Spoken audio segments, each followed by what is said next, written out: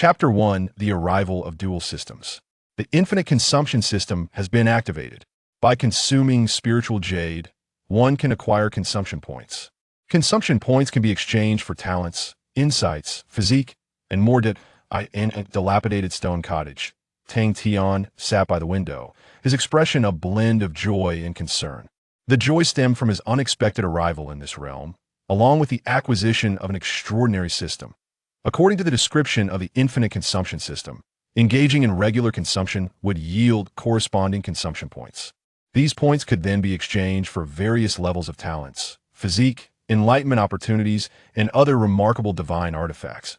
If he could successfully redeem these, his path of cultivation would be smooth and unimpeded. However, after searching every nook and cranny of his being, he found not a single coin. Consume? With no money at all, should he rely on his face to make purchases? Sigh. Tang Tian let out a wistful breath. He had just finished merging all his previous memories. This was a world of cultivation, with 9 significant realms: Shi, refinement, foundation establishment, golden core, nascent soul, divine transformation, out-of-body, integration, tribulation passing, and ascension. Each elevation in realm would drastically enhance one's power. Yet, Tang Tian was merely at the second level of Qi refinement, a lowly servant disciple within the Qingwei sect. His talent was so abysmal that he could not even spark a single spiritual ring, placing him at the bottom tier among the servant disciples. Tang Tian glanced at the exchange table within the system. A single ring talent could be redeemed for just 1 consumption point. However, obtaining 1 consumption point required consuming 10,000 low-grade spiritual jades. Where could he procure 10,000 spiritual jades? His monthly allowance was a mere 10 low-grade spiritual jades. After being deducted by the overseer, swindled by the head servants, and robbed by bullies, he was left with nothing. Just yesterday, he had been completely stripped of his spiritual jades and beaten, which had ultimately led to his demise and the opportunity for his soul to traverse into the current Tang Tian. How can I acquire money? Though my appearance is decent, alas, I lack a wealthy patron's contact list. Tang Tian scratched his head at a loss for what to do. Without spiritual jades, the system was little more than a decorative item. Yet, just as he was lamenting his financial plight, a voice suddenly echoed in his mind. The consumption increment system has been successfully bound. When the host possesses sufficient spiritual jades, consumption will not only cease to diminish, but will increase. Tang Tian was momentarily taken aback. What was happening? Another system? He quickly became exhilarated and began to investigate. This newly arrived system was remarkably straightforward as long as he possessed enough spiritual jades. Upon completing a consumption act, not only would there be no depletion, but he would also gain additional spiritual jades. Tang Tian couldn't help but gasp in astonishment. With this system, his future spiritual jades would essentially be limitless, coupled with the infinite consumption system. Goodness, wouldn't that render him invincible? Desire as many consumption points as one wishes, and they shall be granted. Within the system, those extraordinary items can all be exchanged. Tang Tian once again glanced at the exchange list of the system. Firstly, concerning talents. First ring talent, 1 consumption point. Second ring talent, 10 consumption points. Third ring talent, 100 consumption points. Child of the heavenly path, 10 trillion consumption points. Child of chaos, 100 trillion consumption points. Next, regarding physique. First grade physique, 1 consumption point. Second grade physique, 10 consumption points. Third grade physique, 100 consumption points. Innate sacred body, Tao fetus, 10 trillion consumption points. Eternal chaos body, 100 trillion consumption points. Then pertaining to comprehension. 1 instance of ordinary enlightenment, 100 consumption points. 1 instance of preliminary enlightenment, 1,000 consumption points. 1 instance of intermediate enlightenment, 10,000 consumption points. 1 instance of chaotic level enlightenment, 100 trillion consumption points. In addition, there are celestial fortunes, cosmic primal powers, and universal laws divine items that sound exceedingly formidable. However, their prices are exorbitantly high, rendering them beyond current consideration. At present, the most feasible options for exchange are talents, physique, and comprehension. This already fills Tang Tian with immense satisfaction, for he can vividly envision his radiant future. With a system that not only retains but increases consumption points, accumulating sufficient points is merely a matter of time. After a prolonged moment, Tang Tian finally managed to calm his excited heart. His next primary task is to determine how to spend his points. What a delightful endeavor it is. Yet, the prerequisite for spending is, of course, possessing wealth. Currently, he is devoid of even a single coin. After some contemplation, Tang Tian rose and approached the bedside, retrieving a small cloth pouch from the crevice of the bedhead. Upon untying the pouch, a black-gray ceramic vial came into view. Opening the vial, a fragrant aroma wafted forth. This is a bottle of nourishing yuandan. As a mere servant disciple of the Qingyue sect, each month, besides receiving 10 low-grade spirit jade, he is also allotted a bottle of ordinary, nourishing yuandan for daily cultivation. Each bottle is worth 2 low-grade spirit jades. Yesterday, the bullies extorted all his spirit jades, but overlooked this bottle of nourishing yuandan. Yet for Tang Tian, it is a precious seed capital. It can certainly be sold for at least 1 low-grade spirit jade. But where to sell it? Soon, a name surfaced in his memory, Jin Tang. This is a trading venue exclusively for cultivators, where many disciples of Qingyue sect procure necessary elixirs, spiritual tools, and other cultivation resources. They also provide appraisal and recycling services for cultivators. You shall do, Tang Tian decisively resolved, intending to liquidate the nourishing yuandan in his possession and set both systems into motion. He has no desire to relive his former life, in my recollection, my former self was not only subjected to incessant bullying, but also to an exhausting daily grind. Such days held no redeeming qualities worth cherishing. A traveler from another realm. I cannot afford to tarnish the reputation of my kin. Can I? With this determination, Tang Tian tucked the nourishing yuan pill into his bosom and departed from the stone dwelling, setting his course towards the illustrious Golden Jade Hall. Throughout his journey, he maintained a vigilant demeanor, lacking even the inclination to admire the picturesque surroundings that resembled a painted landscape. This was not due to a fear of the pill being stolen, but rather a deep-seated concern of inadvertently attracting the ire of those whose wrath should be avoided at all costs. In this world of cultivation, he was unwilling to jeopardize his existence so soon after his arrival due to any unforeseen circumstances. Fortunately, after approximately half an hour, Tang Tian arrived at his intended destination without incident. Before him stood a magnificently adorned pavilion, with the characters Golden Jade Hall boldly inscribed in a vigorous script, suspended high above the entrance. At the grand doorway, numerous cultivators were seen entering and exiting, predominantly disciples of the Qingyue sect.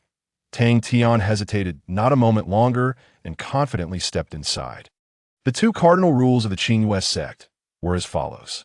Betrayers of the sect shall be executed. Those who unjustly harm their fellow disciples shall be executed. Chapter 2. An extraordinary individual. The interior of Jin Tang was vast, adorned with a plethora of cultivation resources that dazzled the eye.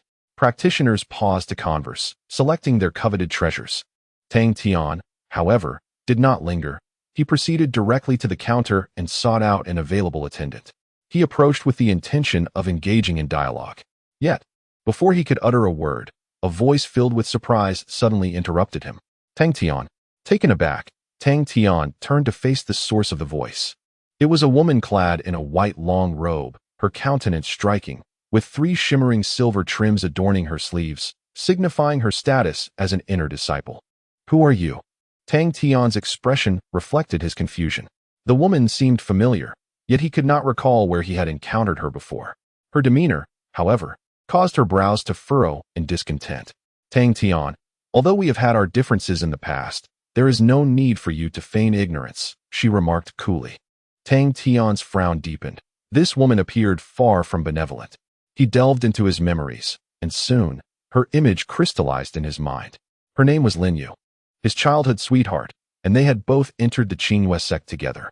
In truth, it was Tang Tian who had forsaken his previous life to accompany Lin Yu into the sect. He once believed that no matter where they were, they could joyfully share their lives. Alas, reality proved to be merciless. While Tang Tian's cultivation talent was insufficient to activate even the first ring, Lin Yu possessed the innate brilliance of a 5-ring genius. Upon entering the sect, she swiftly ascended to become an outer disciple, while Tang Tian was relegated to the ranks of the lowest servants. Yet, during that time, their bond remained strong. Lin Yu cared little for Tang Tian's status, and he unwaveringly supported her, relinquishing all his cultivation resources and toiling at various jobs to ensure she could progress further in her path. Eventually, after a year, Lin Yu rose through the ranks, successfully passing her assessments to become a distinguished inner disciple. However, when Tang Tian approached to congratulate her, he received a message that would forever scar his heart. Tiangu, we are not of the same world, destined to be apart. Rather than tormenting each other in the future, it would be better to part ways today. I am progressing, what about you? These words shattered the young man's spirit. From that moment onward, he became silent, timid, and too frightened to resist the bullying he faced, ultimately leading to his demise. After reflecting on this memory, Tang Tian's gaze toward Lin Yu shifted significantly. The first sword upon landing must sever ties with the one I once cherished, he mused. Indeed, she is no virtuous soul. While he did not fully immerse himself in the memories of his predecessor, he felt no affinity for a woman like Lin Yu. In response to her inquiry, Tang Tian pondered before replying, "It has been over a year since we last met. I simply did not recognize you. You tend to your affairs while I tend to mine, and that is how it shall remain." He had no desire to entangle himself with such a woman. Hastening to spend money was the only path forward. Unfortunately, Lin Yu held a different perspective. "Are you still angry with me?" she inquired. "I admit, my words were somewhat harsh at the time. However, disregarding the facts, was there not some truth in what I said? If we were to continue this way, it would be a tremendous harm to both of us, hence my decision." Tang Tian curled his lips, rendered speechless to the utmost degree. "What is there to discuss if we do not address the facts? Do not overthink it. I have already forgotten those matters. Just take care of yourself, all right?" He replied bluntly. Engaging in conversation with such a woman was the most futile endeavor. One might fear that even if she committed heinous acts, she would perceive herself as blameless. Upon hearing Tang Tian's response, Lin Yu furrowed her brow slightly, seemingly surprised that his reaction diverged from her expectations. At that moment, a female companion beside her approached. "Lin Yu, is this the one who pursued you in the past?" The woman scrutinized Tang Tian from head to toe, her disdain unmistakable. "He truly is ordinary yet self-assured. What right does he have to pursue you? Be cautious. Men like him are often the most scheming, always finding ways to appear before you. Perhaps today's encounter was his long-planned scheme." Her scorn had morphed into contempt, a palpable malice enveloping the atmosphere. In response to the affront from someone who had once been her childhood friend, Lin Yu sighed gently and said, "Fong Fei, enough. I understand."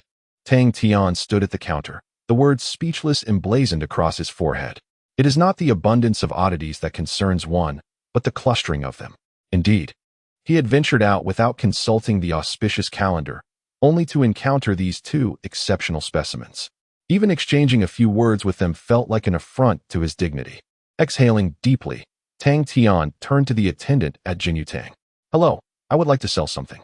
The attendant, having observed the unfolding drama with a bemused smile, inquired, "What do you wish to sell?" Tang Tian produced the nourishing pill he had been holding. Yet, as soon as it was revealed, a derisive laugh erupted. "My heavens! Can such trash even be sold at Jinyutang? Haha, just how impoverished can he be?" Fong Fei guffawed, mocking him openly. Even Lin Yu reverted to her earlier demeanor. Speaking calmly, "Tang Tian, if you are in need of spiritual jade, do let me know. After all, we are acquainted. I would not refuse to assist you." Tang Tian could not help but rub his forehead, exclaiming, "Is it truly impossible for you to remain silent? I shall attend to my matters, and you to yours. Without interference, all right?" He was genuinely exasperated, even resorting to exclamatory utterances. Although Lin Yu did not comprehend his exclamations, she understood Tang Tian's demeanor, which was marked by an unmistakable aversion. With a cold snort, she turned away, choosing to ignore him. However, Fong Fei continued to gaze at him with a mocking demeanor. Tang Tian shook his head, utterly perplexed by the misdeeds of his former self that had led him to encounter such individuals. The transaction proceeded. The shop assistant examined the Yanyuan Dan and remarked, "The quality of this elixir is quite inferior. I can offer you no more than one piece of low-grade spiritual jade." Upon seeing the Yanyuan Dan, his demeanor grew somewhat brusque. Tang Tian remained indifferent. His sole desire was to swiftly acquire the spiritual jade. "Very well, I shall sell it. Before long, he obtained a piece of low-grade spiritual jade. Taking a deep breath, he summoned the assistant once more. I would like to use this piece of spiritual jade to repurchase it. The assistant was momentarily taken aback, and even Fong Fei was astonished by Tang Tian's actions. Selling only to repurchase? What kind of logic was that? The assistant, still in a daze, retorted angrily, "Are you jesting with me?" Tang Tian maintained his composure and replied, "I simply wish to make a purchase. If not, would you kindly assist me in finding something worth one piece of spiritual jade?" The assistant was flabbergasted. It was his first encounter with such an eccentric customer. Annoyed, he stated, "We do not have any low-grade items valued at one piece of spiritual jade. If you insist on purchasing, I can only offer you half a vial of Yangyuan Dan." With that, he poured out half of the elixir from the previous vial. The same Yangyuan Dan, which had been sold for one piece of spiritual jade, could now only buy half a vial. Under normal circumstances, no one would engage in such a transaction. Yet Tang Tian wore a subtle smile. "That works." He promptly placed down the spiritual jade and swiftly retrieved the half vial of Yangyuan Dan, as though fearing the assistant might renege. This maneuver elicited an exclamation of astonishment from Fong Fei. "Lin Yu, it turns out he is not only a miser, but also somewhat deranged." Not only Fong Fei, but even the shop assistants of Jinyu Tang and several nearby cultivators could not help but cast sideways glances. It was indeed their first encounter with such a seller. Yet, Tang Tian's smile only broadened, for the system's notification had resonated in his mind. "You have completed a transaction within the normal trading range, earning 0.0001 consumption points. You successfully consumed one piece of low-grade spiritual jade, triggering a consumption refund, granting you an additional 2 pieces of low-grade spiritual jade." Gazing at the 2 pieces of low-grade spiritual jade quietly resting in his system space, Tang Tian felt an immense sense of satisfaction. Subsequently, amid various astonished gazes, he placed the 2 pieces of spiritual jade on the counter. "Now, I would like an entire vial of Yangyuan Dan." Chapter 3. Peculiar Transactions. It seemed as though he was engaging in a rather novel endeavor. Tang Tian's eccentric spending habits immediately captured the attention of those around him. They were intrigued, eager to discern his intentions. However, the attendant at Jinyu Tang grew increasingly irate. "Are you truly jesting with me? You can easily purchase a full bottle. Yet you insist on buying half a bottle first, and then a full one. This can be preliminarily classified as a provocation." Nevertheless, Tang Tian remained unfazed and remarked, "It is merely a transaction. If you are unwilling, I shall seek another." The attendant squinted. After all, the customer was still a customer, and facilitating trade was his duty. Despite his annoyance, he retrieved a vial of Yangyuan Dan, and the transaction proceeded smoothly. For pieces of lower-grade spirit jade materialized within the system space. Tang Tian extracted them all and placed them once more upon the counter. 2 bottles of Yangyuan Dan, he stated calmly. "You," the attendant exclaimed. "Could you not purchase 3 bottles at once? What manner of shopper are you?" Tang Tian felt exasperated. He too wished to acquire 3 bottles. But due to the system's regulations, one must possess sufficient spirit jade to make such a purchase. Thus, he had no choice but to make the attendant run multiple errands. "My apologies for the inconvenience," Tang Tian said. The attendant, though frustrated, begrudgingly presented 2 more vials of Yangyuan Dan, completing the transaction once again. 8 pieces of lower-grade spirit jade were now in hand. Just as Tang Tian prepared to continue his dealings, Fong Fei interjected once more. "I understand now," she declared loudly. "Your intent is not merely to transact. You aim to attract our attention through these peculiar antics, do you not? How amusingly novel, yet we are not fools. We can see through your ruse effortlessly. The more you persist, the more we shall detest you." Fong Fei crossed her arms, adopting an expression that conveyed her perception of his motives.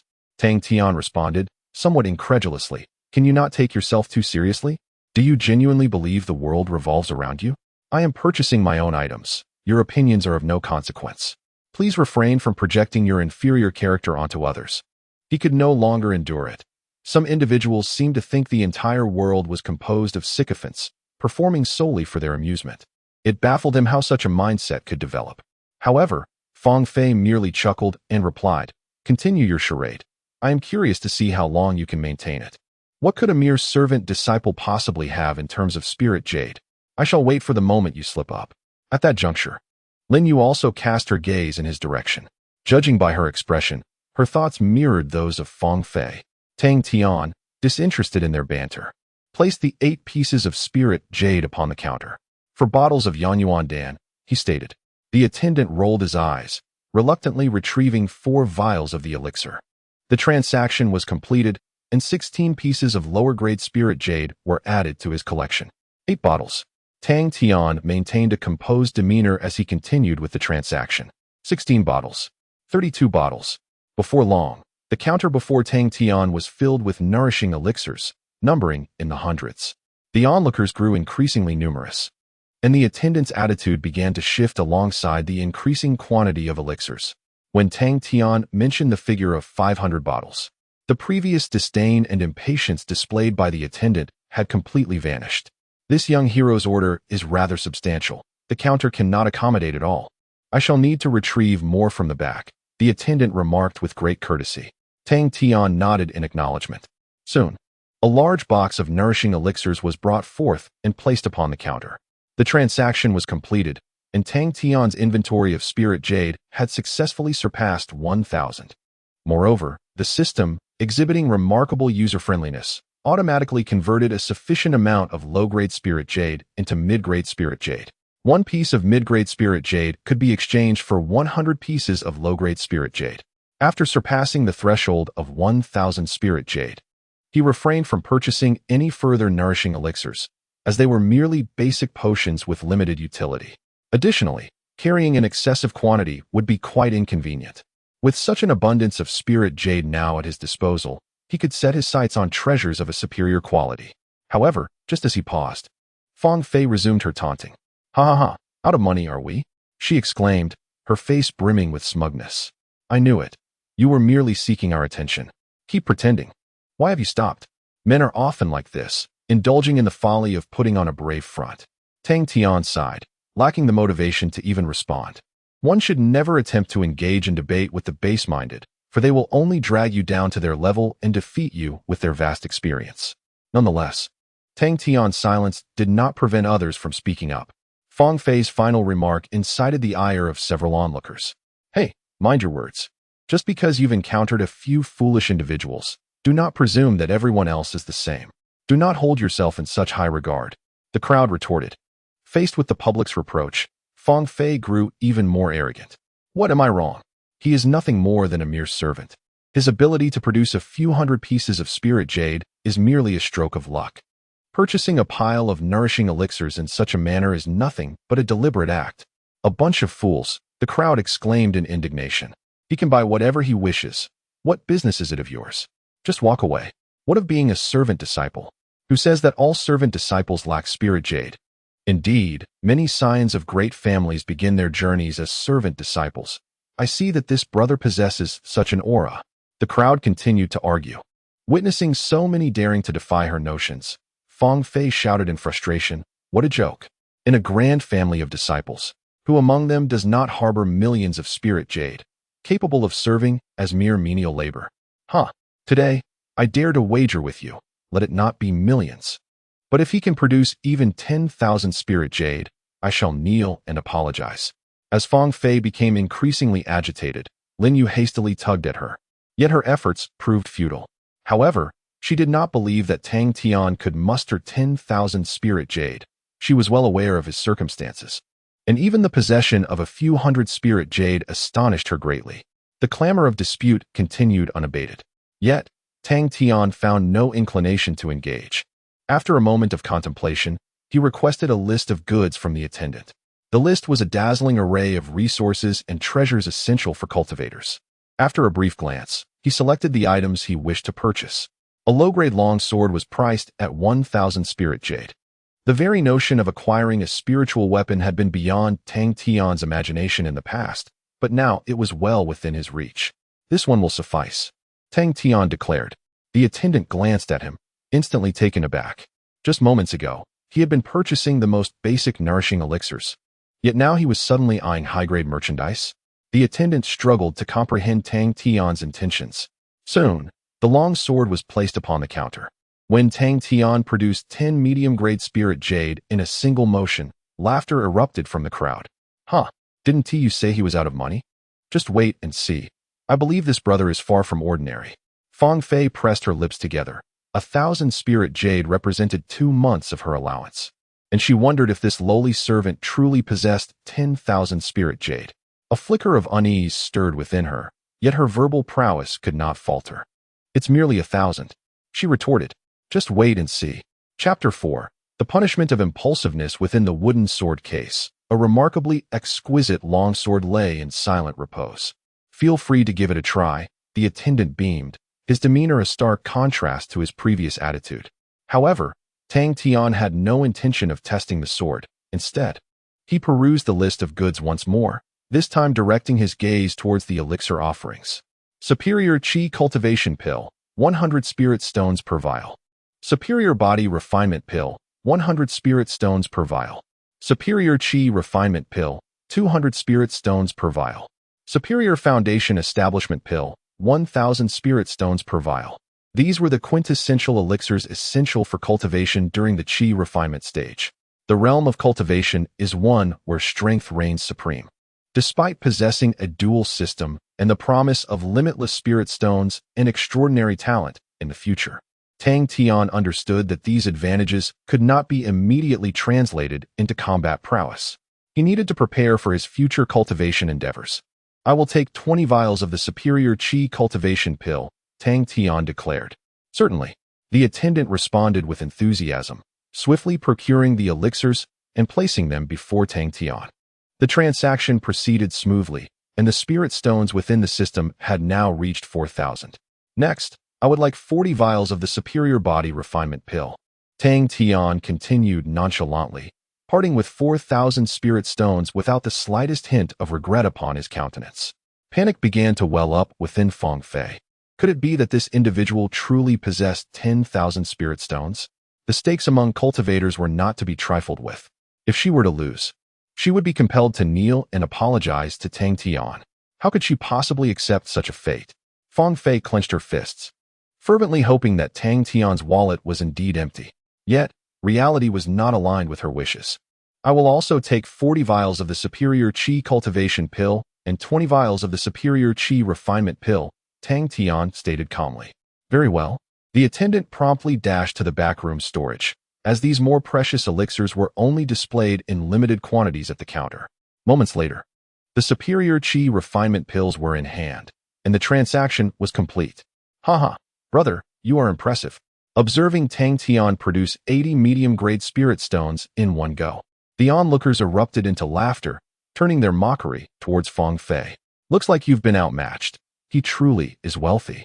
With the 8,000 spirit stones, combined with the previous amounts, he has certainly surpassed 10,000. Haha, kneel and apologize. The crowd's cold remarks directed at Fong Fei sent her into a state of utter disbelief. She had never anticipated that Tang Tian, a mere servant, could possess such wealth, rivaling even that of an inner sect disciple. Lin Yu, too, wore an expression of astonishment, pondering the source of Tang Tian's substantial fortune. Fulfill the wager, urged several young men, also inner sect disciples, pressing the matter further. Fong Fei's complexion turned pale as she instinctively stepped back, seeking an escape, only to find her retreat blocked by others. How can you treat me this way? I am but a weak woman. A disciple stepped forward, sneering. You are no delicate flower. Just now, with merely your words, you managed to contend against a multitude. What is this? When faced with the consequences, you suddenly revert to being a fragile woman? This is not the custom of the cultivation world. Fulfill the wager. The onlookers echoed in agreement. After all, Fong Fei had carelessly launched her verbal assaults, offending nearly all the male cultivators present. Under the pressure from the crowd, Fong Fei's lips turned pale. She simply could not bear the thought of kneeling before a mere servant. Yet, how could such a servant possess a fortune of 10,000 spirit jade? Although it was to be paid in installments, it still amounted to a significant sum. Installments, yes. He was indeed paying in installments. I haven't lost yet. Fong Fei suddenly cried out. I explicitly stated that he must present 10,000 spirit jade in one go for it to count as my defeat. And he is paying in installments. Therefore, I have not lost. She clung to her words as if they were a lifeline, shouting fervently. The crowd exchanged glances, pondering her assertion. Was that truly the stipulation? It seemed to be a matter of simply producing the amount. However, if Fong Fei remained adamant, they could not persist in pressuring her without appearing to bully her. After a moment, the crowd turned their attention to Tang Tian, as if silently inquiring, "Brother, shall we continue?" Tang Tian wore a serene smile. The atmosphere had escalated to this point. It would be illogical not to proceed. After purchasing the qi refining pills, his fortune had swelled to 16,000. A mere 10,000 was trivial. Just as he prepared to continue, Lin Yu approached him. "Tang Tian, let it go," she said softly. She was simply a bit impulsive. There is no need for her to bear such a burden. "For my sake, please do not press on. We can remain friends." Tang Tian turned to her, his gaze unperturbed. First, impulsiveness is no excuse for wrongdoing. If one cannot control their impulses, they must be ready to face the consequences. Second, you hold no leverage with me. Finally, I harbor no interest in cultivating a friendship with you. That is final. With that, Tang Tian disregarded Lin Yu entirely, producing a piece of high-grade spirit jade, stating coolly, 10 bottles of high-grade foundation establishment pills. Splendid. This action immediately sparked a chorus of cheers. "Huh. Stunned, are we? Let us see what excuse you conjure up this time. Fulfill the wager. Or do not blame us for our lack of courtesy." Heh, even the law enforcement hall would have nothing to say about this. The pressure mounted once more upon Fong Fei. She collapsed to the ground, utterly at a loss for excuses this time. Tears of regret and indignation streamed down her face, betraying her emotions. In the realm of cultivation, tears are of little worth, merely a means to placate the naive youth who have just embarked on their journey. Those present, however, are not swayed by such tactics. Ultimately, amidst the crowd's condemnation, Fong Fei knelt beside Tang Tian, lowering her head and uttering in a barely audible voice, "I'm sorry, I should not have spoken to you that way." Tang Tian shook his head. "False accusations cannot inflict any harm upon me. It is not I to whom you owe an apology, but rather to all those gathered here." Fong Fei offered no response. She appeared resigned to her fate, shifting her position to kneel before the others and bowing her head in apology. "I'm sorry." Upon finishing her words, she rose abruptly, forcefully pushing through the throng, and swiftly exited the Jinyu Hall, ignoring Lin Yu's attempts to halt her. Observing Tang Tian, who remained unfazed and composed, Lin Yu's expression grew exceedingly complex as she remarked, "I have underestimated you. But remember, spiritual jade does not encompass everything. Only strength holds true value. Without sufficient talent for cultivation, you shall forever remain at the bottom. Meanwhile, I will soon qualify for the selection of core disciples. This is the chasm between us. My choices will never be erroneous." Tang Tian shrugged. "You are quite right. Yet, do you not think it more prudent to concern yourself with your friend?" Lin Yu inhaled deeply. Each of Tang Tian's reactions today had far exceeded her expectations, as if he were an entirely different person. "Take care of yourself," she finally retorted before departing. Once she left, the atmosphere gradually returned to normal. "Haha, brother, splendid work. I have long found certain individuals intolerable, as if everyone must cater to their whims. Today has been a breath of fresh air. Yet, this is but a minority, most are still decent folk. I believe their exuberance has simply become irksome." The crowd continued to engage in idle chatter before dispersing to their respective affairs. For true cultivators, this was merely a minor episode in the tapestry of life. However, Tang Tian keenly sensed that some unkind gazes had begun to settle upon him. He stroked his chin, realizing that he must devise a strategy to ensure his safe return home. Chapter 5. The Fear of Purchase. After a while, 10 bottles of premium foundation establishment pills were placed before Tang Tian. These pills are essential auxiliary elixirs for ordinary cultivators seeking to break through to the foundation establishment stage. Only those possessing a talent level above the 6th rank can transcend the need for such pills, relying solely on their own capabilities to advance. Tang Tian harbored no particular obsession regarding the method of his breakthrough. His primary motivation for acquiring the foundation establishment pills was merely to indulge in consumption, amassing consumption points in the process. Upon completing his purchase, he had successfully gained 2 consumption points. However, he naturally had no intention of halting there. "Esteemed guest, would you like to continue?" the attendant inquired, his face beaming with joy. Tang Tian's current expenditure had branded him a significant client, much to the attendant's delight, as larger transactions meant higher commissions for him. Observing the attendant's eager demeanor, Tang Tian smiled, and replied, "Of course, I shall continue. My objectives have yet to be fulfilled. However, the forthcoming transactions will likely involve greater sums, so you must be adequately prepared." The attendant's smile widened as he assured, "That is certainly no problem. If you feel uncertain, I can fetch our manager. He possesses far greater authority than I. Introducing major clients also earns him a commission." After a moment of contemplation, Tang Tian nodded. "Then I shall trouble you with that." The attendant swiftly entered the back room. Moments later, a middle-aged man clad in a purple robe emerged alongside the attendant. "Greetings, fellow cultivator," the middle-aged man smiled, addressing Tang Tian without adopting a superior demeanor despite the apparent disparity in strength and age. "I am Hai, the manager of Jin Yutang. I heard from Xiao Yan that there were some unpleasant incidents here earlier. I apologize on behalf of Jin Yutang for the mismanagement." Tang Tian waved his hand dismissively. "It's nothing. This matter has little to do with you. Let us discuss the transaction instead." Hai nodded, smiling. "You are quite forthright." He then proposed, "Shall we move to the back room for our discussion? I will prepare some tea. It is quieter there." After a moment of consideration, Tang Tian agreed with a nod. Shortly thereafter, the two arrived at a private room in the back of Jin Yutang, where Hai poured steaming tea, fragrant and inviting, for Tang Tian. "Do give it a taste. This is our specially crafted Lingxin tea," Hai encouraged. Tang Tian acknowledged with a nod, lifting the tea but refraining from taking a sip. Hai chuckled lightly. "I heard from Xiao Yan that your purchasing style is rather unique." Tang Tian set down the teacup. "It is merely a personal habit. Let us delve into the main topic." With that, he resumed perusing the list of goods. Jin Yutang was a comprehensive commercial association, its operations encompassing nearly every aspect of the cultivation world, offering an extensive array of items. Elixirs, spiritual tools, techniques, talismans, and rare treasures were all included. However, the quality of all the treasures listed was relatively low. The elixirs are classified from levels 1 to 9, with each level further divided into 4 grades: lower, middle, upper, and supreme. Among these, the highest is a bottle of 3rd grade upper grade spirit nourishing pill, priced at 100,000 spirit jade. The ranks of spiritual tools and techniques are categorized into 5 tiers: celestial, earthly, mysterious, yellow, and mundane, also with 4 grades each: lower, middle, upper, and supreme. The most precious spiritual tool here is an exquisite heart-guarding mirror of the mundane level, boasting remarkable defensive capabilities, priced at 120,000 spirit jade. The most valuable technique is a supreme sword technique of the mundane level, costing 150,000 spirit jade.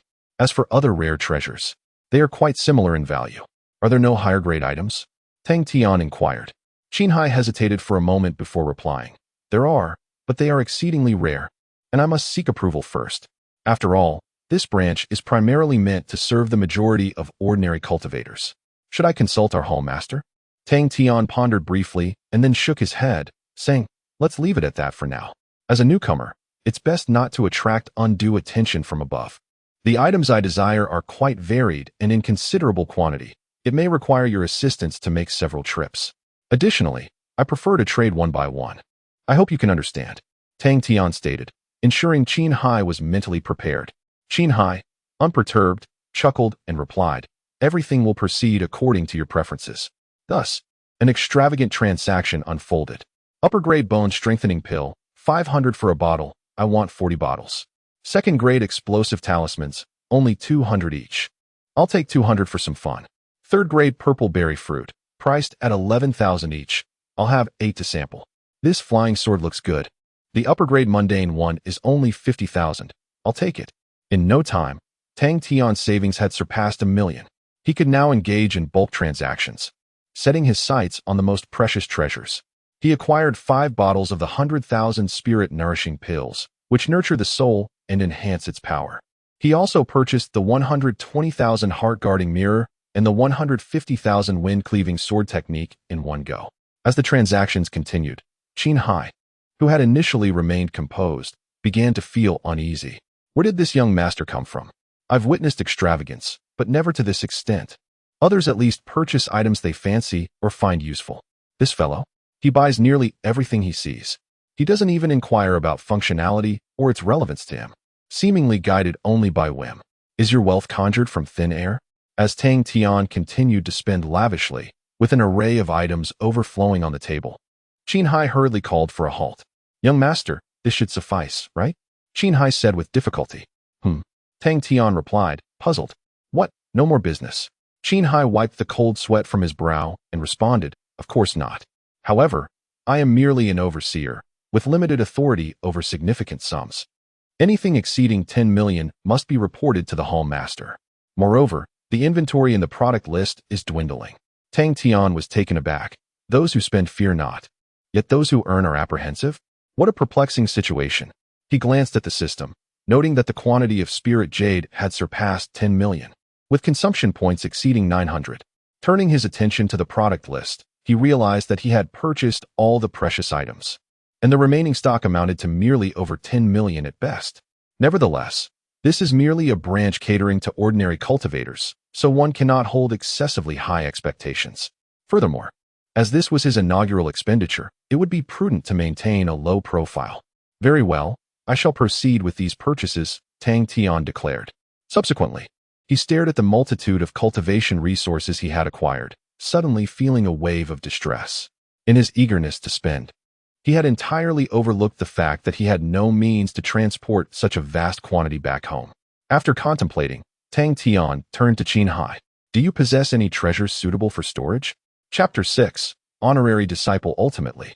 Tang Tian acquired a petite shumi ring from Xiangz for the sum of 300,000 spiritual jade. Though its space was limited, it was sufficient to contain all of his belongings. To Tang Tian's surprise, their private transaction was acknowledged by both systems. His wallet swelled by an additional 300,000, and he also gained 30 consumption points. Could private transactions indeed be permissible? Contemplating this, Tang Tian glanced at the teacup before him, valued at approximately 10 spiritual jade, and boldly proposed a price of 1 million. However, the system promptly issued a warning, indicating that such expenditure exceeded the normal parameters. Consequently, he would not earn any consumption points nor trigger a refund. Regrettably, it appeared he could no longer exploit the loopholes within the system. It seemed that expenditures must remain within conventional limits. After concluding all transactions, Xiangz was beaming with delight. He served cup after cup of fragrant tea, almost as if he were feeding Tang Tian himself. With a transaction amount nearing 10 million, it was evident that he would reap a considerable profit. To be frank, Tang Tian felt somewhat dissatisfied with his spending today. He remarked, "Your establishment is rather diminutive. There seems to be nothing of interest here. I am quite disappointed." Xiangz was taken aback, then awkwardly replied, "Young Master Tang, you may not be aware that the Qingwei sect has a relatively short history. Our branch, the Jinyu Tang, was only established a decade ago. Those formidable practitioners with profound cultivation possess their own trading channels and disdain our offerings. Thus, we are left catering to the most ordinary cultivators, and our merchandise is rather commonplace."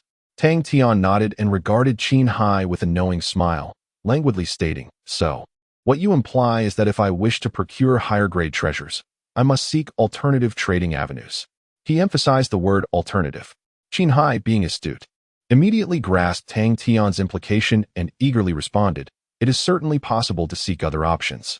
However, if young Master Tang does not mind, I would be exceedingly willing to become your exclusive trading channel."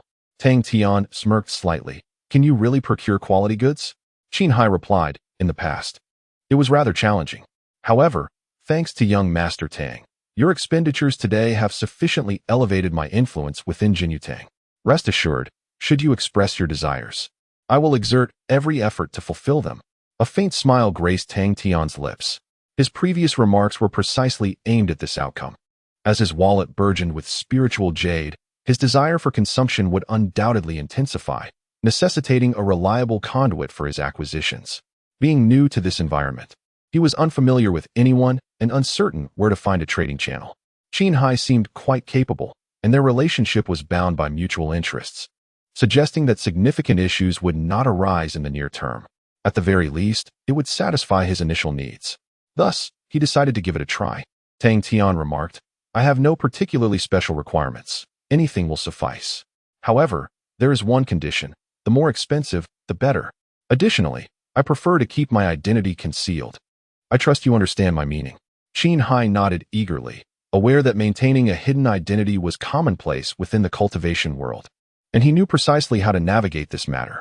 While his heart raced with excitement, Xiangz could not help but speculate about the true background of this young master.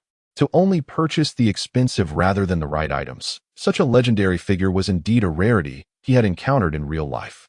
Just how wealthy could he be?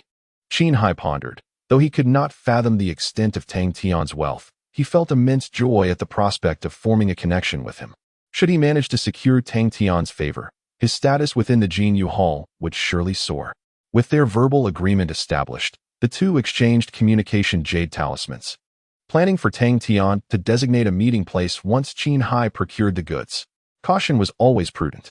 After a few more casual exchanges, Tang Tian indicated his intention to depart. With over 900 consumption points, he had enough to redeem some remarkable items. However, just as he was about to leave, a thought struck him. Back in the main hall, after spending over 20,000 spirit jade, he had distinctly felt several malevolent gazes fixated upon him. This was the cultivation world, where murder and robbery were all too common. While Tang Tian was not overly concerned about his resources being snatched away, he feared that others might wish to entrap him for their own purposes. Contemplating this, Tang Tian inquired of Xiangz, "Do you happen to know where I might find someone akin to a bodyguard, someone reliable?" He continued, "You must understand. As a chi refinement stage cultivator carrying a substantial sum of money, it poses significant implications in the presence of ruthless individuals." Xiangz momentarily hesitated, saying, "But you must have someone behind you." He could not fathom that a young master like Tang Tian, who spent money as if it were water, would lack a guardian or elder discreetly watching over him. Thus, he instinctively posed the question. Yet, Tang Tian offered no response. Instead, he suppressed his smile, fixing Xiangz with an impassive gaze. It was only when Xiangz began to sweat profusely that Tang Tian finally uttered, "Individuals like you ought to discern what inquiries are appropriate and which are not." Xiangz promptly apologized. "I was too forward. I hope young Master Tang will not hold it against me." In truth, he was acutely aware that certain matters within the cultivation realm should never be broached lightly, lest one invite calamity upon oneself. Seeing that Tang Tian bore no genuine ire, he breathed a sigh of relief. Unbeknownst to Xiangz, Tang Tian too felt a slight easing of tension. Fortunately, he had managed to intimidate him. Reliable guardians were indeed hard to come by. "However, I can arrange for someone to escort you safely back to your residence, as is the customary practice of Jinyu Hall," Xiangz offered. Tang Tian furrowed his brow slightly, questioning, "Is it merely a return to my residence? The Jinyu sect may not necessarily guarantee safety." He added, "Is hiring a bodyguard not an option? The price is of no concern."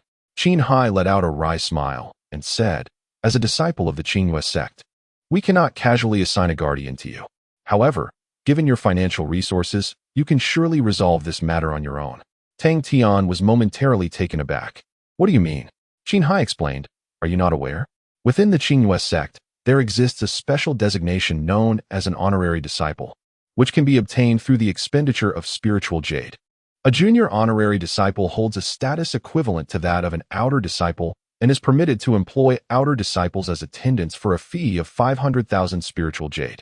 A middle honorary disciple is on par with an inner disciple and may hire disciples below the inner sect level as attendants, costing 500,000 spiritual jade. A senior honorary disciple ranks alongside a core disciple and can employ disciples below the core level as attendants for a price of 5 million spiritual jade. Moreover, all honorary disciples are afforded protection by the sect. The higher the rank, the more formidable the protective force.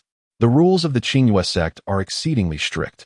Even if you display wealth within the sect, no one would dare to harbor covetous thoughts, lest they invoke catastrophic consequences. Therefore, should you succeed in becoming a senior honorary disciple, as long as you remain within the sect, you need not worry about safety concerns at all." Upon hearing this, Tang Tian's expression turned to one of astonishment. Was this not akin to purchasing an official title? Such a rule existed, with clear pricing. Did they not fear other forces infiltrating their ranks? He found the Jinyu sect's approach somewhat perplexing. Perhaps there were reasons he was unaware of. Nevertheless, Xiangz's words were indeed accurate. With his current financial capacity, he could indeed secure his own safety. Until he amassed sufficient strength, it would be prudent to remain within the confines of the Jinyu sect. This notion greatly resonated with him. Tang Tian chuckled. Chapter 7. The astonished elders having resolved the security concerns, the two individuals proceeded to discuss various other matters, such as the timing of their next transaction, which was set for a fortnight later. At that time, Qinghai would bring forth some invaluable treasures of yellow rank and above, serving as a litmus test for establishing a long-term trading channel. Tang Tian remained unhurried, prioritizing stability above all else. After their discussions concluded, he departed from Jinyutang, laden with an array of ordinary resources. Upon stepping outside, he immediately sensed several malevolent gazes directed toward him. However, when two middle-aged men clad in gray robes materialized behind him, all scrutiny swiftly dissipated. They were Yuanian cultivators, dispatched by Qinghai specifically to escort Tang Tian home. Jinyutang was situated at the foot of Qinghua Mountain, and it wasn't long before Tang Tian returned safely, allowing him to breathe a sigh of relief. Upon arriving at Qinghua Sect, he did not rush to his modest stone cottage but instead ascended towards an imposing edifice, the Merit Hall. This was one of the most bustling locales within Qinghua Sect, where various sect missions and events were routinely issued. The honorary disciples Qinghai mentioned could also be procured here.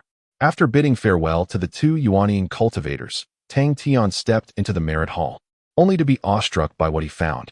The interior was even more expansive than it appeared from the outside, likely enhanced by spatial formations. The ceiling soared high above, adorned with a resplendent starry river, reminiscent of a grand open plaza. Within the hall, there were additional structures corresponding to various sect affairs. Countless disciples of Qinghua Sect traversed the space, and their numbers easily surpassed several tens of thousands.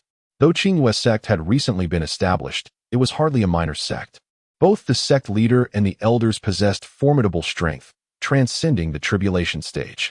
Moreover, as Qinghai had indicated, there seemed to be even more powerful entities above Qinghua Sect. Such a large sect, boasting over 1 million disciples and an influence spanning countless miles, was beyond the comprehension of a mere servant disciple like Tang Tian. After taking a moment to compose himself, he commenced the search for his destination for the day.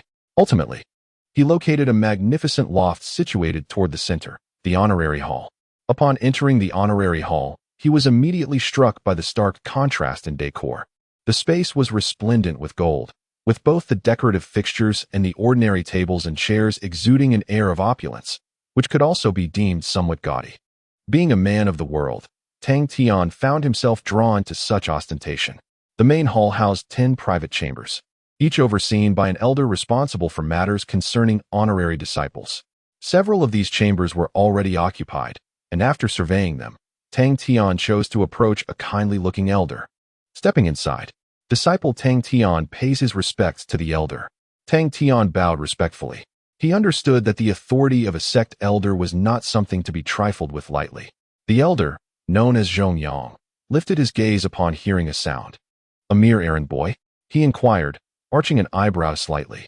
He then produced a luminous jade stone, examining it closely, a flicker of surprise crossing his eyes. It had been over 2 years since he arrived at the sect. "What brings you to the Hall of Reputation today?" Zhongyang asked. Tang Tian glanced at the jade stone in his hand, wondering if it might be some sort of informational tablet. He quickly averted his gaze and replied respectfully, "Esteemed Elder Zhong, I have come today to request a position as an honorary disciple." A hint of astonishment crossed Zhongyang's face once more. The cost of becoming an honorary disciple is quite substantial. Have you recently come into some fortune? Tang Tian chose not to respond to this inquiry. Noticing this, Zhongyang chuckled. "There's no need for wariness. I merely asked out of curiosity. Each individual has their own opportunities, and the sect does not pry into personal matters. We shall proceed according to the established rules. Please, take a seat." A soft chair materialized beside Tang Tian. He clasped his hands in gratitude and sat down.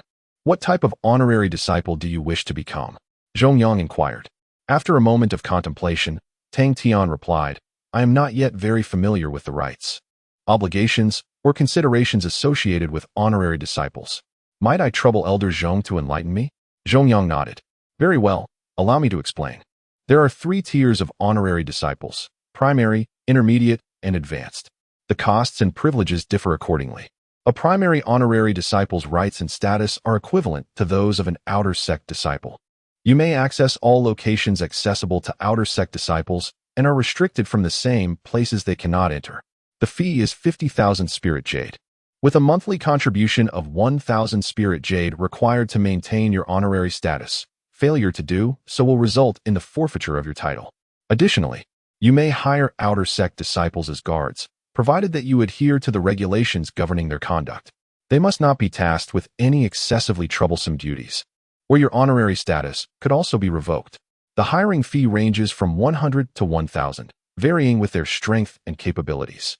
As for intermediate honorary disciples, the rights and status remain the same, but the cost escalates to 500,000, with a monthly contribution of 10,000. You may hire inner sect disciples and those below them, with hiring fees ranging from 1,000 to 10,000. The advanced honorary disciple situation is similar, with a price of 5 million and a monthly contribution of 100,000. You may hire core disciples and those below them, with fees between 10,000 and 100,000. Regarding considerations, they are akin to the regulations for ordinary disciples. I will provide you with a manual on the rules for honorary disciples, which will elucidate everything.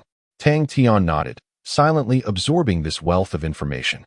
It aligned closely with what Qin Hai had mentioned, though he had not anticipated the additional monthly expenditure of spirit jade to renew his status.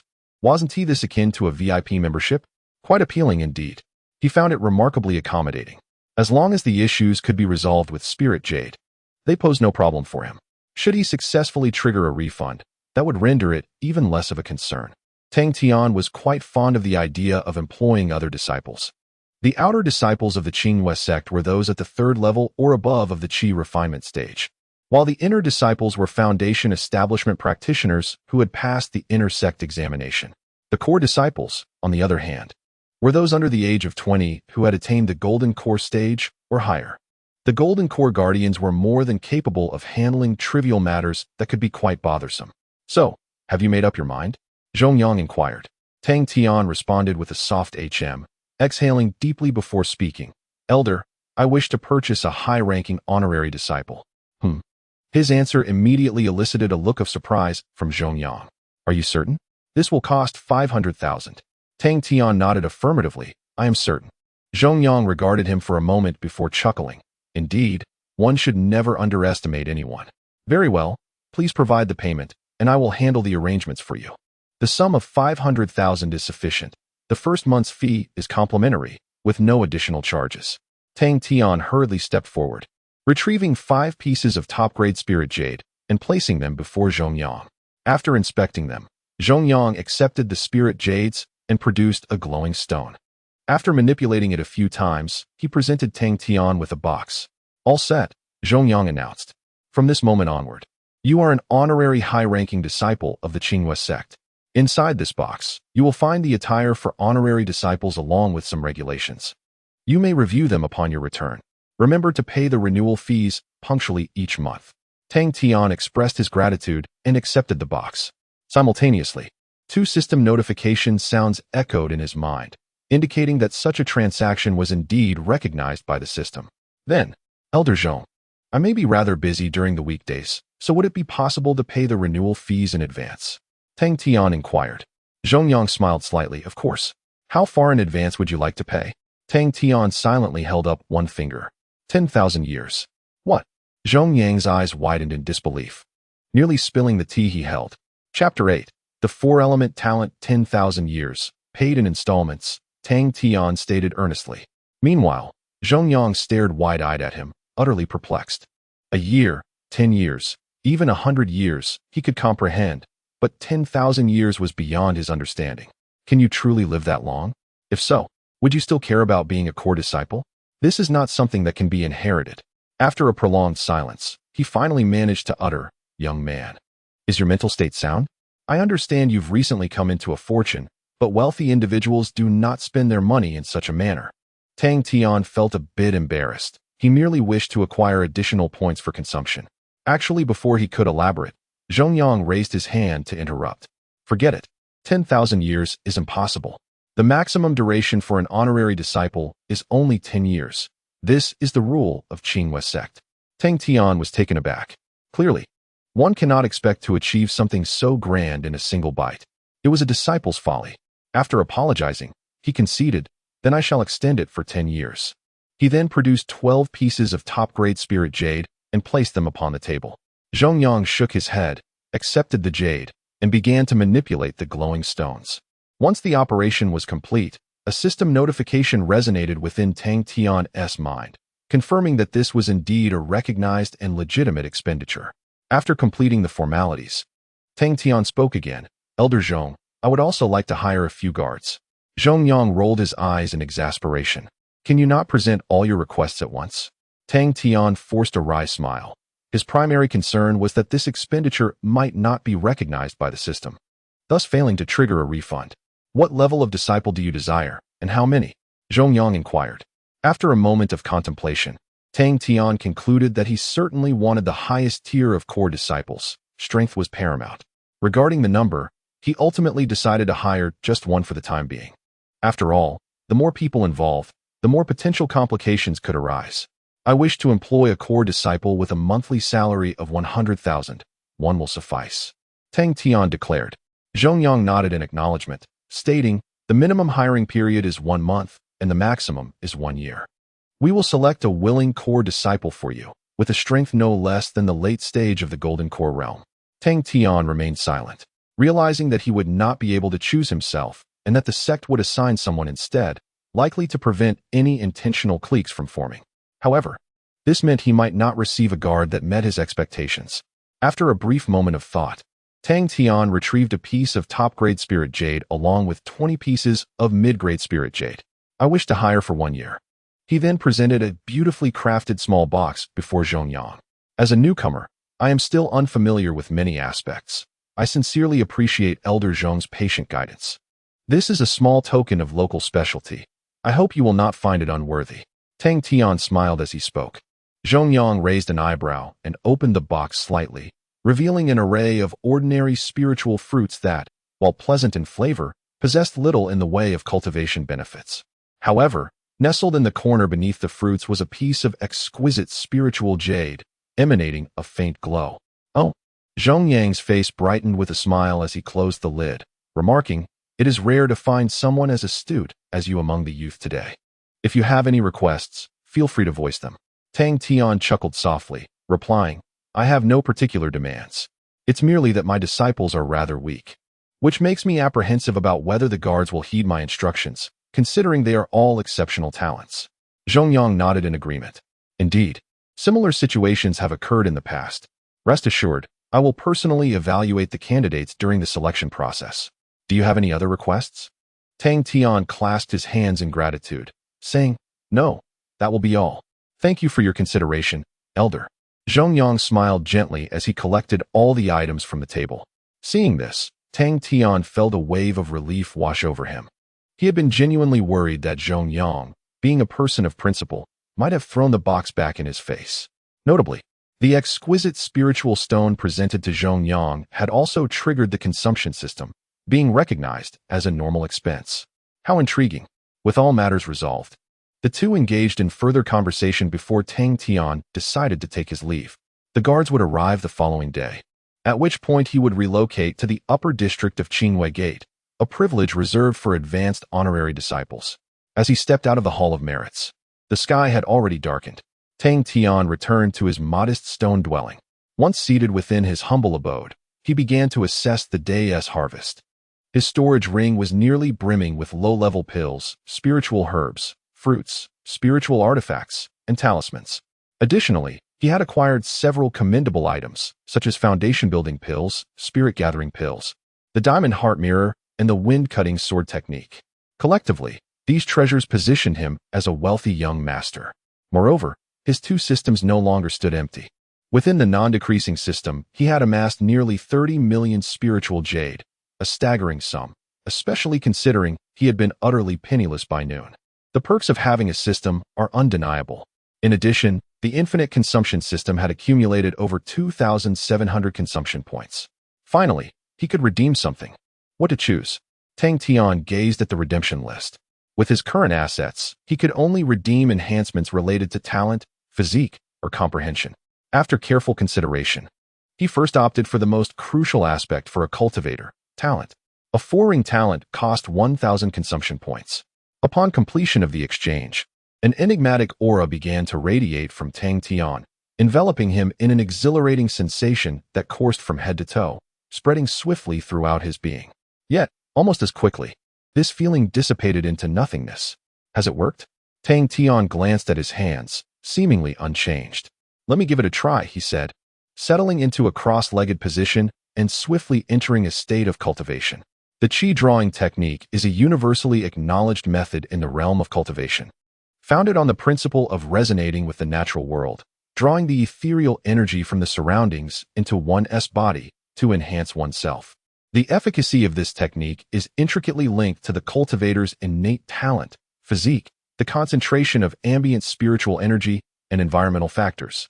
Previously, while cultivating, a faint white aura, known as the talent ring, would manifest around Tang Tian's body, enhancing his cultivation speed. However, his talent ring was unstable and did not meet the standard of a first-ring talent, resulting in negligible effects. At this moment, as he activated the qi drawing technique, four brilliant talent rings instantly surged around him. Upon their emergence, they resonated powerfully with the spiritual energy in the environment. Soon after, a torrent of rich spiritual energy surged into Tang Tian's body, swiftly integrating into his limbs and bones. How invigorating! Tang Tian couldn't help but exclaim. The quantity and quality of this spiritual energy were exponentially greater than before, perhaps tenfold. No wonder Lin Yu, with her five-ring talent, had managed to outpace him so decisively in such a short time. 2 years had passed, and she was on the verge of participating in the core disciple selection, while Tang Tian remained merely a second-layer qi refining disciple. Yet now, everything had changed. As long as Tang Tian continued to consume this energy, attaining 5, 6, or even 9 rings was no longer a mere dream. Rising above would merely be a matter of time. Lost in thought, a powerful aura erupted from his dantian, shattering the constraints of the second layer of qi refinement. At last, he had broken through to the third layer of qi refinement. Chapter 9.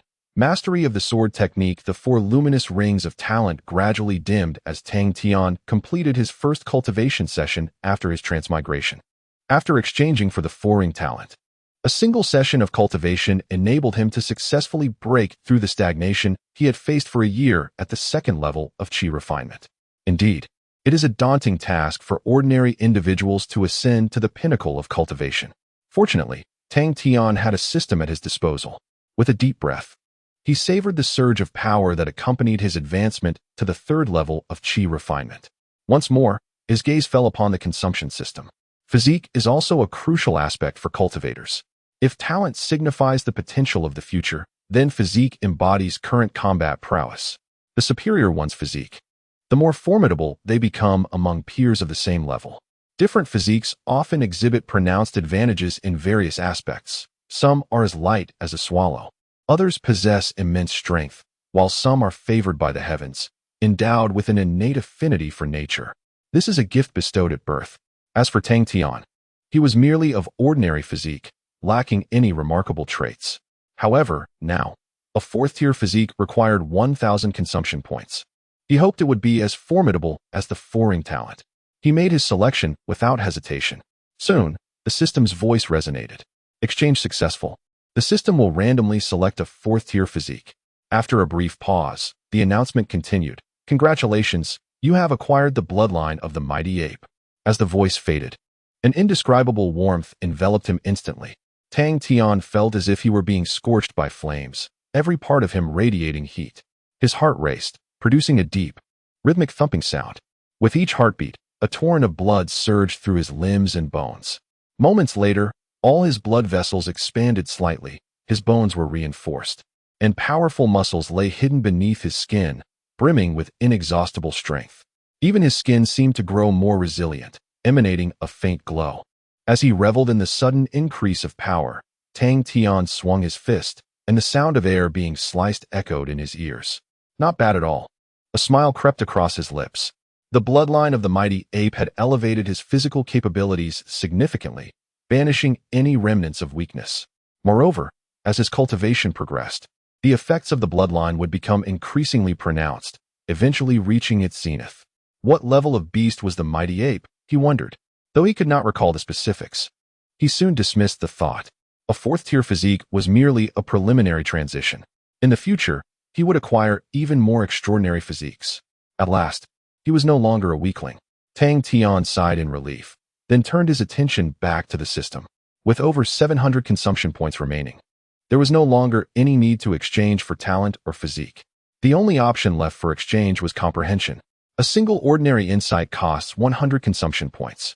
Ordinary enlightenment. It can elevate the realm of a mundane-level martial art by a stage. Contemplating for a moment, Tang Tian retrieved a jade containing the esteemed sword technique, the wind-slashing sword art.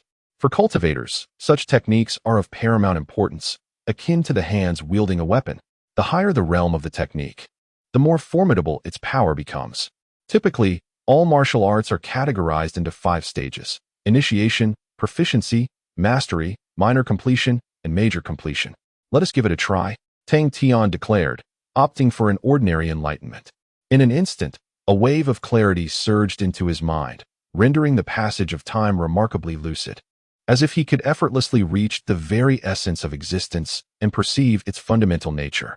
Hastily, he grasped the jade, allowing his spirit to delve within. A realm shrouded in white mist materialized before him. Amidst this ethereal expanse, a young man clad in white danced gracefully with a long sword, each strike emanating a natural fluidity, reminiscent of willow leaves swaying in the breeze, captivating to behold. Simultaneously, every maneuver was indelibly etched into Tang Tian's soul, comprehended in its entirety. It was uncertain how long the white realm persisted, but eventually, it dissipated, and Tang Tian's consciousness returned to the modest stone chamber. Upon opening his eyes, he sprang to his feet, effortlessly retrieving a spiritual sword from his storage ring and began to perform the technique within the confines of the stone room. Should anyone have been present, they would have been astounded to find that Tang Tian's swordplay mirrored that of the white-clad youth, flawless in every detail. Upon completing a full sequence of the sword technique, Tang Tian sheathed his sword and stood in silence, a gentle smile gracing his lips. He recognized that he had attained the initiation level of the wind-slashing sword art. Once more, he urged, exchanging for another ordinary enlightenment and probing into the jade. The familiar realm and the white-clad youth reappeared, yet this time, the youth's movements had transformed. They were no longer as ethereal, but imbued with a piercing intensity. Each lethal strike dazzled the senses, overwhelming the beholder. Moments later, the realm faded again. Proficient realm. Tang Tian mused with a slight smile. Let us continue. Soon, he found himself before the white-clad youth once more. The youth's swordplay had grown increasingly fierce, accompanied by arcs of sword energy slicing through the air, forming an impenetrable vortex of blades that sent a chill down one's spine merely by observing from afar. Mastery realm, he noted. Again, the process of enlightenment resumed. This time, the sword in the youth's hand had vanished, and he appeared considerably more restrained, having shed the previous aura of ferocity. However, when a majestic eagle soared overhead, the youth merely brought his fingers together and waved gently. Instantly, a feather fell from the eagle's wings and tail, unnoticed by the creature itself. The youth smiled as he extended his palm, watching the feather descend into his hand. Minor completion realm, a return to simplicity. Tang Tian closed his eyes, seemingly attuned to the youthful spirit of that moment, a state of unity between man and sword. After a brief interlude, he accessed the system in exchange for the 5th ordinary epiphany. The young man had vanished. In the vast expanse of white, not a single living being remained, only the intangible winds, ever shifting, at times gentle, at times tempestuous, and at times perfectly still. After a considerable duration, Tang Tian departed from the realm of existence and returned to the stone chamber. Upon opening his eyes, a glimmer of light flashed momentarily before fading away.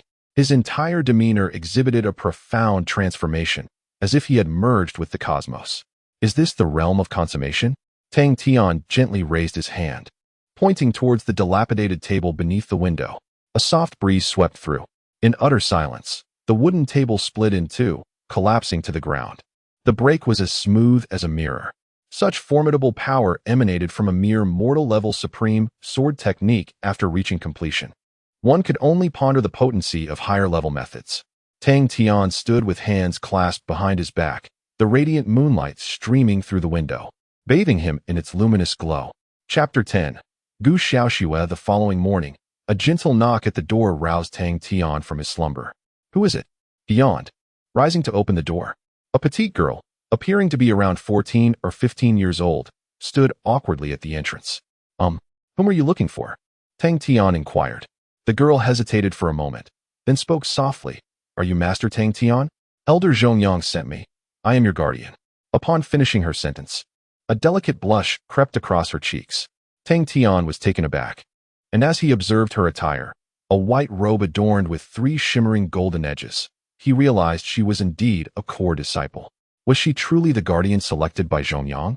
Observing the girl's flushed cheeks and bashful demeanor, Tang Tian couldn't help but suspect that the old man had misunderstood his intentions. This obedient companion was not what he had envisioned. What is your name? Tang Tian asked. The girl responded quickly. I am Gu Xiaoxue. I assure you, I will protect you well, and I hope for your guidance. Tang Tian felt a sense of disbelief. She appeared to be quite inexperienced and perhaps not particularly astute, resembling one who, despite being sold, would still count coins for others. Just call me Tang Xiao. Please, come in and sit. He resigned himself to the situation. After all, the 3 golden edges on her sleeves could not be fabricated. Her capabilities were undoubtedly reliable. If she truly proved unsuitable, he could always request a replacement from Xiangz. As they entered the small stone cottage, Gu Xiaoxue stood in the center, gazing curiously at her surroundings, seemingly astonished. Tang Tian returned to his bed, tidying the sheets while asking, Is this your first time serving as a guardian? Xiaoxue exclaimed, How did you know? I require a substantial amount of spirit jade for my cultivation, and the allowance from the sect is insufficient. Elder Xiangz mentioned that being a guardian could earn me quite a bit of spirit jade, so I signed up. How could you guess that? Tang Tian shrugged. It was quite obvious.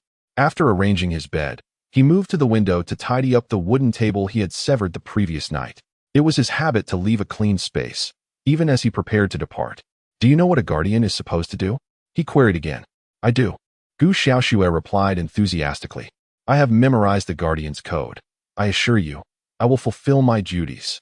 After saying this, she noticed Tang Tian tidying the furniture and hurried over to squat down and assist him. Tang Tian chuckled. I doubt that was included in the guardian's code. Gu Xiaoxue, slightly embarrassed, replied, I am just accustomed to it. When I lived at home, I always took care of these tasks. Tang Tian fell silent. It seems she is certainly not the pampered princess of a large family. Indeed, princesses would hardly be inclined to serve as guardians for others in pursuit of spiritual jade. As Tang Tian stood up, having moved the tables and chairs to the corner, he noticed Gu Xiaoxue, staring at the broken table, lost in thought. What is the matter? Tang Tian inquired. Gu Xiaoxue extended a finger to touch the fracture in the wooden table and turned to him, exclaiming, What impressive swordsmanship. Did you do this? Tang Tian paused, deeming it unnecessary to conceal the truth, and nodded. Indeed, I was the one who severed the table. Would you train with me someday? Gu Xiaoxue responded with delight, Sure. It's been a while since I practiced such fundamental sword techniques. I truly miss the days of playful training. Tang Tian was taken aback. Fundamental sword techniques? Playful training? He had initially thought that his mastery of the Gale sword technique would inspire some admiration in the young girl. Instead, she seemed to regard it as mere play. How strong are you? Tang Tian asked, somewhat incredulous. What is your cultivation level? Gu Xiaoxue blinked innocently. I'm at the late stage of the golden core. Tang Tian was momentarily speechless. How old are you? Gu Xiaoxue pouted slightly. I'm already 15. I started a bit late and missed the prime time for cultivation. Otherwise, I could have advanced further. Tang Tian's eyelid twitched. 15 years old. At the late stage of the golden core, and still dissatisfied with herself. Was there truly someone so self-deprecating? Gazing into Gu Xiaoxue's clear eyes, he quickly realized that she was not being self-effacing. Rather, her understanding of certain matters was simply skewed. Taking a deep breath, Tang Tian continued. How many innate rings do you possess? He was curious to know what kind of talent could produce such a little prodigy. Gu Xiaoxue's face clouded with confusion. What are innate rings? I don't have any. Tang Tian was once again left speechless. Without innate rings, she was akin to an ordinary person. How could an ordinary individual achieve the late stage of the golden core at 15? Suddenly, Tang Tian considered another possibility. Innate rings indeed serve as a standard for assessing a cultivator's talent, with 9 rings being the highest. However, Beyond the 9 rings, there exist even more extraordinary entities, which do not reveal their innate rings.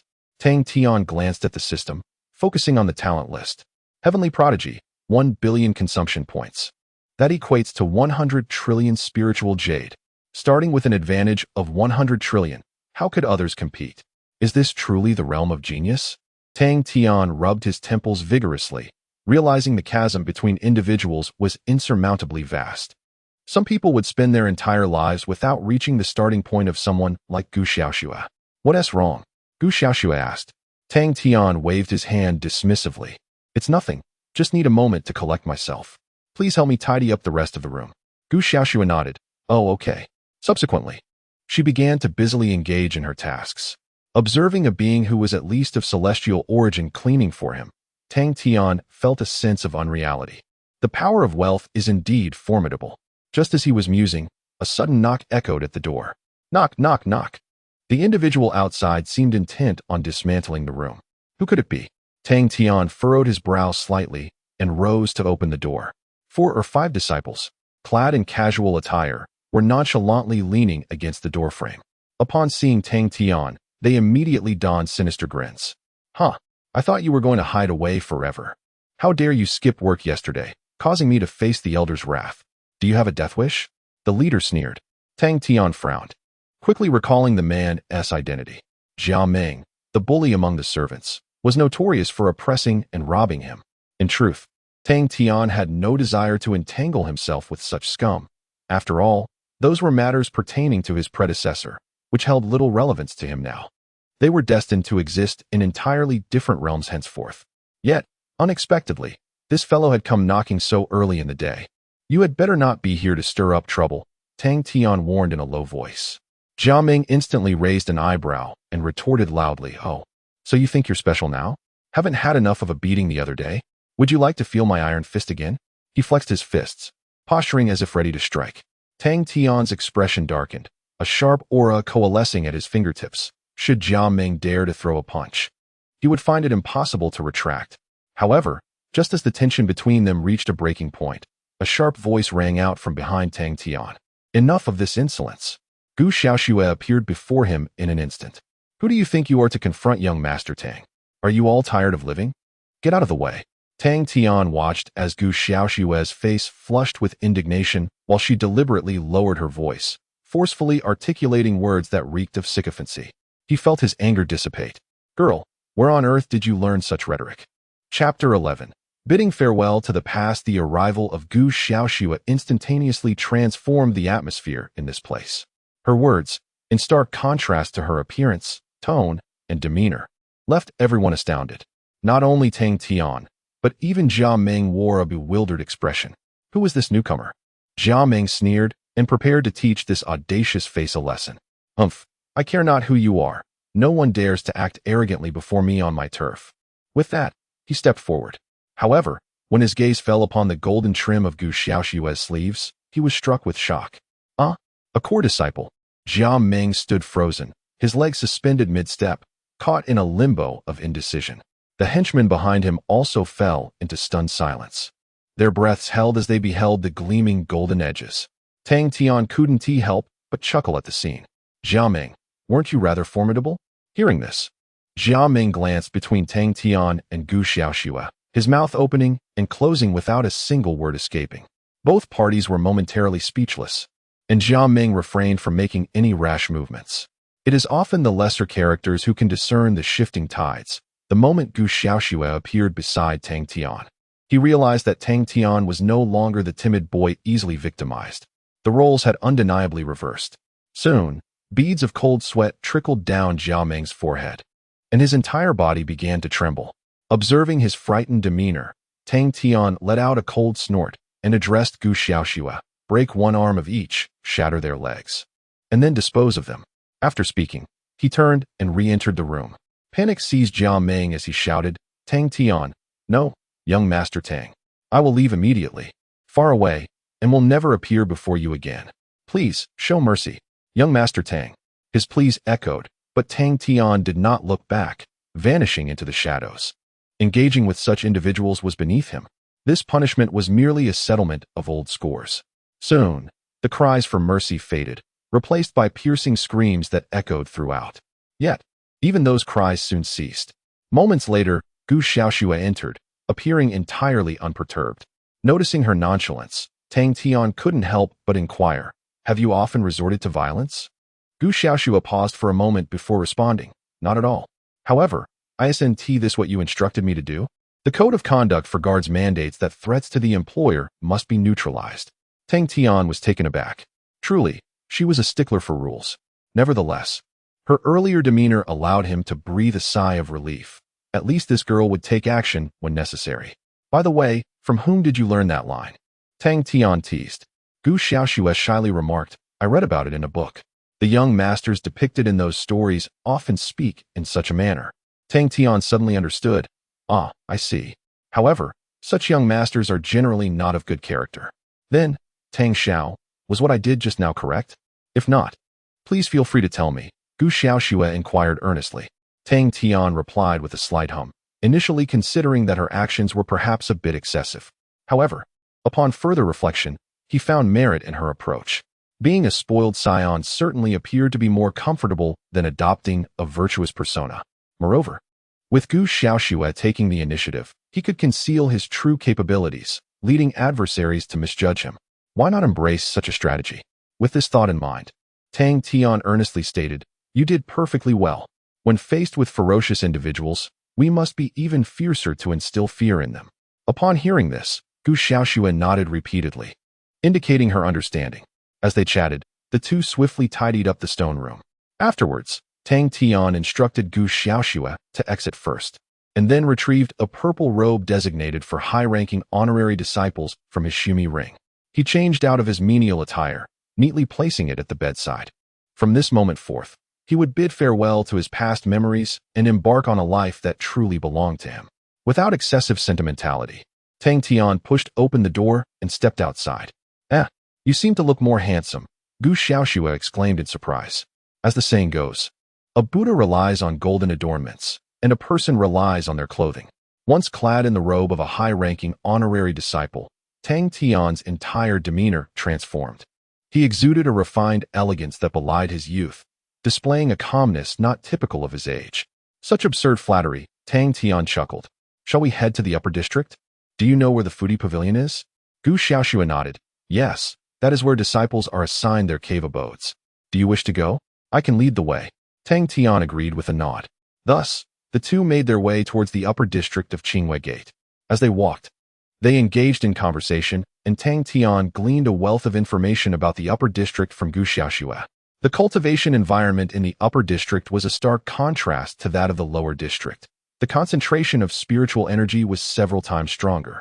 Additionally, there were various specialized facilities available, such as training rooms, alchemy chambers, martial halls, spiritual refinement pools, and numerous secret realms.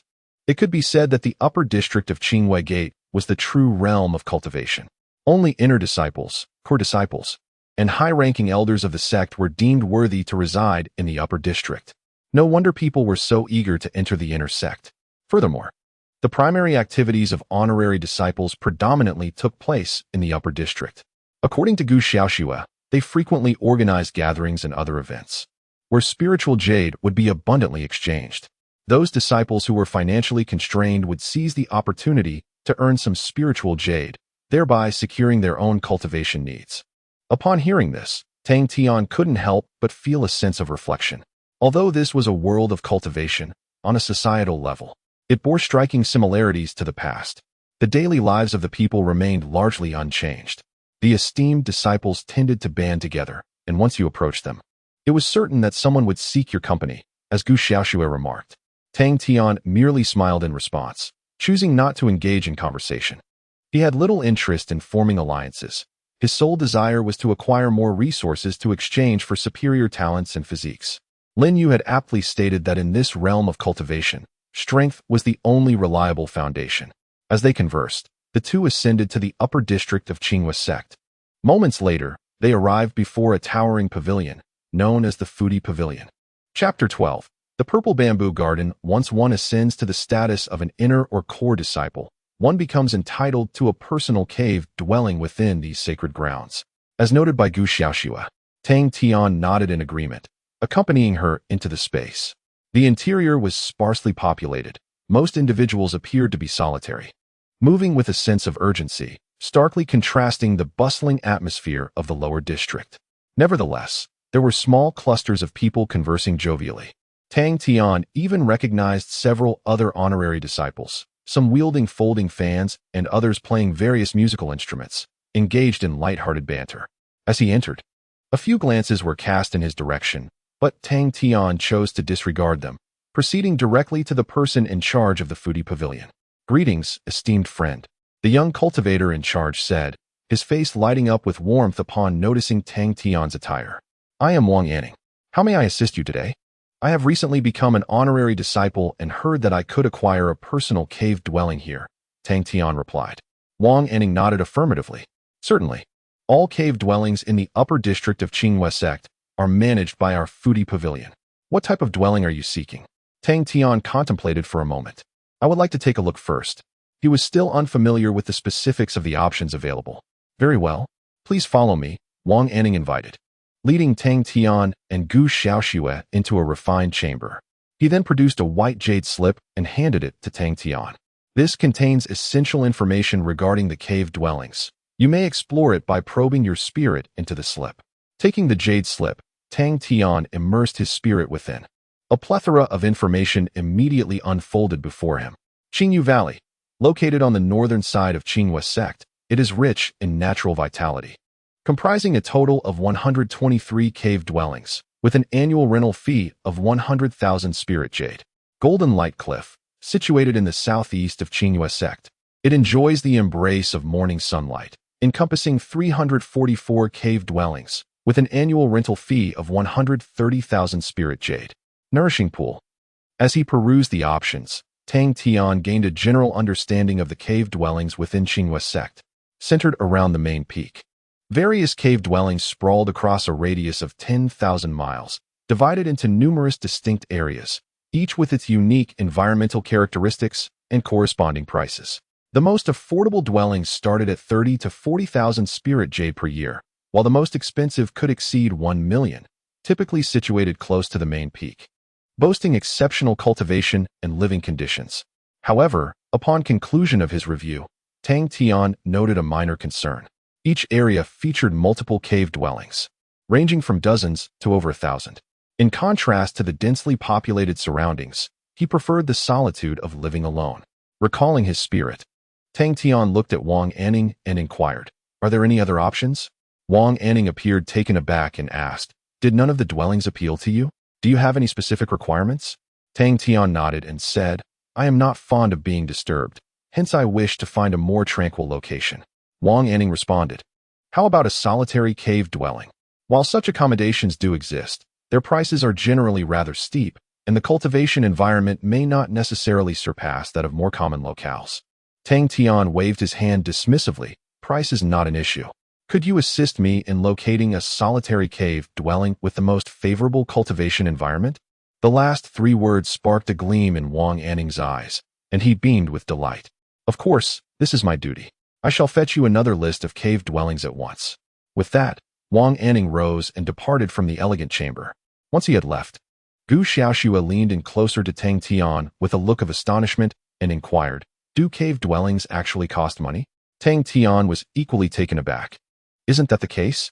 Did you not pay for yours?"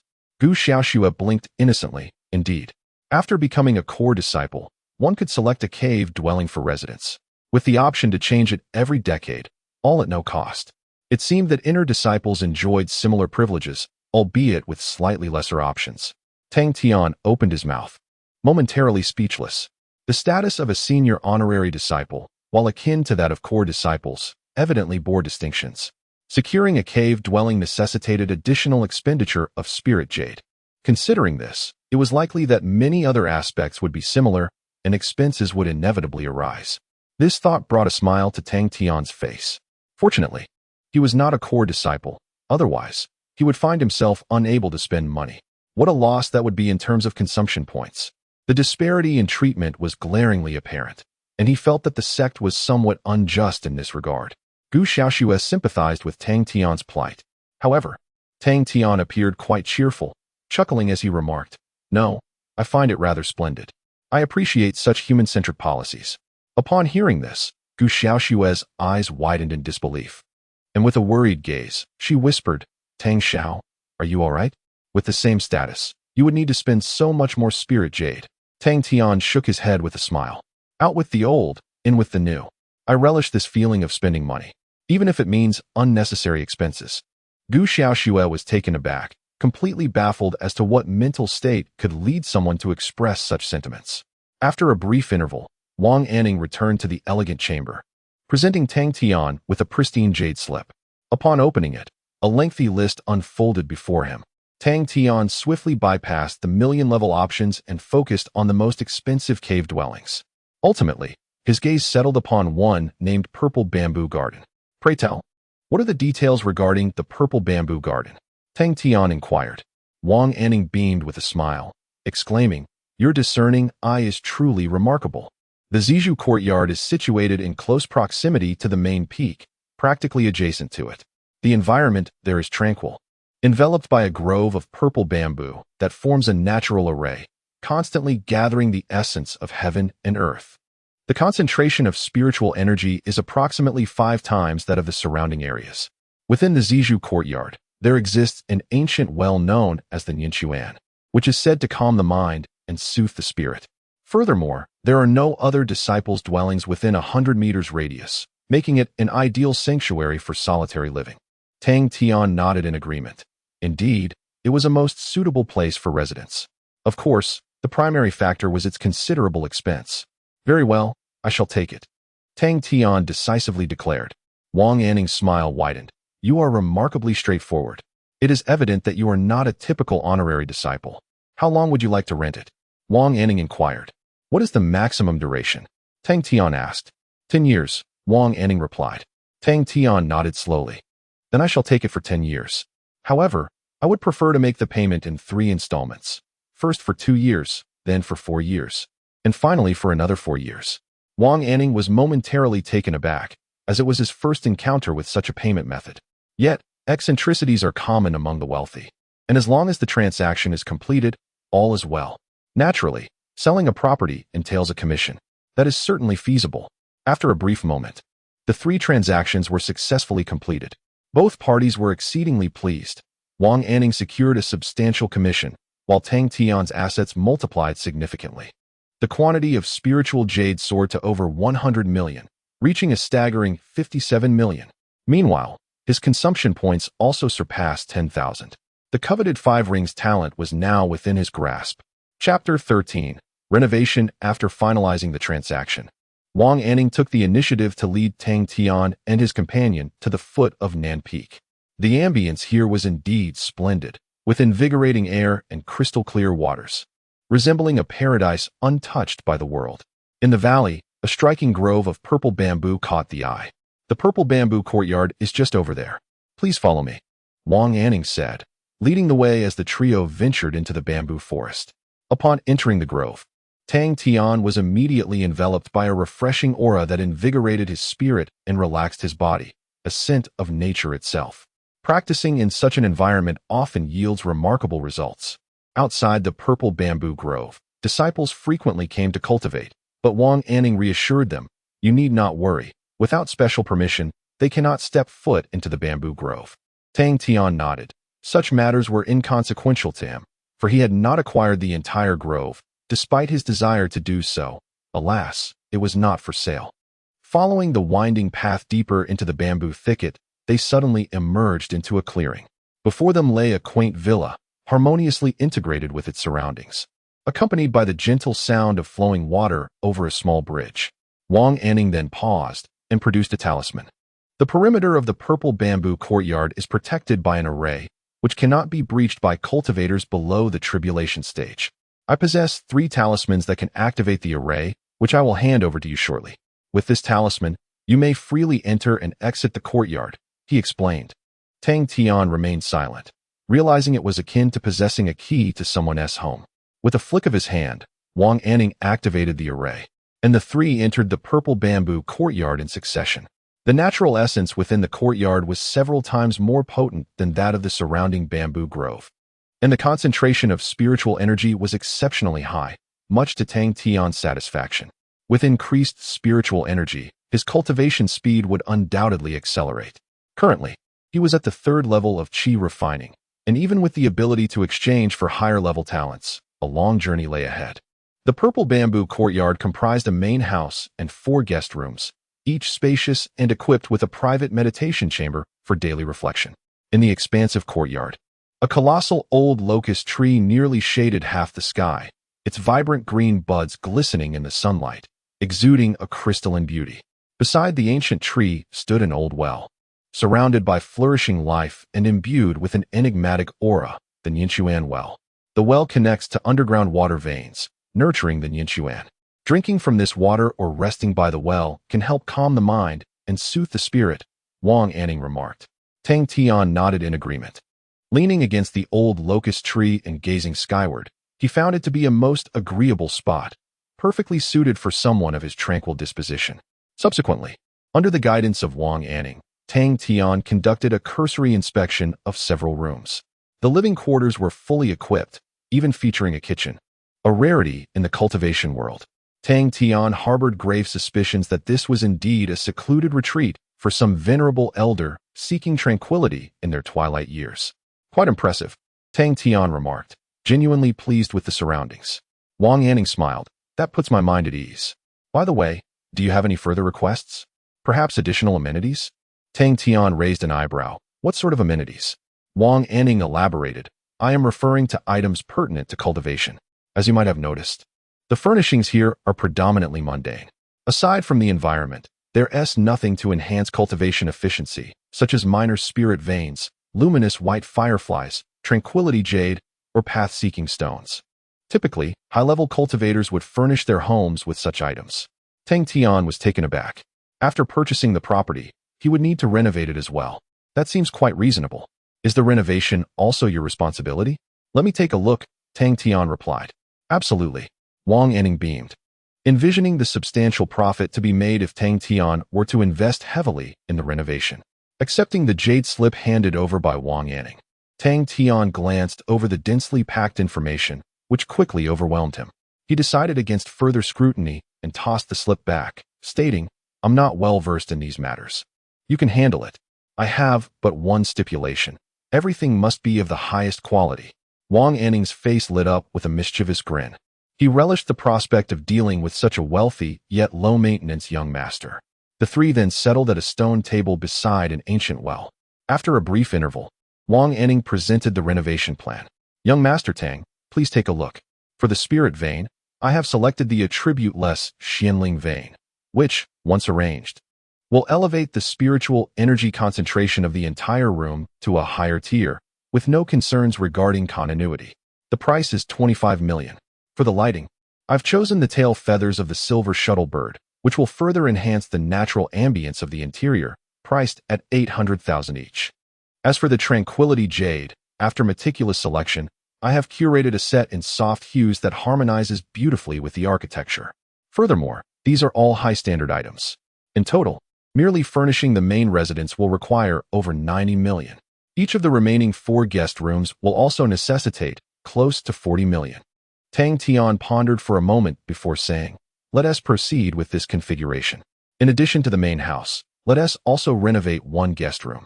He then turned to Gu Xiaoxua. Which room do you intend to occupy? Gu Xiaoxua hesitated, then vigorously shook her head.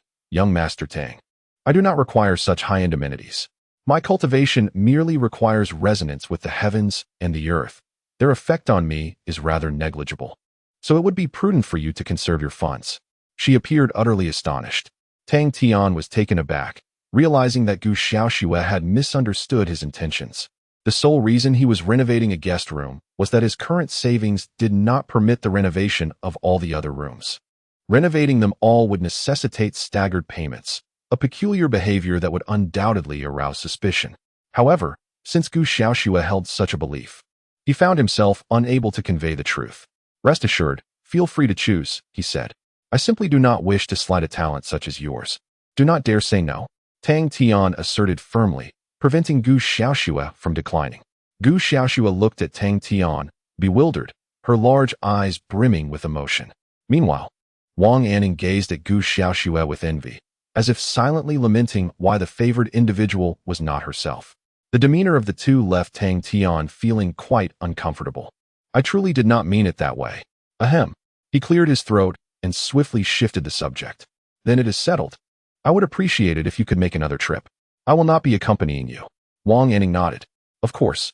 Rest assured, I will ensure it is handled splendidly. Chapter 14. Sparring. Having finalized the renovation list, Wang Anning departed from Zizuyuan to procure furniture. Meanwhile, Tang Tian and Gu Xiaoxue remained seated beneath the old locust tree. Following the earlier incident, Gu Xiaoxue felt exceedingly awkward, sitting there obediently with flushed cheeks, hardly daring to glance at Tang Tian. Tang Tian sighed internally, recognizing her naivety. If he harbored any such intentions, she would undoubtedly lack the capacity for resistance. Yet, she was at least a prodigy, a child of innate talent. Shouldn't the Qingyue sect be taking special measures to protect someone of her caliber? Moreover, Elder Zhongyang had casually placed her in close proximity to him. Did he not fear the potential destruction of this future star? He found himself perplexed. In the realm of cultivation, there were countless enigmas. Moreover, he had previously been but a lowly servant disciple, with little exposure to the ways of the world. Who could say if there were pitfalls lurking within? Never mind, for now, it would suffice. Clarity would surely come with time. Observing Gu Xiaoxue's restless demeanor, Tang Tian sighed and spoke. Xiaoxue, why not join me in practicing swordplay? I've recently gained some insights into swordsmanship. He wished to dispel the peculiar atmosphere that lingered. Upon hearing his voice, Gu Xiaoxue startled and looked up. Huh? Oh, her eyes sparkled. How do you wish to practice? Tang Tian chuckled. Did you not mention that my style of swordplay was merely a childhood pastime for you?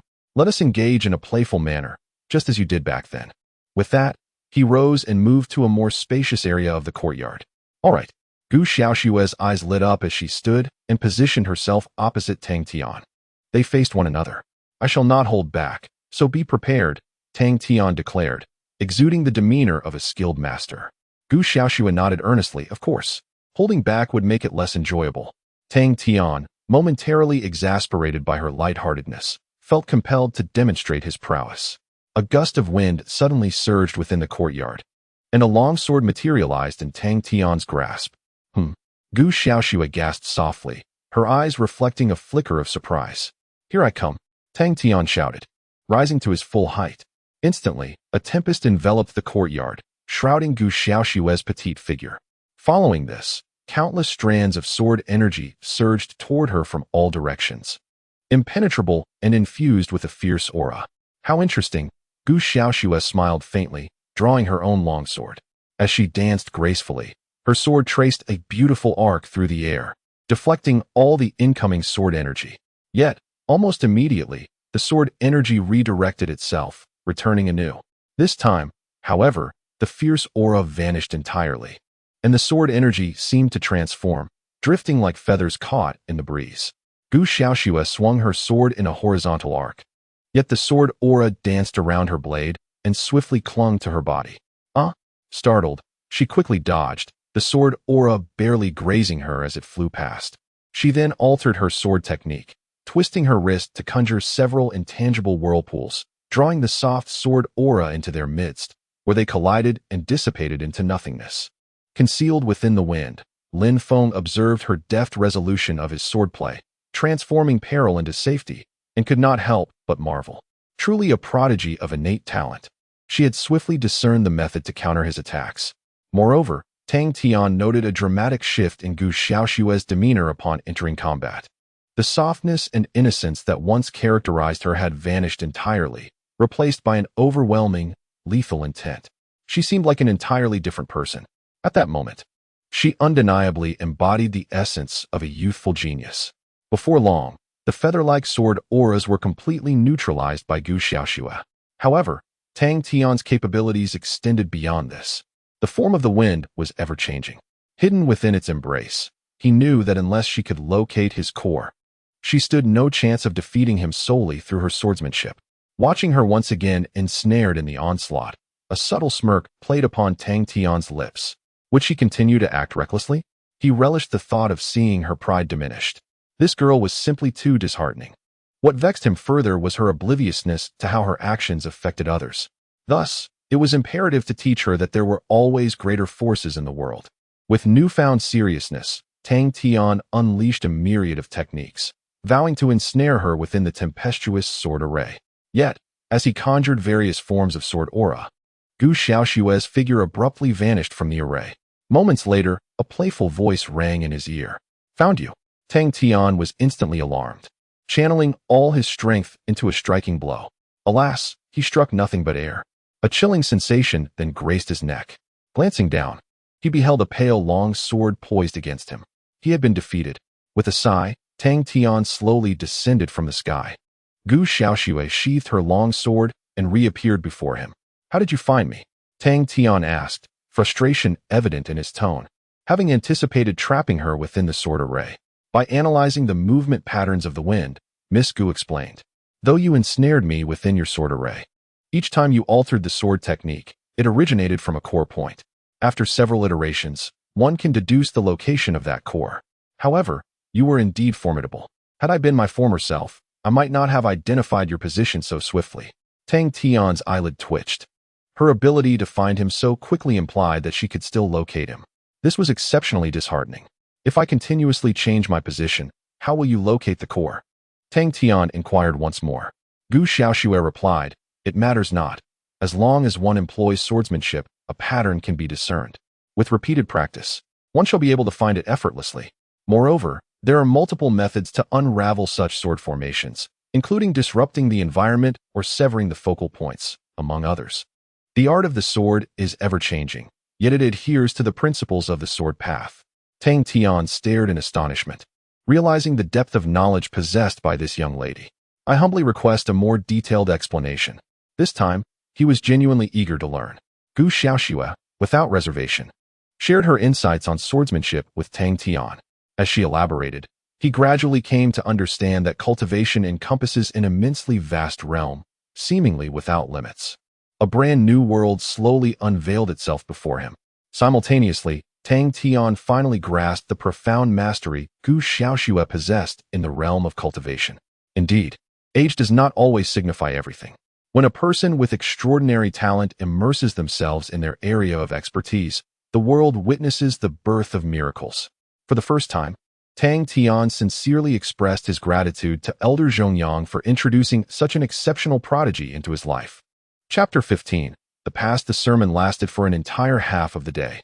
During this period, Tang Tian felt as if his soul had undergone a transcendence. And for the first time, he gained a clear understanding of cultivation. Although he possessed dual systems, embarking on a path unimaginable to others, this newfound comprehension was indeed a rare treasure. After an extensive discussion, Tang Tian began to form a vague idea about his future cultivation journey. "Who taught you all this?" Tang Tian inquired. Gu Xiaoshue responded with a shy smile.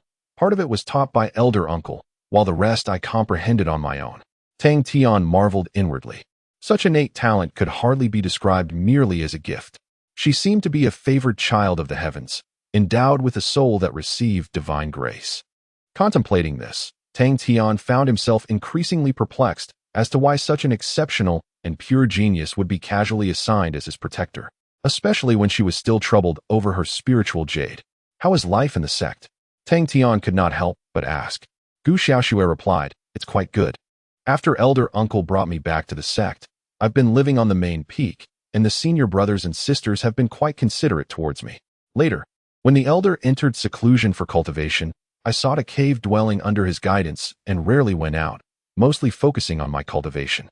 I'm on the verge of breaking through to the nascent soul stage, but I cannot afford the nascent soul pills. On the recommendation of my senior sister, I approached Elder Zhongyang and chose to become a protector. That is how I met you." It sounded as though there were no issues at all. Yet, Tang Tian sensed that something was amiss. However, after pondering for a long while, he still could not discern the underlying mystery. Perhaps he was simply overthinking. He lifted his gaze to the sky. The sun had descended beyond the mountains, casting a crimson hue across half the sky, a breathtaking sight. "It must be around mealtime," Tang Tian mused, stroking his chin. "I seem to have forgotten to eat yesterday. It's been 2 days, yet I don't feel the slightest bit hungry." Gu Xiaoshue chuckled. "We are cultivators, so of course we don't feel hunger. We don't need to eat." Tang Tian shook his head. "What fun is that?" Eating is one of the most delightful experiences in life. Without it, life would be rather dull. Rising to his feet, he declared, "Fortunately, there are pots and pans here. Come, let me prepare us a dinner." He then led Gu Xiaoxue to the kitchen. Although it had been uninhabited for a long time, it remained remarkably clean, almost spotless. Thanks to the infusion of natural essence, there was no need for extensive cleaning. "Let me see what I can make," Tang Tian probed into his shumi ring, rummaging through its contents. During his visit to the Golden Jade Hall yesterday, he had purchased a plethora of ordinary resources, including spiritual rice, various edible spiritual herbs, and beast meat, among other items. These ingredients are quite similar to ordinary ones, and a simple cooking method suffices. Of course, he primarily lacks the skills for intricate culinary techniques. A pot of porridge, stir-fried sour and spicy yam strips, green peppers with meat, and a refreshing salad of bok choy. How does that sound? Tang Tian swiftly settled on tonight's menu. Gu Xiaoxue chuckled softly. "It sounds just like home-cooked dishes." Tang Tian smirked. Home-cooked meals are indeed the most delicious. He would never concede his culinary inadequacies. Soon, the ingredients were prepared, and a fire blazed beneath the earthen stove. "Aren't you using a lighter?" Gu Xiaoxue inquired. "Firewood imparts a richer flavor," Tang Tian insisted. Subsequently, Gu Xiaoxue crouched by the fire while Tang Tian attended to the ingredients. If any cultivators were to witness this scene, they would undoubtedly exclaim in astonishment. Who among cultivators still cooks in such a manner? Nevertheless, Tang Tian reveled in the process. The sizzle of vegetables in the oil sounded exceedingly pleasant. However, once a plate of dark potato strips emerged from the pan, their roles shifted. Tang Tian tended to the fire while Gu Xiaoxue cooked. Before long, the three homely dishes were ready. The two sat around a stone table by the ancient well, enveloped in a cozy and pleasant atmosphere. "Your culinary skills are quite impressive," Tang Tian remarked as he savored the dishes. Perhaps due to the quality of the ingredients, the flavors surpassed those he had created in his previous life by several degrees. "Oh, it's nothing," Gu Xiaoxue replied with a smile.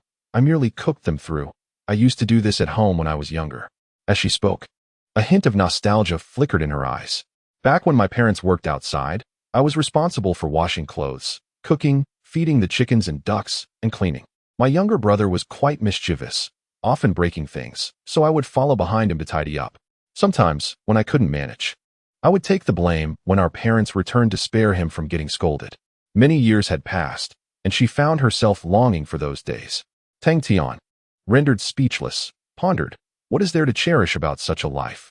Gu Xiaoxue took a bite of her dish. "Regardless, that place will always be home to me.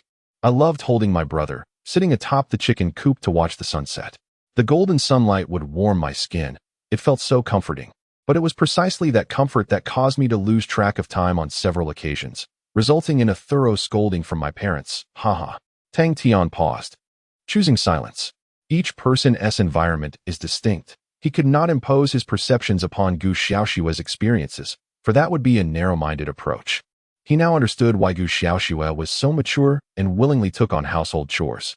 It was a habit cultivated during her childhood. "Then why did you choose to leave home and come to Qingyue Gate?" Tang Tian inquired. Gu Xiaoxue, somewhat bashful, replied, "It wasn't my choice to leave. On that particular day, I encountered the elder, who remarked that I was well suited for cultivation. After a brief discussion with my parents, they ultimately accepted a vial of disaster relief pills, permitting me to depart with the elder." Tang Tian felt a pang in his heart. The disaster relief pills were hardly worth anything, being mere trinkets of little value, effective only for ordinary mortals to alleviate ailments, a mere fraction of a spirit jade.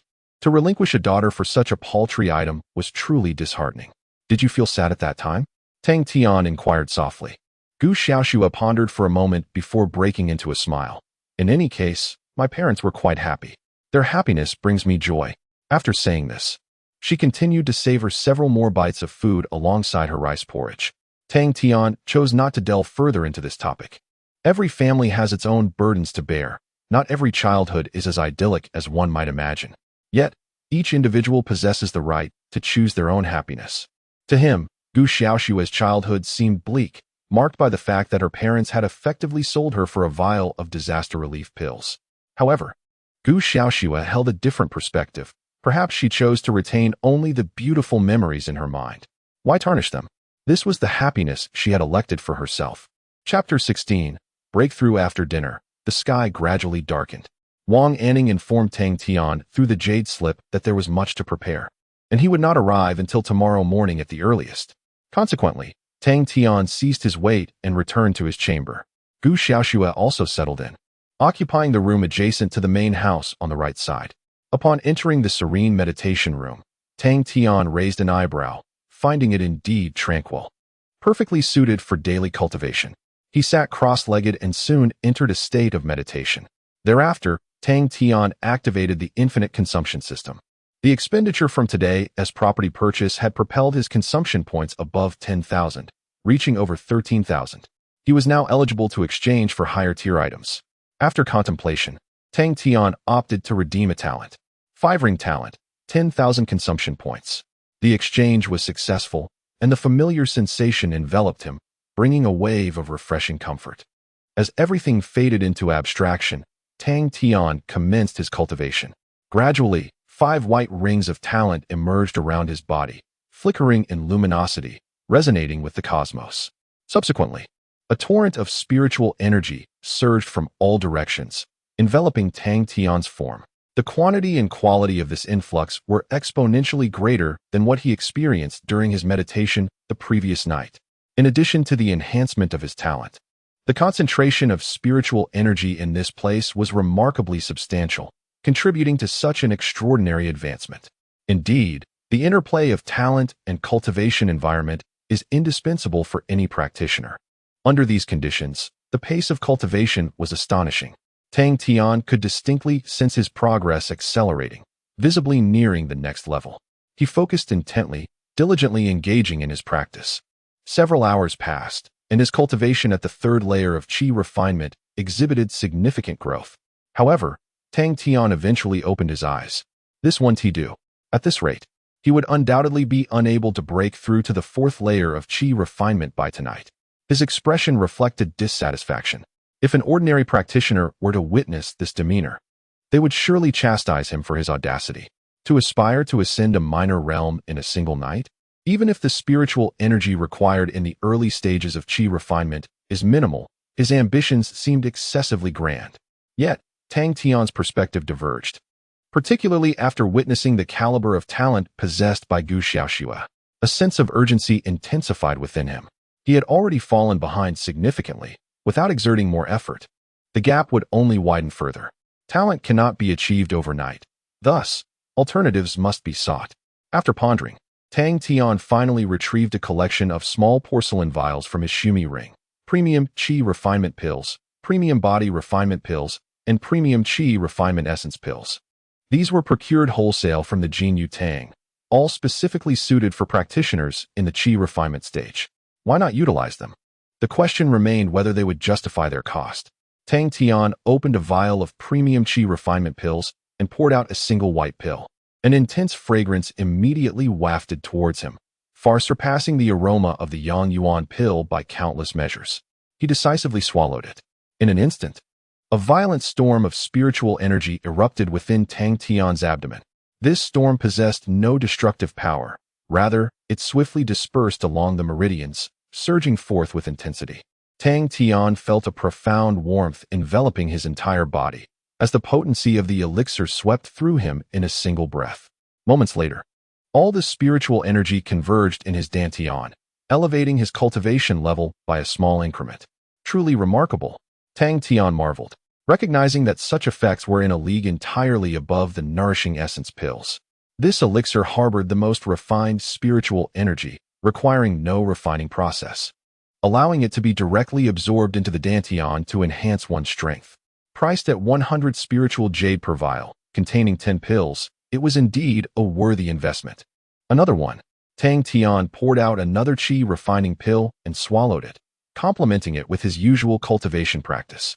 Before long, he had consumed an entire vial of qi refining pills, and his cultivation level reached the pinnacle of the 3rd layer, just a step away from advancing further. However, at this critical juncture, he chose not to continue but instead opted to consume body-enhancing and qi-enhancing pills. Merely possessing spiritual energy without a solid foundation was inadequate. The body-enhancing pill could bolster his physical attributes, eliminating the need for arduous training, while the qi-enhancing pill aimed to elevate the quality of his spiritual energy. The higher the quality of the same amount of spiritual energy, the more formidable it became. Tang Tian consumed them one by one, maximizing his overall strength. When the time felt right, he opened the second vial of qi refining pills. Just one was sufficient to shatter the constraints of the third layer of qi refining, successfully propelling him to the fourth layer. Phew! Tang Tian exhaled deeply. At last, he had achieved a breakthrough. He was now in a position to fully shed the identity of a mere outer disciple and become a true outer disciple of the Qingwei sect. It would be wise to elevate his status further. There is a distinct difference between a purchased identity and one earned through genuine strength. The more, the better, he mused. After a session of cultivation, it was now deep into the night. Tang Tian rose from the meditation chamber and returned to his bedroom. Lying atop the soft bed, he found himself lacking sleepiness. A practitioner in the qi refining stage could easily forego sleep for a month without issue. Nevertheless, Tang Tian believed that life should not be overly monotonous. When conditions permitted, indulging in a bit of leisure was also a form of enjoyment. Spending every day in seclusion, neglecting food and sleep, was simply too tedious. As his scattered thoughts drifted, Tang Tian gradually succumbed to slumber. The following day, at dawn, the gentle chirping of birds and beasts in the forest roused Tang Tian from his sleep. After lingering in bed for a while, he rose, washed, changed his clothes, and stepped outside. The fresh air greeted him with invigorating vigor, refreshing his spirit. As he arrived in the front yard, Tang Tian was pleasantly surprised to discover that Gu Xiaoxue had, unbeknownst to him, prepared breakfast and was waiting for him by the stone table. "You're awake," she exclaimed. "Come and have breakfast," she added with a playful smile. Tang Tian approached and took a seat, chuckling. "Haven't you decided to skip meals?" Gu Xiaoxue set out the bowls and chopsticks for him, retorting, "You said it yourself. Eating is one of the most delightful things in life. It would be a shame to casually forego it." Tang Tian couldn't help but smile.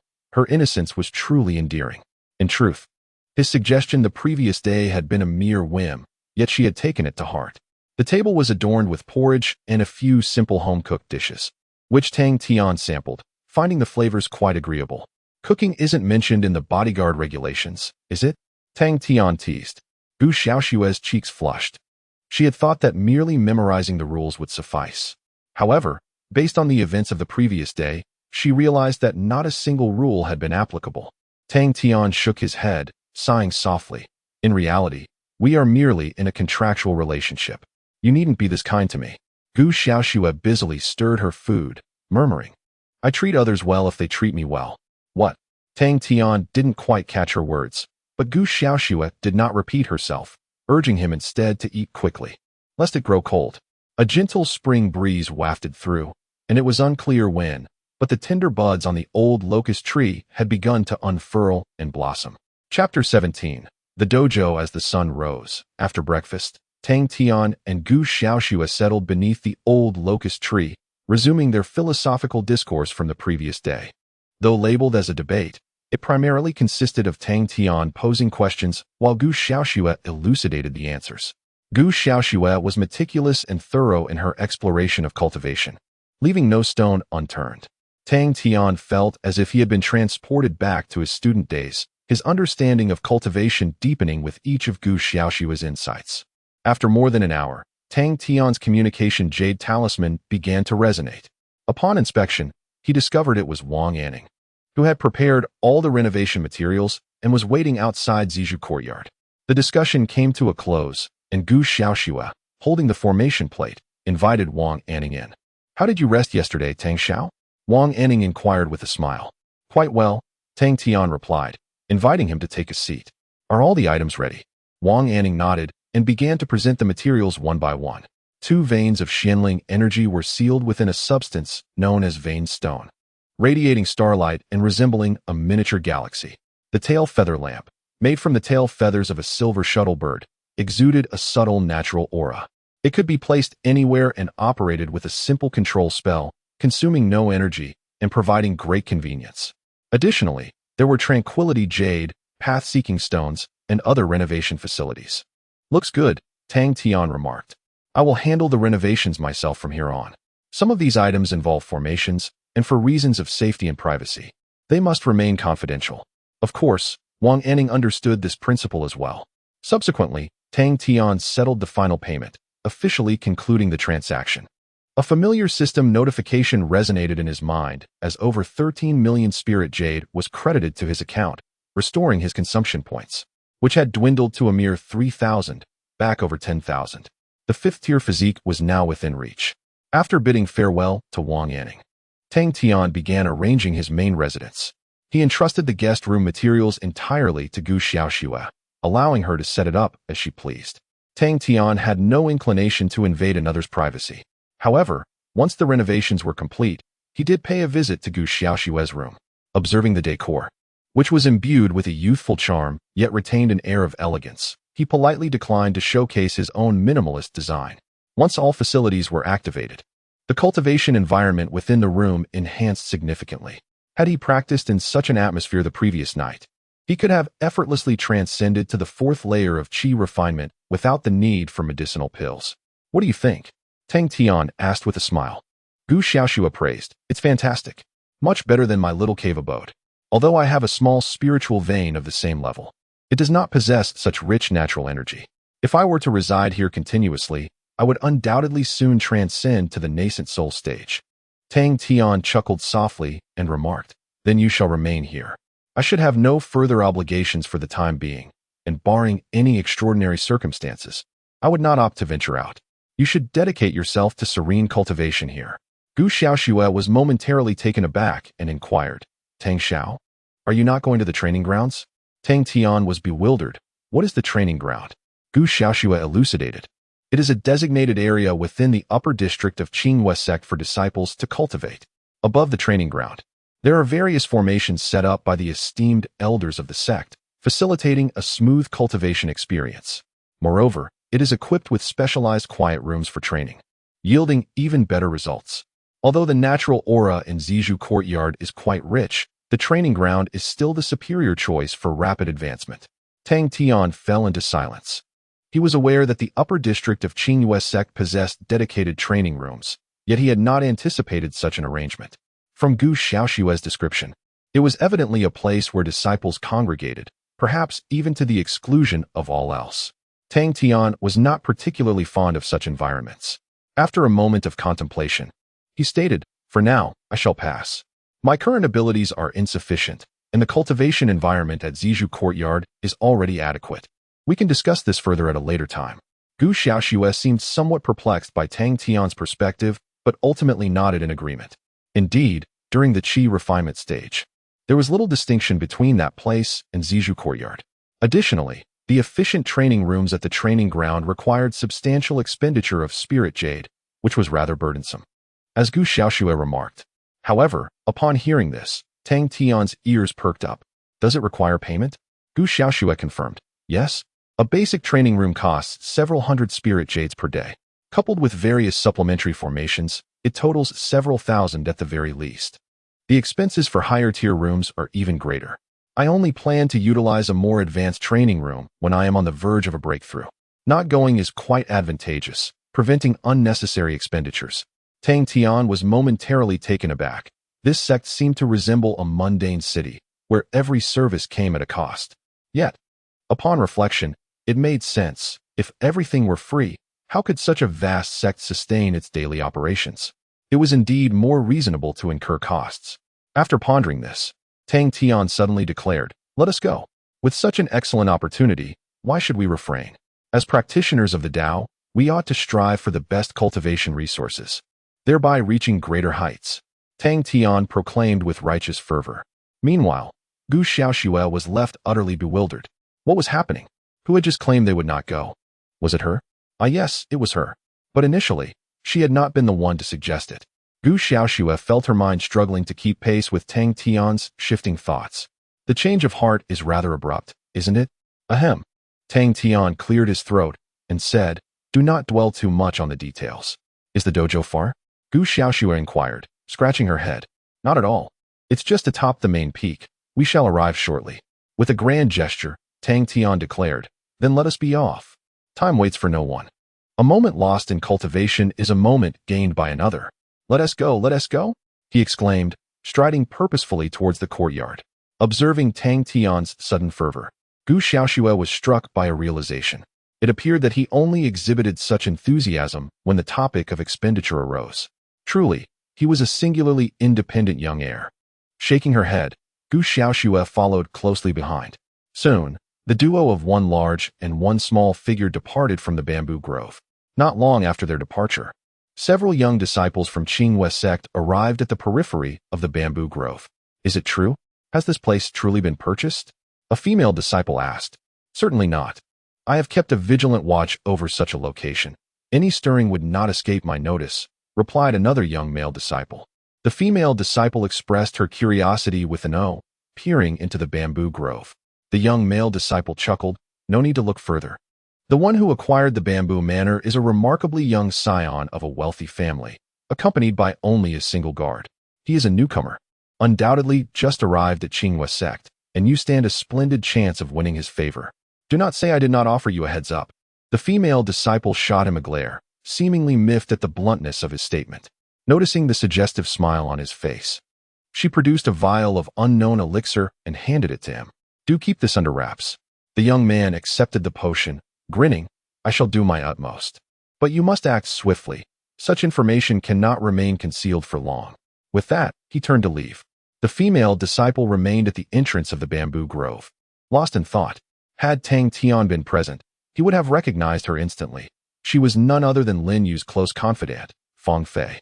Chapter 18. Supreme Configuration. Upon departing from the Zijou courtyard, Tang Tian hurriedly ascended the main peak. This marked the first occasion since his entry into the Xiangz sect that he had visited the sect's principal summit. The mountain loomed majestically, its trees casting shadows that obscured the sun, while pavilions and towers lay hidden within, shrouded in mist, reminiscent of an ethereal realm. Under the guidance of Gu Xiaoxue, Tang Tian made his way upward, ultimately reaching a vast plaza halfway up the mountain. The sight before him left Tang Tian utterly astounded. The expansive plaza seemed to stretch infinitely. At its very center stood a colossal statue, towering over the people gathered at its base, who could scarcely reach its toes. The statue ascended high into the sky, its upper half enveloped in thick clouds, rendering its features indistinguishable. Above the clouds, however, one could discern an immense Tai Chi Bagua diagram, suspended in midair, casting its vast shadow over the entire plaza. Disciples of the Xiangz sect were seated in concentric circles around the statue, meticulously arranged. The spectacle was profoundly awe-inspiring. Is that the ancestor of our sect? Tang Tian inquired of Gu Xiaoxue. She shook her head, saying no. Very few were privy to the true identity of the figure, and it was ill-advised to inquire further. The elder had informed me that it represented a kind of taboo existence. To speculate recklessly could invite calamity. Tang Tian was taken aback. What sort of situation was this? The Xiangz sect's place of worship did not honor its own ancestor, but instead revered a forbidden entity. Was this a new trend? He pondered, but quickly retracted his thoughts, wary of attracting misfortune upon himself. Nonetheless, the Xiangz sect undeniably emanated an aura of the extraordinary. Redirecting his gaze, Tang Tian and Gu Xiaoxue successfully entered the place of worship. Upon entering, Tang Tian immediately sensed a stark contrast in atmosphere compared to the Zijou courtyard. The aura of cultivation was palpably intense. Just as Gu Xiaoxue had remarked, the place of worship was indeed the most suitable environment for daily cultivation. In contrast, the Zijou courtyard was more conducive to self-cultivation and the refinement of one's inner self. Young Master Tang, which direction do you wish to go? Gu Xiaoxue asked. If you wish to cultivate in the plaza, you merely need to find an empty spot to sit. However, if you seek a cultivation chamber, you must rent a key from the Wen Tao Pavilion, which is located behind the statue. Tang Tian responded with a smile. Of course. I shall opt for the cultivation chamber. I am curious to discover the cost. Ahem, the remarkable effects of such a superior cultivation environment. Having made his decision, the two followed the stone path along the edge of the plaza until they arrived at the Wen Tao Pavilion. By now, it was already mid-morning, and those disciples who required rental keys had long since completed their transactions. The interior was relatively unoccupied. They soon located a responsible individual, and Tang Tian clearly articulated his purpose. Upon observing the garments adorning Tang Tian, the responsible individual politely inquired, What type of cultivation chamber would you like to rent? Esteemed friend? After a moment of contemplation, Tang Tian replied, as this is my first visit, I would prefer to take a look first. Subsequently, the individual presented all the information regarding the cultivation chambers to Tang Tian. The prices were as follows: primary cultivation chamber, 500 spirit jade per day. Intermediate cultivation chamber, 3,000 spirit jade per day. Advanced cultivation chamber, 20,000 spirit jade per day. Elite cultivation chamber, 100,000 spirit jade per day. Dao level cultivation chamber, 1 million spirit jade per day. In addition, all aforementioned chambers could be equipped with various levels of auxiliary formations, such as the Spirit Gathering Array or the Spirit Refining Array, with costs ranging from 100 Spirit Jade to 100,000 Spirit Jade per day. Gazing at the listed prices, a smile gradually crept across Tang Tian's lips. Ultimately, he calmly declared, "Provide me with the highest configuration, the Dao-level cultivation chamber, along with the utmost auxiliary formations. Let it all be included." As his words resonated, an unexpected silence enveloped the group, soon followed by two incredulous exclamations. What? Gu Xiaoshui's eyes widened in disbelief, while the responsible individual stood utterly dumbfounded. "The highest configuration, all of it," Tang Tian reiterated. The individual finally regained his composure and spoke. "No offense intended, esteemed friend. While you hold the esteemed title of a senior honorary disciple, your cultivation level is merely at the 4th layer of qi refinement.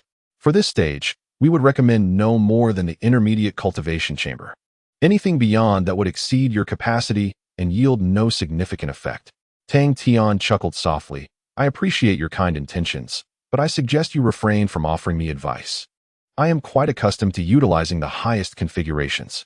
The individual was rendered speechless, momentarily at a loss for words. At this juncture, Gu Xiaoshua hastily tugged at Tang Tian, whispering, "Young Master Tang, you should heed his words. Exceeding the configuration of the intermediate chamber truly bears little benefit.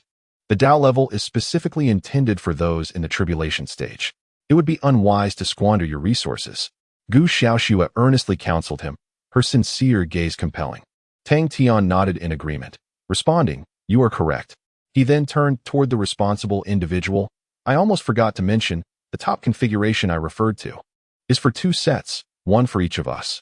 Do not get it confused." Gu Xiaoshua exclaimed, "Am I right? Should you not reflect on your own words? It seems you haven't absorbed a word of what I said. Young Master Tang, please reconsider." With a sigh inwardly, Tang Tian mused on her virtues. She was truly kind-hearted and pure, yet perhaps too naive. In the case of certain individuals, they might have rushed forward to secure a set for him before he even had the chance to speak. No need for further persuasion. Tang Tian spoke softly. "The reasons behind these actions are not solely due to you. I have my own motivations. Consider it a token of gratitude for the breakfast you provided today." He could not divulge the true rationale to Gu Xiaoshua, and thus offered this explanation instead. Gu Xiaoshua appeared momentarily dazed, uncertain of her own thoughts. Fortunately, she complied and refrained from further persuasion. Tang Tian sighed quietly, realizing that he must strive to avoid such situations in the future, lest it place undue pressure on the young girl. Individuals like Gu Xiaoshua often hold gratitude in high regard. Tang Tian had no desire to shamelessly admit that he had acted solely for her sake. "Are you certain you wish to rent a meditation chamber for cultivation?"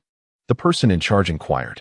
Tang Tian nodded affirmatively. "Indeed, I require 2 sets, with the formations configured to the highest standards." "What will be the total cost?" The official calculated before responding. "Based on your specifications, the daily consumption fee will amount to 470,000 spirit jade." Tang Tian frowned slightly, asking, "Is it possible to rent for an extended period all at once? Less than 500,000 seems somewhat insufficient."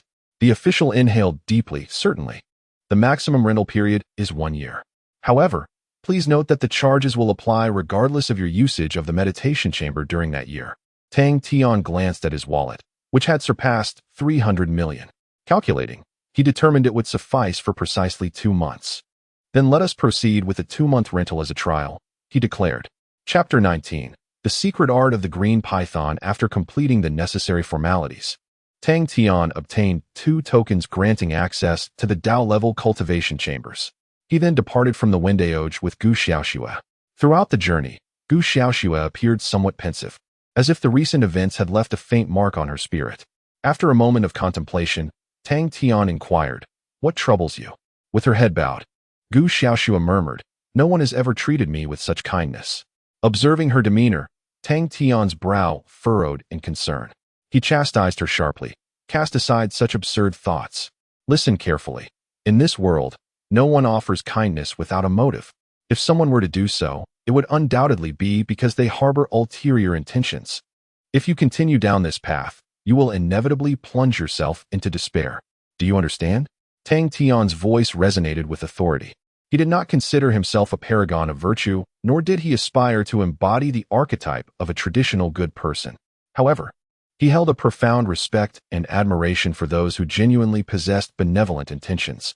He sincerely wished to prevent Gu Xiaoxua from allowing her innocence and kindness to ruin her life. The sudden reprimand left Gu Xiaoxua momentarily stunned. She gazed at Tang Tian, and after a prolonged silence, she slowly asked, "What about you? Do you have any ulterior motives towards me?" Tang Tian let out a soft huff and turned his gaze away. "I am different. The kindness I extend to you is not as you perceive it. As I mentioned earlier, my decision to rent the cultivation chamber was driven by my own reasons, not out of concern for you. Do not naively think that my actions are solely for your benefit. Do you understand?" After a brief moment of contemplation, Gu Xiaoxua lowered her head and softly replied, "All right, I understand." Tang Tian exhaled deeply, stating, "From now on, regarding matters of spiritual Jade, you shall refrain from offering any opinions on my decisions. Your sole responsibility is to memorize the Guardian's Code and fulfill your duties as a protector according to its guidance." Gu Xiaoxua nodded in acknowledgement. Yet, just as Tang Tian believed he had clarified his stance and felt a twinge of guilt for his earlier harshness, Gu Xiaoxua slowly lifted her head. "Will you still eat breakfast if I make it for you?" Tang Tian responded with mild exasperation, "You truly are." For the first time, he felt a flicker of annoyance towards Gu Xiaoxua. This stubborn girl was impervious to reason. Upon arriving at the cultivation chamber, he tossed the token to her and swiftly entered his own quiet room. After sitting cross-legged for a considerable time, he gradually calmed his turbulent emotions. Perhaps it was indeed unethical to forcibly alter the nature of such a pure and kind-hearted girl. In due course, as she matured, she would inevitably come to understand the harsh realities of the world. Having soothed his feelings, Tang Tian prepared to commence his cultivation for the day. It must be said, this top-tier cultivation room was truly extraordinary. Simply through ordinary breathing, one can perceive the delicate strands of pure spiritual essence quietly nourishing one's body. Prolonged exposure to such an environment undoubtedly yields remarkable benefits for cultivation. Of course, given the substantial fees involved, one must ensure the experience is worthwhile. After familiarizing himself with the surroundings, Tang Tian did not hasten to begin his cultivation.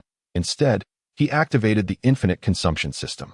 Following his recent transactions, he had accrued over 28,000 consumption points, complemented by additional points from the renovation materials, bringing his total to over 20,000. Should he fully pay the annual rent, he would receive an additional 140,000 consumption points. However, beyond that, it was uncertain when he might have the opportunity for further substantial expenditures. The priority of system exchanges is undoubtedly talent, making it impossible for him to redeem a 6th-grade physique at this moment. Therefore, it would be wiser to secure the 5th-grade physique first and address the remaining matters later. Having clarified his thoughts, Tang Tian promptly opted for the exchange. 5th-grade physique, 10,000 consumption points. The system's notification chimed shortly thereafter. Exchange successful. The system will randomly select one 5th-grade physique. Upon selection, congratulations. You have acquired the bloodline of the Great Wilderness Azure Python. Accompanied by the sound of successful exchange, a familiar sensation of heat enveloped his entire being once more. In a daze, Tang Tian felt as if he had been transported to the Great Wilderness, transformed into a colossal azure python that spanned mountain peaks. With a slight twist of its body, towering trees crashed to the ground, and countless demonic beasts met their demise on the spot. The azure python opened its massive jaws, and a tempest arose, consuming the flesh and blood of all the beasts within its grasp. After a considerable time, Tang Tian returned to his senses, pondering deeply. The earlier experience seemed to convey a secret technique of inheritance. When an entity reaches a certain level of power, Specific mystical arts they possess can be passed down through their bloodline. Regardless of how many generations pass, this inheritance remains intact. If the bloodline of the descendants is exceptionally pure, the inherited techniques will manifest naturally, becoming second nature to them. The azure python's ability to devour other beasts appeared to be such a secret technique. Contemplating this, Tang Tian raised one hand, fingers slightly splayed. Suddenly, a powerful suction erupted from his palm, stirring the air before him and generating a potent gust. The force of this airflow astonishingly surpassed that of the fully mastered Gale sword technique. Wow! Tang Tian quickly retracted the secret technique. The potency of this power far exceeded his expectations. Could this be considered a hidden ace? A faint smile graced Tang Tian's lips. This azure python technique could indeed serve as a trump card. However, he harbored a lingering feeling that he had not fully inherited the essence of the technique. He had merely grasped the superficial aspects. Perhaps he should try utilizing the insight feature within the system? With 10,000 consumption points remaining, he directly chose to exchange. One instance of intermediate insight, 10,000 consumption points. Intermediate enlightenment. It allows for the elevation of the realms of techniques at the mystical level and below by one stage. With the exchange points in hand, Tang Tian utilized the enlightenment on the azure python secret technique. However, the system notification chimed once more. The target technique's level is too high to proceed with enlightenment. Please exchange for a higher level. Enlightenment failed. Yet, a joyful smile graced Tang Tian's face. It was merely a matter of insufficient level. It did not imply that enlightenment was impossible. Once he amassed enough exchange points, there would come a day when he could elevate the azure python secret technique to its utmost pinnacle. It was not beyond the realm of possibility to stand alongside the azure python ancestor. Quite splendid. Tang Tian contentedly exited the system interface. Subsequently, 5 rings of talent ascended, and Tang Tian commenced his cultivation for the day. Chapter 20. Peculiar behavior. Time swiftly elapses, and before long, evening descends. In the dojo, within the Tao level meditation chamber, Tang Tian sits upright upon a meditation mat, 5 rings of innate talent quietly hovering around his form, flickering in brightness. With each breath, a substantial influx of pure spiritual energy courses into his body, steadily augmenting his cultivation, which has just broken through to the 4th layer of qi refinement. After a brief moment, Tang Tian opens his eyes. It is still not quite enough. After a day of diligent practice, supplemented by various elixirs, he has reached the pinnacle of the 4th layer of qi refinement. It will not be long before he successfully ascends to the 5th layer. Such a pace of advancement far surpasses that of an ordinary practitioner with 5 rings of talent. This is inevitable, as his resources are extraordinarily exceptional.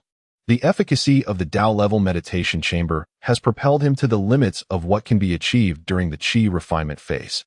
Furthermore, several invisible waves of Taoist principles envelop Tang Tian's body, a specialized array designed for practitioners in the tribulation stage.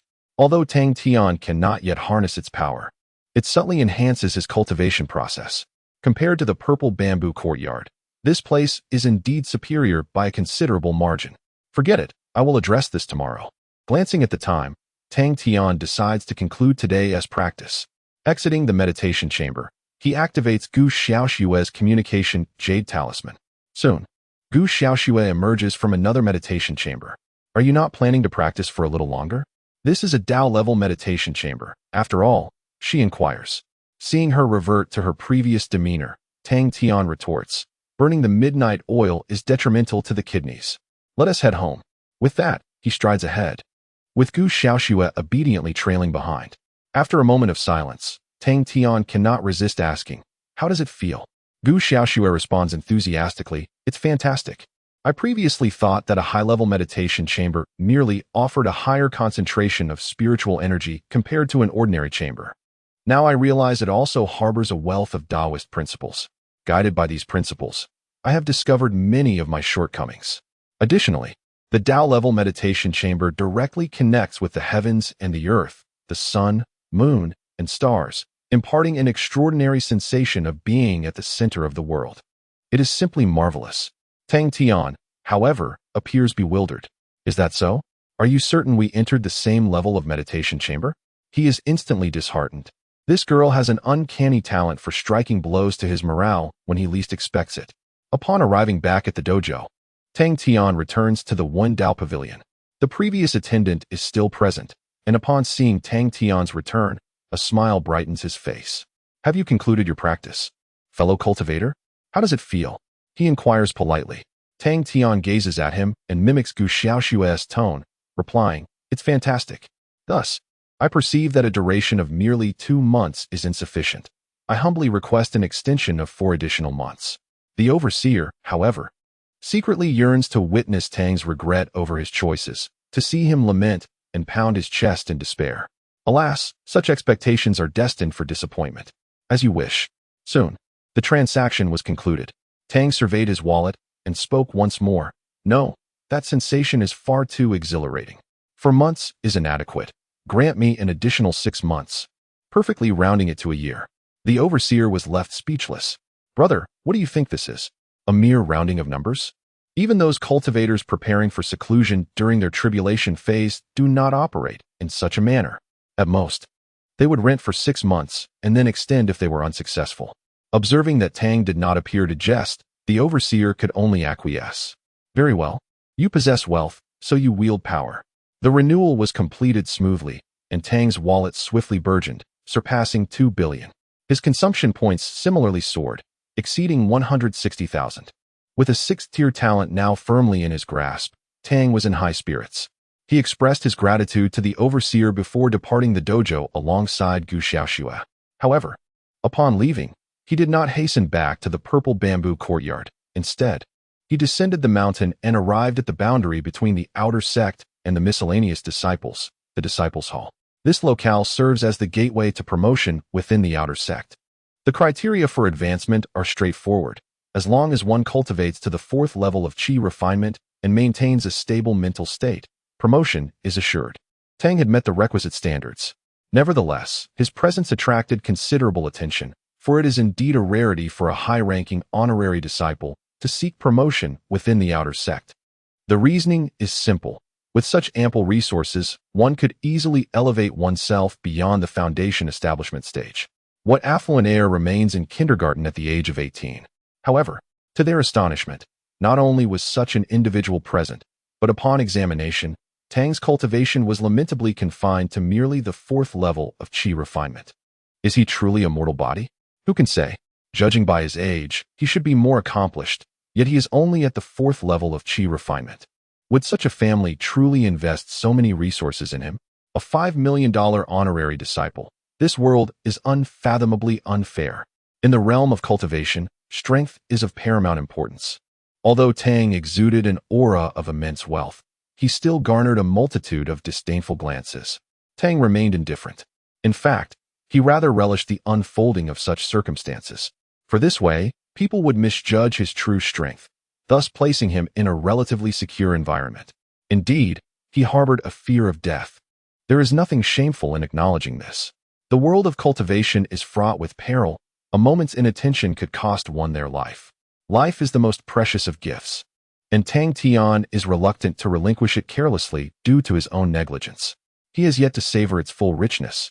If circumstances permitted, he would willingly bide his time until he could emerge as an invincible force in the world.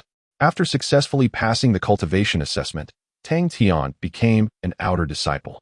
Subsequently, he returned to the purple bamboo forest with Gu Xiaoshua. Traversing the winding path, the two arrived before the formation. Suddenly, a figure on the periphery of the formation captured Tang Tian's attention. It was a woman clad in sheer fabric, lying motionless on the edge of the formation. Her attire somewhat disheveled, suggesting she had encountered some misfortune. Go and check, Tang Tian urged Gu Xiaoshua to investigate. She approached, but soon her expression turned peculiar, signaling to Tang Tian that there was no immediate danger and beckoning him to join her. As he drew closer and beheld the woman's face, he gasped in astonishment. Is it truly her? The woman was none other than Fong Fei. Gu Xiaoshua, astonished, inquired, Do you know her? Tang Tian nodded, recalling their brief encounter a few days prior, which had left an unfavorable impression. What has happened to her? It appeared as though she had been injured and had fainted. Gu Xiaoshua pursed her lips. Well, on the surface, it seemed that way. However, in reality, she had likely ingested a rare elixir known as the concealed vein pill. This particular pill, quite obscure, had come to her attention by mere chance. Upon consumption, it creates a fade of damaged meridians and physical weakness, which can be swiftly remedied with the antidote. Tang Tian was taken aback. Such a pill existed?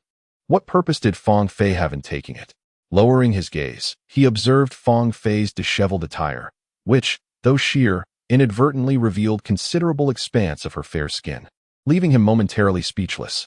What on earth was she engaged in? Chapter 21. Ruthless revelation find a way to awaken her, Tang Tian expressed to Gu Xiaoxue. Not wishing to entangle himself further with a person like Fong Fei, Gu Xiaoxue stepped forward, performing a peculiar incantation with her hands, before gently touching Fong Fei's forehead. Moments later, Fong Fei stirred, letting out a soft moan. What has happened? My head feels so dizzy. With a dazed expression, she appeared frail as she propped herself up. Unintentionally or not, her garment slipped slightly, revealing delicate skin beneath. What are you doing here? Tang Tian inquired. I was injured. She replied. I heard others say that this purple bamboo forest possesses healing properties, so I came to try my luck. However, as I wandered, I unknowingly stumbled into a formation, and after that, everything went blank. Fong Fei delicately pressed her forehead, embodying a pitiful demeanor. Her voice, so different from the one she had at Jinyutang a few days prior, raised Tang Tian's suspicions. Was she not weary from straining her voice? Observing her performance, Tang Tian surmised her intentions. Was this a well-orchestrated act of delivering oneself at the door? Indeed, the one who could acquire the purple bamboo courtyard must possess considerable wealth, which often signifies power and status. Some young ladies find it challenging to restrain themselves in such matters. Yet, Fong Fei, could you not have prepared yourself better before taking action? Tang Tian, devoid of interest in playing along, spoke coolly. Fong Fei, what exactly do you wish to achieve? Upon hearing her name, Fong Fei froze momentarily. Then, as if recollecting something, she raised her head slowly, her expression turning to shock. It's you? How could you be here? Fong Fei was profoundly astonished, her voice losing its previous strain as she reverted to her true self. Tang Tian chuckled. That question should be posed by me. What are you doing outside my courtyard? If I recall correctly, ordinary disciples are not permitted to enter the purple bamboo forest at will. Fong Fei's expression was one of disbelief, as if she could not grasp the situation. Her eyes widened in incredulity as she exclaimed, How is this possible? You, a mere servant who has earned a little fortune, cannot possibly have acquired the purple bamboo courtyard. Tang Tian replied coldly. First, whether I purchased the purple bamboo courtyard has nothing to do with you. Secondly, I am now an outer disciple and a senior honorary disciple of Qinghua sect. Lastly, leave at once, or I shall notify the enforcement hall. Fong Fei stood in stunned silence, intending to expose Tang Tian's true identity, yet her gaze fell upon the gilded purple robe he wore. Indeed, it was the emblem of a senior honorary disciple, and none would dare impersonate such an identity within Qinghua sect. In that instant, her emotions became exceedingly complex. She never anticipated that despite her various machinations and the exorbitant price she paid, the outcome would be none other than Tang Tian, whom she had once held in the utmost disdain. Will you leave on your own, or shall I have someone throw you out? Tang Tian issued his ultimatum. Fong Fei's expression shifted dramatically, and she suddenly donned an air of profound grievance, her voice trembling with emotion as she implored, Tang Tian, Master Tang, you truly misunderstand me. I harbor no contempt for you whatsoever. It is Lin Yu who has incessantly slandered you in my presence, leading to my misapprehensions. I am genuinely injured. My meridians are unable to function. Please, take pity on me and allow me to rest here. I do not wish to enter the courtyard. If I return, my fate will surely be dire. Her voice was filled with anguish, and sorrow clouded her brow. Had her target been an inexperienced youth, perhaps her tactics would have succeeded. Alas, Tang Tian was already well versed in the ways of the world. I grant you 3 breaths of time. He remained indifferent. Listen to me, Master Tang. Fong Fei, unwilling to concede, attempted to move closer, her collar slipping lower with her movements. Yet another figure interposed itself before her, Gu Xiaoxue. At this moment, she stood silently, her demeanor sharp, casting a cold glare at Fong Fei, exuding the poise of a competent guardian. 2 breaths remain, Tang Tian stated flatly. Fong Fei bit her lip, seemingly preparing for one last attempt at resistance. However, she could not surmount Gu Xiaoxue's obstruction. In resignation, She uttered an apology and staggered away from the bamboo grove. Once she departed, Tang Tian shook his head and activated the formation, stepping into the bamboo courtyard. I finally adhered to the Guardian's code just now. Otherwise, I would feel as though I had accomplished nothing, which would be a disservice to my substantial salary, Gu Xiaoxue remarked, her demeanor returning to its previous cheerful state. Tang Tian chuckled. That is merely a facade. Without your presence, the conflict with Jia Meng and the others yesterday morning would have been inevitable. While conducting affairs at Qingwei Gate, I would have encountered countless disturbances. It is your presence that has helped avert such vexing issues. Gu Xiaoxue, puzzled, inquired. But the renowned disciples I have encountered, even when alone, seldom face any affronts. Ordinary disciples seem quite fearful of them. Tang Tian shook his head. They are merely intimidated by the attire. This purple robe symbolizes ample financial backing and an unknown background. Yet, if one's own strength is lacking, all that prestige amounts to nothing. There will always be those willing to test the waters. That would lead to an inordinate amount of trouble. Gu Xiaoxue nodded thoughtfully before adding. That woman earlier was quite insincere. The appearance was evidently fabricated at first glance. Surely, no one would fall for such a ruse, would they? Tang Tian touched his nose, contemplating. In truth, he found Fong Fei's acting quite commendable. If she were a stranger, unaware of her use of hidden veins, his demeanor would not have been as harsh as it was earlier, even without offering assistance. Could it be that women truly understand one another better? You are right. Her acting is rather poor, Tang Tian concurred. Her attempts to draw near to you must be driven by ulterior motives, seeking personal gain, perhaps? Must she not tread a more honorable path? Gu Xiaoxue remarked, clearly disapproving of Fong Fei's prior actions. Tang Tian responded, everyone has their own means of survival. I seldom judge such matters. Let us not speak of her any longer. Rest well. We shall return to the dojo for training tomorrow. With that, the two retreated to their respective chambers. Under the luminous moon, a woman sat cross-legged amidst the forest, her aura fluctuating ceaselessly. It was Fang Fei.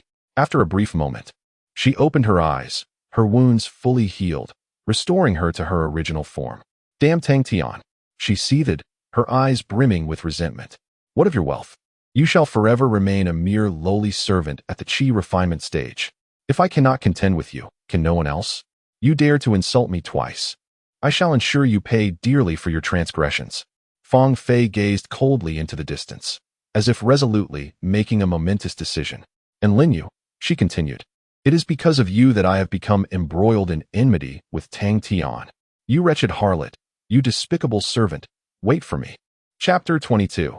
The arrival of Qinhai early the next morning, Tang Tian and Gu Xiaoxue arrived at the main peak dojo.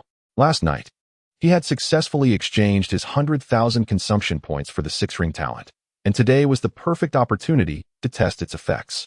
After a session of cultivation, the evident disparity between the 6-ring talent and the 5-ring talent became apparent. With the aid of the Dao-level cultivation chamber, he estimated that he could break through to the 5th layer of chi refinement by the end of the day. This prospect filled Tang Tian with exhilaration, for strength was the aspect he valued most. In the following half-month, Tang Tian found no additional avenues for consumption. While options existed, the quantities were minuscule, and he dismissed the mere millions as trivial. During this period, he traversed between the dojo and the purple bamboo courtyard. The saturated cultivation environment, coupled with ample medicinal assistance, led to a rapid elevation in his cultivation level. On the first day, he reached the 5th layer of chi refinement. By the 3rd day, he attained the 6th layer. And by the 7th day, he reached the 7th layer. After more than half a month, Tang Tian had ascended to the pinnacle of the 10th layer of chi refinement. With another half-month, he anticipated reaching the great perfection of the 13th layer, enabling him to challenge the foundation establishment realm. Such a pace was something the former Tang Tian could scarcely have imagined. It is worth noting that Lin Yu, who possessed the 5-ring talent, had taken nearly a year to break through to foundation establishment and successfully enter the inner sect. Given Tang Tian's current rate of progress, he would soon completely catch up to her. Furthermore, he utilized his consumption points to exchange for numerous instances of comprehension at the mundane level, mastering dozens of ordinary spells. These included combat spells such as Flame Palm, Wave-Treading Step, and Diamond Fist, as well as life-enhancing spells like Spirit Fire Technique, Rain Summoning Technique, and Telekinesis. Without exception, he mastered them all to perfection. This approach not only diversified his combat methods and facilitated daily life, but, more importantly, deepened his understanding of the cultivation path through these varied spells. The results were remarkably effective. The present Tang Tian was no longer the naive novice of yore. In discussions with Gu Xiaoxue, he was no longer just a student being taught. He could occasionally engage in debates with her. In certain respects, even Gu Xiaoxue was astonished, exclaiming that Tang Tian was undoubtedly a prodigy of cultivation. To this, Tang Tian merely smiled faintly, remarking, "Basic skills, do not underestimate." As time progressed, Tang Tian's overall strength surged, truly placing him on the grand stage of the cultivation world. In the purple bamboo courtyard, an intense clash was fervently underway. Swish! Tang Tian suddenly thrust his sword, instantly appearing before Gu Xiaoxue's chest. However, Gu Xiaoxue remained remarkably composed, raising her long sword to meet his, the tip of her sword striking his with precision. Yet, to her astonishment, at the moment their sword tips made contact, Tang Tian's form became ethereal, and then erupted in a resounding explosion, vanishing without a trace. In the next instant, dense black flames surged from all directions, wildly enveloping Gu Xiaoxue's body. Gu Xiaoxue furrowed her brow slightly, swiftly forming a spell with her hand. A chilling aura descended, extinguishing the black flames entirely. However, at that moment, a colossal fist plummeted from the heavens, bearing an overwhelming force directed towards her. Gu Xiaoxue's gaze sharpened, her energy suddenly becoming formidable as she leaped forward, charging directly at it with her sword held aloft. With a resounding crash, the fist, forged from spiritual power, shattered explosively, revealing Tang Tian within its remnants. Just as he prepared to cast another spell, a voice echoed beside him. "There's no time." A familiar cold sensation brushed against his neck, fleeting in its presence. Tang Tian sighed softly as he descended slowly from the sky. "I still cannot match you," he lamented. Gu Xiaoxue replied, "You performed admirably. I never imagined you could master so many spells, and to such an advanced level. I have never encountered a genius more formidable than you. Truly, you surpass me by a wide margin." Tang Tian scoffed, "Then why did I lose?" Gu Xiaoxue elucidated, "Although you possess numerous spells, your lack of battle experience has hindered your adjustments, coordination, and on-the-spot judgment to some extent. Yet, your rate of progress is astonishing. It won't be long before, even with spells of the same level, I find myself vanquished by you." Tang Tian responded with an "oh." Summarizing her words, it conveyed that while he may be lacking, his rapid advancement could soon lead to his surrender. "Well then, you should practice with me more often," he suggested. They returned to the stone table, engaging in a discussion about the aspects to be mindful of during their recent combat. Suddenly, Tang Tian's communication Jade talisman glowed. Upon inspecting it, his eyebrows arched in surprise. It was Xiangz. According to their arrangement, Xiangz was to bring a batch of cultivation resources in half a month as a test of their trading channel. However, it seemed that Xiangz had encountered some difficulties, causing a delay of a few days. He wondered how things stood now. Tang Tian activated the communication talisman. "Tang Xiao, everything is ready on my end.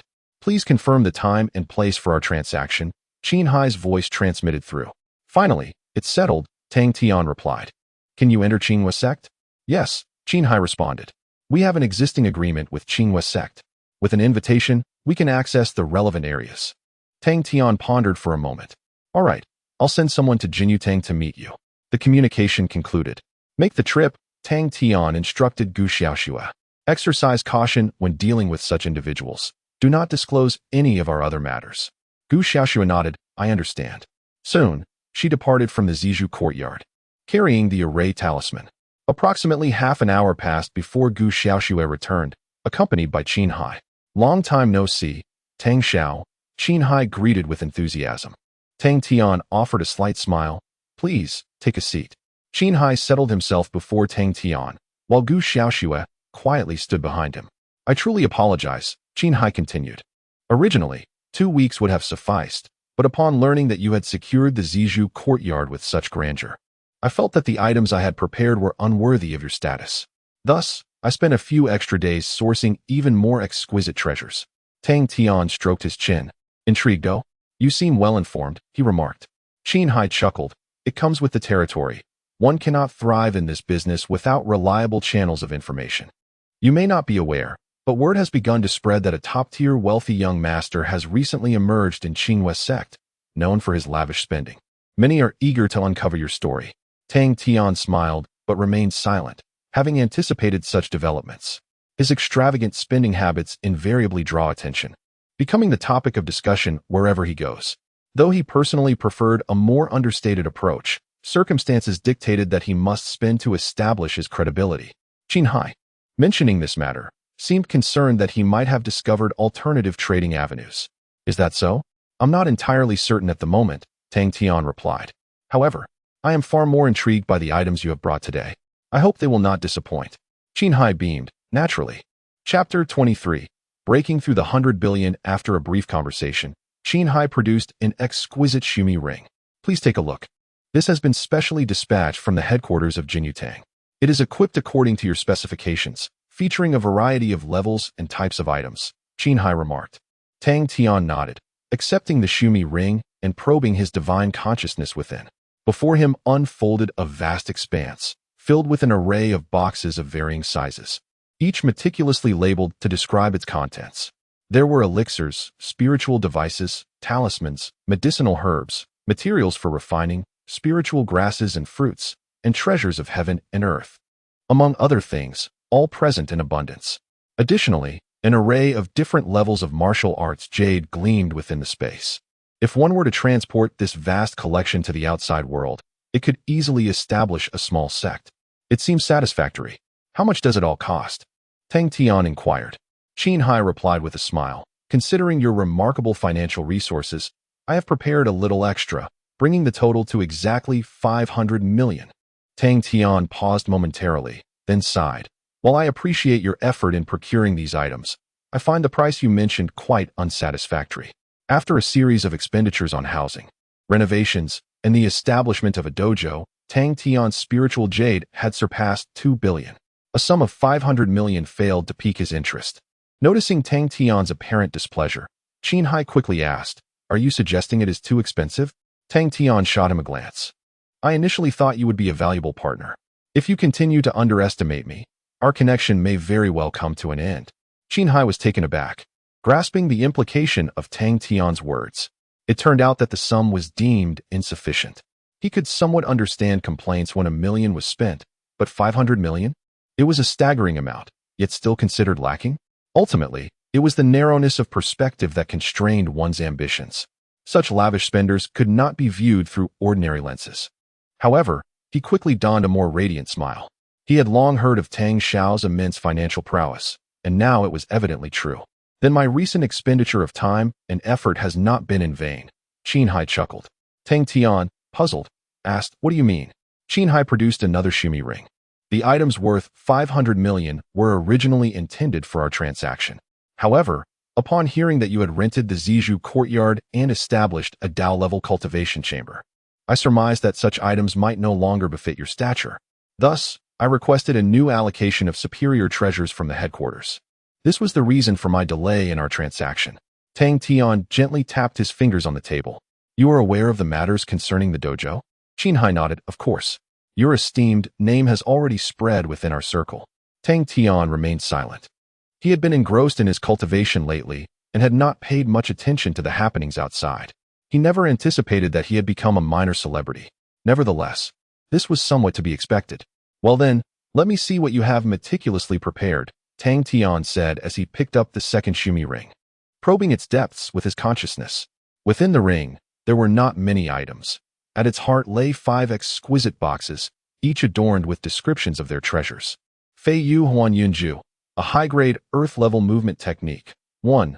5 billion spirit jade. Chong Gung Zijin Jian, a supreme-grade spirit weapon. 2 billion spirit jade. Shi Sui Ling Yi, a 7th-tier heavenly material. 500 million spirit jade per vial, totaling 5 vials. Shi Hun Ning Shindan, a 7th-tier elixir. 300 million spirit jade per vial, totaling 10 vials. Tian Lei Zhu, capable of summoning heavenly thunder, with a power equivalent to the full force of a tribulation stage cultivator. 100 million spirit jade each, totaling 20 pieces. These treasures were incomparable to those contained in the previous Xumi ring. They belonged to an entirely different echelon. Tang Tian cast a thoughtful glance at Qin Hai and remarked, "Did you not claim at Jinyu Tang that the sum you could authorize was merely 10 million? How has it suddenly escalated to such an extent? This seems rather unreasonable." Qin Hai let out a wry smile. "I have staked my entire career on this. Based on your performance at Qinghua sect, I surmised that you might find the contents of the previous rings somewhat unsatisfactory. Thus, I guaranteed my future and requested these 5 treasures from the main hall. If you procure even one of them, I can ascend another level in Jinyu Tang." Tang Tian stroked his chin, realizing the gravity of the situation. Qin Hai indeed possessed considerable audacity. "You wouldn't let me down, would you?" Qin Hai asked cautiously. Tang Tian smiled, "Of course not. I am quite pleased with the items within. There is no need for selection. Any fine treasure presented to me cannot be allowed to slip away." Upon hearing this, Qin Hai was overjoyed. Young Master Tang is indeed magnanimous. Subsequently, the two commenced their transaction. With 20 billion spirit jade at his disposal, Tang Tian opted for incremental purchases, a method Qin Hai had grown accustomed to. Soon, all the items within the 2 rings were acquired, with the total spirit jade surpassing 100 billion, reaching a staggering 150 billion. The expenditure amounted to 130 million. With a 7th grade aptitude now in sight, Qin Hai wore a broad smile. Following this transaction, his status would undoubtedly see a significant enhancement. It was a mutually beneficial situation. The collaboration was delightful. Let us continue next time. I hope that you can bring me something surprising in our next encounter. Tang Tian smiled as he spoke. Qin Hai laughed heartily, assuring him, "Absolutely. I shall do my utmost." Moments later, Qin Hai departed from the purple bamboo courtyard. Gu Xiaoxue resumed her seat, and despite having witnessed Tang Tian's grand ventures numerous times, the recent transaction still left her astounded. "How is it that you possess such wealth?" "The spiritual jade I carry has never exceeded 2 million, Gu Xiaoxue inquired, her demeanor seemingly deflated. The disparity in wealth can indeed be disheartening at times. Tang Tian shook his head, responding, "Some riches are tangible, while others are intangible. Setting aside talent and the like, consider your cave dwelling, your techniques, the spiritual artifacts in your possession, and even the environment in which you cultivate. If placed externally, these would constitute a considerable fortune." Gu Xiaoxue retorted, "But all of these were bestowed upon me by the sect." Tang Tian chuckled, "You have learned and benefited from them. Do they not belong to you as well? The essence of value remains fundamentally unchanged." Gu Xiaoxue responded with an "oh," revealing a contemplative expression. Tang Tian, too, seemed to ponder deeply, as if he had grasped the rationale behind the Qinghua sect's decision to open its ranks to honorary disciples. Sacrificing a small portion of authority in exchange for abundant resources to benefit their own disciples is a practice employed in many places. The only question is whether the Qinghua sect is truly in need of funds. Tang Tian could not ascertain. Chapter 24. The Rare Treasures Society. After a brief silence, Tang Tian suddenly recalled something. "Xiaoxue, have I gained considerable fame recently?" he inquired. During this period, he had primarily been engrossed in his studies at Zizhu Courtyard and the dojo, remaining oblivious to the world beyond. However, Gu Xiaoxue enjoyed a relatively freer schedule. On occasions when she did not attend the dojo, Tang Tian would grant her a respite to attend to her own affairs. Consequently, she ought to be aware of some developments. To some extent, Gu Xiaoxue replied, "I am not well informed about the lower district, but certain individuals in the upper district do occasionally gather to discuss you. Additionally, the invitations from outside the courtyard have been increasing significantly. Just yesterday, upon my return, I noticed some people lurking outside Zizhu Forest, peering in, and I had to chase them away." Tang Tian fell silent. He understood that his ostentatious spending and lavish demeanor would inevitably pique the curiosity of others. Yet, he had not anticipated such swift developments. "Do you all not engage in any cultivation? Is the gossiping nature of the cultivation world truly this severe?" Tang Tian pondered inwardly. If this continued, it was only a matter of time before someone succumbed to their curiosity and instigated some bothersome incidents. Perhaps it was time to venture out and dispel their intrigue, thus alleviating the air of mystery surrounding him. Once their curiosity was sated, his days would likely become considerably more tranquil. "Do you still have those invitations?" Tang Tian inquired, fully aware of the situation but having refrained from perusing them, leaving it to Gu Xiaoxue to manage.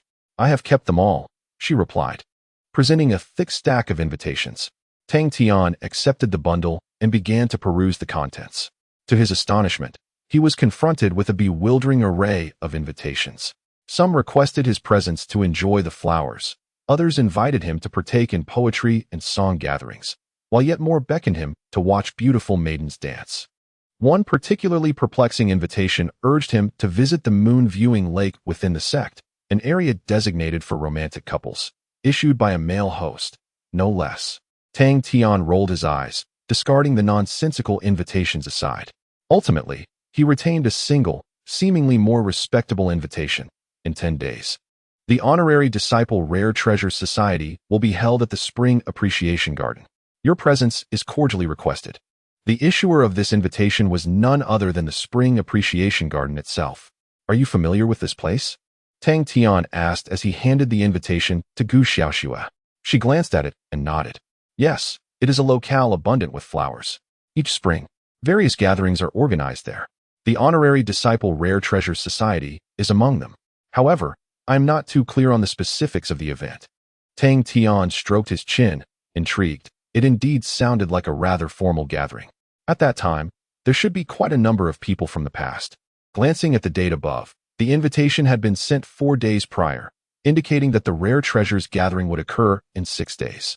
You should inquire about the specifics of the gathering in the meantime, Tang Tian suggested. In 6 days, we shall attend together. The passage of 6 days was fleeting. In recent days, the number of people gathering outside the purple bamboo forest had increased significantly. Each time Tang Tian ventured out, he drew numerous curious gazes, and some with ulterior motives would approach him for conversation. Despite Gu Xiaoxue's attempts to deter a few of them, there remained those who sought to ingratiate themselves and glean information. Consequently, Tang Tian chose to remain indoors, dedicating his time to cultivation within the purple bamboo courtyard. Fortunately, he had wisely opted for solitude. Otherwise, he might have attracted unwanted complications.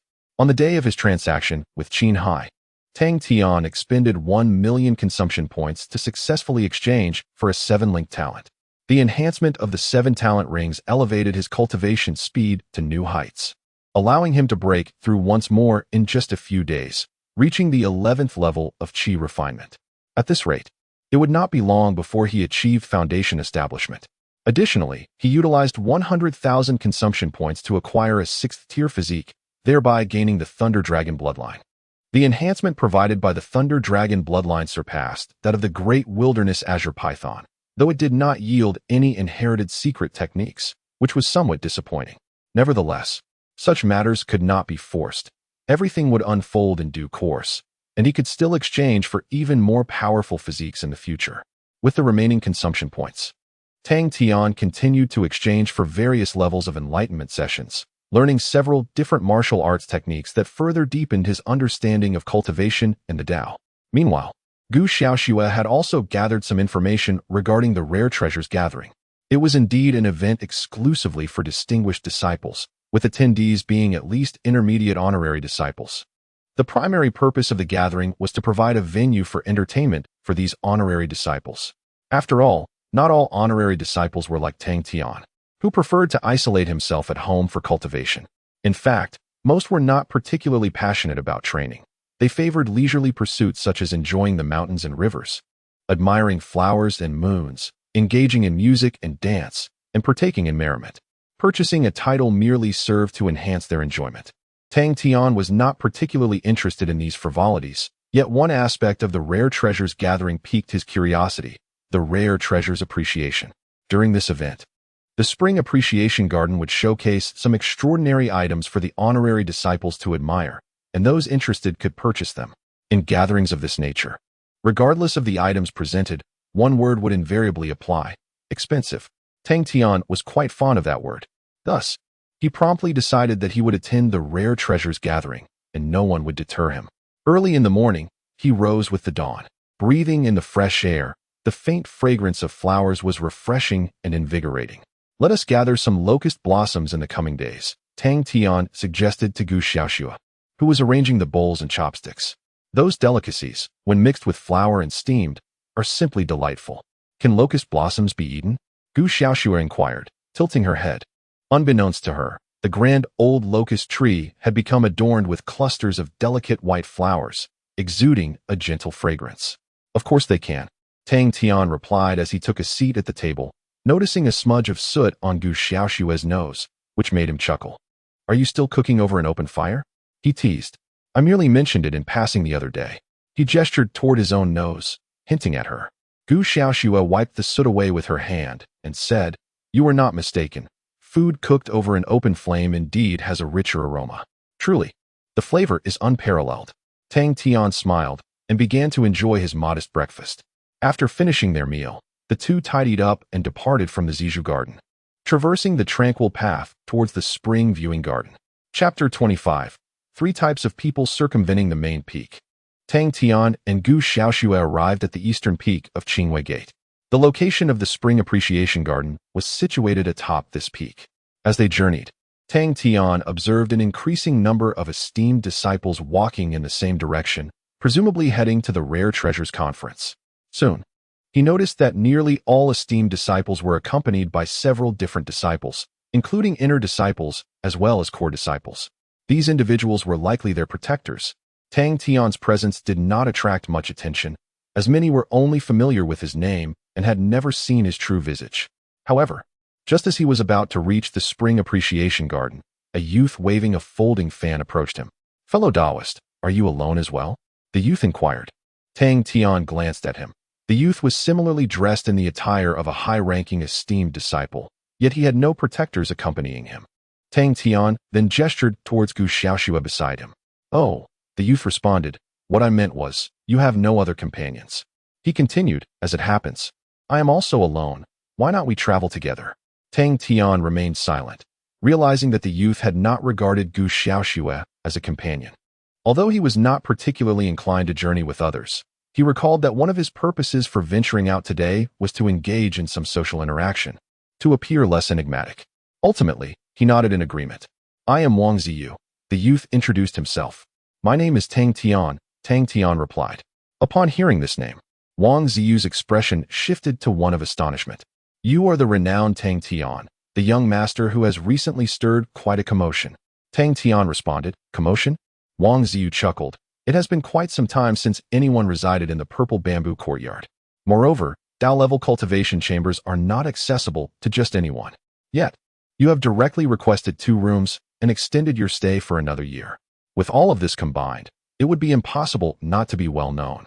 Tang Tian found himself at a loss for words, eventually managing to utter, I merely acted on impulse. Wang Ziyu clapped his hands, exclaiming, What a fine way to put it.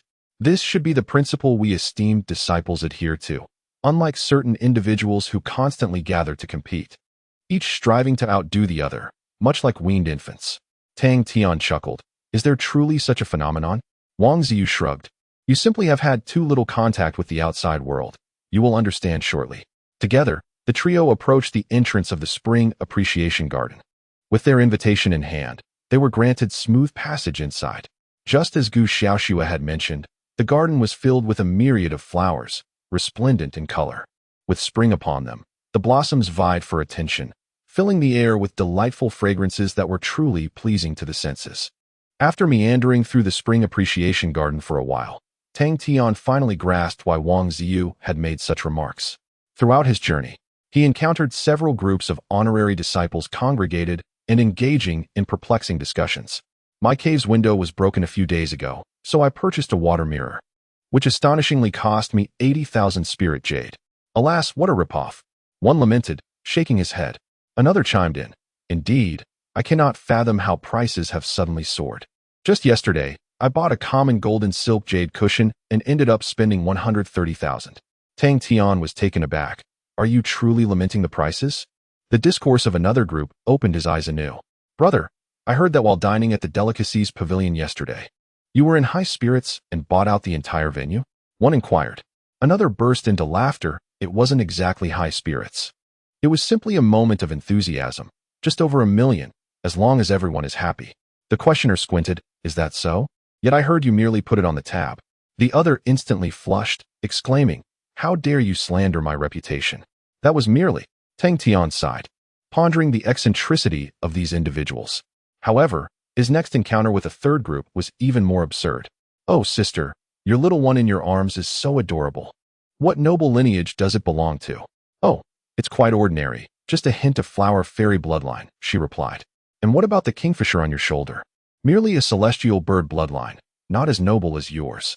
No, yours is more noble. No, yours is. Tang Tian rubbed his forehead, noticing that Gu Xiaoxue and Wang Ziyu appeared unfazed. Do you not find their conversation a bit strange?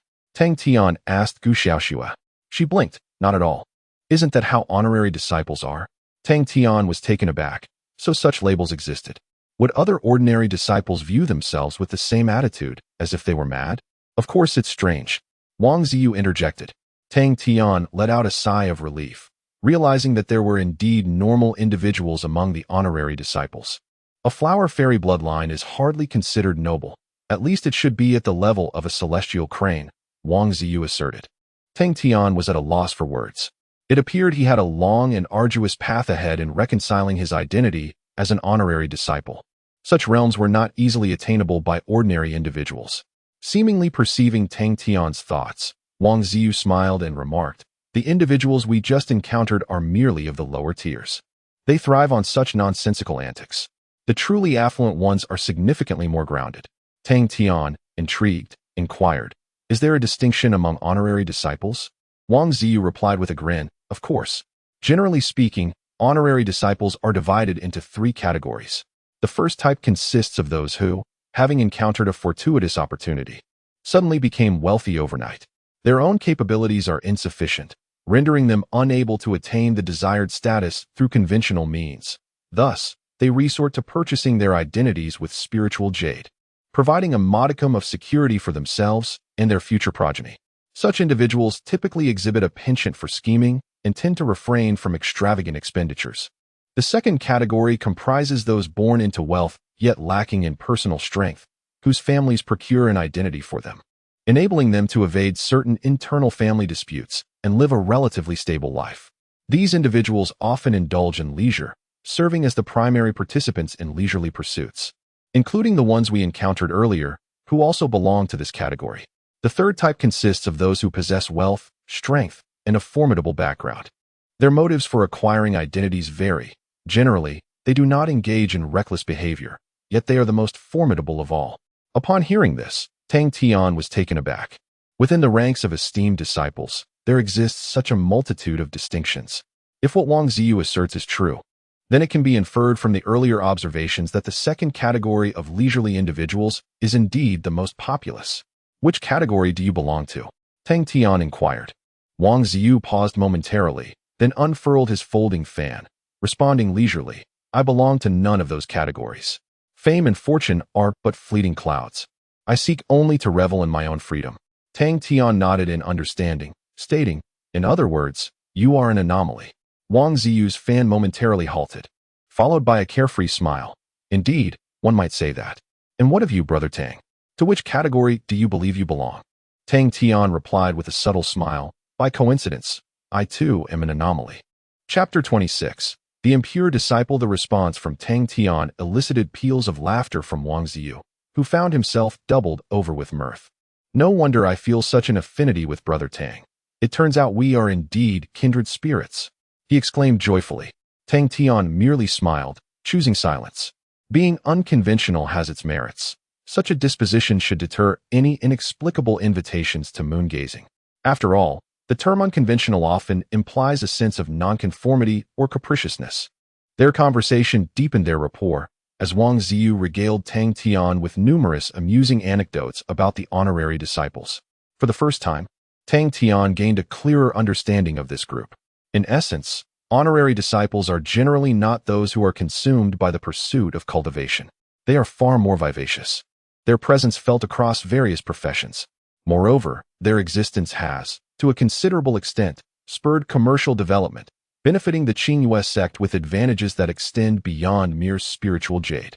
The spring appreciation garden was expansive, and the two strolled while conversing. Occasionally, others attempted to invite or join them. However, faced with the two unconventional individuals, they opted to keep their distance.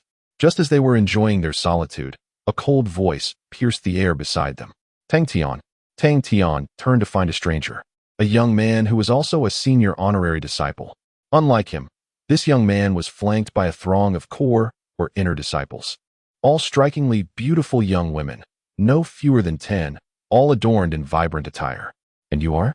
Tang Tian inquired with a slight frown, certain he had never encountered this youth before. Feng, the young man replied, his tone growing more frigid as he observed Tang Tian's evident confusion. Oh, I see you have disregarded the invitation I extended to you. Tang Tian frowned again, struggling to recall the name. It was only upon Gu Xiaoshua's prompting that he suddenly remembered. The one who had invited him to watch beautiful women dance was indeed Feng. Oh, so it is you, Tang Tian mused, observing the young man surrounded by blooming flowers, undoubtedly indulging in such spectacles daily. Was he not weary of it? I apologize, but I do not share that particular interest, he stated plainly. Feng let out a scoff, remaining silent. Suddenly, Gu Xiaoshua stepped forward, positioning herself protectively in front of Tang Tian, her late golden core aura subtly radiating, shielding him from view. Young Master Tang. He intends to probe your body with his spirit, Gu Xiaoshua informed him. Tang Tian's expression darkened immediately. Feng, what do you mean by this? He demanded. The casual use of spirit to invade another's privacy is exceedingly rude and malicious. Such actions are only reserved for those in positions of power over their inferiors. After a few encounters of this nature, Tang Tian had instructed Gu Xiaoshua to intervene decisively should anyone attempt such a breach again. To his dismay, Feng had chosen to do just that, brazenly in front of him. Confronted by Tang Tian's inquiry, Tuofeng replied coldly, nothing. I merely wish to observe what capabilities someone as proud as you possesses. Having secured a Dao-level cultivation chamber, your progress in cultivation must surely be swift, wouldn't it? Have you reached the 5th level of qi refinement? Tang Tian furrowed his brow, sensing that this individual seemed to possess an unsettling familiarity with him. Suddenly, he spotted a familiar figure amidst the crowd behind Tuofeng, and a realization dawned upon him. That person was Fong Fei. This clarified everything. Fong Fei, being Lin Yu's close friend, would naturally be well acquainted with his circumstances. If Tang Tian still retained his previous aptitude, even with access to a Dao-level cultivation chamber, he would only have reached around the 5th level of qi refinement at most. Was this fellow seeking revenge? Tang Tian could not ascertain. Yet, it mattered little. Within the Qinghua sect, as long as one did not commit a fundamentally grave error, no one could pose a threat to senior esteemed disciples. Moreover, there was still Xiao Shui by his side. My character is of no concern to you. Should you dare to offend me again, do not blame me for being ungracious. Tang Tian spoke with an air of indifference. Concurrently, Gu Xiaoshua's aura surged, overwhelming all those present. After days of cultivation, her prowess was now perilously close to the pinnacle of the Golden Core stage, and coupled with her extraordinary talent, she was indeed not someone of ordinary Golden Core cultivator's caliber. Tuofeng naturally sensed this pressure. Though he bore an expression of indignation, he ultimately refrained from retaliating. This is the Spring Appreciation Garden. I prefer to avoid unnecessary conflict. But mark my words, you shall eventually pay for your arrogance. Let us depart. With that, Tuofeng led his entourage around Tang Tian and left. Tang Tian pondered deeply. Arrogance. Who exactly is being arrogant? He found it difficult to comprehend Tuofeng's line of thought. Nevertheless, it was inconsequential. As previously stated, Xiao Shui was with him. Once Tuofeng had distanced himself, Gu Xiaoshua retracted her aura and returned to stand behind Tang Tian. Wang Ziyu, standing nearby, could not help but steal glances at her before commenting, Brother Tang, your little guardian is quite remarkable. I truly envy you. Tang Tian shot him a sidelong glance and replied, then why don't you find one for yourself? Wang Ziyu chuckled, I am accustomed to going solo. Besides, within the Qinghua sect, what danger exists? Those who seek guardians for themselves are merely showing off. Of course, Brother Tang, you are different. Tang Tian was left speechless, gazing in the direction Tuofeng had vanished, and he curiously inquired, does the sect not intervene in such matters? There are at least 10 young female disciples surrounding Tuofeng. Surely, no one genuinely believes they are merely protectors, do they? Tang Tian found it peculiar. Core disciples should hold significant importance within a sect, so how could Qinghua sect allow them to be entangled with someone like Tuofeng? Wang Ziyu smiled and remarked, naturally. The sect has its own considerations, which are not for us to speculate upon. From another perspective, what merit does one who is tempted by wealth and willing to sell themselves hold for the sect? Tang Tian fell silent. Although the words were spoken, There lingered a sense of regret, for there must certainly be instances where individuals were deceived and led astray. In fact, among the ordinary disciples of the sect, we privately use two distinct appellations. Wang Ziyu continued, those who are wholeheartedly devoted to the path, diligently cultivating without being swayed by worldly temptations, we generally refer to as pure disciples. Conversely, those who are tainted by the allure of spiritual jade and the prestige of being a disciple are labeled as impure disciples. This also includes the guards. Tang Tian furrowed his brow slightly, instinctively glancing at Gu Xiaoxue. By this logic, she too would fall under the category of an impure disciple. Yet, she had not exhibited any impure behavior. On the contrary, her innocence often exasperated him. This designation is truly unflattering, Tang Tian remarked. Wang Ziyu shook his head with a smile. Indeed, it is quite unpleasant. Yet it remains the truth. Regardless of the reasons, it signifies that one's resolve has wavered. Tang Tian instinctively sought to refute this notion, but could find no compelling argument. Indeed, for a genuine cultivator, maintaining a steadfast heart is of utmost importance. One must not allow hardships or other matters to disturb their inner peace. Only those with a pure heart will be regarded as the future treasures of the sect. Shen Tefeng's expression remained grim. His invitation had been declined, and he had been openly threatened, which left him quite displeased. Fong Fei, you were right. This Tang Tian is indeed quite arrogant, Shen Tefeng declared. Fong Fei stepped forward, her voice soft. Please do not take offense. After all, he has purchased the Zizhu courtyard and the Dao-level cultivation quiet room in one fell swoop. A bit of pride is only natural. Shen Tefeng snorted derisively. So what? There are others within the sect with substantial financial resources. He is merely a fortunate upstart. I extended a sincere invitation for him to participate in the elders' discourse, and yet he could not even remember my name. Truly, such arrogance borders on ignorance. Fong Fei lowered her head slightly and whispered, when I delivered the invitation, I specifically mentioned you. Yet, he didn't even enter the gate. Shen Tefeng ground his teeth. Just wait. He will inevitably pay the price. After a moment, he added, by the way, when is that pure disciple you mentioned, who is about to be promoted to core status, expected to arrive? Fong Fei smiled gently. Very soon. Rest assured, I will certainly present her to you. Chapter 27. Stealing the spotlight after the incident at Shinta Peak, Tang Tian lost his desire to continue exploring. Thus, they sought a tranquil pavilion to sit and await the commencement of the Rare Treasures Conference. Are there many good items at the conference? Tang Tian inquired. Wang Ziyu, fanning himself, replied, how can one say many? There is an abundance. There is nothing that one could possibly imagine that the conference cannot present. Just wait and see. Tang Tian was momentarily speechless. What was the difference between what you said and saying nothing at all? He took out a platter of fresh spirit fruits, eating while he waited. Wang Ziyu unabashedly reached over to grab a handful, stating, the main target of the Rare Treasures Conference is the ordinary senior and intermediate honorary disciples. With your financial capacity, Brother Tang, you will undoubtedly have a splendid time. Tang Tian smirked. From what you say, I feel today may not be too enjoyable. Wang Ziyu was taken aback. Why? Tang Tian chose not to elaborate. Since the conference was aimed at ordinary honorary disciples, the prices of the items would inevitably not be exorbitant, implying that he wouldn't have to spend much. How could that bring him joy? After a period of anticipation, the Rare Treasures Conference finally commenced.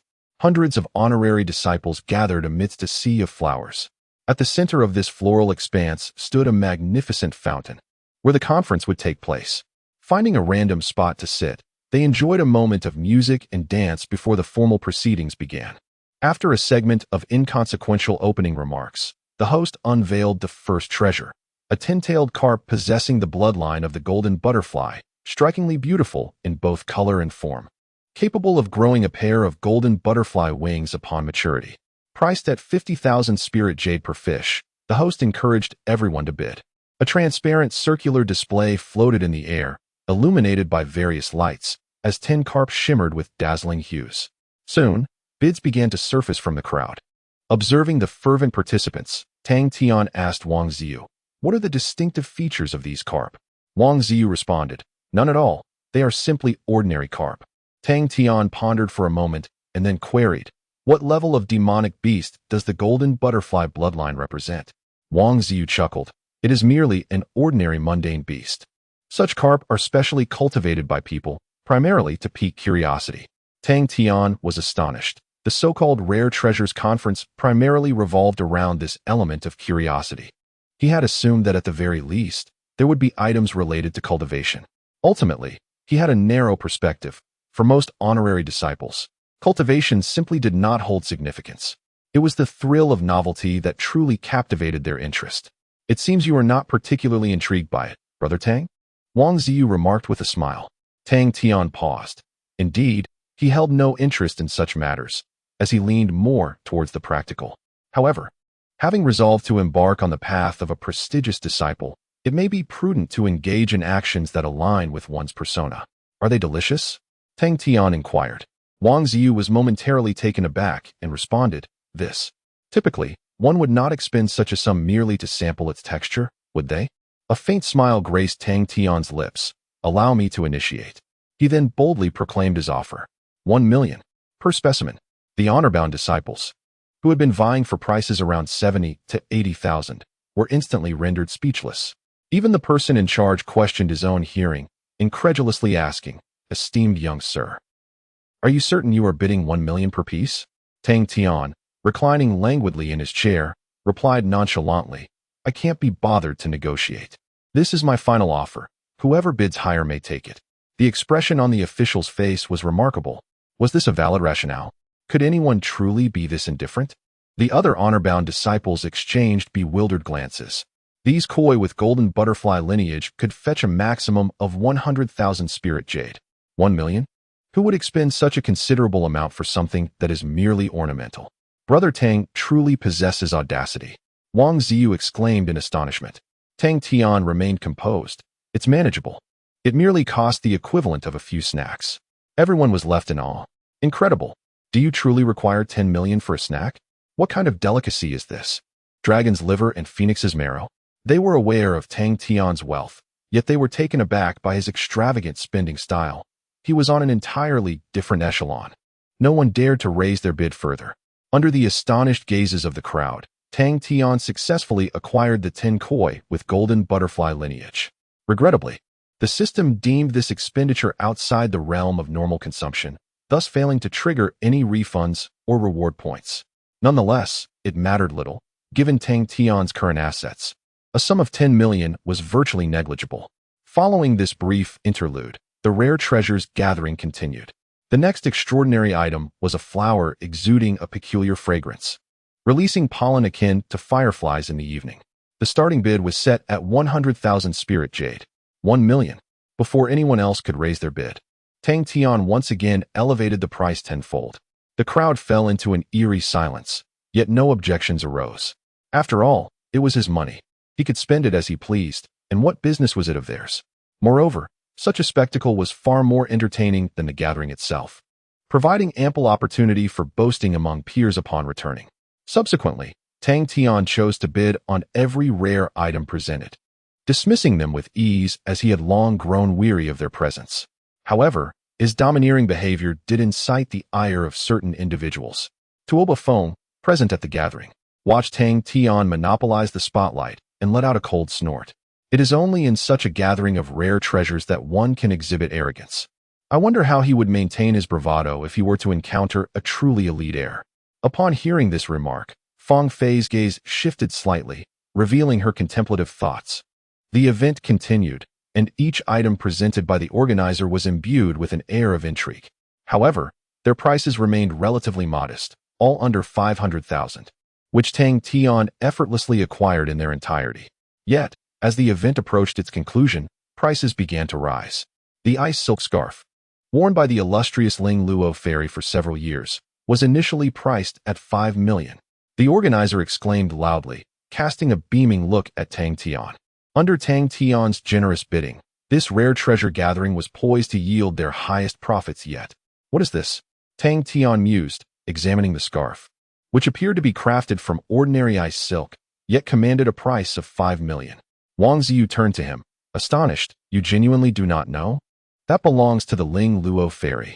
Over a decade ago, she was the most radiant genius of the Qinghua sect, single-handedly suppressing the entire sect.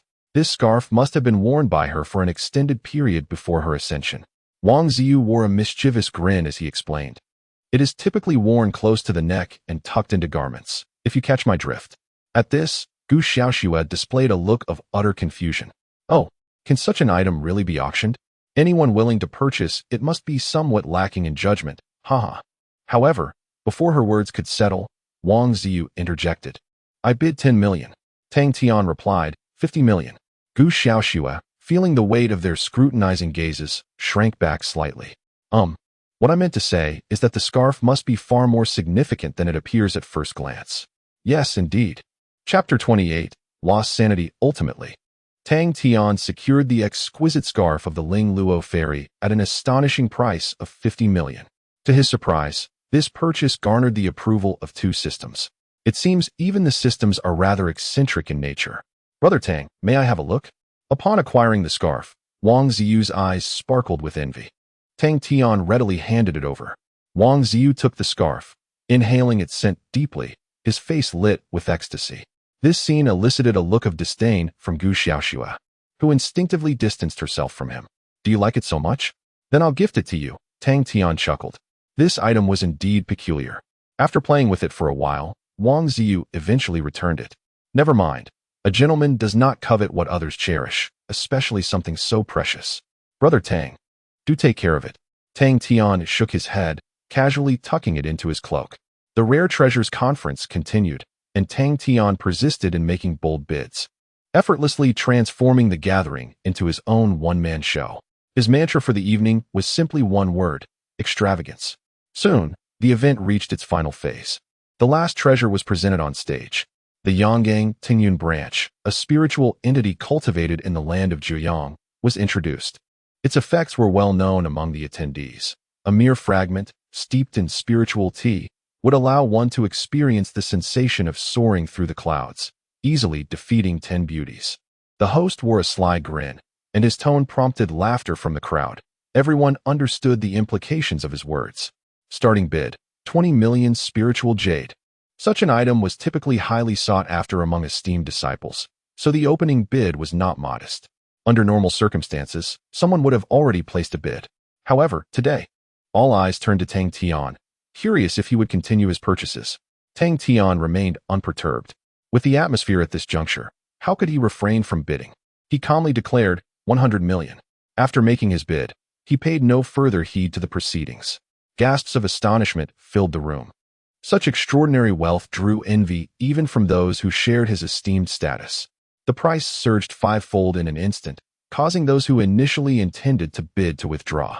The Tingyun branch was trivial compared to the potential fallout of offending such a financially formidable esteemed disciple. Moments passed without further bids, and the host prepared to conclude this final transaction. Yet, just then, a cold voice rang out, 100 million and 10,000 spiritual jade. The crowd gasped in astonishment and turned to see who had dared to challenge Tang Tian. He raised an eyebrow, intrigued that someone would still vie for the item at this point. Just how desperate was this individual to acquire it? Following the direction of the voice, Tang Tian soon realized it was Shentufeng. It is no wonder that such an item is needed, considering the dozen or so female cultivators surrounding him, each one a formidable presence in her own right. How could the diminutive Shentufeng endure such pressure? The masculine Tingyun branch might restore his lost vigor as a man. Had there been a higher bid than Tang Tian's at the outset, he would have refrained from raising his price. Yet now, faced with the final item, how could he leave without securing it? Moreover, the fact that it was Shentufeng who harbored animosity towards him only intensified his resolve. After a moment's contemplation, Tang Tian raised his bid once more, 110 million. Instantly, Shentufeng's expression darkened, his gaze icy and accusatory. Unfazed, Tang Tian maintained his composure, dismissing him entirely. 115 million. It appeared that Shentufeng was resolute in his pursuit. However, Tang Tian had no intention of granting him that opportunity, boldly declaring a figure that left the audience in despair. 500 million. The crowd erupted in astonishment. What the hell? Such extravagance was incomprehensible to mere mortals. It was no wonder the powerful were deemed great. Finally, someone had taken action, and the spectacle of such intense competition was captivating. Yet, Shentufeng seemed to be struggling. As the murmurs of the crowd reached his ears, his countenance soured. Tang Tian, what do you mean by this? He shouted angrily. Tang Tian did not even glance in his direction, calmly replying, "Is there a problem?" Feng retorted, "Did you not say that you would cease bidding if someone outbid you? Why are you going back on your word?" Tang Tian responded, "Back on my word?" Feng insisted, "Indeed, you have raised the price twice. Are you deliberately provoking me?" Tang Tian asked, "What do you mean?" Feng frowned, "I mean, since you decided to bid only once, why then contend with me for this item?" Tang Tian mused, "Indeed, why?" Feng stammered, "You." As the saying goes, when one finds it tiresome to argue with a fool, the best course of action is to infuriate him. As anticipated, Feng was visibly enraged, his hair standing on end. He sprang forward, landing directly in front of Tang Tian, his golden core aura erupting like thunder. However, at that moment, Gu Xiaoxue had already positioned herself before Lin Tian, effectively shielding him from all intimidation. There was no shame in being unable to afford something. Was there a need to become so flustered? Tang Tian remained unperturbed, stating calmly, "If you cannot afford it, then you cannot afford it. There is no disgrace in that." Feng's face flushed crimson. "Having money makes you special, does it? Do you truly believe you are formidable? Compared to those true heirs, you are but an insignificant ant." Tang Tian chuckled softly, "You mentioned those heirs. You are not one of them." Feng's expression darkened significantly as he waved his hand, commanding his guards to position themselves in front of Tang Tian, his voice icy. "You are far too arrogant. Do you truly believe that wealth grants you everything? Let us see if you can take it away today." Tang Tian was momentarily taken aback, then casually crossed his arms and reclined against the back of his chair. This individual had evidently lost his composure. Today, he was merely a guest, required only to provide payment. The responsibility of acquiring the item lay with the organizers of the Shanshan Garden. There was no necessity for him to heed Shun Tufeng's provocations. Indeed, upon hearing these words, the organizer appeared flustered. "Young Master Shin, your actions may be somewhat inappropriate. This is Shanshan Garden, and I kindly ask you to consider our reputation." Yet, at that moment, Shin Tufeng was in no mood to listen, bellowing, "What about my reputation? Do not forget that I represent the esteemed young Master Lu." Upon the utterance of young Master Lu, the countenance of most present shifted dramatically. Even the organizer was momentarily taken aback, unable to continue his entreaties. Tang Tian furrowed his brow. This young Master Lu seemed to wield considerable influence. Just as he pondered this, a refined voice interjected. "Since when have you been able to represent Lu Chonga? Should I inquire with him on another day?" Then, a young man clad in a white long robe soared in from a distance, accompanied by several individuals dressed in the attire of core disciples. However, the aura emanating from these disciples was exceptionally obscure, even more formidable than that of Gu Xiaoxue. Chapter 29. The guest. Upon the arrival of the young man in white, the atmosphere at the Qijian Association fell into a profound silence. Almost all the honored disciples displayed expressions of astonishment, and even Shin Tufeng's countenance shifted, his fury dissipating in an instant. The person in charge hurriedly approached, respectfully addressing him, "Young Master Jingheng." Jingheng nodded slightly, then turned his gaze towards Shin Tufeng, stating coolly, "I fail to comprehend why Lu Chonga would take an interest in you. With but a few words, others can render you utterly flustered. You are truly a waste."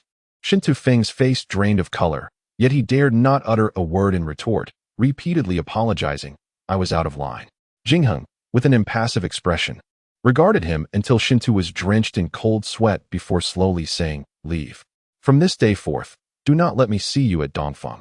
Shin Tufeng felt as if he had been granted a reprieve from death, and after once more apologizing, he fled the Shanshan Garden in haste. Observing this swift turn of events, Tang Tian stroked his chin, noting, "This Jingheng seems to be quite a significant figure."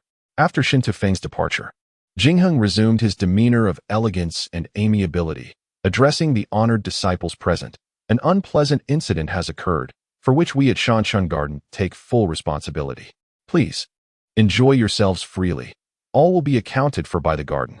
Jingheng's inherent charm resonated with the crowd, who quickly assented that it was of no consequence. The atmosphere returned to its original vibrancy, even more exuberant than before. Following this, Jingheng accepted the Tingyun branch from the person in charge and personally presented it to Tang Tian. Having long heard of Tang Xiao's renown, Jingheng remarked with a smile, "What transpired earlier was due to our mismanagement. I hope you will not take it to heart. This Tingyun branch shall serve as my apology to you." Tang Tian rose, receiving the Tingyun branch with a slight smile, stating, "I am one who prefers to exchange goods for payment." He then produced a piece of spiritual jade and handed it over. Jingheng did not decline further, accepting the jade and saying, "Tang Xiao is indeed generous. The events today were abrupt and my hospitality lacking. I hope you will not hold it against me. You are always welcome to visit Dongfeng, granting me the opportunity to extend my hospitality." His politeness was overwhelming, and Tang Tian promptly assured him of a future visit. They engaged in a few more casual exchanges before Jingheng took his leave, refraining from prying into Tang Tian's affairs or any matters of mutual interest. The saying that a gentleman's friendship is as light as water was exemplified by him. With Jingheng's departure, the Qijian Association concluded, and the guests resumed their leisurely explorations of the garden, discussing the day's events. Tang Tian and Wang Ziyu returned to their seat in the pavilion. "I never expected him to come," Wang Ziyu remarked, fanning herself. "Jingheng?" Tang Tian inquired. Wang Ziyu nodded. "He is the most formidable honored disciple of Dongfeng and one of the strongest among our Qingyue sect's honored disciples. Even the master of the East Peak must treat him with utmost courtesy." Tang Tian was taken aback. Could it be that Jingheng was also an honorary disciple? It seemed that the disparity among honorary disciples was indeed considerable. Why, with such remarkable prowess, would he still choose to be an honorary disciple? Tang Tian inquired, perplexed. From his previous understanding, he had gathered that the status of an honorary disciple was not particularly esteemed among the upper echelons of the Qingyue sect, and they were generally overlooked. Wang Ziyu chuckled and remarked, "Do you recall the 3 types of individuals I mentioned to you earlier?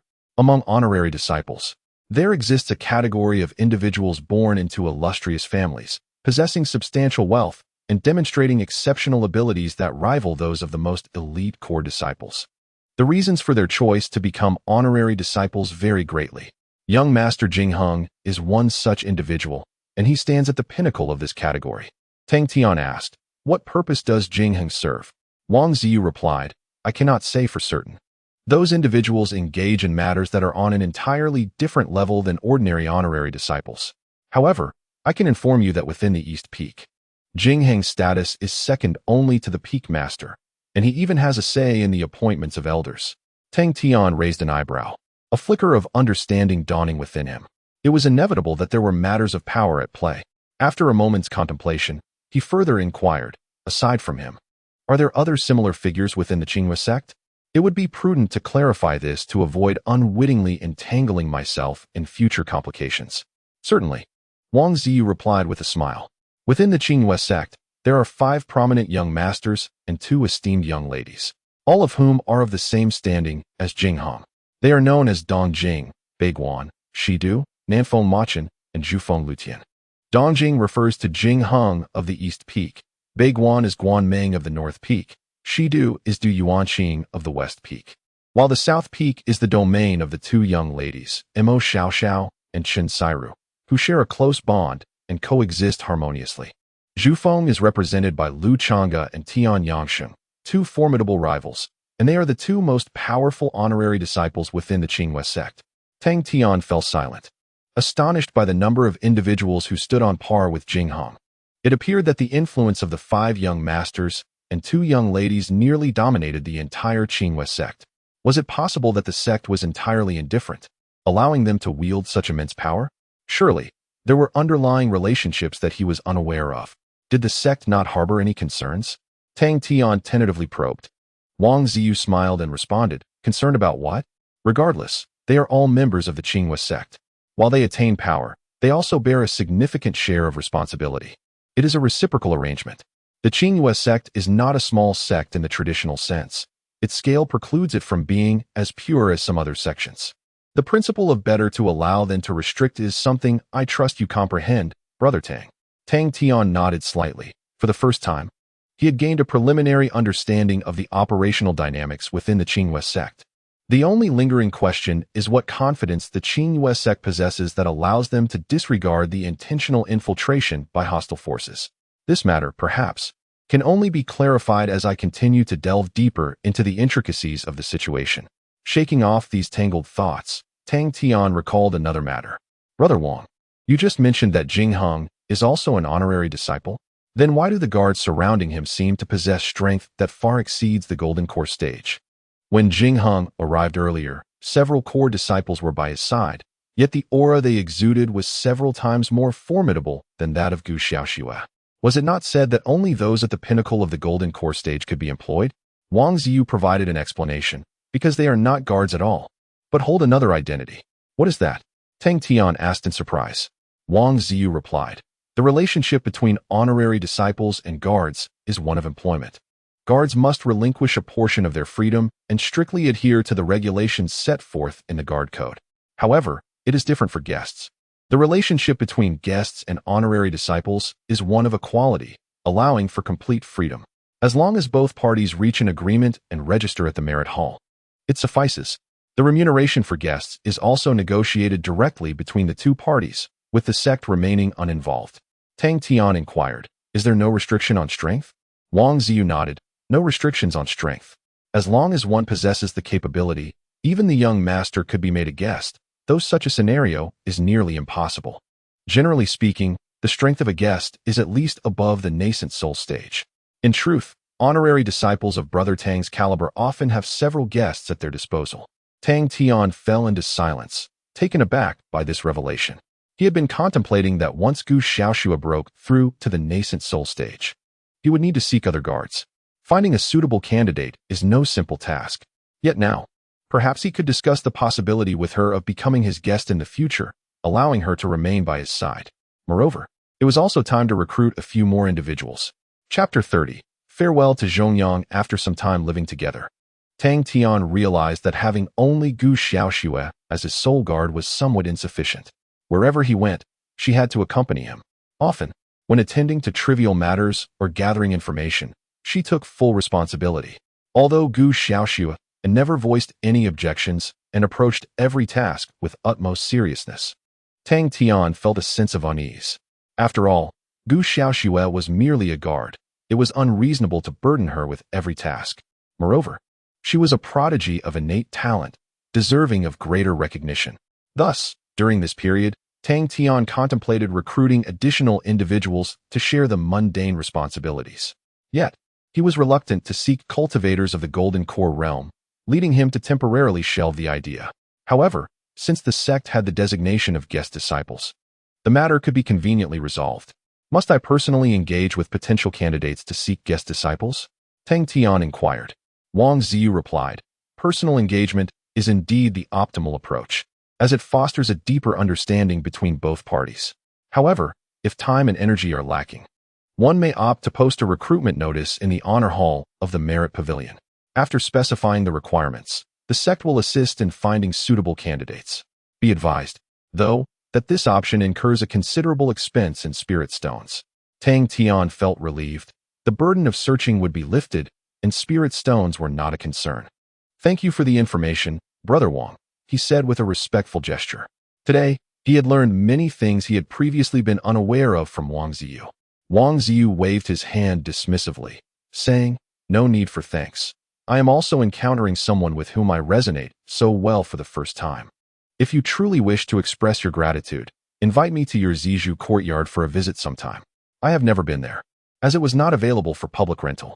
Tang Tian chuckled, you are most welcome. Time swiftly passed, and soon it was afternoon. With the conclusion of the Rare Treasures Conference, Tang Tian departed from the Appreciation Spring Garden, parting ways with Wang Ziyu at the foot of the Eastern Peak. At this conference, Tang Tian undeniably emerged as the central figure. His persona and approach to affairs were finally recognized by the masses. Most viewed him as a wealthy individual, carefree in nature, somewhat proud, and distinctly independent. Tang Tian was indifferent to this impression. His objective for attending was merely to shed some of his enigmatic aura. Ultimately, the goal had been achieved. On the journey back, Tang Tian suddenly spoke. Xiaoxue, would you be willing to become my guest disciple? Gu Xiaoxue was taken aback, seemingly unprepared for such a question from Tang Tian.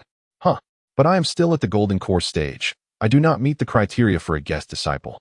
Tang Tian smiled and reassured her, with your innate talent, it won't be long before you break through to the nascent soul stage. According to sect rules, our employment relationship will automatically conclude at that time. Therefore, I believe it is prudent to inquire about your opinion in advance. Gu Xiaoxue responded with a soft "oh," and then, feeling somewhat bashful, confessed, "I have not yet contemplated this matter. The reason I chose to be a guard was merely to earn some spirit jade to purchase a yuaning pill."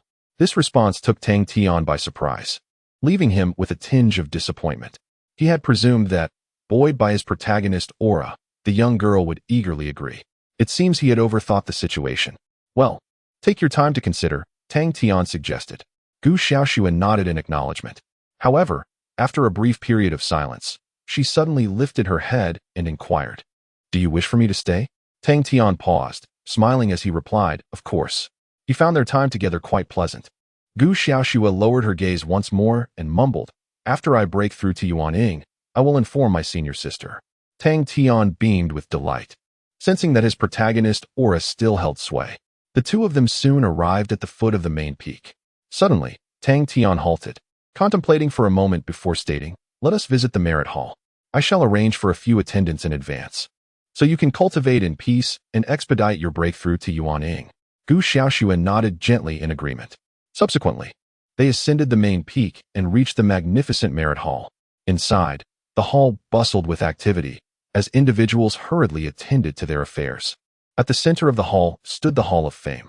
Upon entering, Tang Tian pondered for a moment before suggesting that Gu Xiaoxue rest in the hall while he proceeded alone to Elder Zhongyang's private chamber. "Elder Zhong, it's been a while since we last met," Tang Tian greeted politely. Elder Zhongyang looked up to see Tang Tian, a peculiar glint flashing in his eyes before he chuckled. "Ah, it is our young Tang. You have certainly garnered much attention these past few days.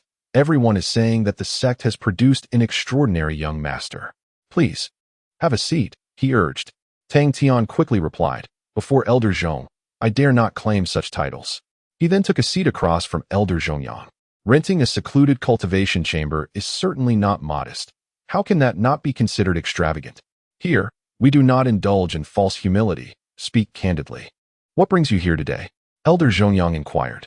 Tang Tian refrained from any further pleasantries and articulated his thoughts. "Attendance?" Elder Zhongyang raised an eyebrow, then chuckled. "Is it that you are not quite satisfied with the guard I arranged for you?" Tang Tian hesitated for a moment before responding with a smile. "On that note, I have yet to properly express my gratitude to Elder Zhong. The guard is truly exceptional. She is remarkably obedient and fulfills all my requests, catering to my every need." Elder Zhongyang narrowed his eyes slightly. "Young man, I only assigned you one guard. As for certain matters, I hope you have a clear understanding within yourself." Tang Tian promptly replied, "That is only natural." "Thank you for the reminder, Elder Zhong." Zhongyang nodded and inquired, "Since you were so satisfied, why still recruit disciples?" Tang Tian chuckled. "No matter how satisfied one may be, one can still grow weary. Besides, she is merely at the golden core stage and rather young. Thus, I wish to seek a few disciples who are stronger and possess a more feminine charm." Zhongyang shook his head and pointed at Tang Tian, saying, "Ah, you. The youth is indeed full of vigor, showing no restraint whatsoever. However, the relationship between a disciple and their employer is not overly restrictive, allowing for a degree of freedom in their actions. If one wishes to develop, it ultimately relies on oneself." Tang Tian nodded. "That is only natural." Afterward, he produced a box of local specialties and handed it to Zhongyang. This time, it contained no less than 100 exquisite spirit jades. Zhongyang's face instantly lit up with joy as he accepted the gifts, praising Tang Tian for his gratitude while attending to matters related to the disciples. Tang Tian sat quietly, a faint smile gracing his face. Yet at that moment, he had already discerned that Zhongyang's arrangement of Gu Xiaoxue for him indeed harbored that kind of intention. Through his observations over time, a son of heaven within the Qingyue sect is undoubtedly among the most elite. Zhongyang cannot be oblivious to Gu Xiaoxue's talent? Certainly not. Therefore, his actions must conceal other secrets unknown to others. To personally thrust a son of heaven into the fire pit. It seems the Qingyue sect is not as benevolent as it appears. Perhaps, unbeknownst to him, he has been unwittingly drawn into a tempest. Chapter 31. The Interview Before Long. Zhongyang had completed all necessary arrangements. "Do you have any specific requirements?" he inquired. Tang Tian pondered for a moment and replied, "Above the nascent soul stage. With a pleasant disposition would suffice. Ideally, it would be preferable if she possessed a graceful figure, as it is indeed pleasing to the eye. You understand." Xiangz smiled knowingly and then said, I will do my utmost, though it is impossible to fulfill all of your demands. However, our sect is only responsible for making introductions. Whether one can retain the individual depends on your own efforts. Tang Tian nodded, realizing it was akin to a brokerage service. What about the brokerage fee? He nearly blurted out. Xiangz explained, we will publish the information today, and starting tomorrow, candidates should begin to seek you out. Once you have identified a suitable candidate, inform me, and I will take care of the registration and remove the information. For each individual who visits, a fee of 1 million spirit jade is required, which serves as the introduction fee. Should negotiations not reach a satisfactory conclusion, you are also expected to compensate the other party with 100,000 spirit jade for their time. Of course, if anyone attempts to exploit this for profit, simply let me know, and the sect will impose appropriate penalties. Tang Tian contemplated for a moment, realizing that this arrangement was essentially an interview process, albeit a compensated one. Indeed, this exemplified a relationship of equality, unlike the companies of his past life, where they maintained an air of superiority, often dismissing candidates with a mere wait for our response, regardless of the outcome. It was utterly outrageous.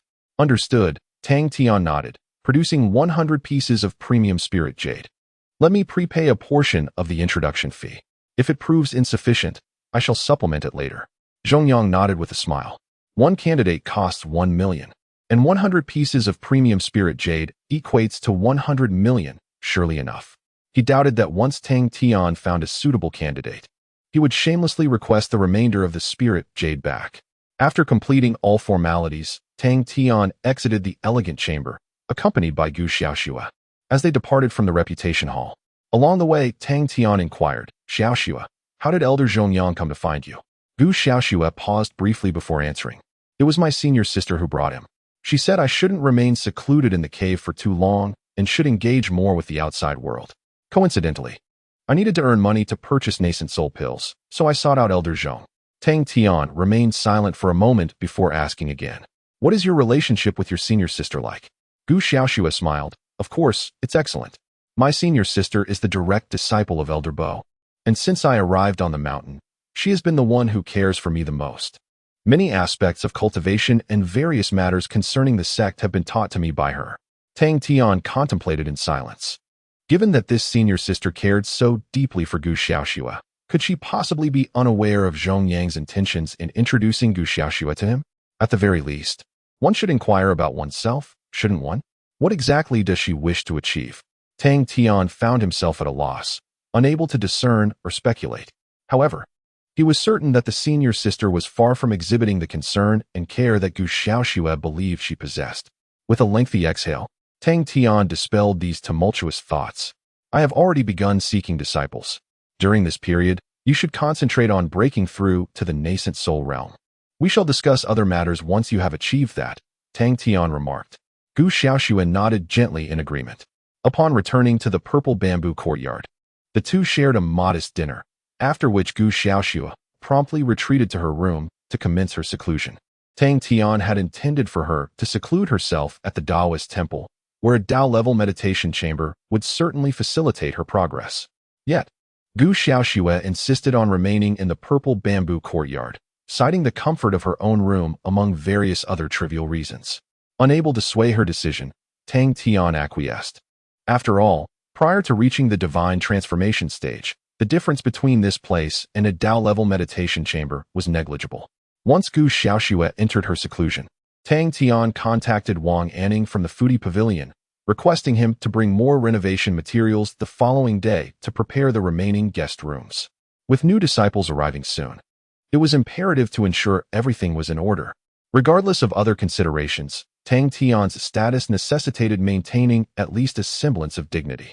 Having completed these tasks, Tang Tian returned to the main house, engaging in his cultivation while awaiting the arrival of the disciples. The following day, Wang Anning arrived early, bringing with him the same premium renovation materials as before. After exchanging pleasantries, Tang Tian instructed him to leave the materials for the disciples to arrange according to their preferences upon their arrival. Shortly after Wang Anning departed, within the span of an hour, the first candidate for discipleship arrived for an interview. She was a striking core disciple, boasting mid-nascent soul cultivation and exuding an imposing aura. Upon her arrival, she scanned Tang Tian thoroughly with her spiritual sense. Without uttering a word, he tossed her 100,000 spirit stones, dismissing her with a curt gesture to return from whence she came. Their relationship was one of equality. There was no need for her to adopt such an arrogant demeanor. After a while, another disciple arrived. This one was quite courteous, engaging Tang Tian in an animated conversation. However, her excessive verbosity led to a barrage of reasonable and unreasonable demands, which ultimately resulted in Tang Tian declining her application. He had little patience for troublesome individuals. Subsequently, a young cultivator arrived, but after discussions, Tang Tian felt it was not a suitable match and courteously showed him the door. The morning slipped away quietly, and Tang Tian had interviewed a total of 13 candidates, regrettably finding none that were suitable. He let out a soft sigh, finally beginning to understand the sentiments of those in human resources during the hiring process. Indeed, there were quite a few peculiar individuals. Some clearly aimed to capitalize on his reputation, coming solely for the spirit stones, boldly quoting figures in the billions, leaving him both amused and exasperated, leading to immediate rejections. As afternoon descended, the influx of applicants continued unabated. Perhaps this is the allure of celebrity. However, the sheer volume of candidates proved advantageous. For Tang Tian finally encountered a commendable contender, Li Hong, a core disciple, aged 28 and at the initial stages of the transformation realm. He possessed an intimate understanding of the myriad affairs within the sect and could assist Tang Tian with various external matters. His stipulations were quite straightforward. He preferred not to be disturbed during his cultivation and could be contacted through a communication Jade talisman when needed, promptly attending to any pertinent issues. When Tang Tian inquired, "Do you not reside in the purple bamboo courtyard?"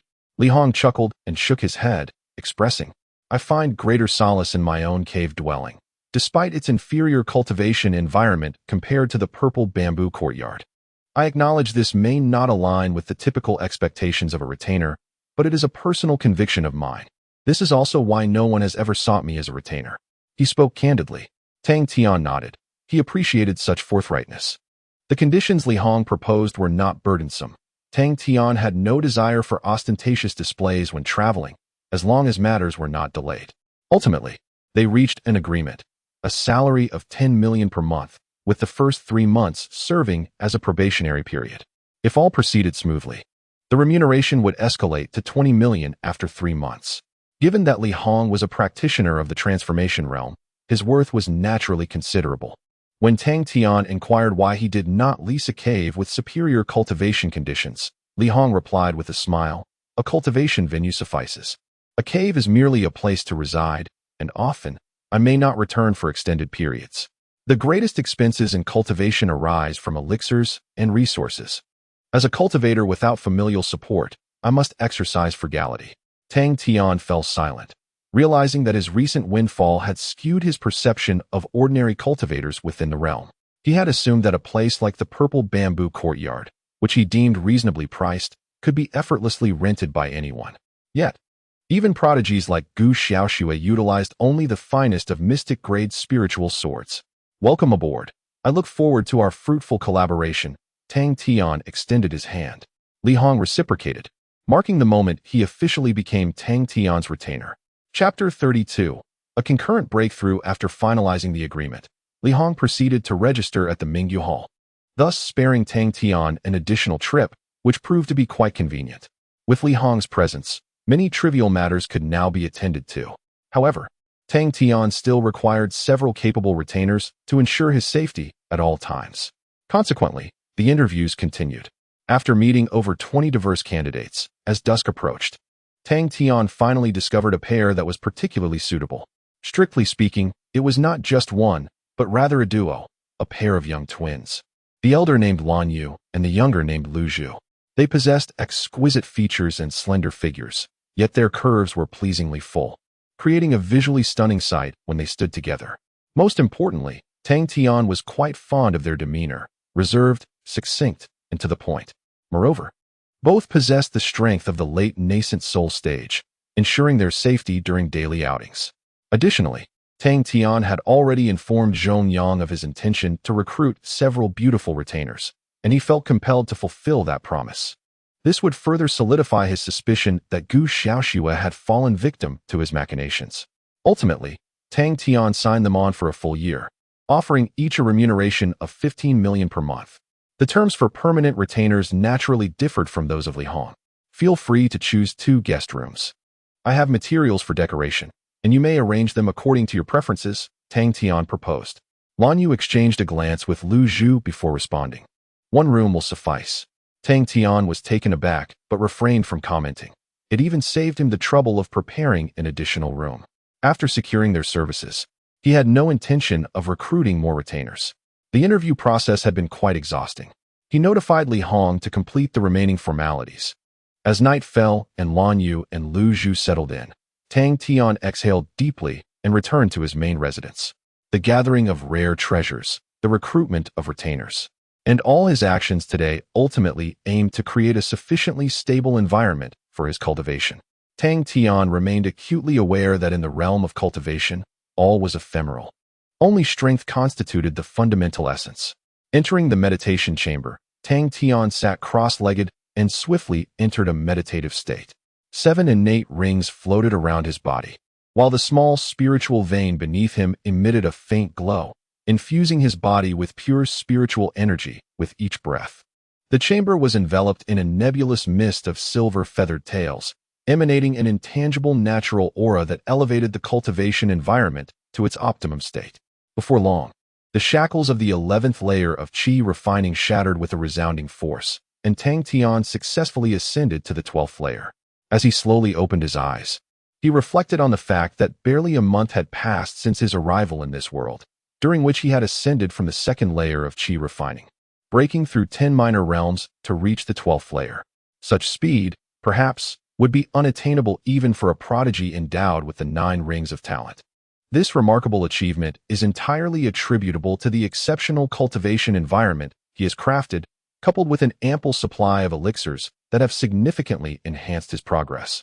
Beyond this initial success, he has also accumulated profound insights into dozens of distinct cultivation techniques, elevating them to a state of great accomplishment through the accumulation of comprehension points. Although the majority of these techniques are of relatively low rank, they have nonetheless provided Tang Tian with substantial insights into the Tao. Furthermore, through numerous philosophical discussions with Gu Xiaoxue, he has transformed immensely compared to a month ago. Yet, he feels it is still insufficient. This world is vast, teeming with countless prodigies. To truly become a formidable force, a long and arduous journey still lies ahead. The pursuit of progress must continue unabated, and cultivation must never wane. After articulating his thoughts, Tang Tian once again closed his eyes, recommencing his practice. 6 days swiftly elapsed. Tang Tian's life reverted to its previous rhythm, oscillating between the Zizhu courtyard and the dojo. During the day, he immersed himself in the Tao-level meditation chamber, while at night, he returned to the Zizhu courtyard to consolidate his rapidly advancing cultivation. Simultaneously, he established a Tao-level meditation chamber for the sisters Lan Yu and Lu Zhu, who expressed their heartfelt gratitude. The effects of 6 days of rigorous cultivation were astonishing. Tang Tian seemed to transform daily. Within 3 days, he ascended to the 13th level of qi refinement, and after another 3 days, he reached the pinnacle of qi refinement, poised to break into the foundation establishment stage. In the meditation chamber of Zizhu courtyard, Tang Tian sat with his eyes closed, his aura fluctuating unpredictably, while the 7 innate rings surrounding him vibrated rapidly. Before him lay several exquisite porcelain vials, some of which had already been opened, releasing a delicate fragrance. Had Qin Hai been present, he would have recognized these as the foundation establishment pills he had sold to Tang Tian. After consuming several vials of elixirs, the spiritual energy within Tang Tian reached an apex. The surging energy surged chaotically before converging entirely within his dantian. At the very center of his dantian, a cyclone spun rapidly, contracting as it rotated. The closer one approached the center, the denser the spiritual energy became, with some already coalescing into a liquid form. Tiny droplets of spiritual liquid clustering together, sparkling like stars. When the rotation of the cyclone reached its zenith, a brilliant light suddenly erupted from within the dantian, unleashing a formidable aura that swept across the entire meditation chamber. All spiritual energy transformed from a cyclone into a liquid, gathering into a shallow lake that floated in midair within the Tang Tian, gradually settling into tranquility. The 7 innate rings surrounding Tang Tian also stabilized, ceasing their tremors. As the aura contracted, Tang Tian opened his eyes, a sharp glimmer flashing momentarily within them. At last, he had broken through to the foundation establishment stage. He exhaled deeply, feeling a sense of accomplishment after a month of diligent effort. The foundation establishment stage represents the chasm between inner and outer disciples. Once successfully crossed, it signifies his official entry into the upper realm of Qingwei sect and marks the commencement of his path in cultivation. Lin Yu had merely reached the pinnacle of the foundation establishment stage. At this pace, it would not be long before he could completely surpass her. Tang Tian familiarized himself with the sensations following his breakthrough. It was a transformative enhancement, elevating his overall strength to more than tenfold compared to the 13th level of qi refinement. He was no longer burdened by the feeling of helplessness. This newfound power was utterly captivating. Damn it, he thought, I must witness the breathtaking scenery at the pinnacle of cultivation. In high spirits, Tang Tian set forth his lofty aspirations. Having entered the realm of cultivation with dual systems at his disposal, how could he possibly settle for anything less than the summit? He possessed the confidence and determination to achieve it. With dual systems by his side, the world was his to command. However, just as Tang Tian was engulfed in his fervor, an overwhelming aura suddenly erupted within the purple bamboo courtyard. Even while in the tranquility of his cultivation chamber, he could distinctly feel it. Hastily, Tang Tian exited his room, immediately pinpointing the source of this powerful surge. It was none other than Gu Xiaoshua's chamber. To his astonishment, she too had achieved a breakthrough. Tang Tian's expression brightened with surprise. Chapter 33. A billion monthly, a fierce storm of spiritual energy formed a colossal vortex, hovering above the purple bamboo courtyard. At the very center of this vortex lay Gu Xiaoshua's chamber below. An immense torrent of spiritual power surged into the room, resembling a gigantic funnel. Tang Tian stood rooted in place, feeling the overwhelming flow of spiritual energy. This commotion also drew out the sisters Lan Yu and Lu Zhu, who gazed at Gu Xiaoshua's cottage with expressions of astonishment. Such strength, Lan Yu whispered. Stronger than us, Lu Zhu concurred. Tang Tian's curiosity was piqued, and he inquired, was it not the same when you two broke through? After several days of acquaintance, he had learned that both sisters possessed exceptional nine-ring talents. He sought to comprehend the disparity between nine-ring talents and those of an innate child. Not at all. Far from it, the sisters replied in unison. Tang Tian had gradually grown accustomed to their manner of speaking. Listening to their responses, he finally garnered a preliminary understanding of Gu Xiaoshua's talent. It was undoubtedly an extraordinary existence. The vortex of spiritual energy persisted for approximately the duration of a joss stick. Suddenly, a powerful wave of spiritual fluctuations erupted from Gu Xiaoshua's room, causing Tang Tian to involuntarily take 2 steps back. Yet, in the next moment, all returned to silence. She has broken through. Tang Tian felt a surge of joy within and stepped forward to the entrance of Gu Xiaoshua's room. Just then, Gu Xiaoshua, who had recently achieved her breakthrough, rushed out, her cheeks flushed, displaying her excitement. I did it, she exclaimed loudly upon seeing Tang Tian, overwhelmed with joy. Tang Tian responded with a smile, congratulations. That was quite fast. I expected you'd need at least a month in seclusion. Gu Xiaoshua approached Tang Tian and replied, I'm not entirely sure. I only just elevated my cultivation to the golden core great perfection. Yet, for some reason, the process of advancing to the nascent soul went remarkably smoothly, encountering virtually no obstacles. And then, inexplicably, I succeeded in my breakthrough. Tang Tian fell silent, pondering the inexplicable nature of her breakthrough. Was this truly the realm of top-tier geniuses? Was it the same for you in your previous advancements? He asked. Gu Xiaoshua shook her head. No, prior breakthroughs required considerable effort. However, this time it felt effortless, as if everything fell into place. And I didn't even use a nascent soul pill. Tang Tian was taken aback by such an occurrence.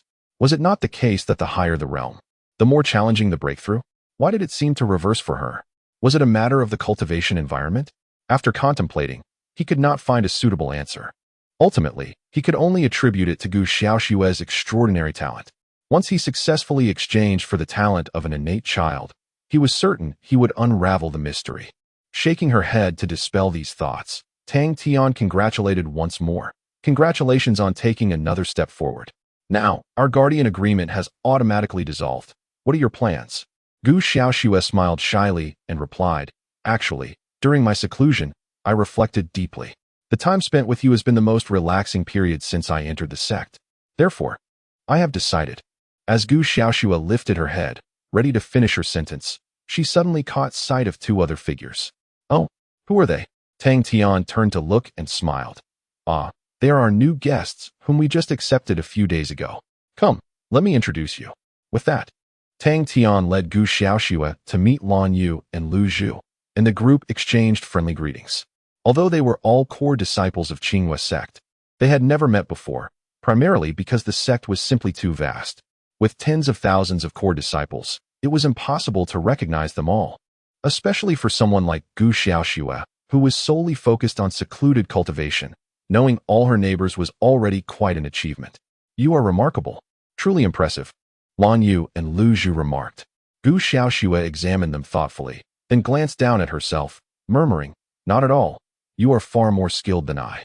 After they finished their introductions, Tang Tian smiled, saying, From now on, we are all in the same courtyard, so let us look out for one another.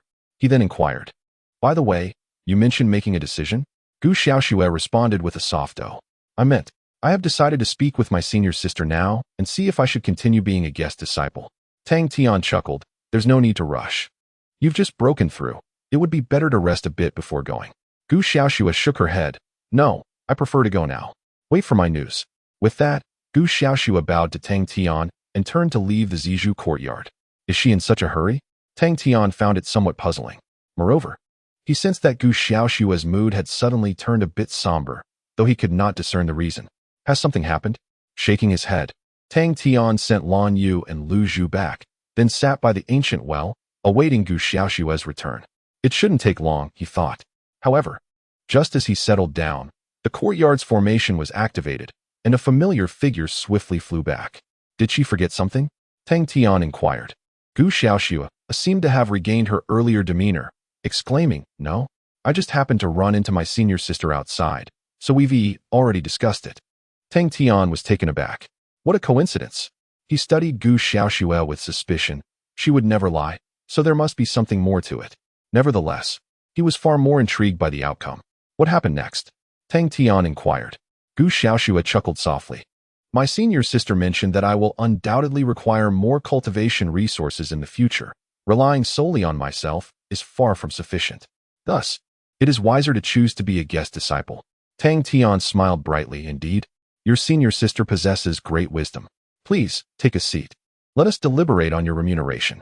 Gu Xiaoxue obediently sat down, glanced around, and asked, What about our guest disciples? She intentionally emphasized the word our. Tang Tian, oblivious to this nuance, replied, I have sent them back to their quarters, the room directly opposite yours. After all, as guests, they cannot remain by my side at all times. Gu Xiaoxue nodded, propped her arms on the stone table, cradled her chin in her hands, and wore a silly grin. Why the silly smile? Tang Tian shot her a quick glance before continuing. Regarding your remuneration, here is my proposal. Typically, a guest disciple at the initial stage of the nascent soul realm earns no more than 10 million spirit jade per month. However, given your age of 15 and your exceptional circumstances, I believe it should be at least 50 million. Furthermore, your profound understanding of cultivation has provided me with tremendous assistance, warranting an additional 50 million. Achieving the nascent soul at 15 indicates a bright future ahead. You are destined to become a pillar of Qinghua sect. Therefore, I believe 500 million is quite reasonable. Considering your talent, it would also greatly enhance my reputation. Thus, your remuneration will be set at 1 billion per month. What do you think? Do you have any objections? Gu Xiaoxue appeared momentarily stunned. It seems you have already spoken on my behalf. 1 billion is far too extravagant. I truly do not feel exceptional. Please treat me as an ordinary guest disciple. Tang Tian waved his hand dismissively. That is unacceptable. One's value corresponds to their worth. It is set at 1 billion. While speaking, Tang Tian was keenly observing the system's response. To his astonishment, the system acknowledged this exorbitant transaction. Could it also believe Gu Xiaoxue was worth that amount? Tang Tian's mind raced. 10 billion. The system's prompt echoed in his mind. Please do not challenge the system's limits. Tang Tian sighed. All right, then, it shall be 1 billion. Let us set the term for 1 year. Now, let us formalize our agreement. Chapter 34. The flag-snatching battle under the persistent insistence of Tang Tian. A 1-year guest agreement was ultimately signed with Gu Xiaoxue at the price of 1 billion spirit jade per month. The remaining procedural matters were entrusted to Li Hong, sparing Tang Tian from having to make a personal visit. He had no desire to encounter the greedy and ill-intentioned Zhong Yang. Following the completion of the transaction, a staggering sum of 12 billion was deposited into Tang Tian's account, alongside the acquisition of 120,000 consumption points. Such a mutually beneficial arrangement brought Tang Tian immense joy. Gu Xiaoxue appeared equally delighted. For the sum of over 100 billion spirit jade was ample for a nascent soul-level cultivator to smoothly advance to the tribulation stage. After this joyous occasion, Tang Tian resumed his previous lifestyle. That very evening, he utilized 1 million consumption points to exchange for a 7th-grade physique, the celestial crane body. This physique, while not bestowing any secret techniques, conferred upon him certain unique characteristics of the celestial crane. The most apparent of these was an enhanced affinity with nature, which facilitated his cultivation and further accelerated Tang Tian's progress. In a matter of days, his foundational cultivation had stabilized, steadily progressing toward the intermediate stage. After a few more days, Wang Ziyu came to pay a visit. Tang Tian warmly welcomed him in, and they engaged in light-hearted conversation about amusing events within their sect. Upon seeing the two sisters, Lan Yu and Lu Zhu, Wang Ziyu praised, "Brother Tang, your taste remains consistently exceptional." Tang Tian did not deny it. The more the external perceptions deviated from reality, the safer his own situation became. "Ah, so this is how it is within the purple bamboo courtyard," Wang Ziyu remarked. "I must say, Brother Tang, you have indeed struck a remarkable bargain. Just the ancient well of Nianxuan alone surpasses this price." Tang Tian raised an eyebrow, puzzled. Then why had no one rented it before? Wang Ziyu chuckled. The purple bamboo courtyard had only recently opened, and few were aware of its specifics. Those who did know were generally uninterested, as they possessed better alternatives. Moreover, I suspect many did not anticipate that the Nianxuan well had matured to its current state. Tang Tian stroked his chin thoughtfully. "You seem quite knowledgeable about the purple bamboo courtyard." Wang Ziyu nodded. "I had heard of it by chance in the past. This expanse of purple bamboo originally belonged to a man known as the Bamboo Forest Taoist. He planted each stalk himself. The purple bamboo courtyard was constructed by his own hands, and he subsequently secluded himself here." Tang Tian furrowed his brow slightly. "But what of him now?" Wang Ziyu sighed. "He has passed away. More than a century ago, he fell victim to the conflicts of power. Subsequently, the Qingyue sect sealed off this area until it was recently reopened to the public." Tang Tian fell silent, taken aback by the unexpected history of the purple bamboo courtyard. The Bamboo Forest Taoist appears to be a person who is indifferent to worldly affairs, as evidenced by the arrangement within the purple bamboo courtyard, which exudes a profound atmosphere of mundane existence, clearly designed for a serene retirement. It is indeed lamentable that such an individual could succumb to the strife of power struggles. "You are aware of these matters?" Tang Tian expressed his surprise. After these two encounters, he had come to realize that Wang Ziyu was akin to a polymath, capable of articulating insights on almost any subject. "I am particularly intrigued by ancient matters," Wang Ziyu remarked with a smile. "Cultivation is also a form of living. Though it may seem transcendent, it remains bound within the realm of existence. Engaging in relentless practice leads to a loss of life's joys. Occasionally stepping outside to witness the world is, in itself, a unique form of cultivation." Tang Tian was taken aback, astonished that Wang Ziyu could utter such philosophically rich words. Naturally, each individual harbors a distinct understanding of cultivation. Some revel in the vibrancy of life, while others prefer solitary perseverance. There is no absolute right or wrong in this regard. One should simply focus on their own path. By the way, in a couple of days, there will be an event at the sect. Would you care to join, Brother Tang? Wang Ziyu inquired. Tang Tian paused, perplexed. "What event?" Wang Ziyu shook his head. "You truly seem oblivious to the happenings outside your window. The first assessment for the inner disciples is about to commence this year, and I hear it will be quite intense. Are you unaware of this? Tang Tian was genuinely taken aback. He had no knowledge of this event. The Xiangz sect holds the assessments for inner disciples 4 times a year, once at the end of each season. This is one of the most vibrant occasions for the sect, attracting numerous elders and disciples to spectate, both for the thrill of the competition and to scout for any noteworthy talents among the disciples, the future of the sect. Reflecting on this, Tang Tian remembered his own status within the sect as an outer disciple. Upon breaking through to the foundation establishment stage, he would be eligible to participate in the inner disciple assessments. Aren't you interested, Brother Tang? Wang Ziyu queried upon noticing Tang Tian's silence. Tang Tian smiled and replied, I am not particularly fond of mingling in crowds. However, you are right. Occasionally venturing out is indeed a unique form of cultivation. Wang Ziyu immediately laughed. Precisely. What is the point of staying cooped up at home all day? Although those disciples are merely in the foundation establishment stage, witnessing their sparring can be quite entertaining. Who knows, you might even discover some promising talents for yourself. Tang Tian rubbed his nose, pondering. So, it seems I would be the one being observed.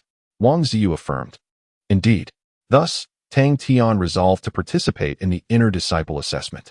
Despite having attained a status that far surpassed that of an inner disciple due to his honorary title, he harbored an inexplicable obsession.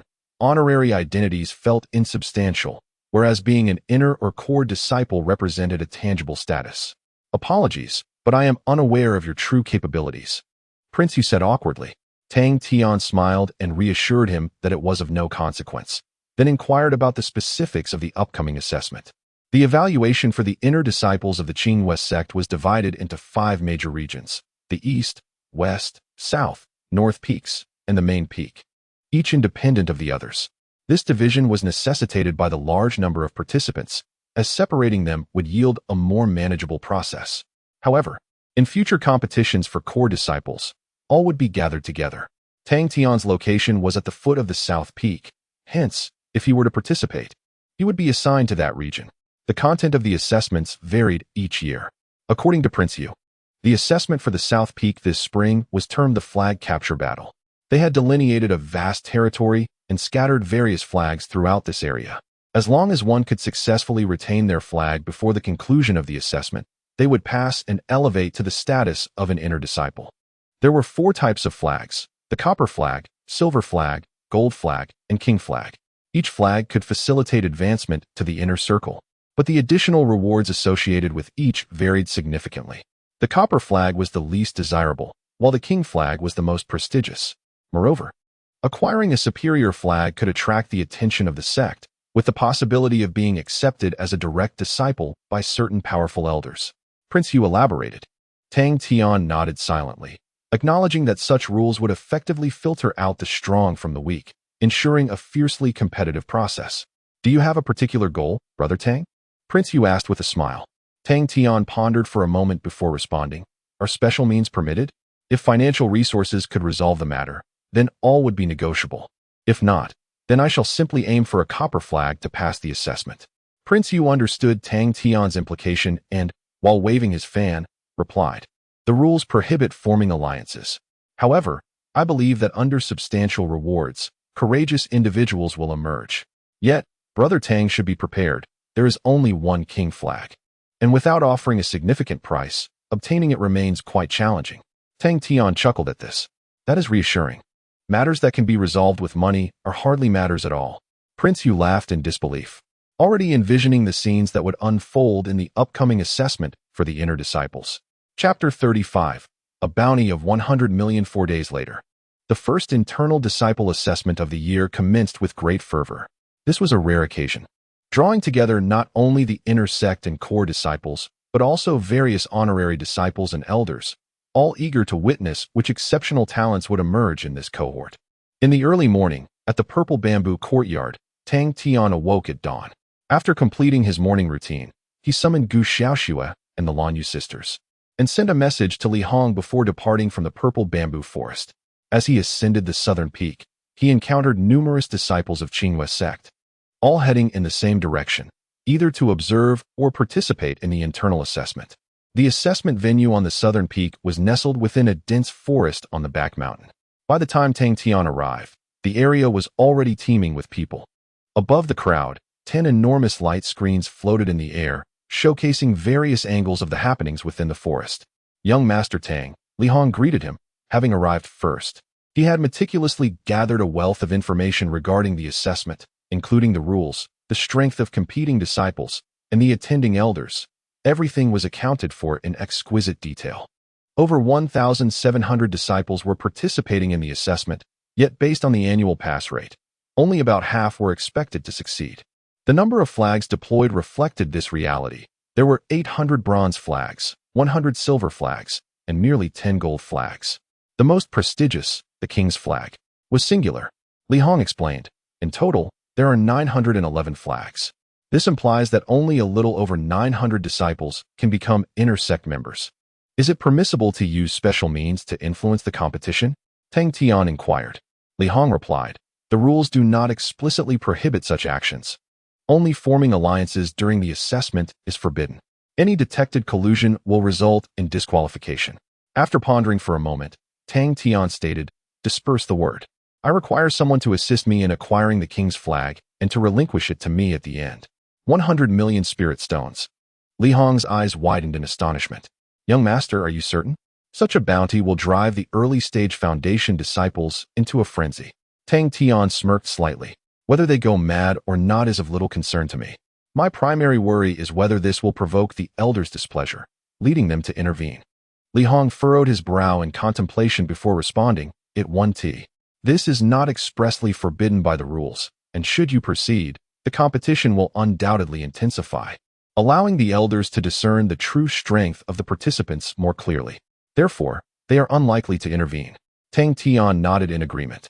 He shared Li Hong's sentiment and noted an unspoken truth. Such a bounty could, to some extent, reveal the character of certain disciples, which would ultimately be beneficial for the elders. As for fairness and such, I apologize, but this world is inherently unjust. As long as their own interests are not at stake, no one will utter a word.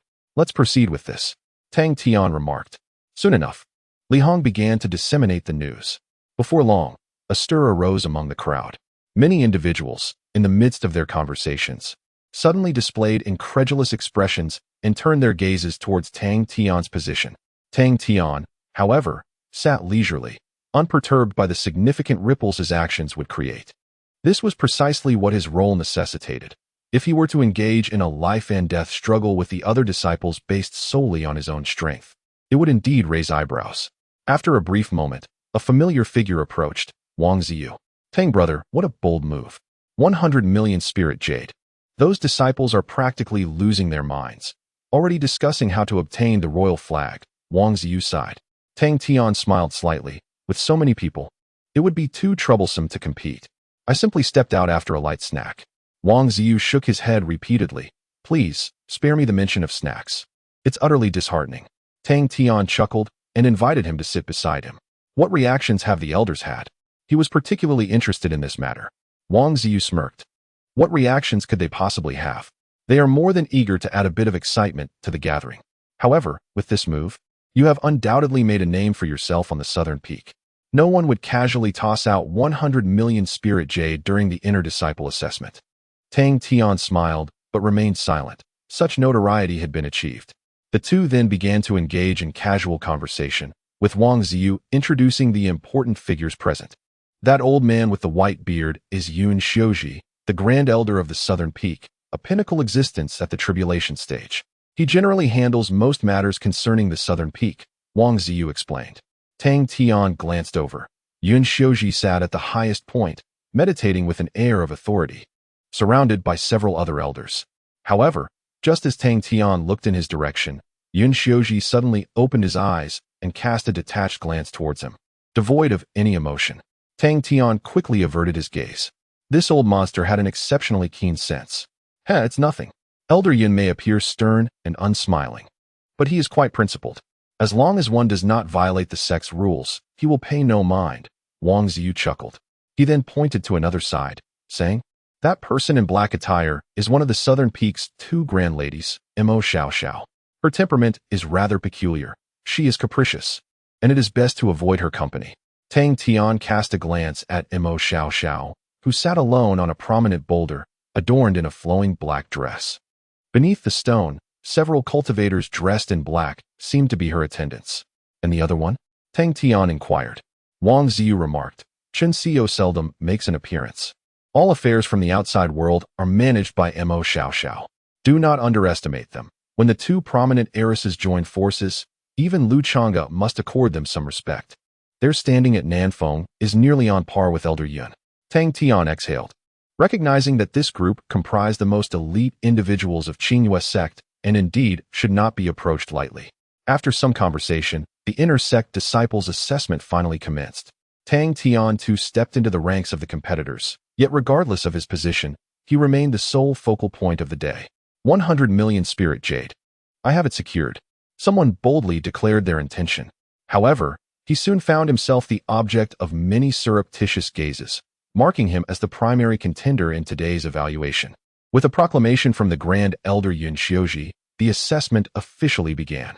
Above them, 10 colossal luminescent screens displayed varying scenes, each representing different locations within the dense forest. Subsequently, at the Elder's command, Tang Tian and numerous other contestants surged into the verdant thicket before them. Chapter 36. Ignorance and foolishness. As all the competitors ventured into the dense forest, their figures promptly appeared upon the luminous screen. Who would emerge victorious this time? Who would seize the coveted first place? It was indeed a grand assembly, a gathering of heroes, someone lamented. However, they were soon met with curious glances. What are you lamenting about? In the past, that was one thing, but today, is there any suspense regarding who will claim the royal banner? That's a staggering 100 million spirit gems at stake. It's such a pity. I had already passed the assessment last year, they sighed repeatedly. Yet, another person chuckled. Do not sigh any longer. Even if you had participated in this assessment, the royal banner would not fall to you. I truly cannot fathom why someone who ascended with a copper banner would possess such audacity. The crowd buzzed with chatter. The influence of 100 million spirit gems was indeed profound. At that moment, Gu Xiaoxue and Lan Yu were attentively observing the imagery of the forest, searching for Tang Tian's silhouette. Suddenly, Lan Yu softly inquired, why does young Master Tang choose to do this? His strength is evidently sufficient. During this period, Tang Tian often engaged in discussions with them, sharing insights through both dialogue and practical combat. They were well aware of Tang Tian's true prowess at the foundational stage. Few could rival him. Contemplating the question, Gu Xiaoxue replied, he is inherently quite low-key. Although he appears ostentatious, with expenditures reaching billions, he remains remarkably discreet regarding certain matters. Lan Yu pondered this, struggling to grasp the essence of her words. Could Tang Tian truly be considered low-key? She seriously questioned her understanding of the term. Regardless, he has his own methods of operation. We need only to focus on our own responsibilities and refrain from idle speculation, Gu Xiaoxue stated. Lan Yu nodded. She could comprehend this sentiment. With a gentle sigh, Gu Xiaoxue reflected on her two elder sisters. Despite their greater age and superior strength, they often regarded her as the leader, frequently seeking her counsel on various matters. She could not comprehend the reasoning behind this. However, her thoughts soon dissipated as Tang Tian's figure materialized upon the luminous screen. Within the towering, sun-blocking trees, Tang Tian advanced at a leisurely pace.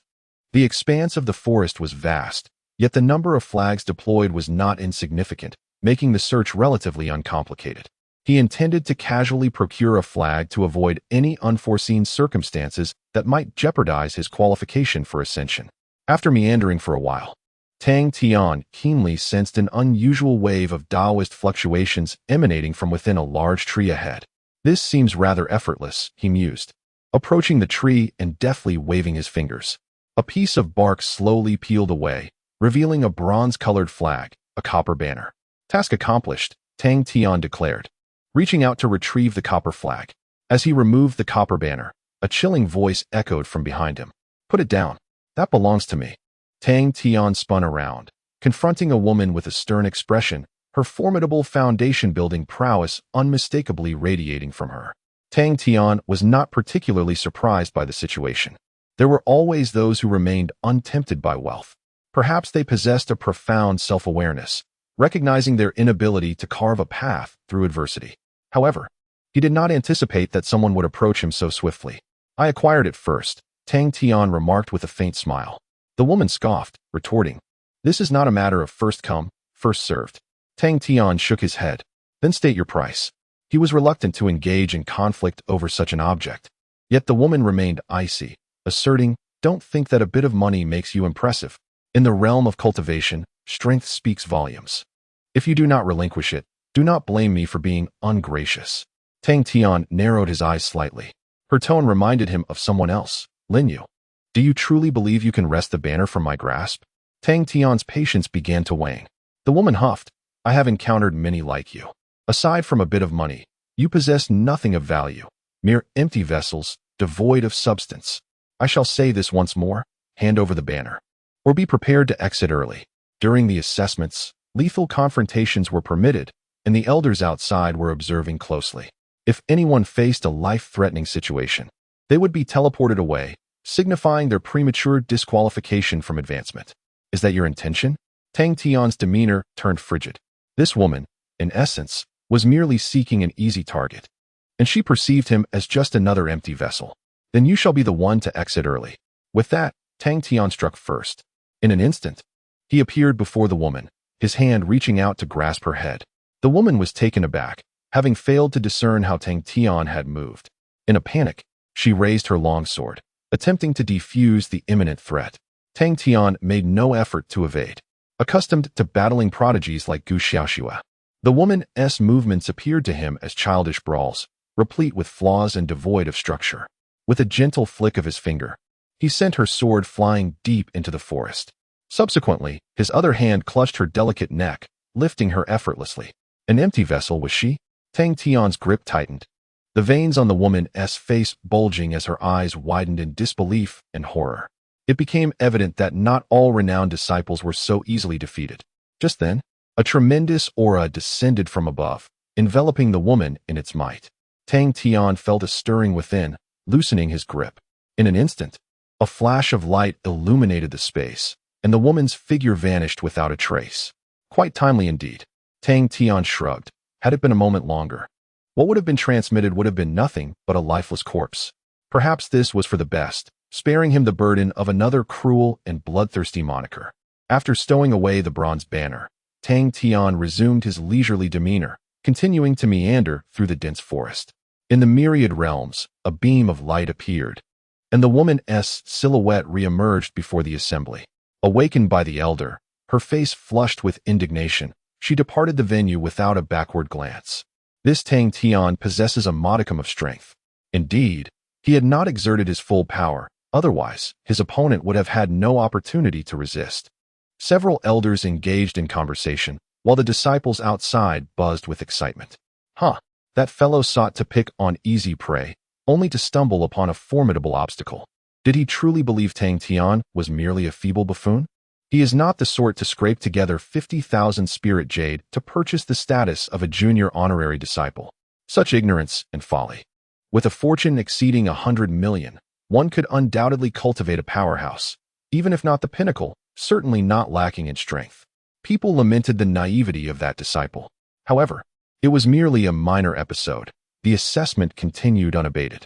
At long last, after approximately half an hour had elapsed, a voice rang out in astonishment. The royal banner has been found. Everyone hurriedly turned their gazes in that direction. Chapter 37. The chaos of the royal flag after the brief incident earlier. Tang Tian did not encounter anyone specifically targeting him again. Many of those who recognized him instinctively chose to take a detour. Some individuals even approached to inquire whether he required protection for his safety. Tang Tian resolutely declined, as forming private alliances during the flag capture competition would lead to immediate disqualification, and he had no desire to be eliminated without cause. After some time, Tang Tian suddenly noticed numerous disciples rushing towards a single direction. Upon stopping one to ask, he learned that the only royal flag had been discovered. Let us go take a look, he decided, following the crowd to a relatively gentle valley. The area was sparsely wooded and offered a broad view, where over 100 competitors had gathered. In the center of the valley lay a shallow pool of water, crystal clear and revealing the bottom, adorned by a blooming lotus. Above the lotus, a banner embroidered with 2 divine dragons fluttered in the wind. Several powerful disciples encircled the pool, yet none dared to make the first move. Tang Tian found a spot with a good vantage point, leisurely observing the scene before him. Tang Tian has arrived. Soon, someone spotted him, and the crowd stirred. His presence immediately shifted the atmosphere. Everyone, this stalemate is becoming pointless. The number of onlookers will only increase. It would be wise to decide the fate of the royal flag sooner rather than later, proclaimed a slender youth beside the water's edge. Indeed, and how do you propose we decide? A man in green replied, his tone languid. The slender youth continued, to put it plainly. We are all here for that 100 million spirit pearls. That is no trivial sum. Instead of battling to the death, why not let me secure the royal flag first? Once we obtain the spirit pearls, we can divide them fairly once we exit. Trust me, I assure you, I will not go back on my word. As soon as he finished speaking, a burly disciple erupted in laughter. Trust you? I might as well believe that a sow could climb a tree. What if you take the spirit pearls and deny us? Who will we turn to for justice then? The slender youth, unfazed by the mockery, retorted with a sarcastic tone. Oh, is that so? Then why not hand over the royal flag to you? You can safeguard it for everyone. How about that? The burly disciple was momentarily taken aback, but dared not accept such a task. Everyone harbored ulterior motives. Who could guarantee that they wouldn't be besieged after seizing the royal flag? No one believed the slender youth's words, nor did anyone dare to unilaterally snatch the royal flag. Once again, the valley descended into a stalemate. Tang Tian shook his head.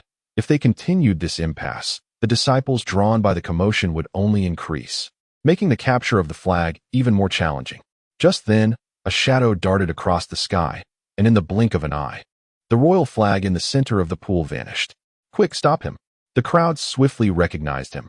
The lean youth and the burly disciple struck simultaneously, unleashing a formidable force that forced the individual down from the sky, landing them on the ground. Others hurriedly advanced, encircling the figure. At that moment, they clearly discerned the appearance of the person. She was a woman clad in black attire. Hey, you lack martial ethics, exclaimed the lean youth. With so many people present, do you still intend to sneakily strike and monopolize that 100 million spirit jade? What are you thinking? The black-clad woman replied, her expression austere. I care not for spirit jade. My sole objective is to seize the king's flag. Do you wish to fight? Then let us battle. She brandished a flag in one hand and a sword in the other, displaying no fear even when faced with the encirclement of dozens. Tang Tian raised an eyebrow, surprised to witness such a refreshing spirit. This was to be expected. There are always those who remain unmoved by riches, pursuing only the ideals within their hearts. It mattered little to him. After all, it was not his battle, and the king's flag was not essential. He was merely eager for the spectacle. Meanwhile, the spectators outside began to murmur excitedly. Who is she? Such a formidable sister. Niao Wushuang, who had only just entered last year, stood as one of the most formidable among the outer disciples. Indeed, I have heard, she successfully established her foundation in merely 4 months and possesses immense combat strength, with many ordinary inner disciples unable to match her. Yet, others were no pushovers either. Facing so many alone was a daunting challenge. She was perhaps a tad too impulsive. The chatter continued. However, it was undeniable that Niao Wushuang's recent actions had captured everyone's attention, including that of the elders, who now focused on her. In the valley, the impending battle was palpable. Put down the king's flag. This is your last chance, the lean youth shouted sternly. Yet, to everyone's astonishment, Niao Wushuang remained silent and charged directly at the lean youth. Her long sword sliced through the air, and her overwhelming aura caused the lean youth's complexion to shift. Are you insane? He cried out, hurling 2 circular blades that clashed violently with her sword, sending sparks flying. Although the blades were soon forced back by Niao Wushuang, the lean youth managed to evade her strike. Simultaneously, others joined the fray, unleashing a barrage of spiritual artifacts and techniques towards Niao Wushuang, blocking all her avenues of retreat. Despite her extraordinary strength, her adversaries were not to be underestimated. Those who dared to target the king's flag surely possessed formidable skills. Under the relentless onslaught, Niao Wushuang quickly found herself in a precarious situation, struggling to catch her breath. In mere moments, numerous wounds had marred her body, and her complexion began to pale. If this continued, it would not be long before she was forced to withdraw from the contest. In a moment of desperation, Niao Wushuang had no choice but to temporarily relinquish the flag. However, as she let go, she hurled the flag with great force, sending it soaring through the crowd toward the distant hillside. Upon witnessing this, The onlookers swiftly shifted their focus, redirecting their pursuit toward the flag. A myriad of tactics emerged, as each individual sought to claim the flag for themselves. The scene descended into utter chaos. Tang Tian, perched atop a height, observed the spectacle with an air of nonchalance, unable to suppress his admiration. The techniques displayed by the elite disciples were indeed far superior to those of the female disciple who had initially attempted to seize his copper flag. Though their mastery of the Taoist arts still exhibited numerous flaws, they had fundamentally reached a level of proficiency, with some even approaching minor attainment. Moreover, their combat experience was rich, making the skirmishes quite captivating. Whenever one individual managed to grasp the flag, the others would quickly unite to launch an assault, resulting in the flag changing hands almost instantaneously. The ensuing chaos was a whirlwind of assaults and fracas. The flag danced about, evading capture, as no one could lay claim to it definitively. It was a splendid sight, truly worth a fortune. Tang Tian watched with delight. Yet, at that moment, a mass of dark green vines suddenly sprouted at Tang Tian's feet, growing wildly. In the blink of an eye, the tendrils enveloped him entirely, leaving only his head exposed. Chapter 38. Final belonging. Tang Tian never anticipated that while he was leisurely enjoying seeds and watching the spectacle, he would suddenly fall victim to a stealthy ambush. The assailant was cunning, employing a seed from a mystical herb, which nature had concealed, silently making its way to Tang Tian's feet. Subsequently, under the guidance of a spell, the seed erupted violently, ensnaring Tang Tian firmly. Tang Tian lowered his gaze. Who is this? What are they up to? In the midst of his contemplation, a diminutive figure emerged from beneath him. Young Master Tang, I seem to have offended you. It was a boy with a cherubic face, grinning mischievously, embodying the very essence of a scheme come to fruition.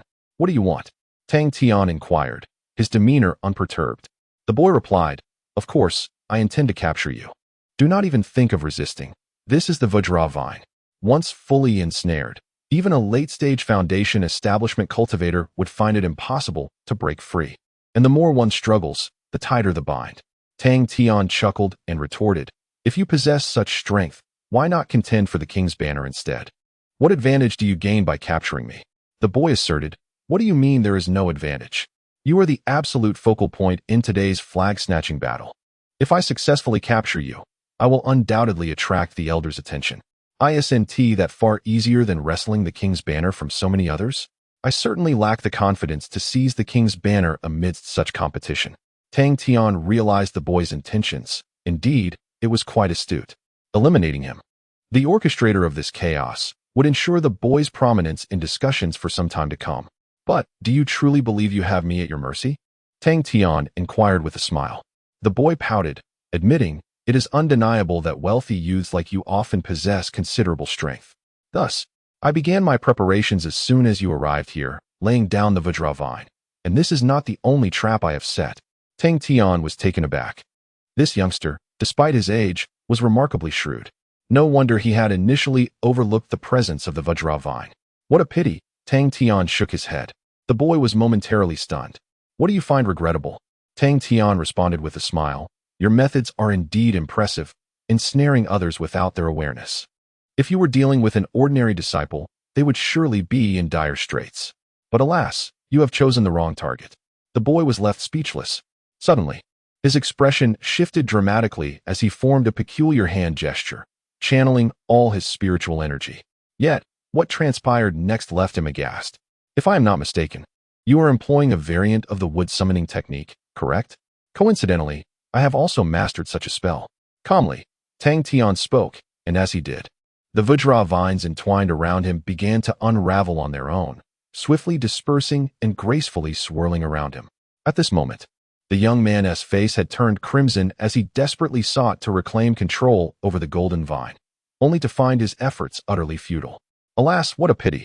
Tang Tian slightly raised his hand, and the golden vines immediately shifted their direction, coiling around the youth until he was thoroughly ensnared. The situation had taken a dramatic turn. Tang Tian manipulated the vines to delve into the young man's clothing, extracting a golden flag. Indeed, it required some skill to locate such a prize. Tang Tian remarked with a smile. The young man's face flushed, the earlier struggle for control nearly causing him to suffer a surge of blood. Realizing the futility of his efforts, he finally deflated.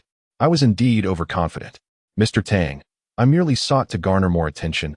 I had no intention of causing harm.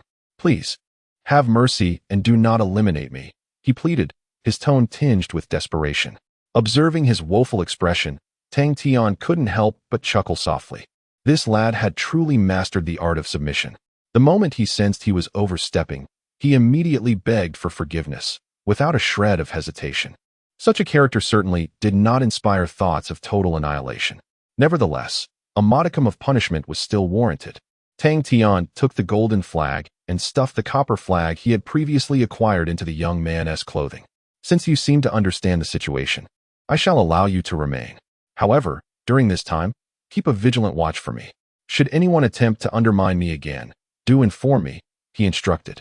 The young man nodded vigorously, as if pounding garlic. No problem, absolutely no problem. As long as you let me stay, I will exert every effort to ensure your safety. Tang Tian replied dryly, just a heads up will suffice. I do not wish for the elders to mistakenly believe we are colluding.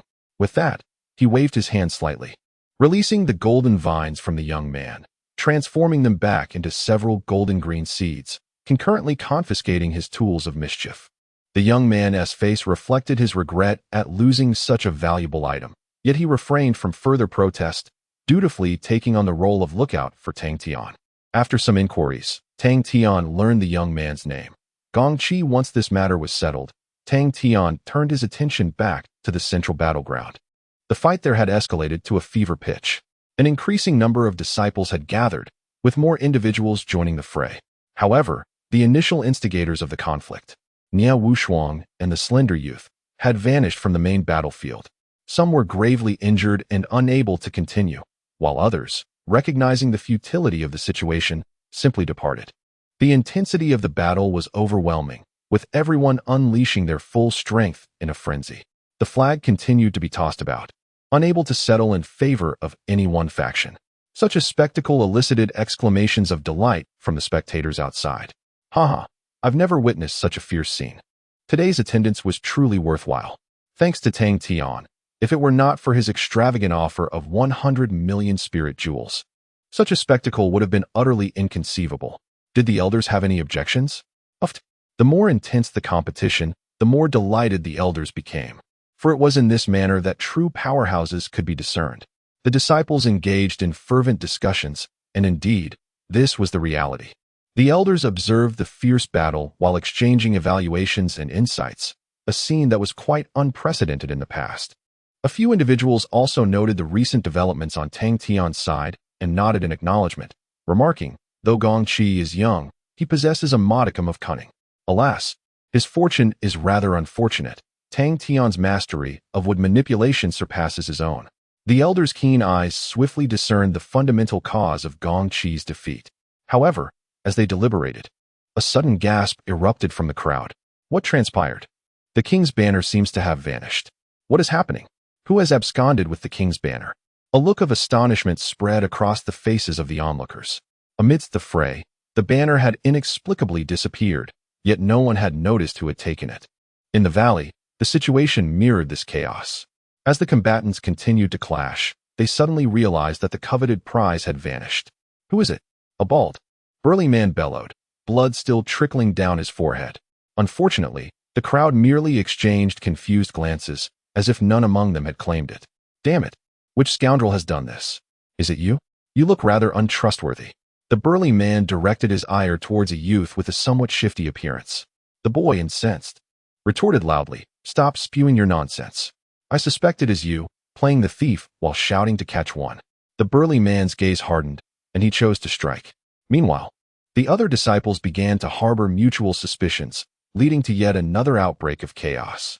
However, this time, it was true pandemonium, and the king's banner remained elusive.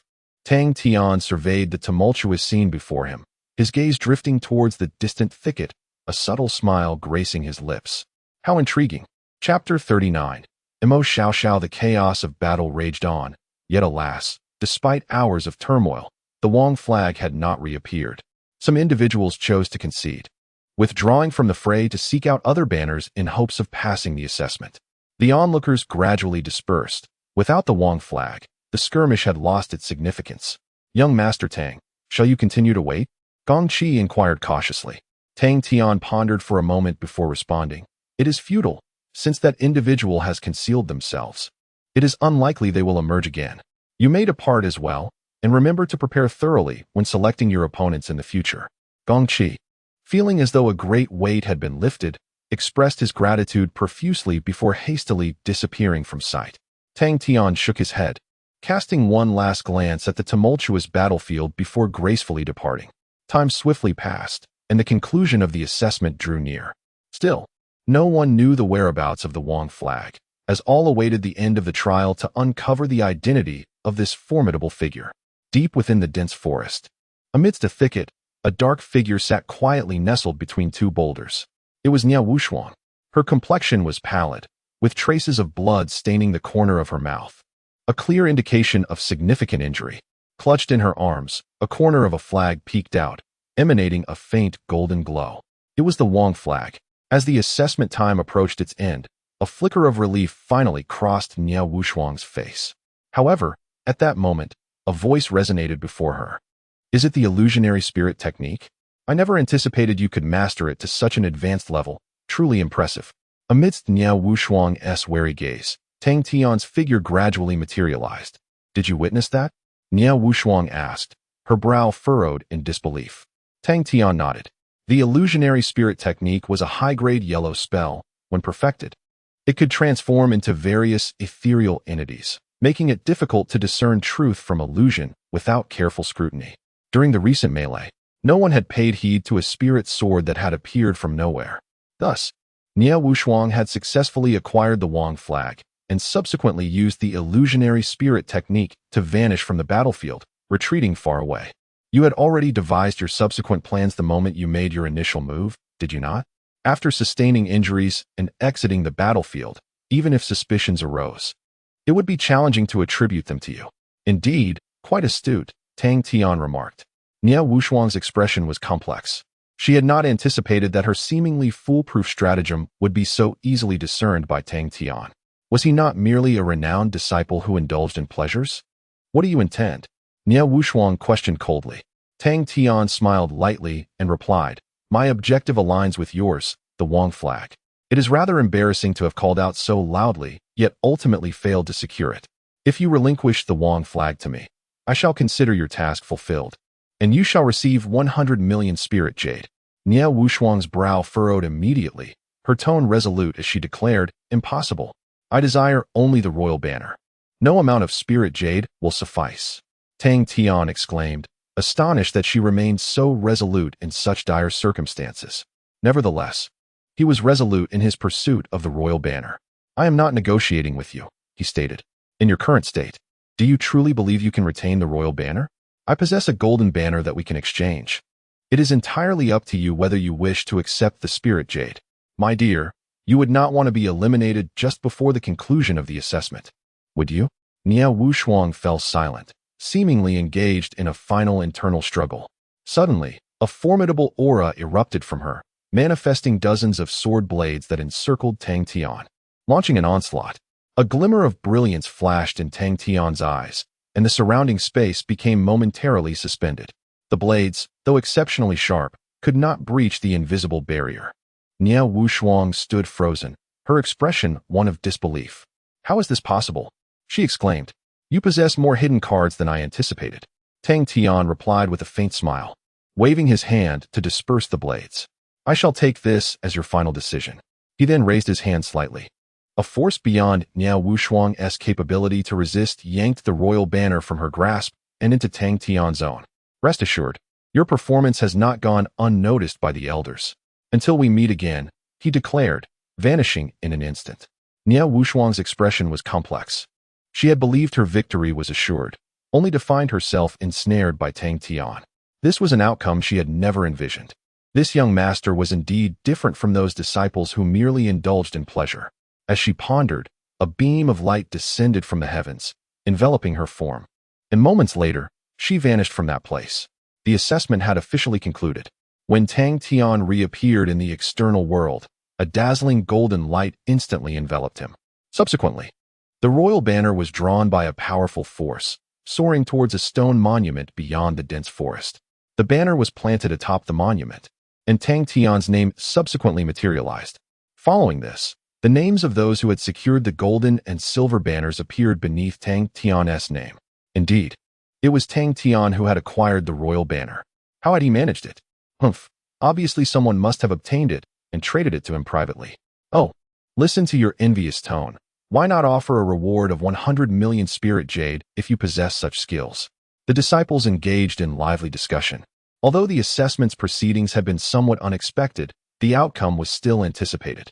After all, few could withstand the allure of so much spirit jade. Congratulations, Brother Tang. On your victorious return, Wang Ziyu remarked with a smile upon Tang Tian's arrival. Tang Tian shrugged. There were a few minor surprises, but overall, it went smoothly. Wang Ziyu grinned. Your name will surely resonate throughout the southern peak. However, even if one were to obtain the royal banner, I surmise that the elders would not seek you out. That group of tedious old souls, many of whom pride themselves on their lofty principles, hold us honorary disciples in disdain. Tang Tian, unperturbed, remarked, It matters not.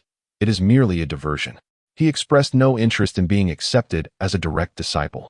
A little higher expenditure yields everything one desires. After a brief exchange, Tang Tian prepared to depart. At that moment, a woman clad in a flowing black gown obstructed his path. Tang Tian, it is a pleasure to finally meet you, she declared. The woman, tall and imposing, nearly matched Tang Tian's height, exuding an air of authority. She was none other than Emo Shia Shao, one of the two esteemed daughters of Nanfeng. Is there something you wish to discuss? Tang Tian inquired, furrowing his brow. Emo Shia Shao replied, You reside in the purple bamboo courtyard. Thus, you are considered a member of Nanfeng. Should you encounter difficulties in the future, simply invoke my name. Tang Tian was taken aback. Such audacity. Well, thank you. At a loss for words, he added, It seems this is our first meeting, is it not? Emo Shia Shao appeared unfazed and continued. You have recently become an honorary disciple and may not yet grasp the dynamics of the 5 peaks. In a month, there will be an inter-peak gathering at the main peak. You should attend. Tang Tian fell silent once more. However, Wang Ziyu, standing nearby, was visibly excited, discreetly urging Tang Tian to agree. Very well, he said, but how do I get there? Is an invitation not required? Emo Shia Shao replied nonchalantly, Simply mention my name. With that, she turned and departed. Tang Tian stood in astonishment, pondering, Is your name truly that powerful? Does it hold such weight? As he watched in disbelief, Emo Shia Shao left with her entourage. Among her followers, Tang Tian spotted a familiar figure, Niao Wushuang, who had just completed her assessment. You are quite formidable, she remarked. If the opportunity arises, I look forward to an honorable duel with you. With that, she followed Emo Shia Shao away. Tang Tian rubbed his nose, reflecting on the uncanny similarities between the two women. Shaking his head, he too departed with Gu Xiaoxue and the others. Chapter 40. The 5 Peaks Exchange Conference. What exactly is the 5 Peaks Exchange Conference? On the way, Tang Tian inquired of Wang Ziyu. Had it not been for his earlier remarks, he might not have readily agreed to attend. This gathering is the most prestigious assembly of disciples from the Qinghua sect. Wang Ziyu exclaimed with enthusiasm. The 5 prominent young masters and 2 esteemed young ladies will all be present. Moreover, the sect's junior master, along with many renowned top core disciples, will congregate here. Ordinary individuals wouldn't even qualify for entry. Your personal invitation from Emo Shia Shao already places you ahead of over 90% of the Qinghua sect's disciples. Seeing his excitement, Tang Tian responded with a hint of exasperation. You still haven't explained what this exchange conference is truly about. Wang Ziyu elaborated. The 5 young masters, the 2 young ladies, and the junior master together represent the upper echelon of the younger generation within the Qinghua sect. Ascending to this tier signifies that you have genuinely entered the upper class of the sect. The discussions held here will shape the future of our sect. Once you participate, your perspective will be completely transformed, and the experiences you encounter will be vastly different from what you know now. Tang Tian smirked slightly. It sounded akin to entering high society. It is a dream for many, yet his aspirations lay elsewhere. He merely wished to grow stronger, regarding everything else as mere illusions. He felt little allure in such pursuits. He would rather dedicate his time to cultivation. Wang Ziyu was momentarily taken aback, staring at Tang Tian in disbelief. After a long pause, he sighed. You truly are unconventional. While others flock eagerly to such events, you show no interest, solely focused on cultivation.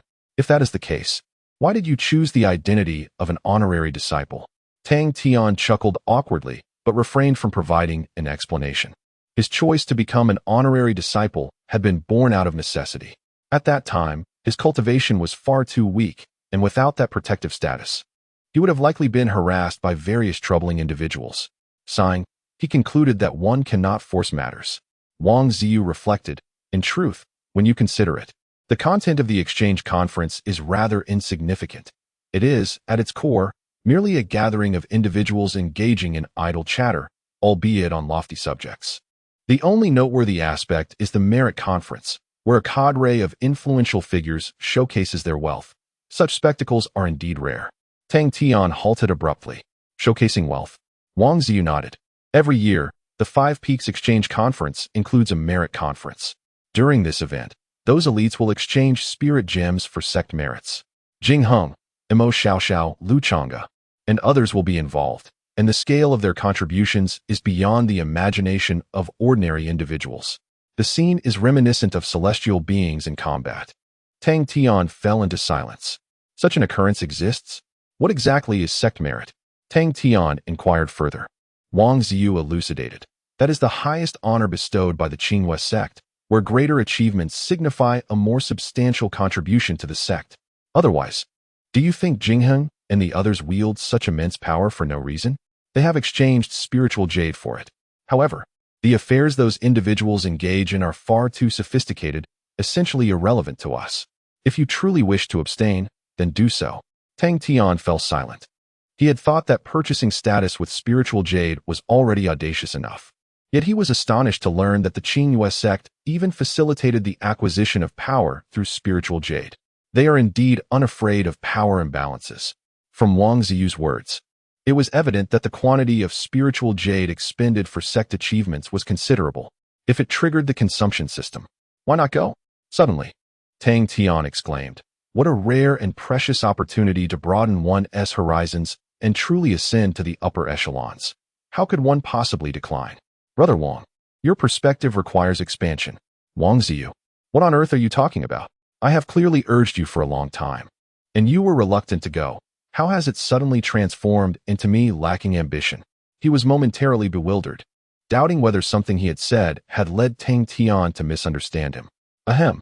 Tang Tian quickly cleared his throat and inquired, will we be allowed to bring guests to the exchange conference? Wang Ziyu nodded. Yes. As long as you possess the qualifications to attend, you may bring whomever you wish.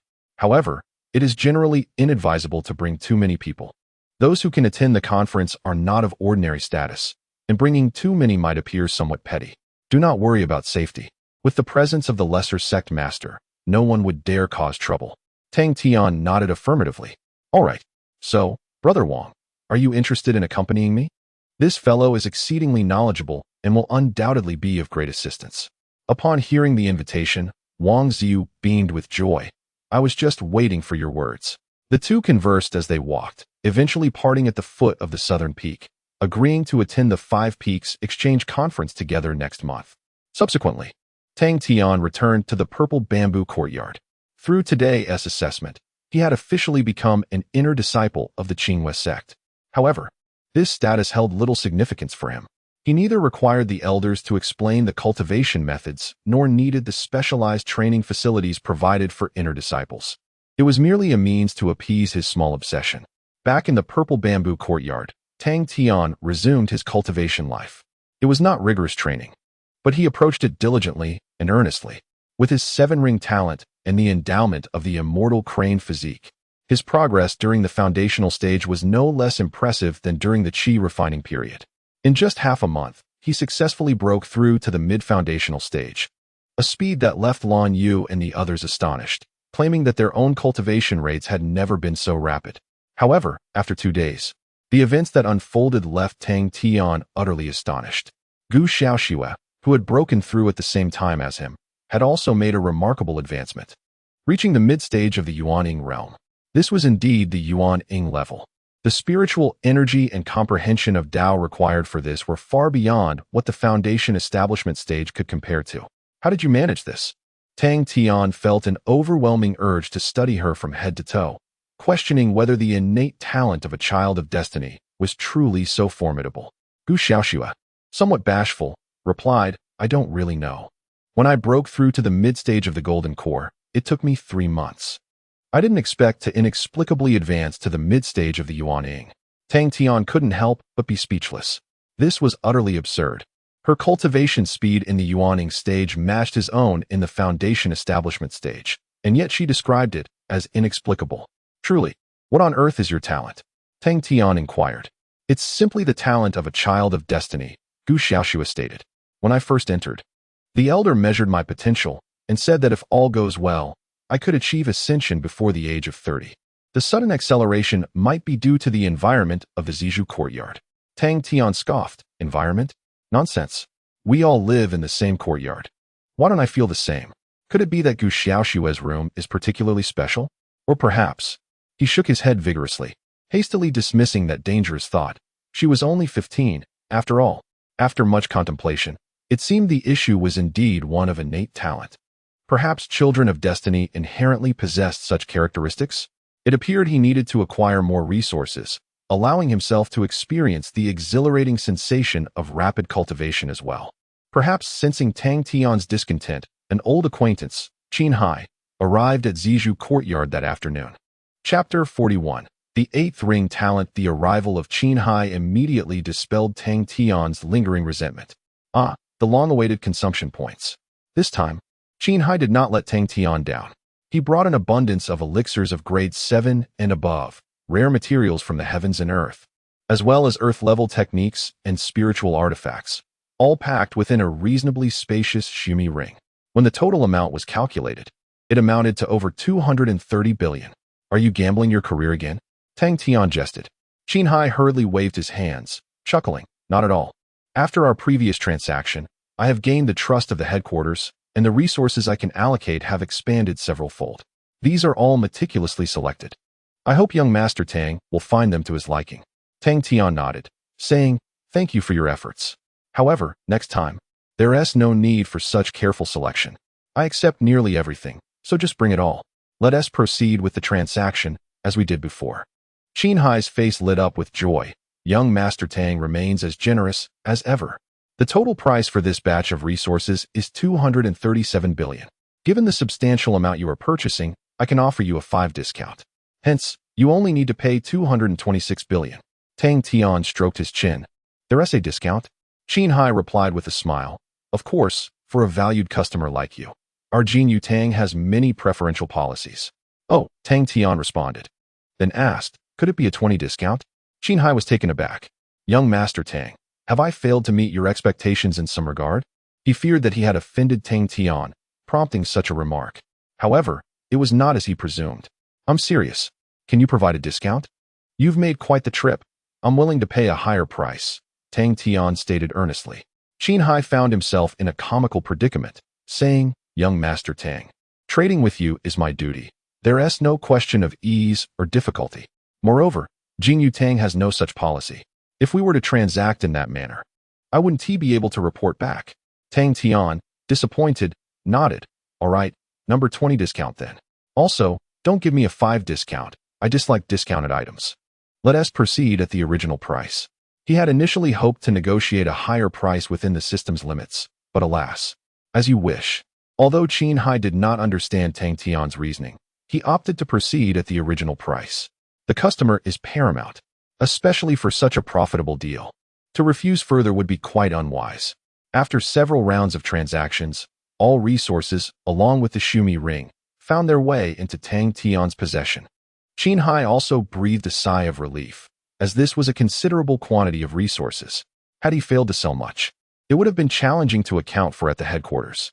The transaction was successfully completed, and Tang Tian's net worth soared to 600 billion. With over 23 million consumption points at his disposal, both the 8th tier talent and the 8th tier physique could be exchanged simultaneously. By the way, why is there not a single resource exceeding the 7th tier among your offerings? The highest cultivation method is only of the earthly grade. Does Jinyu Tang not possess anything superior? Tang Tian inquired. Qin Hai was momentarily taken aback, then explained, Young Master Tang, the 7th tier supreme and earthly grade resources are already the finest available before ascension. Resources of the 8th tier and above are predominantly utilized post-ascension and are exceedingly difficult to leverage beforehand. Tang Tian furrowed his brow, surprised by such a notion. Indeed, lower-tier cultivators are still in the nascent stages of comprehending and perceiving the great Tao. Even with top-tier resources, they may not be able to utilize them effectively unless they are of a particularly exceptional nature. However, most resources follow this trend. It's akin to the meditation chambers at the dojo, where a chi refinement stage cultivator practicing in a basic meditation chamber achieves nearly identical results as in a Tao-level chamber, yielding only negligible improvements. Nevertheless, what mattered to Tang Tian was whether he could use these resources. His sole concern was their availability. Just tell me if you have such items in Jinyu Tang, and if they are for sale, Tang Tian asserted. The abrupt display of dominance and extravagance left Qin Hai momentarily stunned, before he softly replied, Yes, we do have them. Of course they are for sale. However, the higher the tier, the greater the price disparity. Are you certain you require them? Tang Tian responded slowly, By all means, procure them. Whether 8th tier, 9th tier, or genuine celestial items, as long as you possess them, I can absorb them. I permit you one final inquiry regarding my financial capacity. Qin Hai hurriedly agreed, internally breaking into a cold sweat. Each time, he endeavored to estimate Tang Tian's wealth to the best of his ability, yet he consistently found himself overly conservative. It seemed that next time, he would truly need to exert himself to negotiate resources from the headquarters. It was once again a moment to wager his career. The thrill was undeniably exhilarating. Rest assured, I will do my utmost, Qin Hai declared emphatically. A moment later, Qin Hai swiftly departed from the purple bamboo courtyard. That evening, within the main house's meditation chamber, Tang Tian sat cross-legged, surrounded by 8 rings of talent. His cultivation speed increased once more, and he estimated that in about a month, he would successfully break through to the late foundation establishment stage. Such a pace of advancement would leave even the progeny of heaven shaking their heads in awe, feeling a sense of inferiority. In addition, Tang Tian opted to use the remaining 10 million consumption points to exchange for an 8th-tier physique, the golden-winged Great Peng physique. Furthermore, he acquired a secret technique, Devouring Spirit. This technique endowed him with the ability to consume spiritual entities, allowing him to completely dissolve medicinal pills used for auxiliary cultivation, transforming them into the purest essence of heavenly and earthly energy for rapid absorption into his body. Moreover, other extraordinary spiritual entities can also be consumed. In fact, Tang Tian experimented and found that he could even fit a top-tier earth-level spiritual sword into his mouth, chewing it to transform it into spiritual energy and a sharp essence that melded within his body. It was utterly astonishing. In summary, this secret technique of the golden-winged rock has significantly broadened Tang Tian's menu, allowing for the conversion into greater spiritual energy and enhanced cultivation of various paths. Furthermore, Tang Tian discovered that when paired with the green python secret technique, the effects were even more remarkable.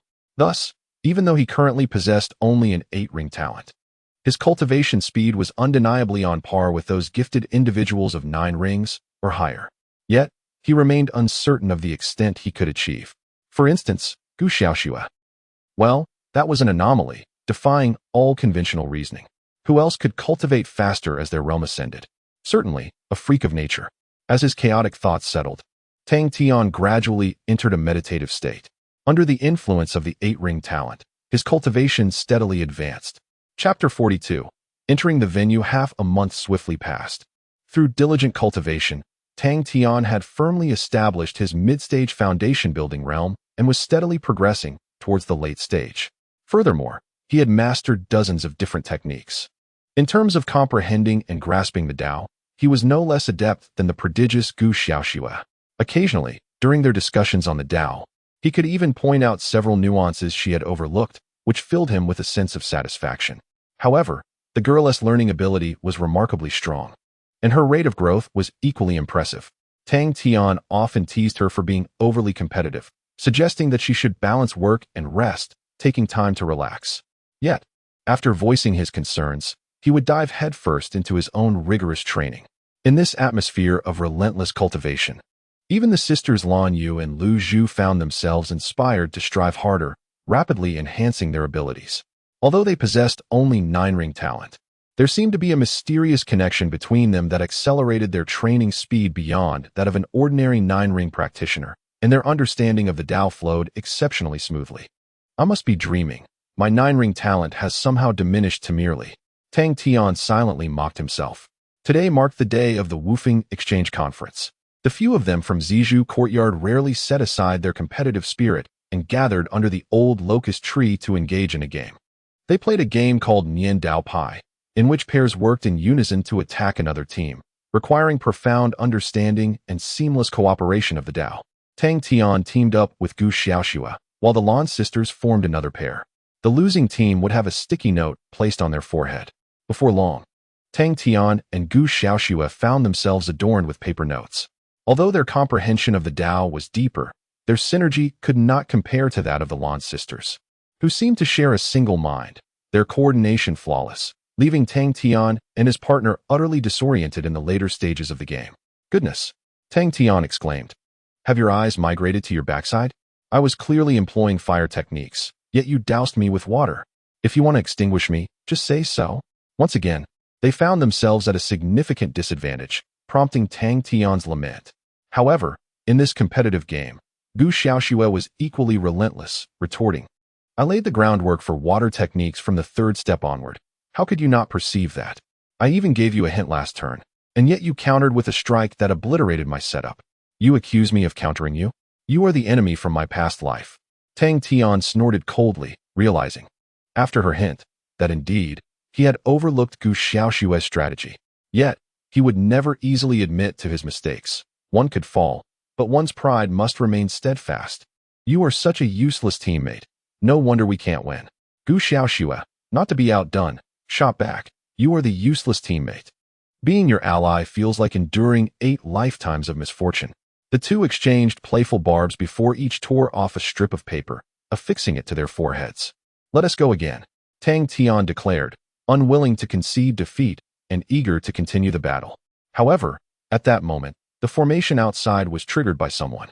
With a wave of his hand, Tang Tian deactivated the formation, and a familiar figure stepped inside. It was Wang Ziyu. "Brother Tang, the 5 Peaks Exchange meeting is about to begin, and you." Before he could finish his sentence, Tang Tian and his companions overwhelmed him. "What on earth are you doing?" Wang Ziyu asked, perplexed. Tang Tian quickly tore off the note from his face, approached him, and forced a smile, saying, "It's nothing. Just playing a game." Wang Ziyu looked at the 3 enchanting beauties nearby, then back at Tang Tian, and whispered, "Brother Tang, are you all right? Spending time with such exquisite ladies, and you're playing this kind of game?" After saying that, he scrutinized Tang Tian, seemingly doubting his intentions. Tang Tian cleared his throat and replied, "I've had too much rich food.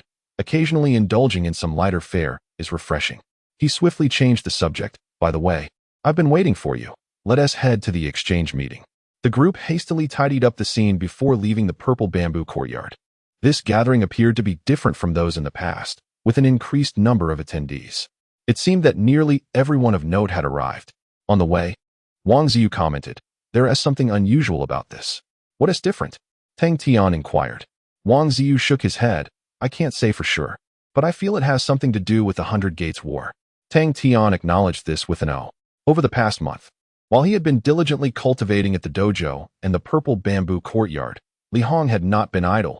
He had gathered a wealth of information for him, finally shedding light on the basic circumstances surrounding the Qinghua sect. The Qinghua sect was established over 400 years ago, making it a relatively new sect. However, it did not emerge from nothing. Rather, it rose swiftly with the support of a far more powerful sect known as the Yunding Heavenly Mansion. This super sect, which boasted genuine immortals, wielded vast influence and incredible power. In a sense, the Qinghua sect was merely a subordinate sect under the Yunding Heavenly Mansion.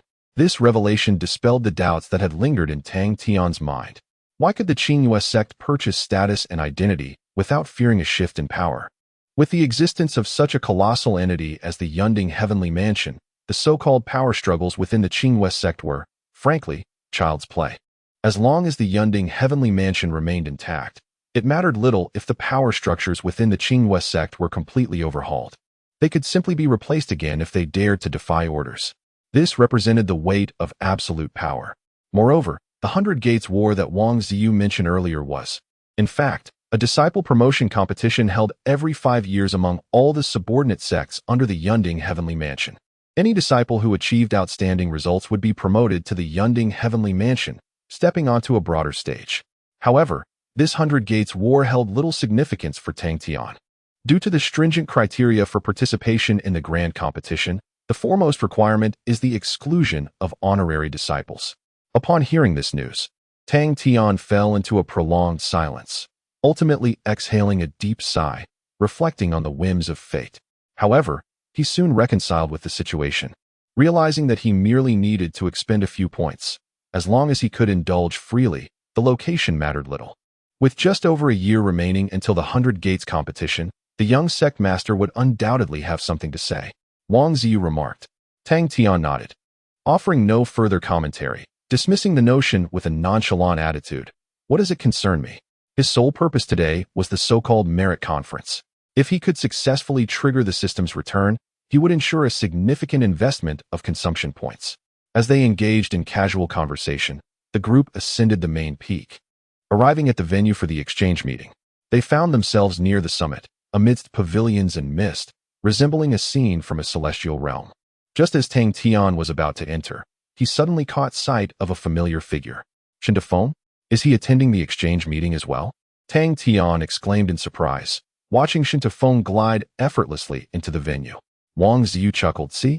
I told you today would be lively. Many have come. Tang Tian scoffed. If even that kind of person can gain entry, I suddenly perceive this qualification as less precious. Wang Ziyu's expression turned awkward. Don't say that. After all, he is associated with Lu Chonga, so his presence is quite normal. But do not underestimate this exchange meeting. Many honorary disciples may not be of lesser stature than you. Tang Tian nodded in acknowledgement. Subsequently, they announced Emo Shia Shao's name and smoothly entered the conference hall. Chapter 43. The path to promotion. Emo Shia Shao's name is indeed quite powerful. Upon entering, Tang Tian expressed his astonishment. The guard at the entrance had initially displayed an air of arrogance, but as soon as Tang Tian uttered the name Emo Shia Shao, his demeanor transformed completely, and he graciously welcomed them inside. The stark contrast was remarkable. Is he not concerned that we might be imposters?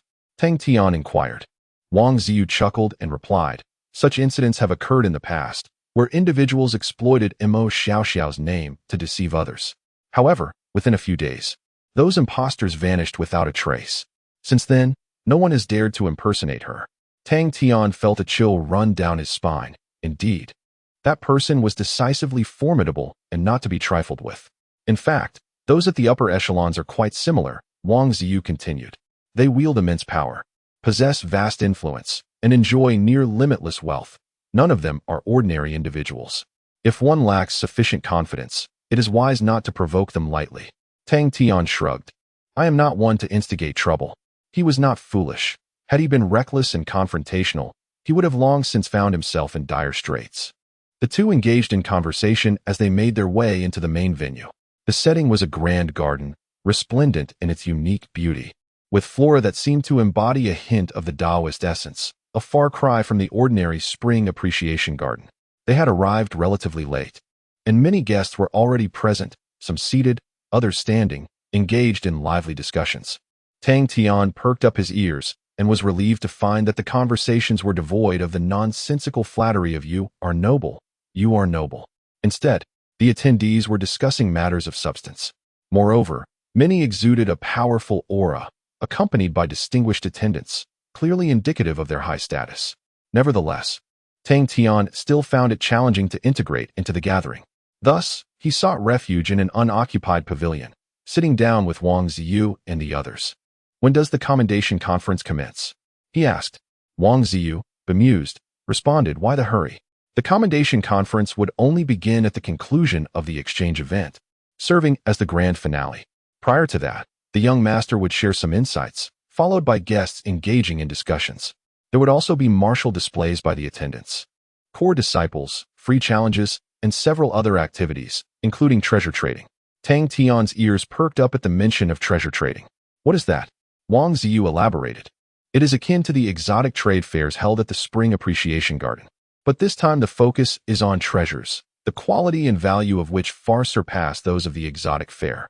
Tang Tian suddenly slammed his hand on the table, startling Wang Ziyu. Why didn't you mention this sooner? Had I known about the treasure trading, even a moment's hesitation would have been a disservice to the exchange event. Whether the commendation conference can trigger the system remains an enigma. However, the trade of treasures undoubtedly falls within the realm of normal transactions. Wang Ziyu was momentarily taken aback. Then, with a mix of amusement and exasperation, remarked, Brother Tang, why does your focus always seem to deviate from the norm? The trade of treasures is merely an embellishment within the conference. The crux lies in the exchange of information and Taoist principles. That is the essence of the matter. He found himself struggling to comprehend Tang Tian's line of thought. Tang Tian shrugged nonchalantly and queried, well then, what purpose do the martial competitions serve? Observing Tang Tian's indifferent demeanor, Wang Ziyu rubbed his forehead and explained, the martial competitions among the guests are essentially contests of Taoist skills among the esteemed disciples' invited guests. The core disciples' competitions specifically refer to battles among the pure disciples. As for the free challenges, they involve confrontations between guests and pure disciples, representing the most intense and thrilling contests. These events primarily aim to assess the combat prowess of the current core disciples in preparation for the forthcoming 100-sects war. Tang Tian, lounging comfortably with his legs crossed, replied dismissively, it doesn't seem to concern me much. Engaging in battles pales in comparison to the thrill of spending lavishly and accumulating points in a discreet manner. Wang Ziyu shook his head, saying, Brother Tang, do you not intend to advance further and pursue deeper studies at the Cloud Summit? Tang Tian was momentarily taken aback. Isn't it said that honorary disciples lack the qualifications to participate in the 100-sects war and thus cannot ascend to the Cloud Summit? Wang Ziyu clarified. While honorary disciples cannot enter through the 100-sects war, there are alternative avenues. The sect has very clear stipulations for the advancement of honorary disciples. Firstly, one must contribute to the sect, accumulating sufficient contribution points. Secondly, one must have at least 3 guests successfully enter the Cloud Summit through the 100-sects war, regardless of their cultivation level or the time taken. Meeting these 2 criteria suffices for advancement. Tang Tian was taken aback, unaware of this information. Perhaps Li Hong overlooked it while gathering intelligence, considering he was not an honorary disciple himself. If that is the case, Tang Tian harbored no strong desire for advancement. Yet if an opportunity to enter arose, it would be worth pursuing. After all, it represented a broader stage. The opportunities for expenditure and advancement would undoubtedly increase significantly compared to Qinghua sect. How many contribution points are needed? Tang Tian inquired. Wang Ziyu replied 1,000. There are numerous ways to earn contribution points, such as participating in sect construction and management. However, the most straightforward method remains through merit. 10,000 spirit stones can be exchanged for 1 contribution point. Tang Tian was taken aback. Is that all? Wang Ziyu chuckled. When discussing matters of this caliber, the spirit stones referred to are generally of the finest quality. Tang Tian acknowledged this with a thoughtful oh, then began to calculate. 10,000 exquisite spiritual jade corresponds to 100 billion inferior spiritual jade, while 1,000 contribution points equate to a staggering 10 trillion. Indeed, this is no trifling sum, especially considering that my current wealth barely exceeds 2 billion. It appears that wealthy individuals are plentiful. 10 trillion is, for him, a manageable endeavor. However, when it comes to retainers, Tang Tian currently possesses only 4, none of whom are particularly exceptional in strength, and he has no immediate plans to expand his ranks. With merely a year remaining until the next 100 schools tournament, he wonders if he can find suitable candidates before it commences. Where should he search? After pondering for a moment, Tang Tian clears his chaotic thoughts. Never mind, I shall take it one step at a time. Upon returning, I will first inquire whether Xiaoxue and the others are willing to participate in the tournament. If they decline, I will seek alternatives. If they agree, I will devise ways to enhance their strength as swiftly as possible. Tang Tian is resolute in his belief that with sufficient resources, even impossible challenges can be surmounted. As he contemplates, the number of attendees in the garden continues to swell. Shortly thereafter, the exchange meeting officially begins. Chapter 44. The young sect master, accompanied by a designated guide, Tang Tian, arrived at a magnificent hall. The hall permitted only 2 companions. So he asked the Lanyu sisters to remain outside, and entered with Xiao Shui and Wang Ziyu. Inside, the hall was exceedingly spacious, boasting over 100 seats arranged in various directions. Tang Tian casually chose a seat that was neither too far nor too close, settling down with Xiao Shui and the others. Before long, the hall filled with people, most of whom closed their eyes to meditate. Even conversations were whispered softly, with everyone exhibiting an air of solemnity. After a brief moment, several distinguished individuals entered from another entrance, taking their places at the highest seats. Among them was Emo Shia Shao, alongside the familiar figure of Jing Hong, who occupied the far left position next to her. Chen Siro did not come today. Wang Ziyu remarked quietly. You should recognize Jing Hong and Emo Shia Shao. The other 4 are the 4 great young masters. The one in the blue robe to the right of Emo Shia Shao is Lu Chonggu, one of the 2 most powerful young masters of the sect.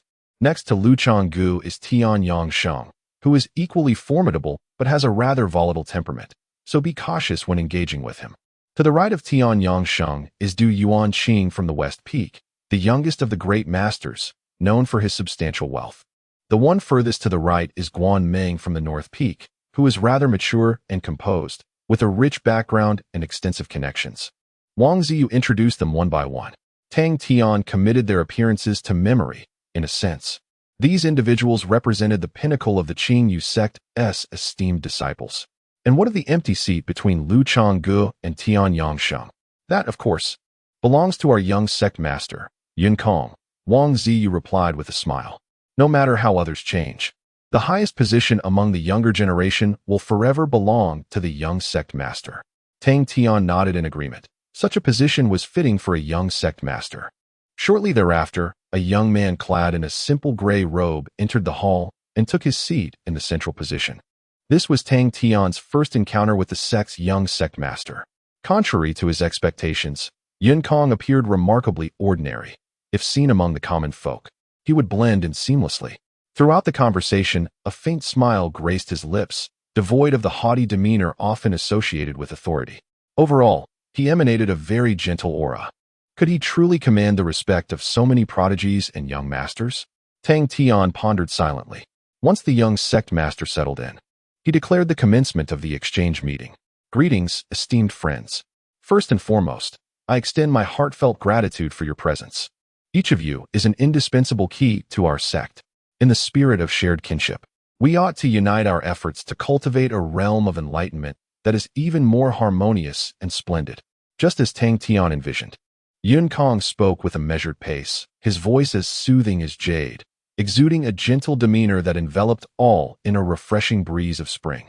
Yet, within the grand hall, every individual, including several esteemed young masters, maintained an air of solemnity and decorum, attentively listening without a hint of impudence or impropriety.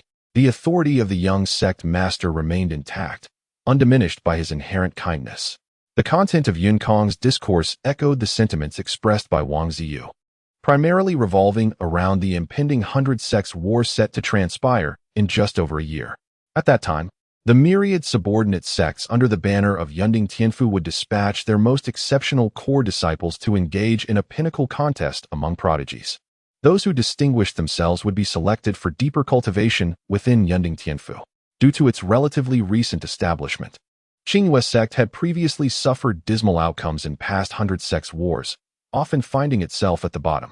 However, since Yun Kong ascended to the role of young sect master, over the past 2 decades, Qingyue sect's performance has soared, achieving a commendable mid to upper ranking. This is nothing short of miraculous, considering that many of the affiliated sects of Yunding Tianfu boast histories spanning thousands of years. To triumph over them signifies that Qingyue sect has truly excelled. It was at this juncture that Tang Tian began to grasp why Yun Kong, despite his unassuming appearance, commanded such profound respect from others. Achieving such a remarkable feat is undoubtedly no small matter. The conversation extended over a considerable duration, yet it was far from tedious. No one appeared drowsy. Yun Kong's eloquence was succinct and commendatory towards core disciples, honorary disciples, and guests alike, while he also painted an optimistic vision for the future. With the concerted efforts of all, the sect is destined to ascend to even greater heights. Eventually, Yunkong concluded his address. After finishing, he departed the Grand Hall, followed by Emo Shia Shao and several young masters, while others gradually dispersed. Upon exiting the hall, Tang Tian exhaled deeply. This was his first experience of a leadership meeting in this world. What's wrong? Wang Ziyu inquired. Tang Tian shook his head slightly. It's nothing, merely different from what I had envisioned. I anticipated a more lively gathering among the younger generation. His implication was subtle. He had previously imagined such assemblies to resemble the boisterous gatherings at Spring Appreciation Park, where competition and raucousness were the norm. Wang Ziwen, not fully grasping Tang Tian's meaning, remarked, the young sect master and the young masters possess such elevated status. They certainly want to behave like ordinary disciples. When it comes time for the martial competition, it will surely be more engaging. Tang Tian nodded, preparing to leave with Lan Yu and the others. Just then, a figure clad in blue obstructed his path. It was Lu Chonga. You are Tang Tian? Lu Chonga spoke in a calm tone, betraying no emotion. Tang Tian furrowed his brow slightly and asked, is there something on your mind? Lu Chonga replied, a month ago, I heard that you and one of my subordinates had a misunderstanding, which led to some unpleasantness. I hope you do not take it to heart. As the young sect master stated, we are of the same clan, and mutual support is the ladder to progress. Let the grievances between you end here. Tang Tian was taken aback, initially thinking Lu Chonga had come to pick a fight, but to his surprise, he was there to resolve their differences. However, despite Lu Chonga's ostensibly courteous tone, there was an undeniable undercurrent that left Tang Tian feeling somewhat uncomfortable. Yet, he dismissed it as a trivial matter. It's nothing. I've already forgotten about it, Tang Tian replied. Lu Chonga nodded, that is good. With that, he turned and departed with his subordinates and guests. Tang Tian glanced over and indeed spotted Shinta Feng among their ranks. However, he was even more astonished to find Fong Fei, whom he had not seen for over a month, also in their company. It appeared she was no longer with Shinta Feng, but rather closer to Lu Chonga. Tang Tian frowned inwardly. This was not a favorable development. He was also somewhat astonished at what means Fong Fei had employed to ally herself with such a prominent figure as Lu Chonga. She was indeed quite shrewd. After Lu Chonga left, Wang Ziyu looked equally astonished and remarked, why did he suddenly come to see you? That minor issue hardly warranted his personal intervention, did it? Tang Tian shook his head in silence. Yet a suspicion began to form within him regarding Fong Fei. Chapter 45. The Little Demon. By an unexpected turn of events, Tang Tian encountered Lu Chonga and also caught sight of Fong Fei, which caused him to temper his previously carefree demeanor. If Fong Fei truly managed to secure Lu Chonga as an ally, it would not bode well, considering the deep-seated enmity that existed between them. However, after some contemplation, Tang Tian swiftly dismissed the thought from his mind. As long as he remained within the confines of Qingyue's sect, he was largely insulated from significant peril. Moreover, he was currently affiliated with Nanfeng, and with Emo Shia Shao by his side, there were no pressing concerns. Once the conversation with the young sect master concluded, Tang Tian, along with Wang Ziyu and Xiaoxua, ventured to the area designated for honorary disciples.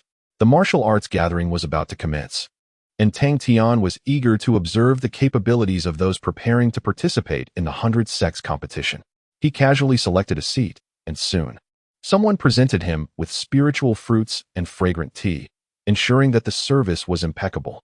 However, during the wait, Tang Tian noticed that some honorary disciples were accompanied by their subordinates, while others stood alone, devoid of any attendants or followers. This discrepancy piqued his curiosity, prompting him to inquire with Wang Ziyu. Wang Ziyu elucidated, the distinctions among honorary disciples are quite pronounced. The three categories I previously mentioned are merely generalizations. Some seek to secure a future for their descendants, others aspire to elevate their status within Qingyue's sect, while some are here to serve external families. The desire to ascend to Yunding Tianfu is actually a minority pursuit. After all, gathering contribution points or nurturing 3 prodigies is no trivial task. Tang Tian nodded in understanding. Indeed, setting aside the contribution points, entering Yunding Tianfu through the 100 sects competition was an arduous endeavor due to the multitude of talented individuals. Firstly, participants must be core disciples under the age of 25. Secondly, their cultivation must reach at least the transformation stage. Strictly speaking, Only a select few at the pinnacle of the transformation stage stand a chance of distinguishing themselves in the competition and achieving promotion. Such prodigies, even among core disciples, are exceedingly rare. After engaging in light conversation for a while, the attendees had gathered in sufficient numbers. Soon, individuals began dispatching their subordinates to the front arena for a display of Taoist exchanges and practical combat demonstrations. Tang Tian observed several bouts and was indeed impressed by the formidable prowess on display. The participants were primarily above the transformation stage, all vying for recognition in the upcoming 100-sex competition a year hence. Their formidable auras, profound Taoist techniques, and precise yet powerful strikes marked them as the elite among elites. In contrast, Gu Xiaoxue and the Lan sisters, still in the nascent soul stage, were far from their level. Yet, they were still young, particularly Gu Xiaoxue, who had not yet turned 16 and possessed an even brighter future ahead. After watching for a while, Wang Ziyu rose to depart, stating her intention to check on the situation among the core disciples. Between the honorary disciples and the core disciples, there has always been an underlying rivalry. The pure disciples look down upon those who choose to become door attendants, believing that such a choice undermines their steadfast resolve. Conversely, the honorary disciples feel that the pure disciples lack adaptability, as they forsake better resources. Both factions cling tenaciously to their beliefs, neither willing to concede. However, Tang Tian remains indifferent to this conflict. The choices of others are their own prerogative. If the pure disciples disdain him, he sees no reason to pursue their company. It's hardly a matter of consequence, and he need not press his warmth upon their indifference. Thus, he opts not to accompany Wang Ziyu, instead leisurely enjoying the spectacle before him. Truly impressive, exclaimed Gu Xiaoxue, observing the fierce battle unfolding. Far superior to me. Tang Tian chuckled. Do not belittle yourself. Your youth merely accounts for a slight deficiency in cultivation. When it comes to the comprehension of the Tao, you are not necessarily inferior to them. I have already discerned several flaws in their techniques. Indeed, in terms of raw power, Gu Xiaoxue may fall short. But Tang Tian believes she has the potential to outshine two opponents with one hand. If the attendants from other sects are so formidable, I must strive even harder upon my return, Gu Xiaoxue declared, her small fists clenched resolutely. Tang Tian raised an eyebrow, realizing her determination. The display of martial prowess from the attendants lasted for approximately an hour, and judging by the expressions of the audience, it seemed they were quite satisfied with the strength exhibited this time. Once it concluded, Tang Tian prepared to seek out Wang Ziyu, but at that moment, a group of unfamiliar honorary disciples approached him. Tang Tian, the leader, a tall youth with a stern visage, inquired from his elevated stance. Tang Tian furrowed his brow slightly. And you are? The youth replied coolly, my name is Ding Xiao, and I am also from Nanfeng, tasked with assisting Miss Emo in managing the order here. Understanding now that he was affiliated with Emo Shia Shao, Tang Tian responded, is there something you need? Ding Xiao stated, now that you are part of Nanfeng, it would be prudent not to act independently. Come with me to our designated area. Tang Tian smiled politely. I appreciate your concern, but I prefer solitude. However, Ding Xiao's expression hardened. Tang Tian, now that you have joined Nanfeng, you must adhere to its regulations. Accompany me. I do not wish to repeat myself. Tang Tian's smile faded. He detested being coerced. I have not heard of such regulations. I shall go where I please. No one can restrict my freedom, he replied coldly. Ding Xiao's brow furrowed further. Do not presume that having a bit of spiritual jade renders you invincible. Should you continue in your obstinacy, it would be best for you to leave Nanfeng and seek other opportunities. Tang Tian gazed quietly at him and inquired, is this your intention, or that of Emo Shia Shao? He had never intended to align himself with any faction. It had merely been a casual suggestion from Emo Shia Shao. If this truly reflected her desire, he would undoubtedly depart immediately, for even a moment's hesitation would be a profound disrespect to his own integrity. Yet, it was evident that this was not the case. Ding Xiao opened his mouth, yet could not bring himself to respond directly, ultimately retorting coldly, very well. You may remain as you are. I shall report your stance to Miss Emo without embellishment. With that, he turned and left. Tang Tian stroked his chin, a faint smile gracing his lips as he remarked, this is merely a demonstration of authority towards the newcomers. Gu Xiaoxue scoffed, with such an arrogant demeanor. He seems to think himself formidable, yet in truth, he is merely returning to report to others. Tang Tian chuckled softly. It matters not to us. We are not compelled to join any particular faction. Besides, Qingwei sect has more than one southern peak. He suggested they check on Wang Ziyu and see how things were faring there. As they proceeded towards the core disciples, they fortuitously encountered Wang Ziyu on his return. His expression was animated as he grasped Tang Tian and began to elaborate. Brother Tang, let me tell you, this current group of core disciples is truly remarkable. Several have reached the pinnacle of the transformation stage, and their prowess is unparalleled. Moreover, there is a prodigious talent among them. A 16-year-old at the peak of the nascent soul stage, who has even triumphed over those in the early transformation stage.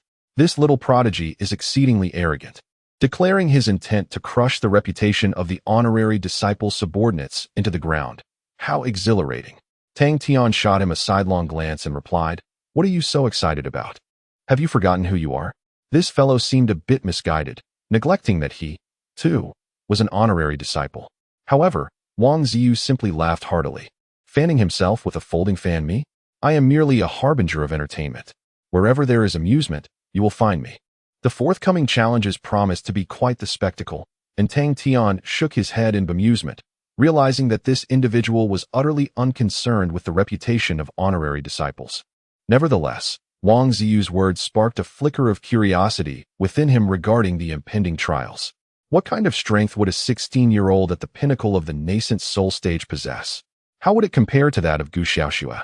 Chapter 46. Arrogance. After a brief respite, the free challenge finally commenced.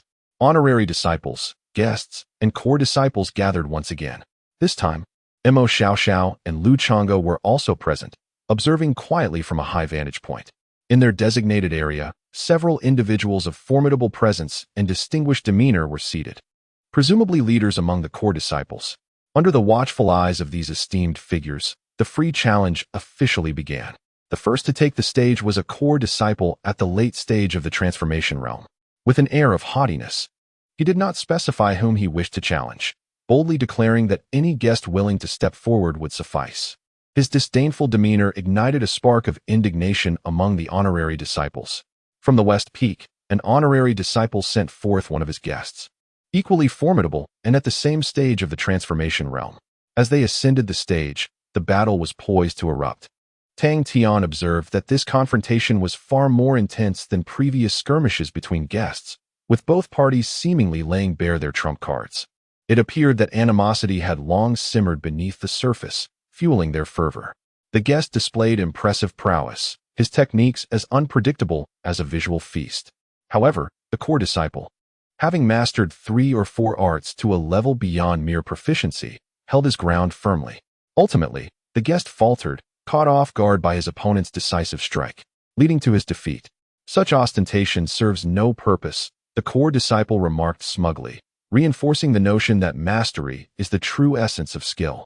It seemed some had indeed spoken the truth. These guests were nothing more than mere spectacles. With his victory, the core disciple's arrogance only swelled, demanding further challenges. This provoked the ire of the honorary disciples. In swift response, they dispatched an even more formidable guest, one who, while still in the late stage of the transformation realm, possessed greater strength. Before long, he vanquished the proud core disciple, retorting, "It appears your bravado is merely that, empty words." After reclaiming a point, the guest returned the earlier taunt. Soon, another challenger from the core disciple's side took to the stage, employing an array of tactics that left Tang Tian astounded. "Brother Wang, you were right. This free challenge is indeed far more exhilarating," Tang Tian remarked with a smile. Wang Ziyu chuckled in agreement. "Isn't it so?" These individuals had long harbored mutual disdain, their grievances palpable. Finally presented with a chance for direct confrontation, no one was willing to let it slip away easily. Tang Tian nodded, recognizing the underlying tension. Both factions were, in essence, core disciples. One had chosen to leverage external resources, while the other relied solely on personal strength. It was difficult to ascertain which path was superior, given the uniqueness of each individual's circumstances.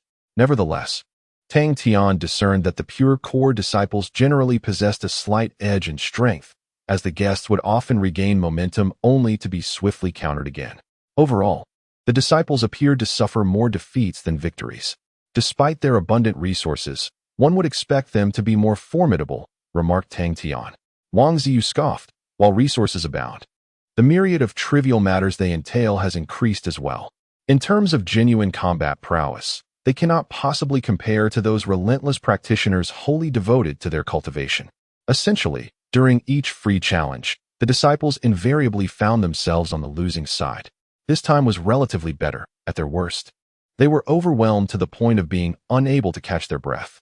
Tang Tian nodded in agreement, acknowledging that those with unadulterated focus in their cultivation were indeed more likely to ascend to greater heights. The subsequent events unfolded much as Wang Ziyu had predicted. Although the disciples initially stood their ground against the core students, fatigue soon set in as time wore on. In stark contrast, the core students continued to emerge, one after another, each more formidable than the last. Defeat had become a foregone conclusion.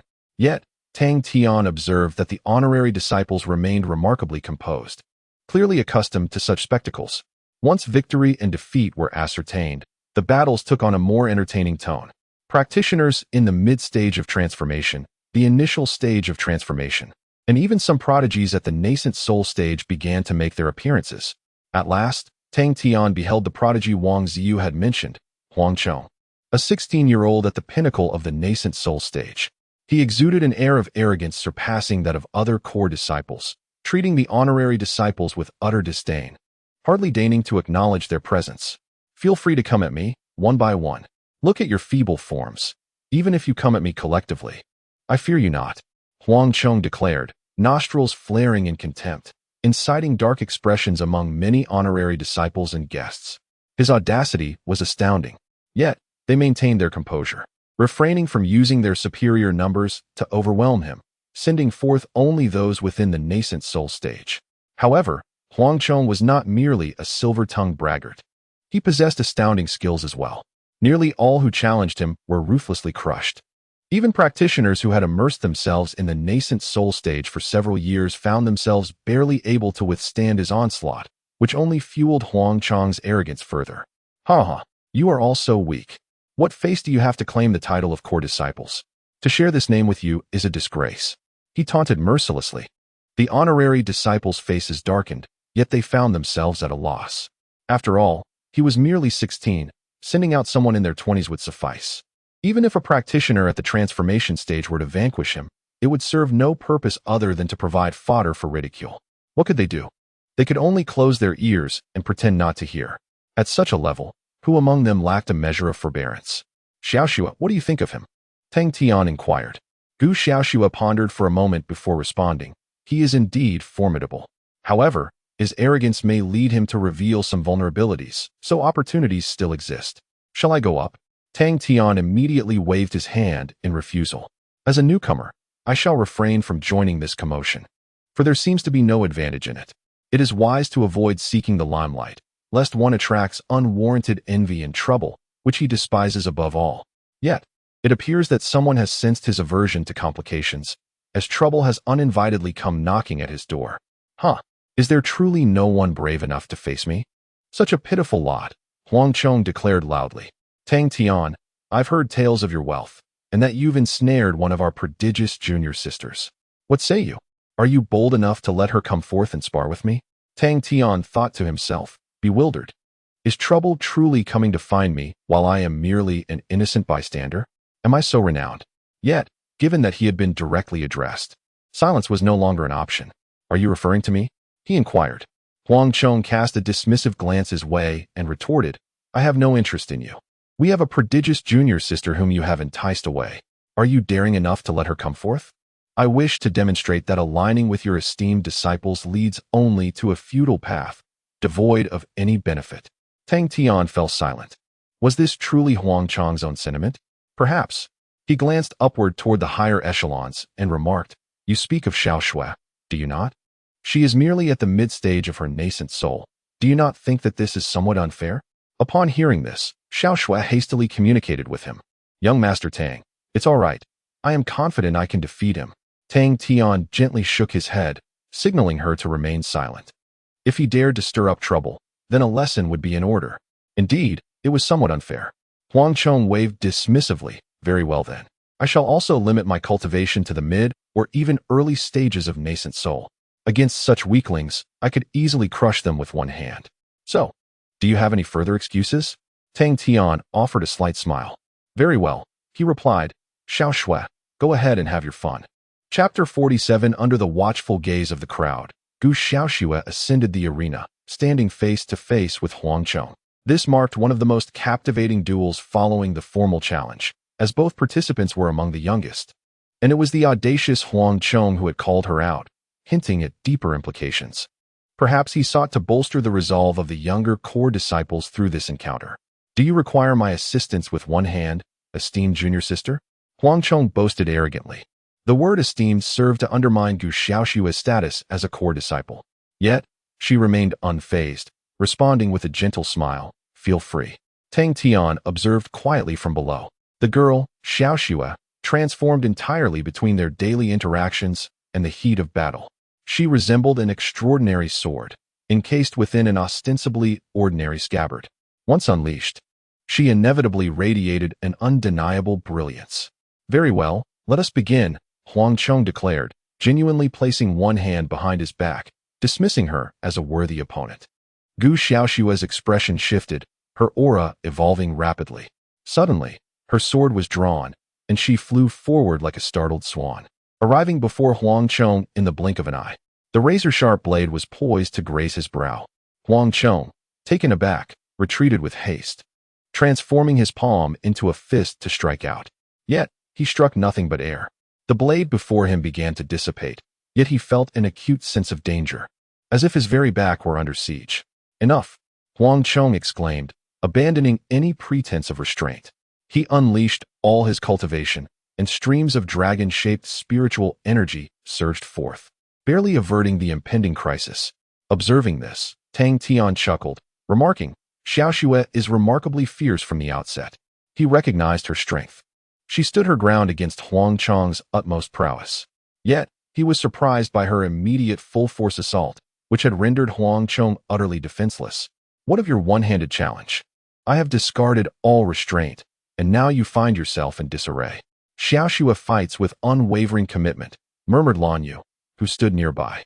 During this period, Tang Tian and his companions had engaged in numerous sparring matches. Their exchanges primarily revolved around the comprehension of Tao, but Gu Xiaoxue and the sisters, Lan Yu and El Zhu, engaged in genuine combat. Initially, during her breakthrough to the nascent soul stage, Gu Xiaoxue struggled against either sister, often being overpowered. However, this remarkable girl exhibited an astonishing rate of learning and improvement.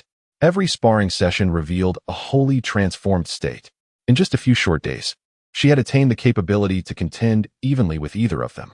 As Gu Xiaoxue advanced beyond the mid-stage of the nascent soul realm, the Lan Yu sisters found themselves unable to contain her any longer. It was only through their combined efforts that they managed to exert any semblance of control. One must acknowledge that when the Lan Yu sisters united, even those at the transformation stage could struggle against them. Yet, even then, they could merely hold Gu Xiaoxue at bay. She continued to grow rapidly. After a month, her strength had escalated to an unprecedented level, far surpassing her previous capabilities.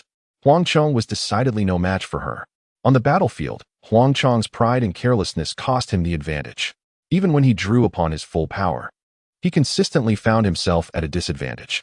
Gu Xiaoxue's relentless assault left no room for error. She provided Huang Chong with no opportunity to catch his breath. Several times, he attempted to leverage his superior cultivation to turn the tide, but each time, Gu Xiaoxue deftly countered his efforts, leaving him thwarted. As the conflict progressed, his impatience grew, resulting in an increasing number of vulnerabilities and a dire situation. This unexpected turn of events caught the attention of the higher-ups, who could not help but take notice of such prodigious talent. Alas, she had become a guest under the banner of a nominal disciple. I have heard rumors of Tang Tian's notorious lechery.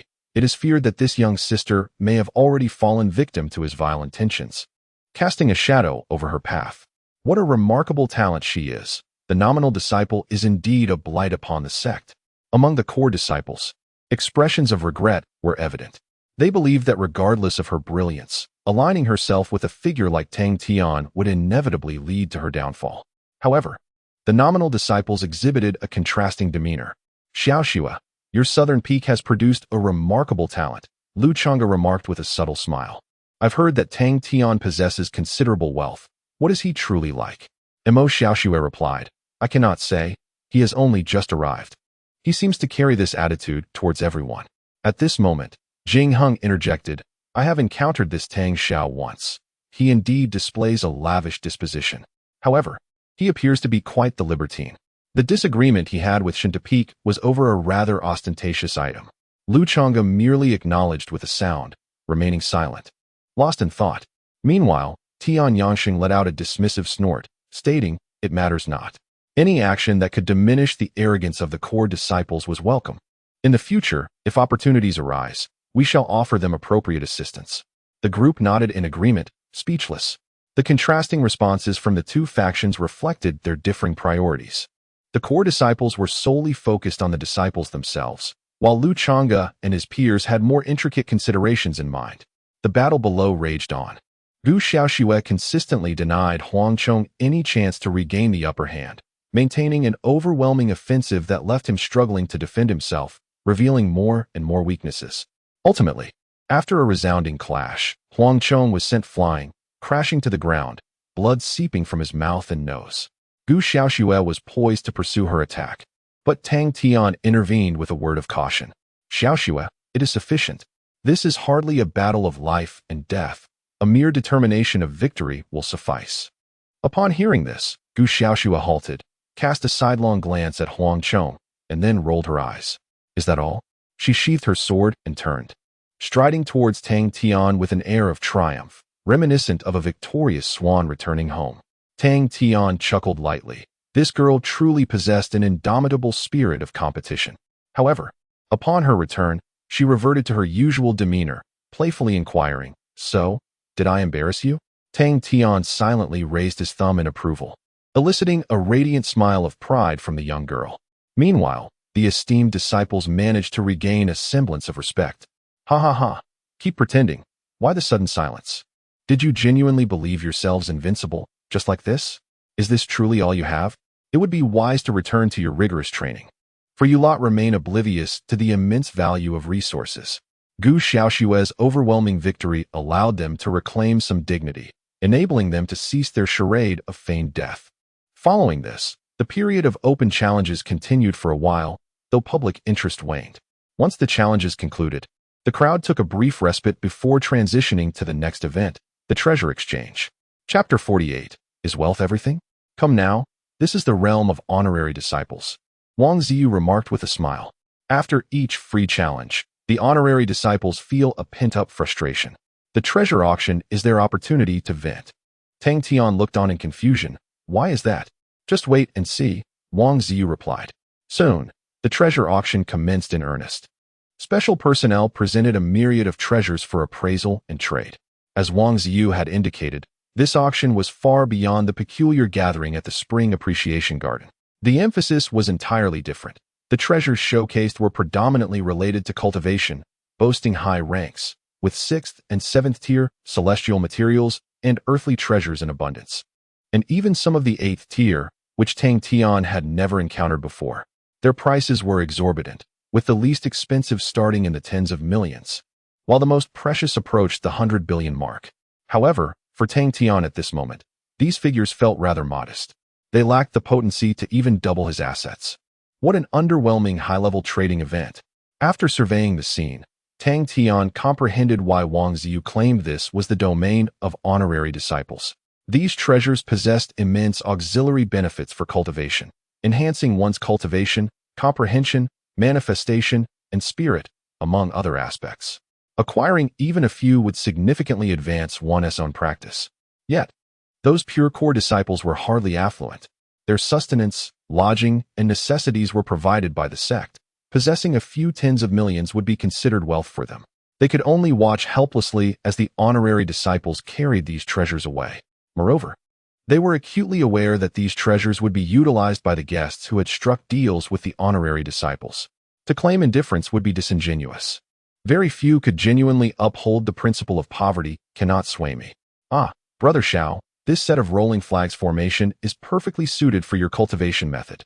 Although it costs 30 billion, you are worthy of it. I'll buy it, I'll buy it. Some honorary disciples vocally declared, provoking eye rolls from the core disciples. It was as if two adversaries were at play. After observing the proceedings, Tang Tian began to take action. Having resolved to elevate his status in the Cloud Summit with the cultivation of guests, he understood the necessity of preparation. The efficacy of these treasures was commendable. Thus, he commenced his negotiation. Lin Dao Flower, one branch for 18 billion? Would you consider 28 billion? Xiangz Berry, one for 9 billion. I will offer 13 billion for all of them. Tang Tian navigated the margins of the system's limits, acquiring all items at the highest permissible prices. This peculiar method of bargaining drew the attention of the surrounding honorary disciples, who regarded him with astonishment. Brother, we understand that you may possess considerable wealth. Yet we have never encountered anyone who spends in such a manner. Is such extravagance truly without consequence? Observing Tang Tian's carefree demeanor, they could not help but shake their heads. Nevertheless, every family has its own burdens. Perhaps in the Tang household, one might face familial discipline for failing to spend. The transaction continued for a while. Tang Tian, like a torrent, casually dispensed over 100 billion, leaving some core disciples utterly astonished. It was their first realization that the sums involved in purchasing items within the sect could be so staggering. As time progressed, the treasure trading came to a close. Finally, they arrived at the grand finale of the Five Peaks Exchange, the Merit Conference. The young sect master, Yun Kong, made his appearance once more, presiding over the event. He began by acknowledging those who had made significant contributions to the sect over the past year. Subsequently, he converted each individual's contributions into merit points and distributed them accordingly. The significance of merit points is immense. For honorary disciples, merit points equate to power and status, granting them the ability to undertake numerous endeavors, including advancement to the Cloud Summit. For core disciples, merit points represent vast amounts of spirit jade and special privileges.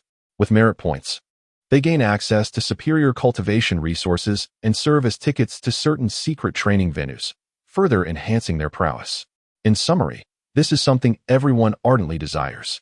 Tang Tian yearned for it as well, yet his contributions to the sect were insufficient to warrant even a single merit point. So he could only await the final segment, the offering of merit. The offering of merit, in essence, is akin to a donation, a direct purchase of merit points. One could exchange 10,000 premium spirit jades, equivalent to 1 billion spirit jades, for a single merit point. How convenient. Tang Tian relished such straightforwardness. After a time, the calculations of everyone's contributions from the previous year were finally completed. Those with less than a merit point were deemed ineligible. Once concluded, it was time for the segment Tang Tian anticipated the most. The young sect master, Yun Kong, displayed a faint smile and directed his gaze toward the honorary disciples. Seemingly prompting, "What are you all waiting for?" A few prominent figures stepped forward first. Lu Chonga offered 200 merit points. Tian Yangsheng, 200 merit points. Emo Shia Shao and Chen Sairu each contributed 100 merit points. Jing Heng, 150 merit points. Guan Ming, 150 merit points. Du Yuanqing, 100 merit points. Truly, these titans are impressive. Their offerings were in the hundreds, amounting to trillions of spirit jades. How extraordinarily affluent they are. Tang Tian nodded inwardly, finally noting a few capable individuals. With the titans setting the example, other honorary disciples began to step forward as well. However, their contributions were considerably less, mostly single-digit merit points. Whenever someone offered more than 10, it would elicit gasps of astonishment from the others. A moment later, Tang Tian also approached. Tang Tian, this must be your first contribution. How much do you wish to offer? Yun Kong inquired. Tang Tian pondered for a moment, deciding to conduct a small experiment. He produced 10,000 high-grade spirit jade and stated, a modest contribution. Yun Kong nodded, swiftly completed the process, and handed him an intricately crafted jade token. Your contribution points are stored here, along with an explanation of their usage, Yun Kong elaborated. Tang Tian nodded appreciatively, placing the jade token away, but refrained from examining it immediately, instead turning his attention to the system. This transaction qualifies as a standard expenditure, yielding 1 million consumption points. A sense of joy blossomed at the corners of Tang Tian's mouth. Indeed, he had successfully triggered the mechanism. Could it be that he could accumulate consumption points indefinitely? Surely, Contributions bore no limits.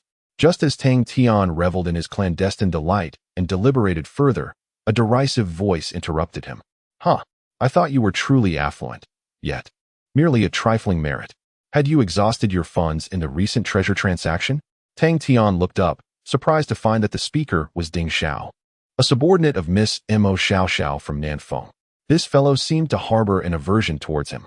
After delivering his jibe, Ding Xiao approached Yun Kong, presenting a sumi ring and proclaiming, Young master, I am Ding Xiao, and I offer 20 merits.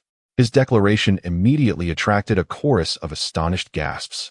Ding Xiao from Nanfeng, a formidable aide of Miss Mo, was indeed remarkable. The crowd murmured in admiration, a sound that Ding Xiao relished. Once the process was concluded, he turned to face Tang Tian, looking down upon him. I initially thought you possessed some strength. It appears I overestimated your capabilities. Mind yourself.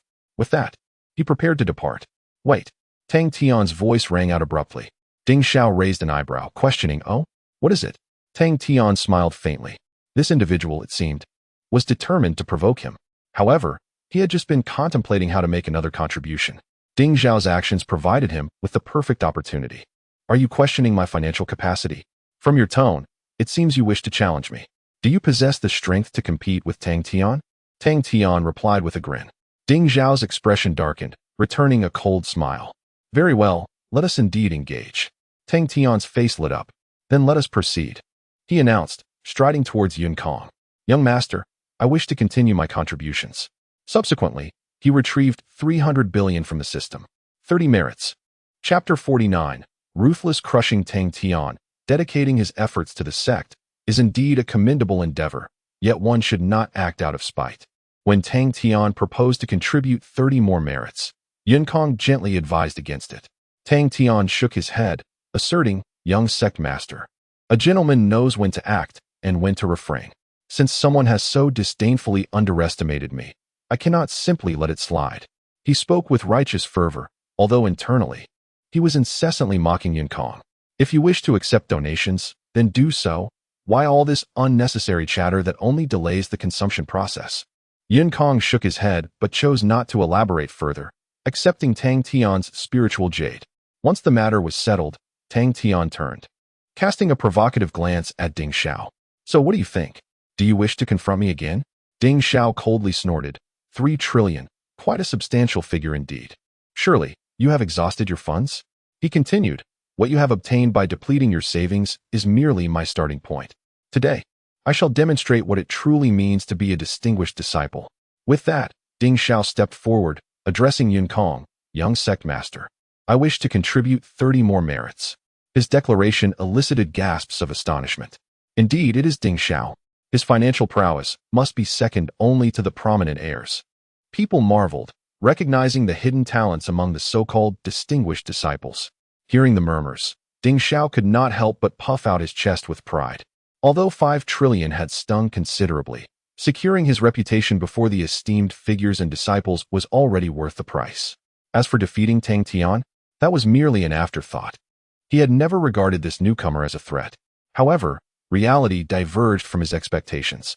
Witnessing Ding Xiao's immediate pledge of 3 trillion, Tang Tian nearly burst with glee. Indeed impressive, he mused. But what makes you think that those 3 trillion have emptied my coffers? The depth of my wallet is beyond your wildest imagination. Turning to Yun Kong, he declared, Young sect master, I shall add 6 trillion more. The announcement sent the crowd into a frenzy. Goodness, this newcomer is truly formidable.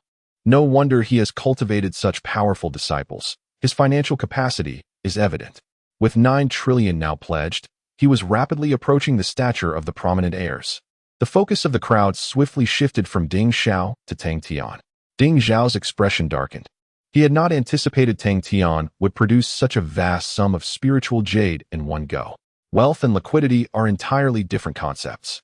Very well, Yun Kong remarked. His expression one of resignation, yet he proceeded to facilitate Tang Tian's contribution. Tang Tian raised an eyebrow at Ding Xiao, the provocation unmistakable. Rage surged within Ding Xiao, yet he refrained from immediate action, seemingly caught in an internal struggle. After all, that is 900 billion. Should he add more, it would directly surpass 1 trillion. A figure of considerable magnitude. After provoking him, Tang Tian paid no further heed, instead directing his gaze towards the system interface. For, upon his total assets exceeding 1 trillion, the consumption rebate system revealed an unprecedented item. It was yet another piece of jade, slightly larger than the finest spirit jade, perfectly rounded, with an enigmatic aura swirling within, speckled like the Milky Way. What on earth is this? Tang Tian scrutinized it closely and ultimately confirmed that when spirit jade reached 1 trillion, or when high-grade spirit jade amassed to 1 million, this peculiar jade stone would automatically materialize. Could it be a currency of a superior grade? He could not ascertain. As Tang Tian pondered, Ding Xiao seemed to arrive at a final decision. Under the expectant gazes of the crowd, he gritted his teeth and declared decisively, "I will add another 500 billion. Ding Xiao's eyes glistened with intensity. It was evident that parting with this trillion would severely strain him. He then turned to Tang Tian, nearly howling, "Bring it on. Let us see how long you can keep this up. Come on." Tang Tian waved his hand to deflect the spittle flying from Ding Xiao's fervor, maintaining an unperturbed demeanor. "I never said I wouldn't raise the stakes." After a moment's contemplation, he produced the strange jade stone. "Do you recognize this?" Upon seeing the jade, Ding Xiao's eyes widened in astonishment. "Primal Dao Jade," he exclaimed. "What? Primal Dao Jade? Goodness, does Tang Tian possess such an item? That is an unparalleled treasure for cultivation." Although the ratio of Primal Dao Jade to high-grade Spirit Jade is around 1 million, it is a scarce commodity. This is the first time I have ever laid eyes on it. My word, it is as flawless as the figure of the most beautiful maiden of the Qingwei sect. Tang Tian was taken aback, as if Ding Xiao had actually seen the maiden's form. Nevertheless, amidst their gasps, he began to grasp the significance of this item. Used merely as currency, it equated to 1 million high-grade spirit jades. Yet, its value seemed far more complex, appearing to hold substantial benefits for cultivation.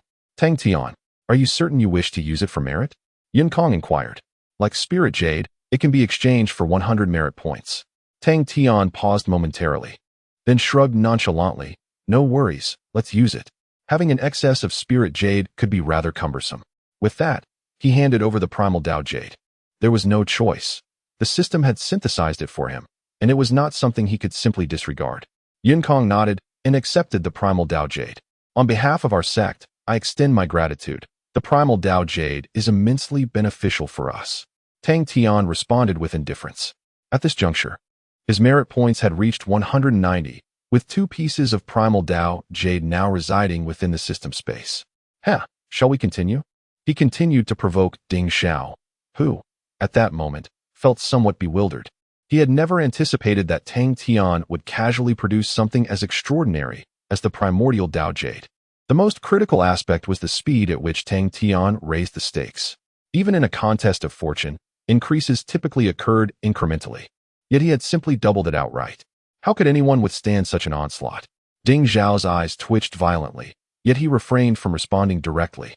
"Oh." Ding Xiao seems to be faltering. "It appears so. Who wouldn't be intimidated by Tang Tian's display of the primordial Dao Jade?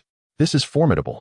Tang Tian may very well be vying for the position of the 6th young master of Qingwei Gate. If he cannot keep up, he might as well concede." Merely providing entertainment for the onlookers, the crowd remarked with glee. Upon hearing their ridicule, Ding Xiao's eyes turned crimson. "Who says I cannot do it, huh? A mere 10 trillion, I can produce that." He was starting to lose his composure, retrieving another storage ring and slamming it before Kong, bellowing, "I shall add another 10 trillion. Kong seemed initially inclined to offer counsel, but upon witnessing Ding Xiao's fervent demeanor, he chose to remain silent and accepted the offer without further ado. "Ha ha ha, who dares to underestimate me now?" Ding Xiao proclaimed loudly, then turned to Tang Tian, challenging, "If you have the capability, come again." Tang Tian, brushing off the spittle, smiled faintly. "That was your assertion." He then revealed his palm, where 2 pieces of primordial Dao Jade lay serenely. "Might I trouble the young master for an additional 200 merits?" Upon seeing the 2 pieces of primordial Dao Jade, Ding Xiao's complexion shifted from red to pale as he staggered backward, his lips quivering, unable to utter a single word. He truly found himself at a loss.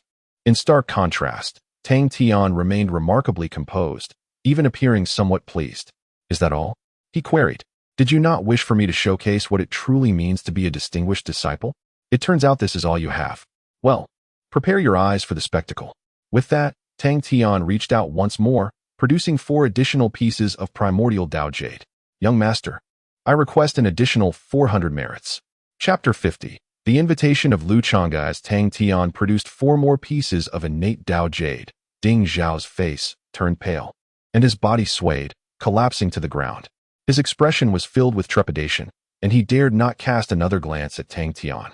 Tang Tian, wearing a broad smile, remarked, "Did you not see clearly just now? Allow me to show you once more. Young master, I wish to accumulate another 800 merits." With that, he pulled out 8 pieces of innate Dao Jade. Having a rare opportunity for extravagant spending, he was determined to seize it. At this moment, the onlookers were left in a daze. Was that not an exceedingly rare divine object? How could it appear in Tang Tian's possession as if it were mere cabbage, easily grasped in handfuls? Lu Chonga and the others also wore expressions of astonishment. Such an audacious display was enough to earn their respect. Even the young master, Yin Kong, was taken aback. Glancing at the innate Dao Jade Tang Tian offered, Yin Kong shook his head and said, "Enough, Tang Tian. You have already triumphed. The innate Dao Jade will be invaluable for your future cultivation. It would be best to keep it." Tang Tian was momentarily stunned but quickly responded, No, I have a plethora of these at home. Please accept them." Yet, Yin Kong firmly declined again, stating, "Keep them. If you intend to cultivate disciples in the future, such divine objects will be essential." Tang Tian grew anxious. Why would he not accept them? If he did not, how could Tang Tian acquire more innate Dao Jade and indulge in further spending? Oh dear, it's truly no trouble at all. I am quite pleased today. It would be uncomfortable not to spend some money. Consider it a contribution to our sect. After all, I have yet to assist the sect in any way since my arrival. As he spoke, Tang Tian forcefully stuffed the innate Dao Jade into Yin Kong's embrace. This scene left the surrounding disciples utterly dumbfounded. What extraordinary and miraculous event was this? He was practically giving away money. The level of consciousness was so elevated that it made them feel inferior. Who could deny it? Everyone else was striving to obtain more resources within the sect, while Tang Tian solely wished to contribute to it. The disparity was immense. Compared to his character, they felt as insignificant as ants. People marveled at Tang Tian's grand vision. His image was instantly elevated to an entirely new dimension. However, Yin Kong ultimately did not acquiesce to Tang Tian's wishes. He exerted a gentle force, one that Tang Tian could not resist, and forcibly returned the innate Dao Jade. Tang Tian, I understand your desire to contribute to the sect, but there must be moderation in all things. Today is merely an ordinary merit meeting. There is no need for such fervor. If you truly wish to assist, focus more on the development of the sect in the future, Yin Kong advised. Tang Tian's expression reflected his resignation, yet upon seeing Yin Kong's resolute stance, he could do nothing but relent. What a pity. He was so close to surpassing 10 trillion. Very well, he acquiesced. Will there be similar events in the future? Tang Tian inquired. Yin Kong smiled faintly, acknowledging that the construction of the sect requires an abundance of spiritual jade. If you truly wish to take action, I will notify you at the appropriate time. Tang Tian nodded in agreement. Very well, then. Let us conclude for today. Should such favorable opportunities arise again, do not forget to include me. Opportunities like today, which could lead to a surge in wealth and consumption points, are indeed rare. In truth, Tang Tian had contemplated seeking out a high-consumption locale to indulge extravagantly. However, such aspirations were impractical. Without sufficient strength or security, it would be reckless to leave Qinghua's sect. Once one's wealth was exposed, only demise awaited. The foundation of all endeavors must rest upon the assurance of life. I shall certainly inform you, Yin Kong remarked, bemused. He had never encountered someone so eager. Thus, an unforeseen contest of wealth concluded in a manner no one could have anticipated. The pace had been exceedingly swift and overwhelming. As Ding Xiao noted, depleting one's savings merely serves as a starting point for others. Yet, it was he who had become that individual. With 700 merit points, Tang Tian now stood merely 300 points shy of the requirements for ascending to Yunding Tianfu. Moreover, within the confines of the system space, the spiritual jade in his possession had surpassed 80 trillion, and he possessed 8 innate Dao Jades. His consumption points had also reached 800 million, while his 9-ring talent and 9-tier physique were now firmly under his control. Upon the conclusion of the merit conference, Tang Tian noticed a shift in the attitudes of those around him, who began to extend goodwill towards him. He maintained his humility in response, reciprocating their kindness and garnering numerous communication jade symbols. Brother Tang, your prominence today was truly remarkable. On the way out, Wang Ziyu chuckled ruefully. I knew you were wealthy, but I never imagined you were this affluent. You are nearly rivaling the young aristocrats. Why have you been so inconspicuous until now? Tang Tian chuckled lightly, offering a playful fabrication. I merely wish to experience the hardships of the common folk. Now that I have had my fill of that, I return to my former life. Wang Ziyu nodded earnestly. I suspected as much. The wealth you possess cannot merely be attributed to luck. Tang Tian smiled, choosing not to respond further. As long as one possesses sufficient extraordinary attributes, even the most absurd excuses will find believers. Indeed, some may even consider them insufficiently outrageous and concoct elaborate tales. This situation, paradoxically, boded well for Tang Tian. While they conversed, they had scarcely moved when others approached. Young Master Tang. The newcomers were several formidable honorary disciples, each at least in the transformation stage. Their expressions were grave, and their tones subdued as they stated, Young Master Lu requests an audience with you. Tang Tian's brow furrowed slightly. The only person who could be referred to as Young Master Lu here was Lu Chonga. What could this fellow possibly want? Recalling Fong Fei from earlier, a sense of foreboding washed over him. Is it possible to postpone? I have some matters to attend to. Tang Tian wished to decline the invitation. However, the individual insisted, I believe it would be in your best interest to accompany me. Upon uttering these words, they subtly encircled Tang Tian and his companions. Xiao Shui and the sisters Lan Yu immediately assumed a defensive stance, their expressions grave, while Tang Tian discreetly grasped a few purple beads in his hand. The thunderbolt pearls could summon heavenly lightning, their power equivalent to a full-force strike from a tribulation-stage cultivator. During his previous transactions with Qin Hai, Tang Tian had procured numerous similar items, specifically to guard against such unforeseen circumstances. Observing the wary demeanor of Tang Tian and his companions, the man chuckled and remarked, Do not be overly anxious. This is the domain of the young sect master, and no harm will befall you. He added, Moreover, to oppose us with merely your few attendants is woefully insufficient. Do not make this difficult for us. Young Master Lu has merely requested that we escort you, not to apprehend you. Tang Tian narrowed his eyes, yet ultimately chose to temporarily conceal the thunderbolt pearls. Indeed, they were still within the confines of the conference venue. Even Lu Chonga would not dare to engage in any excessively reckless actions, especially considering his recent rise to prominence. In dire straits, he possessed means for self-preservation. Very well, he conceded. I shall accompany you. Chapter 51. The death of Fang Fei. Moments later, Tang Tian, accompanied by several honorary disciples, arrived at a refined villa. Passing through the garden in front, he entered the main reception room. Seated in the prominent position was a young man clad in a blue gown, leisurely sipping tea. It was Lu Chonga. Upon noticing Tang Tian's entrance, Lu Chonga offered a gentle smile and said, Tang Xiao, please have a seat. Tang Tian stepped forward and took a place beside him. Is there something you wish to discuss, young Master Lu? He inquired directly. However, Lu Chonga remained unhurried, pouring a cup of steaming tea and gracefully presenting it to Tang Tian. Your audacity at the merit conference earlier was truly impressive. Our Xiangz sect lacks individuals of your formidable strength who are wholeheartedly dedicated to the sect's advancement. Tang Tian furrowed his brow, perplexed by Lu Chonga's remarks. Could it be that his display of merit overshadowed Lu Chonga, inciting displeasure? That seemed unlikely. Someone of Lu Chonga's stature would typically not be so petty. Even if he were, he would certainly not express it so overtly. However, if someone were to stoke the flames of discord from behind the scenes, the situation could take a different turn. What exactly do you wish to convey? Tang Tian asked, unwilling to indulge in further speculation. Lu Chonga shook his head and rose to his feet. What I wish to express is that as disciples of Xiangz sect, whether honorary disciples, guests, or purely core disciples, we ought to support one another to ensure the prosperous development of our sect. A strong sect benefits us all. Lu Chonga gazed at Tang Tian with a soft sigh. Yet, there are always those who take pleasure in sowing discord, whispering behind backs, and undermining this harmonious atmosphere. With that, he snapped his fingers. Subsequently, several subordinates emerged from the back hall, escorting a disheveled woman whose hair fell in disarray. They unceremoniously tossed her at the feet of Lu Chonga and Tang Tian. The woman collapsed to the ground, trembling, her tattered clothing marred by visible bloodstains, a pitiful sight. "Lift your head," Lu Chonga commanded coolly.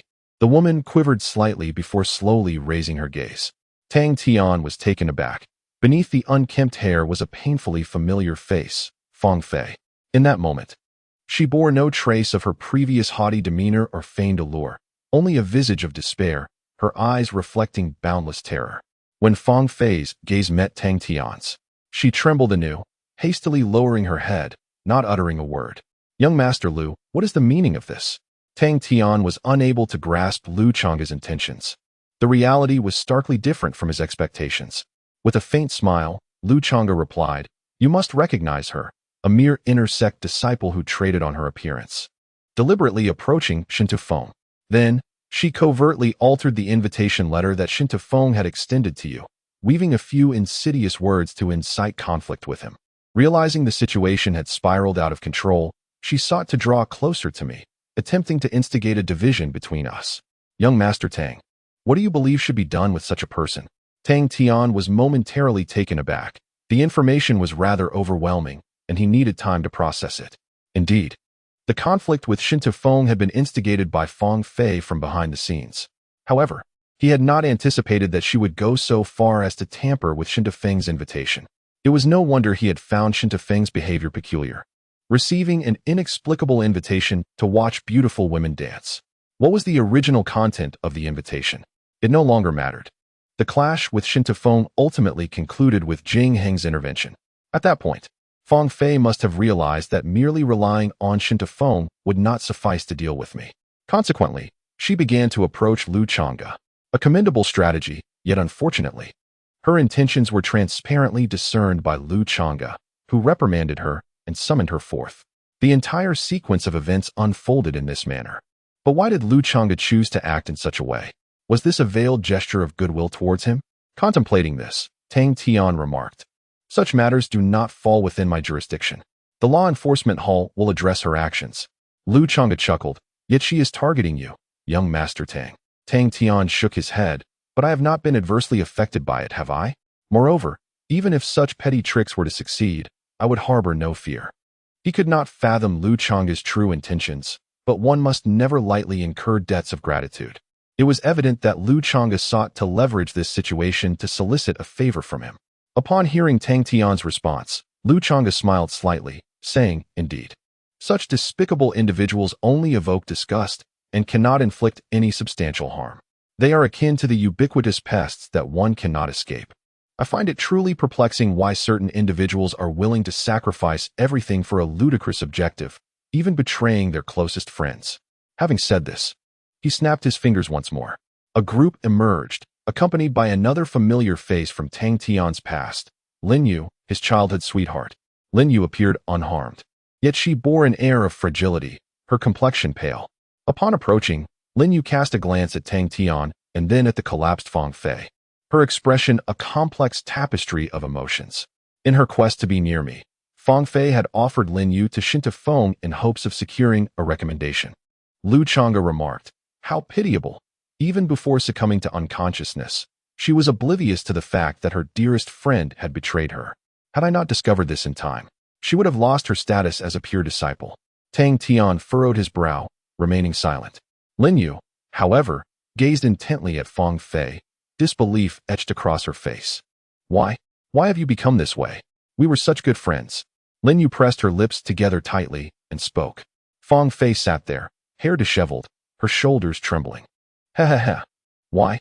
She suddenly lifted her head, her blood-red eyes glaring at Lin Yu, her expression contorted with rage as she roared. "How dare you ask me why? When we first met, I took such care of you, guiding you in your cultivation and introducing you to more accomplished individuals. Your talent surpasses mine, but could you have grown so swiftly without my assistance? But what about you? You received better resources, yet did you ever consider me? Even once. You only care about yourself. You will always only care about yourself." Fong Fei screamed in a frenzied rage. Lin Yu's frown deepened. "Is this reason enough for you to ruin everything I have? Is it really necessary?" Fong Fei laughed coldly. Yes, it is not necessary. But you destroyed mine first. If you hadn't told me that Tang Tian was foolishly pursuing you, would I have sought trouble with him that day at Jinyutang?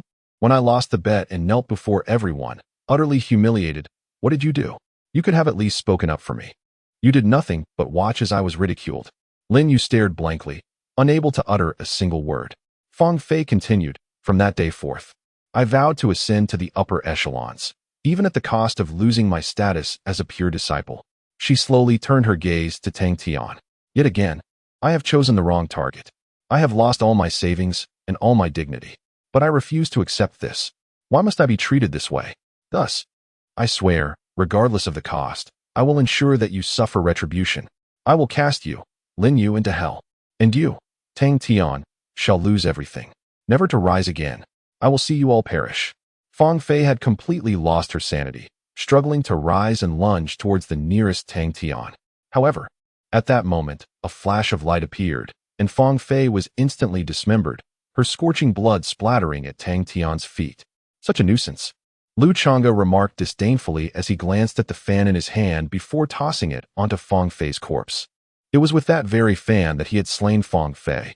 He then wiped his hands and smiled at Tang Tian. No worries, let us continue.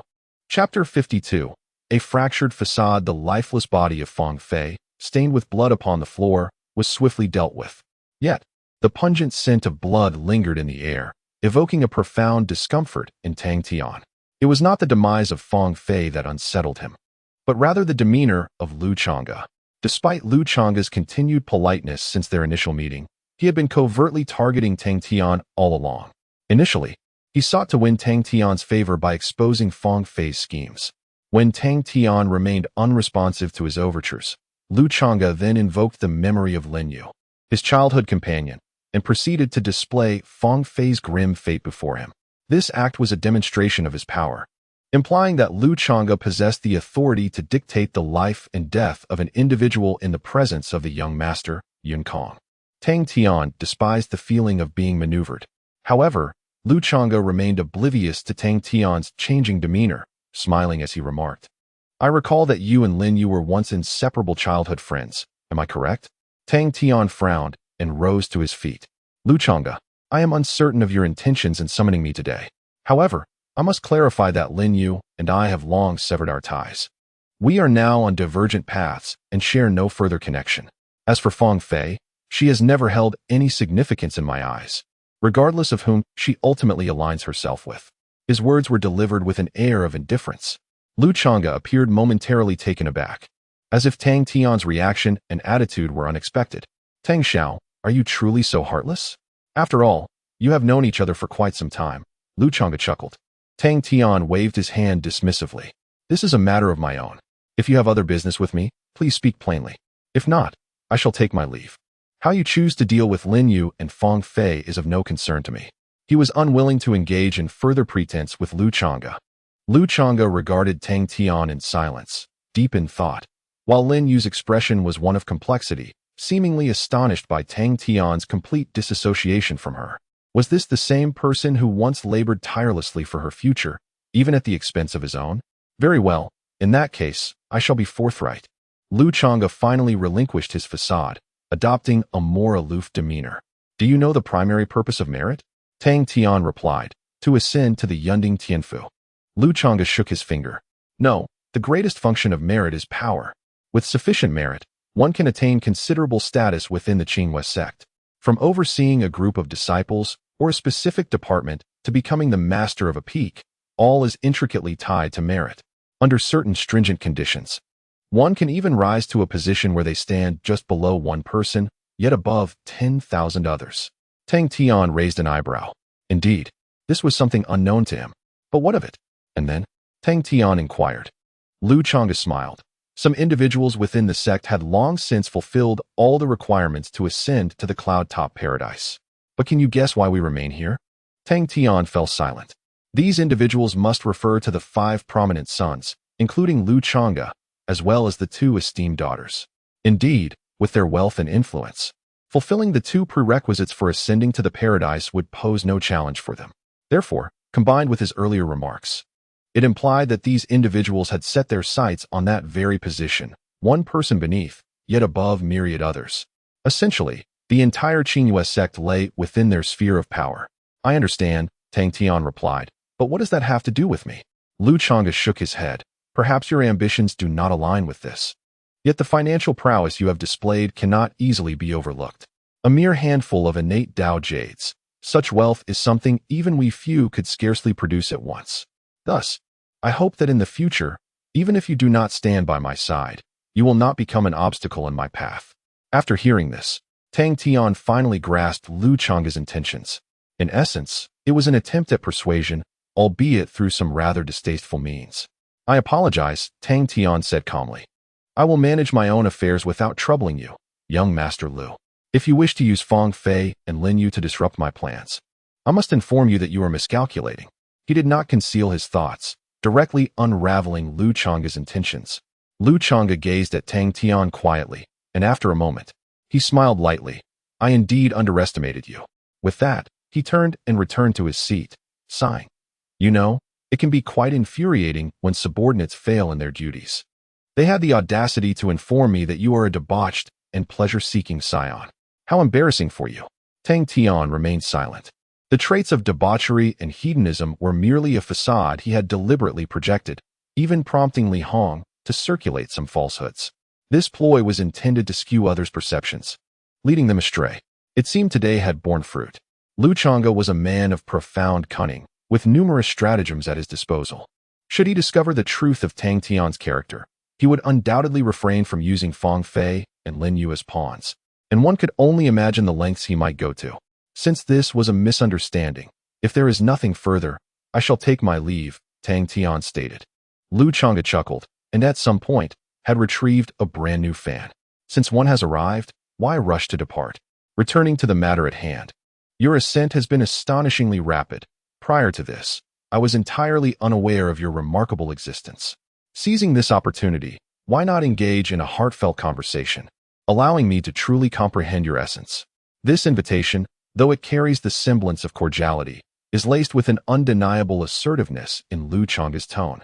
Tang Tian narrowed his eyes. Are you attempting to forcibly detain me? Chonga shrugged slightly. I perceive this as a beneficial proposition. Ultimately, it hinges upon your choice. You may opt to remain or be compelled to do so. Tang Tian burst into laughter. Soft approaches have proven futile. Are we now resorting to more forceful tactics? Unfortunately for you, I am a person of unwavering resolve, impervious to both gentleness and severity. Should you provoke my displeasure, do not expect to relish in your own satisfaction. You may attempt to ascertain if you can truly retain me. Xiaoxue, let us depart. With that, he turned on his heel and strode away. Chonga paused momentarily. Her fan stilled, as several formidable figures advanced to obstruct Tang Tian's path. However, Tang Tian was well prepared, having an array of powerful spiritual artifacts at his disposal, encompassing offensive, defensive, and teleportation capabilities, all at the level of tribulation cultivators. Should the situation escalate, this place was primed to witness a spectacular display of fireworks. He did not even decelerate, advancing directly toward the exit. Behind him, Chonga squinted, observing as Tang Tian drew ever closer to her subordinates. A confrontation was imminent. Yet, at that moment, a flustered cultivator rushed in, exclaiming loudly, "Young Master Lu?" Emo before he could finish, a tempestuous force surged from outside, violently propelling several individuals standing at the entrance. Had it not been for Tang Tian's quick reflexes, they too would have suffered dire consequences. Following this, a tall woman dressed in a flowing black gown entered with a cold expression. Chonga, are you seeking death? It was none other than Nanfeng Emo Shia Shao. Chapter 53. Intrigues and schemes. Emo Shia Shao stormed into the reception hall, accompanied by a formidable entourage. Each member exuded an air of fierce determination, their presence almost palpable with an aura of intimidation. Are you intending to wage war against us, the people of Nanfeng, Chonga? Emo Shia Shao stated coldly. Tang Tian regarded this young lady with astonishment. He had not anticipated her abrupt entrance at such a moment. Chonga appeared equally taken aback, yet he maintained his composure, responding with a smile, "You jest. I would never engage in battle with you." Emo Shia Shao scoffed, casting a glance at Tang Tian. "Then what do you mean by that?" Chonga replied, "Today, Tang Xiao has shown brilliantly not only restoring our esteemed disciples' honor in the free challenge, but also presenting several innate Tao Jades to our sect. Naturally, I wish to make his acquaintance. Emo Shia Shao tilted her head slightly. His name is Tang Tian. You, Lu Chonga. Well, now that we have been introduced. Is there anything else? Lu Chonga. No, that suffices. Tang Tian thought to himself. This fellow certainly has a flair for the dramatic. Lu Chonga shook his head. That is all. Emo Shia Shao let out a cold huff, then signaled to Tang Tian before turning decisively to leave. After a moment's contemplation, Tang Tian followed suit. It was preferable that no real conflict had arisen. At least they remained unaware of his true capabilities. Before departing, Tang Tian cast one last glance at Lu Chonga. Their eyes met, and though the thoughts of each remained a mystery, they both understood that a rift had undoubtedly formed today.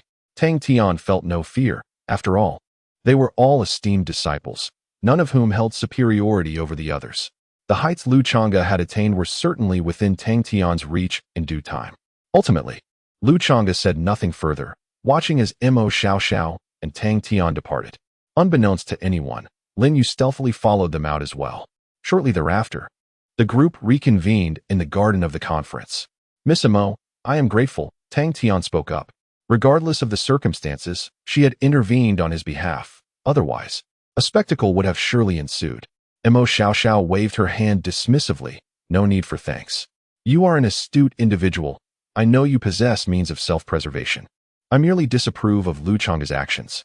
Tang Tian was about to respond, but Emo Shia Shao continued. No need for explanations. Nia Wushuang has informed me of the events that transpired during the assessment. I can understand your pretense. Tang Tian was taken aback, realizing the truth of the matter. Indeed, without sufficient strength, he would have been unable to locate Nia Wushuang's hiding place that day. Moreover, he had effortlessly deflected her final strike. How did you know I was with Lu Chonga? Tang Tian inquired. Emo Shia Shao remarked, I was already looking for you. Subsequently, she waved her hand, and a familiar figure approached. It was Ding Xiao, who had previously engaged in a contest of wealth with Tang Tian. At this moment, Ding Xiao had regained his composure, yet appeared dejected, as if he had received a reprimand. Approaching Tang Tian, he slightly bowed and murmured, Young Master Tang, I apologize. I should not have uttered those words nor deliberately engaged in conflict with you. I hope you can overlook it. Tang Tian was taken aback. What was this all about? Where had his previous defiance gone? How had he suddenly transformed into this demeanor?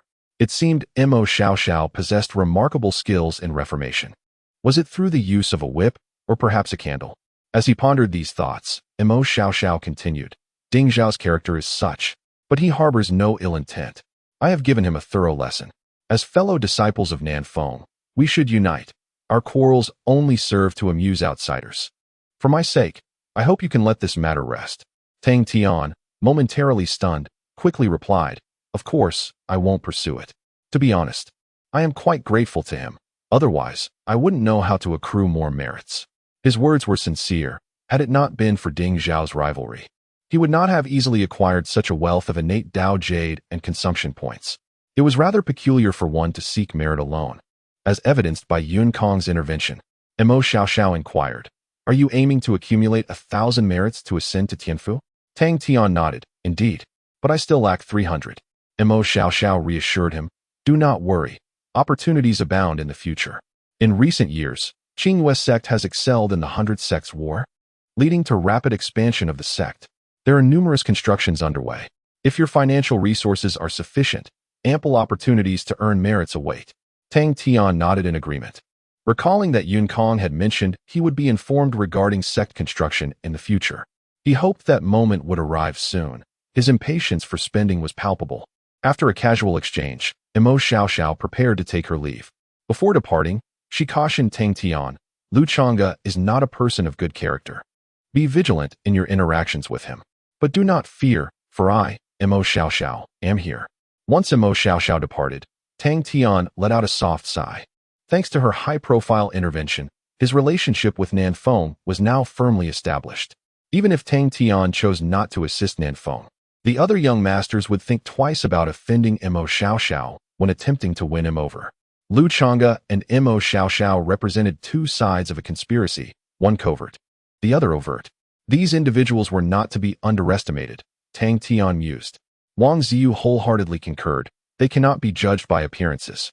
If you still harbor some feelings for your childhood sweetheart, today you are likely to fall prey to Lu Chonga. Tang Tian nodded in acknowledgement. Fortunately, Lu Chonga's assessment of him had deviated somewhat. He would indeed need to exercise caution when dealing with this group in the future. Moreover, he must swiftly elevate his status within the Qinghua sect. Achieving a position of authority, second only to one, would allow him to unravel any schemes, both overt and covert, with ease. As he pondered these thoughts, Tang Tian made his way beyond the garden. In the reception hall, after Emo Shia Shao and Tang Tian departed, Lu Chonga remained seated in silence, lost in contemplation. Suddenly, he waved his fan.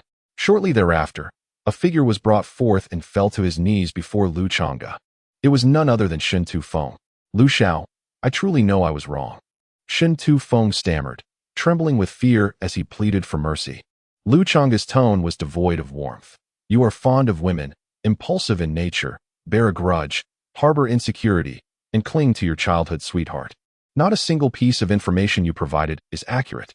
Shen Tufeng's body shuddered, and he muttered softly, Everyone says so. Yes, it was that wretched Fong Fei. She is the one who told me all this. It's her fault. Lu Chonga regarded him with a calm gaze and replied, Very well. Go and inquire with her if there is anything else you may be missing. With that, he extended a finger, and a blood hole suddenly appeared in Shen Tufeng's forehead, blood splattering as he collapsed to the ground. Lu Chonga gestured for his subordinates to remove Shen Tufeng's lifeless body and proclaimed, The Battle of the 100 Gates is soon to commence, and the time to determine the rightful claim to that position is drawing near. All of you, curb your usual behaviors. I do not wish to see such waste again. His subordinates fell silent, bowing in compliance. Shortly after, a trusted confidant stepped forward and whispered, Young master, what about Tang Tian? Lu Chonga sighed slightly. A misjudgment has already formed a rift. The confidant frowned. Should we? After a moment's contemplation, Lu Chonga shook his head. For now, let us not act rashly. I do not wish to find myself in opposition to Emo Shia Shao just yet. Our primary adversary remains Tian Yangsheng. He is a madman. As for Tang Tian, time is no longer sufficient for him to rise to my level. Thus, he poses little threat, provided he does not ally with Tian Yangsheng. Unless, of course, his financial resources surpass our combined might. The confidant chuckled. That is an impossibility. Beneath the cloud summit, no one can compare to you, young master. Lu Chonga nodded in agreement. This time, surely, his judgment would not falter. Chapter 54, Subjugation as Dusk Approached. Tang Tian departed from today's symposium. To summarize, he had garnered quite a substantial amount of knowledge and resources, innate Dao Jade, consumption points, and merit points, all exceedingly gratifying. Furthermore, he finally comprehended the endeavors of Lu Chonga and his associates. Who would not covet a position that stands just beneath the heavens, above the multitude? This status is undeniably alluring, particularly for those who yearn for power. Such a position could compel one to pay any price. However, Tang Tian himself felt little inclination towards this. His singular objective remained unchanged, consumption. As for other matters, he merely needed to satisfy the prerequisites for ascending to the Yunding Tianfu. With this thought in mind, Tang Tian inquired of Wang Ziyu, Is the only way for disciples to ascend to the Tianfu through the 100 Gates battle? Are there no alternative paths? He was aware that to elevate a distinguished disciple, one must cultivate 3 aspiring disciples. Currently, he possessed only 4 disciples, and with Li Hong having surpassed the age of 25, he could not participate in the 100 Gates battle. This significantly lowered the margin for error. He was not inclined to indiscriminately increase the number of his disciples. Wang Ziyu pondered for a moment before responding, There are indeed other options. If one were to remain under 50 years of age, they could ascend through the 10,000 Beasts Trial Tower. However, this avenue presented challenges surpassing those of the 100 Gates battle, typically reserved for a select few, late-blooming disciples. Tang Tian acknowledged this with a simple O. Having another option was advantageous, providing him with a greater sense of security. Wang Ziyu leaned closer and quietly asked, Brother Tang, do you intend to cultivate all your current disciples for ascension? Tang Tian nodded. I just wonder if they would be willing. Wang Ziyu replied, Certainly, they would be eager. No disciple would decline a pathway to ascend to the Tianfu, especially someone like Li Hong, who has already lost hope for ascension. He would be exceedingly enthusiastic. He continued, however, I believe it would be wise to seek out more exceptional disciples. The difficulty of cultivation would be considerably less. To be frank, even the Lan sisters would require immeasurable resources to truly reach the pinnacle. Tang Tian raised an eyebrow. Indeed, why had he not considered this before? Had he known, he would have deliberately sought individuals with lesser talents. Such individuals tend to be more compliant and engaging to cultivate. As for the resources, well, the more exceptional the individual, the more unruly they tend to be. I do not possess the energy to foster deep connections with them. Spending money is the simplest solution, Tang Tian remarked. Wang Ziyu shrugged. Very well, your choices are consistently unconventional. However, with your innate Tao Jade, nothing is impossible. That object is a divine treasure. Intrigued, Tang Tian inquired about the functions of the innate Tao Jade. Through Wang Ziyu's explanation, he began to grasp its significance.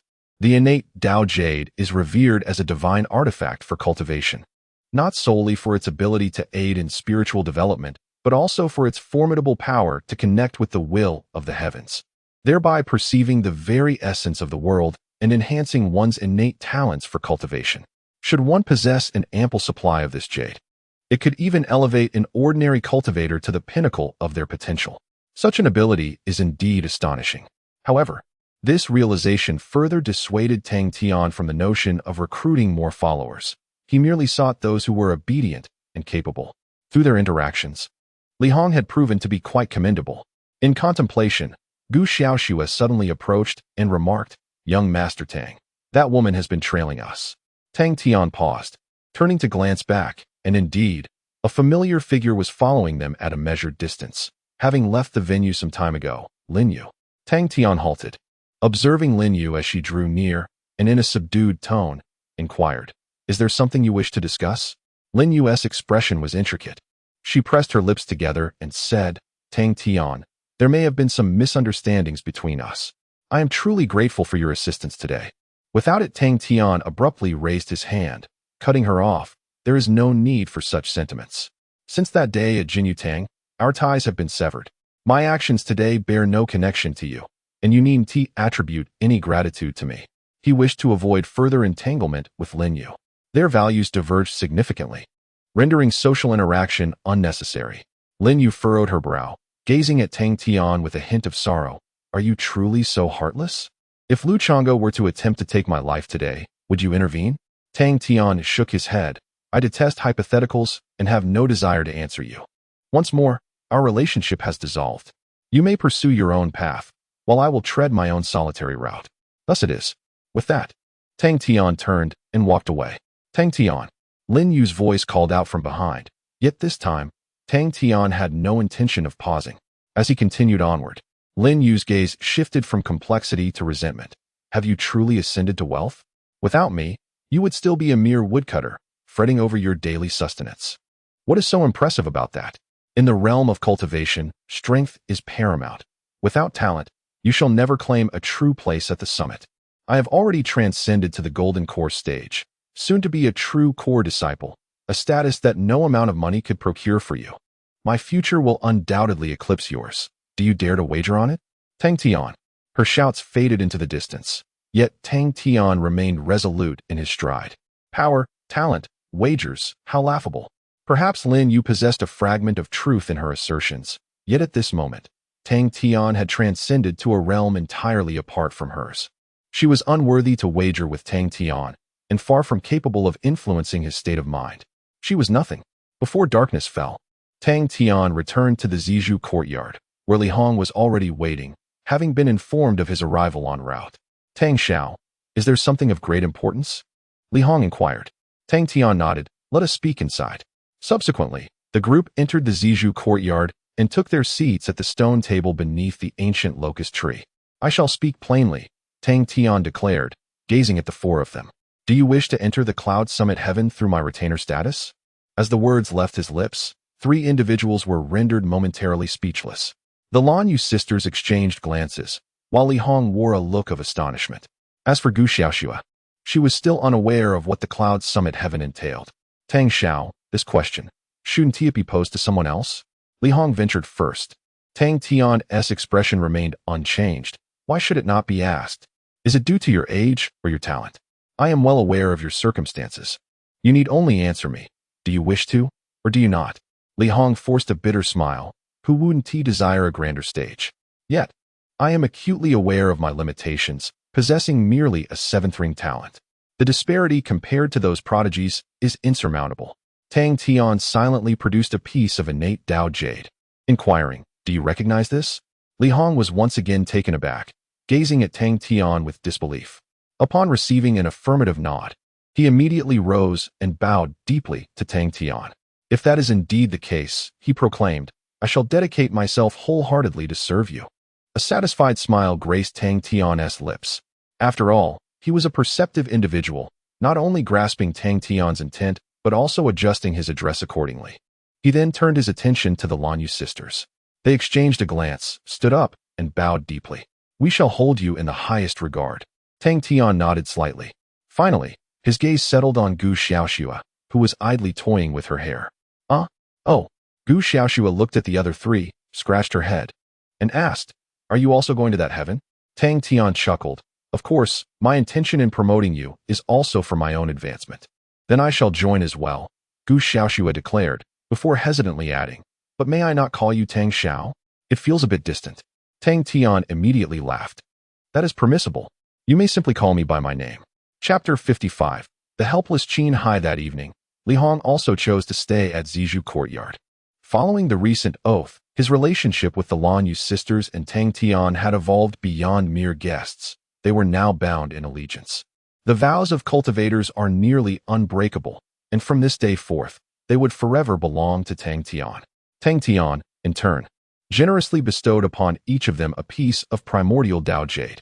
With the formidable power of the Jade, along with ample cultivation resources, their strength would undoubtedly surge rapidly.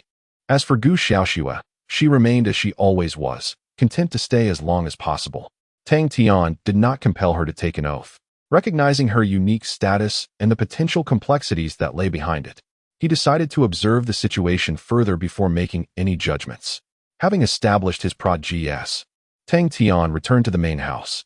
In the tranquility of the cultivation room, he awakened the system and chose to redeem his points. The 9-loop talent cost 100 million consumption points, while the 9-rank physique similarly required 100 million. The enhancement of his talents would significantly accelerate his cultivation speed, and he believed he would soon reach the golden core stage. The 9-rank physique yielded an extraordinarily formidable constitution, the vermilion bird physique. This was a divine beast's essence. Tang Tian's body was once again greatly strengthened, and he acquired certain traits of the vermilion bird, including a unique ability called refining flames.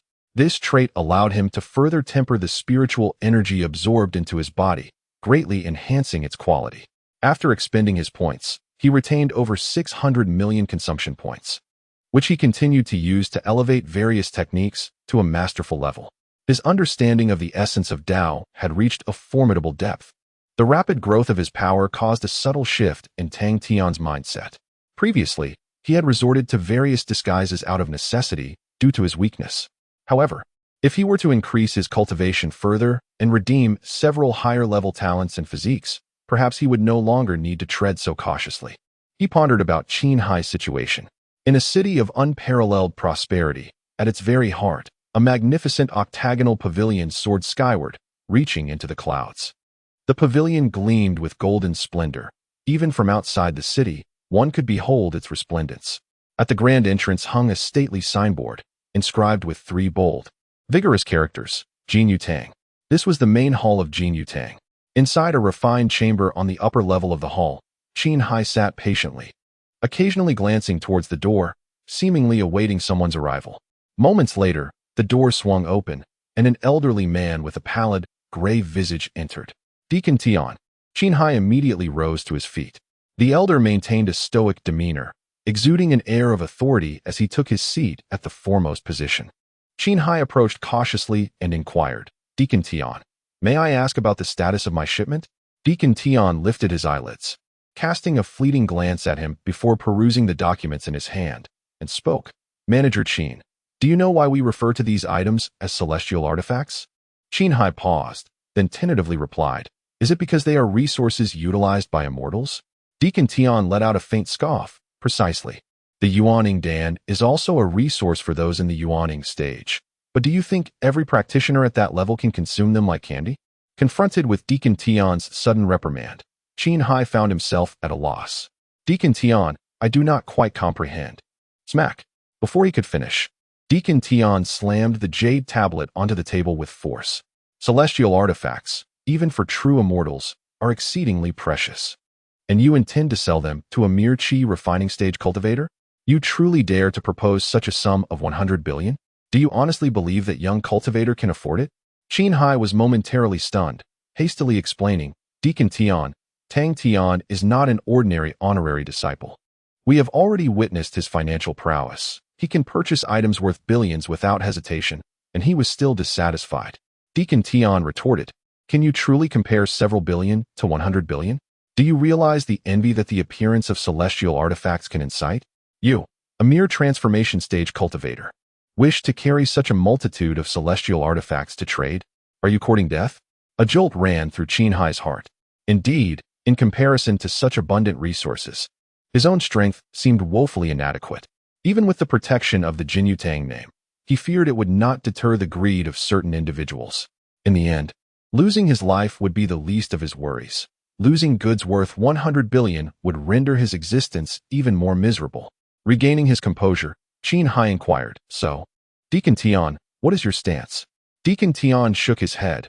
In my view, this transaction poses too great a risk and is bound to explode. This Tang Tian, I have never heard of him. It is unlikely he possesses the financial means akin to Lu Chonga. You are most likely being deceived. Some individuals are investing heavily to ensnare you in their trap. Let this transaction go. Upon hearing this, Qin Hai urgently exclaimed, do not dismiss it. Deacon Tian, this Tang Tian is truly exceptional. He genuinely possesses wealth. I have encountered many financially robust individuals, and I can discern it at a glance. This is a business deal worth 100 billion. If successful, my standing within Jinyu Tang will be solidified. Deacon Tian regarded Qin Hai, speaking softly. Can you bear the risks of this transaction? Do not stake your life on it. It is not worth a penny. Qin Hai's expression turned bitter. Without his life, what could he offer as assurance? His career? Please, that was merely jesting with Tang Tian. Yet, with his lowly status, he had nothing of value to present as collateral. Very well. With a sigh, Steward Tian remarked, I merely worry that you may be deceived. You have diligently served Jin Yutong for many years, and I possess a measure of trust in your character. Therefore, I shall personally accompany you on this transaction. If Tang Tian indeed possesses the financial means, then all will be well. However, should this be a mere facade, a trap, then we at Jin Yutong are not easily trifled with. Qin Hai was momentarily taken aback, suddenly comprehending everything. It appeared that Steward Tian intended to seize this transaction line for himself. 100 billion, even for the headquarters, was no trifling sum. Should it come to fruition, it would certainly be a matter of honor for Steward Tian. Moreover, this was a long-term venture, and it was only natural for him to be intrigued. After all, the headquarters was not solely comprised of him as the steward. How ironic it was that he had offered such a plethora of grandiloquent justifications. Though Qin Hai inwardly criticized the situation, he dared not show any signs of discontent. Instead, he bowed respectfully and expressed his gratitude. I appreciate your trust, Steward Tian. Steward Tian nodded in acknowledgement, then hastened to make contact. I too am eager to discover the true nature of this Tang Tian. Qin Hai sighed inwardly, realizing that rank often stifles merit, even appropriating accomplishments without remorse.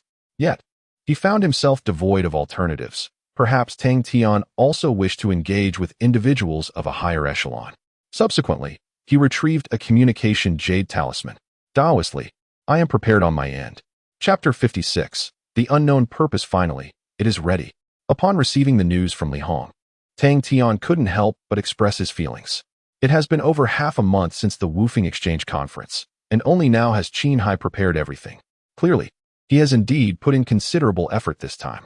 I hope he can procure some exceptional items, with the enhancement of the 9-loop talent and various physiques.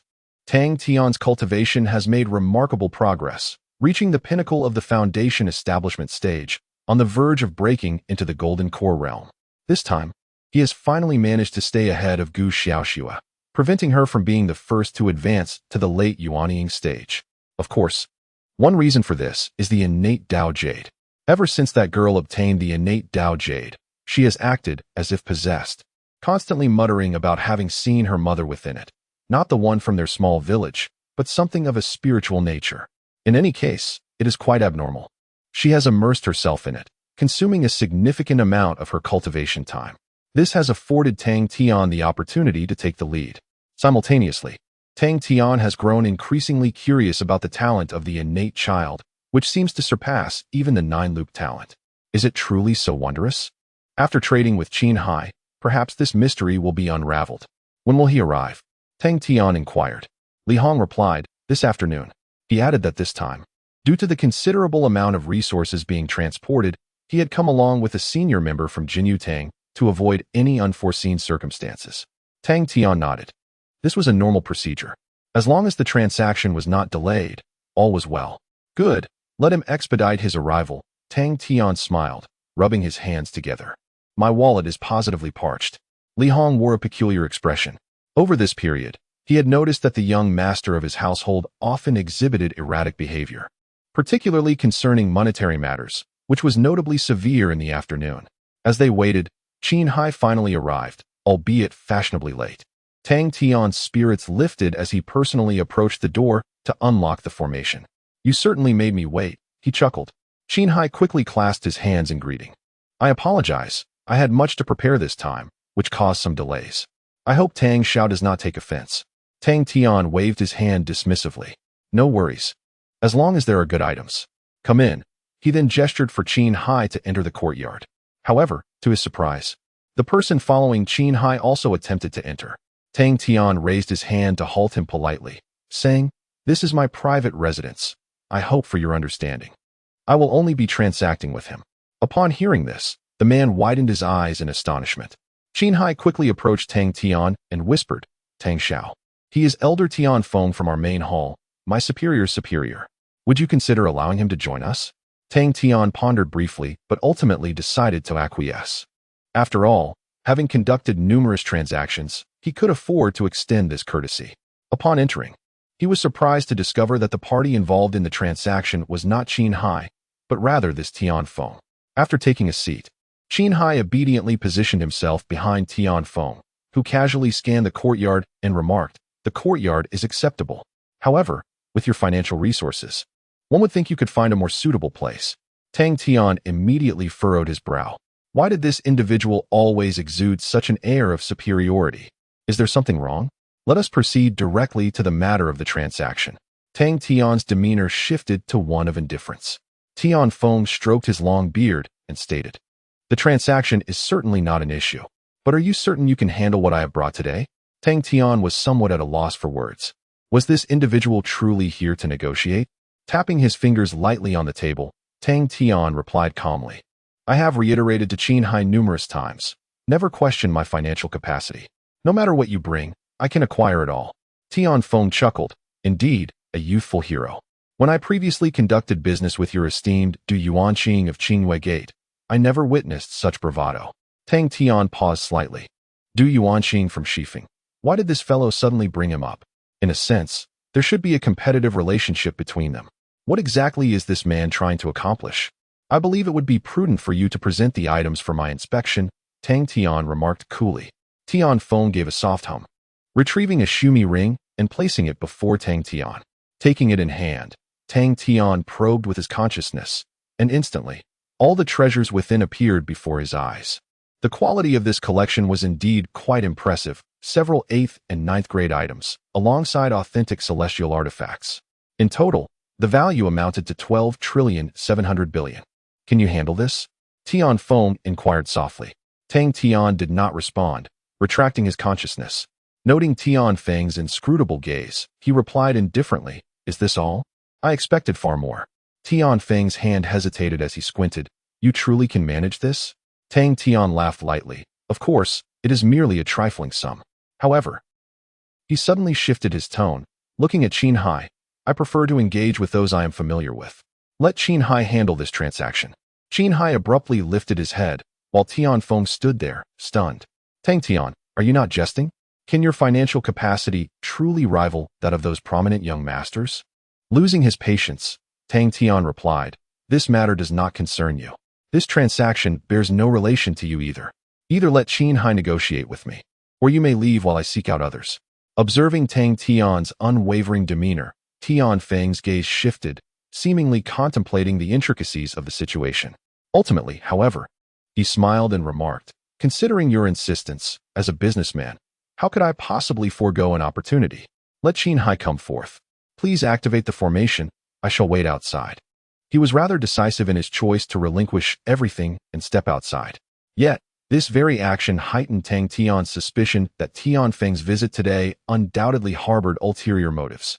As he watched Tian Feng depart the courtyard, Qin hurriedly approached. "Young Master Tang, I sincerely apologize.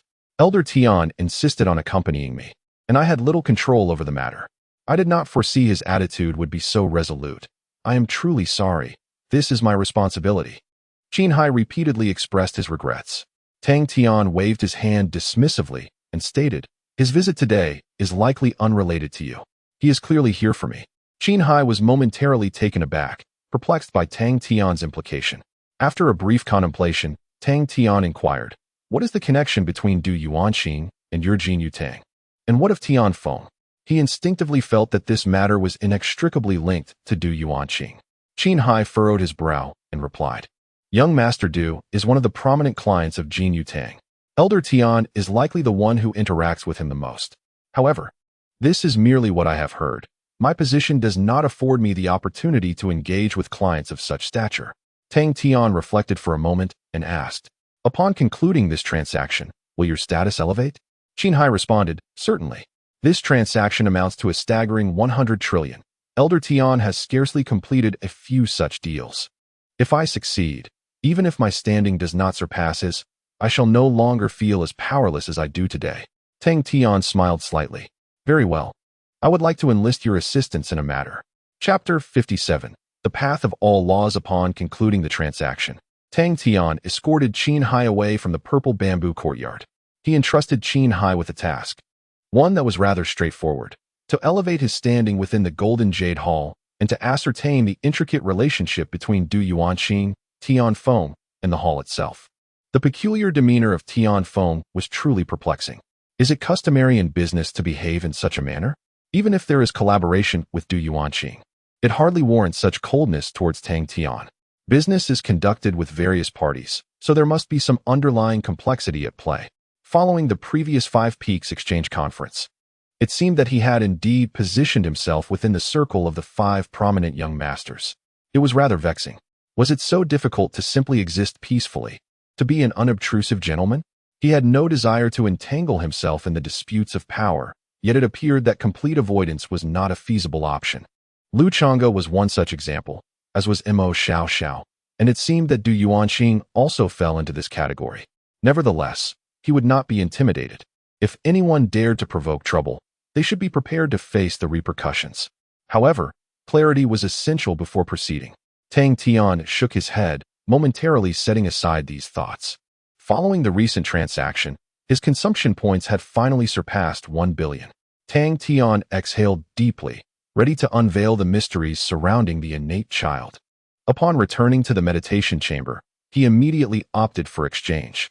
A profound aura emerged within the chamber, signifying a rapid transformation of Tang Tian's innate talents. Previously, he had sensed this metamorphosis, albeit vaguely, akin to viewing through a thick fog. Yet this time, he managed to dispel some of the haze, revealing the essence of the transformation, the source of the heavenly path.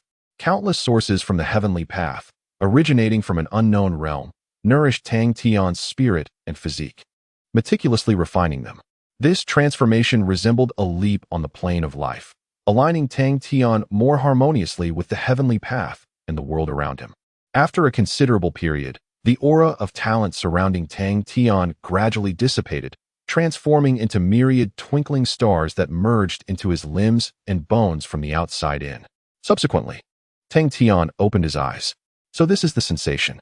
At that moment, he felt as if he were amidst the cosmos, establishing delicate connections with the myriad laws of the heavenly path. The insights he had previously grasped regarding these laws became increasingly lucid. His comprehension of the laws ascended to a new pinnacle. Let me try the innate Tao Jade, and see if it evokes the sensations that Xiaoxua mentioned. After a moment's contemplation, Tang Tian retrieved a piece of innate Tao Jade. With a flick of his consciousness, the jade levitated before his spiritual platform, emanating a soft glow. The galaxy within the jade began to spin with increasing speed, its starlight intensifying. Tang Tian closed his eyes, fully immersing himself in the experience. In an instant, he found himself in a brand new realm. In the void of nothingness, one can still sense an intrinsic connection to the universe. Suddenly, a minuscule star flitted across the horizon. Its size rendered it indistinguishable to Tang Tian, yet he recognized it as a manifestation of his mastery over an earthly technique. Tang Tian murmured softly, puzzled by its unexpected presence. In swift succession, hundreds of stars blinked past him, each reminiscent of familiar techniques he had perfected.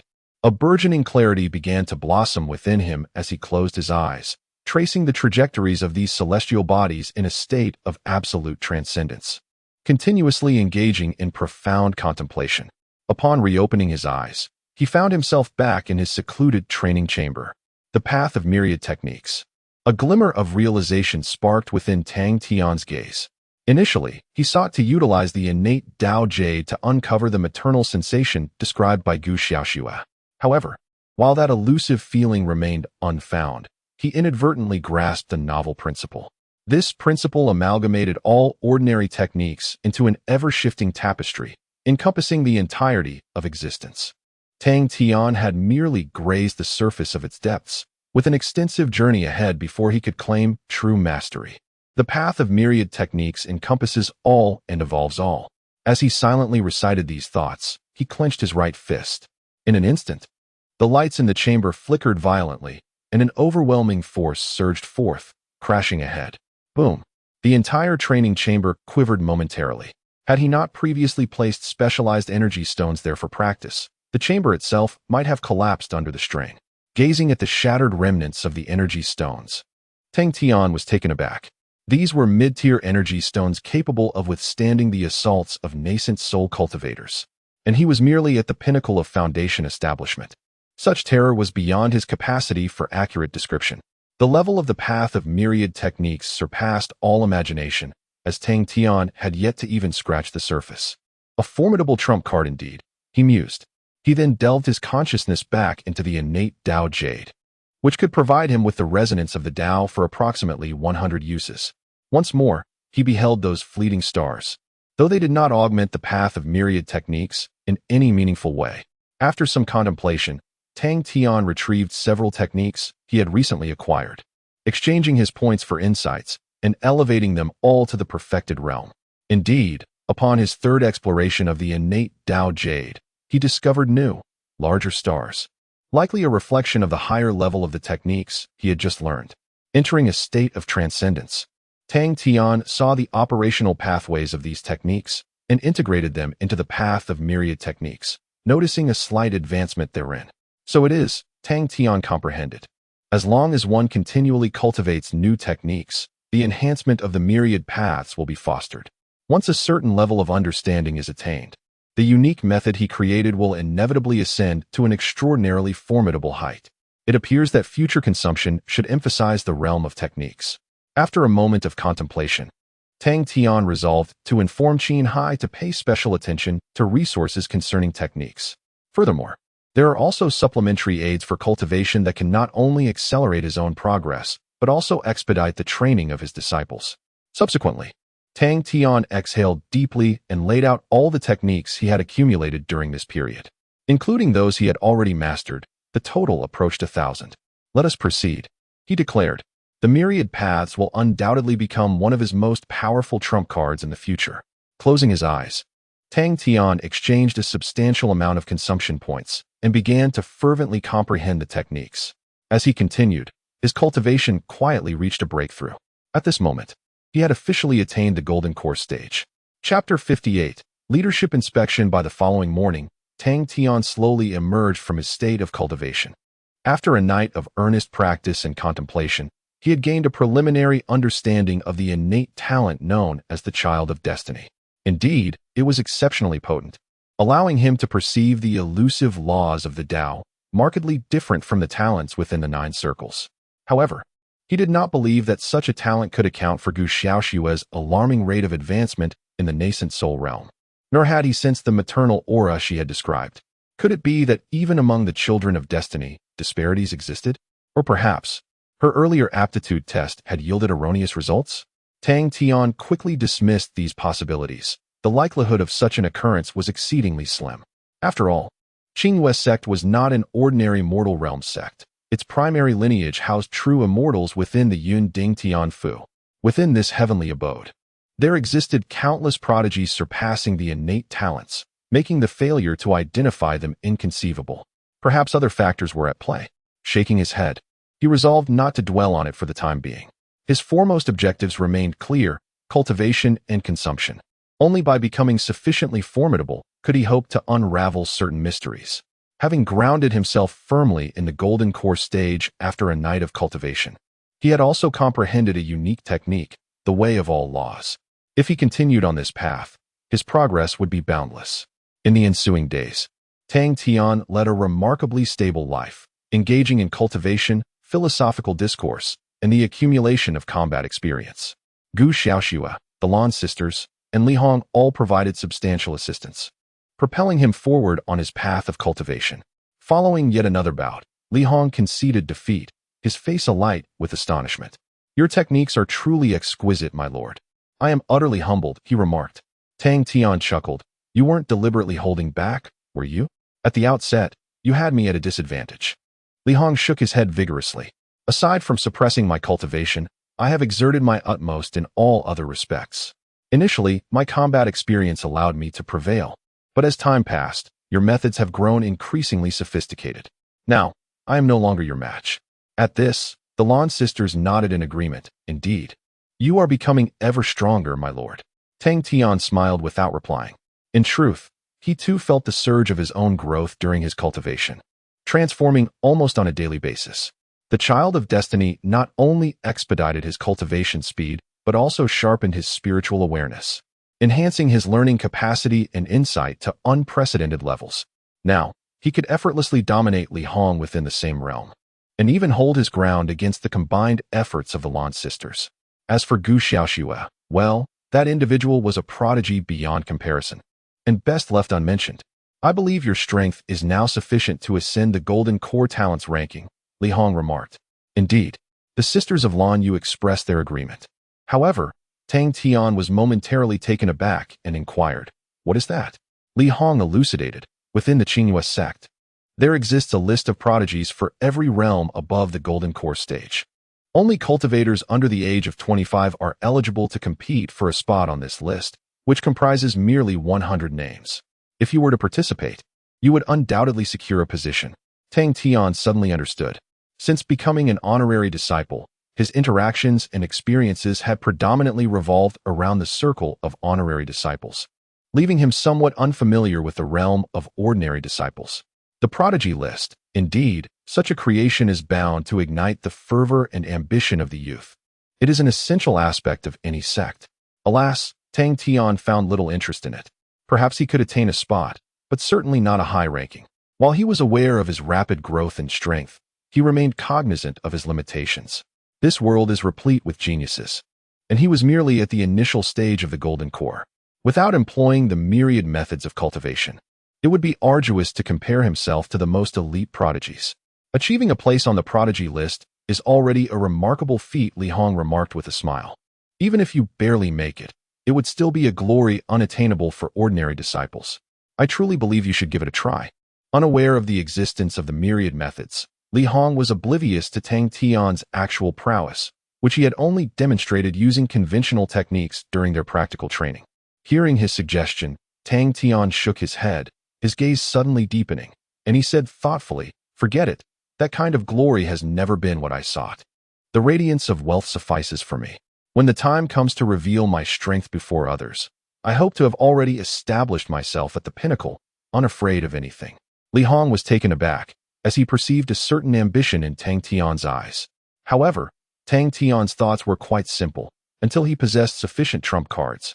He intended to conceal his true strength from the public eye. Wealth can sometimes be a double-edged sword. Although he currently enjoyed the innate protection of the Qingyue sect, Perhaps in the future, the Yunding Tianfu could also provide some measure of security. Yet, should his wealth reach a certain level, it could potentially attract the attention of more formidable forces. At that point, even Yunding Tianfu might not be able to safeguard him. Nevertheless, he could not halt his expenditures for fear of such consequences, so prudence remained essential. Let us not dwell on that, Tang Tian said. What news do we have from Qinghai? Have you uncovered any information? Li Hong replied. The investigation poses considerable challenges. We can only preliminarily ascertain that the relationship between Tianfeng and Du Yuanqing is indeed quite close.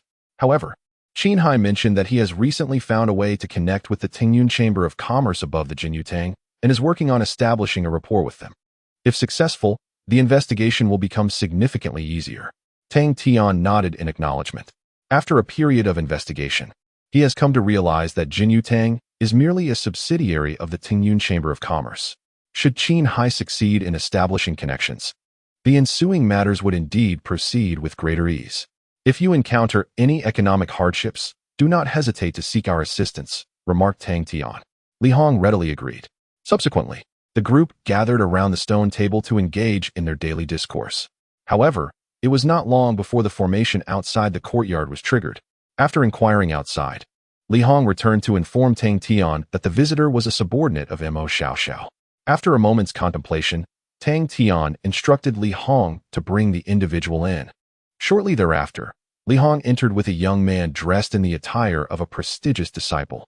Young Master Tang greeted the young man, exuding an air of refined elegance. His demeanor and conduct markedly different from the earlier Ding Xiao. Please, take a seat, Tang Tian invited. What may I call you, my friend? The young man clasped his hands in greeting.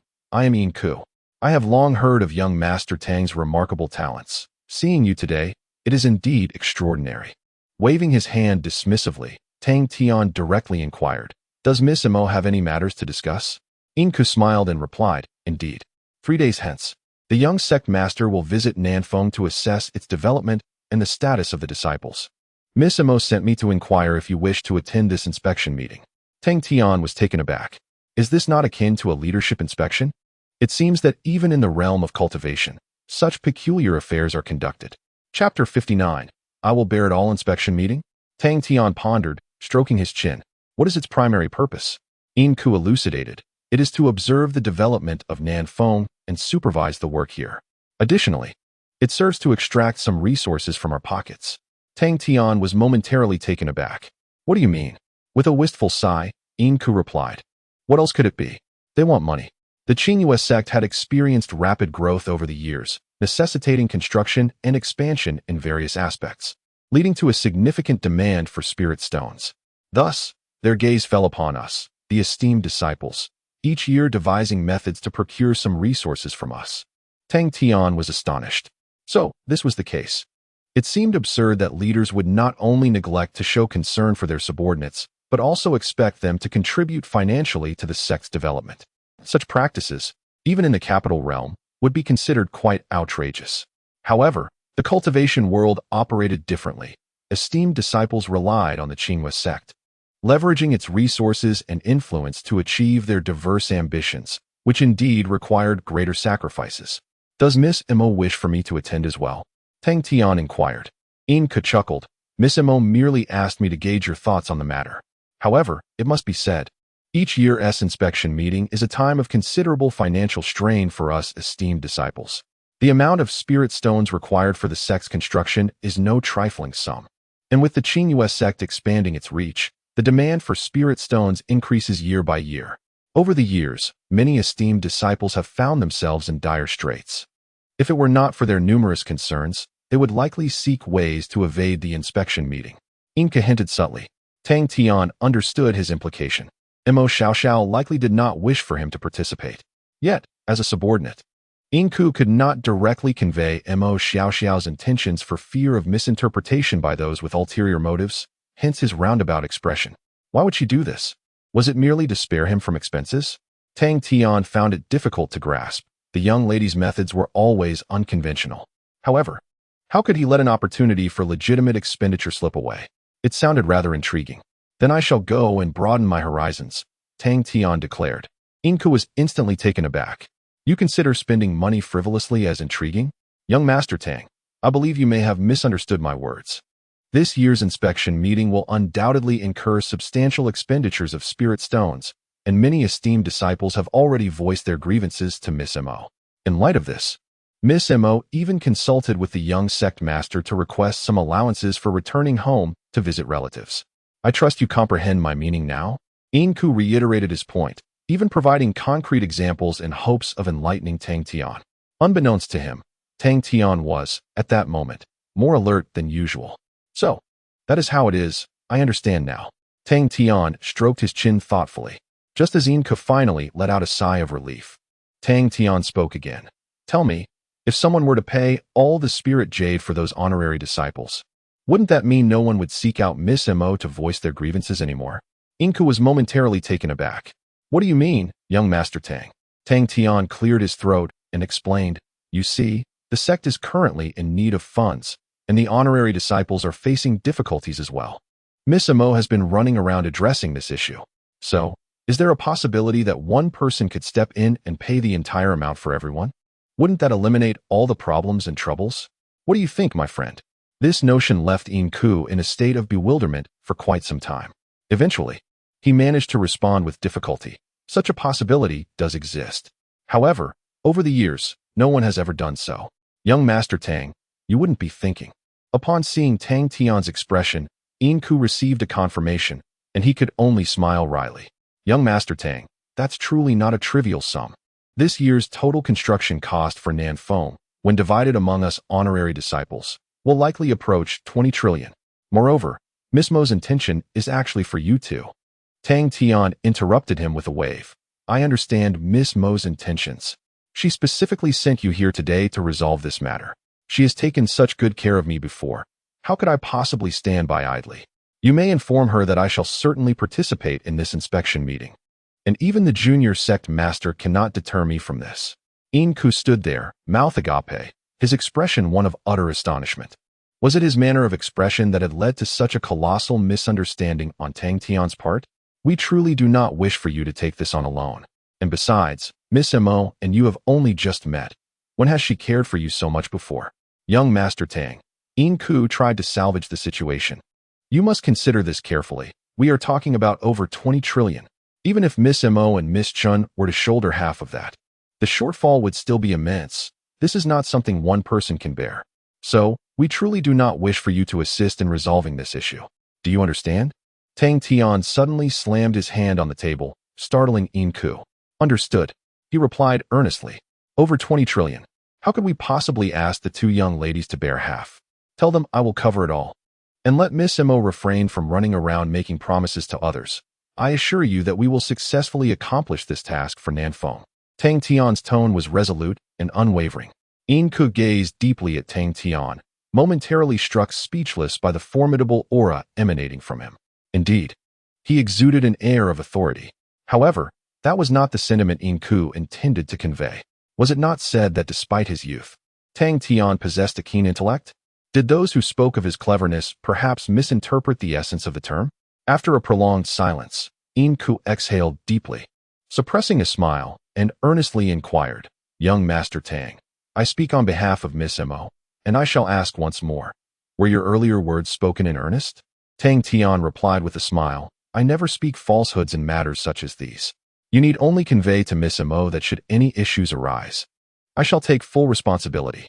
Inku solemnly clasped his hands in gratitude, saying, if that is indeed the case, then on behalf of Miss Mo and all esteemed disciples of Nan Fong, I extend my heartfelt thanks to you, young Master Tang. They shall be immensely grateful. Tang Tian smiled slightly. Gratitude held little significance for him. After all, a consumption of 200 trillion was an opportunity too significant to overlook. Following this exchange, their conversation drew to a close, and Inku hurriedly departed, recognizing the urgency of reporting such a pivotal matter. Once he left, Tang Tian reclined in his chair, stroking his chin, lost in contemplative thought. The inspection council surely existed beyond just Nan Fong. The circumstances faced by the other major peaks were likely similar. Perhaps there lay even greater avenues for maneuvering. Chapter 60. Ascending the southern peak after Yin Ku's departure, Tang Tian instructed Li Hong to gather information regarding the inspection council. This gathering, one of the most significant annual meetings, involves the 4 peaks, east, south, west, and north, along with the main peak. Typically, the peak masters, the esteemed elders of each peak, the presiding elders, and numerous honorary disciples are expected to attend, barring any exceptional circumstances. The principal agenda of the meeting revolves around the development of each peak, ultimately aiming at fundraising and distribution. The fundraising aspect necessitates contributions from the honorary disciples. As Xiangz indicated, in recent years, due to the rapid expansion of the Xiangz sect, construction funding has been exceedingly strained, with a substantial portion of the financial resources sourced from the honorary disciples. Consequently, the Xiangz sect's policies towards honorary disciples are considerably more lenient than those of other affiliated sects of the Yunding Heavenly Mansion. Essentially, if one possesses wealth, one can attain a commendable status and position. Such a humane approach is truly admirable. Tang Tian found himself reflecting once more on this matter. Fortunately, he was within the Xiangz sect. Had he been in another affiliated sect, the established hierarchy would be rigid, with each position predetermined. Furthermore, his vast wealth, the origins of which were questionable, would undoubtedly invite scrutiny from the sect. Although no substantial evidence might surface, it would inevitably lead to complications. In contrast, within the Xiangz sect, such troubles are significantly mitigated. Even in the event of an investigation, it would not delve too deeply. At worst, the Yunding Heavenly Mansion would provide a safety net. It appears that the closer one is to the upper echelons, the greater the opportunities for expenditure. Tang Tian mused upon this.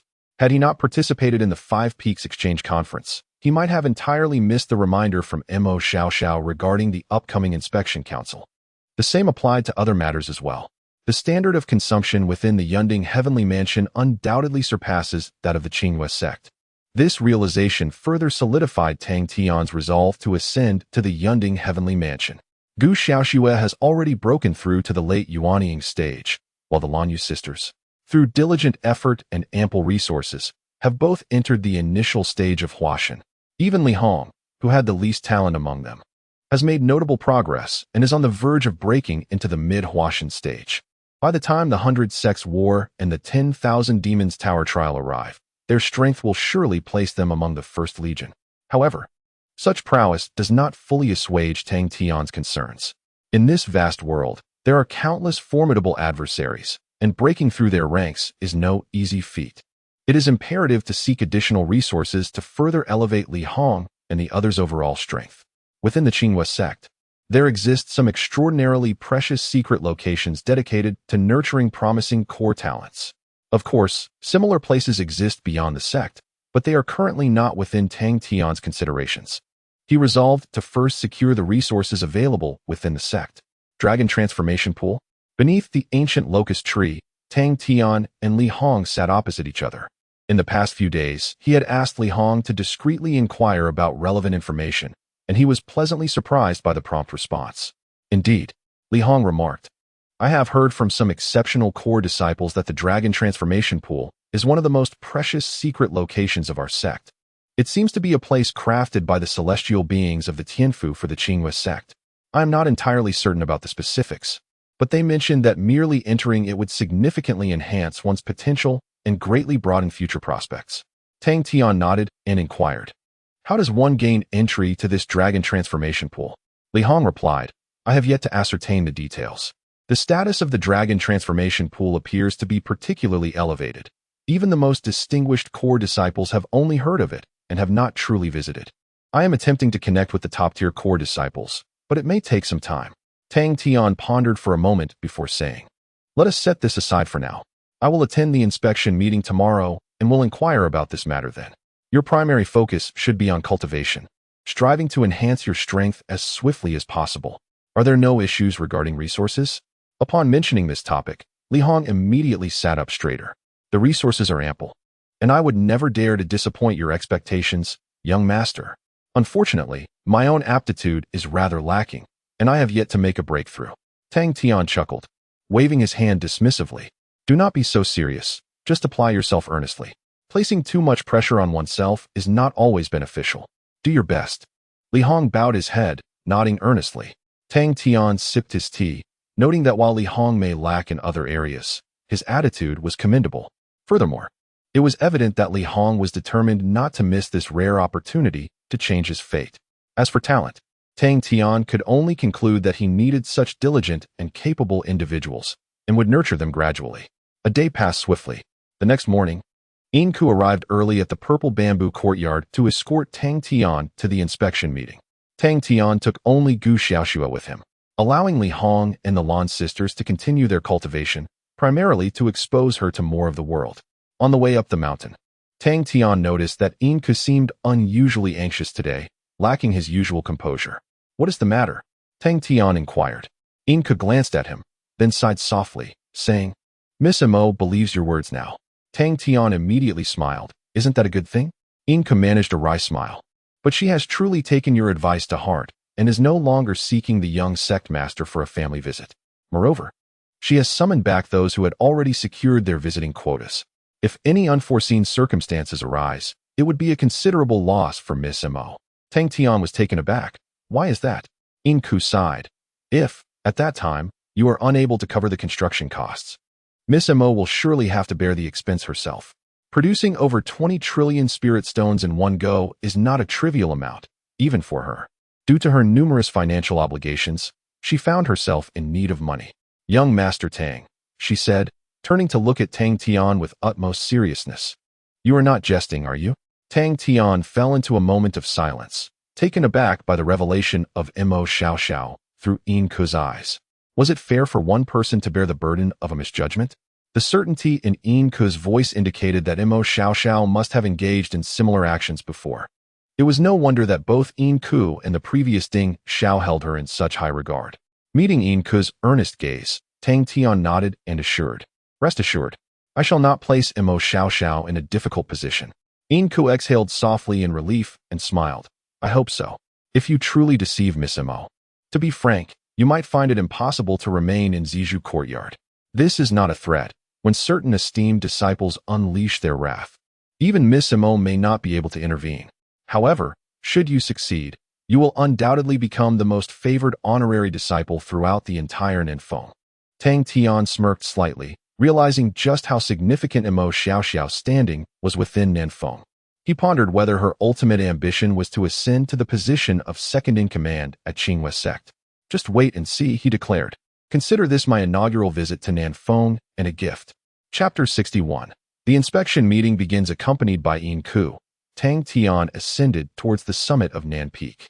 Along the way, he observed numerous esteemed honorary disciples heading in the same direction, presumably to attend the inspection meeting. Some wore expressions devoid of emotion, while others appeared tormented, as if each step they took was a retreat into despair. "What troubles them?" Tang Tian pondered aloud. Inku explained, "Most honorary disciples are merely ordinary individuals, heavily burdened by their ties. They have nearly exhausted their wealth for this status. Each inspection meeting marks their most trying days, naturally leading them to dread attending." Tang Tian fell silent, reflecting on the reality that, in any world, elite families remain a rare breed. As they continued their ascent, the group finally arrived at the majestic hall that served as the main chamber for the peak's leader. To Tang Tian's surprise, Emo Shia Shao was waiting there specifically for him. "I was hoping you wouldn't come," she stated, catching him off guard. Tang Tian smiled and replied, "It's of no consequence. After all, I am a part of Nan Peak. The money is trivial, as long as it alleviates everyone's troubles." He refrained from revealing his true thoughts. Emo Shia Shao shook her head. "There is no significant benefit in this. Is your aim also for that position?" Tang Tian was taken aback, shaking his head with a smile. "That is not the case. I do not possess a great desire for power," he added. Emo Shia Shao responded with candor, "Desire alone is futile. After next year's 100 Gates battle, the allocation for that position will be determined. You simply won't have enough time. If your sole intention is to ascend to the heavenly mansion, there is no need for such extravagant expenditures. Meeting the requirements would suffice. Thus, I advise you to reconsider." Tang Tian found himself at a loss for words. Even at this juncture, she was still advising him. He had never held others in high regard, yet Emo Shia Shao's actions seemed genuinely devoid of ulterior motives. "It's all right. I have made up my mind. Regardless, I cannot let you face difficulties," Tang Tian said with a smile. Seeing his steadfastness, Emo Shia Shao let out a gentle sigh. Then, do as you see fit. Do not worry about anything else. I can fill in the gaps. Come, let me take you inside. With that, Emo Shia Shao led Tang Tian through another entrance into the hall of the Peak's master. The interior of the hall was spacious, resembling the arrangements of the previous 5 Peaks exchange meeting. However, this time, Tang Tian was no longer a mere bystander in the corner, but had accompanied Emo Shia Shao to the elevated position at the front. Sitting adjacent to Emo Shia Shao was Yin Ku, while Ding Xiao occupied the furthest edge at the top. It appeared that Yin Ku was indeed one of Emo Shia Shao's most capable subordinates. On the other side, a lady clad in a delicate pink gauze dress sat quietly beside Emo Shia Shao. Judging by her demeanor, she was likely the seldom-seen second heiress of Nan Peak, Chen Xiao. This young lady contrasted sharply with Emo Shia Shao. One exuded a commanding presence, while the other embodied extreme restraint. It was a classic juxtaposition. Further along that area lay the section designated for the elders of Nan Peak. Among them was the Grand Elder, Yun Xiuqi, whom they had encountered previously. Moreover, 2 seats remained conspicuously vacant at the very center, presumably reserved for the young sect master, Yun Kong, and the Peak master of Nan Peak. The latter, named Tan Yushan, was one of the most powerful figures in the entire sect, possessing formidable strength that surpassed the tribulation stage, reaching the ascendant realm. He was a true titan. After a brief observation, it wasn't long before Yun Kong and Tan Yushan made their entrance, plunging the venue into a profound silence. Once seated, Tan Yushan was the first to speak. Esteemed elders and elites, over the past year, Nan Peak has experienced remarkable growth, which is a testament to our collective efforts. Following a customary opening address, Tan Yushan ceded the floor to Yun Kong. Yun Kong retained his familiar demeanor. His tone exuded warmth, and his words were soothing to the ear. He began by acknowledging the achievements of Nan Peak, praising the diligence and capabilities of its members, before addressing several areas needing improvement. After a fruitful dialogue, they proceeded to outline the future development plans for Nan Peak. The elders, along with Emo Shia Shao and others, engaged in the discussions, finalizing various developmental details. These matters bore little relevance to Tang Tian, who could only assume the role of an observer and listener. However, he emerged with a deeper understanding of the current state of Qingwei sect. The pace of growth was indeed rapid. Just last year, the number of newly admitted disciples nearly doubled compared to the previous year, and their sphere of influence expanded significantly, assimilating numerous external factions. Yet, such swift development necessitated an increasing expenditure of spirit jade. When this topic arose, the elders lamented, expressing concerns that their cultivation resources and facilities were insufficient. Many disciples, despite possessing considerable talent, could not receive adequate training, resulting in a squandered potential. In contrast, the honorary disciples maintained a more detached demeanor, occasionally engaging in disputes, arguing that certain aspects did not require such extensive resources. They were acutely aware that the majority of the spirit jade required for resources and facilities would need to be sourced from them. As the meeting dragged on, Tang Tian began to feel drowsy after listening for a while, only aware that the contention between the elders and the honorary disciples intensified. Suddenly, beside him, Yin Ku slammed a fist onto the table, startling Tang Tian. "What is going on?" Tang Tian inquired softly. Yin Ku's face was flushed with indignation, as the refined and amiable demeanor he once possessed had vanished entirely during the recent debate. Damn it, these old geezers have insatiable appetites. They demand an overall increase in the disciples' monthly fees. With the total number of disciples in Nanfeng approaching 10 million, an average increase of 5,000 spirit jade per person translates to 500 billion a month, which totals over several trillion in a year. This is already a conservative estimate. Do they genuinely believe they won't have to shell out any of their own money? I am utterly tempted to take down this bunch of old codgers. Observing Yin Ku transform into a fiery critic, Tang Tian was taken aback. What an elegantly composed elder. Nevertheless, he found the suggestions put forth by the elders to be rather reasonable. As the sect grows stronger, the welfare of the disciples must inevitably keep pace, right? Quite sensible indeed. As the conference progressed, the debates between the elders and the honorary disciples grew increasingly intense, nearly reaching the point of table flipping and harsh insults. Fortunately, the senior figures remained composed and refrained from engaging in the fray. Kong appeared to be quite accustomed to such scenes. Under his mediation, certain expenditure aspects were gradually finalized. In the end, the figures soared dramatically, surpassing 20 trillion and settling at a staggering 24,768 billion. This figure darkened the expressions of many honorary disciples. Meanwhile, Tang Tian straightened his posture. It was finally his turn to take the stage. Chapter 62. The vision is vast. Next, let us deliberate on the allocation of expenses. After finalizing the direction of construction and financial investment, Kong transitioned into the subsequent phase. Upon the conclusion of this statement, the entire assembly fell into a profound silence. The elders maintained a stoic demeanor, their gazes fixed, while the honorary disciples wore expressions of discontent, each reluctant to voice their thoughts. If you have any opinions or suggestions, feel free to express them. Kong addressed the honorary disciples. Given that nearly 25 trillion spiritual jade would need to be distributed among each honorary disciple, the latter appeared visibly distressed. The plan had already been solidified. What further opinions could be offered? Even if suggestions were made, would they diminish the required funding for development?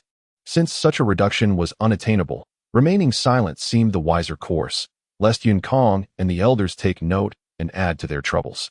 After a prolonged silence, no one dared to voice an opinion, prompting a satisfied smile from Kong. However, just as he was about to continue speaking, a hand was raised high. "I have a comment," Tang Tian stated slowly. This declaration instantly captured everyone's attention. The elders furrowed their brows, pondering who would be so audacious as to voice dissent after the plan had been established. Did this individual wish to jeopardize their standing at Nanfeng? Meanwhile, the honorary disciples looked up, curious to identify this brave soul who dared to disrupt the tacit consensus. Regardless of the outcome, he was indeed a commendable friend.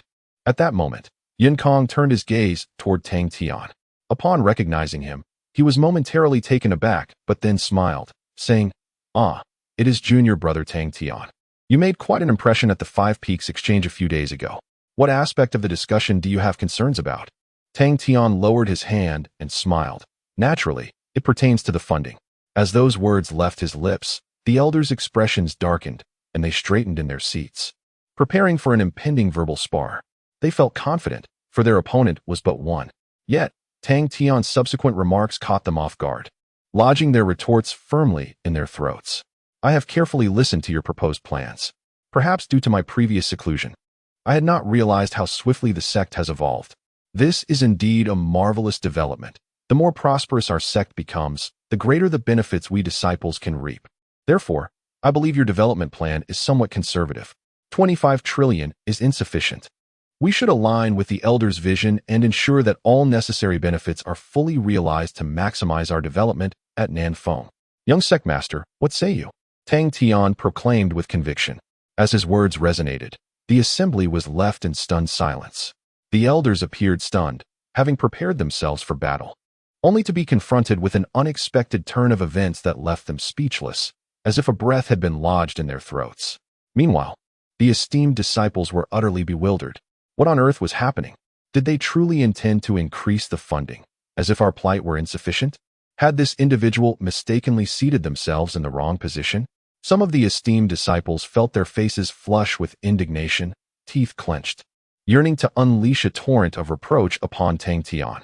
Yet, Emo Shia Shao and Ku remained silent, choosing to temporarily set aside their anger, though their minds were already plotting to demand an explanation once the inspection meeting concluded. They had never encountered such a disconcerting ally.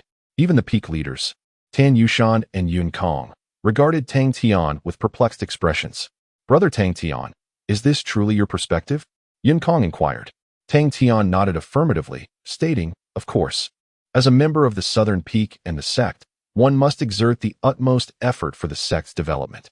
Thus, upon reflection, I concluded that 25 trillion would undoubtedly fall short. To maximize growth, should we not strive for 40 to 50 trillion? Kong's eyelid twitched. This individual certainly spoke without restraint. Observing the crowd's agitation at this staggering figure, Kong hastily cleared his throat and remarked, "Brother Tang Tian, the amount discussed earlier is indeed the amount. If we were to adhere to your suggestion, it would impose a considerable burden on both the sect and the esteemed disciples. I recognize your intentions and thoughts, but let us maintain the previously established funding. Are there any objections from others?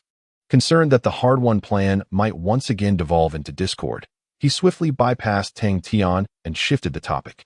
However, Tang Tian disregarded this diversion and calmly stated, "Plans can be altered. Moreover, who said I intended for the sect and esteemed disciples to bear this burden?"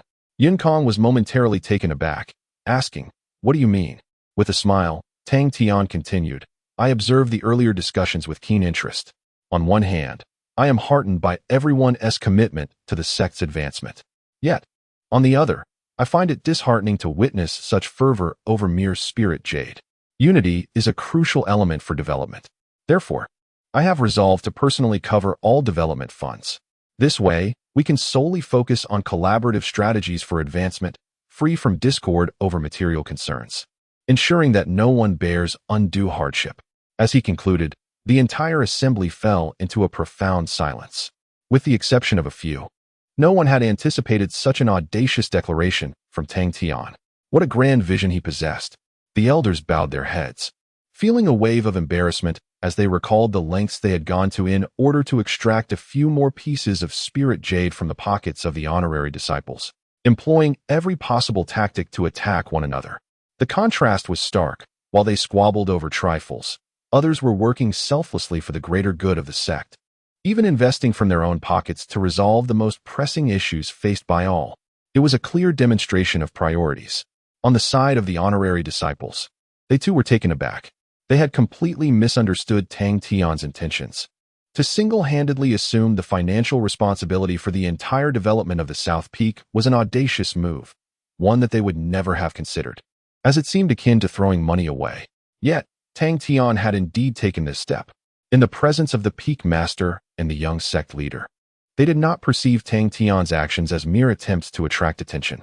Everyone fell into deep contemplation, astonished by Tang Tian's unprecedented initiative. Yun Kong remained in stunned silence for a considerable time before finally asking, incredulously, "Junior brother Tang Tian, are you certain?" Tang Tian smiled broadly, replying, "If it can alleviate everyone's difficulties, why not take action? Just elevate the development and benefits to the highest standards without worrying about financial constraints. I'll cover whatever the total amounts to."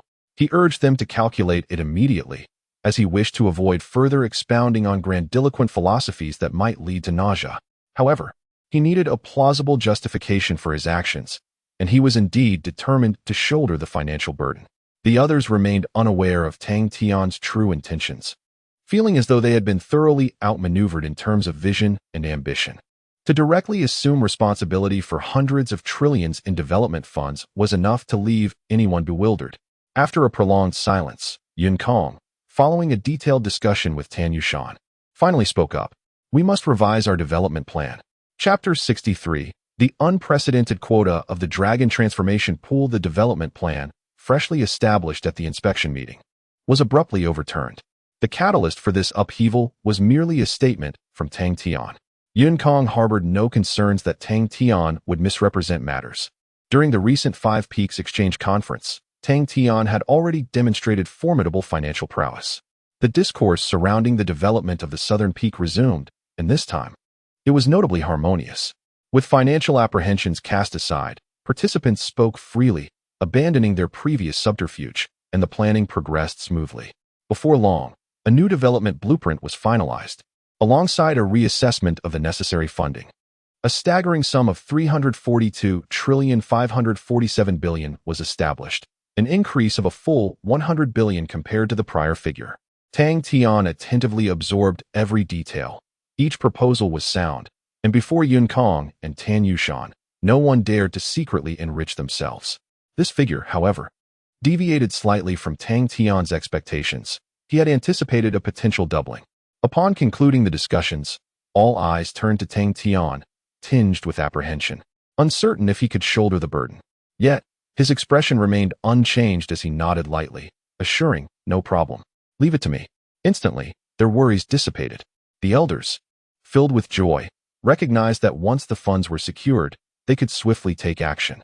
The better their development, the greater their accomplishments, and naturally, their standing within the sect would rise.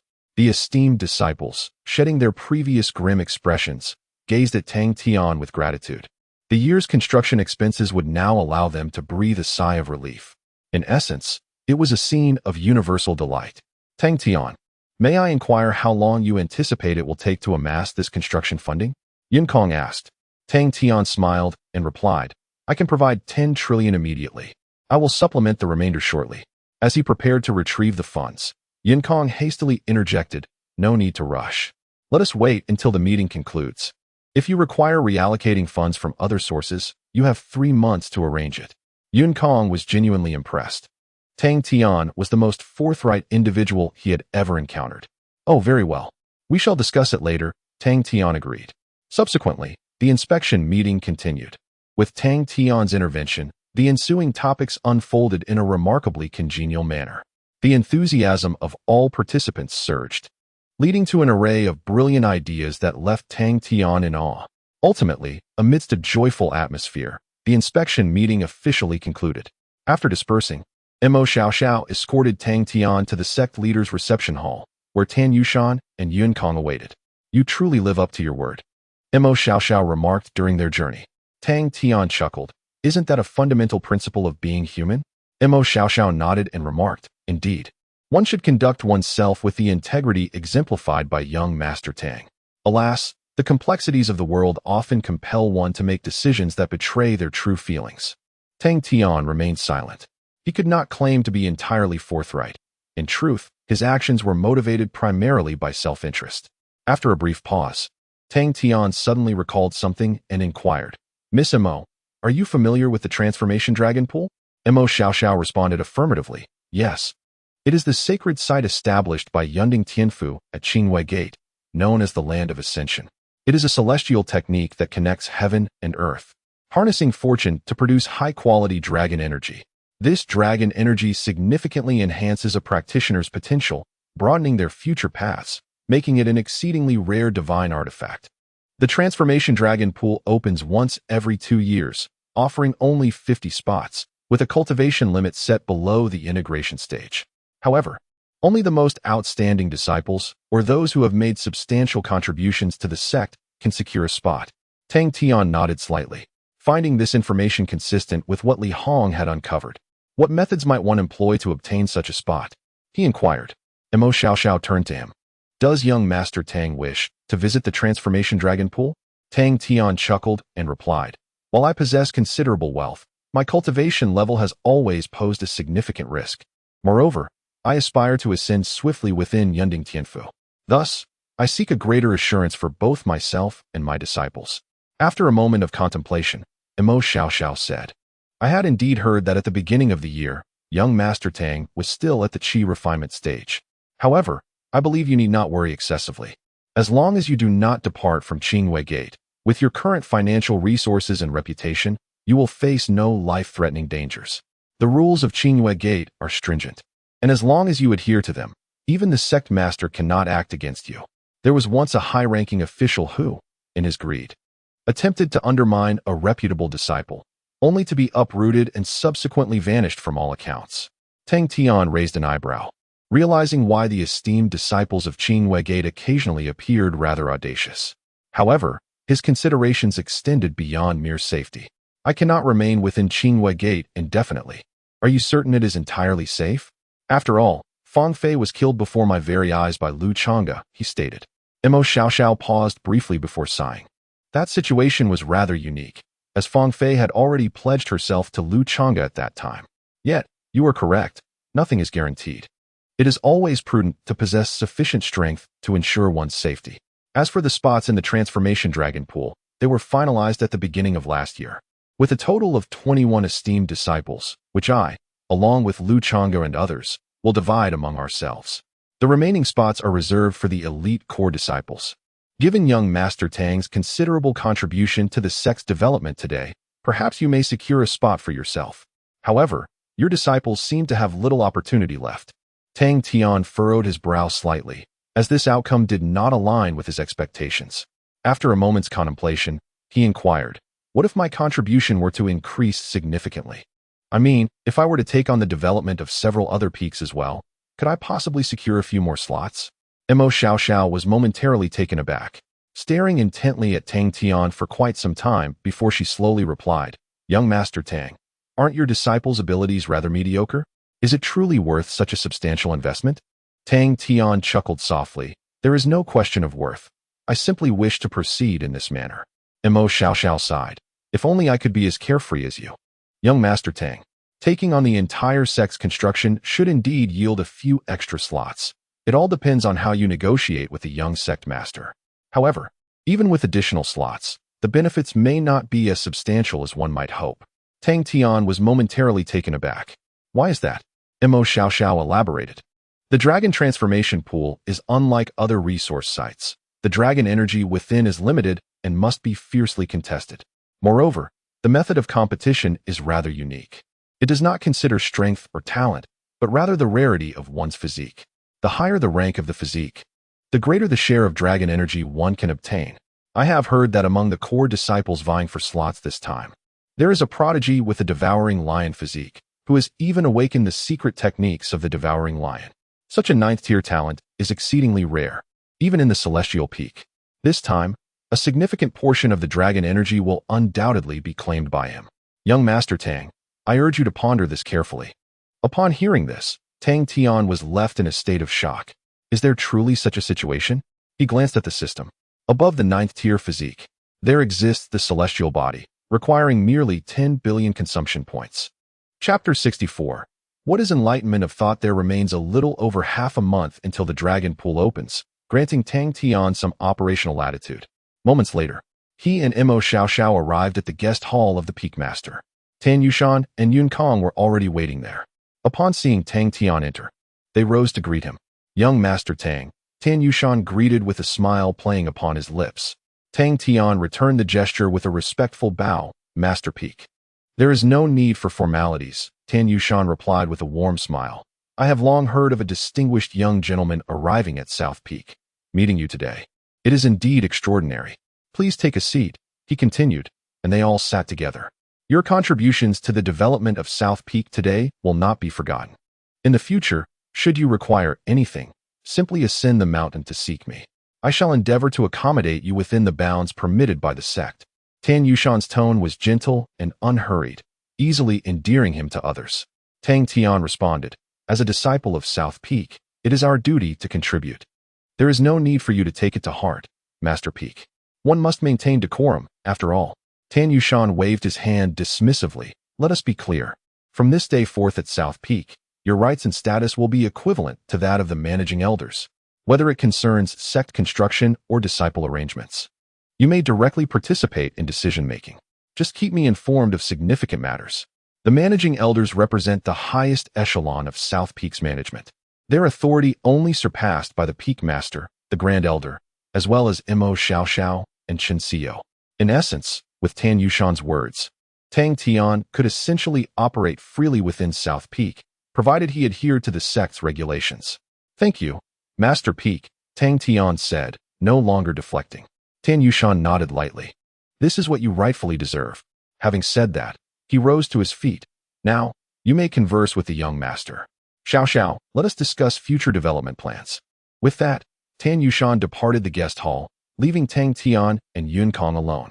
"Disciple Tang, today you have resolved a significant dilemma for me," Yun Kong spoke up. Tang Tian, puzzled, inquired, "Why do you say that?" Yun Kong sighed softly. "Everyone knows the young master's position is resplendent, yet few comprehend its challenges. Every detail within the sect requires my deliberation and management.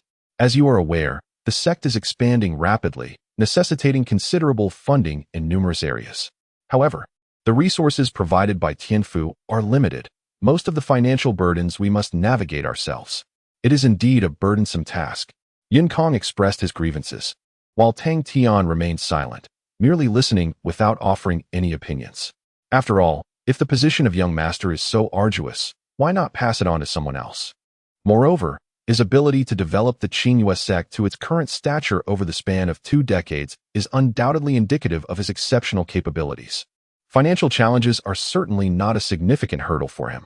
Initially, I was apprehensive that this inspection meeting would encounter substantial obstacles.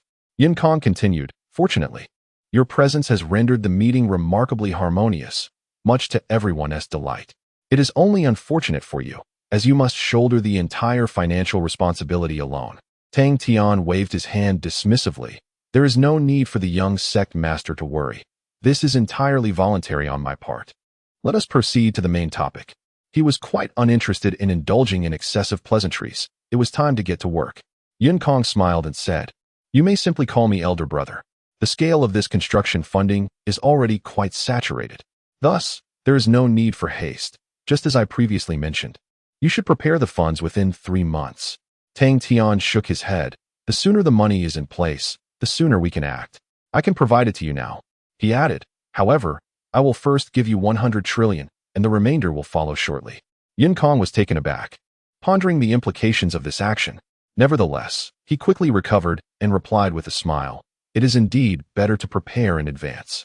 Tang Tian nodded and then retrieved 10 pieces of innate Dao Jade from his system space, handing them to Yun Kong. With a wry smile, Yun Kong remarked, "Why is it always innate Dao Jade? Its practical value far exceeds that of spiritual jade. Using it merely as currency would be a gross waste. Perhaps you might reconsider?" Tang Tian shrugged nonchalantly. "It's no trouble. As I mentioned previously, I possess an abundance of these." Yun Kong, though reluctant, ultimately accepted the offer. "Very well. I will accept these for now and will consult with Sect Master Tan regarding their specific applications. During this time, I will remain within the sect, closely monitoring the implementation of our construction. Once you have prepared the remaining funds, simply inform me." However, what he did not anticipate was that Tang Tian would subsequently produce 25 additional pieces of innate Dao Jade, extending them towards him. "There is no need for preparation or searching," he stated. The moment Yun Kong accepted the previous batch, the transaction was complete. His wallet not only remained unchanged, but also returned 10 pieces of innate Dao Jade. Coupled with the previous surplus, he now possessed exactly 25 pieces. Gazing at the shimmering jade, Yun Kong was momentarily stunned. "I assumed your earlier statement meant it would require some time to gather." Tang Tian chuckled. "This is merely my spending habit, a small quirk of mine. I hope you do not take offense." Yun Kong shook his head with a smile. "I have indeed heard of your penchant for such habits, but I did not expect it to manifest in such a substantial expenditure." With that, he accepted the innate Dao Jade. Simultaneously, a system notification chimed in Tang Tian's mind, confirming that the transaction had been completed. 50 pieces of innate Dao Jade now lay quietly within the confines of his system space, and the quantity of his consumption points had surged to nearly 4 billion. The celestial physique is already within grasp. Your achievements this time will be duly noted upon my return. Should you have any further requests, do not hesitate to inform me." Yun Kong said with a smile. It was evident that he was quite pleased as he gathered all the necessary funds. Upon hearing this, Tang Tian pondered briefly and replied, "If that is the case, I do have a modest request, and I wonder if my senior brother could lend his support." Yun Kong chuckled. "Feel free to speak without reservation. I shall do my utmost within my capabilities." Tang Tian nodded. "Then I shall be forthright. After today's inspection meeting, I have realized that funding significantly impacts the development and construction of our sect. If I had not consolidated the resources, we would have had to adhere to the most basic development strategies. Is it not the same for the other main peaks?" Yun Kong was taken aback, uncertain of Tang Tian's intentions. "That seems about right. Aside from the main peak of the sect, the situations of the other peaks are quite similar, all facing financial concerns."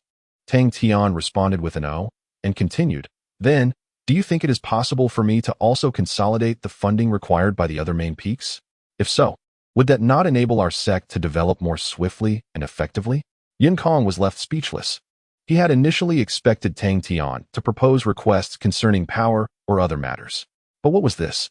Consolidating the funds for the South Peak was not enough. He aimed to do the same for the construction of the other main peaks.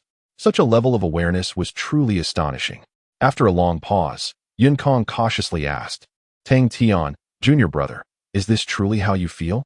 Chapter 65. The second-in-command's request after an extensive conversation. Yun Kong finally realized that Tang Tian was not jesting. In order for the sect to flourish, he truly intended to shoulder the entire financial burden for the construction of all the main peaks. This level of commitment left Yun Kong feeling somewhat inadequate. "No, you should still put forth some requests. Otherwise, I may find it difficult to manage these funds," Yun Kong insisted.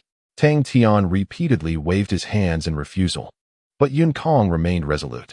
Ultimately, Tang Tian could only smile and say, "If I must mention something, there is indeed one request, though it may prove somewhat challenging."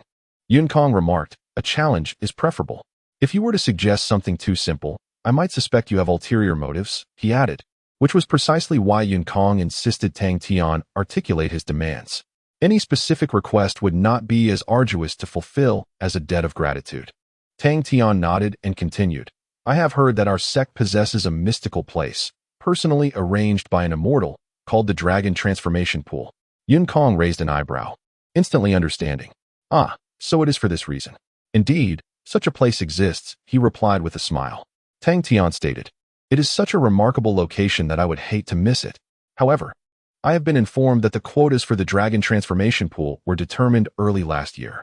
Therefore," Yun Kong smiled slightly, "so this is the matter at hand. This hardly constitutes a challenge. Given your current achievements, you have long since qualified for a quota. Even if you had not mentioned it, I would have advocated for you. Since you now have this intention, I can arrange for one to be made available," Yun Kong assured. Tang Tian shook his head. "In truth, I seek not merely for myself. As you know, the 100 Sects War is approaching, and my several disciples still lack sufficient strength. Thus, I wish to secure additional quotas so that they may also participate." Yun Kong stroked his chin thoughtfully. "I see. Is your intention to achieve success in the upcoming 100 Sects War and subsequently advance to the Cloud Summit Paradise?" Tang Tian chuckled. "It seems I cannot conceal my thoughts from you, brother." Yun Kong replied, "That is quite natural. There is no need for secrecy. However, might this be a tad premature? You are still young, and if you can wait for the next 100 Sects War, your chances of success would be considerably higher." Tang Tian shook his head. "I simply wish to strive for it. The sooner I can ascend to the paradise, the better." Yun Kong smiled. "I understand. You wish for all 4 of your disciples to enter the Dragon Transformation Pool, correct?" Tang Tian nodded. "Indeed. The more preparation one has, the greater the assurance." Yun Kong acknowledged with a hum, then added, "I can arrange for the quotas. However, 5 participants may be a bit excessive. I worry about the potential discontent among others. After all, the collective achievements of the other members over these years cannot be dismissed." Tang Tian suddenly comprehended Yun Kong's implication. If one desires additional quotas, one simply needs to invest more money. A trivial matter. In terms of finances, as long as the sect has needs, I am confident I can fulfill them," Tang Tian declared with conviction. Yun Kong pondered for a moment and replied, "I just recalled that in the upcoming years, there is indeed a significant plan. As you know, our sect currently consists of only 5 main peaks. However, beyond these 5, there are numerous new subordinate peaks. The subordinate peaks have lagged in development due to insufficient financial support. Hence, the sect intends to establish a new major peak to consolidate the other subordinate peaks, which would be beneficial for growth. This plan has been in place for quite some time, but funding has always been a challenge due to the staggering amount required. The initial phase alone exceeds 100 trillion. If the entire project is completed, it may approach a quadrillion." While speaking, Yun Kong closely observed Tang Tian's changing expressions. To his surprise, Tang Tian did not exhibit any signs of difficulty. Instead, his eyes sparkled with increasing enthusiasm, nearly bursting into laughter by the end. "No problem," Tang Tian exclaimed, waving his hand grandly. "I'll take care of it. I have no other hobbies, just a passion for contributing to the sect. Is 1 peak sufficient? Perhaps we should consider building a few more for future use?" Yun Kong stared in disbelief, rendered speechless. He always believed he had adequately estimated Tang Tian's capabilities. Yet he was continually astonished. Build a few more? Is that even feasible?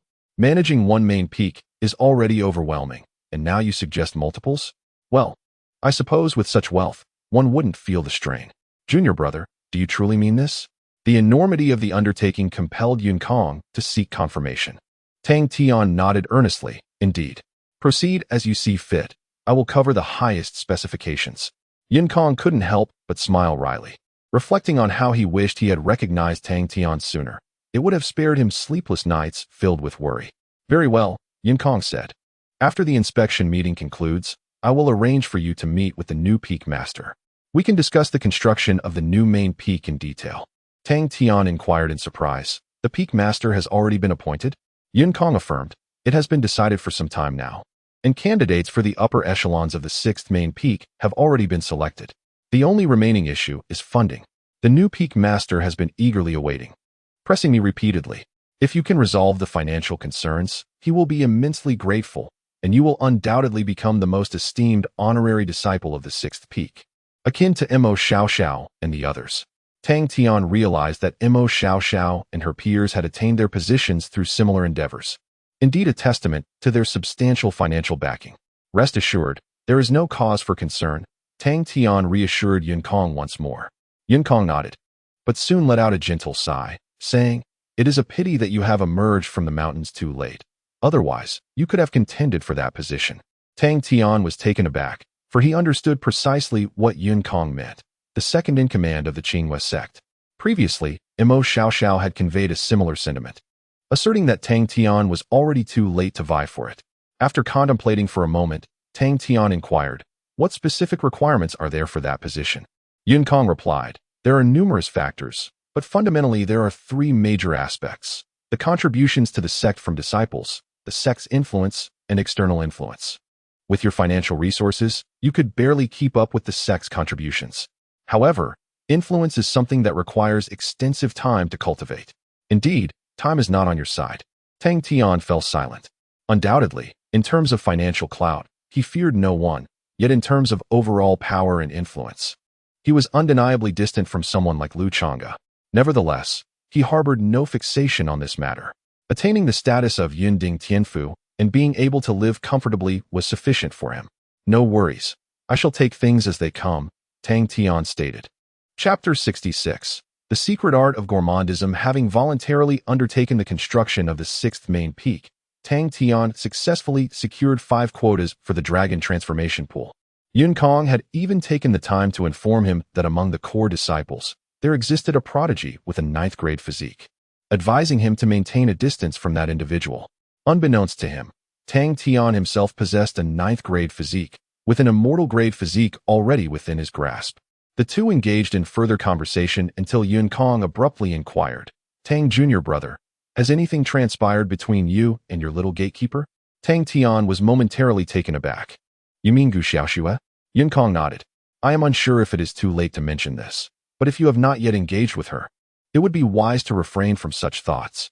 If something has indeed occurred, it would be prudent to cease further developments. At the very least, her cultivation must not be hindered." Tang Tian furrowed his brow. From the moment Gu Xiaoxue arrived, he had sensed something amiss. How could a child of destiny be so casually thrust into his fire pit? His second exchange with Zhongyang had confirmed his suspicions. Gu Xiaoxue being assigned to him as a guardian was no mere coincidence. "What is truly going on?" Tang Tian asked. Yun Kong sighed. Though Xiangz sect strictly forbids internal conflict among its members, clandestine skirmishes have never truly ceased. Gu Xiaoxue has become entangled in the schemes of her peers and the power struggles among certain higher-ups. You have merely found yourself inadvertently caught up in this. But I suspect those orchestrating this matter did not anticipate your rapid ascent. Fear not. As long as your actions are not excessively outrageous, you should encounter no significant issues. Your current standing is not one to be trifled with lightly." Tang Tian remained silent, pondering the fact that even Yun Kong spoke with such caution, indicating that the higher-ups involved were indeed formidable individuals. Upon returning, he decided to have Li Hong investigate the matter further. Though he had not acted inappropriately towards Gu Xiaoxue, it was wise to remain informed. "I understand," Tang Tian replied. Yun Kong nodded in acknowledgement. After a brief exchange, he took his leave. Upon exiting the reception hall, Tan Yushan and Emo Shia Shao approached, discussing upcoming plans and the extent of Tang Tian's authority. They parted ways thereafter. Tang Tian, accompanied by Gu Xiaoxue, returned to the purple bamboo courtyard. The recent inspection yielded substantial rewards. The number of innate Dao Jade had reached 50, with consumption increasing several-fold, sufficient for exchanging for an immortal grade physique. Additionally, the quotas for the dragon transformation pool had been secured, further elevating his status and granting him full authority over the construction of the sixth main peak. Everything appeared to be progressing favorably. Upon his return, Tang Tian summoned Li Hong, instructing him to inquire about matters concerning Gu Xiaoxue. Although Yun Kong has indicated that the issue is not significant, he must ascertain the true nature of the situation. Furthermore, Zhongyang, having accepted a substantial sum of money from him, seeks to cast him into the abyss. and such treachery cannot be overlooked. Previously, due to insufficient strength, he had no choice but to bide his time. However, now he possesses ample confidence, at the very least. An individual like Xiangz shall not be regarded with any measure of respect. Having completed these thoughts, Tang Tian returned to his secluded meditation chamber.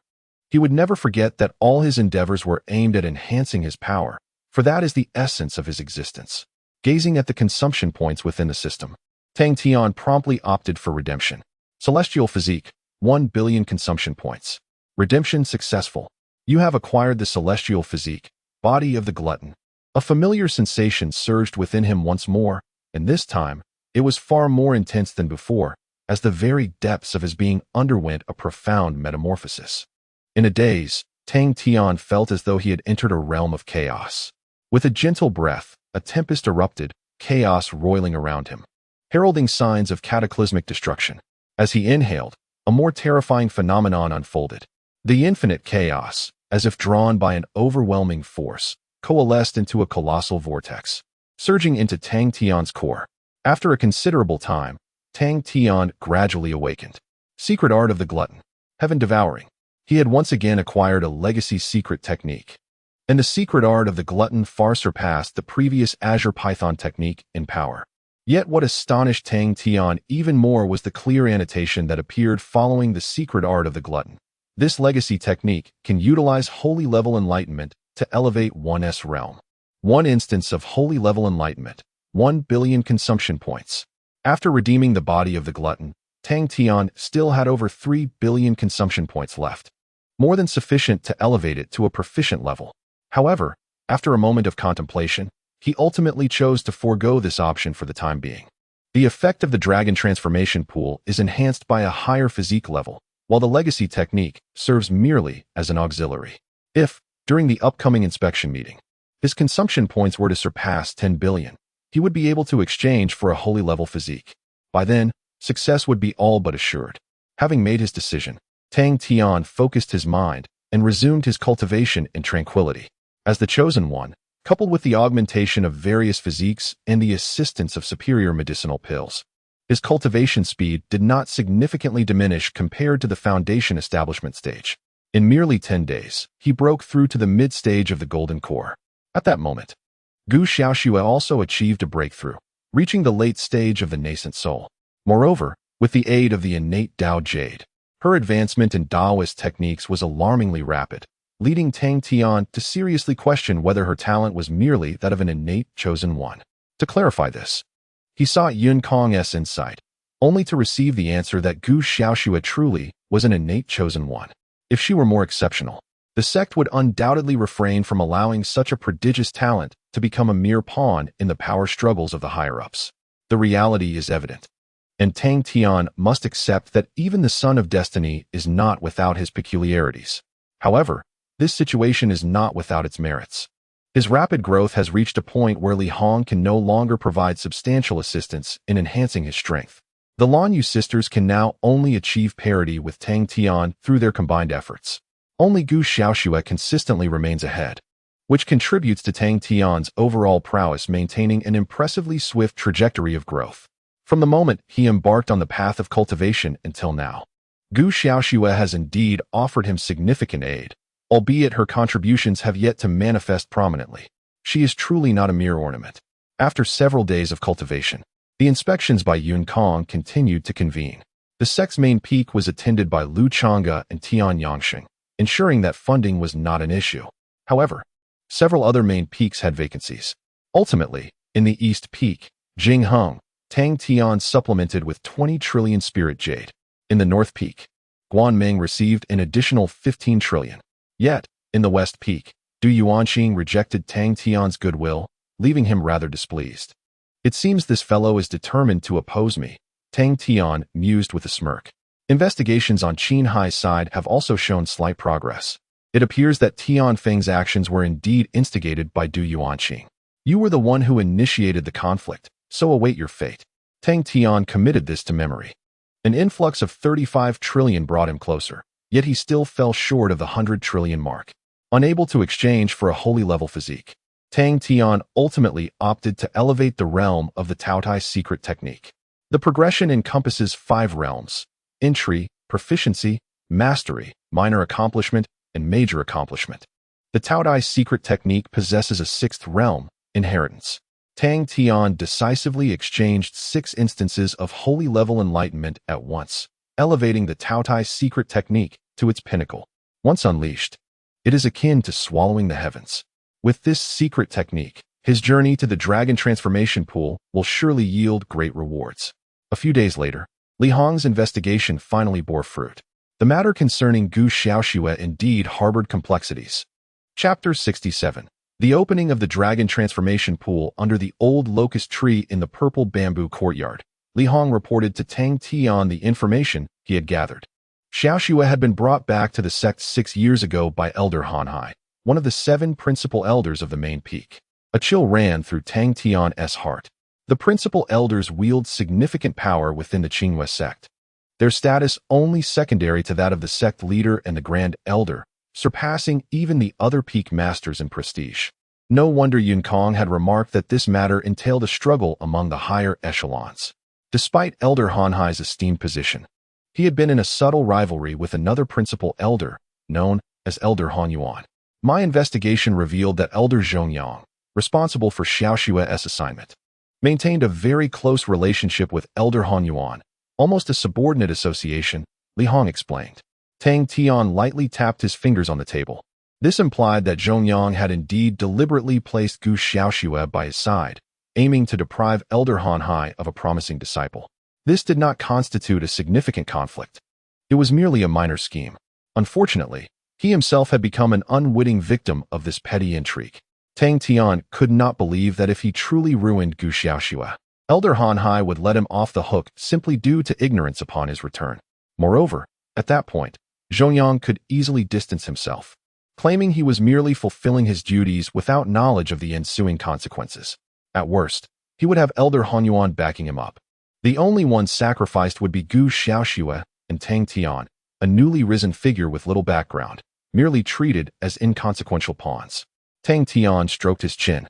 If he were truly just a newcomer, he would inevitably face dire repercussions.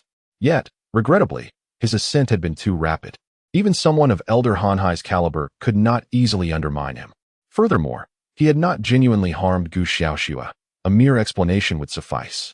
Nevertheless, being inexplicably ensnared in such a plot left Tang Tian quite displeased, especially towards Zhongyang. Having fed him so much goodwill, it was intolerable that he had been covertly entrapped. After a moment of contemplation, Tang Tian inquired, "Does Xiaoxue not have a senior sister? What is her situation?"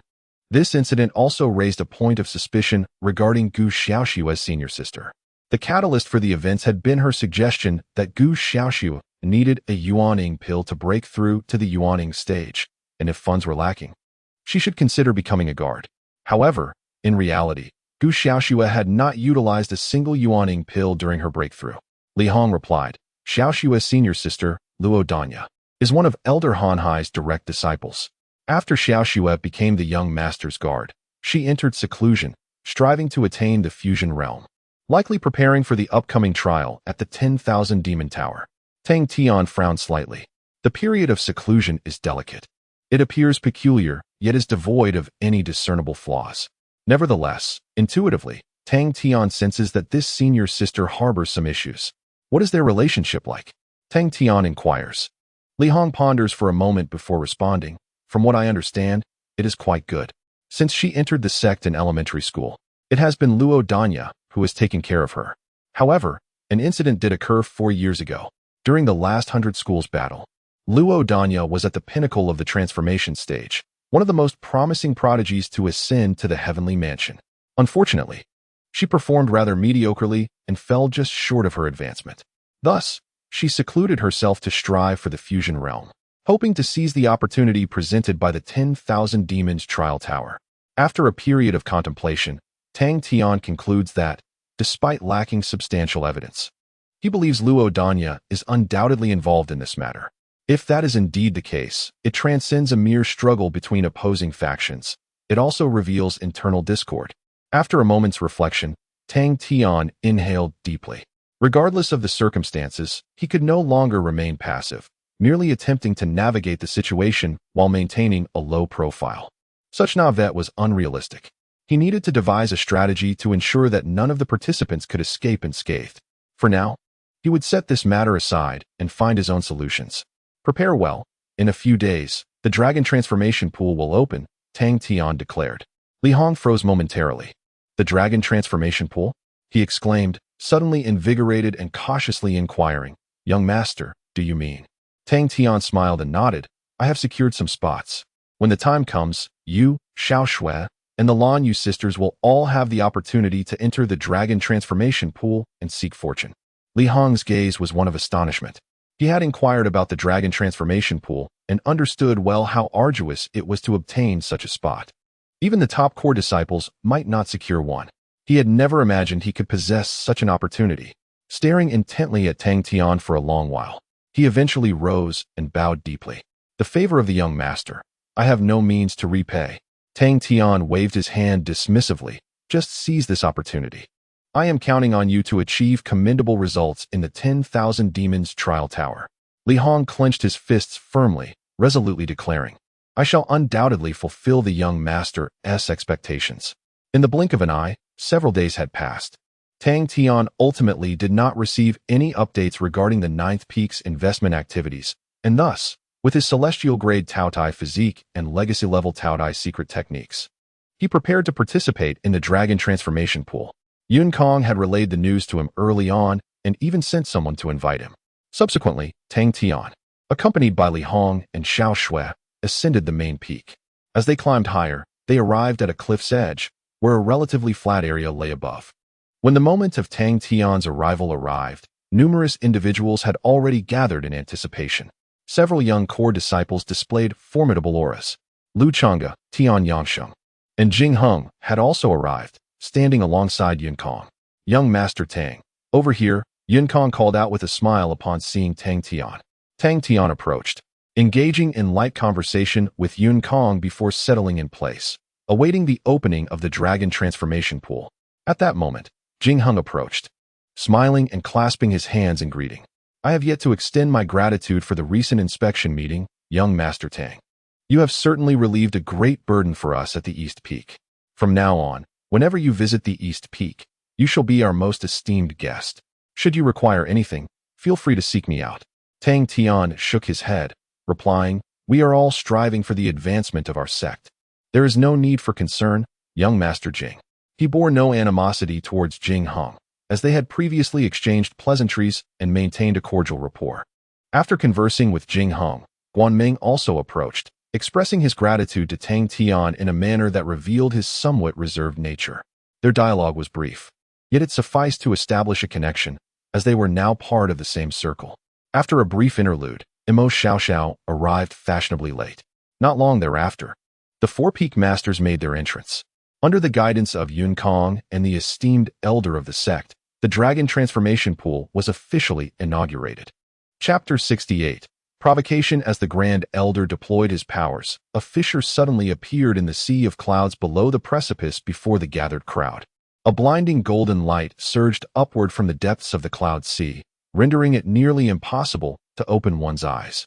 Once vision was restored, Tang Tian beheld two majestic golden dragons coiling ethereally within the cloud sea, emanating an awe-inspiring presence. In the center of these golden dragons lay a shallow pool of water, shimmering with golden radiance, radiating a captivating glow. A subtle, mysterious aura wafted from the water. Merely inhaling its essence invigorated the spirit, as if every fiber of one's being began to rejoice. This was the essence of dragon energy, remarked Emo Shia Shao beside him. She then gestured discreetly towards the core disciples, whispering, Identify that lad with the flowing hair. He possesses a ninth-tier physique, the body of a devouring lion, and has also inherited secret techniques. Once you enter, remember to maintain your distance, or he will siphon off a significant portion of the dragon energy. Tang Tian glanced over to see an arrogant young man with thick, cascading hair, resembling a lion indeed. Furthermore, he recognized another familiar face, the prodigy Huang Chong, who had been vanquished by Xiao Shui during the Five Peaks exchange. What is his name? Tang Tian inquired. Emo Shia Shao responded. His name is Xiangz, though most refer to him as the Little Lion King. Tang Tian nodded, committing the visage to memory. A moment later, the Grand Elder commenced the announcement of the rules. Upon entry, seek your respective positions. You have a time limit of 1 hour. The extent of your fortune depends on your efforts. I shall transport you now. Once the light barrier disperses, the timer will commence. With that, the Grand Elder employed his powers once more, lifting all participants entering the dragon transformation pool into the cloud sea, Tang Tian included. As he pondered how the Grand Elder discerned their identities, the scene shifted, and he found himself upon a golden platform. Before him loomed a vast golden light barrier, beyond which the 2 golden dragons encircled the dragon transformation pool. While he had not fully grasped the enormity of the dragons from the precipice above, entering revealed their colossal scale. The dragon transformation pool resembled a small lake, measuring dozens of meters in width. Given such dimensions, was there any concern about accommodating 50 individuals? Tang Tian scoffed inwardly, thinking that in certain amusement parks, even 5,000 could fit within. As he contemplated, a voice called from behind, Tang Tian, young Master Tang. Turning around, he was surprised to see a familiar face. It was Niao Wushuang, the one who had seized the flag during the flag-seizing battle. Observing her demeanor, she too appeared to have ascended to the golden core stage. No wonder Emo Shia Shao held her in high regard. She was indeed extraordinary. This is our second encounter, she remarked. Niao Wushuang remarked, although our statuses have diverged, I still wish to engage in a fair battle with you, should the opportunity arise. You are undoubtedly formidable. Tang Tian responded with a faint smile, perhaps another time. The disparity in their standings rendered the likelihood of a rematch quite slim. Niao Wushuang refrained from further comment, taking a photograph before returning to the side of her other 2 subordinates. Yet, before Tang Tian could collect his thoughts, another voice pierced the air from behind him. Are you Tang Tian? The tone was decidedly rude, laced with hostility. Tang Tian furrowed his brow and turned to see none other than the small Lion King, Xiangz, who possessed a 9th-tier physique, as mentioned by Emo Shia Shao. A throng of core disciples surrounded him, their gazes directed at Tang Tian with palpable animosity, including the little prodigy. Huangchong, is there something you need? Tang Tian inquired coolly. Xiangz snorted disdainfully, scrutinizing Tang Tian from head to toe before stating, so you are the one who seized the spots meant for my brothers? He chuckled mockingly, not so impressive after all. Suddenly enlightened, Tang Tian understood their animosity. It was indeed because of this matter. There were only 50 spots available, predetermined long ago. Tang Tian's unexpected intervention had claimed 5, and it was clear from whom these slots had been taken. If you have an issue, you should address it with those who allocated the spots, not me. Tang Tian replied. Xiangz's gaze hardened. If it weren't for you, we would not have lost those 5 spots. Who else should we confront? Tang Tian shook his head in resignation.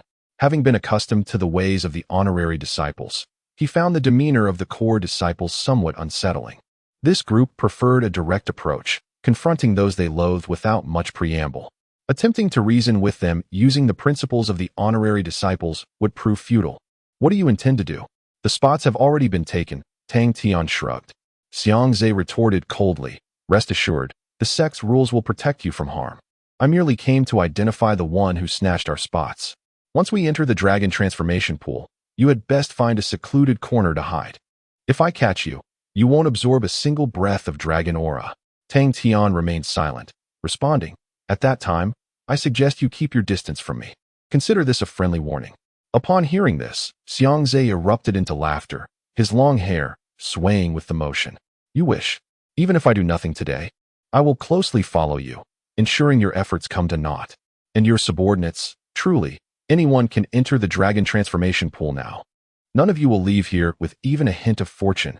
With that, Xiangz lifted his nose in disdain and led Huangchong and the others away.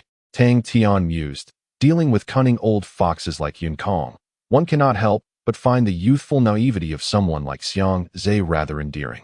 However, if you insist on seeking trouble for yourself, I cannot be held responsible. After a moment's contemplation, he declared, Li Hong, once we enter, you all should follow my lead, and we shall assess the situation as it unfolds. He was not particularly concerned about Xiangz.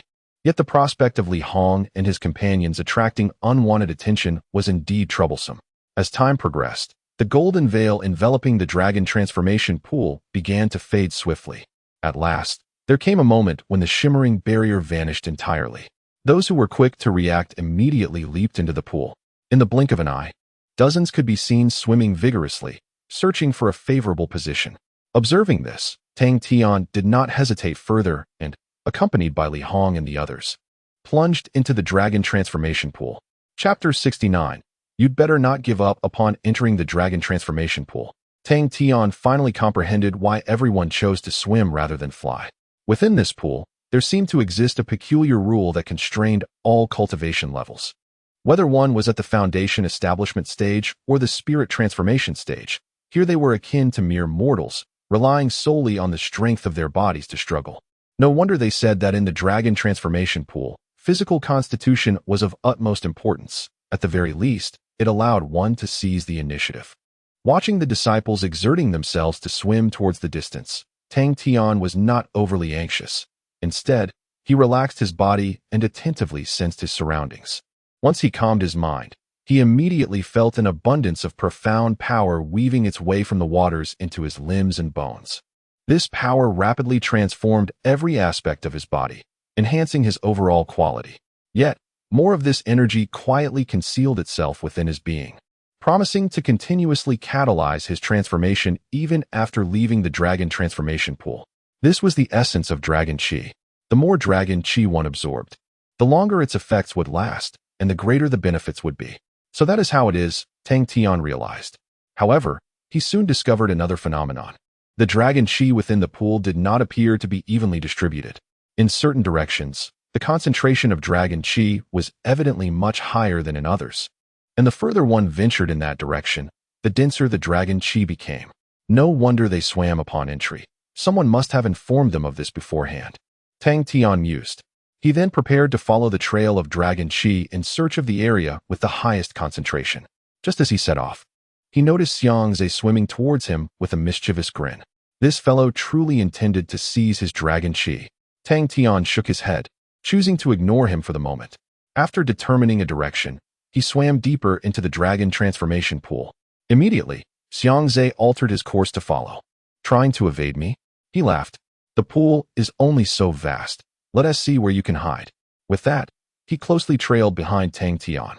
Tang Tian was speechless and directly disregarded him, continuing his search for an ideal spot.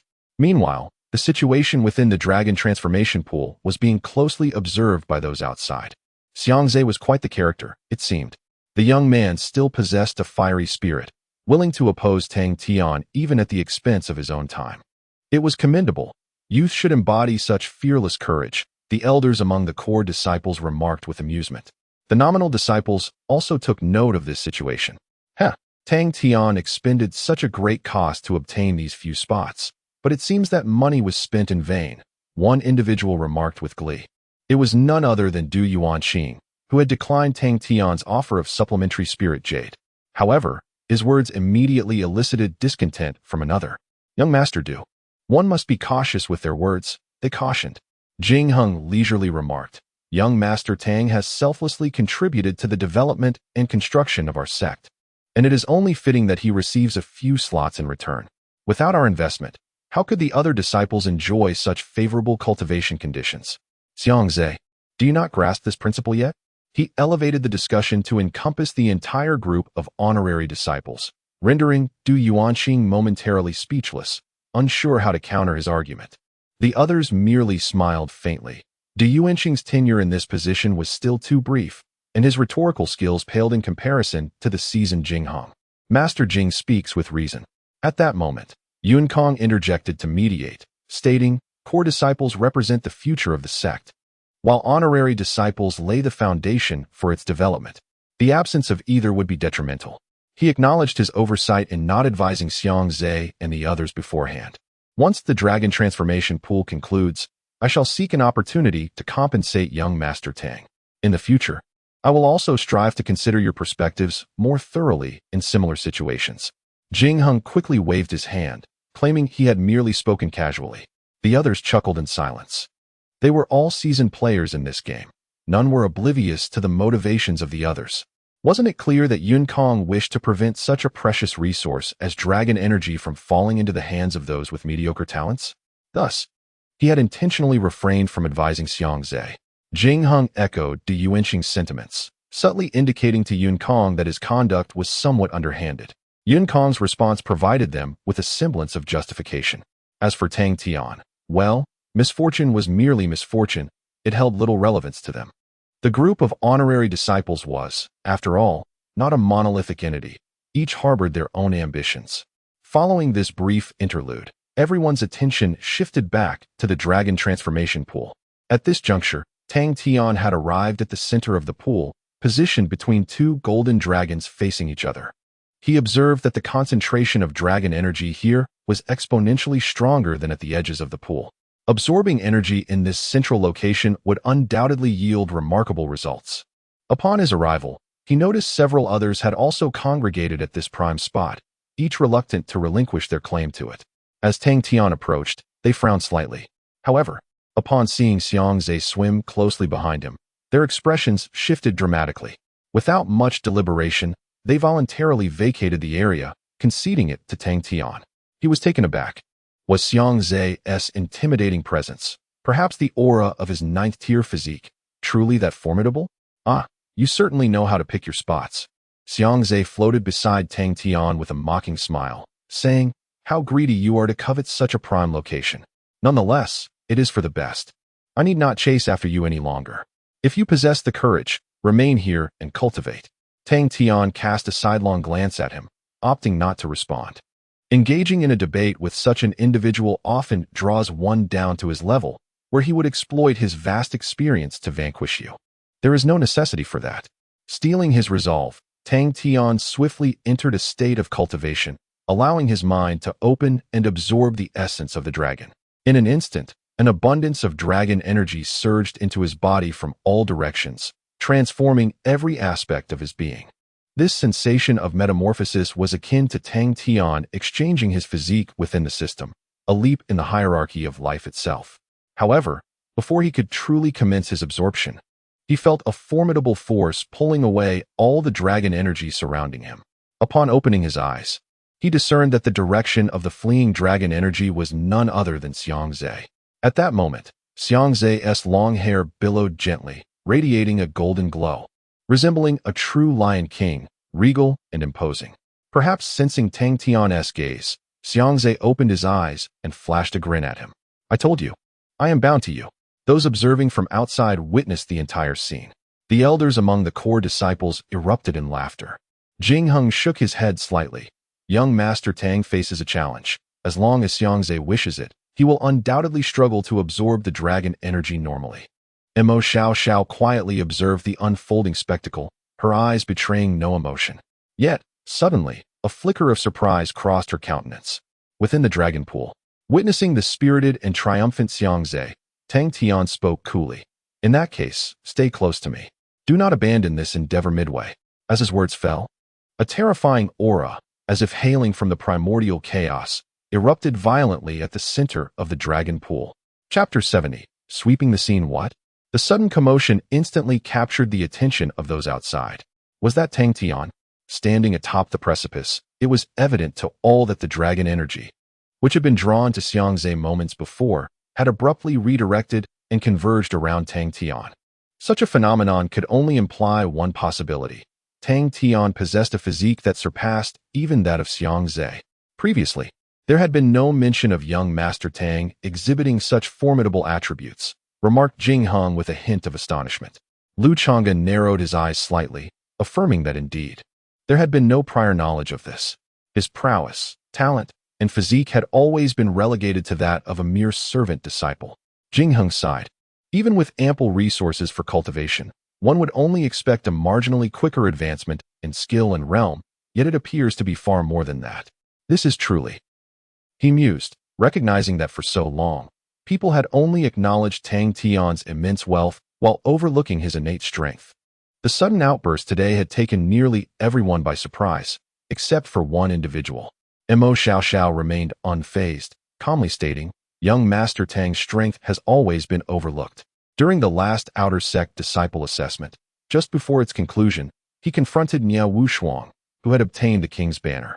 She was reluctant to surrender it, resulting in a brief clash. However, Despite her full effort, it proved futile. Young Master Tang effortlessly neutralized her attack and retrieved the banner with ease. The crowd's astonishment deepened as they turned to her. They had heard of that incident. Yet the prevailing narrative spoke only of Tang Tian offering a bounty of 100 million spirit jade, which added considerable excitement to the banner contest and ultimately led to his success. Never had anyone mentioned the incident that Emo Shia Shao recounted. Young Master Tang had concealed his abilities quite adeptly, managing to deceive us all, mused Jing Hong, his gaze drifting towards Yun Kong. The Grand Elder of the sect furrowed his brow and remarked, Yun Kong, how could such an exceptional disciple be relegated to the status of an honorary disciple? Yun Kong felt a wave of embarrassment and quickly replied, it was my oversight. Young Master Tang has always been rather low-key, refraining from showcasing his talent, which is why no one has taken note of this.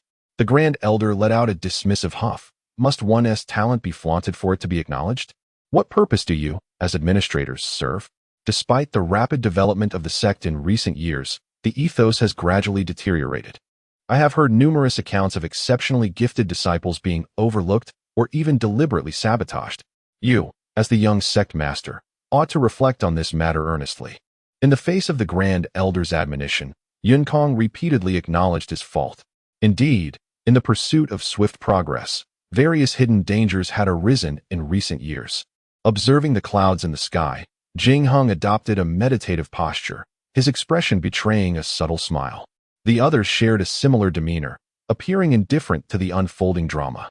The relationships among these high-ranking individuals were far from the harmonious image often depicted. After the brief interlude, attention shifted once more to the dragon pool. At this moment, a substantial portion of the dragon energy within the pool had been entirely drawn towards Tang Tian. Feeling the transformation of the dragon energy, Xiangz stood frozen in disbelief. How could this be possible? His face was a canvas of incredulity. He was a ninth-tier physique, an exceedingly rare existence within the entire Qinghua sect. How could he possibly be outdone by an honorary disciple? Or, if Tang Tian possessed such an extraordinary physique, why would he choose to be an honorary disciple? I refuse to believe it, Xiangz suddenly exclaimed, his voice booming. You must be employing some trickery. You've utilized some divine artifact, haven't you? Someone like you could certainly acquire such things. Humph, let me tell you it's futile. In the face of absolute strength, no external aid can endure. Return the dragon energy to me, he roared, his long hair swirling wildly, unleashing an even more formidable aura that swept across the dragon pool. The crowd gasped in astonishment. They instinctively retreated further from that area. Even if they hadn't witnessed the power of a legacy technique before, they had certainly heard tales of its might. If Xiangz were to completely lose control, he might very well seize half of the dragon energy in the pool. However, what truly astonished them was what Tang Tian had done to provoke Xiangz into resorting to using a legacy technique. Notably, even in the face of such intensity, Tang Tian exhibited no signs of panic. What was his source of confidence? After the influence of the swallowing heaven lion secret technique, Tang Tian indeed felt a slight delay in the dragon energy converging towards him. Some of the energy, even those closer to Xiangz, began to drift slowly in his direction. This development filled Xiangz with elation, prompting him to push the legacy technique to its limits. His gaze toward Tang Tian shifted, taking on a more provocative tone. Can you manage this? Tang Tian merely shook his head. While mischievous children can sometimes seem endearing, if they persistently prance around, one might feel compelled to send them flying. Just because he had momentarily regained some ground did not give him the right to act boastfully. Previously, Tang Tian had merely tested the power of the gluttonous physique, not even reaching 1/10 of its potential strength. He had not even employed the full might of the legacy-level gluttonous secret technique. Disregarding Xiangz, Tang Tian focused his thoughts and fully unleashed the gluttonous physique. In an instant, a terrifying storm of spiritual energy engulfed the entire dragon pool. The dragon energy, which had previously experienced a momentary hesitation, suddenly seemed to find its direction, rushing fervently towards Tang Tian. No matter how hard Xiangz struggled to retain it, his efforts proved utterly futile. The disparity between the celestial physique and the ninth-tier physique was vividly apparent at this moment. Not only was Xiangz taken aback, but even the disciples positioned in various parts of the dragon pool found themselves in a state of bewilderment. They could distinctly sense that even the dragon energy in their vicinity was gradually converging towards Tang Tian. Witnessing this, Tang Tian decided to relinquish restraint and unleash the secret technique of the gluttonous beast. In the next instant, the dragon pool erupted into a frenzy. Countless streams of dragon energy coalesced into a golden torrent, surging towards Tang Tian. Even the golden waters of the pool transformed into a crystal-clear state in an instant. The onlookers were utterly dumbfounded. Gazing at the pristine waters beside them, they felt an overwhelming urge to weep in despair. They had come seeking fortune, not to indulge in a swim. Yet, they were powerless to alter the situation, for the rules here dictated that the one with the strongest physique had the final say. Sensing the complicated gazes of the crowd, Tang Tian fell into silence. At this point, he had truly revealed his formidable strength. However, this was precisely what he had intended to do. After all, this was the realm of cultivation, while bearing the title of a reputed disciple was undoubtedly advantageous. It could never grant him access to the true world of cultivation. Previously, his strength had been insufficient, and his status too low to speak of. Now that he had achieved the golden core and ascended to a higher echelon within the Qinghua sect, a transformation was naturally warranted. Moreover, the gluttonous physique was merely the tip of the iceberg of his current arsenal. Chapter 71. The magnanimity of Tang Tian. Surely, this is somewhat inappropriate? Witnessing the unfolding events in the dragon transformation pool, several elders from the core disciples furrowed their brows. Although they were astonished by Tang Tian's sudden display of strength, they could not help but feel aggrieved. Had he drained all the dragon energy for himself, leaving the others to suffer in vain? Elderly, what do you think? They gestured to the Grand Elder. They had sacrificed greatly for these quotas, and now they were watching Tang Tian seize them all alone. How could they possibly endure such a sight? However, the Grand Elder merely cast them a fleeting glance. What of it? He retorted coldly. Is there anything inappropriate? Rules are rules. Can they be altered at will simply because the circumstances are unique? Everything is determined by capability. If Tang Tian can claim the dragon energy, it is his skill, and what is there to discuss? Just moments ago, Xiangz had purposely tried to seize Tang Tian's dragon energy, yet none of them had spoken then. Now they were the first to protest. Each of them, having lived for centuries, had become as petty as dogs. It was evident that the Grand Elder was genuinely incensed. First it was Yunкong, and now this group of elders, which left him exceedingly displeased. Indeed, Lu Chonga remarked languidly, when the celestial maiden Ling Luo participated in the dragon transformation pool years ago, she too monopolized all the dragon energy, just as Tang Tian is doing today. I recall that none of you elders raised any objections at that time, and we all accepted the outcome. Why is it that when roles are reversed, you can no longer tolerate it? Upon hearing this, the others recalled that incident. Back then, the celestial maiden Ling Luo had stood out as the representative of the core disciples, while the elders had been exceedingly arrogant, hurling ridicule at the honor-bound disciples and guests. Now, it was their turn to face the consequences. The Grand Elder's reprimand, coupled with Lu Chonga's sardonic remarks, rendered the elders' expressions as dark as the bottom of a pot. By comparison, they indeed found themselves in a subordinate position. The Grand Elder let out a cold snort. After the dragon pool concludes, all of you are to report to the Master's Hall. The prevailing atmosphere of these years requires thorough rectification. When a true authority expressed their fury, all present fell silent. Even Yunкong dared not move. Meanwhile, Lu Chonga and his companions felt considerably more at ease. Although their subordinates were also present within the dragon pool, they were not lacking in such talents. In contrast, having the opportunity to retaliate against their opponents was a rare pleasure. All of this was thanks to Tang Tian, who had brought forth such a significant surprise for everyone. Within the dragon transformation pool, after employing the secret technique of the gluttonous, all uncertainty dissipated. Observing the surging dragon energy, Tang Tian contemplated briefly before extending his hand, dividing 4 streams of dragon energy, which he distributed to Li Hong and the others. The dragon energy was indeed extraordinary, yet, truth be told, it held little importance for Tang Tian. Potential? Talent? Such attributes were in abundance for him. The progeny of destiny and the esoteric arts of the gluttonous deity are merely the beginning. There exist numerous, even more extraordinary entities awaiting his exchange. Rather than hoarding them for himself, it would be more prudent to bestow them upon Li Hong and his companions. for their ascent to the celestial abode will rely upon such gifts.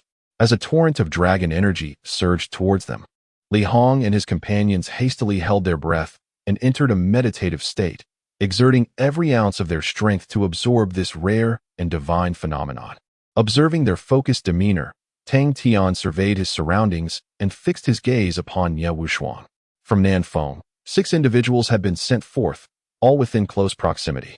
Given that he was temporarily affiliated with Nanfeng and their relationship was amicable, he resolved to offer assistance. With this thought in mind, Tang Tian once again directed a stream of dragon energy toward the area where Ye Wushuang and her companions were situated. The group was momentarily astonished, and upon grasping Tang Tian's intentions, they instantly expressed their heartfelt gratitude. Thank you, young Master Tang. Such a matter concerning our future cannot be met with false modesty. Ye Wushuang's eyes shimmered with appreciation as she slightly bowed in acknowledgement, seizing the opportunity to enter a state of cultivation. Witnessing their good fortune in receiving dragon energy, the surrounding disciples could not suppress their envy. At that moment, they lamented internally, pondering why they were not part of Nanfeng. Tang Tian, observing the expressions of the crowd, shook his head with a sigh. Alas, considering that they were all under the banner of a great noble and as fellow practitioners, he could not allow them to leave empty-handed after such a rare opportunity to enter the dragon transformation pool. Take it. With that, he waved his hand, and several streams of dragon energy coalesced into serpentine forms, encircling their respective areas. The gratitude expressed by the group was palpable. Young Master Tang's magnanimity leaves us in awe. Thank you, young master. I shall never forget this kindness. They chorused in appreciation. Tang Tian waved his hand dismissively, indicating it was of no consequence. In truth, it was indeed inconsequential. There was an abundance of dragon energy, far more than could be utilized, and it could not be taken away. In a brief moment, all the esteemed disciples had entered a state of cultivation, commencing their absorption of the dragon energy. This spectacle evoked envy among the core disciples, who found themselves powerless to act, as they were, in essence, rivals to Tang Tian. However, someone was destined to take the initiative. Brother, called a youthful figure as he approached the group. Tang Tian was momentarily taken aback to find a familiar face before him. It was Gong Qi, the very boy who had attempted to set him up during the flag-snatching contest, only to be thwarted and forced him into a period of servitude. You dare show your face? Tang Tian thought to himself, bemused by the boy's audacity. Gong Qi beamed widely. Brother Tang, we are bound by our shared experiences. Once a little brother, always a little brother. Given that I once served as your guard, might I trouble you for a share of the dragon energy? Please, brother. Tang Tian was caught between laughter and tears. He truly did not anticipate that Gong Qi would choose this moment to step forward. There was still plenty of dragon energy, yet he was reluctant to casually distribute it among this group of core disciples. However, who could resist someone addressing him as brother? Alas, it seemed that he had no choice. After all, Gong Qi was indeed a disciple of the South Peak. Here, take this, Tang Tian said as he waved his hand, casting a stream of dragon energy towards Gong Qi instantly. Gong Qi's face lit up with joy as he exclaimed, Thank you, brother. From now on, I shall remain your most loyal little brother. Tang Tian merely shook his head, not taking it to heart. As Gong Qi successfully absorbed the dragon energy, the remaining core disciples could no longer contain themselves. Moments later, a few of them, fidgeting nervously, approached Tang Tian, hesitating before finally uttering a single word. Brother. Tang Tian immediately placed a hand on his forehead, feeling a chill run down his spine. Did they really believe that Gong Qi had received the dragon energy merely by calling him brother? Tang Tian was too weary to dissect their thought processes. With a dismissive wave of his hand, he allocated a portion of dragon energy to them as well. The core disciples expressed their gratitude profusely, and even Huang Chong, who had previously clashed with Tang Tian, regarded him with newfound respect. At this point, nearly everyone had received their share of dragon energy, with the exception of Xiangz. Naturally, Tang Tian could not bestow any upon him. Calling him grandfather was of no avail. The amounts of dragon energy distributed varied as well.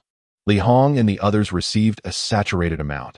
Ye Wushuang and her 6 companions received an ample supply, while the honorary disciples barely received a sufficient quantity.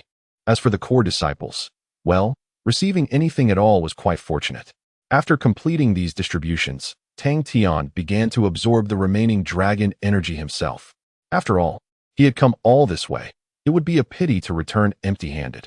The events unfolding in the dragon transformation pool did not go unnoticed by those outside.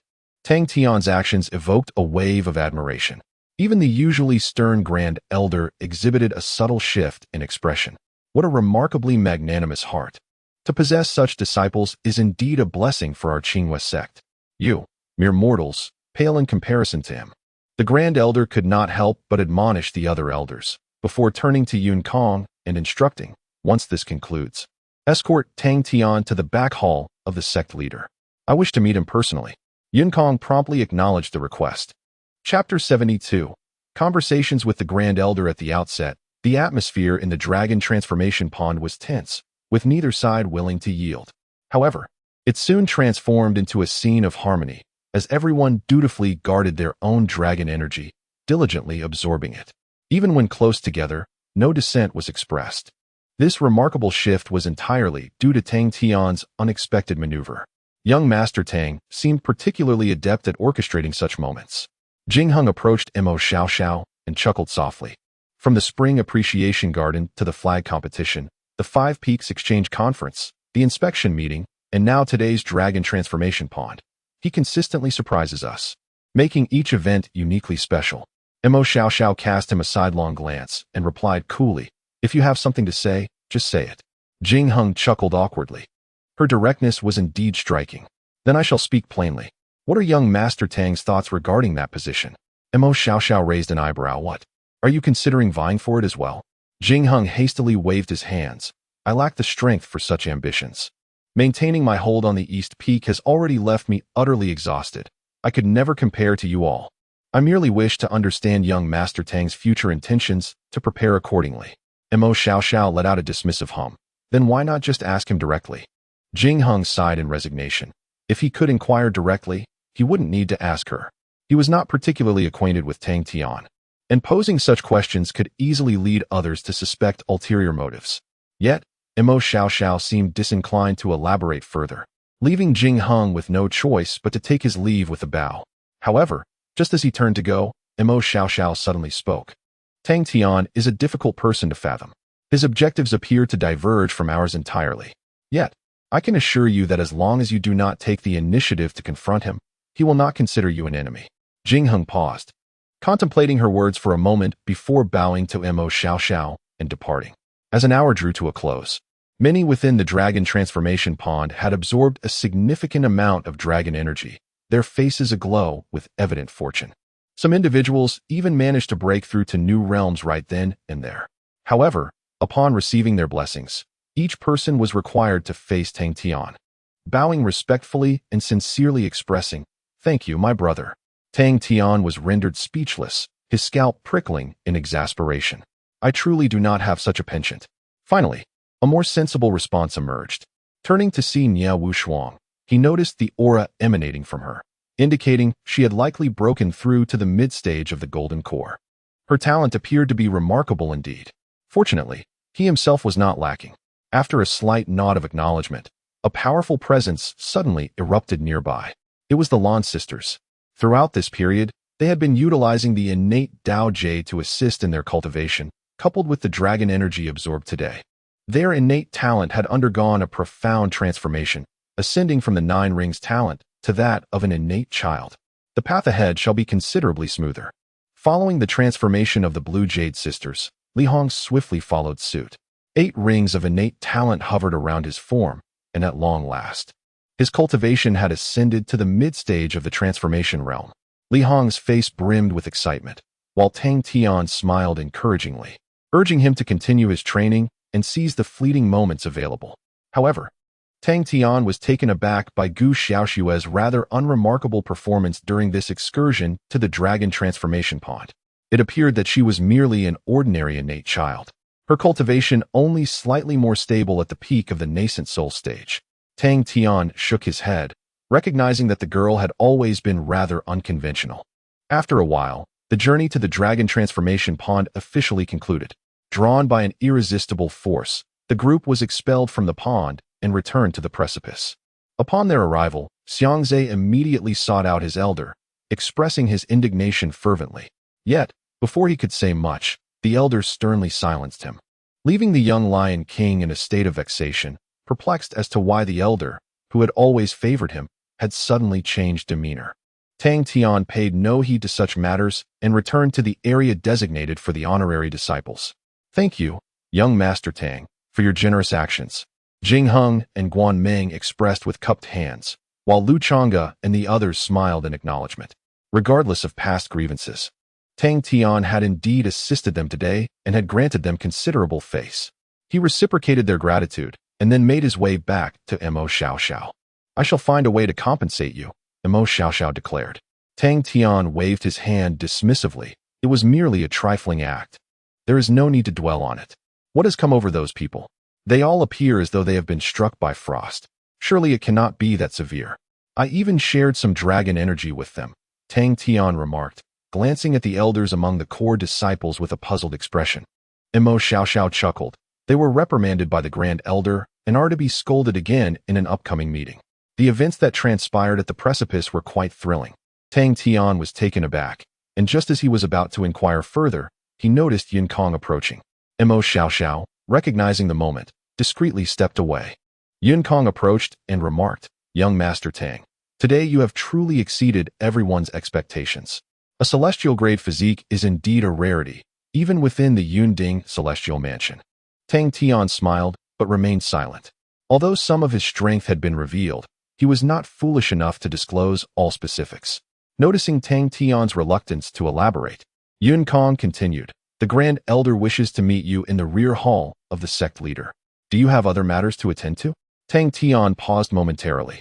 The Grand Elder referred to by Yun Kong was undoubtedly the esteemed Grand Elder of the sect, second only to the sect leader. What could he possibly want from him? After a moment's reflection, Tang Tian replied, I have no other pressing matters for now. It was imperative to heed a summons from such a prominent figure. Very well. Then follow me, Yun Kong instructed. Moments later, Tang Tian and Yun Kong arrived at the main hall of the sect, situated behind a garden. The Grand Elder was seated beneath a gazebo, and upon their arrival, Yun Kong bowed and withdrew. Disciple Tang Tian respectfully greeted the Grand Elder, bowing deeply. The Grand Elder acknowledged, scrutinizing Tang Tian before gesturing, Take a seat. Once seated, the Grand Elder directly inquired, Why did you choose to be an honorary disciple? Tang Tian paused momentarily before responding. At that time, I was not well versed in the sect's regulations. I opted for the title of honorary disciple for the sake of security. This was a carefully prepared response. The Grand Elder, upon hearing this, sighed softly. The sect has ultimately overlooked the ordinary disciples. Over the years, there have been many like you, possessing considerable talent, yet straying from the righteous path for various reasons. Had you not unexpectedly acquired substantial wealth, you might have remained forever lost among the miscellaneous disciples. Tang Tian fell silent, acknowledging the reality of such circumstances. The Qinghua sect was vast, and it was inevitable for some talents to be overlooked. The criteria for an exceptional disciple extended beyond mere talent. Yet, did the Grand Elder's last remark carry a deeper implication? Contemplating this, Tang Tian responded, I stumbled upon an opportunity by chance. However, he was abruptly interrupted by the Grand Elder's raised hand. No need to disclose what you have obtained. The sect does not covet the fortunes of its disciples. Simply abide by the sect's rules, and you are one of us in Qinghua. You have handled today's matter commendably, setting a fine example for others. Many have gradually lost their original intentions on the path of rapid advancement. Tang Tian could not help but fall into contemplation. The perspective of such a venerable figure was indeed vastly different from that of ordinary individuals. Yet, he could not suppress the pressing question that lingered in his mind. Is the sect not concerned about being exploited by those with ulterior motives, leading to betrayal? Upon hearing this, the Grand Elder chuckled heartily. Do you think we, the old-timers, are mere idle spectators? If such a scenario were to occur, it would reflect our dereliction of duty, and it would be time for us to relinquish our positions. Do not overthink it. As long as your conscience is clear, there is no need to fear the specter hunters. Tang Tian nodded, feeling reassured. Indeed, a complete sect is akin to a nation, with each individual fulfilling their role to ensure the smooth operation of this grand mechanism. Internal strife undoubtedly exists, yet it remains within an unspoken boundary. Should anyone dare to overstep, they would face dire consequences. Continue to strive. A celestial physique is exceedingly rare. Do not squander it. The Grand Elder advised. I have heard from Yun Kong that you have undertaken the entire funding for the construction of the sixth peak. On behalf of the sect, I express my gratitude. Should you require assistance in the future, feel free to consult with me directly. Tang Tian quickly asserted that it was his duty to do so. However, suddenly, he recalled a certain matter. He wondered if it would be too much trouble for the esteemed elder to place a mark upon his innate Tao Jade. It was a mark that would be imperceptible to the average person. In regard to Zhongyang, it would be prudent to make preparations in advance. Chapter 73. Pregnant. The Grand Elder acquiesced to Tang Tian's request. Swiftly, Tang Tian produced a piece of innate Tao Jade and requested the Grand Elder to inscribe a unique mark upon it. This mark would render it nearly imperceptible to cultivators beneath the celestial realm, allowing Tang Tian to discern the eventual whereabouts of the jade. Whenever he wished, he could forcibly summon it back. This capability could only be employed once, yet it sufficed for his needs. Thank you, Grand Elder. Tang Tian expressed his gratitude. Do not mention it. It is but a trivial matter, the Grand Elder replied. I shall refrain from probing into your motives, but you must never act against the interests of our sect. Tang Tian promptly assented. In truth, he merely wished to leave a contingency with Zhongyang. Should Zhongyang resist temptation, it would become irrelevant. But could he truly withstand it? A subtle smile graced Tang Tian's lips. By the way, the Grand Elder suddenly remarked, you are still an inner disciple of the sect, are you not? Do you harbor aspirations of ascending to a core disciple? After a moment's contemplation, Tang Tian shook his head. Not at the moment. I am already an honorary disciple and possess no pressing desire for that status. My participation in the flag contest was merely a fleeting interest, devoid of significant meaning. However, the Grand Elder sighed softly. You should consider participating. You have witnessed the prevailing atmosphere within the sect. Xiangz, despite his remarkable talents, has been nurtured into a brash, irascible, and arrogant individual, believing himself invincible due to his gifts. Numerous disciples within the sect share his disposition. Thus, I wish for you to intervene, to temper their arrogance, lest they emerge from the sect with inflated egos and ultimately meet their demise. Tang Tian was taken aback by the Grand Elder's words. Although his enthusiasm was not particularly fervent, the Grand Elder had assisted him once, and this minor task was manageable, a mere act of goodwill. Very well. I shall heed your advice, Tang Tian replied. However, should I choose to take action, I will commit myself fully. By this point, he had begun to reveal a portion of his true strength, provided he retained some hidden cards. The Grand Elder smiled. That is indeed the right approach. A thorough lesson will serve to temper their haughty spirits. Tang Tian smiled in return, appreciating the Grand Elder's unique perspective on matters. Afterward, their conversation came to a close, and Tang Tian took his leave. Upon descending from the peak, he found Li Hong and others waiting for him. Upon his return, they immediately knelt before him. Your grace has bestowed upon us a rebirth.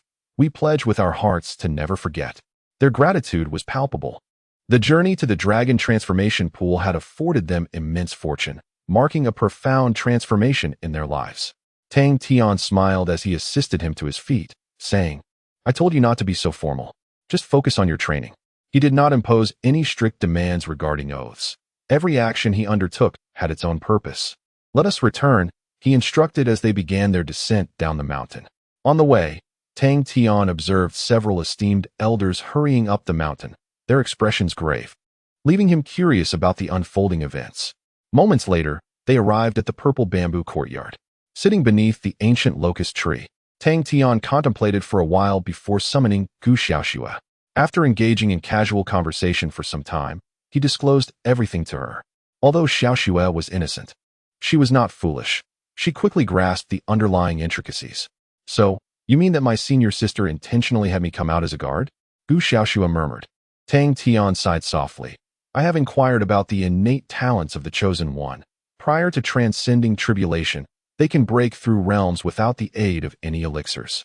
I believe your senior sister ought to be aware of this, yet we cannot dismiss the possibility of other circumstances. Xiaoxue lowered her head, remaining silent for a moment before softly saying, I understand.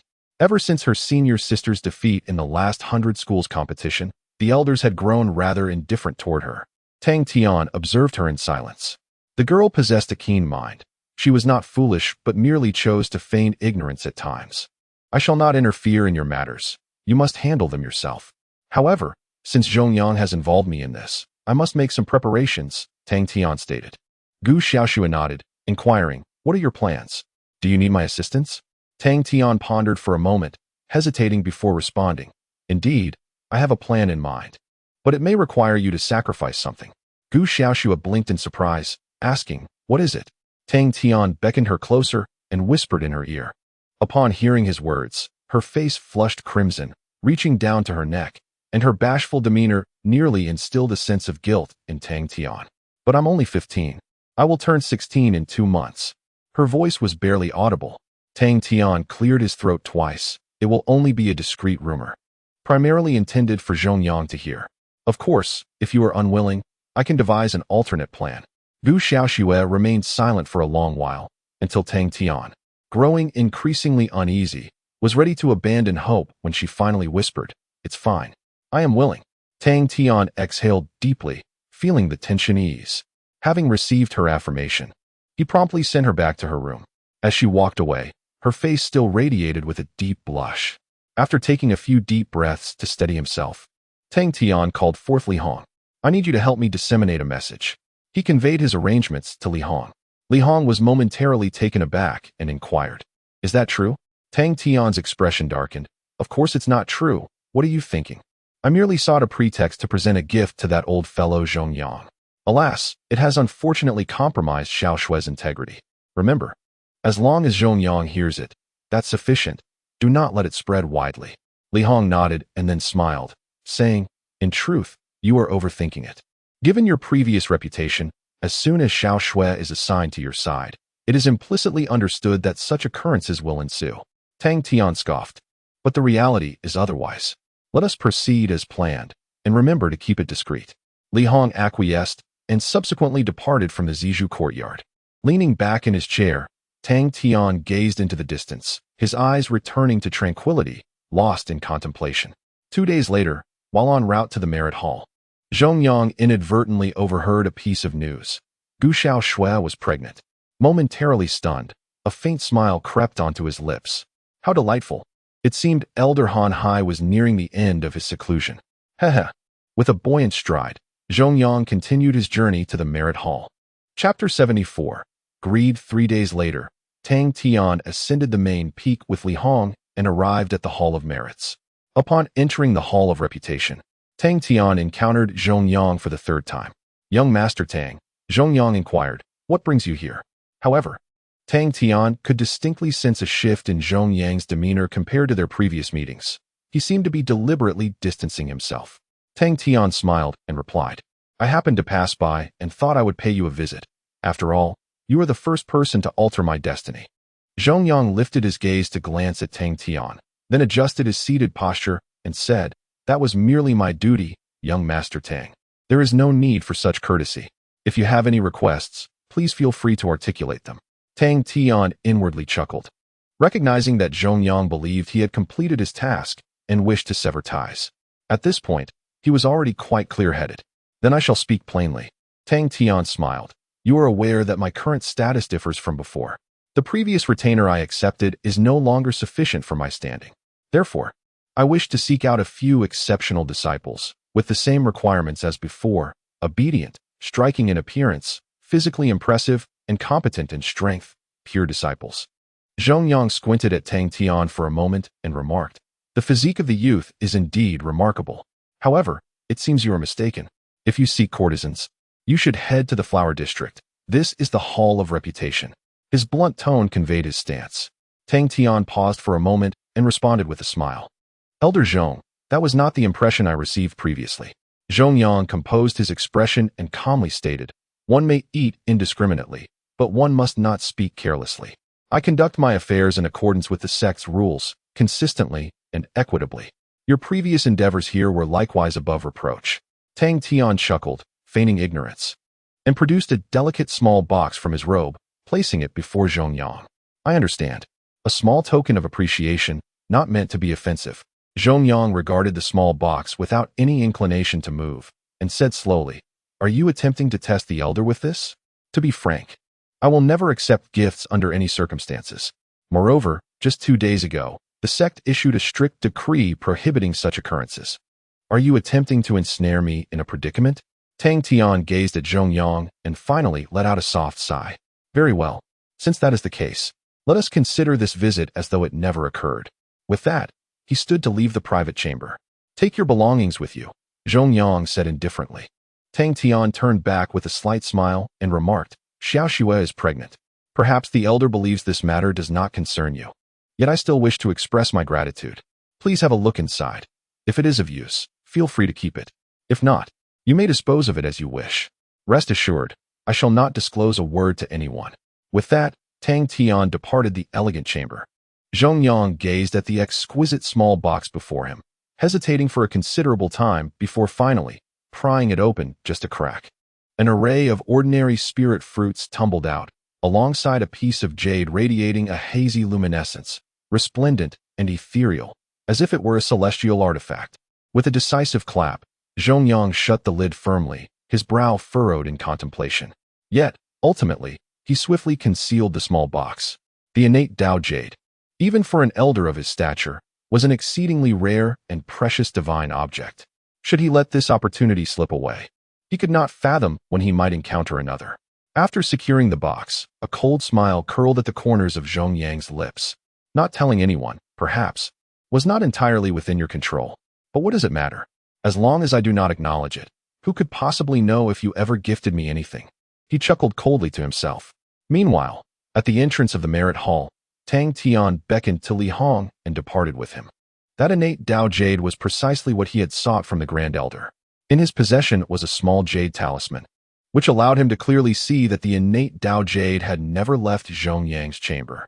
A person inherently greedy could hardly resist such temptation. "If you wish to cast me into the abyss, do not blame me for retaliating." Having concluded these matters, Tang Tian returned to the purple bamboo courtyard. He had already left a backup plan in place, awaiting the opportune moment to unfold. All he needed to do was wait. Subsequently, Tang Tian immersed himself once more in his cultivation. During the expedition to the dragon pool, he had absorbed the most dragon energy among them all. In fact, over 1/3 of the dragon energy had been consumed entirely by the Taotai's secret technique, integrating it into his very being. With each session of cultivation, wisps of dragon energy escaped, hastening his progress. Merely a few days passed before he experienced another breakthrough, ascending to the late Golden Core realm. With more than a month remaining until the core disciple selection, he was certain to achieve the nascent soul stage by then. Young disciples, do prepare yourselves, for your brother Tang shall impart a lesson upon you. That does sound rather perverse. Ah well, if that's what it is, so be it, after all. His renown had long since been established. After a few more days, Tang Tian successfully reached the pinnacle of the Golden Core stage, now poised to launch an assault towards the nascent soul realm. However, at this juncture, he received news from Qin Hai, who had been out of contact for quite some time. Beneath the old locust tree, Tang Tian listened intently to Li Hong's report. Qin Hai had uncovered new leads. Indeed, Tian Feng's actions that day were influenced by someone, though it remained uncertain whether it was Du Yuanqing. Furthermore, he had established contact with the upper echelons of the Tengyun Merchant Association. Should he successfully navigate these connections, the truth would be laid bare. However, this endeavor did not appear to be straightforward. Qin Hai mentioned that assistance from the young master would be required. Li Hong remarked. Tang Tian inquired softly, "What does he wish for me to do?" Li Hong responded. Qin Hai mentioned that to fully gain the trust of the upper echelons of the Tengyun Chamber of Commerce, it is imperative to demonstrate one's worth. The essence of a merchant's value lies in transactions. If possible, he will bring the chamber's leaders to engage in a deal with you. However, the magnitude of this transaction will be substantial. Tang Tian immediately chuckled. Is this even a matter? If it is, it can only be deemed a fortuitous one. Assure him that regardless of the amount, they are welcome to proceed. Li Hong hesitated. According to Qin Hai, it might exceed 100 billion. Tang Tian waved his hand dismissively. Tell him that the more, the better. By the way, when selecting resources, advise him to focus on methods of cultivation and supplementary training materials. The higher the grade of the supplementary training resources, the better. As for the methods of cultivation, any level will suffice. Procure as many as possible. The supplementary training resources are primarily intended for Li Hong and his associates, while the methods of cultivation will be utilized to expand the path of all methods. Tang Tian harbored a vague premonition that if the path of all methods he had created were cultivated to its pinnacle, it would undoubtedly rival any celestial techniques. Chapter 75, Voting and Equity. Qin Hai moved swiftly. Within a few days after the news reached him, he had prepared everything and expressed his desire to visit Tang Tian. His eagerness was palpable in his words. Tang Tian did not delay, promptly sending back an affirmative message. That very afternoon, Qin Hai arrived at Zizhu Yuan accompanied by a young man clad in luxurious attire. Young Master Tang, this is the esteemed Qi Bin, a senior member of the Tingyun Chamber of Commerce, as I mentioned, Qin Hai introduced. Qi Bin, true to his name, exuded an air of refinement. With a courteous bow, he smiled and said, I have long heard of young Master Tang's reputation. Today, I see it is indeed remarkable. Tang Tian responded with polite acknowledgement and invited them into Zizhu Yuan. Once seated, Qi Bin surveyed the surroundings and inquired, Are you familiar with the Bamboo Grove Taoist? Tang Tian was momentarily taken aback. Is he not the one who constructed this bamboo grove in Zizhu Yuan? Qi Bin nodded, indeed. Once, I had the privilege of meeting him. He was a remarkably kind elder, though his ending was not as fortunate, he lamented. Tang Tian fell silent. The Bamboo Grove Taoist had passed away a century ago. This meant that the seemingly youthful Qi Bin was, in fact, over 100 years old. In the realm of cultivation, such occurrences were commonplace, much like Lu Chonga and Emo Shia Shao. Though addressed as young masters and young ladies, their ages were often far from youthful. Nevertheless, such matters bore little relevance to him. Let us return to the matter at hand, Tang Tian stated. What have you brought with you this time? Qi Bin smiled slightly. Though this is our first meeting and transaction, Manager Qin holds young Master Tang's financial prowess in high regard. Therefore, I have brought a considerable amount. Please, take a look, he continued, producing 3 sumi rings and placing them before Tang Tian. Tang Tian began his inspection. The first sumi ring contained an array of commonly sought cultivation resources, all of high grade and quality, with many surpassing celestial level. The second ring housed various resources and facilities specifically designed to aid in cultivation, such as battle puppets, sword formations, and illusion arrays, all of which could significantly enhance practical combat capabilities. Such items typically commanded a hefty price. The final sumi ring, however, was filled with an assortment of cultivation techniques in jade form. Qin Hai had indeed fulfilled his promise, gathering a vast collection of techniques, ranging from the lowest mortal level to the highest celestial grade, totaling nearly 10,000 upon a cursory estimate. While many were obscure and seldom considered by ordinary cultivators, Tang Tian did not discriminate. Regardless of the nature of the technique, he welcomed them all. The 3 storage rings had collectively established a price of 170 trillion spirit gems. Tang Tian could not help but frown slightly. During a recent inspection meeting, he amassed tens of billions of consumption points, yet all were expended on elevating the arcane mastery of the gluttonous arts. Now, little remains. With the addition of today's acquisitions, he still requires another 10 billion consumption points to simultaneously exchange for both the saint-level talent and the saint-level physique. How could these individuals have calculated so precisely? Noticing Tang Tian's furrowed brow, Qin Hai's heart raced to his throat. Qi Bin, on the other hand, chuckled softly. It seems I have prepared an excess of items, primarily because I am uncertain of young Master Tang's preferences. You may select whatever pleases you from within. It was evident that he spoke with great tact, clearly aiming to spare Tang Tian any embarrassment. However, the reality was quite the opposite. Select? Tang Tian replied, perplexed. What is there to choose from? There is but a limited assortment. I shall take them all, he declared, ready to settle the transaction. Without further ado, he began to retrieve money from his pocket. Qi Bin was instantly taken aback. He, too, was a figure of some renown. Having encountered countless wealthy young masters over the past century, yet he had never encountered anyone like Tang Tian. A mere glance, and he was already producing money, as if fearing the seller might reconsider. Good heavens, this amounts to 170 trillion, not merely 170. Witnessing Tang Tian produce a plethora of innate Tao jade, Qi Bin's eyelid twitched, leaving him at a loss for words. Meanwhile, Qin Hai exhaled a long sigh, entirely relieved. Before long, Tang Tian displayed several pieces of innate Dao Jade and remarked, "My spending habits are rather peculiar. We shall first transact a portion, and the remainder can be settled later. The system space accommodates only this much, no more exists." Qi Bin nodded coolly. "Everything shall proceed according to your wishes, young master. But truly, would you not care to examine more closely? A considerable portion of those techniques is rather obscure." Immediately after speaking, Qi Bin reprimanded himself internally. What was he doing? Was he unaccustomed to such smooth dealings? Was he a fool? Yet, once again, Tang Tian's response exceeded his expectations. "Are you implying that the obscure techniques are scarce and warrant an additional fee?" "No issue. Specify the amount," Tang Tian inquired, stroking his chin. Qi Bin opened his mouth, then placed a hand to his forehead. No, that's not my intent. What I meant was, never mind, I have no ulterior motive. Let us adhere to the previously agreed upon price." Tang Tian was momentarily speechless. What was the meaning of this convoluted exchange? Regardless of Qi Bin's intentions, after several transactions, all resources were acquired by Tang Tian. At this juncture, the innate Dao Jade within his system had surpassed 200, while his consumption points had reached over 17 billion. The acquisition of saint-level talent was now within his grasp.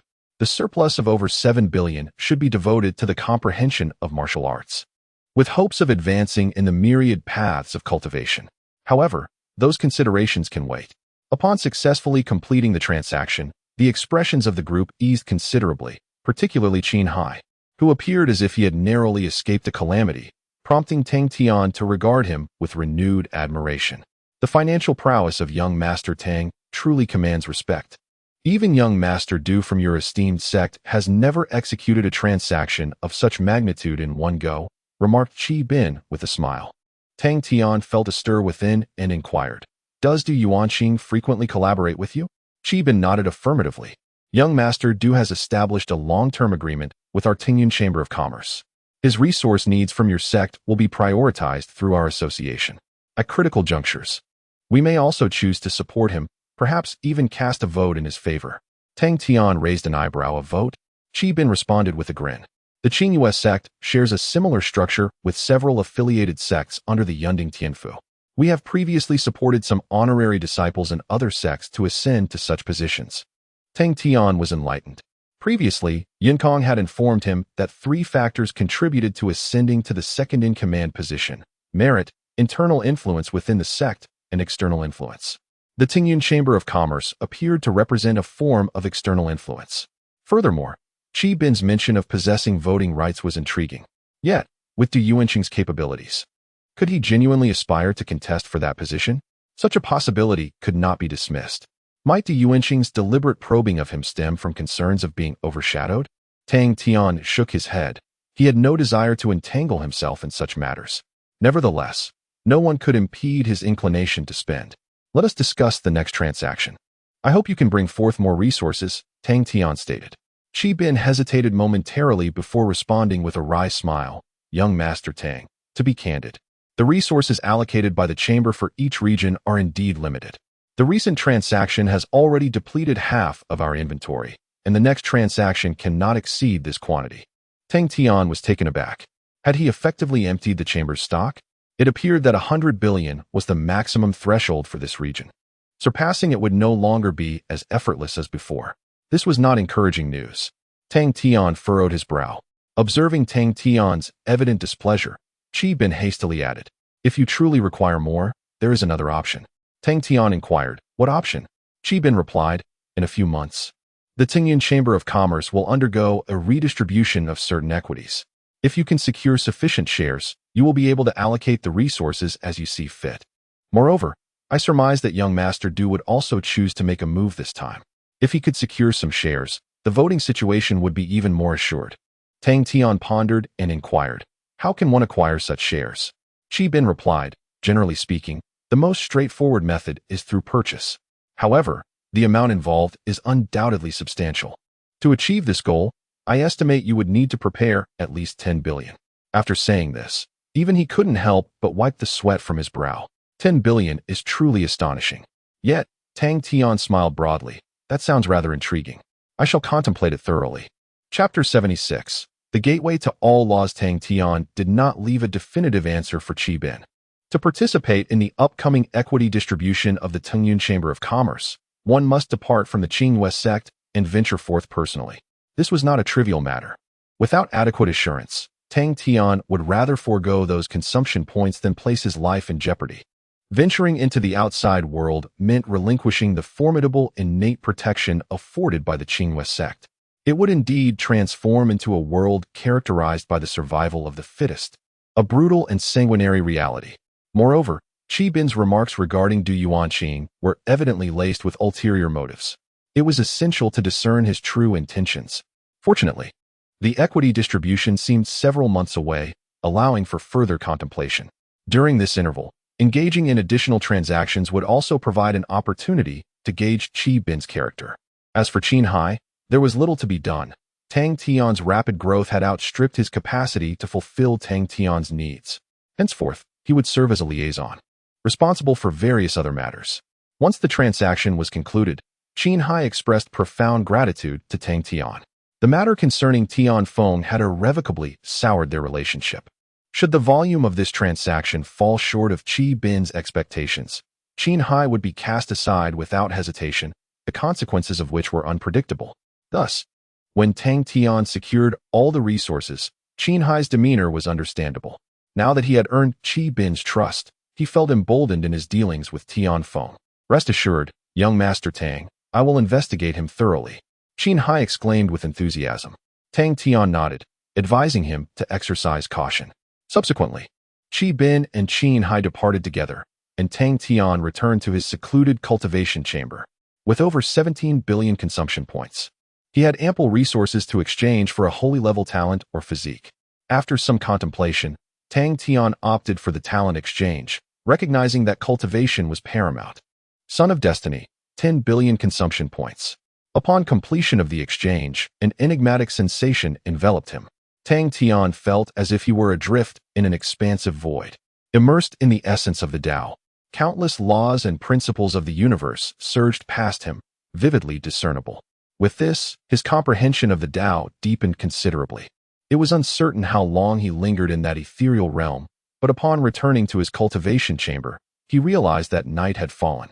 Unbeknownst to him, he had transcended into the nascent soul realm, achieving the transformation from Dan into Ing.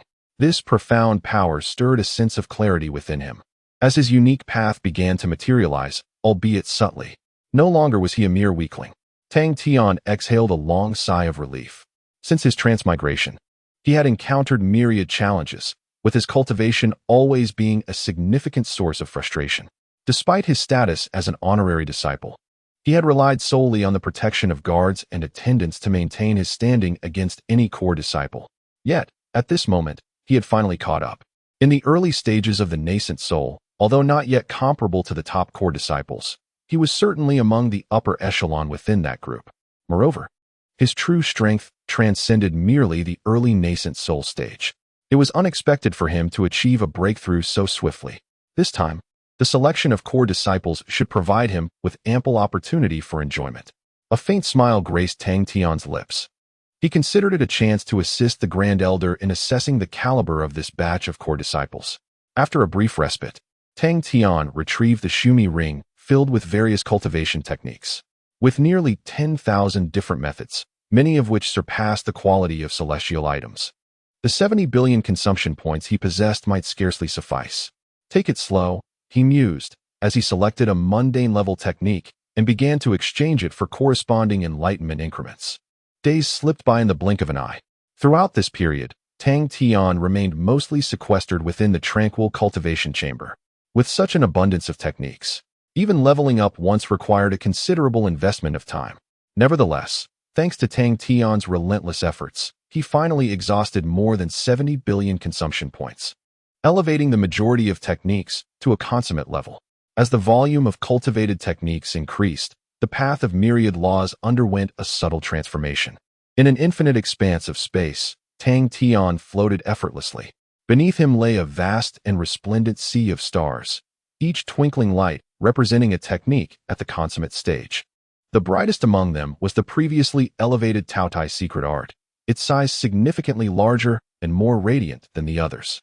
After a brief moment, Tang Tian's figure vanished from this realm, returning to the outside cultivation chamber. It could be deemed an initiation. Although the path of myriad laws was a self-created technique, Tang Tian could still discern the changes in its realm.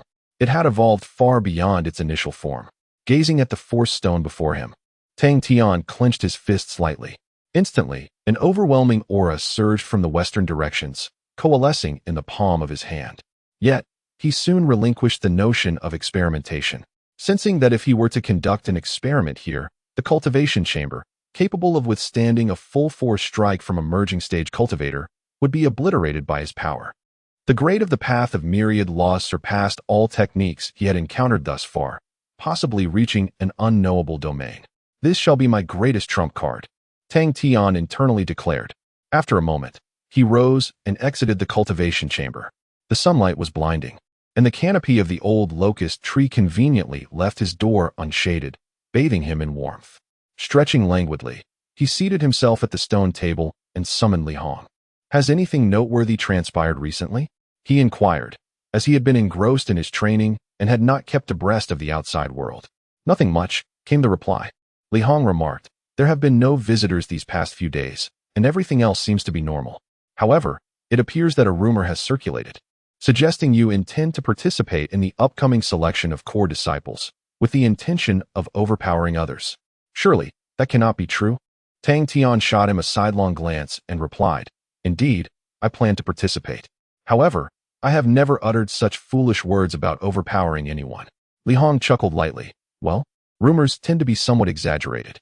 Yet, it seems some disciples have taken it to heart. Several formidable intersect elites have emerged, boasting about their desire to temper your spirit." Tang Tian felt a sense of resignation.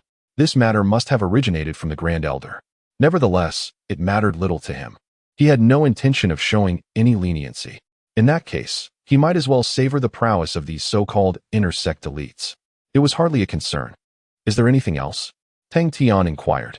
Li Hong pondered for a moment and said, "Oh right. Xiao Shui broke through to the initial stage of transformation yesterday. It's truly astonishing. She is the fastest learner I have ever encountered, aside from you, of course." Tang Tian smirked slightly. He remained somewhat perplexed about Gu Xiaoshui's talent. He had experienced what it meant to be a prodigy, and it was not as extraordinary as it was made out to be. Yet, she undeniably possessed the qualities of an innate talent, a fact that intrigued him greatly. However, Tang Tian chose not to dwell on it. Every individual has their own unique opportunities, and the realm of cultivation is rife with prodigies, some even more remarkable than Gu Xiaoshua. "Very well. You all should strive diligently and make good use of what I have provided." Just then, Tang Tian's communication Jade talisman stirred to life. This talisman was not something that could be used to contact him by just anyone. Upon inspecting it, he found it was a message from the young sect master, Yun Kong. The message was straightforward. "Tomorrow morning, in the sect master's rear hall, we shall discuss matters concerning the sixth peak." Tang Tian couldn't help but raise an eyebrow. At last it has come. Chapter 77. Master Qi Yuan. In the span of 2 days, Tang Tian diligently reflected upon the fruits of his recent cultivation. The outcome of this introspection revealed that in the realm of discourse, the 4 adversaries had become utterly outmatched, with their roles completely inverted. In terms of martial techniques, even when united, they were firmly subdued by Tang Tian's prowess. Furthermore, in practical combat, as long as he refrained from employing his strength beyond the transformation stage, he could decisively overcome them all. "My lord, it is truly a pity that such remarkable strength does not flourish within the sect," Li Hong remarked with a wry smile. Moments earlier, he had resorted to methods of the transformation stage, yet still found himself at a disadvantage against Tang Tian, resulting in a hasty defeat. Can brilliance be consumed as sustenance? Tang Tian shook his head, grasping Li Hong's implication. Had he been a purely core disciple, he would undoubtedly attract the sect's attention, making entry into the upper echelons of the core significantly easier. However, he was not inclined to pursue such a path.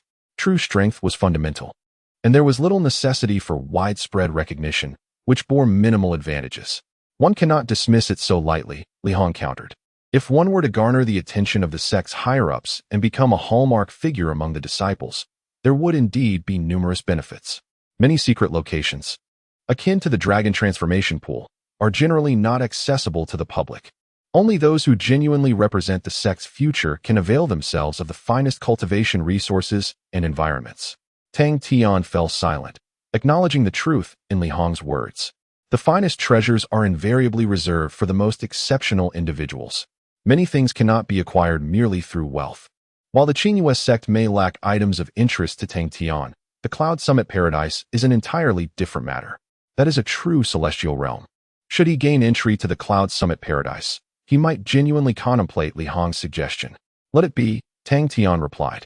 Subsequently, the group exchanged insights regarding their combat experiences when the formation outside Zijou courtyard was triggered. Upon inspection, it was revealed to be individuals sent by Yun Kong, inviting Tang Tian to the Grandmaster's rear hall. Without delay, Tang Tian departed with them. Moments later, the two ascended the sect's main peak, where they found Yun Kong awaiting them outside the Grandmaster's hall. Young Master Tang. Young Master. After a brief exchange of greetings, they proceeded towards the rear hall. Young Master Tang, I heard from the Grand Elder that you intend to participate in this core disciple selection battle? Yun Kong inquired as they walked. Tang Tian nodded, once. My greatest aspiration was to ascend to a core position. Given this opportunity, it would indeed be remiss to let it slip by. His words were not mere rhetoric. In his past, Tang Tian had harbored immense envy for the inner and core disciples, often fantasizing about sharing in their glory. Regrettably, he had not realized this dream even in his final moments. Consider it a fulfillment of his unachieved aspirations, he thought. Yun Kong smiled. With your participation, you are sure to impart a valuable lesson to those youthful contenders. The Grand Elder expressed his dissatisfaction with the current state of the sect, urging caution in the forthcoming discussions. Tang Tian remained silent. After all, he too was a youth, resolving to do his utmost. Let us focus on today's matters, he suggested, wishing to steer the conversation away from that topic. Yun Kong nodded, explaining that today would merely involve preliminary discussions. The master of the sixth peak, along with several senior elders, had arrived to present several initial construction plans. They intended to review each proposal meticulously to determine which was most suitable. The primary concern, however, remained the financial aspect, as the required investments varied significantly, and they needed to ascertain Tang Tian's financial capacity. Additionally, they would discuss his prospective position and specific rights within the sixth peak. I have perused the details beforehand, he noted, and they are fundamentally comparable to those of Emo Shia Shao and her associates. Tang Tian acknowledged this with a nod, realizing that should he successfully execute the overall investment for the sixth peak, he would effectively stand on equal footing with Emo Shia Shao and her group. As for the financial burden, it was of little consequence. The two continued their conversation as they traversed towards the garden behind the hall. Upon entering the garden, a robust figure suddenly descended from the sky, landing heavily before Tang Tian and Yun Kong. This was a burly man, towering over Tang Tian, his bald head gleaming and clad in a short shirt. His arms were as thick as a man's thigh, muscles bulging with a primal vigor.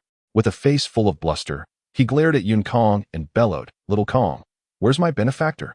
Tang Tian raised an eyebrow. Little Kong? He echoed, perplexed. Yun Kong, with a look of exasperation, replied, Uncle Chi, didn't we agree not to address each other this way in public? The burly man retorted with a fierce glare. This is Qingyue sect. I shall call you as I please. Enough with the pleasantries. Bring my benefactor to me.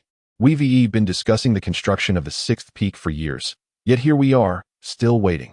If you dare to deceive me again today, I swear I'll dismantle your dwelling. His thunderous voice resonated, leaving Tang Tian's ears ringing.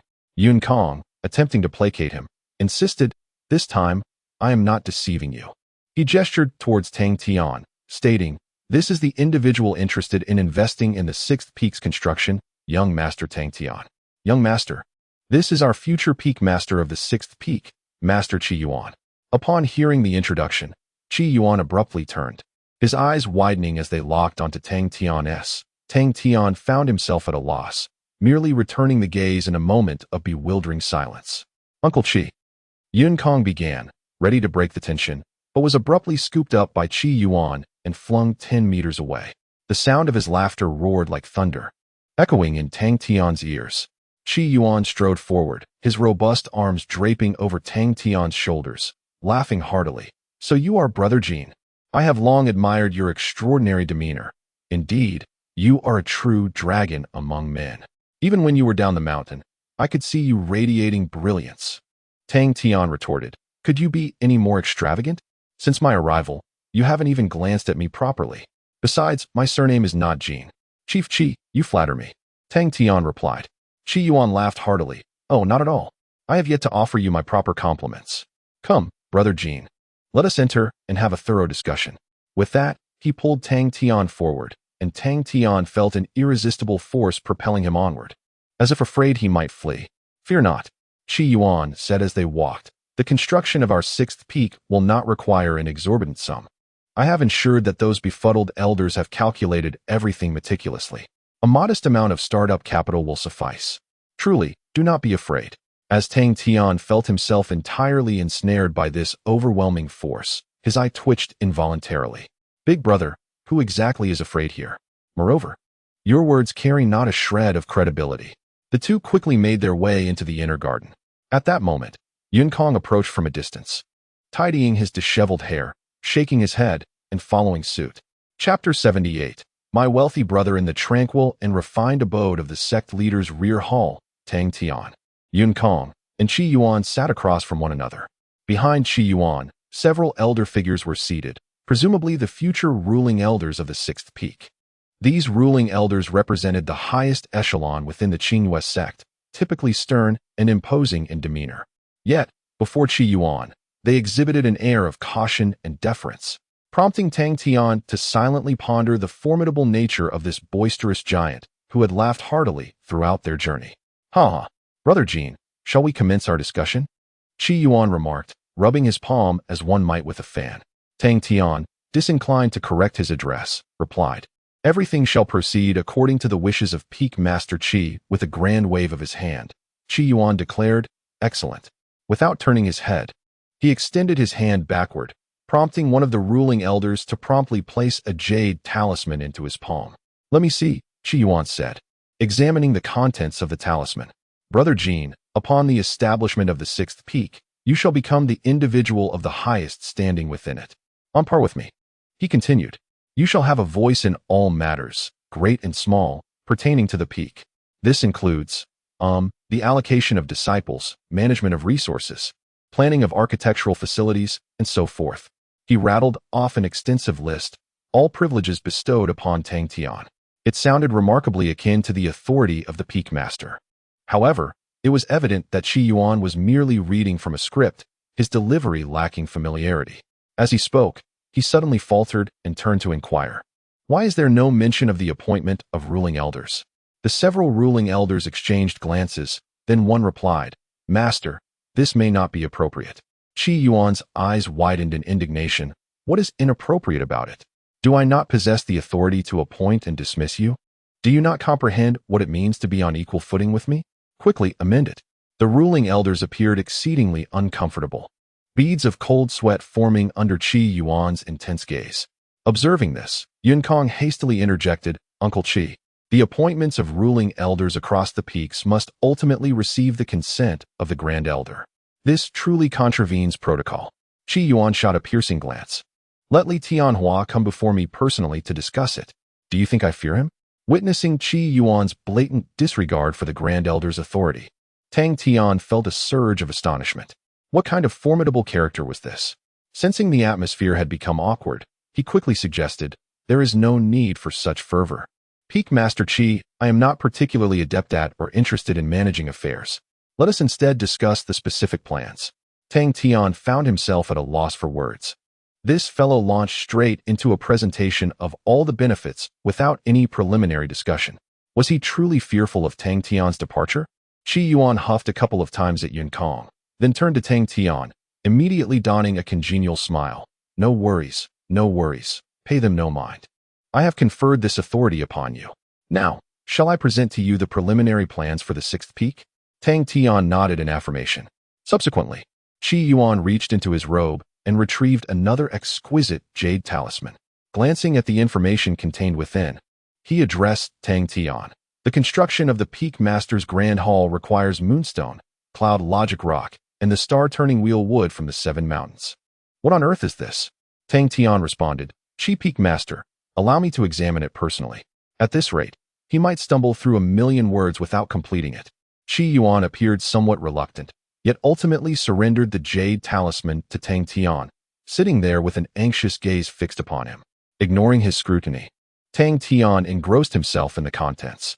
The Jade talisman detailed the construction plans for the 6th peak with remarkable precision. Various materials, resources, and their corresponding price ranges were meticulously outlined, encompassing every conceivable detail. Were all of this to be transcribed onto paper, it would likely accumulate into a small mountain. The sheer magnitude of this undertaking prompted Tang Tian to reflect on the considerable efforts of the overseeing elders. After a cursory review, he turned his attention to the total consolidated funding, which amounted to less than 90 trillion spirit jade. He could not help but furrow his brow. This is the construction of a principal peak. How could the budget be so meager? However, he soon discerned the crux of the issue. This preliminary construction plan encompassed only the most rudimentary elements, essentially a rudimentary framework, utterly threadbare. Chi Peak Master, this. Tang Tian withdrew his gaze. Qi Yuan had been keenly observing Tang Tian's expression and felt a pang of anxiety upon seeing his frown. Hearing Tang Tian's words, he hastily inquired, "Is it too much?" "No worries, we can streamline it further. The Peak Master's Grand Hall can be omitted. I could simply find a tree hollow to rest in. As for the living quarters for the overseeing elders, a pit would suffice. After all, at that level, one could manage without food or sleep." Tang Tian felt a flush of embarrassment. "Chi Peak Master, that is not my intent.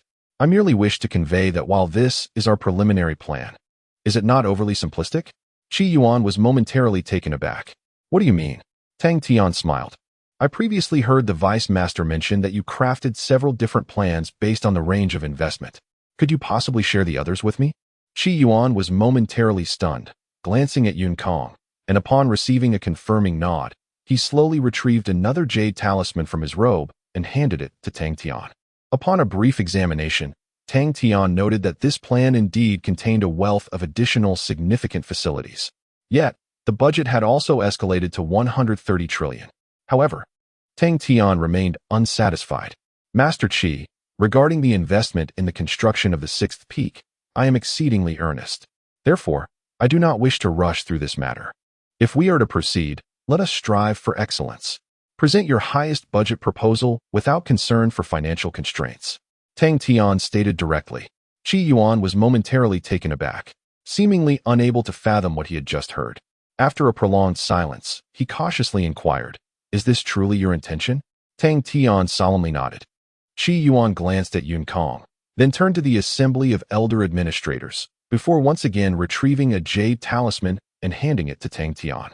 While Tang Tian perused the information, Qi Yuan intently observed his expression. Ultimately, he witnessed a faint smile grace Tang Tian's face. 400 trillion. Not bad at all. Tang Tian replied with a smile, setting down the jade talisman. "However, I still find your proposal somewhat conservative. I advise you to deliberate further and incorporate all possible enhancements. If it can be refined even more, that would be splendid. As for the financial aspect, you need not harbor any concerns. I shall bear the entire burden." Tang Tian stated earnestly. Qi Yuan stared at Tang Tian, speechless for an extended period. Suddenly, he sprang to his feet, gripping Tang Tian's hands tightly and shaking them vigorously. "My esteemed benefactor, from this day forth, you shall be my brother in spirit." His voice thundered like a tempest. Subsequently, after receiving Tang Tian's affirmation once more, he swiftly gathered the elder administrators to revise the plans. Observing his exuberant demeanor, Tang Tian felt a twinge of astonishment. Surely, as a peak master, one ought not to display such unrestrained excitement? Seemingly sensing Tang Tian's bewilderment, Yun Kong shook his head and remarked, "Master Qi is always thus. There is no need for young Master Tang to take offense. Moreover, he has not merely waited a few decades for this position, if one were to reckon. It has indeed been several centuries." Thereafter, Yun Kong recounted to Tang Tian the storied history of the Qinghua sect. Chapter 79. The history of the sect through the narration of Yun Kong. Tang Tian gradually came to comprehend some of the past of the Qinghua sect. Centuries ago, the area where the Qinghua sect now resides was merely a desolate expanse of wilderness.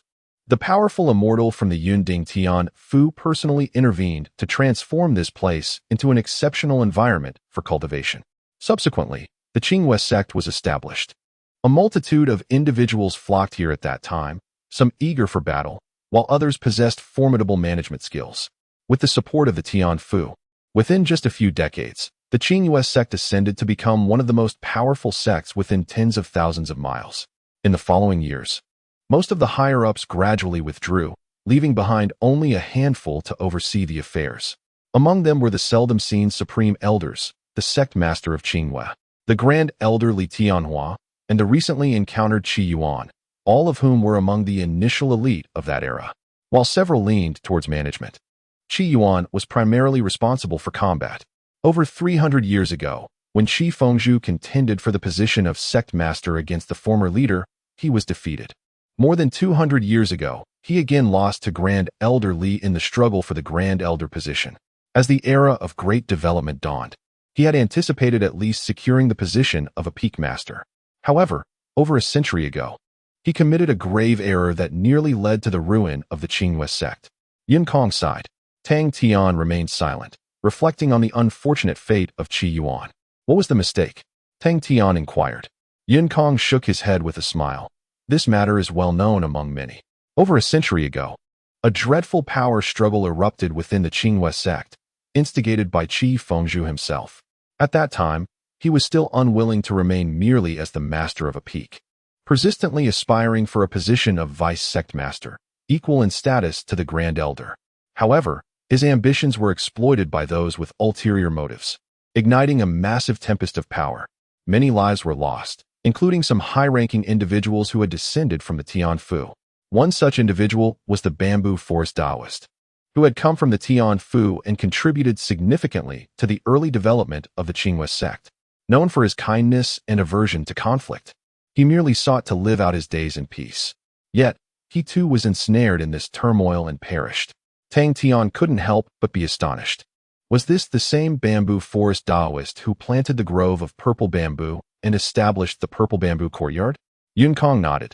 That was indeed his dwelling. Since that incident, the purple bamboo courtyard had remained sealed. However, for reasons unknown, it was reopened at the end of last year.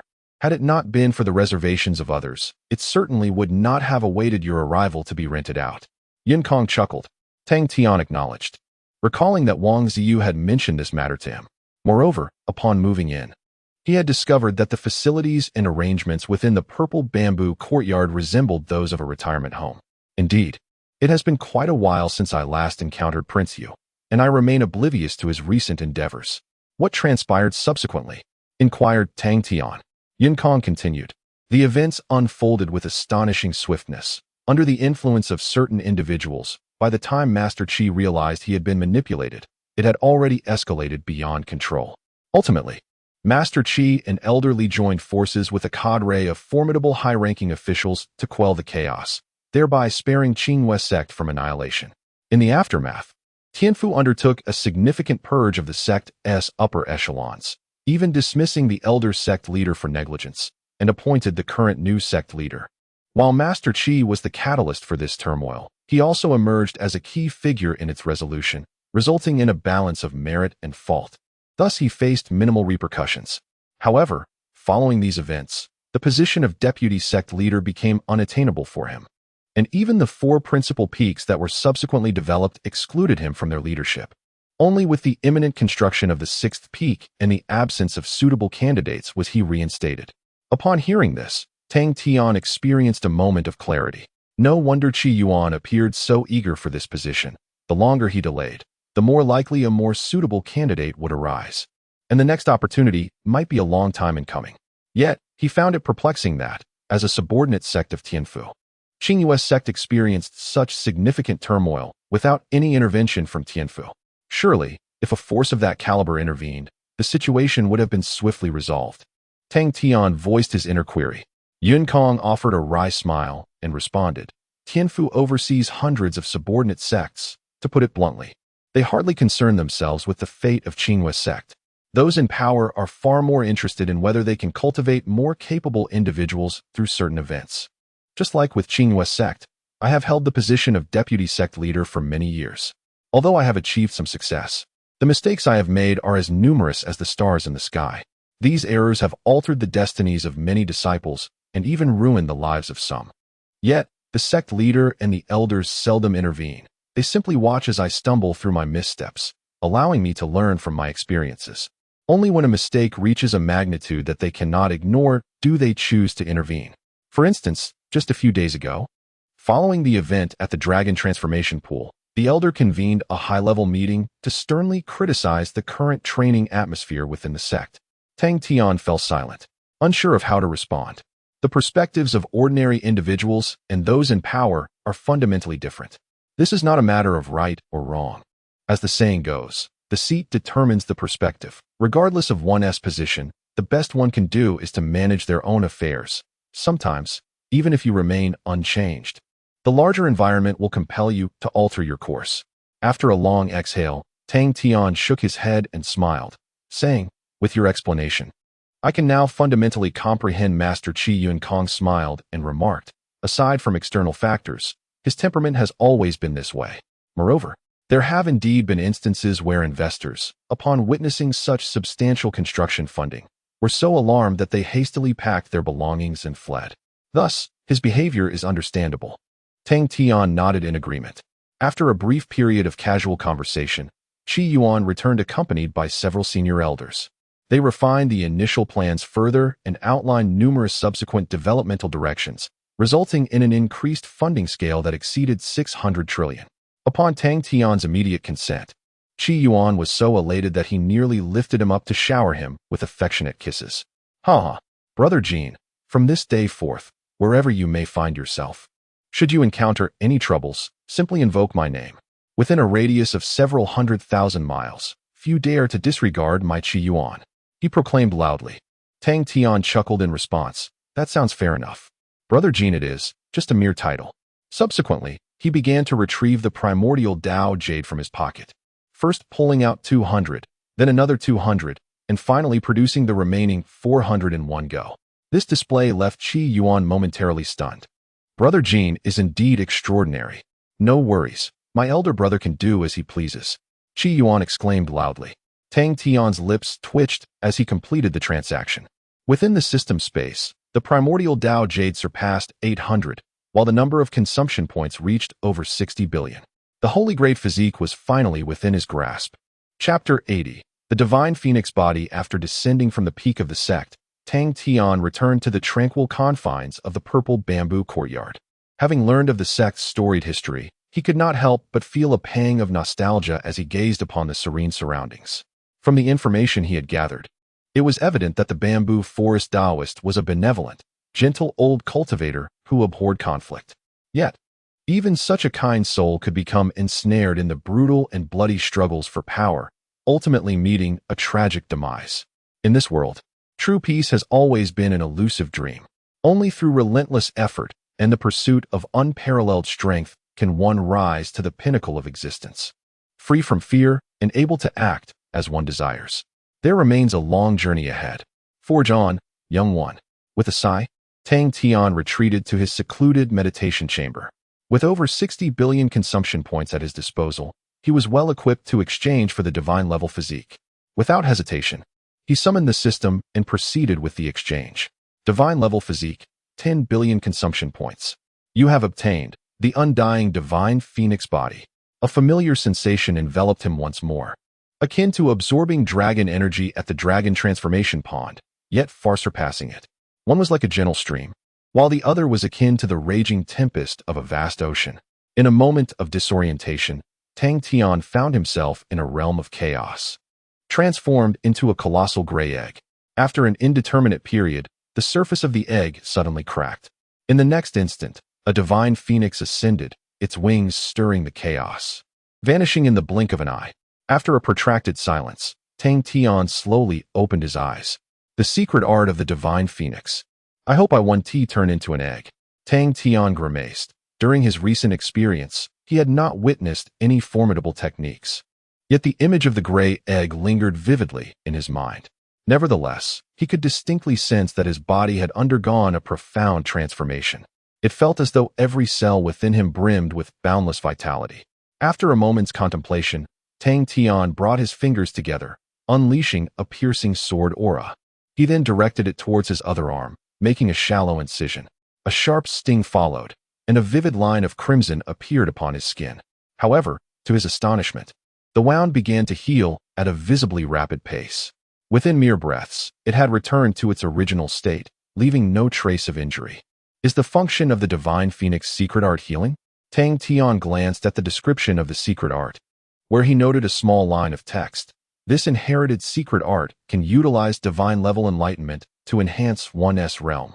One instance of divine level enlightenment, 10 billion consumption points. After a moment's reflection, Tang Tian opted to exchange for one instance of divine level enlightenment, applying it to the Divine Phoenix secret art.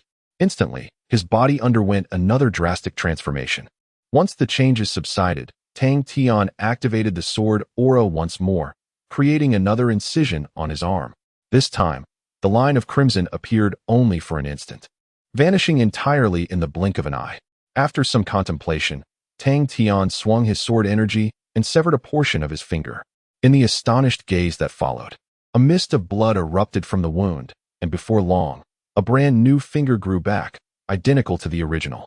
Regeneration of severed limbs? Tang Tian couldn't help but be astounded. Such feats could indeed be accomplished by cultivators above the nascent soul stage, who, after mastering certain life-related techniques, could achieve similar results. However, that method invariably resulted in a loss of a portion of one's life essence, regardless of how sophisticated the technique might be. In contrast, the Divine Phoenix secret art exhibited no such depletion. It manifested as a natural and effortless regeneration. Possessing such capabilities at the foundational level hinted at even greater potential in the future. With fervent determination, Tang Tian invested all of his remaining 300 billion consumption points into comprehending the miraculous insights of the Divine Phoenix secret art, advancing to the proficient realm.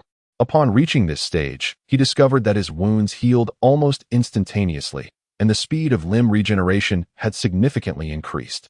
Even if an entire arm were severed, it could completely regrow within a matter of moments. Moreover, his internal organs, meridians, and dantian possessed the same remarkable abilities. A shattered heart could mend itself, and an exploded dantian could be reconstituted. Continue. Tang Tian opted for another exchange.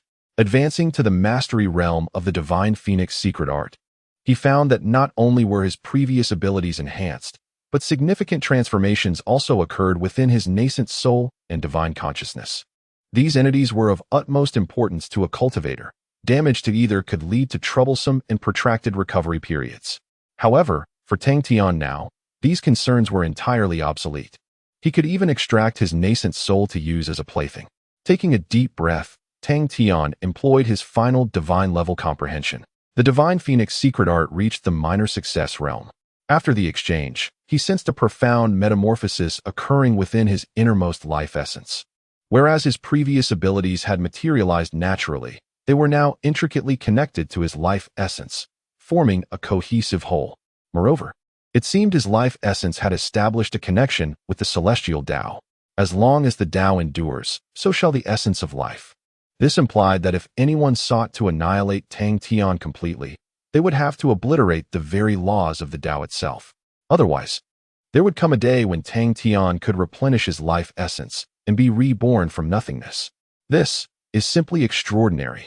Tang Tian's gaze became dazed. This was merely the minor success realm of the Divine Phoenix secret art. Beyond it lay the major success realm and the domain of the secret art's unique inheritance. It was difficult to fathom the transformations that awaited in those realms. It seems I may finally venture outside, Tang Tian murmured. Since his transmigration, apart from his initial visit to the Golden Jade Hall, he had not stepped beyond the Qingwei Gate even once. Even within the sect, he had never ventured beyond the familiar peaks, merely wandering between a few main summits. Lacking strength, yet harboring great wealth was a fundamental sin. He could not challenge the moral boundaries of others, placing himself in perilous situations. However, after achieving a minor success in the Divine Phoenix secret art, those concerns dissipated. Now, Tang Tian had reached a state that could be deemed immortal in a certain sense. After pondering for a moment, he suddenly shook his head, casting aside the thoughts swirling in his mind. Patience was essential. Although he could eventually resurrect after being slain, the duration of that wait remained uncertain. Moreover, such a revival would leave him with nothing, returning all to the starting point. It would be prudent to seek additional safeguards. Gradually, Tang Tian regained his composure. The Divine Phoenix secret art possessed 2 further realms, requiring merely 20 billion consumption points. The 6th peak had plans for subsequent development, and other main peaks also needed growth, offering ample opportunities to accrue consumption points. Furthermore, he could enhance his rapport with Qi Yuan. According to Yin he was a half-step immortal. If he were to venture out, having such a bodyguard by his side would at least ensure that no significant problems would arise within the bounds of Qing's sect. Let us proceed cautiously. It will be swift, Tang Tian contemplated. Chapter 81. Enrolling in a tutoring class in the ensuing period. Tang Tian once again immersed himself in his cultivation. The speed at which the Chosen One progressed in his training remained undiminished compared to before. It was anticipated that he would achieve a breakthrough to the mid-stage of the nascent soul realm before the selection of core disciples. Moreover, he utilized the remaining points to exchange for insights, further enhancing his mastery of the techniques. The path of myriad methods was also advancing slowly yet steadily. With the necessary funds finally in place, the construction of the 6th peak was progressing vigorously.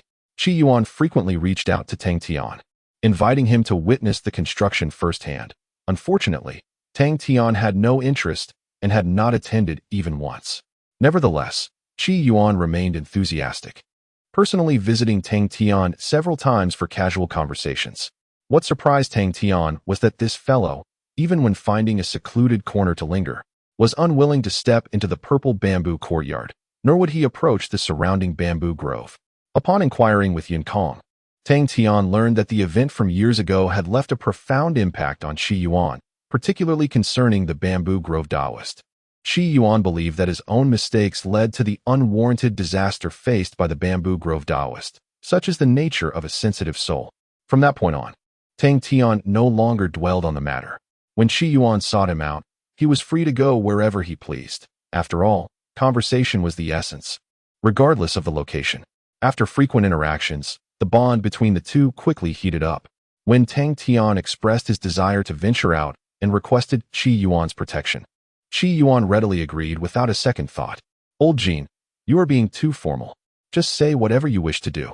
Even if you desire the undergarment of some saintess, I can procure it for you directly, Qi Yuan declared, patting his chest proudly. Tang Tian hastily clarified that he harbored no such peculiar inclinations. As time gradually passed, the matter of Tang Tian participating in the core disciple selection was steadily gaining traction. An increasing number of elite inner disciples emerged, clamoring to teach Tang Tian a lesson. In the realm of cultivation, strength was paramount. Those who acquired their status as honorary disciples through monetary means could never be compared to true disciples. Behind these events, certain core elites or elders provided support. Not to mention, his mid-stage nascent soul cultivation was already a significant advantage in the selection process. After practicing the myriad methods, his true strength had reached a remarkably formidable level. Within the purple bamboo courtyard, following yet another intense confrontation, Gu Xiaoxue was narrowly defeated by a single misstep. The young master's strength truly evolves day by day, Li Hong exclaimed. Just over half a month ago, they could still leverage their transformation stage cultivation and ample battle experience to triumph over Tang Tian. However, once Tang Tian ascended to the mid-stage of the nascent soul realm, the tides of battle swiftly turned. Despite Li Hong employing all his skills, he found himself at a disadvantage against Tang Tian, ultimately facing defeat. Once a formidable opponent, Gu Xiaoxue has now fallen short against Tang Tian.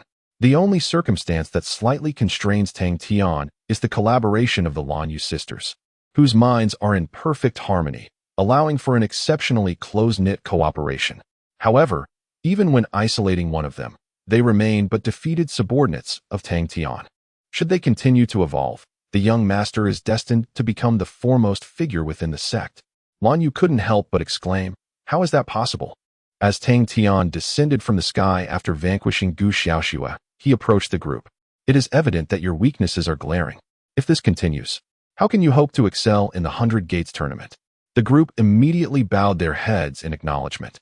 The 100 Gates tournament is comprised solely of elites, and they indeed felt uncertain of their chances. Yet, They could not be deemed weak. Observing the despondency among them, Tang Tian smiled and reassured, "Do not fret. I intend to enroll you all in a supplementary class." Li Hong was taken aback. A supplementary class? Tang Tian nodded. In recent exchanges with Qi Yuan, he had come to learn of many matters previously unknown to him. Within the Qinghua sect, there exists a plethora of invaluable secret locations dedicated to enhancing disciples' cultivation, techniques, and combat prowess. Moreover, there are even more such places beyond the sect's borders. Unfortunately, Tang Tian lacked the time and resources to personally guide each of them. Thus, he entrusted Qi Yuan with the task of systematically mentoring this group. Qi Yuan readily agreed, exclaiming, "What's the issue? You see, I was once a mentor myself. The first few batches of elite disciples at Qinghua were trained under my guidance. Just hand them over to me, and I shall return them as capable subordinates." However, he added with a smirk, "My methods can be rather severe, so prepare them mentally." Tang Tian nodded. "I will discuss this with them. Additionally, do not concern yourself with the resources for cultivation. Use only the finest. Any expenses incurred will be charged to me." Qi Yuan waved his hand dismissively. "Most of those resources rely on connections and won't cost much. Just leave it to me." Subsequently, the two reached an agreement. Turning to Li Hong and the others, Tang Tian laid out all the implications clearly, specifically cautioning them that this supplementary class would be exceedingly rigorous and demanding. To his surprise, rather than displaying fear, Li Hong and the others were filled with gratitude and anticipation. "The young master's kindness is beyond words. We shall seize this opportunity and not disappoint your diligent cultivation," Li Hong declared earnestly. Tang Tian was taken aback, but he quickly comprehended the situation. For a cultivator, the prospect of enhancing one's strength is undoubtedly the most compelling allure. Without exception, what trials and tribulations one may endure, as long as life is not forsaken, can be deemed a fortune. Indeed, many individuals care little for their own existence, solely in pursuit of that fleeting chance. Strive with all your might. Having spoken thus, Tang Tian presented Li Hong with 20 pieces of primordial Dao Jade, primarily for daily cultivation, and also to alleviate the burden of expenses. It would not do to allow Qi Yuan to bear the entire financial weight. Despite his status as a peak leader, a half-step immortal, when it comes to liquid assets, he may not necessarily surpass the esteemed disciples of the highest order. They possess the ability to amass wealth with ease, yet the necessity for expenditure remains greater. After much deliberation, Tang Tian resolved to send Li Hong and his companions to Qi Yuan following the selection of core disciples. With less than a year until the 100 Gates battle, time was indeed of the essence. Days passed, and the annual selection of core disciples was finally at hand. Meanwhile, the matter concerning Tang Tian had reached a boiling point. How audacious to make such grand claims, challenging all pure disciples. Truly a display of hubris, exclaimed a mid-stage golden core inner disciple. After half a year of seclusion, how could a mere esteemed disciple presume to rise above pure disciples? This came from an elite on the brink of transcending to the Yuaning stage. Merely a ploy for attention, the only rivals pure disciples face are other pure disciples, remarked a strikingly beautiful woman with an inscrutable aura. Amidst such discourse, the selection competition commenced in earnest. Chapter 82. The selection begins in the Zizhu courtyard. Li Hong presented a jade token to Tang Tian. Upon receiving the token, Tang Tian examined it with his spiritual sense. The core disciple selection takes place twice annually, in late summer and early spring. During this period, all disciples at the golden core stage and above may opt to participate. This year's inner disciples eligible for selection number over 3,000. They will converge at the martial arena atop the sect's main peak for a fierce contest. The rules of the selection are straightforward, free challenges. Each participant may choose any opponent to duel in the arena. The details of these battles will be meticulously recorded by designated elders, who will provide evaluations based on their performances. Each participant must engage in at least 3 bouts, and their overall performance in these matches will be a crucial criterion for advancement to core disciple status. The better one performs, the greater the likelihood of promotion. Tang Tian nodded subtly. This method effectively assesses a disciple's comprehensive strength, minimizing the chances of overlooking any prodigies. Historically, the success rate for promotion has been less than 1/3, meaning that only about 1,000 out of the 3,000 participants will succeed. This reality is indeed harsh, making the choice of opponents a matter of great significance. However, for Tang Tian, it mattered little whom he faced. The disciples partaking in this course selection are notably strong.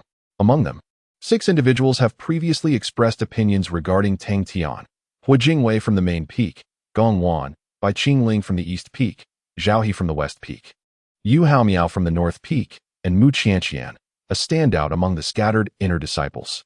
All these contenders are at the pinnacle of the Golden Course stage, exhibiting formidable skills, extensive combat experience, and impressive records. Li Hong spoke with a casual tone, clearly underestimating these individuals as potential rivals for Tang Tian. In truth, Tang Tian's current prowess aligns him with the top core disciples, rendering these inner disciples significantly inferior by comparison. These are pure disciples, currently in the spotlight, and many hope to see them shine in the selection, Li Hong remarked with a smile. Tang Tian nodded slightly, taking note of their names for future reference. I shall extend some consideration towards them, he mused. Setting aside this topic, Tang Tian discarded the Jade token and inquired, have there been any developments with Qinghai recently? It has been nearly a month since our last transaction. It should be drawing near. Li Hong remarked that following the recent transaction, his standing within the Jinyu Tang had significantly improved, claiming to have uncovered some peculiar leads, which he would elaborate on upon meeting you. Moreover, in accordance with your requirements, he and Qi Bin have procured numerous cultivation resources from various sources, a substantial portion of which consists of techniques. However, the overall quantity should be comparable to that of the previous occasion. Tang Tian nodded in acknowledgement. Qi Bin had previously stated that several hundred trillion had reached their limit. Nevertheless, his appetite was modest. A mere 1 to 200 trillion would suffice, along with a bit of investment for the construction of Qingwei Gate. Once he accumulated 200 billion in consumption points, he would be able to cultivate the Divine Phoenix secret technique to its ultimate realm. He was quite eager to discover the effects of this technique at its final stage. Very well, Tang Tian said, you will soon be departing for training. When the time comes, inform Qinghai. If he wishes to contact me, he may do so directly. Additionally, ensure you all are well prepared. If all goes smoothly, we should be leaving by tomorrow. Li Hong responded earnestly. The following day, at the martial arts arena of the sect's main peak, even before dawn, the venue was already brimming with disciples of Qingwei Gate. The core disciple selection competition could be deemed the most bustling event of the year for Qingwei Gate. Given the opportunity, no one wished to miss the chance to witness the contest. This was a grand hall capable of accommodating tens of thousands. At the very center of the arena, 5 fighting platforms were arranged, where the challenge matches would concurrently unfold.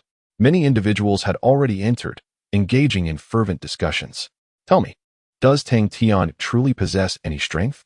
How dare he challenge the authority of the pure disciples? Some were unfamiliar with the name Tang Tian. What strength could he possibly have? I heard that this person was merely a servant last year, and then suddenly came into a fortune, purchasing the title of honorary disciple. His eligibility for the core selection must have been achieved through resource accumulation, merely a facade. One individual scoffed derisively. The behavior of the honorary disciples was well known to all. Perhaps Tang Tian standing within his own circle was acceptable, but in the realm of pure disciples, he would undoubtedly fall short. Another nodded in agreement. In truth, the majority, including the honorary disciples, shared similar sentiments. Tang Tian's ascent had been remarkably swift, and it wasn't long before he mingled with the upper echelons. Even though he had displayed some commendable prowess within the dragon transformation pool, it only circulated within a limited circle. For most disciples, it was indeed their first encounter with the name Tang Tian. Their preconceived notions about honorary disciples generally revolved around wealth, indulgence, and boastful behavior. Thus, their assessment of Tang Tian fell well within the bounds of normalcy. Even among the honorary disciples, there was not much optimism regarding Tang Tian. They offered no evaluations, merely adopting a spectator's mindset. However, those fortunate enough to witness Tang Tian's strength held differing opinions. A bunch of fools. An elite disciple who had once participated in the dragon pool snorted coldly. Hey you. The person being scolded was about to retort when he noticed the opponent was clad in the attire of a core disciple, exuding a formidable aura that made it evident they were not to be trifled with. Indeed, it was foolishness to blindly judge others without any understanding. Such ignorance could prove fatal in a real battle. A voice, cool and detached, echoed from another direction. The man turned to see an unfamiliar inner disciple. which momentarily eased his apprehension. Yet, as he was about to launch a counterattack, a companion restrained him. Are you out of your mind? This was Niao Wushuang from the Southern Peak, one of the most formidable inner disciples of this generation. Moreover, she possessed a notoriously short temper. The last person who provoked her had been hung from the crooked neck tree outside the Merit Hall for 3 days. His companion whispered urgently. The man was taken aback. How could he be so unfortunate as to offend someone he could not contend with? Simultaneously, he felt a twinge of surprise. Why was such a powerful individual's opinion of Tang Tian so markedly different? Could it be that Tang Tian truly possessed great strength? His expression grew anxious, and the volume of their discussion diminished significantly. Meanwhile, unnoticed by anyone else, a figure with a complex expression observed. It was Lin Yu. How could you possibly participate in the course selection? Her gaze was vacant, lost in thought. As the sun rose high in the sky, a sudden stir rippled through the venue. Look, that's Tang Tian, someone exclaimed in astonishment. Chapter 83. Inquire about my blade. Tang Tian yawned as he entered the venue alongside Li Hong and others. Upon stepping inside, he felt thousands of gazes converge upon him. So this is the sensation of being a star, he mused with a smile, choosing to disregard the attention as he moved forward. Everywhere he passed, eyes were fixed upon him, some scrutinizing, others dismissive, and some with a hint of amusement, an array of reactions. After walking for a short while, a thunderous voice echoed from above. Old Jin, over here. It was none other than Qi Yuan. As one of the most esteemed figures of the Qingyue sect, he naturally had a designated position. It was a spacious, elevated platform, allowing him a commanding view of every corner of the hall. Upon hearing his call, Tang Tian ascended the platform with Li Hong and the others. Once atop, the surroundings became significantly quieter, devoid of the peculiar glances that had previously surrounded him. The Grand Elder Li Tianhua, various peak masters, Tan Yushan, the young sect master Yun Kong, and several unfamiliar elders were gathered there. Notably, Lu Chonga and his companions were also present. Tang Tian exchanged nods with those he recognized before taking a seat beside Qi Yuan. Are these the ones you mentioned earlier? Qi Yuan inquired, eyeing Li Hong and the others. Tang Tian nodded in affirmation. Qi Yuan appraised them, noting, they are rather diverse in talent. However, as long as they are disciples, under my guidance, they shall not turn out poorly. Tang Tian chuckled. Then I shall entrust them to you, Master Qi. Meanwhile, Li Hong and his companions were quietly assessing Qi Yuan, having been informed by Tang Tian that this formidable figure would be their forthcoming mentor. Gazing at their instructor, with a gleaming bald head, a face adorned with muscle, and a physique as solid as stone, Li Hong could not help but swallow hard. The days ahead promised to be more arduous than he had anticipated. Old Jin, I've noticed many are discussing you, Qi Yuan remarked. Do you feel the pressure? Tang Tian smiled, replying, not particularly. I have reviewed some information about the competitors, and indeed, there are many exceptional talents within the sect. I shall do my utmost. Qi Yuan shot him a sidelong glance. What nonsense are you spouting? Do you think I cannot perceive your true strength? That group of youngsters wouldn't even suffice to fill the gaps in your teeth. Nevertheless, it's quite amusing. These kids, having a modicum of talent, have become so arrogant that they've forgotten their own surnames. That one, Mu Qianqian, if she weren't a young girl, I would have dealt with her a long time ago. If you happen to encounter her next, do not hold back. Give her a proper lesson, and consider it a favor to me. Tang Tian suppressed a chuckle. Mu Qianqian was indeed the young talent from the 6th peak. It seemed this young girl had been quite a headache for Qi Yuan. Additionally, there is one more matter. Qi Yuan furtively glanced at the Grand Elder before leaning closer to Tang Tian, whispering, the reason this matter has stirred such a commotion is that old fellow stirring the pot behind the scenes. He has scolded nearly all the elders. And now many high-ranking officials are eagerly awaiting your downfall. That scoundrel is cunning. You must tread carefully in your dealings with him. Tang Tian couldn't help but smile wryly. Given how close we are, does the Grand Elder not possess the strength to hear what you are saying? While you may not fear him, I certainly cannot afford to insult him to his face. This matter was discussed with me in advance by the Grand Elder. You need not worry. I am well aware. Qi Yuan scoffed. Fear him? He wouldn't dare eavesdrop on me. The two exchanged casual banter until the sun fully rose, marking the official commencement of the selection competition. The Grand Elder initiated proceedings, followed by Yun Kong delivering some formal remarks, outlining the rules for this selection. Subsequently, it was time for free challenges. The venue fell into a hushed anticipation, all eyes keenly awaiting the identity of the first contestant to step forth. A long-standing, unspoken rule governed each selection competition.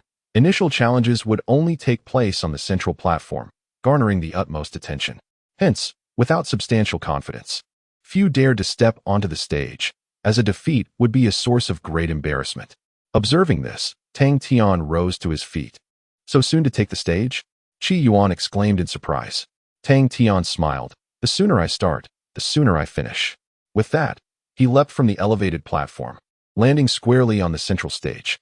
Instantly, all eyes in the venue converged upon him. "Goodness, he truly dares." People murmured in awe. "Impressive. I certainly wouldn't have the courage to be the first."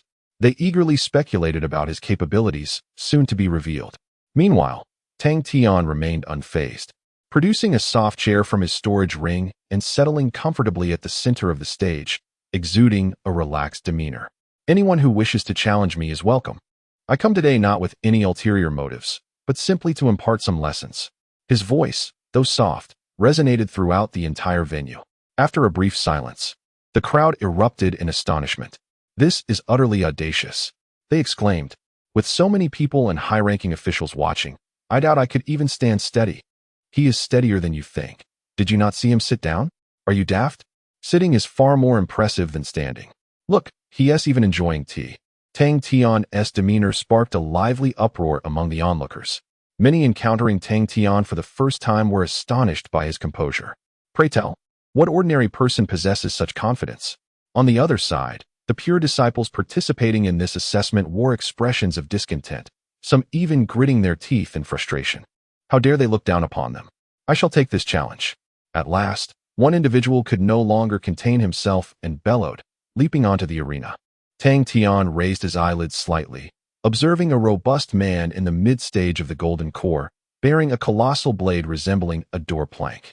His face twisted in a menacing snarl as he awaited Tang Tian. "How audacious!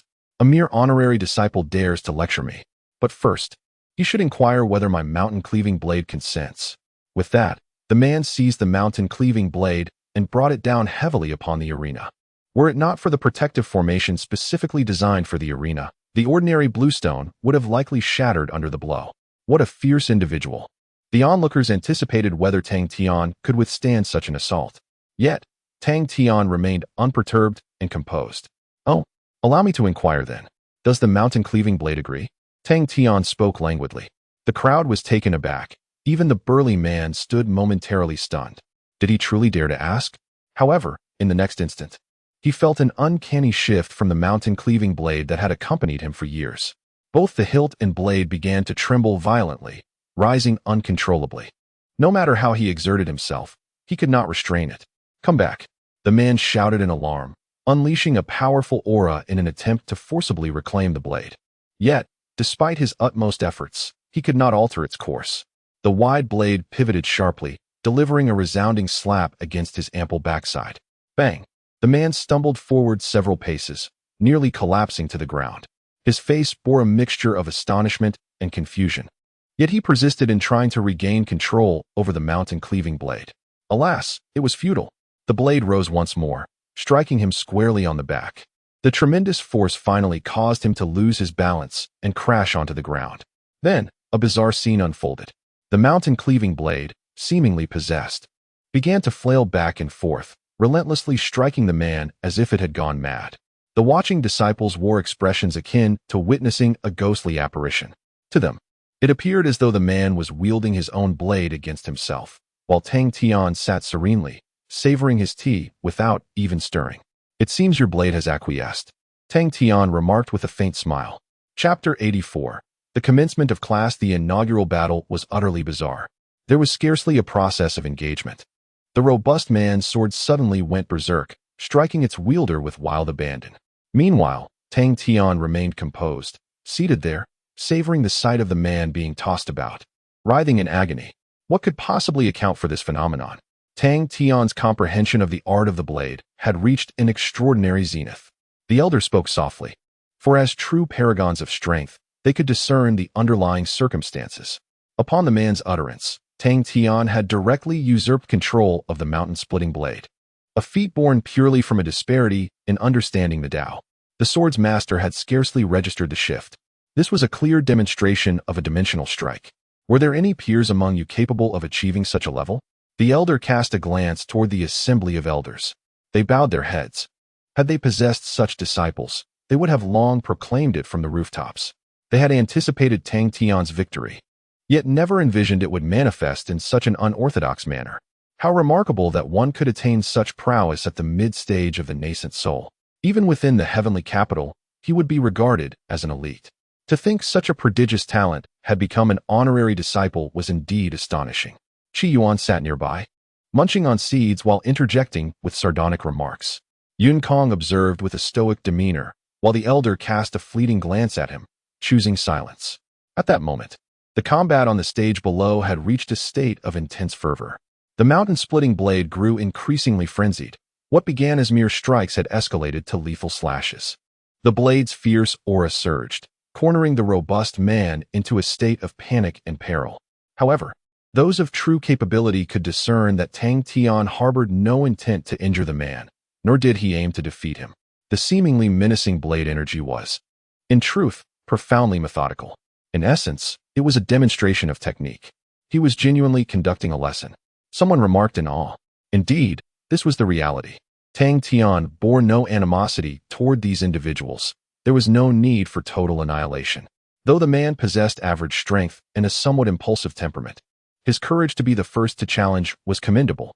With proper guidance, he could evolve into a commendable talent. Sometimes, a modicum of leniency is not a detriment. Tang Tian continued to wield the mountain-splitting blade with increasing ferocity. Ultimately, after exhausting the man, he planted the blade firmly beside him. Observing from the periphery, the elder declared the outcome of the first challenge. Tang Tian, victorious. The onlooking disciples were left speechless. The manner of victory was entirely beyond their expectations. The robust man, drenched in sweat and gasping for breath, struggled to rise from the ground. In truth, after the initial chaos, he had gradually come to grasp the staggering chasm in strength between himself and Tang Tian. He also sensed that Tang Tian was utilizing this opportunity to impart knowledge of swordplay. With a complex gaze, the burly man bowed to Tang Tian and expressed his gratitude before leaping down from the arena. Tang Tian, will you continue to challenge? Inquired the elder presiding over the contest.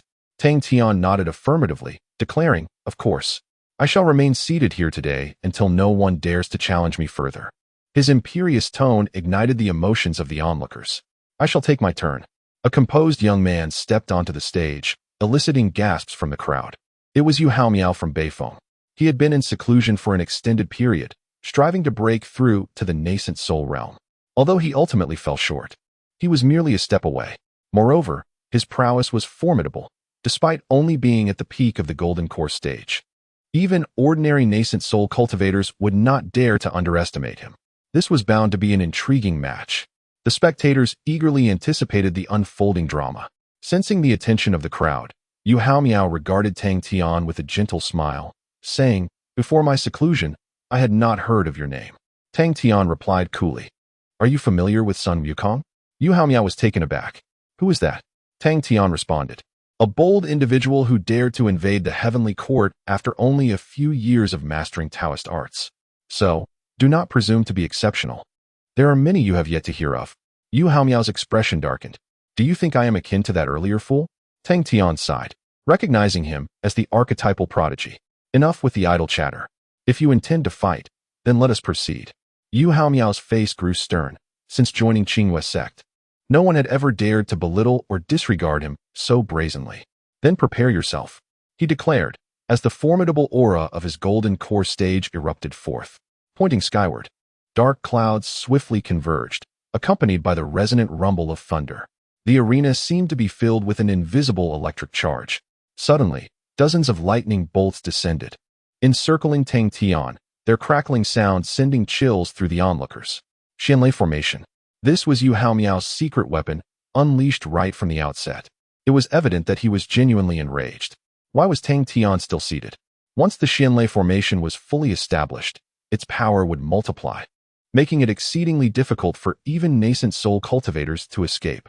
The crowd murmured in anxious anticipation. Yu Haomiao, observing Tang Tian's continued nonchalance, couldn't help but smirk coldly. You are overly arrogant, daring to ignore my Xianlei formation. Your hubris shall be the principal cause of your downfall, he declared icily. Tang Tian did not even spare him a glance. The excessive prattle was tiresome. Had this been a life-and-death battle, he would have been cleaved into pieces by now.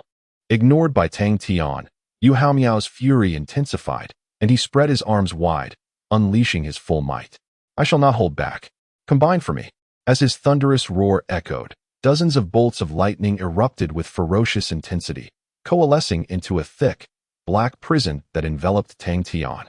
Almost immediately, the swirling lightning began to converge upon him, weaving a tapestry of electric brilliance that instilled a sense of dread in all who bore witness. It was overwhelmingly powerful. Was Tang Tian not going to react? If this continued, it would surely be too late. Anxiety gripped the hearts of the onlookers.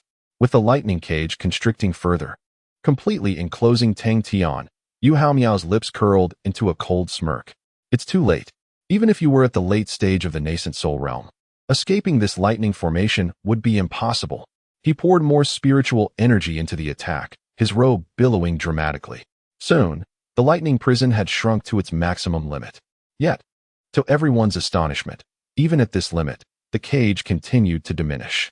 In a fleeting moment, Tang Tian's form gradually became visible. While the previously house-sized black prison had shrunk to fit within his palm, transforming into a small, rotating black orb. Throughout this ordeal, Tang Tian's posture remained unchanged. Yu Haomiao. The disciples. Impressive lightning technique, Tang Tian remarked with a slight smile, but it still requires refinement. With that, he gently raised his hand. The black orb in his palm spun and surged forth. As it departed from Tang Tian's grasp, it rapidly expanded, instantaneously enveloping the entire arena. Hundreds of thick bolts of black lightning roared forth, radiating countless tendrils of dark energy. The arena transformed into an even larger, more terrifying grand formation of profound thunder. Standing upon the elevated platform, Yin Kong could not help but exclaim in awe. His mastery of lightning was indeed remarkable. It seemed that the lesson was about to commence in earnest. Chapter 85. The scene of transformation upon the arena. An endless torrent of black lightning crackled ominously, enveloping both Tang Tian and Yu Haomiao within its grasp, resembling a massive ebony cage. The overwhelming force elicited gasps from the disciples observing below, causing them to swallow hard. Had Tang Tian seized Yu Haomiao's Xianlei formation? Whispers of uncertainty rippled through the crowd. Not only had he commandeered it, but the Xianlei formation he unleashed bore a potency many times greater than before, truly astonishing. The onlookers stared, entranced, struggling to regain their composure. If the initial bout had left them astounded by Tang Tian's effortless defeat of a mid-core formation warrior, this encounter rendered them utterly speechless. His opponent was Yu Haomiao, the strongest among the new generation of inner disciples, capable of contending with a nascent soul cultivator. Yet, here he was, toyed with at Tang Tian's whim. Just how formidable was Tang Tian? He must be at the nascent soul stage. Someone exclaimed loudly. However, another individual shot him a disdainful glance, asserting, "The might Tang Tian exhibits does not solely stem from his cultivation level, but from his profound comprehension of the Tao, the way of the sword, the way of thunder. Who knows how many paths he has mastered?" Those who discerned the underlying truth nodded in agreement. This was the most terrifying aspect of Tang Tian. While insufficient cultivation could be remedied through diligent practice, the grasp of the Tao was not something achievable overnight. It relied heavily upon talent and opportunity. "Let us wait and see. Yu Haomiao might not necessarily lose," someone suggested. Regrettably, the arena was shrouded in the Xianlei formation, obscuring the scene within. Little did they know, had Yu Haomiao heard such words, he would have spat in disdain. Inside the invisible confines of the black lightning, Yu Haomiao was overwhelmed by the terrifying force, his lips turning pale and his face etched with fear. He sensed that even the slightest touch from that power would spell his doom. Trembling with dread, his legs quaked involuntarily. Since joining the Qingyue sect, this was his first encounter with a situation where he had no chance of retaliation. Finally, he could bear it no longer. "Tang Tian, no, senior brother Tang." Yu Haomiao stammered, "I was reckless. I should not have provoked you. Please, cease your divine power." He was compelled to plead, as the lightning was almost upon him. and any movement would surely ignite his flesh. Yet, despite his desperate cries, Tang Tian remained unresponsive. The black lightning inched closer, and Yu Haomiao could feel the prickling pain on his skin. In a panic, he shouted, "Elder! Elder! I concede. This battle, I admit defeat. Please, make him stop." In a state of utter exhaustion, Yu Haomiao appeared to be a completely different person compared to when he first ascended the arena. Amidst his relentless cries, this time, there finally came a response. All the lightning glows abruptly vanished, leaving the arena serene and bright, as if the tumultuous events of moments ago were merely a fleeting dream. Meanwhile, Tang Tian remained composed, seated calmly while savoring a sip of tea, letting out a soft sigh that hinted at a tinge of disappointment. However, at that moment, Yu Haomiao could no longer afford to consider Tang Tian. He had finally breathed in the safety of the air, and his legs buckled beneath him, causing him to collapse onto the ground. The elder outside approached at an opportune moment, gazing at the frightened Yu Haomiao with a shake of his head and a sigh. Casting a glance back at Tang Tian, he could not help but remark, "Such a rare opportunity, and you chose to abandon it so easily. Did you not realize that those lightning glows harbored the very essence of the Thunder Path? It was Tang Tian's intention for you to comprehend this." The elder shook his head in disappointment, embodying the sentiment of a mentor frustrated by an unyielding student. Yu Haomiao was momentarily stunned, staring blankly at Tang Tian, recollecting the ominous lightning glows. Despite their terrifying appearance, there seemed to exist a profound order to their operation. Regrettably, he had been engulfed in fear at that moment, unable to calm his mind to grasp the intricacies within. "Enough, elder, please announce the result," Tang Tian interjected. "Opportunities like these, when presented yet squandered, can hardly be blamed on anyone. Tang Tian wins." As the elder declared the outcome of the battle, Yu Haomiao lowered his head, as though drained of all strength, and hurriedly exited the arena. The observing disciples were left in a state of confusion, utterly unaware of the events that had transpired under the shroud of the Xianlei Grand Array. How had Yu Haomiao been defeated? Why had he exhibited such behavior? He appeared to have sustained no significant injuries. "I have witnessed such a condition before." Suddenly, one disciple shouted, capturing the attention of many. With anticipation in the air, he solemnly stated, "Previously, when a friend of mine lost the object of his affection after 10 years of secret admiration, he reacted in precisely this manner. Indeed, this is heartbreak, a state of utter despair." Upon uttering this, he was met with a barrage of disdainful glances. "What utter nonsense! Fabricating friendships out of thin air, aren't you speaking of yourself?" the crowd retorted. Yet, none could fathom the true reason behind Yu Haomiao's transformation. Nevertheless, those observing from the high platform discerned the underlying truth. The expressions of several peak leaders and senior figures varied, as Tang Tian's actions clearly surpassed all their expectations. Subsequently, they summoned some of their trusted confidants, whispering amongst themselves. Moments later, a young boy leaped onto the arena. The young man exuded an extraordinary demeanor, his presence commanding the attention of the audience, who gasped in awe. A nascent soul stage.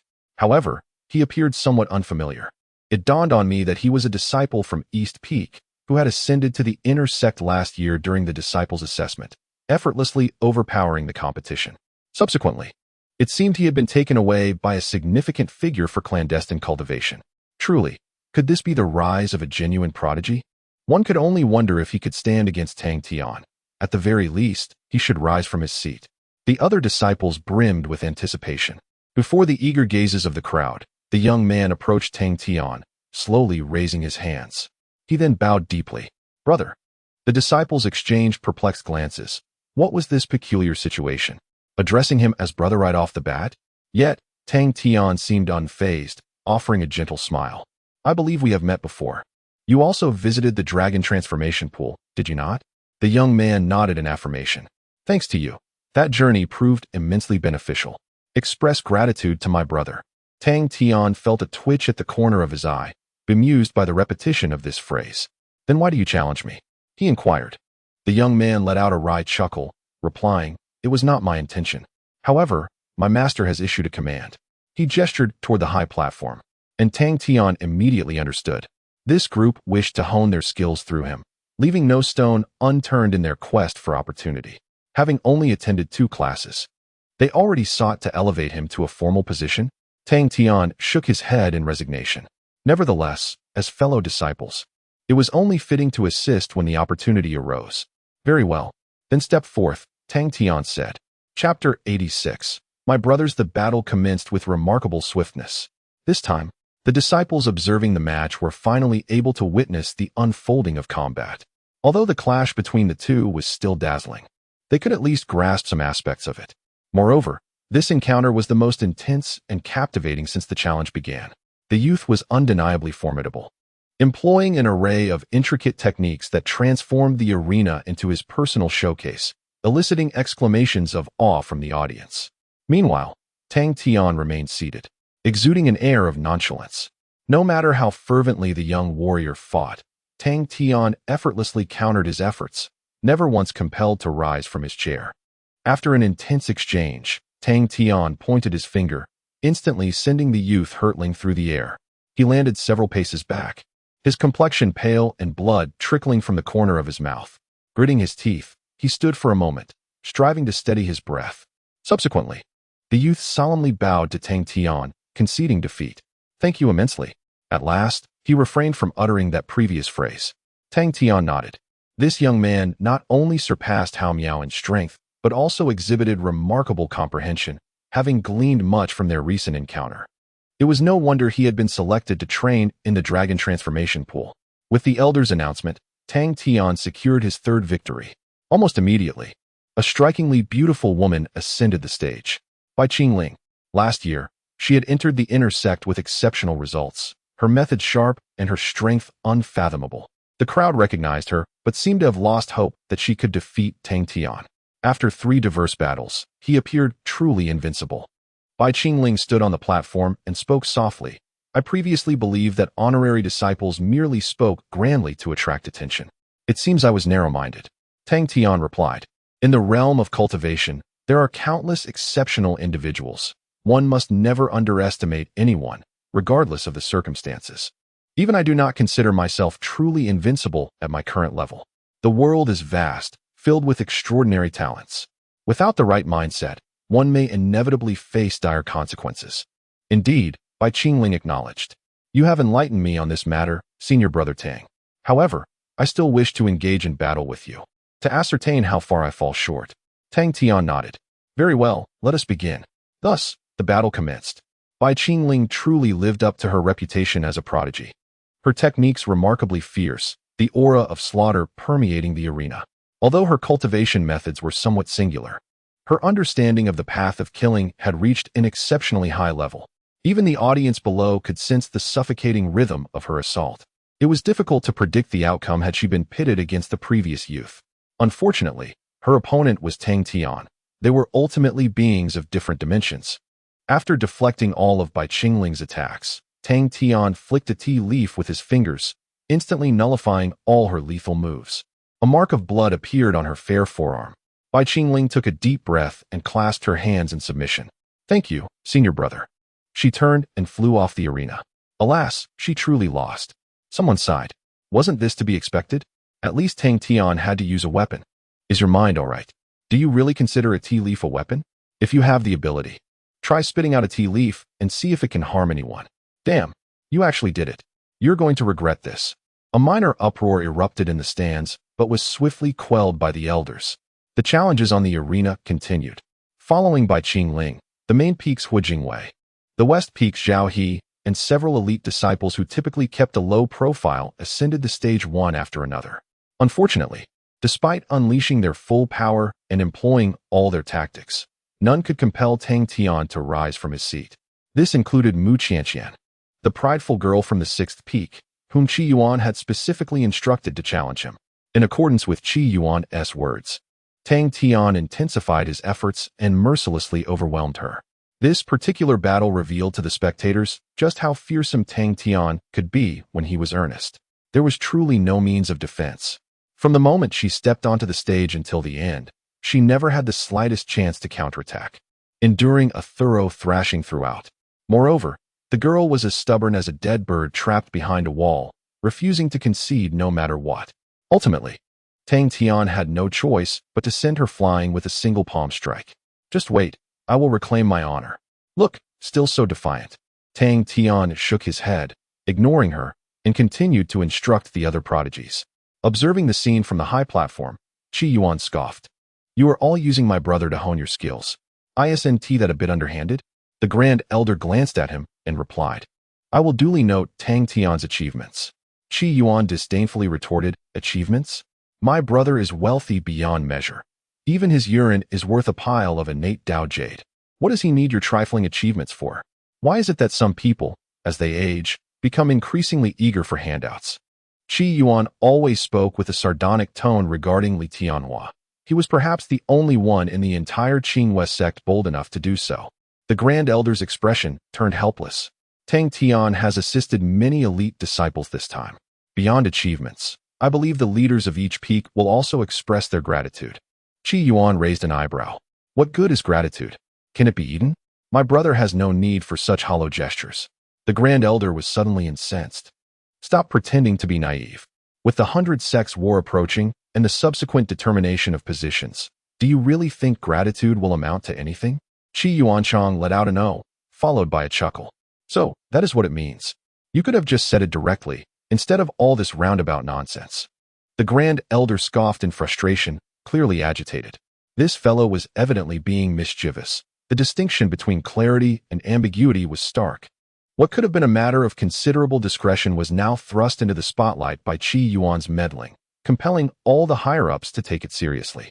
Qi Yuan, appearing to be all brawn with a simple mind, was, in fact, quite astute. This was undeniably true, while the several peak masters maintained their composure. The other high-ranking officials were already quietly strategizing. Meanwhile, Lu Chonga, Tian Yangsheng, and Emo Shia Shao gazed into the distance, lost in their own contemplations. The intrigues unfolding on the high platform did not disrupt the battles below. The fight on the stage continued unabated. As time passed, over 20 elite disciples had challenged Tang Tian. Apart from the initial large man and Yu Haomiao, those who followed were all above the nascent soul level, each exhibiting extraordinary prowess. Remarkably, one disciple in the mid-nascent soul stage nearly brushed against Tang Tian's sleeve, showcasing immense strength. Yet, regardless of their fervent efforts, none could compel Tang Tian to rise. Moments later, another familiar figure stood opposite Tang Tian.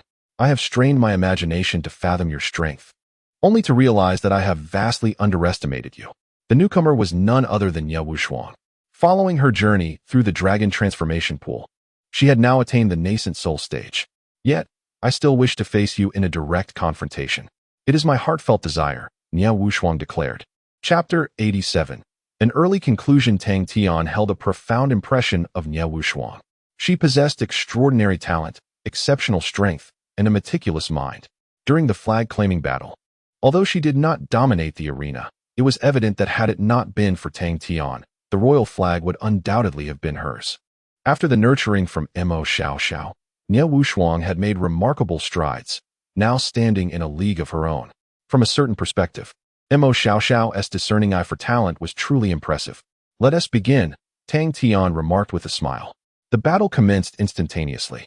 Ye Wushuang, as before, launched herself with unwavering resolve. An array of swords erupted into the air, forming an enormous sword formation that zipped across the arena. In the next moment, the swords redirected, piercing toward Tang Tian. As he had done previously, Tang Tian gently raised his hand, causing all the swords to halt mid-air, as if time itself had frozen. However, this time, he did not successfully seize control of the swords. Ye Wushuang seemed to have anticipated this, swiftly adapting her strategy. A primary sword radiated a blinding brilliance, while the other swords trembled violently, altering their course to converge upon the main sword. In the blink of an eye, all the swords united, forming a colossal celestial sword. As the celestial sword took shape, the energy from the hilt Ye Wushuang grasped erupted, propelling the sword directly toward Tang Tian. The immense force pierced through the air, creating visible ripples. Indeed, there was progress. Tang Tian smiled faintly, lifting his hand and gently pushing forward. The air before him solidified instantly, forming an invisible, sturdy wall. The next moment, the celestial sword collided with the barrier. Boom! A tremendous roar echoed above the arena, the shockwave sweeping through the entire venue, causing some of the weaker disciples to lose their balance and tumble from their seats. Rising in shock, their faces were filled with terror. Is this what genius looks like? Truly formidable. Gasps erupted as the crowd turned their gaze back to the arena. The celestial sword was indeed extraordinary, even as Tang Tian erected an air wall. It continued to advance under Niao Wushuang's command, drawing closer. Yet, regrettably, when it was merely half a meter from Tang Tian, it could no longer penetrate. The entire blade emitted a sharp crack, evidently reaching its limit. Tang Tian smiled faintly once more and pushed forward another half-inch. The immense celestial sword could finally withstand no more. With a resounding boom, it detonated. However, to everyone's astonishment, the celestial sword did not shatter into fragments but transformed into a cascade of luminous rain, enveloping the arena. Even more surprising was that Niao Wushuang herself vanished, as if she had melded into the radiant shower. Tang Tian raised an eyebrow. Just then, a droplet of luminous rain near him suddenly expanded, morphing into a blade as delicate as a cicada's wing, silently lunging toward Tang Tian. Regrettably, just as it was about to pierce Tang Tian's body, a hand grasping a teacup appeared before it. Ding! The tip of the sword was firmly locked between Tang Tian's two fingers, unable to advance even a fraction. Subsequently, with a gentle flick of his fingers, he sent the short blade flying away. In its flight, the blade expanded against the wind, astonishingly transforming into the likeness of Niao Wushuang. She staggered back a few steps, ultimately failing to maintain her balance, collapsing to one knee, and spitting out a mouthful of fresh blood, her complexion paling to an extreme. That previous strike was a desperate gamble on her part. Such rapid progress. Tang Tian mused softly. Moments ago, Niao Wushuang had concealed herself within the cascading lights of the exploding celestial sword and launched her full-force attack from close range. She had nearly harmed herself in the process. Truly formidable. Niao Wushuang remained silent, taking a long while before she slowly rose to her feet. Though her complexion was still ashen, she performed a respectful bow to Tang Tian. Thank you. After speaking, she gracefully descended from the stage. Observing her retreating figure, Tang Tian paused momentarily, his fingers still caressing the teacup. To his astonishment, he detected a hint of moisture. Upon closer inspection, he realized that although he had effortlessly countered Niao Wushuang's all-out strike, he had nonetheless sustained a slight injury. The barely discernible crack on the teacup stood as evidence. This crack promptly dissipated any lingering sense of complacency he had accrued from his numerous victories. It was indeed too early to emerge from seclusion. If someone could inflict damage on his teacup today, then tomorrow, someone might sever his throat. Upon returning, he resolved to elevate his mastery of the myriad paths and perfect the divine phoenix secret technique before considering stepping back into the fray. Tang Tian pondered, oblivious to how others of great talent would perceive such thoughts if they were to overhear. Following Niao Wushuang, two more elite disciples opted for a challenge. Subsequently, no one else stepped forward. Due to the incident with the teacup, Tang Tian lost the inclination to continue. Thus, he concluded the free challenge, confident he had passed. Upon returning to the high platform, Qi Yuan noticed his unusual demeanor and inquired, "Old Jean, what is the matter?" Tang Tian let out a long sigh. "I feel I am still too weak. I nearly allowed a momentary victory to blind my eyes, but thankfully, I regained my clarity in time. From now on, I must double my efforts." Qi Yuan responded, "What? You should listen to yourself. You participated in a challenge match, seated comfortably in a soft chair, sipping tea, and swiftly vanquished dozens of elite talents at your level, only to return and introspect, claiming you are too weak. I could bring those talents here, and I dare you to repeat that in front of them." Qi Yuan was bewildered, struggling to comprehend Tang Tian's mindset. Even the grand elderly Tianhua couldn't help but cast a look of astonishment his way. In his eyes, Tang Tian epitomized all the remarkable attributes of an exemplary disciple. He possessed talent, strength, and wealth, coupled with an unwavering sense of responsibility towards the sect. Remarkably humble and composed, even after achieving such a monumental victory. His first thought was introspection. This was truly extraordinary. The Grand Elder shook his head, lamenting that Tang Tian, as an honorary disciple, could not easily alter the sect's regulations. One could only hope that once he entered the Cloud Summit Heavenly Mansion, Tang Tian would truly shine. For within the confines of the mansion, the distinction between honorary disciples and their counterparts would no longer be as pronounced. After Tang Tian's challenge concluded, It took quite some time before other disciples graced the stage.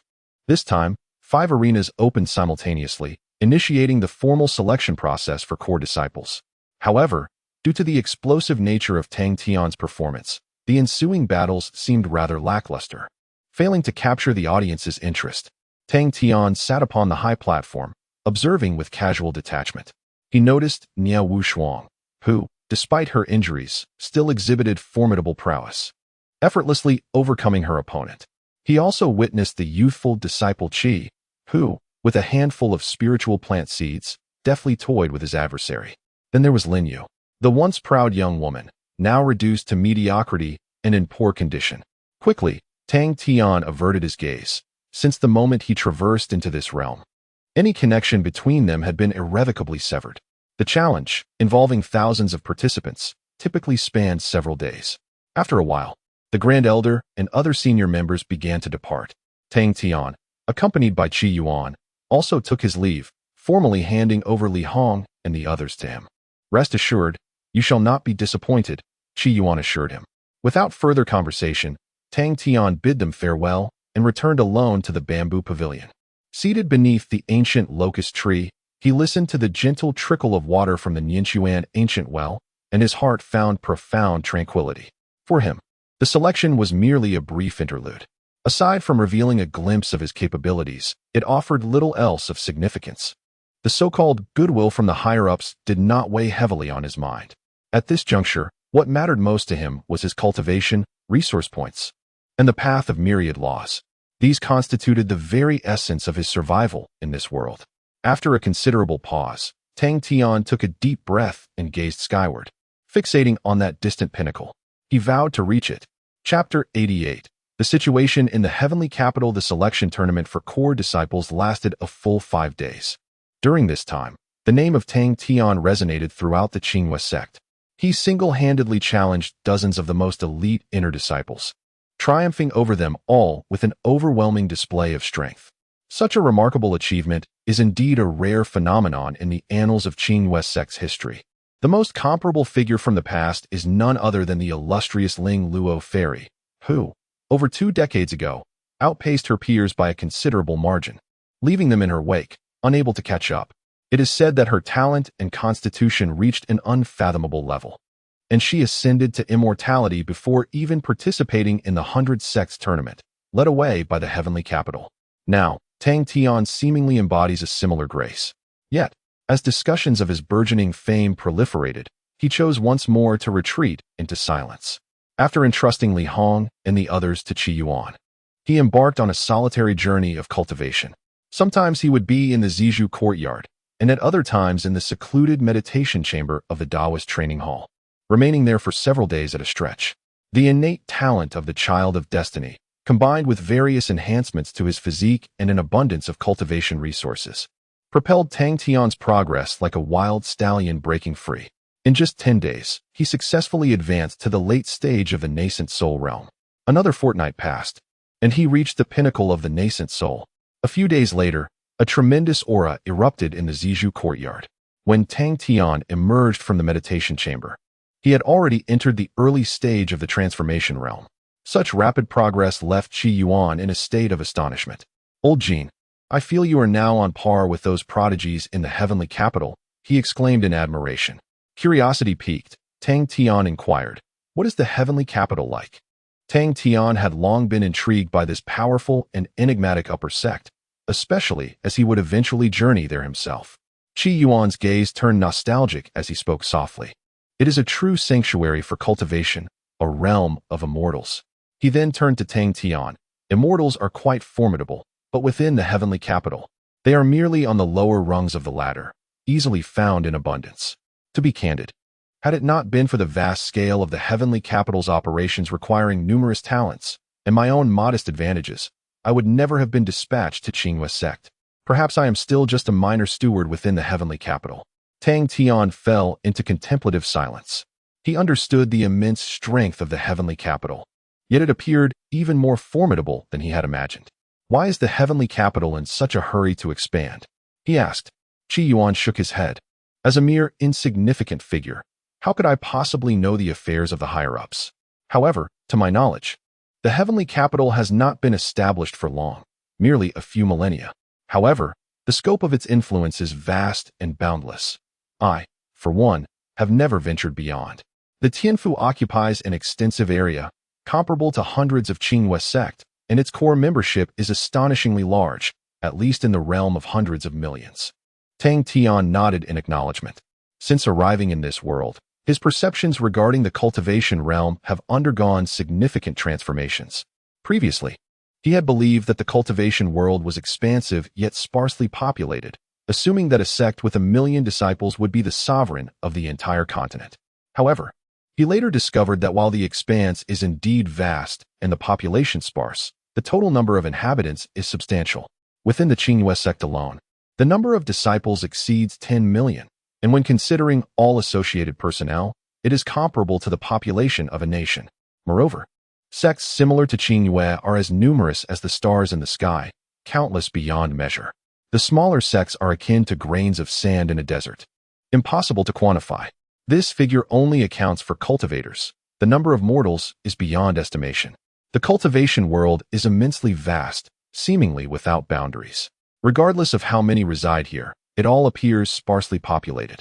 Thus, the core membership of over 100 million in Yunding Tianfu is not an exaggeration and falls well within Tang Tian's expectations. This number represents an overwhelming abundance of talent within the Tianfu.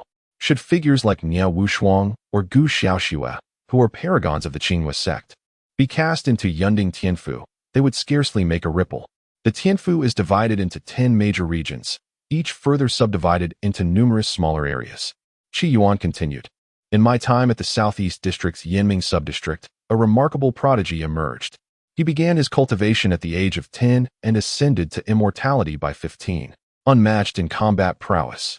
Yet, can you believe that among the 20-plus subdistricts in the Southeast District, he ranked merely 19th? And within the entirety of Yunding Tianfu, he fell beyond the top 200. It's astonishing. Qi Yuan's face was filled with wonder, while Tang Tian felt a tightening in his chest. A prodigy who achieved immortality in 5 years could not even break into the top 100 of contemporaneous cultivators, which speaks volumes of the Tianfu's formidable strength. It is indeed a sanctuary for extraordinary talents. Reflecting on this, Tang Tian's resolve solidified. He must accumulate sufficient foundation before choosing to emerge. Sensing Tang Tian's contemplations, Qi Yuan smiled and remarked, "But you are far from weak yourself. I heard that just last year. You were merely a novice disciple at the initial stage of Qi refining.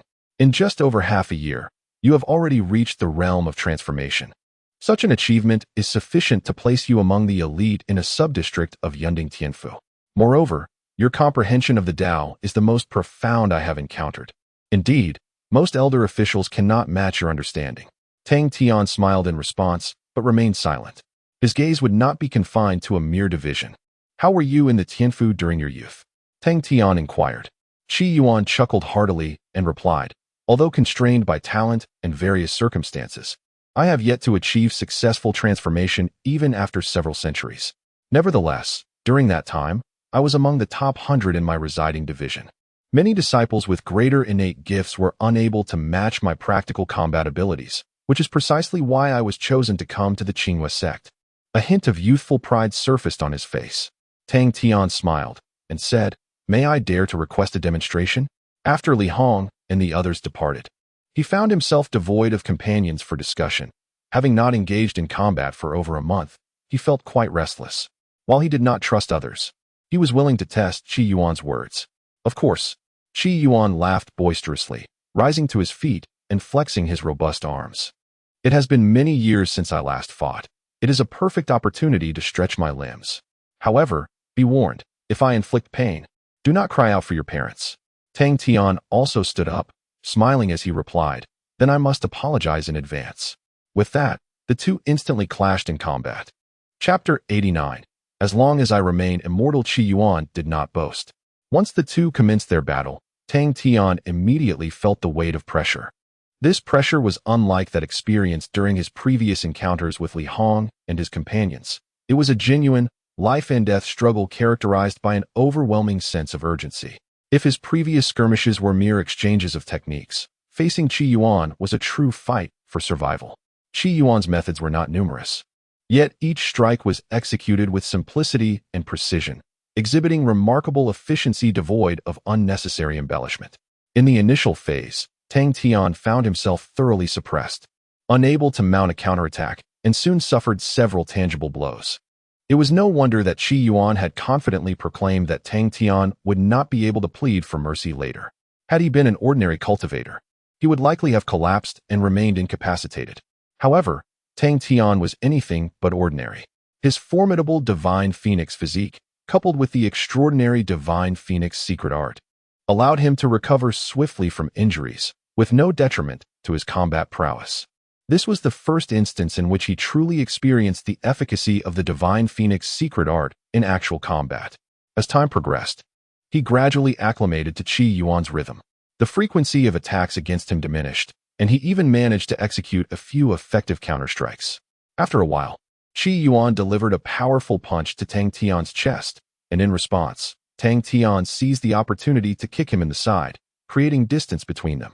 Just as Tang Tian prepared to press his advantage, Qi Yuan raised his hand and exclaimed, "Stop, stop, stop." The ferocious battle finally came to a halt. Qi Yuan gazed at the seemingly unfazed Tang Tian, his expression reflecting astonishment. "What on earth are you made of? You can endure such blows and even grow more vigorous?" Tang Tian merely smiled in silence, keeping his divine phoenix secret art as one of his trump cards, unwilling to reveal it too soon. "Are all the top 100 prodigies in the Tianfu as formidable as you?" Tang Tian inquired. If that were indeed the case, then the Yunding Tianfu would certainly exceed his expectations once again. Qi Yuan stepped forward. "Huh? My brother, I was among the top 100 several centuries ago, but things are different now. Take the transformation stage, for instance, not to mention the top 100 of the district, even among the top 100 of the Tianfu. Facing me in direct combat at the same level would not guarantee any advantage. Old Jin, with such strength, you are bound to attract attention in the Tianfu." Tang Tian refrained from affirming or denying this statement. His skills and understanding of the Tao had indeed surpassed the transformation stage, yet moving beyond that realm was uncertain. If the opponent's combat abilities matched Qi Yuan's, victory was far from assured. After a moment of contemplation, Tang Tian asked, "Old Qi, is there any method to rapidly enhance practical combat abilities?" Qi Yuan scoffed and shook his head. "There are no shortcuts. Only through continuous combat will one truly grasp its essence." Tang Tian fell silent. In the realm of life and death struggles, opportunities are scarce, and Tang Tian is reluctant to toy with his own existence. However, with the presence of the divine phoenix secret technique, a pseudo life and death battle can still be realized. After pondering for a moment, Tang Tian said, "Old Qi, could you assist me in finding individuals with ample practical combat experience? I wish to enhance my combat abilities as much as possible. You may instruct them to employ any means necessary, as long as they do not take my life." Qi Yuan was momentarily taken aback, staring blankly at Tang Tian. "Are you truly willing to go this far? With your current talent and resources, given sufficient time, you could comfortably ascend to the upper echelons of the Celestial Mansion.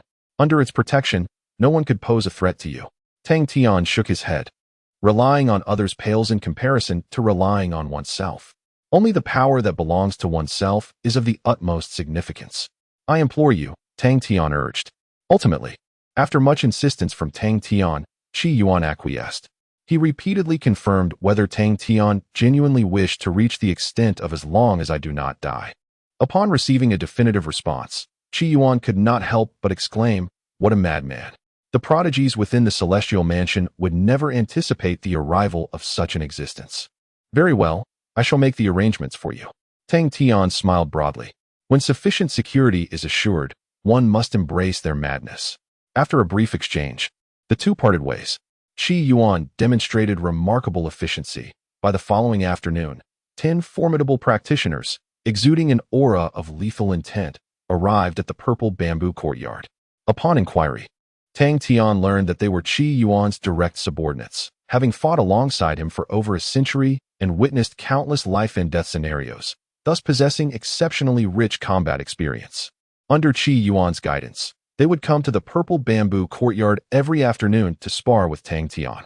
He welcomed them with enthusiasm. Thus, that very afternoon, Tang Tian's blood flowed freely in the purple bamboo courtyard. Qi Yuan was earnest. He genuinely adhered to the requirement of as long as you do not die. Tang Tian was equally resolute. Despite being riddled with wounds and enduring excruciating pain, he persevered, ultimately sending them off with a smile, urging them to arrive punctually the following day. Such a display left Qi Yuan's subordinates astonished. They had never encountered someone so reckless. Will he even be able to stand tomorrow? They pondered. However, unbeknownst to them, upon returning to his cultivation chamber, all of Tang Tian's injuries had healed completely. Apart from his blood-stained garments, not a trace of his wounds remained. The enhanced life essence bestowed upon him an inexhaustible vitality, with no depletion whatsoever. After reflecting on the afternoon's battles, Tang Tian resumed his training.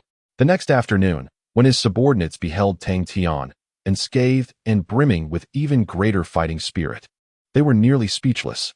What kind of miraculous entity could possess such extraordinary healing abilities? In light of this, they have completely unleashed themselves, diligently adhering to the command of as long as one survives, subjecting Tang Tian to even more torment than the day before. Even those who have witnessed numerous brutal scenes could not help but feel a twinge of apprehension. However, on the third day, Tang Tian once again emerged vibrant and full of life, audaciously demanding that they intensify their efforts. Thus, Tang Tian spent the mornings training in the Dao-level cultivation room and returned to the purple bamboo courtyard in the afternoons to engage in life and death battles. By nightfall, he would reflect on the day's combat experiences, absorbing the lessons learned. In this intensely fulfilling routine, Tang Tian's cultivation and combat prowess underwent transformative breakthroughs each day. His overall strength steadily advanced towards an elusive realm. Should he face Niao Wushuang again, even under identical circumstances, she would never again come close to his teacup. After more than half a month, Tang Tian firmly ascended to the mid-transformation realm. At this juncture, he finally received word that Qin Hai intended to pay him a visit. Chapter 90. The Hidden Hand. Brother Yun, I have sent the funds to you. Tang Tian conveyed this message to Yun Kong using a communication jade symbol. During this period of rigorous cultivation, he had continually monitored the development of Qinghua sect. However, it was unfortunate that the sect's construction seemed to have reached a saturation point. After nearly 2 months of relentless investment, over 70 trillion spirit stones had been expended, yet not a single piece of innate Dao Jade had been acquired. Adhering to the philosophy that even the smallest mosquito is still meat, Tang Tian did not completely abandon the endeavor. Just moments ago, he had transferred over 90 trillion small coins to Yun Kong. Young Master Tang, such a considerable sum. Do you truly wish for me to deliver it? A subordinate of Qi Yuan held the storage ring with a slight tremor in his hand, anxiety evident in his voice. Through the course of their recent friendly interactions, both parties had grown somewhat familiar, occasionally enlisting the subordinate to assist with minor tasks. Upon hearing this, Tang Tian's gaze shifted.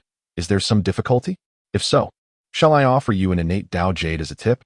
The subordinate immediately shook his head vigorously. No, that is absolutely unnecessary. If the Peak Master were to find out, I would undoubtedly meet my demise. What I mean is, never mind, since young Master has such trust in me. I shall not let you down. Rest assured, I will ensure that every single coin reaches the hands of the young sect master. Observing the earnestness of the individual as if making a vow, Tang Tian could not help but feel speechless. It was merely a small allowance. Did it necessitate such solemnity? It's fine. Should it be lost, I can always provide you with more.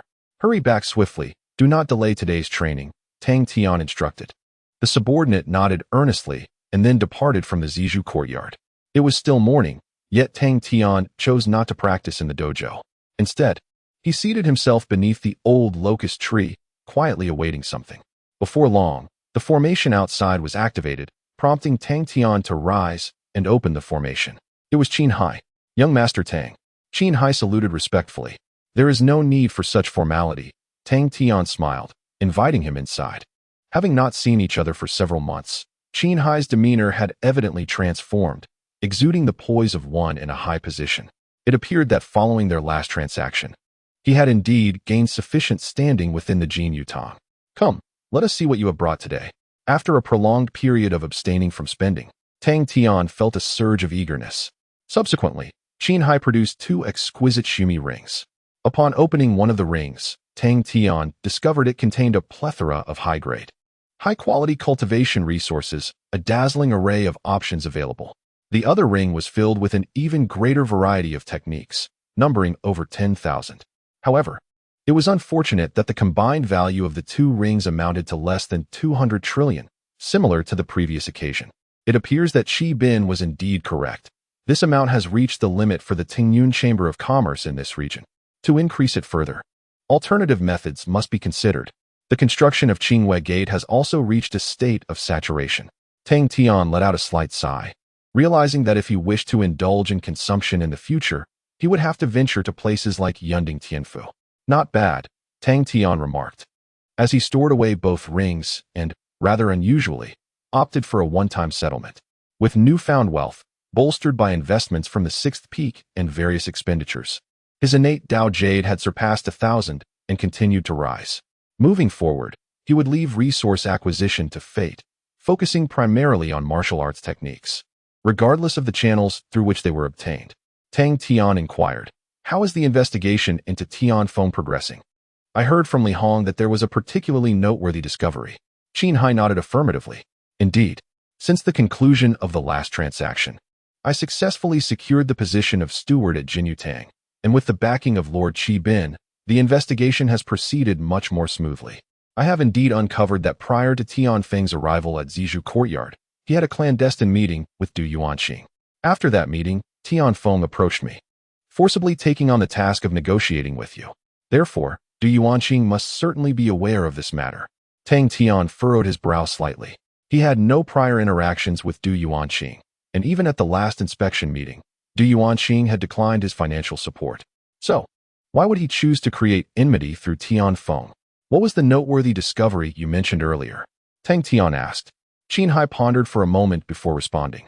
"Young Master Tang, do you recall Lord Qi mentioning the matter of equity distribution?" Tang Tian nodded. This was a matter of considerable magnitude, and he had kept it in mind. However, due to the equity being outside of Qingwei Gate, it had yet to be finalized. During the investigation into Tianfeng, I uncovered another piece of information, Qin Hai continued. After their clandestine meeting, Du Yuanqing submitted a formal application to the Tingyun Chamber of Commerce. He wishes to participate in this equity distribution. Tang Tian was taken aback. "Are you suggesting that Du Yuanqing is concerned that my growing closeness to Tingyun might affect his equity distribution?" That could be the only reason for their conflict, as this matter influences next year's voting for the deputy position at Qingwei Gate. But does Du Yuanqing possess the capability to contend for that position? Tang Tian expressed his skepticism. Among the 5 young masters and 2 young ladies, Du Yuanqing was the youngest and the one with the least foundation. It seemed implausible that he would be considered for the deputy position. Was there perhaps another hidden motive? Qin Hai quickly provided another lead. "Initially, I thought the same. However, as I delved deeper into the investigation, it became apparent that this matter did not seem to be initiated by Du Yuanqing. Prior to this, Du Yuanqing had shown no discernible inclination towards participating in the equity distribution. It was only after his clandestine discussions with Tianfeng that he proactively submitted his application. Thus, it appears that the nature of that clandestine meeting suggested that Tianfeng had influenced him, leading to the unfolding of these events. Tang Tian furrowed his brow. If this were the case, it would indeed make sense. Yet, what could be Tianfeng's motive for such actions? During his last visit to Zizhu Yuan, his overtly hostile demeanor was almost palpable. Was it truly merely to distance himself from the Tingyun Chamber of Commerce? After pondering for a while, Tang Tian realized that the entire thread of clues remained disjointed, as if some crucial element were missing. This element seemed to be split between Tianfeng and the equity distribution. There was an unsettling sensation that an unseen hand was orchestrating everything from the shadows. Tang Tian found this feeling disconcerting. The unknown is invariably daunting. Clarity is imperative. Since Tianfeng was not a member of the Qingwa sect, it was currently impossible to penetrate that avenue. Thus, he could only proceed with a gradual investigation. Therefore, the only potential avenue for breaking the deadlock lay within the equity distribution. Tang Tian glanced at the consumption points within the system, which were sufficient to elevate the Divine Phoenix secret art to its pinnacle. Perhaps, how does one participate in this equity distribution? Tang Tian inquired. Qin Hai responded. The chamber will assess qualifications on its own. With your current standing, if you wish to participate, you merely need to submit a formal application. Tang Tian nodded in acknowledgement. Should the divine phoenix secret art prove formidable enough, coupled with Qiyuan's protection, temporarily departing from the Qinghua sect would not pose significant issues. This invisible hand behind the scenes must be unveiled. Furthermore, beyond this, there were also thousands of billions in consumption points at stake. If this could facilitate access to the Tingyun Chamber of Commerce, the opportunities for consumption in the outside world would far surpass those available within the Qinghua sect. Chapter 91. Tang Tian's transformation. In the tranquil night of Zizhu courtyard, Tang Tian sat bare-chested in the meditation chamber, the bloodstains on his body fading rapidly. The wounds that once marred his skin had completely healed, returning to a pristine state. He had grown quite adept at this process. Through extensive training, he had made remarkable strides in his combat skills. In the early days of his battles, he often found himself on the brink of death. However, he had now reached a level of mastery, able to maneuver with ease and deliver swift counterattacks at the opportune moment. The astonishing speed of his growth had left Qiyuan's subordinates in disbelief. Combat experience could not simply be acquired through innate talent alone. Yet, Tang Tian understood that this advancement stemmed from his profound comprehension of the myriad paths. He could often discern the essence of things in a remarkably short span of time. After a moment, Tang Tian opened his eyes, his spirit and energy restored to their zenith. He then accessed the system, noting that a single divine insight cost 10 billion consumption points. Following his successful transaction with Qin Hai in the morning, he had enough points to exchange for 2 divine insights, perfectly sufficient to elevate the Phoenix secret technique to its utmost level. Taking a deep breath, Tang Tian chose to proceed with the exchange, applying it directly to the Phoenix secret technique. The Phoenix secret technique, mastered. The profound rules of Tao interwove within Tang Tian's being. In a moment of clarity, he seemed to perceive every blood vessel, every cell, every drop of blood within him. His body transformed into countless minute units, each brimming with boundless vitality and vigor. After some time, when Tang Tian opened his eyes again, an overwhelming sense of grandeur filled the meditation chamber. Blood rebirth. Tang Tian's gaze burned brightly as he found an apt descriptor for the perfected Phoenix secret technique. He felt his life essence had undergone a profound transformation, transcending the realm of mere existence. The concept of death seemed to gradually lose its significance to him. Regardless of the extent of his injuries, as long as a single drop of blood remained, he could swiftly resurrect. Moreover, this rebirth was distinct from the regeneration associated with the minor mastery of Tao. Blood rebirth incurred no loss. His memories, cultivation, and everything else remained intact. Such an ability was truly extraordinary. Indeed, it felt as if his flesh had transformed into a divine elixir. Tang Tian introspectively examined himself, within the vision of his spirit. His corporeal form radiated with crystalline brilliance, akin to a precious medicine. Should a mortal inadvertently acquire it, extending their lifespan by several centuries would pose no challenge. Perhaps I should consider renaming myself Tang Sung? Tang Tian mused, rubbing his nose, feeling that lacking such an ability might be preferable. If some malevolent cultivators were to set their sights on him, he could very well end up in a furnace for refining pills. It seems prudent to avoid unnecessary injuries in the future, lest this newfound trait attract the attention of those with ulterior motives. After a thorough examination, Tang Tian once again awakened the system. Given the extraordinary effects of the great achievement, one could only wonder what the ultimate form would entail. With a heart full of anticipation, Tang Tian employed the divine level enlightenment. However, after a brief wait, he observed no unusual occurrences, and his body exhibited little change. Just as he began to feel perplexed, a sharp pain suddenly emanated from his abdomen. This agony was inexplicably intense, sweeping through him like a tempest, far more excruciating than 1,000 arrows piercing his heart. Before long, beads of cold sweat streamed down Tang Tian's forehead as he gritted his teeth, enduring this unprecedented torment. Yet, what transpired next nearly shattered his composure. With each wave of pain, he distinctly noticed that his lower abdomen began to swell gradually. His eyes widened in disbelief as a bizarre voice echoed in his mind. A rooster laying eggs, a fighter among roosters. What on earth is happening? Tang Tian was utterly bewildered. Suddenly, a memory flickered to life. When he first exchanged for the divine phoenix body, he had indeed glimpsed a colossal gray egg within the chaos. At that moment, He had wondered if he might eventually become an egg himself. Was this a prophetic utterance? While he did not transform into an egg, the rhythm of laying an egg was unmistakable. Yet, he was undeniably male. An overwhelming sense of absurdity surged within him. Could it be that, due to awakening the divine phoenix body, which is inherently magnetic, he had inherited reproductive capabilities? Tang Tian could no longer maintain his composure. As he observed his abdomen swelling, dread gripped him at the prospect of birthing some inexplicable entity. However, as time passed, he began to notice peculiarities. The true swelling did not occur within his body, but rather within his dantian. At that moment, within his dantian, countless laws and principles intertwined, gradually forming an elliptical, mysterious object. Indeed, it resembled an egg. Yet, it was not an egg in the traditional sense. This egg did not signify new life. It remained a part of Tang Tian himself, existing in an extraordinarily esoteric manner. As the strange egg solidified further, Tang Tian's understanding of it deepened. Its existence lay beyond the five elements, even outside the laws of the heavenly Tao. It was something that existed independently of heaven and earth. In other words, even if the world were to shatter, the heavenly Tao descend into chaos, and the cosmos return to primordial chaos, this egg would remain untouched by any such calamity. Moreover, it was bound to the essence of Tang Tian's life.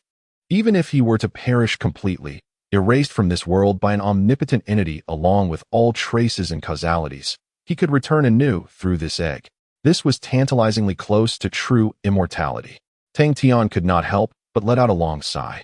The issue that had always preoccupied him, his life as safety, finally received a substantial safeguard. However, the only concern was, I cannot possibly walk around with a prominent belly all day. Tang Tian gazed at his noticeably protruding abdomen and couldn't help but chuckle wryly. As if sensing his thoughts, the bizarre egg, after fully forming, swiftly settled into silence within his dantian. With the egg's quietude, Tang Tian's belly gradually receded, ultimately returning to its original state. The coveted V-line remained intact, devoid of any stretch marks. Tang Tian exhaled a long sigh of relief. If he were to truly bear a large belly in the future, it would likely hinder his ability to even step outside. After calming his emotions, Tang Tian meticulously examined the strange egg.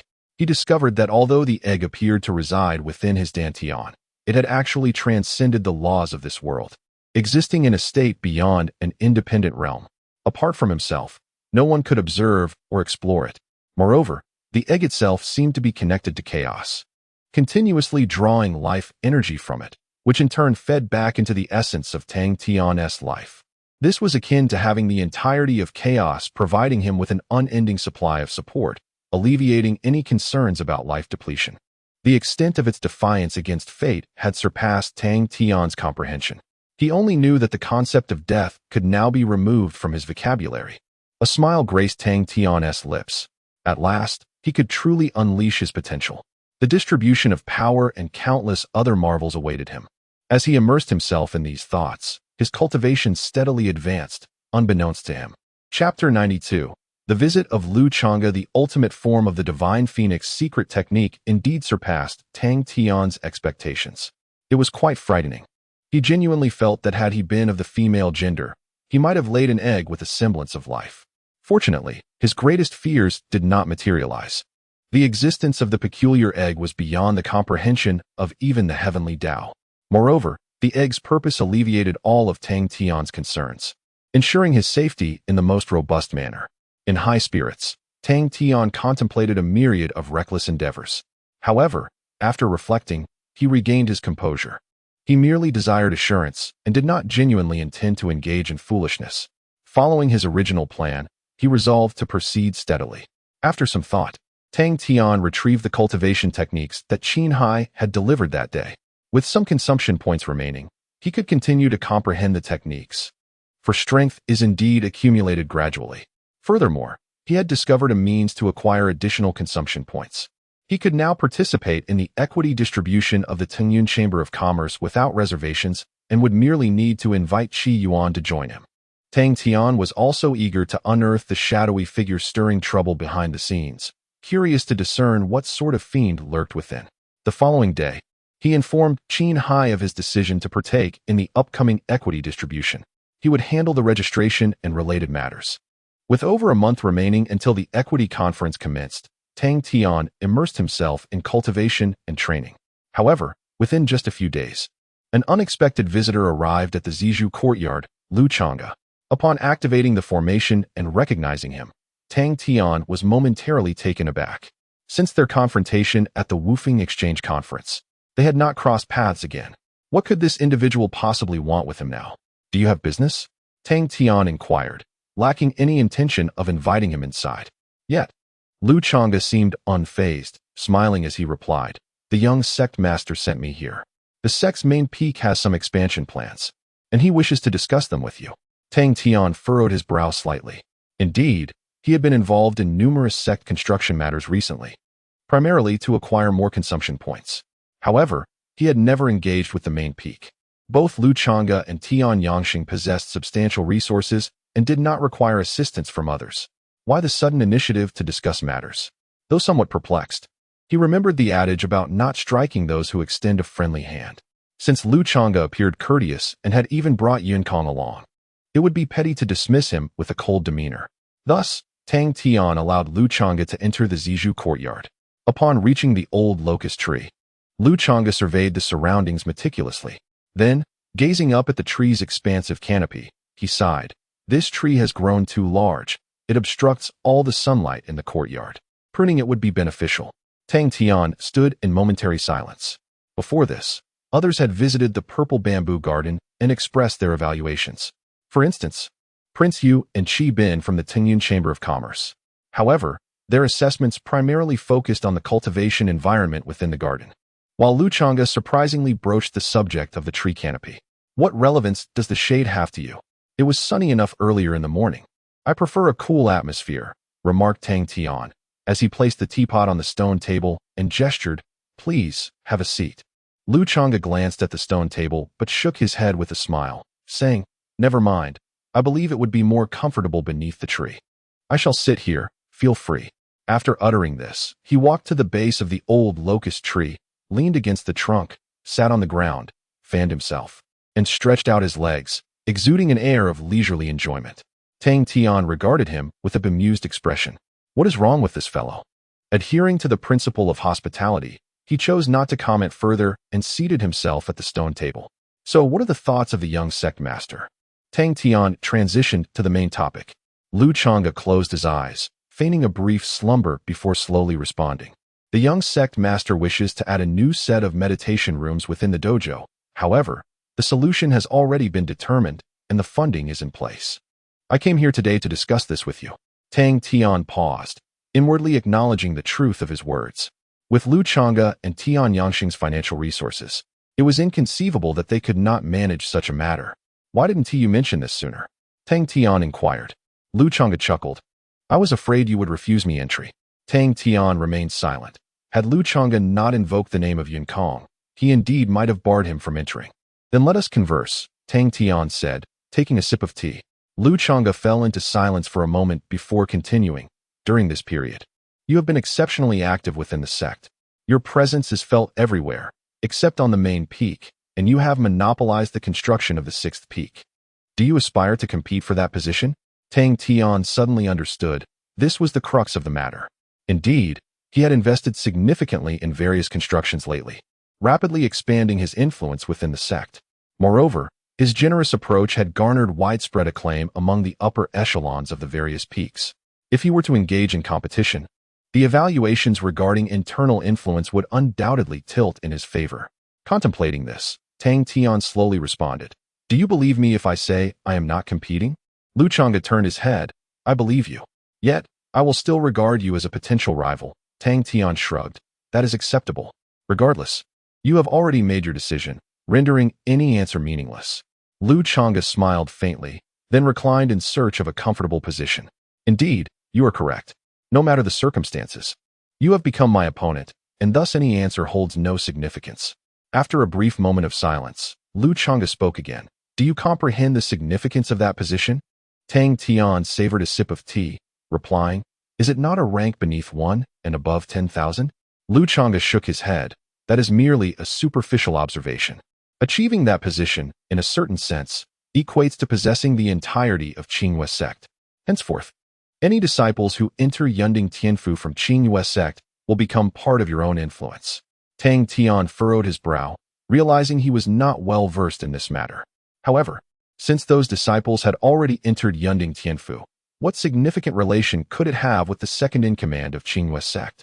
Sensing Tang Tian's confusion, Chonga continued, prior to you, there were only 3 principal contenders for that position: myself, Tian Yangsheng, and Emo Shia Shao. Tian Yangsheng is a core member of the Tianfu War God Hall. Emo Shia Shao is a direct descendant of the Emo family within Tianfu. As for me, I am an aspiring hall master of the newly emerged force, the Good and Evil Hall. Tang Tian was taken aback. He had not anticipated that these 3 individuals hailed from Yunding Tianfu. No wonder they seemed distinct from Du Yuanqing and Jinghong. Their financial resources were considerably more substantial. It became clear to him now. Our objectives are fundamentally similar. Chonga elaborated. If we were to be precise, there are only 2. One is to undergo training, and the other is to obtain the allocation rights for outstanding disciples of Qingyue sect. Chapter 93. The Great Perfection of Transformation through Chonga's narration. Tang Tian gained a comprehensive understanding of the situation at hand. Regardless of the individual, once one ascends to the position of second-in-command, there is no obligation to remain within the Qingyue sect. Even upon returning to the Yunding Heavenly Mansion, their identity remains intact. This identity confers upon disciples who have risen within their respective sects the privilege of preferential allocation. The reason Chonga, Emo Shia Shao, and Tian Yangsheng vie for this position is significantly tied to securing this privilege, ensuring a continuous influx of fresh talent for their faction.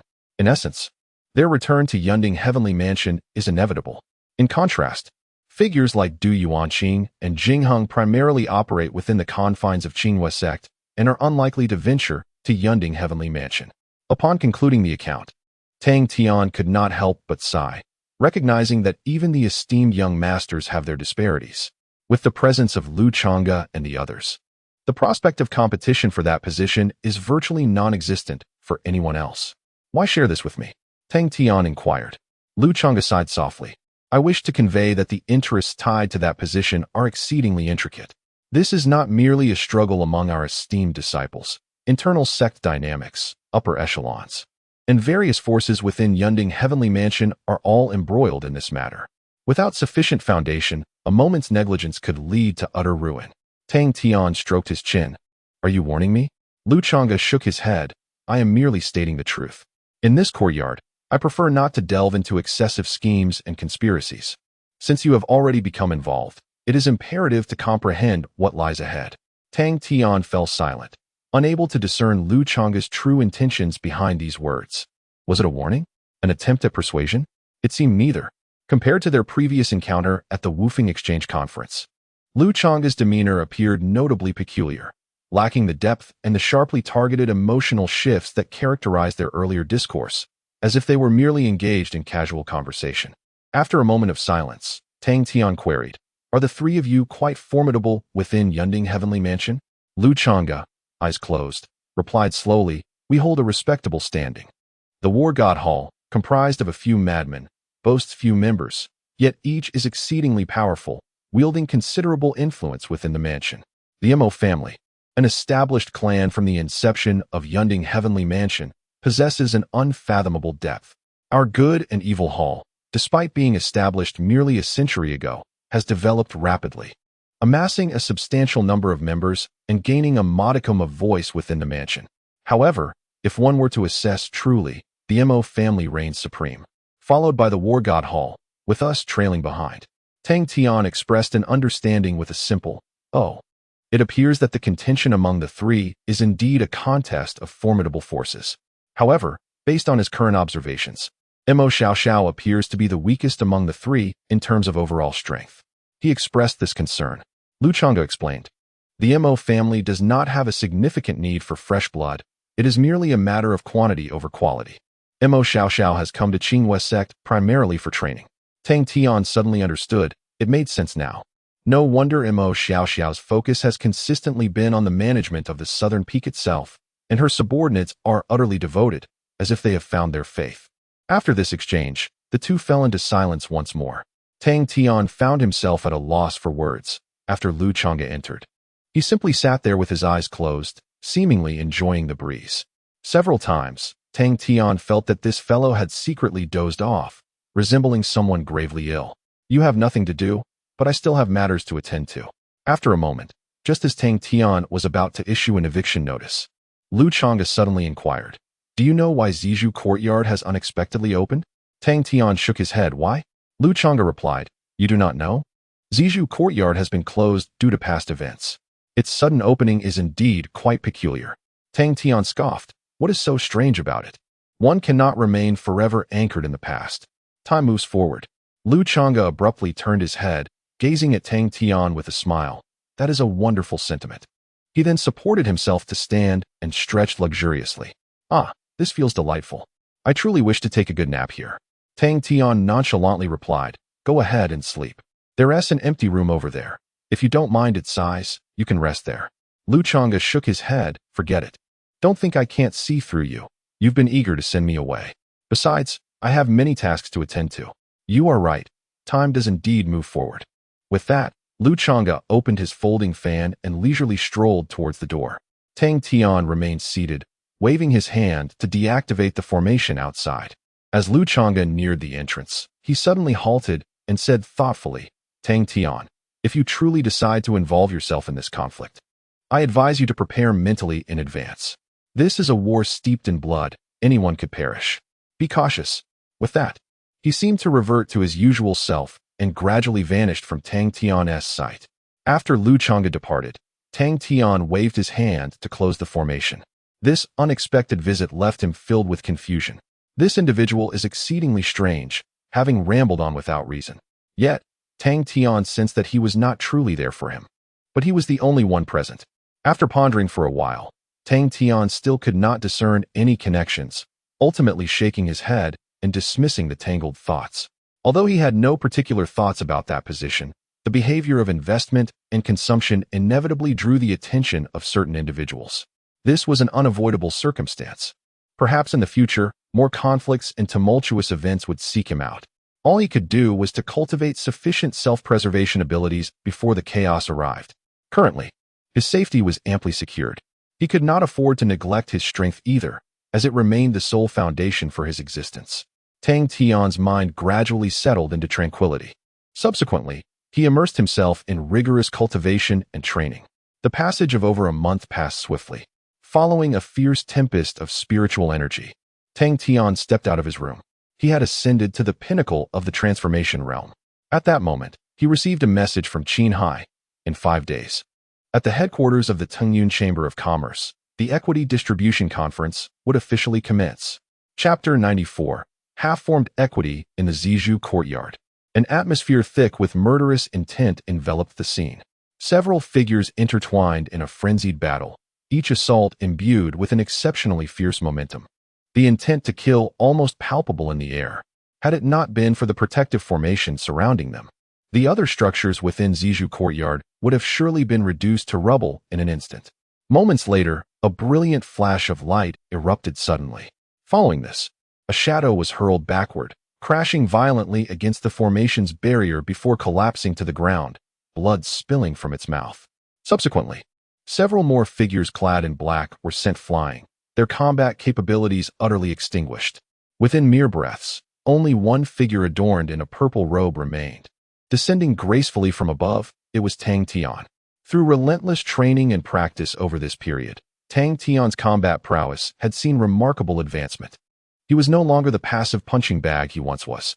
The 10 black-clad fighters before him were all cultivators of a realm surpassing the out-of-body stage.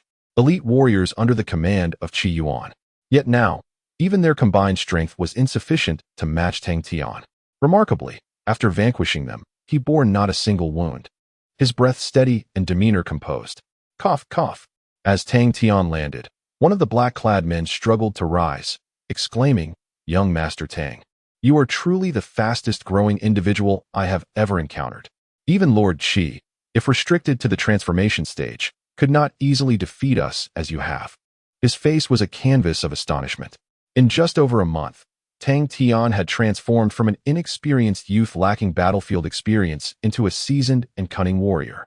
Even the most worldly among them could not help but feel incredulous. Tang Tian approached, smiling as he replied, "Without Commander Lu and the support of my brothers, such progress would have been impossible. You are all my teachers." He then produced some healing elixirs, offering them to Commander Lu. "Please, let the brothers recuperate. I may have been too forceful during the heated exchange.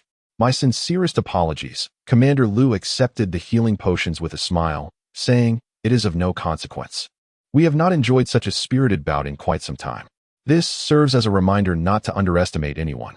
He then clasped his hands together and distributed the healing potions to the others. The items Tang Tian provided were indeed extraordinary. It was not long before the group had largely recovered. "How has Master Qi been of late?" Tang Tian inquired. Commander Lu chuckled. "What else can he be doing? He remains on the 6th peak, berating everyone daily. With the funding in place, the construction on the 6th peak is progressing swiftly. The basic framework is nearly complete. However, some specific details have not met Lord Qi's satisfaction, hence his frequent roars of displeasure." Tang Tian could not suppress a smile. Qi Yuan possesses such a temperament. Whenever something displeases him, he takes action. He has expressed his desire to stealthily reach the summit of the sect and deliver a sound thrashing to the Grand Elder on no fewer than 20 occasions. However, he has yet to put this plan into practice. "Might I trouble you, Commander Lu, to convey a message for me?" Tang Tian inquired, producing a jade talisman and handing it to Commander Lu. "The Equity Distribution Conference is imminent, and while he harbors no fear of death, having a formidable ally by his side would undoubtedly be advantageous." Commander Lu accepted the talisman, nodding earnestly in response. As evening descended, Commander Lu and his companions returned. Shortly after darkness fell, Tang Tian received a reply from Qi Yuan. "No problem. I, too, yearn for a breath of fresh air. These fellows are as insufferable as pigs. If I remain here any longer, I fear they might drive me to madness." Qi Yuan exclaimed, seemingly chastising an unfortunate elder in charge during his tirade. Tang Tian chuckled. "Then I shall leave it to you, my friend. There is another matter to discuss. During my time under Commander Lu's training, I have made significant progress. Henceforth, I believe it prudent to temporarily halt the training. I can now effortlessly defeat all 10 of them without a scratch. Continuing would serve little purpose. Although there are ample healing potions, we cannot allow them to suffer injuries daily." Upon hearing this, Qi Yuan appeared momentarily taken aback before querying, "What's wrong? Are they not taking the training seriously?" "Do not be hasty. I shall ensure they tighten up," Qi Yuan declared. Tang Tian hastily replied, No. Commander Lu and the brothers are exceedingly diligent. I am truly grateful to them. Please do not slight my instructors. What I meant to convey is that I have reached a point where I can defeat them with ease. So it is no longer necessary for me to come here daily." Qi Yuan was momentarily stunned. After a pause, he incredulously asked, "Old Jean, you aren't exaggerating, are you? You can truly defeat their combined efforts?" Tang Tian smiled. "I would never jest about such matters." Qi Yuan, astonished, ultimately chose to believe him, repeatedly exclaiming, "You are indeed an anomaly, surpassing even the most talented. Very well, I shall ponder additional training methods for you later." After exchanging a few casual remarks, the communication concluded. After a restful night, the following morning, Qin Hai arrived at the Zizhu courtyard. "Young master, the venue for the Equity Conference has been confirmed. It will be held at the headquarters of the Tungyun Merchants Association. The headquarters is located in Guli City, a super metropolis with a history spanning thousands of years, renowned for its extensive networks and vibrant commerce. Guli City lies beyond the influence of the Qingyue sect, and the journey is quite lengthy. It will take at least 3 days to reach from here," Qin Hai informed. Tang Tian nodded gently in acknowledgement. The Tungyun Chamber of Commerce serves not solely the Qingyue sect. Its inception predates that of the sect by a considerable margin, and thus its headquarters is unlikely to be in close proximity. However, with Qi Yuan present, significant issues are not anticipated. I have also gathered some insights regarding the Equity Conference. Qin Hai continued, stating that this time, the Tungyun Chamber has allocated approximately half of its equity for redistribution, with a total valuation around 70 trillion. Based on previous experience, securing around 10 trillion significantly increases the probability of obtaining voting rights for that position.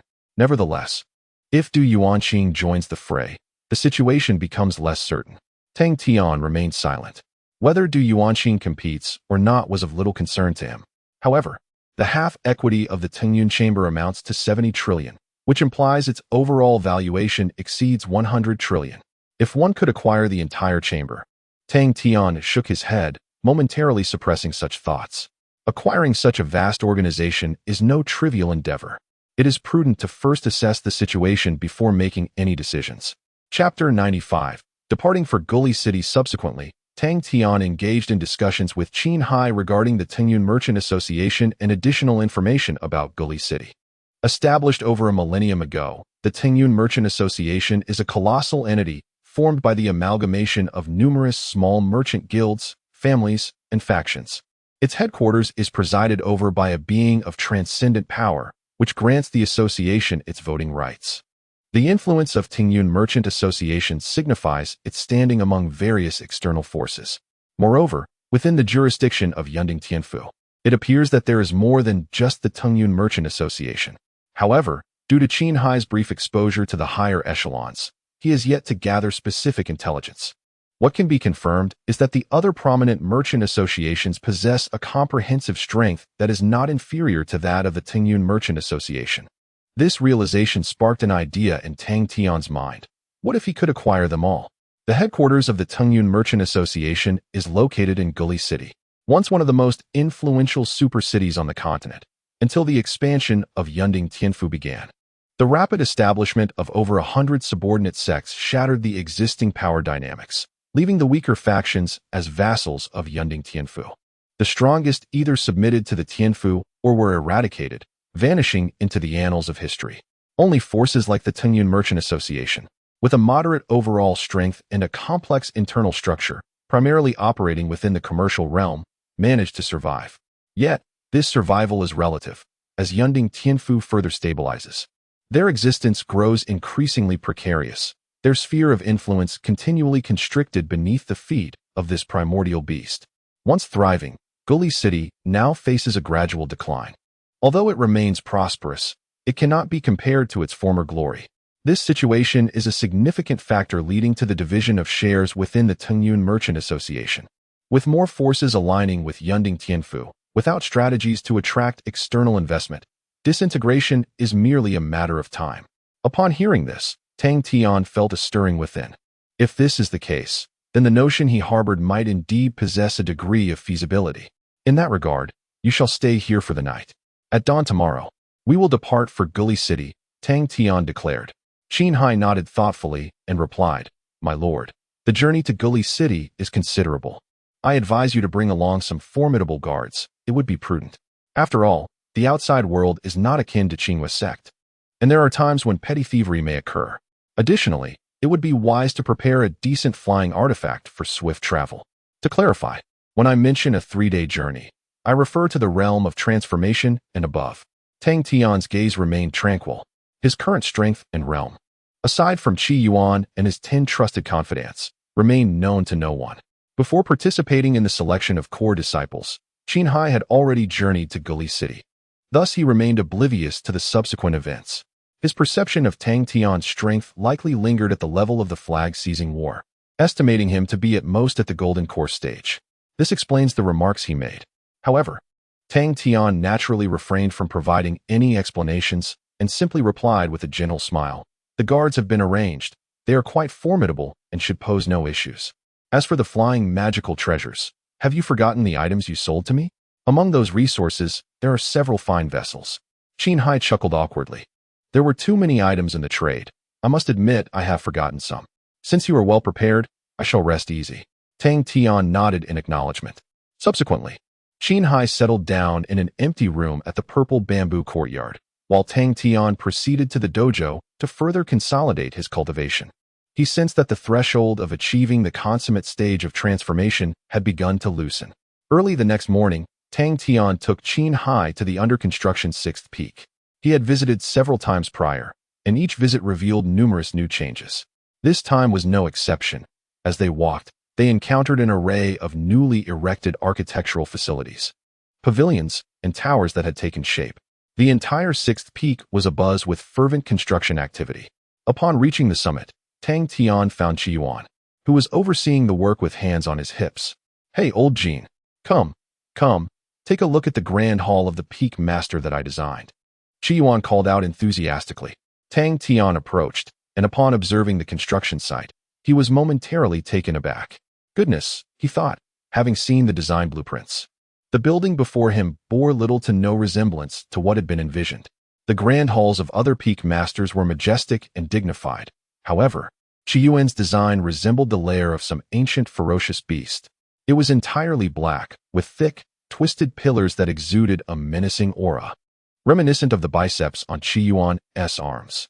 After a few glances, Tang Tian could no longer bear to look and turned away, solemnly declaring, "A marvel of craftsmanship.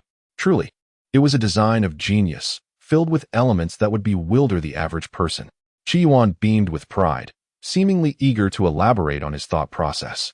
Tang Tian quickly redirected the conversation, stating, "We must set off.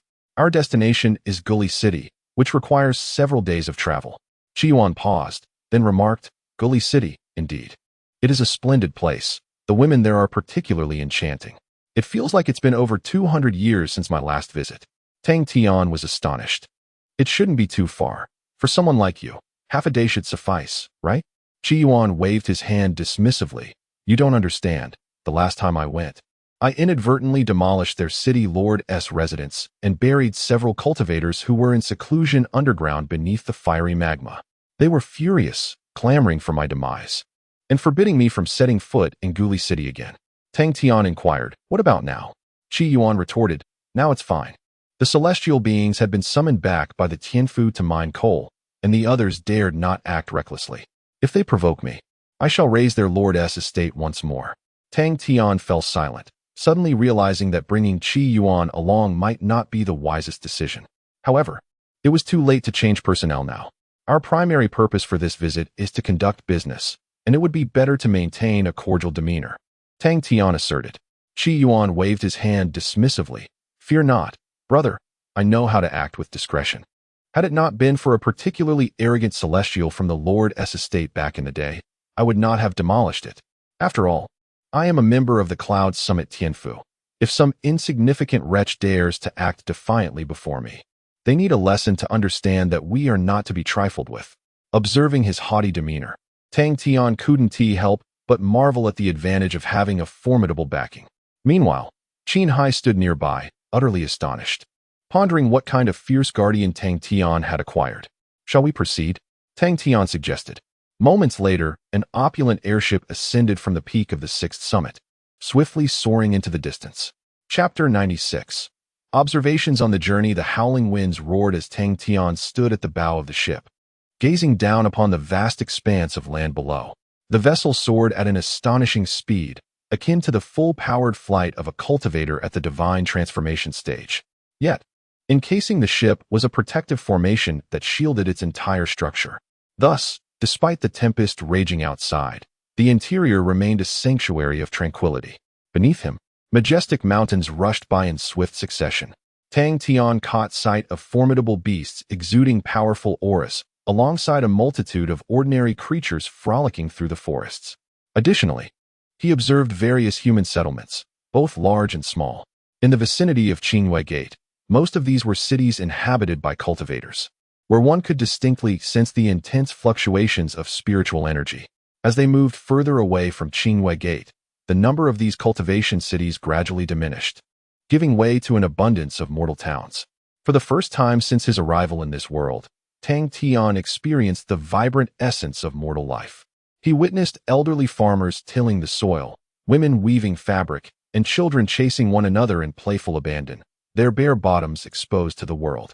Suddenly, he was reminded of Gu Xiaoxua, who, before being brought to Qingwei Gate by Elder Han Hai, was one of those simple souls, sitting atop a pigsty with her younger brother, watching the sun rise and set. "Old Jean, what's wrong?" Qi Yuan approached from behind, breaking Tang Tian's reverie. Snapping back to reality, Tang Tian shook his head and replied, "Nothing. It has been a long time since I ventured out. I had nearly forgotten what the outside world was like." The memories of his previous life had grown increasingly hazy, almost forgotten. Qi Yuan pouted, crossing his arms as he leaned against Tang Tian's side. "Same old story, isn't it?" The stench of greed pervades everywhere. For a mere handful of cultivation resources, it's either you kill me or I kill you. Deceit and treachery are rampant. Were it not for Qingwei Gate, or rather, Yunding Heavenly Mansion, the number of cultivators on this land would have been halved at the very least. Tang Tian was taken aback. Why is that? Qi Yuan explained. The expansion of the Heavenly Mansion, while disrupting the original balance of power and creating chaos, has ultimately introduced a semblance of order. It provides ample space for the weaker ones to survive. By weaker, I do not merely refer to those lacking talent, but also those with considerable potential who have been thwarted by various trivialities. The Heavenly Mansion offers everyone a relatively fair platform, allowing each individual to find their rightful place. Compared to several centuries ago, the overall number of cultivators has more than doubled, and even the population of mortals has increased tenfold. Tang Tian fell into silence, taken aback by Qi Yuan's perspective. It was unexpected to learn that, from his viewpoint, the situation was thus. In contrast, yesterday, Qin Hai had described Yunding Heavenly Mansion as a formidable force, ruthlessly compressing the survival space of established powers, a presence both powerful and tyrannical. Different perspectives yield vastly different conclusions. However, both of these images exist objectively and represent the true essence of Yunding Tianfu. This is not a matter of right or wrong, but rather one of perspective. Fortunately, when Tang Tian traversed into this realm, he found himself aligned with the side of Yunding Tianfu. Being under the banner of the powerful is undoubtedly more advantageous than being under that of the weak. The two engaged in casual conversation, while Tang Tian continued to observe the landscapes below. After a considerable period, the sight of cultivator cities became increasingly rare, transforming the area into a purely mortal world. The spiritual energy here was exceedingly thin, with towns and villages of various sizes scattered throughout. Tang Tian also noticed, in a hilly region, two distinct mortal armies engaged in a brutal clash, the ground littered with bloodied corpses, a truly harrowing scene. As they passed by a hunter's village, the villagers unexpectedly knelt, bowing repeatedly and fervently invoking the blessings of the divine.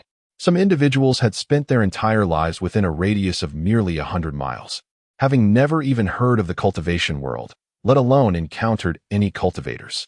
Thus, even a nascent Qi practitioner soaring overhead would be regarded as a deity. Does Tianfu not concern itself with mortals? Tang Tian inquired. Qi Yuan chuckled. Of course it does. Yet, given that Tianfu was established not long ago, in such an expansive world, there would inevitably be areas beyond its reach. Perhaps in a few thousand years, its influence would encompass all. At that time, the cultivation world would flourish even more. Tang Tian remained noncommittal. Such decisions and plans were beyond his current purview and, truthfully, he was not particularly interested. He resolved to focus on his own path. Thus, a day passed serenely aboard the flying ship. The following morning, Tang Tian stood at the bow, realizing that at some point, they had departed from the realm of mortals. Cultivator cities re-emerged, their architectural designs markedly different from those near Qingyumen. Qi Yuan informed him that they had left the jurisdiction of Qingyumen. As he gazed upon this original cultivation realm, Tang Tian sensed an atmosphere of brutality and ruthlessness. It was common to witness cultivators engaged in life-and-death battles within the cities and wilderness, with countless remains devoured by wild beasts. When they passed by certain influential factions, protective formations would spring to life below, with several powerful cultivators rising from the ground, casting wary glances at Tang Tian's flying ship. Among them were even those at the fusion realm. However, upon noticing the flag atop the ship, their expressions changed dramatically, and they retreated, silently watching as the vessel soared past. Not a single soul dared to approach or cause any trouble. Having already departed from the confines of Qingwei Gate, its banner still exuded an imposing aura. Tang Tian remarked with a smile. Atop the lofty vessel fluttered the emblem specifically belonging to Qingwei Gate. Qi Yuan chuckled. Indeed. Centuries ago, if you piloted a sky vessel brazenly through these skies to survey the surroundings, it was not merely those in the out-of-body or integration stages who might confront you. Tribulation, ascension, and even immortals could emerge, forcibly halting your passage. Yet now, those individuals are no more. Tang Tian could not help but feel a chill. Although Qi Yuan spoke lightly, he could vividly envision the ferocious tempest of bloodshed that once reigned. It was no wonder that upon seeing the emblem of Qingwei Gate, Others would exhibit such anxiety and trepidation. One could assert that even the combined might of 10 Shi Yuans would pale in comparison to the formidable deterrent offered by that unassuming banner. As the vessel continued its journey, Tang Tian traversed one distinct realm after another, even passing through territories of several affiliated sections. By the dawn of the third day, the blazing sun illuminated the entire sky with a fiery hue. Before Tang Tian's eyes lay an expansive, boundless plain, upon which stood an exceptionally grand supercity, gleaming with golden light under the sun's embrace. "We have arrived," Qi Yuan announced. That was Guli City. Chapter 97. Premium purchase. Under the relentless and swift propulsion of the floating ship, Tang Tian and his companions arrived at Guli City a day earlier than anticipated. The hour was still early, and rather than contacting Qi Bin, they chose to meander through the city. This was a sprawling metropolis, vast in its expanse, teeming with cultivators and an abundance of mortals coexisting within its confines. Upon entering the city gates, a rich aroma of street food enveloped them, accompanied by a cacophony of vendors' cries. Tofu buns, hot buns, call me if you're hungry. Steamed cornbread, 4 for $1. Haha. Spinach for sale, spinach for sale. Cheap spinach. Who wants sweet sugar cane? Oh, it's so sweet it could kill you. The myriad of voices flooded his ears, transporting Tang Tian back to the bustling alleys of his past. Unfazed by the stares of others, he purchased whatever caught his fancy, gnawing on sugarcane in the street, and even found a stall selling tofu pudding, indulging in several bowls. Such peculiar antics left Qin Hai and Qi Yuan momentarily astonished. "Young master, the items here are mere mortal goods. The realm for cultivators is in the inner city," Qin Hai remarked. With a mouthful of soy milk, Tang Tian responded. "So what if they are mortal goods? If they taste good, that suffices. There's no rush. Let us eat our fill first." After a delightful tour of the snack street, he filled his shumi ring with an array of delectable treats, akin to restocking inventory. Yet, upon tallying the total, he found it amounted to less than 10 low-grade spirit stones. The currency of the mortal realm largely revolved around gold, silver, and copper. By afternoon, Tang Tian's enthusiasm gradually waned as they ventured into the inner city of Guli. As Qin Hai had indicated, this was the true domain of cultivators. The streets were bustling with individuals of various cultivation levels. Most shops lining the streets offered items beneficial to cultivation. Tang Tian perused a few establishments, but his interest quickly dissipated. The quality of the wares was too low, lacking any significant utility. Even if he were to deplete an entire street, it would scarcely exceed a few billion spirit stones. Such trifling sums held little allure for him now. "The closer we get to the city center, the more prosperous it becomes," Qin Hai noted. Tang Tian nodded, acknowledging that the headquarters of the Tingyun Chamber of Commerce was located in the city center. As they walked, the environment began to shift, with an increasing concentration of spiritual energy, rivaling even the upper district of Qingwei sect. Here, he encountered more luxurious high-rises and several imposing shops that exuded an air of distinction. Tang Tian casually entered a few, purchasing a handful of intriguing items but refraining from excessive spending. He did not wish to attract undue attention with ostentatious displays of wealth. In the world beyond, it was always prudent to maintain a low profile. "Esteemed guest, you have already emptied half of our establishment," Tang Tian replied. "Why is it so fragile?" As they strolled leisurely, time slipped away unnoticed. By the time they arrived at the headquarters of the Tingyun Chamber of Commerce, evening had already set in. Qin Hai had notified Qi Bin, who had been waiting at the entrance for quite some time. "Young Master Tang." Upon seeing Tang Tian's arrival, Qi Bin greeted him with evident delight. Under his guidance, Tang Tian and his companions were led into a refined private room within the chamber, specifically designated for entertaining distinguished guests.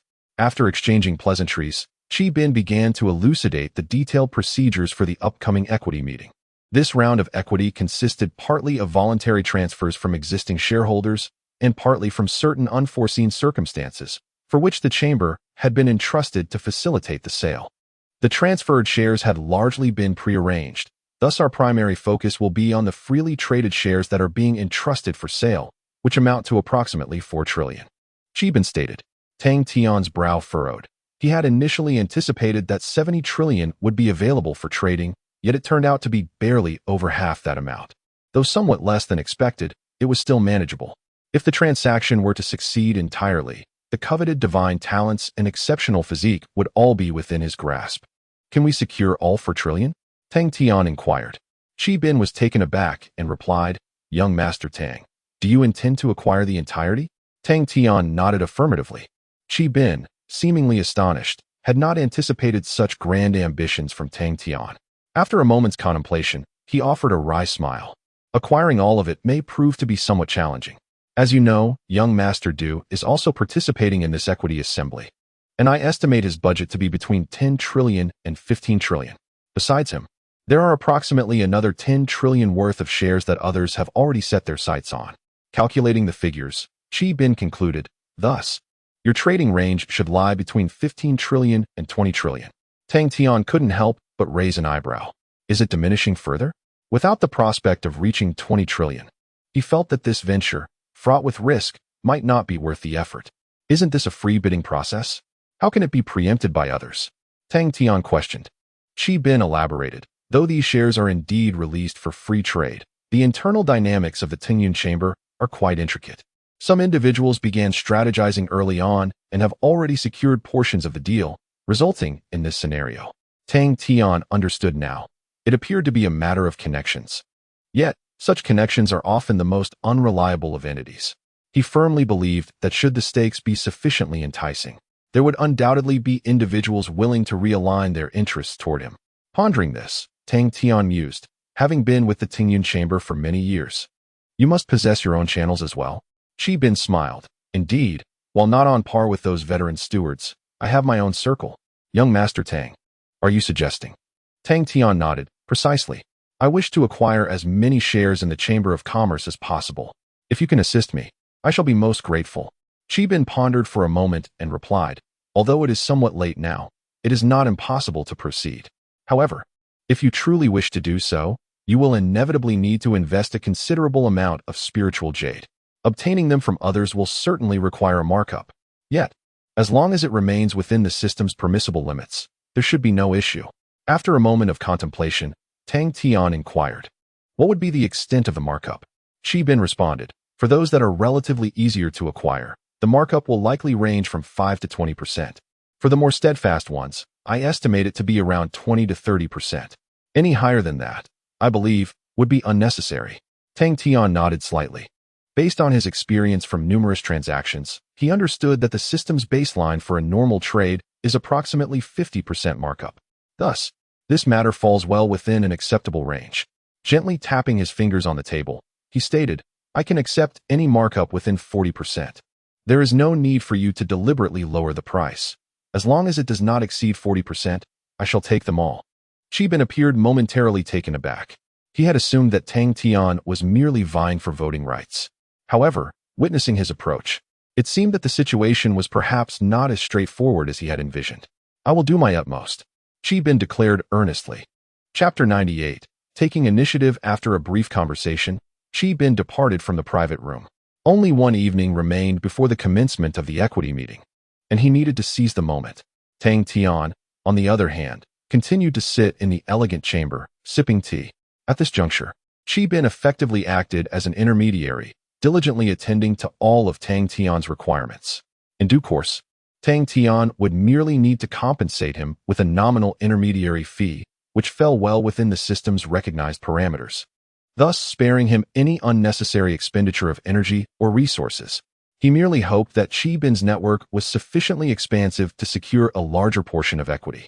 Early the following morning, Qi Bin relayed a message to Tang Tian, indicating that progress was satisfactory. A substantial portion of equity had already been retrieved, and under Tang Tian's significant influence, some individuals had begun to waver, with prospects looking exceedingly promising. Upon receiving this news, Tang Tian felt a sense of relief and ventured out for a simple breakfast with Qi Yuan and Qin Hai, before proceeding to the official venue of the day. The venue was an aerial garden, situated on the mid-level of the Tingyun Chamber of Commerce headquarters. Upon entry, one was greeted by the melodious sounds of birds and the fragrant blossoms, complemented by artificial hills and flowing water, all amidst a lush greenery that fostered a tranquil atmosphere. A vast array of culinary delights was laid out for sampling at any moment. After meandering for a while, Tang Tian spotted Qi Bin. Following a brief exchange, He learned that Qi Bin had successfully retrieved equity exceeding 1 trillion within just one night. This underscored the impressive nature of his network. I initially anticipated it would require considerable effort, particularly with Du Yuanqing's faction, Tang Tian remarked.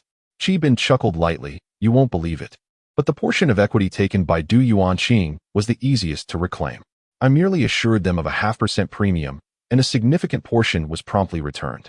Now, the total equity on his side is likely not even 500 million. Tang Tian fell silent, realizing that Du Yuanqing had not been adequately prepared. Did he truly believe that no one would challenge him? What about the others? Tang Tian inquired. Qi Bin furrowed his brow slightly. It's rather peculiar.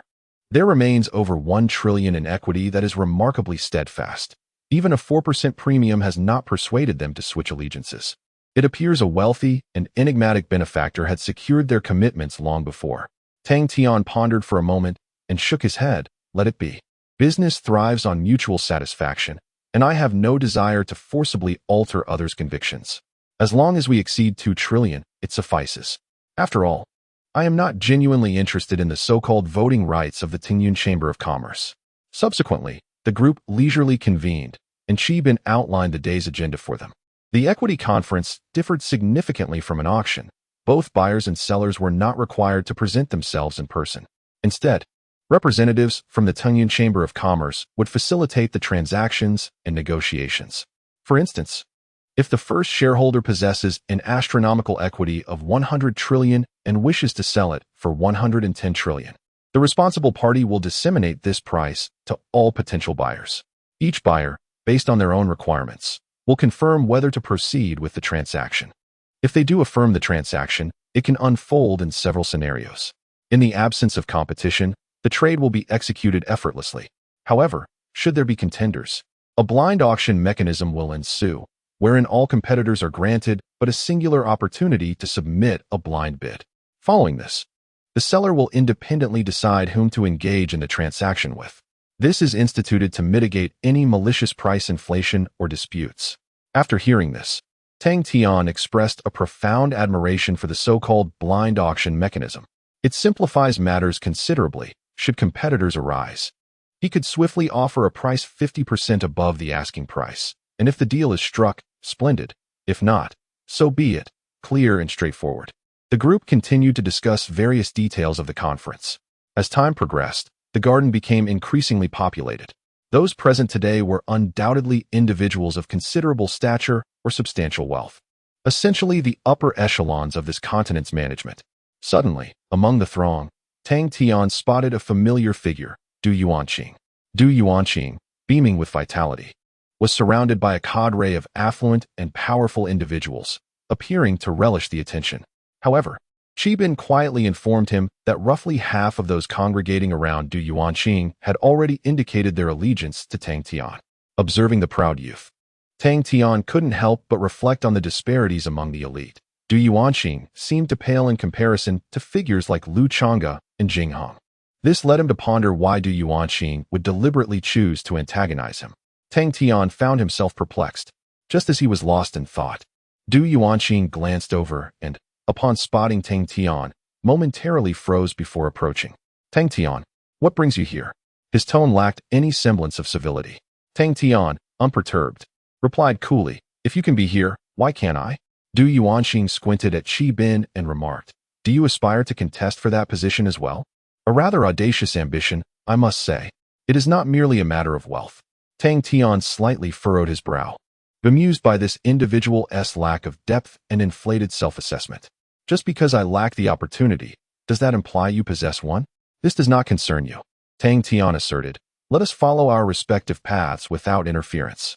Should competition arise, let it be determined by merit. Du Yuanqing appeared taken aback, then waved his hand dismissively, stating, such is the folly of those who seek counsel in vain. Do as you please. And do you genuinely believe that wealth suffices? In this world, one must wield power and possess influence. Let it be. You wouldn't comprehend even if I explained. Just wait and see. If you can acquire more equity than I today, I shall take your surname. After speaking, he shook his head and walked away. Tang Tian's gaze was contemplative, his fingers rhythmically tapping the table. This marked the first direct encounter between him and Du Yuanqing. However, after their exchange, he sensed that aside from a hint of arrogance, the man bore no particular animosity towards him. What, then, could be Du Yuanxing's motive in inciting Tian Feng to feign hostility towards himself? Recalling the previous investigation by Qin Hai, which indicated that Du Yuanxing and Tian Feng had engaged in secret discussions, it appeared more like Tian Feng had taken the initiative to persuade Du Yuanxing. Viewed in this light, Tian Feng posed a significant issue. Contemplating further, Tang Tian silently conveyed a message to Qi Yuan. Qi Yuan nodded in acknowledgement, rising to depart from the garden alone. Tang Tian gently stroked his chin. A peak master from Qingyue sect inquiring about a steward from the Jinyu Tang under the Tianyuan Chamber of Commerce should raise no eyebrows, I presume? With Qi Yuan's capabilities, it was believed that Tian Feng would divulge everything. When circumstances permit, taking the initiative is invariably superior to a passive defense. Chapter 99. Ungratefulness after a brief wait. The equity conference commenced in earnest. Under the leadership of Qi Bin, Tang Tian ascended to the upper levels of the Tianyuan headquarters, arriving in a spacious and well-lit private chamber. A few individuals sat by the window, gazing out to observe a conference hall constructed within the premises. At the center of the hall, 5 venerable elders sat solemnly upon a raised platform, exuding an air of authority without uttering a word. These were some of the senior stewards of the Merchant Association, having served for several centuries, and they commanded immense respect. The equity distribution transactions would be personally overseen by them, ensuring absolute fairness and integrity as it pertained to the reputation of the entire association, as Qi Bin elaborated. Soon, a jade mirror was presented. This mirror was imbued with a special array, and according to Qi Bin's explanation, the details of each transaction, including the seller's information and the equity price, would manifest upon its surface. Correspondingly, the buyer's information would also appear on the seller's mirror, albeit in a much more succinct manner. For instance, Tang Tian would likely be represented merely by a name, perhaps accompanied by the title of senior honorary disciple of Qingyue sect. These regulations had been meticulously crafted by the upper echelons of the Merchant Association, and while Tang Tian held no desire to question their rationale, his sole concern lay in the expenditure he could afford in the upcoming transactions. Without delay, the first equity transaction commenced. Wu Xuejing, head of the Wu family from Mengji City. The Wu family had, 743 years prior, invested in Tianyuan Merchant Association with a portion of their assets and familial strength. Following a lengthy introduction, the equity amount he intended to auction was disclosed, 136.579 billion spirit jade. Without a moment's hesitation, Tang Tian opted to proceed with the transaction. Moments later, a soft golden glow emanated from his mirror. With no competition, the transaction was successfully completed. Qi Bin remarked with a smile, over the centuries, the Wu family's influence has waned considerably, resulting in a lack of willing bidders for their equity. Individuals like him seldom attract competitive offers. Observing the notifications within his system, Tang Tian nodded in understanding. What if no one is willing to engage in the transaction? He inquired. Qi Bin responded. In that case, the equity would be relegated to a backup seat, awaiting the completion of other transactions before being revalued for a second auction. If it remains unsold, the owner takes the equity back home. In truth, approximately 30% of equity transactions ultimately fail to materialize. Tang Tian grimaced slightly, astonished by the prevalence of such failed auctions. It seemed rather impolite for one to make such an effort only to walk away empty-handed. Nevertheless, he resolved to take action this time. In the subsequent transactions, Tang Tian encountered no rivals. As long as he placed a bid, he secured the equity effortlessly. This sequence of events left many within the Merchant Association perplexed. Due to their past experiences, these inferior equities often end up going unsold. It seems that this time, a significant player has entered the fray. However, some individuals remain skeptical of such actions. Something's amiss, Du Yuanxing remarked, seated in an elegant private room, feeling that the person making the bid was rather extravagant. Those equities were hardly worth such a price. At that moment, a new transaction appeared on the mirror. Du Yuanxing raised an eyebrow and promptly chose to engage in the trade. Oh, has someone made a counteroffer? Tang Tian expressed a flicker of interest. Even a solo performance can grow tedious. Qi Bin looked on and chuckled. This is Du Yuanxing's man. Rest assured, I've already negotiated with him. We merely need to offer an additional 10%. Tang Tian nodded, and once the black box mode was activated, he added the 10%, bringing the total to approximately 15 trillion. Meanwhile, Du Yuanqing was conversing with a companion. Is that an additional 5 trillion? He inquired. The individual beside him nodded affirmatively. Indeed. The Du family once rendered a favor to their clan. Even if someone bids 20 trillion, he would still choose to transact with you. Du Yuanqing shrugged. Very well. He then selected the transaction amount and chuckled leisurely. This is what one calls connections. This is the essence of background. Can wealth truly procure such things? A person like Tang Tian will never comprehend this principle. His subordinate nodded in agreement. Before long, the black box mode concluded, and the transaction was successfully secured. However, a crimson glow began to emanate from the mirror before Du Yuanqing. Transaction failed. Du Yuanqing was taken aback, sitting upright from his reclined position. What is going on? Were you not certain he would sell to us? He demanded with widened eyes. His subordinate appeared equally perplexed, momentarily stunned before hastily retrieving a jade talisman from his pocket. Please, do not worry. Let me inquire. After a brief interval, the subordinate's expression darkened as he struggled to report. Young master, someone has outbid us by 10%. 15 trillion spiritual jade, and seized the equities. Du Yuanqing's face flushed with fury. Did you not say he wouldn't engage with others, even if the bid reached 20 trillion? Why did he sell at 15 trillion? What of the favor? The subordinate swallowed hard. They claimed that the Du family's kindness is beyond repayment, hence they chose not to repay it. Du Yuanqing stood frozen in place. What a powerful logic. To not repay because one cannot repay? For the first time, he found himself questioning the terms connections and background. It seemed that, in the face of wealth, such concepts were not as reliable as he had once believed. Yet, before he could regain his composure, another transaction materialized on the mirror. After Du Yuanqing took action, the trade once more slipped into the black box. Surely there can be no issues now? Du Yuanqing remarked, his expression dark as thunder. His subordinate, wiping the sweat from his brow in secret, replied, this time, there is absolutely no problem. One of their ancestors previously shared a bond of life and death with our Du family. Even if someone were to offer an additional 10 trillion, there would be no alteration in allegiance. Moments later, the familiar crimson glow reappeared upon the mirror's surface. Observing Du Yuanqing's sullen demeanor, his subordinate, drenched in perspiration, stammered. Someone has raised the bid by 50 trillion. They claim that the ancestor has already been buried. If the Du family truly desires that bond of life and death, they must exhume the ancestor's remains and bring them back. Du Yuanqing's countenance turned a deep shade of anger, rendering him speechless. Coincidentally, the subsequent transaction was once again linked to his connections. Without uttering a single word, he silently watched as the transaction slipped into the black box. After selecting the originally agreed-upon price, he once more beheld the familiar crimson glow. A pack of ungrateful wretches. A furious roar echoed within the elegant chamber. Who dares to brazenly snatch away what rightfully belongs to the Du family? Meanwhile, within Tang Tian's elegant chamber, the polished mirror also radiated a red hue.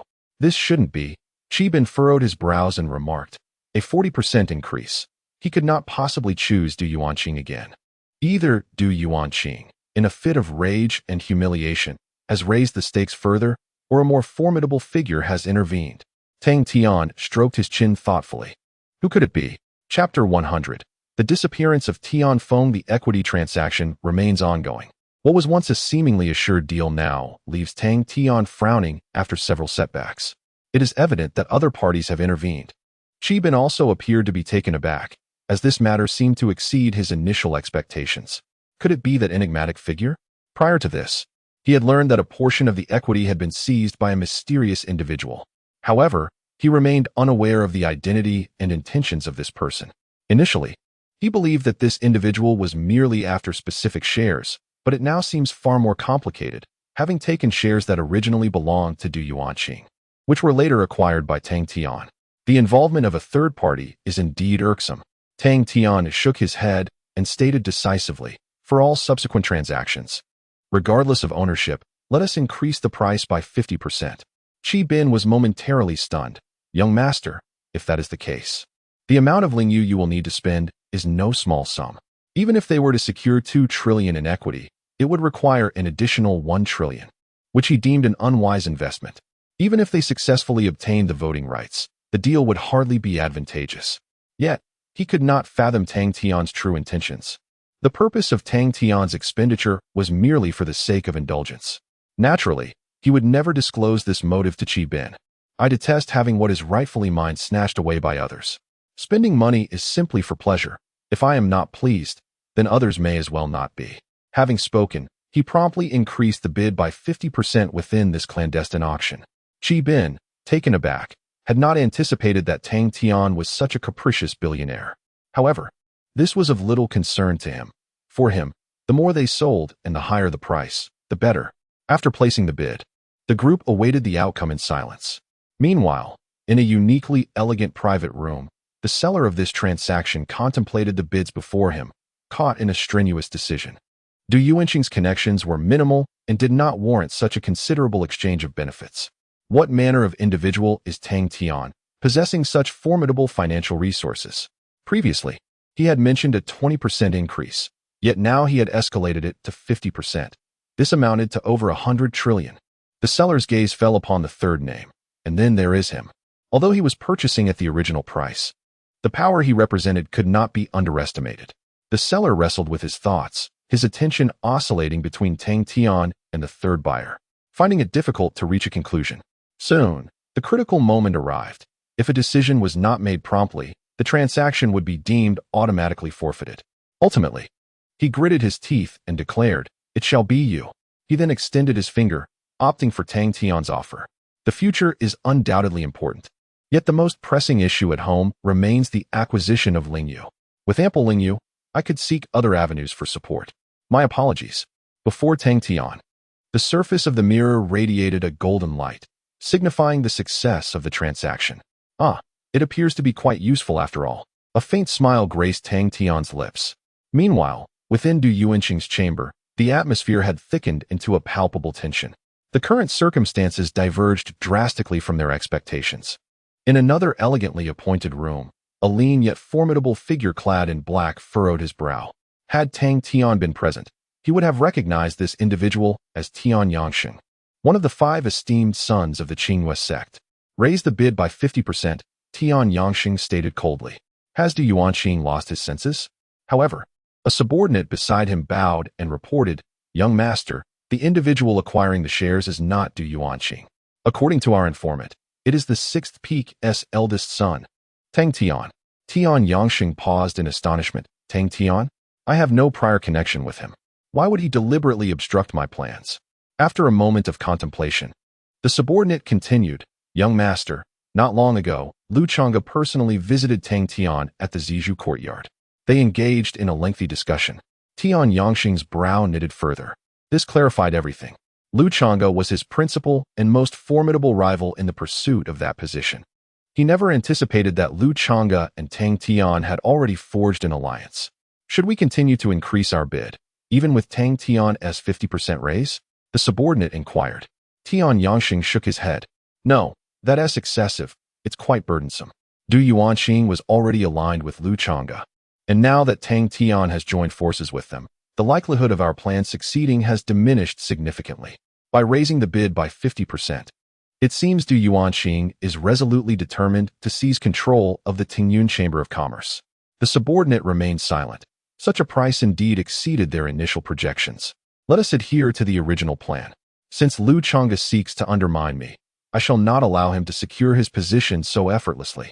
As for Tang Tian, this individual is not as simple as he appears. Although I am unaware of his true intentions, it is too late for him to compete for that position.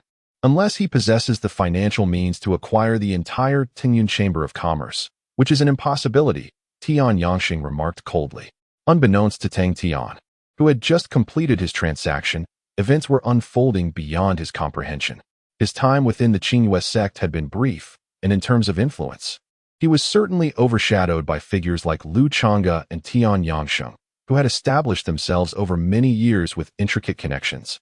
Nevertheless, regardless of the timing, he would not squander this rare opportunity for a lucrative deal. In merely half an hour, he had successfully transacted shares worth over trillions, securing an immense wealth in consumption points. Proceed, Tang Tian decided. entrusting the entirety of the transaction process to Qin Hai and Qi Bin. Few can resist the allure of a 50% price increase. Thus, a substantial amount of equity was successfully acquired by Tang Tian. The assets within the system rapidly escalated, and the accumulated consumption points soared, swiftly surpassing the monumental threshold of 3 trillion. Both the divine talents and extraordinary physique could now be exchanged simultaneously.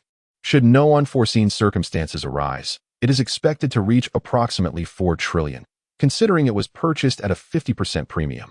As time progressed, the equity conference gradually approached its conclusion. Qi Bin radiated joy, and even the seasoned stewards present in the hall displayed evident delight. The outcome of this equity transaction had far exceeded their expectations, as Tang Tian's intervention alleviated a significant financial dilemma they faced. Tang Tian, maintaining his nonchalant demeanor, continued to act as if he were a godlike tycoon, surveying the world from above. Just as the equity transaction was on the brink of concluding, Qi Yuan returned. He had made a special trip to the headquarters of Jinyu Tang to inquire about certain matters from Tian Feng. However, the news Qi Yuan brought back caused Tang Tian to furrow his brow immediately.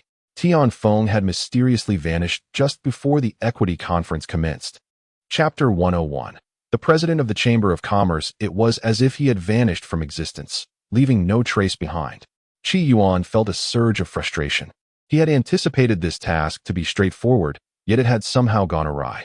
Tang Tian furrowed his brow as well. The sudden disappearance of Tian Feng sent ripples of intrigue through him, hinting at a conspicuous conspiracy. When he had encountered Du Yuanqing earlier, the latter had expressed genuine surprise at Tang Tian's presence that day. Moreover, there seemed to be no reason for him to deliberately antagonize Tang Tian over the voting rights of the Tingyun Chamber of Commerce. After a moment's contemplation, Tang Tian turned to Qi Yuan and said, "Brother, please keep a close watch on Du Yuanqing. Once the equity transaction concludes, I wish to have a thorough discussion with him." Qi Yuan nodded in agreement. "Rest assured, I will keep a vigilant eye on him. No one shall be able to whisk him away from here." The failure to locate Tian Feng had ultimately incited Qi Yuan's ire, leading him to vent his frustration on Du Yuanqing instead. After their discussion, Qi Yuan departed from the private room. Meanwhile, the equity transaction was drawing to a close. Ultimately, upon the completion of the final deal, Tang Tian acquired shares valued at over 29 trillion. Given that he had raised the price by 50% on all transactions, the total cost amounted to over 42 trillion spirit Jade, providing him with ample resources for indulgence in the foreseeable future. Following a series of concluding formalities, the equity meeting officially came to an end. Tang Tian stood up, intending to engage in a serious conversation with Du Yuanqing, but was interrupted by Qi Bin, who stood in his path.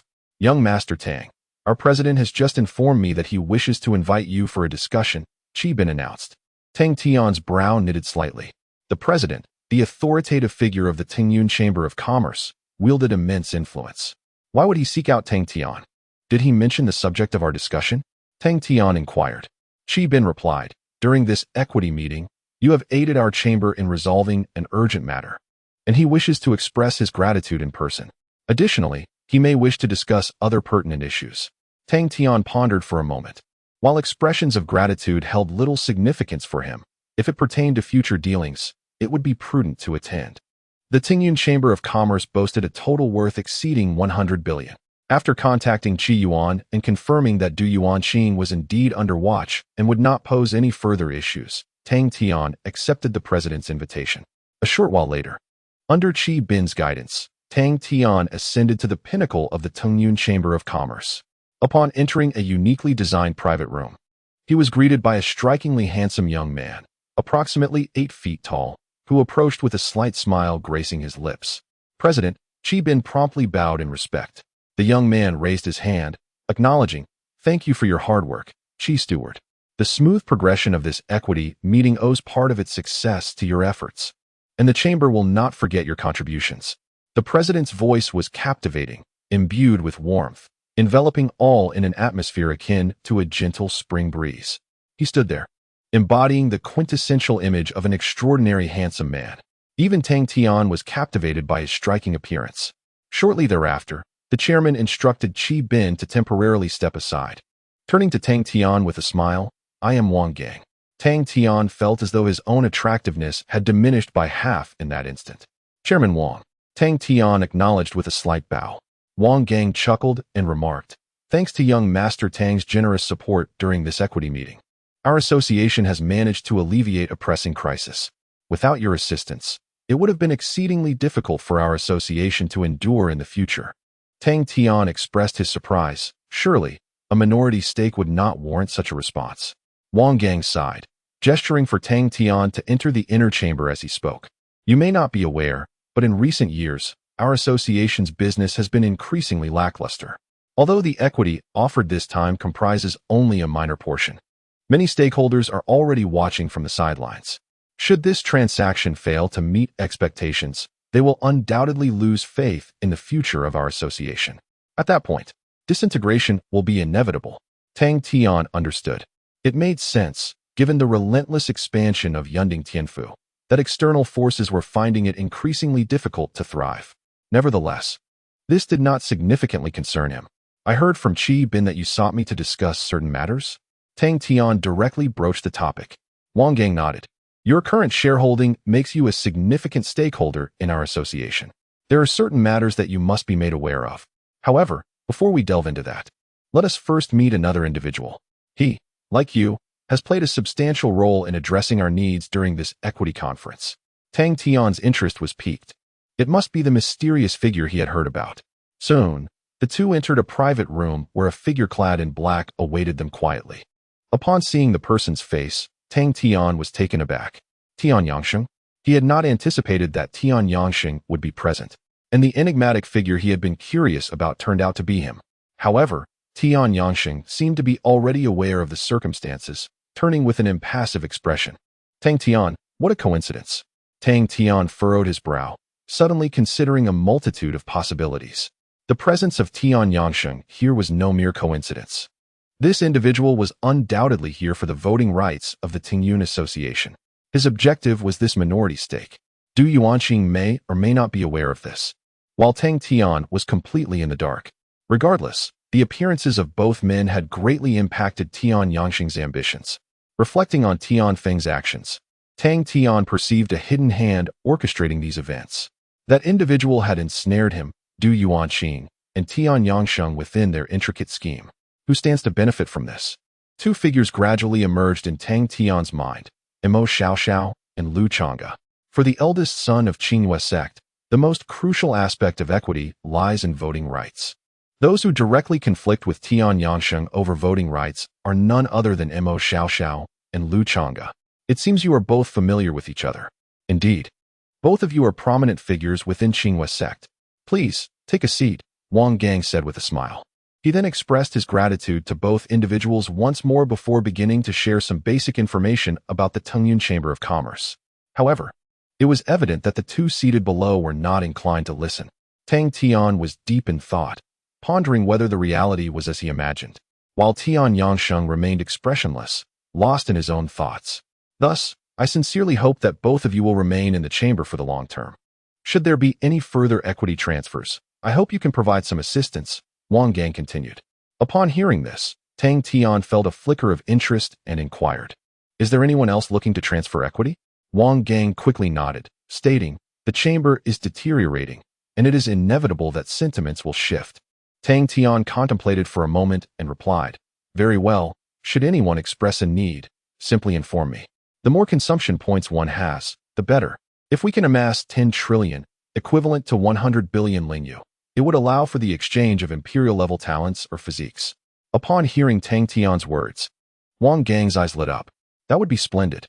I shall proceed to conduct a thorough check to see if there are any suitable candidates." His elation suggested that the chamber was indeed facing a significant crisis. Meanwhile, Tian Yangsheng, upon hearing Tang Tian's affirmative response, furrowed his brow, his gaze reflecting mild surprise. Nevertheless, he ultimately chose to remain silent. Subsequently, Tang Tian began discussing other matters with Wang Gang. Chapter 102. The beginning of turmoil after a brief discussion. Tang Tian provided Wang Gang with a response that exceeded expectations. He assured him that he would purchase any available shares. This revelation illuminated Wang Gang's face with excitement.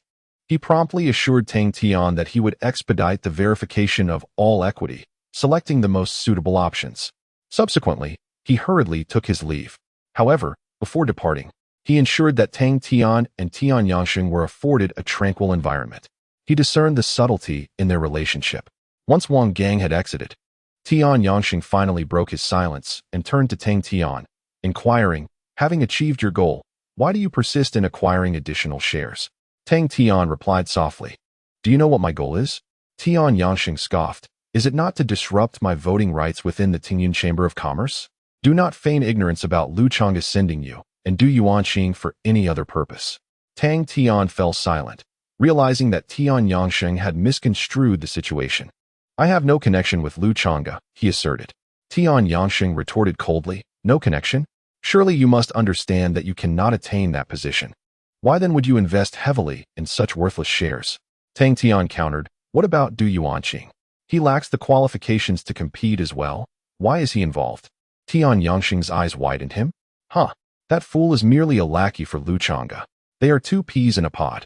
The moment I laid eyes on him, I knew Lu Chonga was pulling the strings."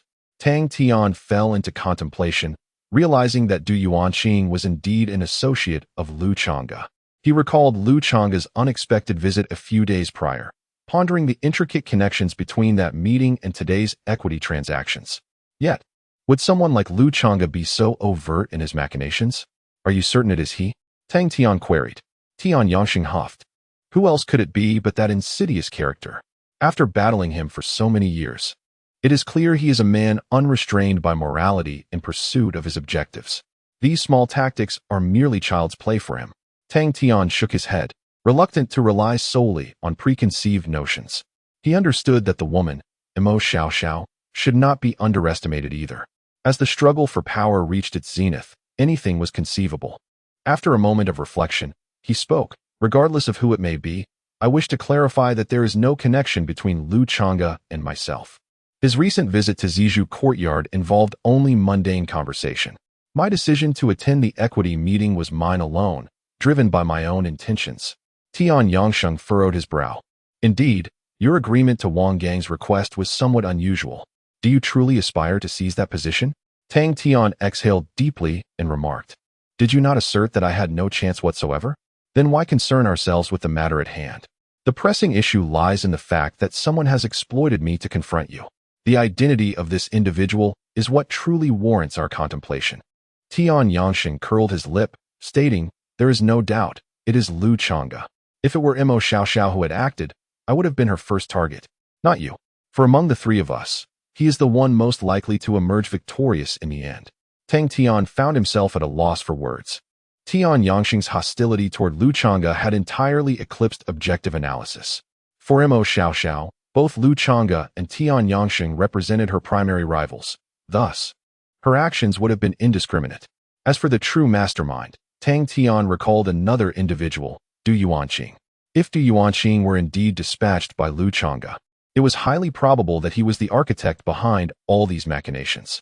If not, the truth remained uncertain. With this thought in mind, Tang Tian rose to his feet.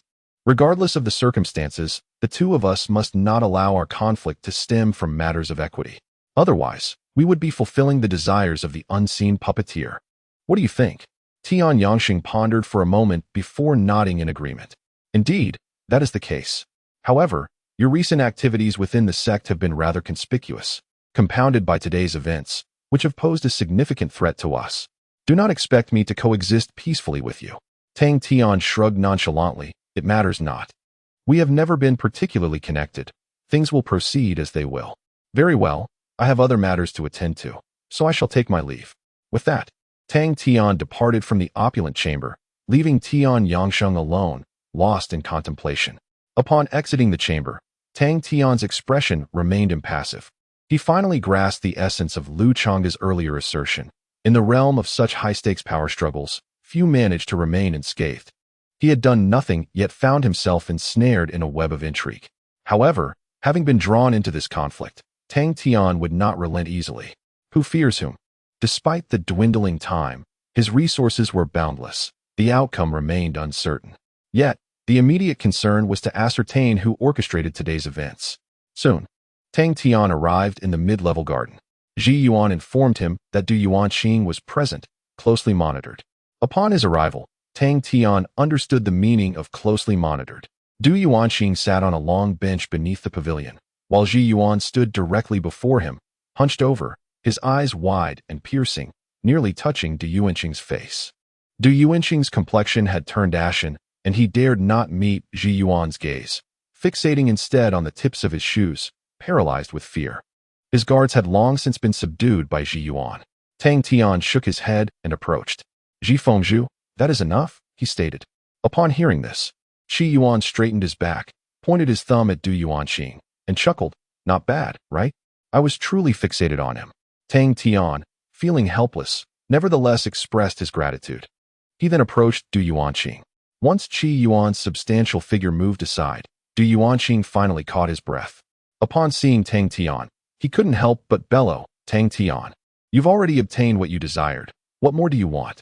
Let me remind you, our Du family is not to be trifled with. Observing his frightened demeanor, Tang Tian suddenly remarked, I just encountered Tian Yangsheng. Du Yuanqing was instantly taken aback. Tian Yangsheng?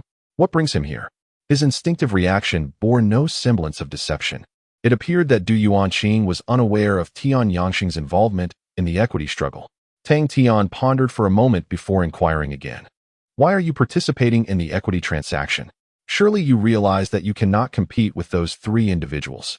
Du Yuanqing cast a glance at Tang Tian, but remained silent, seemingly reluctant to divulge his true intentions. After a brief pause, Tang Tian provided him with another piece of information. Tian Feng is missing. Are you aware of this? Du Yuanqing suddenly looked up, his eyes filled with confusion and surprise. How could this be? We just met. Tang Tian shook his head, stating, you may contact him now and see if you can locate him. Du Yuanqing was momentarily stunned, then hastily retrieved his communication Jade talisman, attempting to reach out to Tian Feng. After a long while, he discarded the talisman, his face etched with bewilderment, along with a tinge of anxiety and unrest. Observing his expression, Tang Tian gently asked, may we converse now? Du Yuanqing's countenance was complex, hesitating for a considerable time. Yet ultimately, he nodded in acquiescence. Meanwhile, below the loft of the Tungyun Chamber of Commerce headquarters, two peculiar figures entered. As the guards prepared to approach and inquire, the two individuals vanished into thin air in an instant. The guards looked around in confusion, unable to find the two figures. Subsequently, they could only return to their posts, perhaps thinking they had merely imagined it. Chapter 103. The assassination of Tian Feng. In truth, it was orchestrated by my family, the Liu clan. Du Yuanqing ultimately chose to compromise and recounted to Tang Tian the events that had transpired earlier. As a direct descendant of the powerful Du family, Du Yuanqing was positioned within the Qingyue sect, assuming the role of the esteemed eldest son of the West Peak. His duty was to cultivate a favorable environment within the sect for his family, ensuring that the descendants of the Du clan could access superior resources upon their entry into the religious order. Many individuals pursued similar paths. For instance, Jing Heng, Guan Ming, and another heiress from the South Peak, Chen Xiao, had all ascended to prominence within the Qingyue sect, buoyed by the support of their respective families or factions.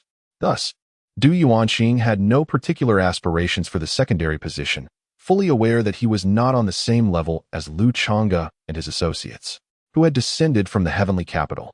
However, just days prior, Tian Feng approached him with unsettling news. Tian Feng informed Du Yuanqing that the family was dissatisfied with his achievements within the Qingyue sect and intended to select a more capable direct descendant to replace him. This news was intolerable for Du Yuanqing. The joys of being the eldest son, power, prestige, wealth, and women were all within reach. If he were to be supplanted, he would lose everything. Panic-stricken, Du Yuanqing contemplated returning to plead his case to the family patriarch. At that moment, Tian Feng proposed an alternative strategy, the Equity Distribution Conference of the Tungyun Chamber of Commerce. He suggested that if Du Yuanqing could secure a substantial share at the conference, he would possess leverage for negotiation. In such a scenario, the three primary competitors would not dare to oppose him, but rather would seek to cultivate a favorable relationship with him. This would stabilize his position, allowing him to select the most promising candidate for the coveted role and use the shares as a token of allegiance.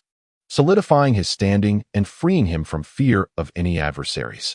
Du Yuanqing articulated his thoughts, yet Tang Tian remained silent. The reasoning presented was riddled with flaws, and a moment's contemplation would reveal the multitude of issues at play. Did Du Yuanqing not recognize these pitfalls? Perhaps he was aware of the inherent risks, but chose to gamble nonetheless. If fortune favored him, he would never again face worry. Yet, should he falter? His current demeanor was a testament to his despair, as if all vitality had been drained from him, his eyes devoid of spirit. Without Tianfeng's connections, the meager shares in his possession bore no weight. Despite securing less than 5 trillion in shares due to the competition with Tianyangsheng, it was family money. Should an investigation ensue, he would be utterly ruined, Du Yuanqing lamented. Tang Tian observed him quietly. Du Yuanqing's fate was of little concern to him. He sought only to uncover the identity of the puppeteer orchestrating events from the shadows. It now appears that Du Yuanqing was not directly instigated by Lu Chonga. In other words, Emo Shia Shao, Du Yuanqing, and even Tianyangsheng all harbor suspicions. Tang Tian never underestimates the cunning and depth of such individuals. After a brief silence, Tang Tian voiced a lingering question that had occupied his mind. Why did you deliberately cultivate animosity with me, Tang Tianfeng? This was the one matter he found most perplexing. However, upon hearing this question, Du Yuanqing looked up in confusion, exclaiming, "Animosity with you? I have not done so. I was unaware of your prior acquaintance with Tianfeng." Tang Tian sighed softly. Indeed, in this intricate scheme, Du Yuanqing was merely a pawn. The crux of the matter still rested upon Tianfeng. Regrettably, Tianfeng had vanished. Moreover, Tang Tian had reason to suspect that, given that individual's modus operandi, Tianfeng might very well no longer exist in this world. What a vexation, Tang Tian muttered, rubbing his temples as he approached Qi Yuan. He was reluctant to involve himself in this conflict, yet reality dictated otherwise. Once one occupies such a position, disputes will inevitably seek you out. He detested such covert and insidious tactics. If one possesses the courage, they should simply confront him directly, rather than resorting to elaborate subterfuge. Qi Yuan's face was one of disgust.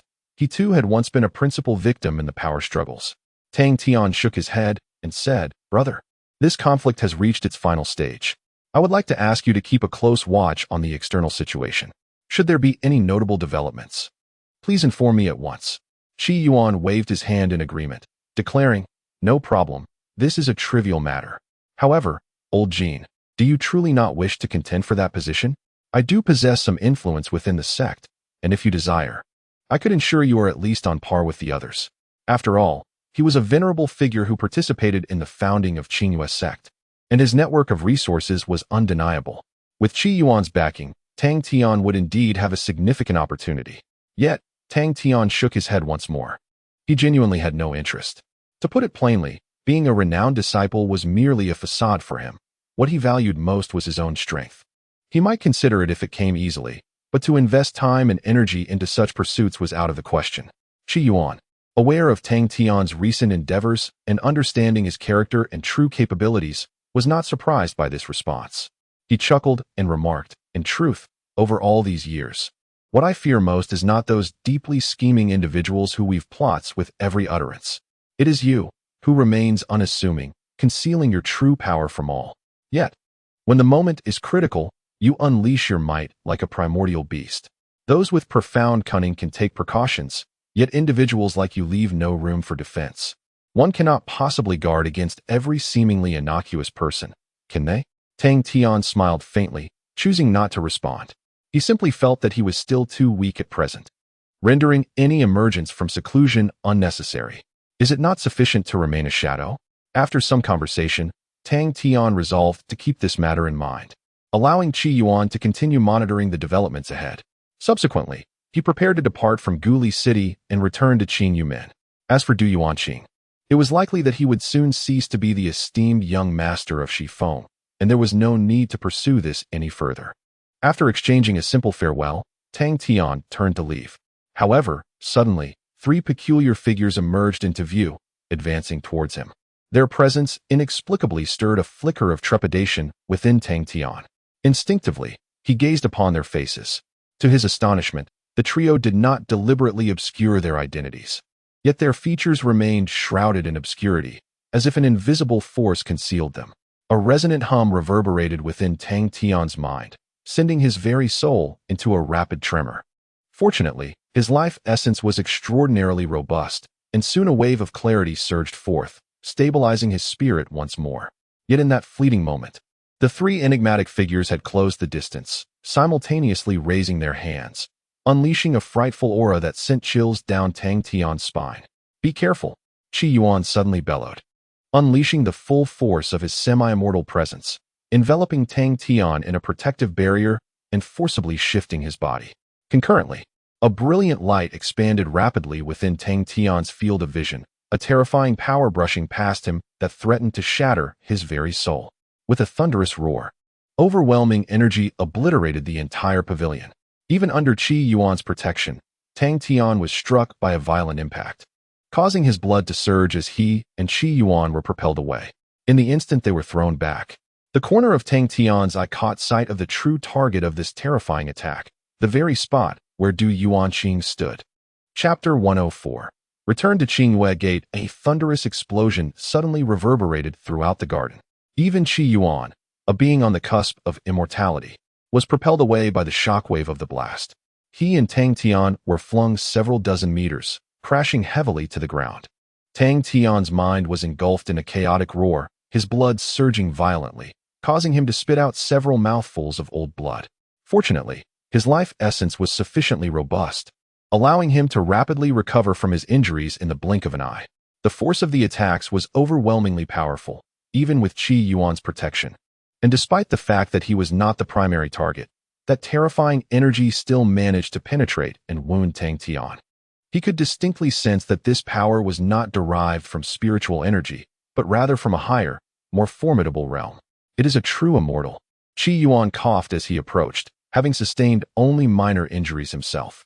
"Old Jin, how are you faring?" he inquired. Tang Tian shook his head, signaling that he was unscathed. His gaze fixated on the site of the earlier assault. The pavilion there had vanished without a trace, and the surrounding area of several dozen meters had been reduced to a barren wasteland, devoid of any life. Du Yuanqing and his unfortunate subordinates, who were in close proximity, had been completely obliterated. How could these individuals dare to storm the headquarters of the Tingyun Chamber of Commerce, all for the sake of eliminating a wretched brat? Qi Yuan's brow furrowed, an expression of disbelief in his eyes. The Tingyun Chamber of Commerce was under the protection of celestial beings. No sooner had he spoken than an aura of immense terror erupted from the top floor of the loft, crashing down from the heavens. Who dares to act recklessly within the Tingyun Chamber of Commerce? An ethereal figure of an elder in white loomed in the sky, glaring down with fury, and struck the air with a palm. The terrifying pressure locked down the entire expanse of the garden. Simultaneously, the formations outside the loft activated, enveloping the entire structure. However, the three true immortals who had attacked Du Yuanqing were evidently well prepared. Upon confirming Du Yuanqing's demise, they unleashed a brilliant burst of light, not directed at the descending hand from above, but rather at the recently activated formation. In an instant, the light collided with the formation. Boom! The earth shook violently. The transparent formation instantly rippled with intense waves. Tang Tian witnessed a mysterious figure soaring upwards, wielding a long black spear, which was thrust directly into the point of impact on the formation. Crack! The sturdy formation fractured, creating a gaping hole. Seizing the opportunity, the three mysterious figures swiftly dashed through the breach, transforming into streaks of light that vanished into the sky. "Thieving scoundrels, do not escape," the elder in the sky bellowed, summoning the forces of the cosmos to pursue them. Additionally, several beings of even greater power followed the elder, and in the blink of an eye, they all disappeared. So this is what it means to be an immortal. Tang Tian could discern the terrifying tactics employed one after another, leaving him utterly bewildered. In comparison, the previous skirmishes he participated in, such as the flag-snatching contest and the core disciple selection, seemed trivial, akin to mere child-esque play. This realization compelled Tang Tian to clench his fists tightly. He vowed that one day, he too would soar freely in this vast realm. After a moment of calming his tumultuous emotions, Tang Tian turned to find Qi Yuan with a furrowed brow, appearing quite astonished. This was a stark contrast to his demeanor when he had been launched away moments earlier. Tang Tian inquired, "Brother, what troubles you?" Qi Yuan remained silent for a brief moment before responding slowly. That long spear. If I am not mistaken, it resembles the standard weapon of the War God Hall. Tang Tian was instantly taken aback. The War God Hall, as he had previously heard from Lu Chonga, was a formidable organization within the Heavenly Mansion. Moreover, Tianyang Sheng hailed from the War God Hall. Was he the orchestrator of this? Why? Was it because Du Yuanxing had interfered with his stock trading plans? Yet, the one who had directly impacted Tianyang Sheng was none other than Tang Tian himself. Nevertheless, the objectives of those three mysterious individuals were unequivocal. They were fixated on Du Yuanxing. As he pondered, Tang Tian suddenly realized that the war had genuinely commenced. Moreover, he seemed to have been unwittingly ensnared in its web. Had it not been for Qi Yuan today and the Divine Phoenix secret art, he might have met his demise on the spot, becoming yet another casualty in a sea of unfortunate souls. No one would care how he perished, nor would anyone rally to avenge him. Death would amount to nothing. With the time drawing near to determine the allocation of that position, the conflict among them would inevitably intensify. Who knew what unforeseen events might unfold? After a moment's reflection, Tang Tian resolved to remain within the confines of the Qingyue sect as much as possible, venturing out only when absolutely necessary. At least within the sect, those individuals would exercise restraint, mitigating the risk of losing their lives. Even if he was unfazed by death, he could not recklessly court it. Oh, yet another war is about to begin, Qi Yuan remarked with a shake of his head. Does the sect not concern itself with such matters? Tang Tian questioned. Qi Yuan chuckled lightly. The sect only attends to its own affairs. As for the outside world, let them engage in their bloodshed as they please. The more they kill, the easier it will be for the sect to expand in the future. Perhaps at an opportune moment, the sect might even intervene. Tang Tian fell into silence. In the realm of such high-stakes games, there existed but one principle: self-interest. The notions of right and wrong served merely as excuses to further personal gain. Shaking his head, Tang Tian chose not to dwell on these matters. He merely sought a relatively stable environment for cultivation. Strengthening his abilities was paramount. With 400 billion consumption points at his disposal, his most pressing concern was to exchange them for divine-level talents and physiques. However, just as he was about to call Qi Yuan back, the guild leader Wang Gang, accompanied by several members of the Tangyan Chamber of Commerce, arrived in the garden. Upon seeing Tang Tian, he let out a long sigh of relief. Thank heavens, it is truly wonderful that you are unharmed, Wang Gang exclaimed. Qi Yuan coldly scoffed. The security measures of your chamber are utterly inadequate. How could intruders infiltrate so easily? After committing murder, they managed to escape without a hitch. It's simply pathetic. Behind Wang Gang stood several immortals who, though initially inclined to express their anger, were restrained by an elder immortal. It seemed that individual strength, while formidable, paled in comparison to the power of a strong background, unless one had reached a level of might that could not be overlooked by anyone. Upon hearing Qi Yuan's reprimand, Wang Gang repeatedly apologized, saying, "Those were peak true immortals. We indeed overlooked this matter. However, rest assured, the chamber will not let this slide and will investigate thoroughly. I promise to provide you with a satisfactory explanation." Qi Yuan rolled his eyes, clearly skeptical of Wang Gang's so-called explanation. Tang Tian, on the other hand, expressed that it was of no consequence and indicated his intention to leave. Are you not staying for a while longer? Our people are currently conducting a search. There may still be other dangers lurking, Wang Gang suggested. Qi Yuan retorted, the most perilous place right now is right here with you. Don't think to use this as an excuse to investigate us. If you truly wish to investigate, then go to Qingyue sect. Wang Gang's expression turned awkward as his intentions were laid bare before him, leaving him somewhat embarrassed. Tang Tian shook his head, signaling his farewell. He then called upon Qin Hai and departed alongside Qi Yuan. Chapter 105. The Fated Holy Sun, the Celestial Tyrant in the Vast Expanse Above. A magnificent ship glided swiftly through the sky. Tang Tian stood at the forefront of the vessel, gazing down upon the earth. However, his state of mind at this moment was in stark contrast to what it had been upon arrival. The final battle concerning that pivotal position had commenced, and inexplicably, he found himself ensnared in its turmoil. Yet, this posed no significant concern. He merely needed to remain within the confines of the Qingyue sect, refraining from venturing outside. What weighed most heavily on his mind was the profound sense of helplessness he experienced when three enigmatic figures launched an assault on Du Yuanqing, leaving no room for resistance.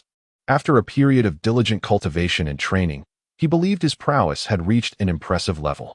In a situation where all his hidden cards were revealed, he felt confident against opponents in the out-of-body stage, and even those in the fusion stage would not intimidate him. He believed he could withstand even the might of tribulation experts. Regrettably, this world still harbored celestial beings. The true immortals rendered him utterly powerless. Beyond the realm of true immortals lay the heavenly immortals, profound immortals, golden immortals, and the great Luo golden immortals, among others. It was unfathomable to contemplate the devastation that such entities could unleash.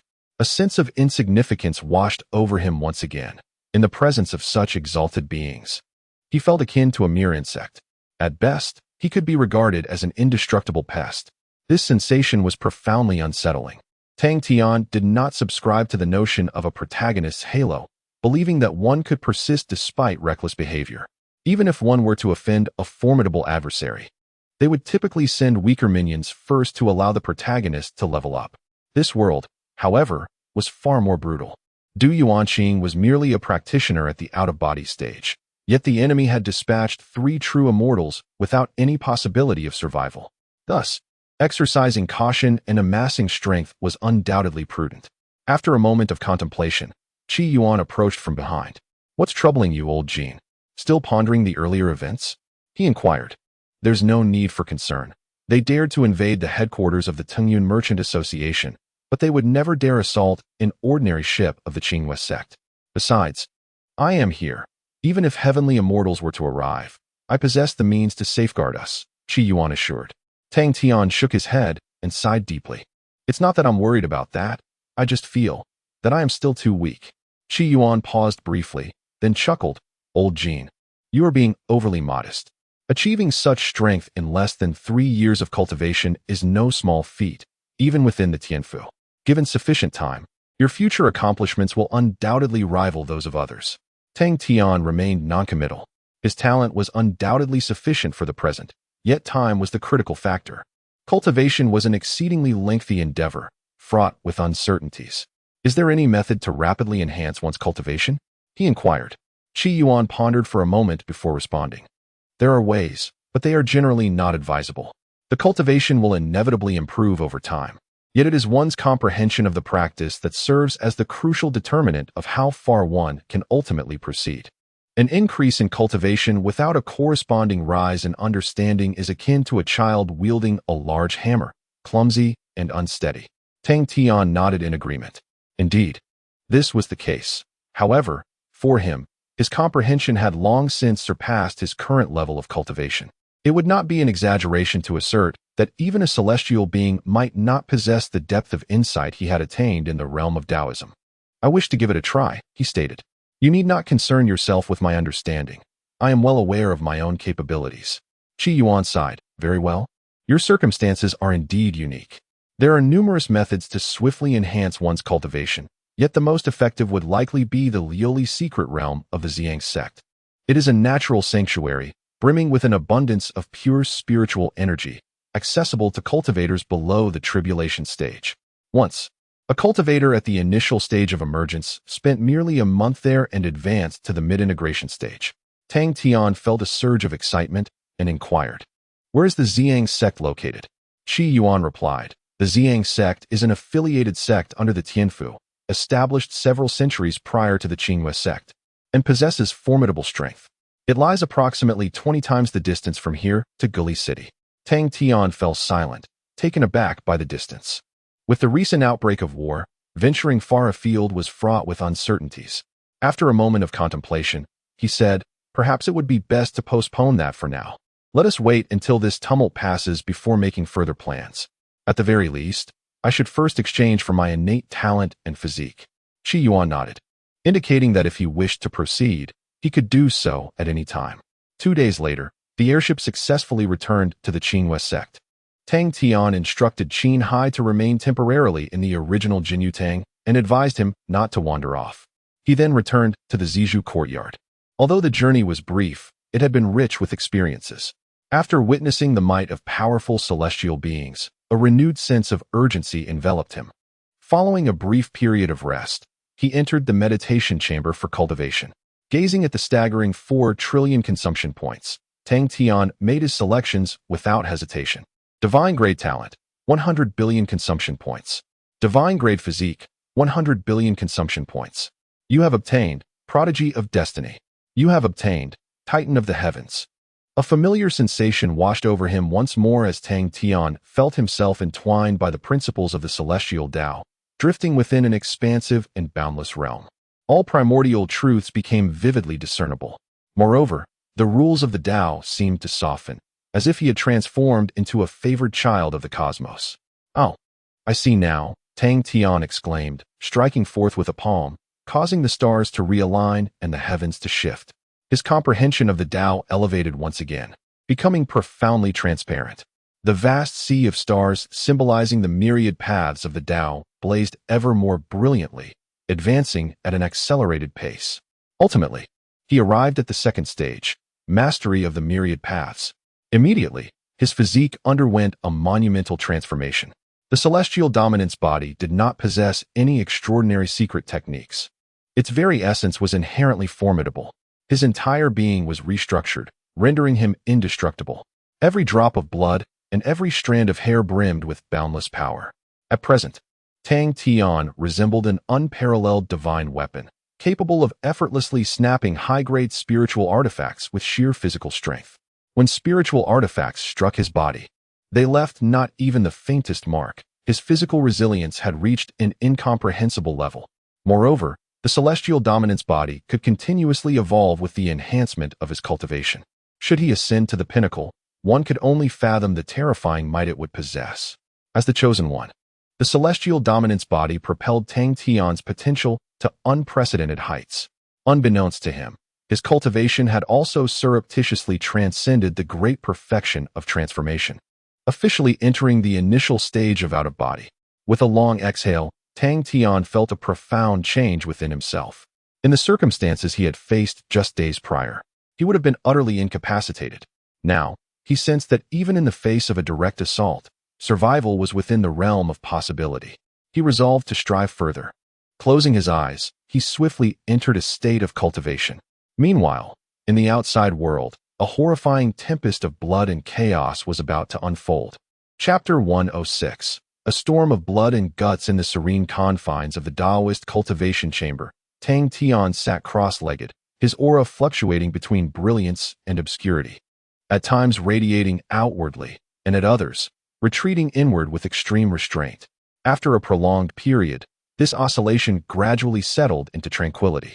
With a slow exhalation, Tang Tian opened his eyes, having reached the mid-stage of out-of-body realm. Since his return from Guli City, he had immersed himself in rigorous cultivation once more. After over 20 days of relentless effort, he had finally made a breakthrough, advancing to the mid-stage of out-of-body realm. Such a pace, if known to outsiders, would surely leave them astounded. As one progresses in their cultivation, the speed of advancement invariably slows, even for those of prodigious talent. Transitioning from the early to mid-stage of out-of-body realm typically requires several months. Yet, Tang Tian achieved this in merely 20 days, and his realm was remarkably stable.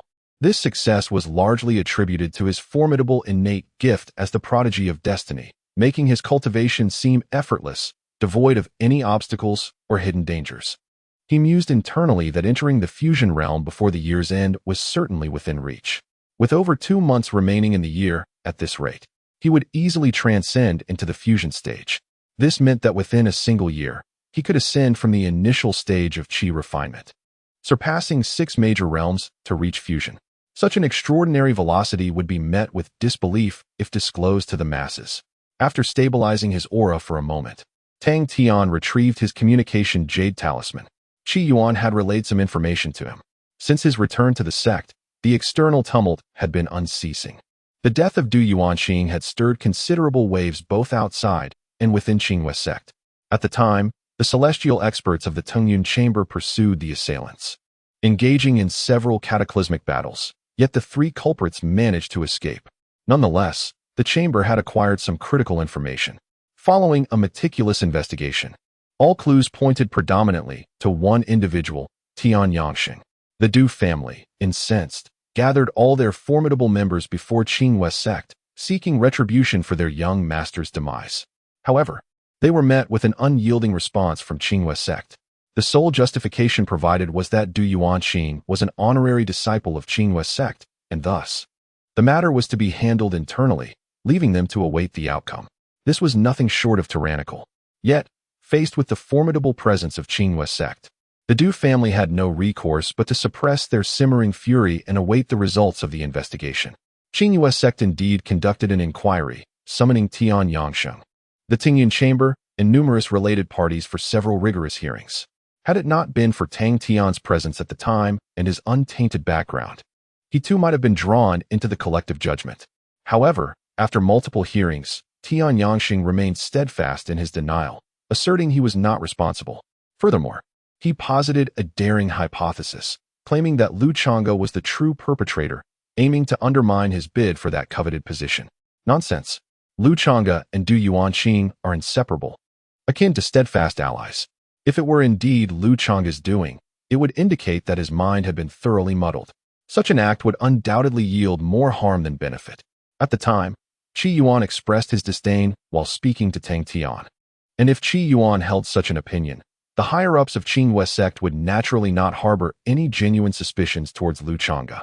Nevertheless, they conducted a symbolic investigation, which ultimately absolved Lu Chonga of any wrongdoing.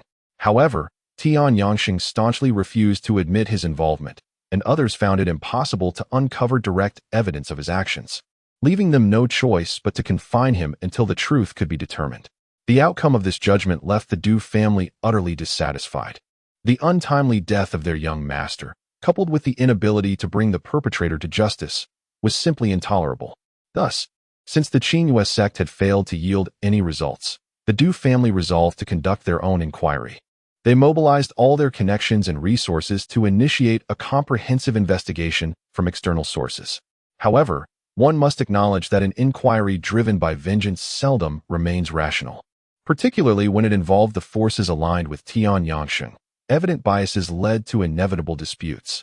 The conflagration ignited at Jinyutang and swiftly spread to the headquarters of the Tingyun Chamber of Commerce, causing Wang Gang considerable distress, forcing him to temporarily set aside his dealings with Tang Tian regarding equity. Soon after, the flames reached Qing's sect, penetrating even its inner sanctum. Shifeng, the territory of Du Yuanqing, though not long established, had become relatively stable, with many trusted allies and Du family members present. These individuals easily found themselves in conflict with Tian Yangxing's faction. In no time, this escalated into a bloody struggle. Within a mere 10 days, thousands perished as both sides unleashed their true fury, and even Qing's sect struggled to contain the chaos. Meanwhile, external circumstances devolved into a river of blood. Half of Jinyutang's upper echelon was effectively purged, and the Tingyun Chamber of Commerce, which had only recently stabilized through equity transactions, once again began to teeter on the brink of collapse. The madness was palpable. The message conveyed by Qi Yuan echoed this sentiment. Another confrontation had erupted. Those from the Du family, blinded by rage, besieged Tian Yangxing's confidants in the Sunset Valley, resulting in a massacre. The very mountains trembled from the violence. As Tang Tian perused this information, he fell into a contemplative silence. The Sunset Valley, while a remote area of Qing's sect, was still part of the sect's domain. The audacity to strike in such a location was telling of the depths to which both factions had descended. After a moment's reflection, Tang Tian activated Qi Yuan's communication Jade talisman, eager to glean further details. "Hey, old Jean," Qi Yuan's booming voice resonated through the talisman. "You have no idea how lively it is out here." Following yesterday's events, Li Tianhua has been utterly enraged, commanding the law enforcement hall to apprehend nearly 10,000 individuals overnight. Subsequently, a stern decree was issued, forbidding any similar incidents from occurring at Qingwei Gate. Otherwise, the perpetrators would face immediate execution. Tang Tian remained silent and remarked that the issue was not entirely resolved, for the more one suppresses, the stronger the backlash becomes. Qi Yuan chuckled and responded, "Old Li certainly would not be so foolish. He has dispatched Shao Kong to the Du family to temporarily placate that group of lunatics' emotions. Furthermore, For the faction at Shifeng, Chonga will take the lead to stabilize the situation. Tang Tian nodded, believing this strategy would indeed yield some results. However, the most pressing matter was to swiftly uncover the true culprit behind Du Yuanqing's death. The sect's investigation had never ceased. Qi Yuan continued, but guess what? Their inquiries have encountered a pivotal point, just as ours did. Subsequently, all leads have run dry. Tang Tian raised an eyebrow. Tian Feng? Qi Yuan confirmed, indeed, that rat. This entire affair can be said to have been instigated by Tian Feng. He must possess more information. Yet, regrettably, no one can locate him now. As if he has vanished from existence. Tang Tian scoffed, pondering that he might never be found again. In his view, Chonga, Tian Yangsheng, and Emo Shia Shao each harbored suspicion. Moreover, these individuals typically left no traces of their deeds. The difficulty of this investigation was exceedingly high. Nevertheless, it was of little consequence to him. No matter how fierce the flames raged, they would not reach him for the time being. Thus, he resolved to focus on his cultivation with diligence and tranquility. Chapter 107. The visit of Jing Heng. In the ensuing period, Tang Tian continued his monotonous life of cultivation. Each passing day brought a palpable sense of growth in his strength, which filled him with profound fulfillment. Meanwhile, the tumult in the outside world showed no signs of abating. Under the intervention of elderly Tianhua, the young master Yun Kong, and Chonga, the fierce bloodshed had indeed subsided for a time. However, due to an inability to uncover any crucial clues, the identity of the true perpetrator remained elusive. In a fit of frustration, after a month of detaining Tian Yangsheng, they were compelled to release him temporarily, albeit with his activities confined within the confines of Qinghua sect. Nevertheless, Tian Yangsheng was no benign character. His moniker of madman was well earned. Upon witnessing the heavy casualties among his loyal followers, he launched a vehement counterattack. His retaliation, however, was not solely directed at the Du family. Tian Yangsheng firmly believed that all conspiracies were orchestrated by Chonga from behind the scenes. Thus, his counteroffensive inevitably implicated Chonga. Tang Tian finally grasped the true nature of the madman from the war god temple. The notion of executing anyone involved in similar incidents? Fear not. Once I finish my killings, I shall take my own life, sparing you the trouble. You prohibit us from leaving the sect? No matter. I shall simply relinquish my identity as a disciple of Qinghua sect and venture out to kill as I please. Ultimately, the objective was clear: never allow the adversary a moment of respite. The situation quickly escalated into a maelstrom of blood and carnage. In desperation, the sect's higher-ups had no choice but to personally seek out Tian Yangsheng once more. However, he was not akin to the Du family.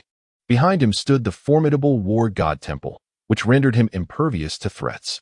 Whoever dares to cross me, I shall retaliate in kind, were his exact words. As a result of his frenzied counterattacks, Chonga suffered considerable losses, enduring multiple assassination attempts himself. The sect had little recourse in this chaotic scenario. Striving to maintain order while the law enforcement hall operated incessantly, nearly driving its members to madness. The investigation into the cause of Du Yuanqing's death expanded in scope, with individuals seeking out Tang Tian to discuss various matters. Regrettably, progress was exceedingly slow. Just as Tang Tian believed this turmoil would persist for some time, a sudden, cataclysmic earthquake struck once more. Old Jean, the Guan family has been exterminated. The voice of Qi Yuan brimmed with astonishment, as though even he had not anticipated the ferocity of this conflagration. Tang Tian was equally bewildered. The Guan family belonged to the northern peak, and Guan Meng was known to be a person of integrity, living quietly and tending to his own affairs without significant conflict with others. Why had they suddenly met such a dire fate? It must have been Chonga's doing, Qi Yuan remarked. Tian Yangsheng has been wreaking havoc on Chonga lately. A counterattack was inevitable. Furthermore, investigations revealed that Guan Meng's family had close ties with Tian Yangsheng, likely supporting him in his quest for power. Thus, in his quest for vengeance, Chonga opted for the total annihilation of the family. These young individuals truly displayed a ruthlessness that surpassed one another. Tang Tian furrowed his brow, pondering for a moment before inquiring, "Have we ascertained the facts?" Qi Yuan responded with a smile, "Such individuals. How could they possibly leave behind any incriminating evidence?" In a single night, the upper echelons of the Guan family were decimated. This clan's strength was not significantly inferior to the Du family, and the only ones capable of executing such a deed without a trace would be them. Although Chonga denied involvement, it was evident to any discerning observer. Tang Tian remained silent, a nagging feeling of oddity surrounding the situation. "What about Xiangz?" he asked. Qi Yuan chuckled. "That madman.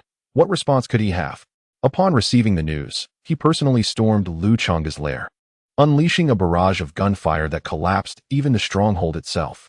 Had it not been for old Li's timely arrival, one of them would surely have perished there. Subsequently, old Li temporarily confined Chonga, both to prevent further escalation of conflict and to safeguard his well-being. However, their enmity was now irreparably deepened. Neither would rest until the other lay dead. Listening to Qi Yuan, Tang Tian remained contemplative for a significant duration. Finally, he softly inquired, "Old Qi, do you not find this matter somewhat suspicious?" Qi Yuan was taken aback. "What do you find suspicious?"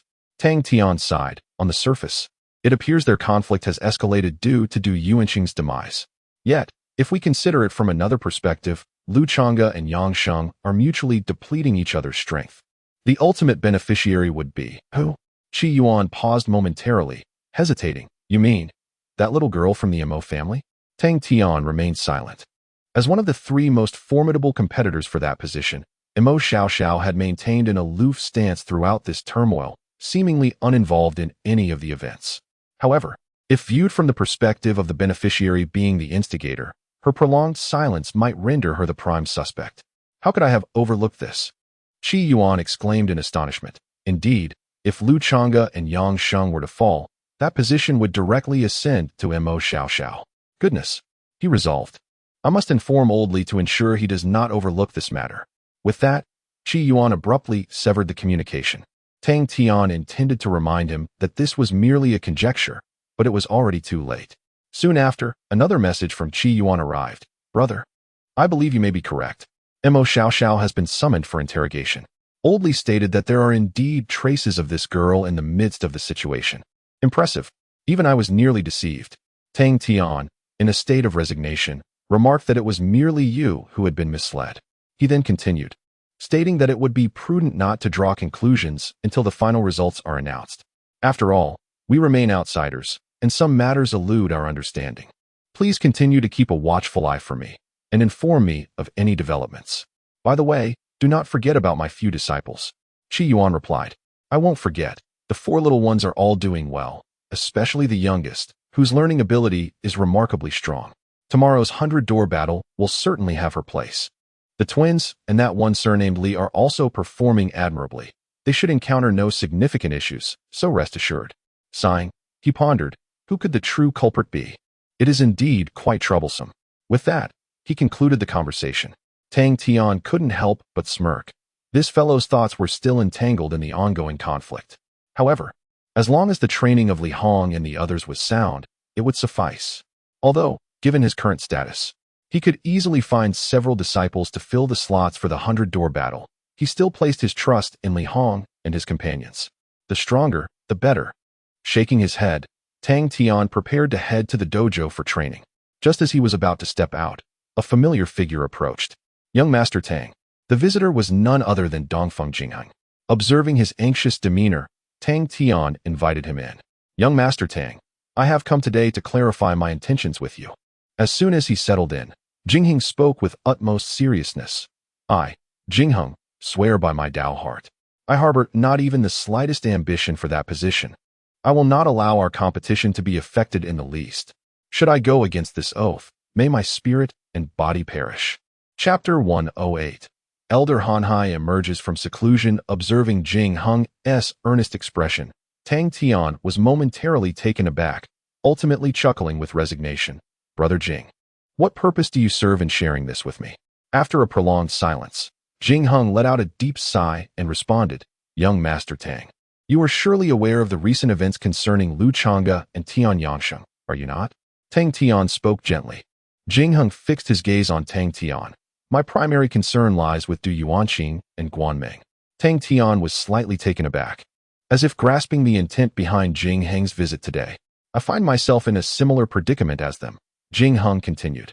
"As the influence of Tianfu expands, our original powers find their space to exist increasingly constrained. Thus, We are compelled to seek collaboration. By aligning with Qingji women and becoming the most powerful honorary disciple atop a main peak, our aim is to forge a path for our family's survival. To outsiders, our situation appears exceedingly glorious, wielding power that casts a vast shadow. Yet, from the perspective of true authority figures, Jingheng shook his head with a bitter smile, his expression laden with sorrow.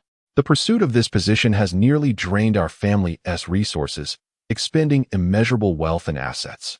We once believed that this path was finally cleared, allowing us to lean upon the great tree that is Tianfu for sustenance. But now, the Guan family was annihilated overnight, and the Du family stands severely weakened, teetering on the brink. I dread that we, the Jing family, may be next. Noticing his demeanor, Tang Tian inquired softly, "Yet you harbor no ambitions to claim that position, do you?" Jingheng's smile was tinged with anguish. Du Yuanqing did not, nor did Guanming. Yet what became of them? Since my entrance into the sect, I have treaded cautiously, maintaining relations with everyone while keeping a safe distance, all to avoid being entangled in their disputes. Yet now it seems, all has been in vain. When conflict truly descends, none can evade its grasp. Tang Tian sighed softly. Such is the tragedy of the small-minded. Jingheng may not be a mere insignificant figure, yet in comparison to those of genuine power, he is not far removed. When deemed useful, one is a tool. When deemed unnecessary, a mere pawn to be discarded at will. It cannot be entirely in vain. Tang Tian consoled. The fate of Du Yuanqing stems from his closeness to Lu Chonga, while Guanming suffered due to his family's proximity to Tian Yangshan. Your current safety is likely a result of your prudent dealings over the years. Jingheng shook his head. Such stability is always on the verge of being shattered. Therefore, I must exert every effort to safeguard my family. Tang Tian remained non-committal and asked, "Then why specifically seek me out to make an oath?" Jingheng replied, "You are undoubtedly aware of the fundamental reasons behind the misfortunes of the Du and Guan families. The individuals most likely to attain that position are solely the four of you. I cannot ascertain who is responsible for these actions. Thus I can only express my innermost feelings to each of you. All I desire is to implore for a complete family." Tang Tian sighed softly, stating, "To be honest, I have no such ambitions. Moreover, my influence pales in comparison to that of the other three." Jingheng raised his head. "But you have the support of Master Qi Feng. As long as Master Qi stands by your side, your influence within the sect will be no less than that of the other three." Tang Tian fell silent. Not long ago, Qi Yuan had informed him that with his connections, he could elevate Tang Tian to a status equal to that of the other three. Although he himself did not harbor such aspirations, objectively speaking, the possibility indeed existed. It is no wonder that Jingheng sought him out personally. Observing Jingheng's anxious demeanor, Tang Tian poured him a cup of hot tea and gently said, "Brother Jing, you are the first nobleman I have encountered within the Qinghua sect. Since you are troubled, I shall make it clear today. This conflict has nothing to do with me. I have no reason or inclination to act against your Jing family. I understand your concerns, but I can only say this. The strife is unavoidable. We must both exert ourselves to emerge unscathed." Jingheng gazed at Tang Tian for a moment, then raised his teacup and drank it in one gulp. He subsequently stood up and deeply bowed to Tang Tian. "Thank you, young Master Tang." Moments later, Jingheng departed from the Zizhu courtyard. He still needed to visit the other three, who were even more troublesome. Tang Tian sat quietly beneath the old locust tree for a while, then suddenly shook his head and smiled. Jingheng was the only visitor who had refrained from commenting on this place. It seemed that the recent troubles faced by the Du and Guan families had indeed instilled a sense of fear in him. The last words Tang Tian spoke were, in truth, meant for himself as well. As the flames of conflict spread wider, no one could guarantee their own safety. However, Tang Tian was better off than Jingheng. He was solitary, unencumbered by ties and concerns. Thus, he felt relatively at ease. As long as no one provoked him, all would remain well. Should someone reach out, then. Tang Tian found himself in agreement with some of the principles of the god of war hall. Shaking his head, he cast aside his tumultuous thoughts. Regardless, only formidable strength constitutes the fundamental assurance. Let the fires of war burn as they may outside. He would proceed according to his original plan. Another half-month swiftly passed. Following the annihilation of the Guan family, Guanming was utterly enraged, launching a frenzied assault against all forces aligned with Lu Chonga. Yet, stripped of his family's support, his capabilities were ultimately limited. Ultimately, in a tragic assassination, a life was lost. After undergoing a series of rigorous examinations, Emo Shia Shao was imprisoned as well. As before, she denied all allegations and no concrete evidence could be found. However, it seemed that Lu Chonga and the Tianyang faction had also caught wind of the situation, redirecting their ire towards Nanfeng. Yet, Emo Shia Shao was not to be underestimated. Through years of diligent management, Nanfeng had become as impenetrable as a fortress, instilling fear in none. Moreover, with the esteemed Chen Sairu at the helm, they suffered minimal losses. Nevertheless, this conflict plunged all three factions into a chaotic melee, with casualties occurring daily, transforming the sect's law enforcement hall into a veritable gravekeeper's domain, stained crimson with blood. The external world fared even worse. The balance of power shifted dramatically, engulfed in strife and slaughter, a veritable sea of bloodshed. All of this turmoil stemmed merely from the contention for the second-in-command position within the Qingyue sect. Power struggles have eternally been the most merciless aspect of human history. Yet, Tang Tian remained an observer, steadily advancing in his cultivation, resonating with the thundering Tao of heaven. He successfully ascended to the late stage of the out-of-body realm. This pace exceeded even his expectations. However, just as Tang Tian prepared to forge ahead, both Qi Yuan and Yun Kong transmitted a message to him almost simultaneously. Elder Han Hai has emerged from seclusion. Chapter 109. The trial at the purple bamboo courtyard. Tang Tian sat quietly beneath the old locust tree, perusing the message conveyed by Yun Kong. Elder Han Hai had officially emerged from seclusion the previous night. After nearly a year of meditation, he had successfully endured the 9 tribulations and ascended to the realm of transcendence. His next elevation would mark his true transformation into an immortal. This news was particularly fortuitous for the Qingyue sect, especially amidst the current chaotic circumstances. The presence of a formidable elder would undoubtedly lend greater stability to the prevailing situation.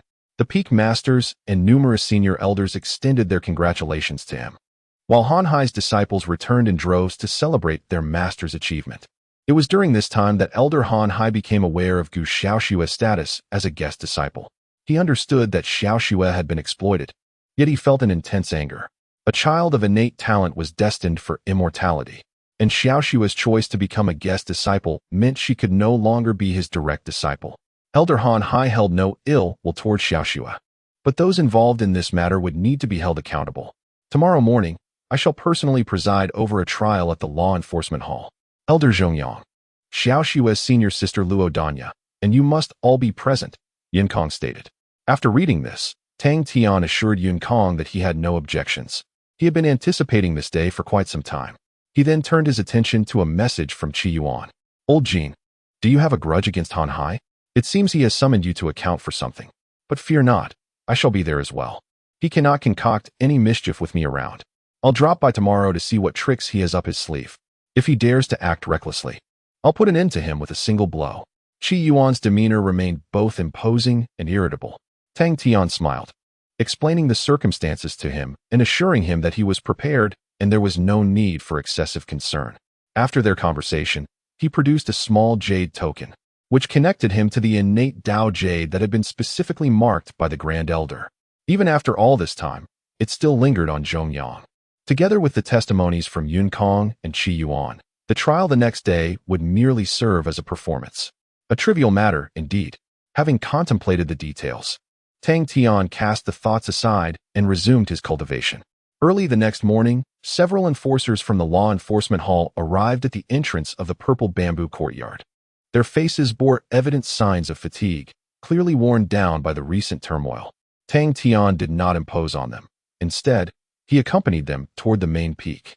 The law enforcement hall was situated halfway up the main peak. Before long, Tang Tian reached the location. Just as they were preparing to enter, a crisp voice called out, Tang Tian. He turned to see an extraordinary-looking woman clad in fine silk, exuding a formidable aura. Who are you? Tang Tian inquired. However, the woman did not respond. Upon observing that Tang Tian did not deny the accusation, she suddenly erupted, her formidable aura of perfect mastery in the out-of-body stage surging forth as she charged with righteous indignation. You vile creature, how dare you tarnish my junior sister? She bellowed. brandishing her long sword in a sweeping arc, an immense force descending from above.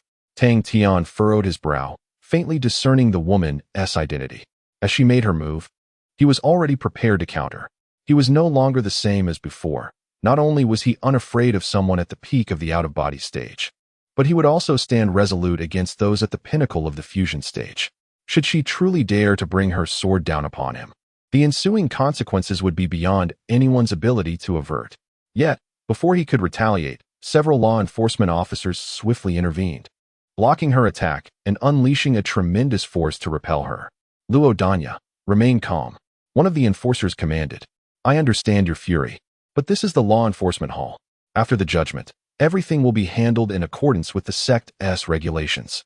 The woman was none other than Luo Danya, the senior sister of Gu Xiaoxue. Even with her attack thwarted, Luo Danya's rage burned fiercely, her gaze toward Tang Tian filled with a desire to devour him whole. In contrast, Tang Tian maintained an impassive expression, silently locking eyes with her. Luo Danya was likely the first to instigate matters concerning Gu Xiaoxue. I share a sisterly bond with Xiaoxue. If you truly ruin her path, even if it means violating sect rules, I will not spare you, she declared vehemently. Tang Tian calmly inquired, have you seen Xiaoxue? Luo Danya hesitated slightly, a flicker of unusual emotion crossing her eyes, and replied in a low voice. What do you mean by that question? Tang Tian offered a faint smile.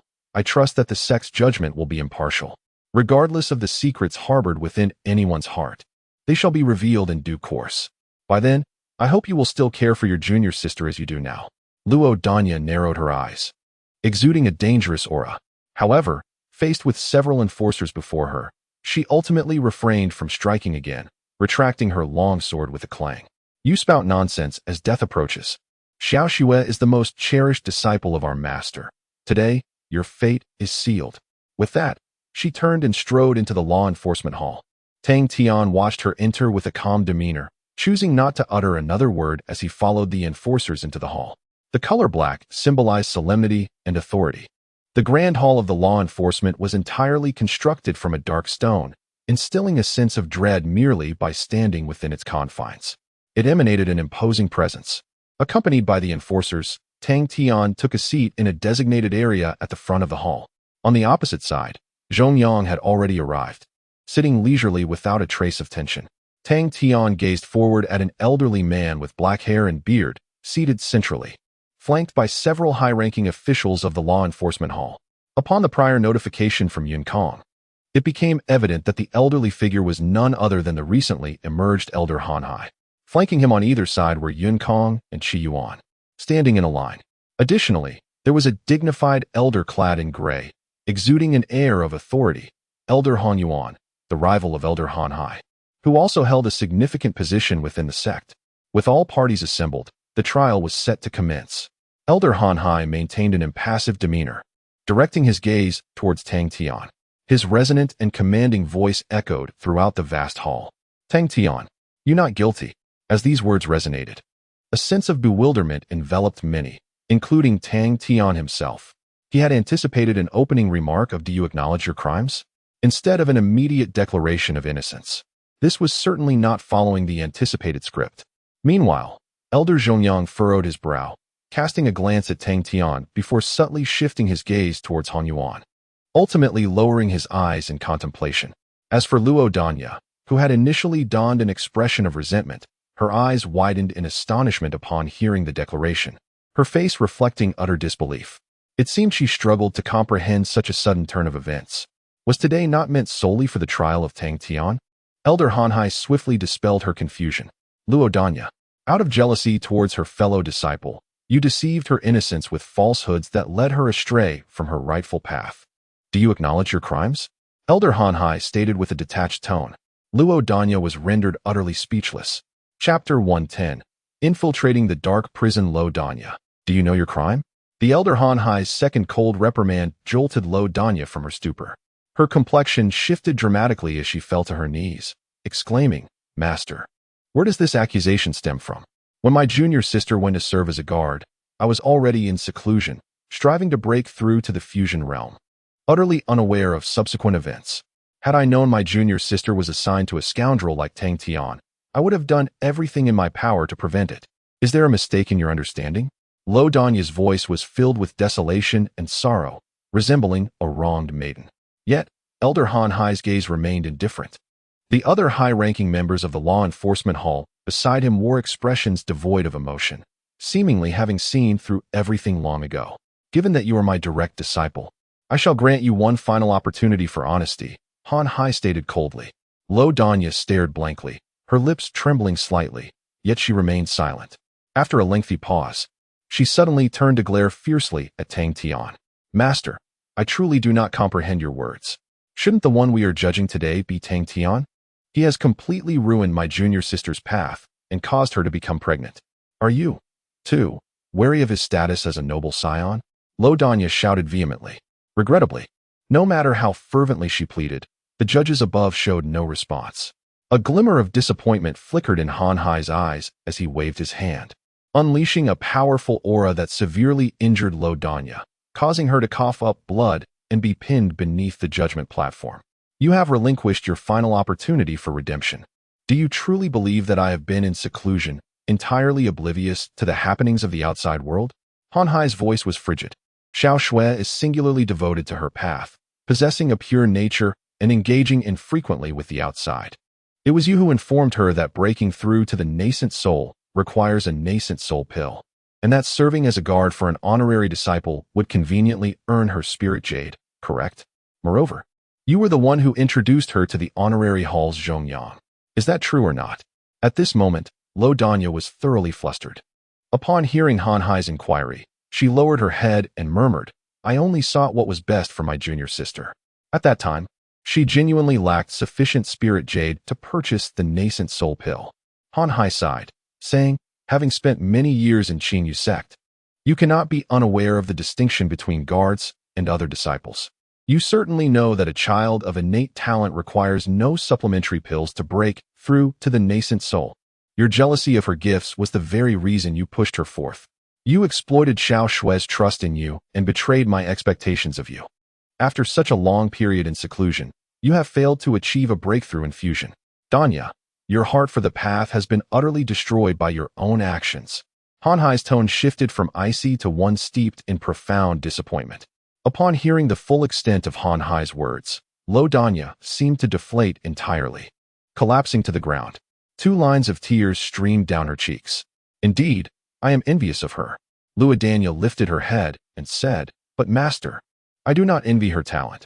Rather, I am envious of your meticulous care and concern for her. Once, all of that was mine.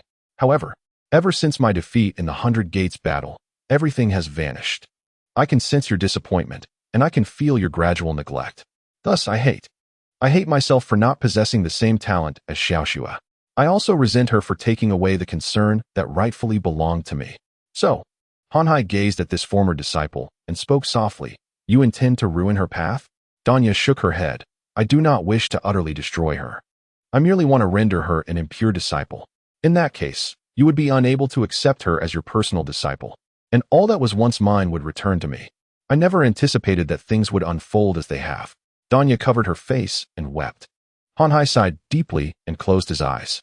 Subsequently, the senior members of the law enforcement hall began to announce the regulations of the Qinghua sect. Observing this sudden turn of events, Tang Tian felt a sense of melancholy. The reality aligned closely with his earlier conjectures. Luodanya was indeed the primary instigator of this incident. Yet, her jealousy towards Xiao Shui's talent was not purely motivated. She simply could not accept the stark contrast in Elder Han Hai's attitude towards her following her failure. Such mental afflictions are the hardest to cure. Over time, they gradually transform into inner demons. Under the influence of these demons, she embarked upon this misguided path. It is lamentable, yet not regrettable. A mistake is a mistake. Everyone must bear the consequences of their errors. However, what surprised Tang Tian most was the efficiency with which Han Hai and the law enforcement hall had conducted their investigation in such a short span of time. Their capability and effectiveness were indeed remarkable, sparing him the need to waste further words. Ultimately, in accordance with the sect's regulations, Luodanya was sentenced to 3 years in the Black Prison, stripped of her status and privileges as a core disciple. The Black Prison, a spiritless land devoid of light. would torment any cultivator for 3 years. The sect's punishment for infighting among its members is indeed severe. After the verdict for Luodania was read, Hanhai opened his eyes and turned his gaze from his former disciple to Zhongyang. Zhongyang of the Reputation Hall, Hanhai spoke coolly. Zhongyang steadied himself and replied respectfully, "The junior is here." Hanhai inquired, "Are you aware of Luodania's schemes?" Zhongyang replied calmly, "I am completely unaware. Everything I have done is in full accordance with the sect's regulations, and all is verifiable." Gu Xiaoxue voluntarily enlisted as a guardian. Coincidentally at the time when young Master Tang Tian was in need of such an aid, thus he was promptly assigned to her. The regulations for guardians and the terms of employment had been thoroughly communicated and distributed to both parties. As for the subsequent events that transpired, the younger generation could not exert control over them. It was evident that he had been well prepared. Hanhai nodded, stating, from a procedural standpoint, "You have indeed committed no violations. However, certain details of the situation require further examination." He then turned his gaze to Tang Tian, asking, "Tang Tian, during the hiring of a guardian, could there be circumstances that fall outside the established rules?" Tang Tian raised an eyebrow, thinking to himself that his turn had finally come. Although he had been declared innocent, Zhongyang had ultimately put him in a difficult position, having accepted payment, yet causing me trouble. He certainly could not be let off lightly. Clearing his throat, Tang Tian replied with a smile, "Of course there were. When I first sought Elder Zhongyang's assistance in hiring a guardian, I made some additional requests. At that time, my abilities were limited, and I feared I could not manage the hired guardian effectively. Therefore, I asked him to help me find a more obedient guardian, one who would heed my commands." Elder Zhongyang agreed, with the cost being a piece of superior spirit jade. Subsequently, I was unsure if he had misunderstood my intentions, as he sent Gu Xiaoxue instead. Upon finishing his words, Zhongyang let out a cold laugh, exclaiming, "What utter nonsense." The two locked eyes in silence. Chapter 111. Zhongyang, imprisoned. The old man has always been known for his integrity, strictly adhering to the rules and regulations of the sect. How could I possibly push a disciple into the fire pit with merely a piece of exquisite spirit jade? Young Master Tang, one must always emphasize evidence.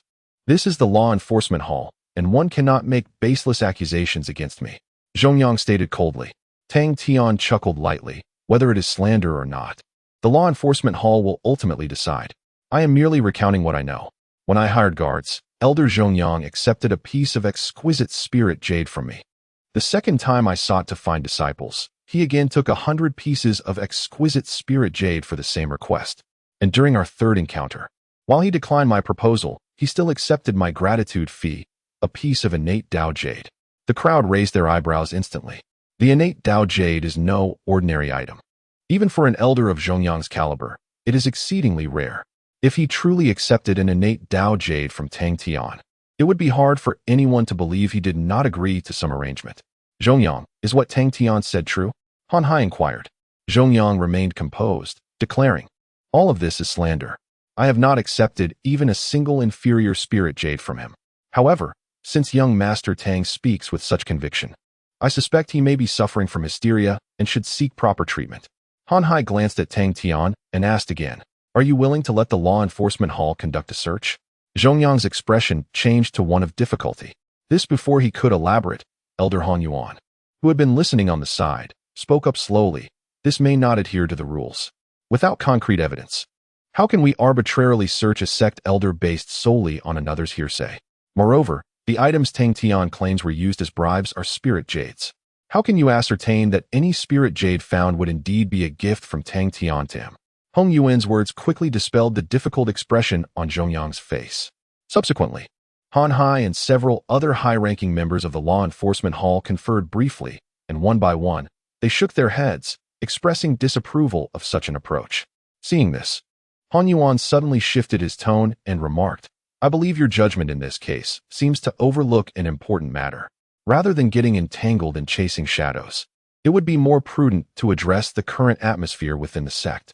The relationship between guards and esteemed disciples is a contractual one, with responsibilities and obligations clearly defined. There is absolutely no possibility of guards becoming pregnant. If such incidents are allowed to proliferate, it may escalate and fundamentally harm the sect." Tang Tian was momentarily taken aback. Glancing at Han Yuan, why had this fellow suddenly turned his ire towards him? Had he offended him in the past? He pondered silently. Meanwhile, Han Hai and Hong Yuan were now facing each other directly. The theme of today's trial revolved around sibling rivalry and internal corruption. The matters concerning Tang Tian and Gu Xiaoxue do not fall within the purview of this trial. Moreover, the sect does not prohibit disciples from engaging in private relationships, provided that both parties are mutually affectionate and no coercion is involved, Han Hai stated. Hong Yuan chuckled and inquired, "What if coercion does exist?" Han Hai furrowed his brow, asserting, "Whether such coercion exists will certainly be investigated. However, today, this issue shall not be discussed." Hong Yuan shook his head, remarking, "While we neglect more serious matters, we delve into baseless rumors. There are considerable flaws in your enforcement hall's procedures." Observing their conversation veering off course, Tang Tian promptly rapped the table to redirect them. "Who claimed that Gu Xiaoxue is pregnant? And who asserts that I lack evidence of Elder Zhongyang's bribery?" Tang Tian asserted. Both Han Hai and Hong Yuan turned their gazes towards Tang Tian. "Is Xiaoxue not pregnant?" Han Hai queried. Tang Tian smiled and replied, "Indeed, she is pure and unblemished. I am at a loss as to how such slanderous rumors emerged. It is utterly damaging. Today, I intend to clarify this matter." Han Hai appeared momentarily taken aback, while the previously relaxed Zhongyang furrowed his brow regarding Tang Tian. "Tang Tian, did you not state this yourself?" Zhongyang interjected. Tang Tian stroked his chin, replying, "Oh, when did I say such a thing?" Zhongyang frowned. "During our third meeting." He suddenly halted, a sense of foreboding rising within him. Tang Tian chuckled. "Without evidence, one must not tarnish another's reputation. Furthermore, although Xiaoxue is currently in seclusion, I do possess witnesses." As his words concluded, Qi Yuan rose from his seat. "Huh, come, everyone look here. I shall testify for my brother. That little girl is utterly innocent," Qi Yuan declared loudly. All eyes turned towards him, although no one contradicted him. There was a palpable lack of trust. Qi Yuan glared. "What? You don't believe me? Someone, Xiaokong, you explain it to them. Hurry up." Yun Kong, looking quite embarrassed, stood up and affirmed, "Indeed, esteemed elders, Gu Xiaoxue has never been pregnant. She is pure and unblemished." The crowd exchanged glances.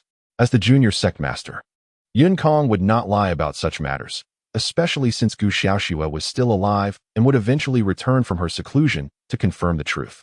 However, they were astonished to discover that the source of this rumor indeed originated from Tang Tian's mouth. Either Tang Tian was merely speaking inebriated folly, or he had ulterior motives. Zhongyang's expression shifted, revealing his growing agitation, while Hong Yuan lowered his gaze, lost in thought. "Tang Tian, you just mentioned having evidence of Zhongyang's bribery?" Elder Han Hai inquired. Tang Tian nodded slightly, stating, "I cannot substantiate the exquisite spiritual jade from the first and second instances. However, the innate Tao jade from the third occasion." He then produced the jade talisman, crafted specifically for him by the Grand Elder. "As for its function, you all shall discern it at a glance." With that, he tossed the talisman to Han Hai. After examining it closely, Han Hai swiftly comprehended the talisman's purpose. His brow furrowed as he activated the formation contained within the talisman. A faint ripple of ethereal energy instantly emanated throughout the grand hall, with the epicenter being none other than Zhongyang below. Amidst his anxious and incredulous gaze, a beautifully crafted innate Tao jade ascended from his Shumi ring, radiating a gentle luminescence, shimmering resplendently within the dark hall. Simultaneously, Hong Yuan rose abruptly, departing the law enforcement hall without a backward glance. Zhongyang, now utterly flustered, exclaimed, "No, this is a false accusation. It must be Tang Tian. He has manipulated this. Hong Yuan Elder, you must seek justice for me." Yet, regardless of his desperate cries, Hong Yuan did not turn back, vanishing beyond the hall's threshold. Zhongyang collapsed onto the ground, utterly unprepared for the reality that it was this innate Tao jade that had ultimately cast him into despair. Tang Tian observed him quietly, maintaining an air of indifference. Those who had wronged him would face retribution. It was merely unfortunate that Zhongyang had misjudged his own strength. Ultimately, stripped of Hong Yuan's protection, Zhongyang confessed everything. Although he severed all ties with Hong Yuan, there remained sufficient transgressions to warrant severe consequences, especially following the Grand Elder's stringent mandate to rectify the sect's conduct. 10 years in a dark prison along with the forfeiture of all rights and status, would be his final fate. Regarding this outcome, Tang Tian felt neither satisfaction nor dissatisfaction. After all, it was merely an act of venting his grievances. With the conclusion of the trial, Tang Tian cleared all suspicion against himself and restored Gu Xiaoshui's reputation. Furthermore, the two principal culprits, Lu Danya and Zhong Yang, faced their rightful punishments. Everything settled into silence. However, just as Tang Tian prepared to depart, Han Hai approached him. "Young Master Tang," he requested, "may I have a moment of your time?" Chapter 112. The visit of Emo Shia Shao. After a brief moment, Tang Tian and Han Hai arrived at a secluded loft. "Please," Han Hai offered, pouring hot tea for Tang Tian, his demeanor shifting from stern to refined and amiable. Tang Tian, feeling no need for formality, acknowledged that their true statuses were not vastly different. "The elders summoned me. Is there a matter to discuss?" Tang Tian inquired. Han Hai paused thoughtfully before replying. "Are you acquainted with Hong Yuan?" Tang Tian was taken aback, having anticipated questions regarding Gu Xiaoshua, not the elder Hong Yuan. "I reside at the foot of Nanfeng and have little contact with the elder in charge of the main peak," he responded. Han Hai stroked his beard and continued. "Are you aware of the grievances between Hong Yuan and myself?" After a moment of reflection, Tang Tian replied, "I have heard some rumors, though I cannot ascertain their authenticity." Han Hai shook his head. "What you have heard is indeed true. The strife between Hong Yuan and me has persisted for quite some time, well known to many within the sect. It is no secret. Xiaoshua's recent predicament is undoubtedly orchestrated by him. Does he truly believe I am unaware of his connection with Zhongyang?" Tang Tian silently sipped his tea, unaware of Han Hai's intentions in broaching the subject. After a moment of silence, Han Hai spoke again. "During today's tribunal, Hong Yuan deliberately attempted to shift the conflict onto you. Do you understand why?" Tang Tian furrowed his brow and shook his head. He found it perplexing that, having had no prior interactions with Hong Yuan, the elder would involve him. However, Han Hai soon dispelled his confusion. Hong Yuan has maintained a close rapport with Tian Yangsheng. The time to determine the rightful claimant to that position draws near. I have heard of the recent happenings within the sect, chaotic, to say the least. I suspect he views you as a potential rival. Tang Tian fell into contemplation. Had the flames of conflict begun to encroach upon him? The situation with Du Yuanxing remained unresolved, yet indiscriminate attacks had commenced. It made sense. There could be but one position, and any potential contender would be regarded as an adversary.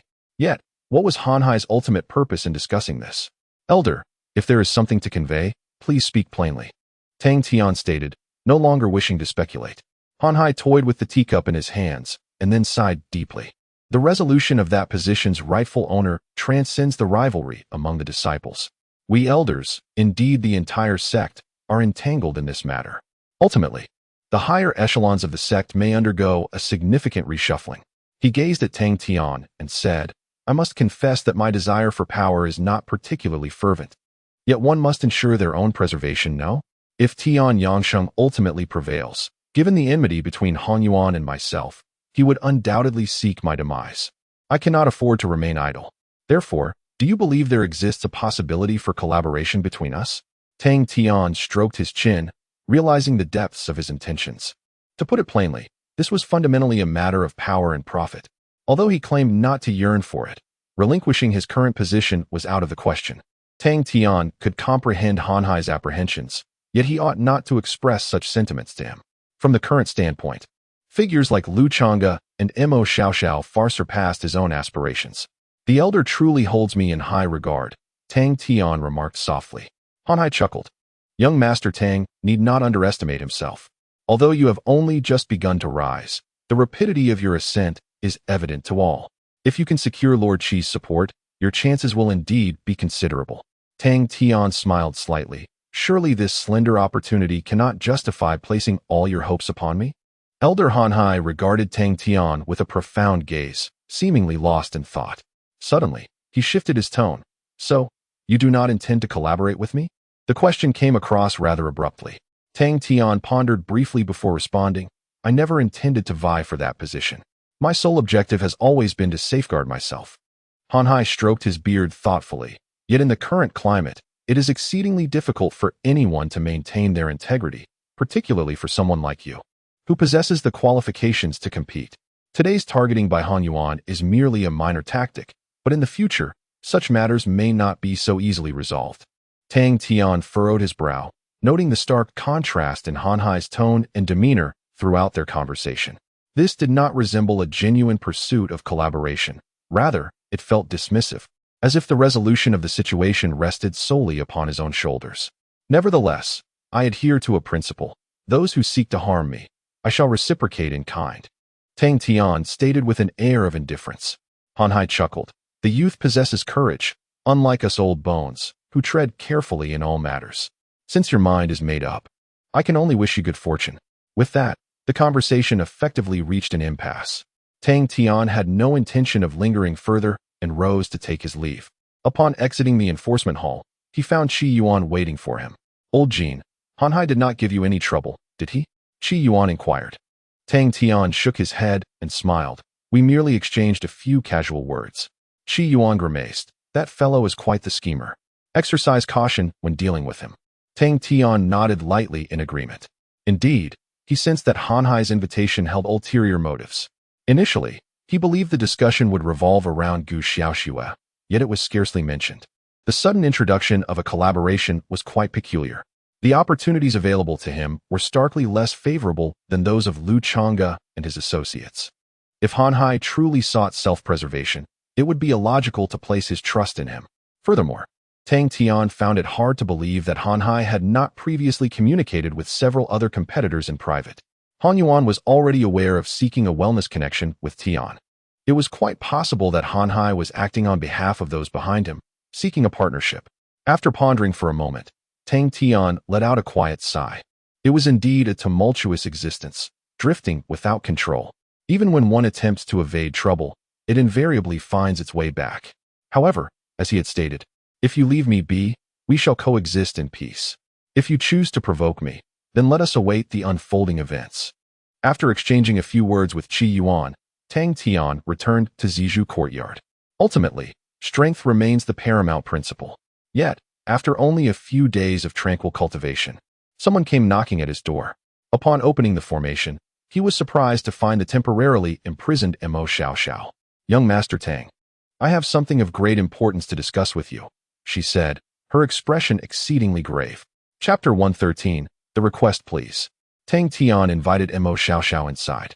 After they settled down, Emo Shia Shao surveyed the arrangement of the courtyard and remarked softly, the environment here is quite pleasant. It serves to calm the mind and soothe the spirit. Tang Tian paused momentarily while pouring tea, as the purpose of this brew was also to placate emotions. He discerned that Emo Shia Shao was not as composed as usual today, exhibiting a hint of agitation. It was that ancient well of Nianquan. It is said to have been meticulously arranged by the original owner of Zijou courtyard, the bamboo forest Taoist. The bamboo forest Taoist. Emo Shia Shao gazed at the ancient well, her eyes reflecting a semblance of nostalgia. I have heard of him. When I was very young, I learned of a sage in the Tianfu, known for his gentle demeanor and benevolence. He was kind and generous to his young disciples, many of whom received his grace. Unfortunately, he had already passed away before my birth. Tang Tian paused before saying, I have heard that he perished amidst the struggles for power. Emo Shia Shao sighed deeply. Oh, the strife for power. It was thus then, and it remains so today. After a moment of silence, she spoke again, Young Master Tang. I have come to seek your assistance regarding a matter. Tang Tian looked taken aback and inquired, What matter? Emo Shia Shao sighed once more, draining her cup of hot tea. Regarding Du Yuanqing. It was I who orchestrated it. Tang Tian hesitated. He had indeed suspected Emo Shia Shao, but he never anticipated her to admit it so candidly. If that were the case, how could she be here, appearing unscathed, while the enforcement hall had been frantically seeking the culprit? Was there perhaps more to this story? I was set up, Emo Shia Shao continued.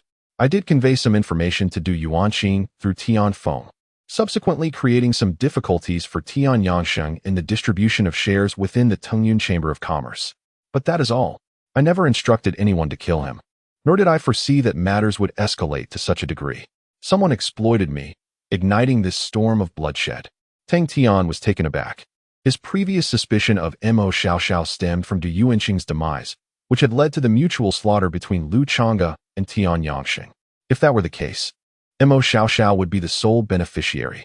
However, It now appeared that this was not the truth. If Emo Shia Shao's account was to be believed, and she did not incite this conflict, then the true puppeteer behind the scenes was indeed deeply concealed.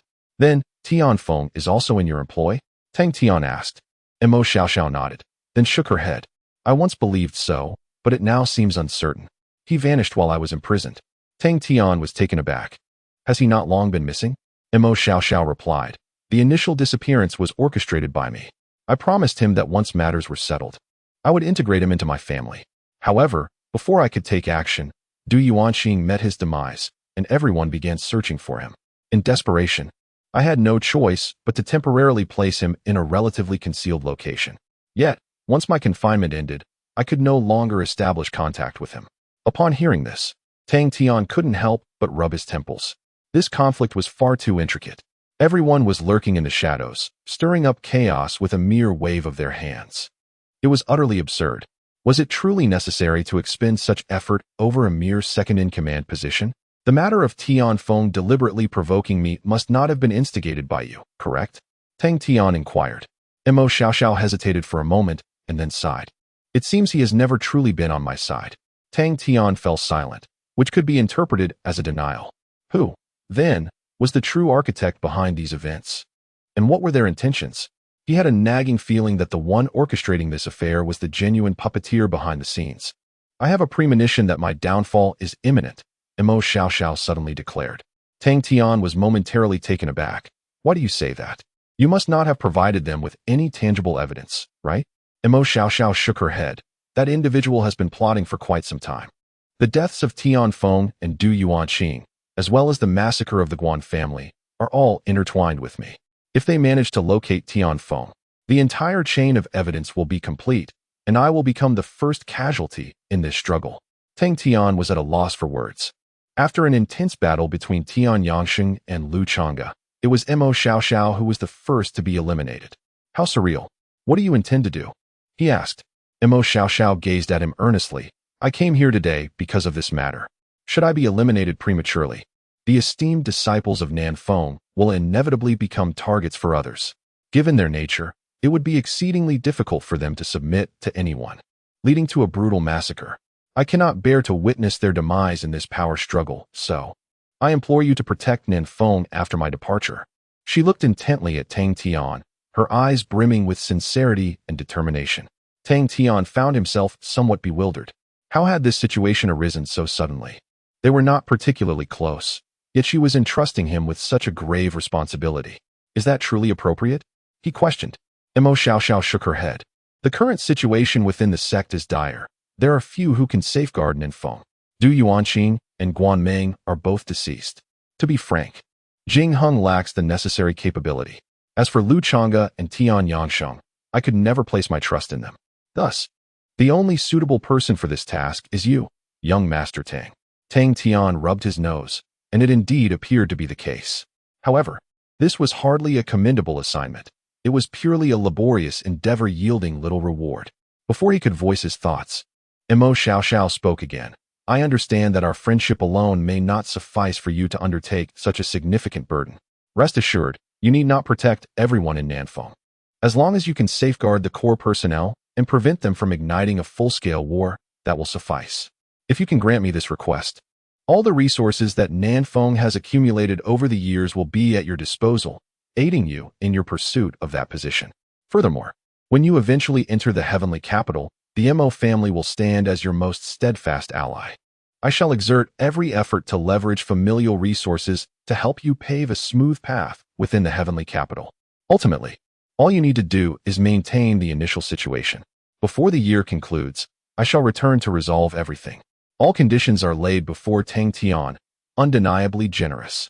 Setting aside the competition for the second-in-command position for now, having the support of the Emo family would indeed facilitate his future endeavors in the heavenly capital. After all, the Emo family occupies a prominent position within the entire heavenly capital. Moreover, he only needed to extend protection in the early stages of the conflict. After some contemplation, Tang Tian felt a stir of intrigue. Chapter 114. The first out, the conditions proposed by Emo Shia Shao were undeniably earnest. Even Tang Tian, a person who typically shied away from complications, found himself somewhat swayed. However, he remained puzzled. If one were to be truly implicated in such crimes, would they not at least be consigned to a dark prison? Can you truly return before the year's end? Tang Tian inquired. The turmoil instigated by Du Yuanqing was far more severe than the corruption of Zhongyang. Zhongyang received a 10-year sentence, according to the sect's regulations. It seemed entirely implausible for Emo Shia Shao to emerge unscathed.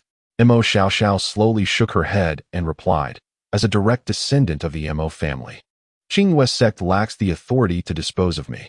For me, if the accusations are fully substantiated, it would only lead to one outcome, a complete withdrawal from the competition for that position.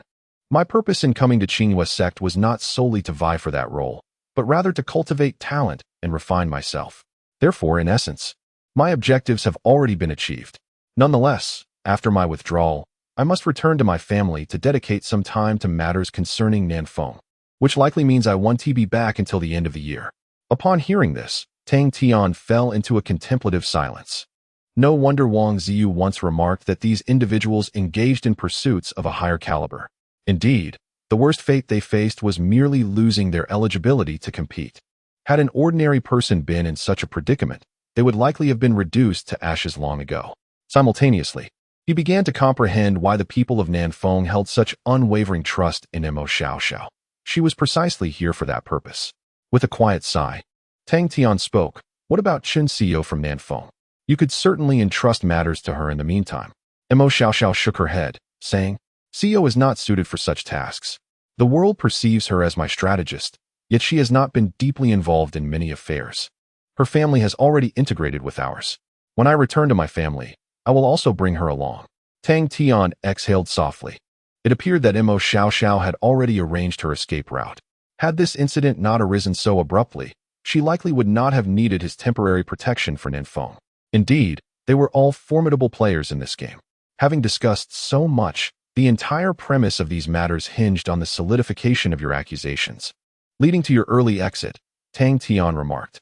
Emo Shia Shao affirmed, indeed. Yet, I sense that it may come to pass soon. Tang Tian shrugged slightly, pondering the sixth sense of women.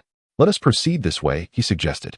If your predictions hold true, I will temporarily safeguard Nanfeng and strive to prevent any significant bloodshed. However, my protection will only last until the end of the year.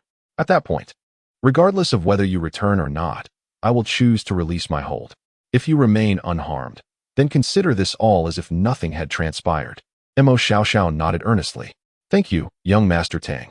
Tang Tian waved his hand dismissively. At this point, their agreement had been reached. Tang Tian sincerely hoped that Emo Shia Shao would remain unharmed, allowing him to continue living in peace. Suddenly, Emo Shia Shao interjected. This conflict is evidently being stirred by unseen forces. I cannot ascertain who it is, be it Lu Chonga, Tian Yangsheng, or some high-ranking officials. All are plausible suspects. However, if I am to bear the blame due to Tianfeng, then the individual who located Tianfeng must undoubtedly be one of the masterminds behind this. Tang Tian nodded gently, acknowledging the possibility. After all matters were discussed, Emo Shia Shao made a hasty exit from Zizhu courtyard. Tang Tian remained seated beneath the old locust tree, finishing an entire pot of hot tea. Eventually, he let out a deep sigh. It seemed that this conflict was indeed unavoidable. The turmoil within the sect continued unabated. Until the true culprit was identified, suspicion lingered among everyone. Bloodshed persisted among Emo Shia Shao, Lu Chonga, and Tian Yangsheng. Moreover, Jing Heng had finally become embroiled in the situation. At this juncture, he had to take a stand. Jing Heng was overwhelmed, tirelessly navigating between the three, seeking a way out. His capabilities were undeniable. His persuasive efforts yielded satisfactory results, temporarily safeguarding his family's security. Yet, many esteemed disciples from Nanfeng had been compelled to partake in the struggle. Consequently, Jing Heng found himself utterly stripped of any competitive standing.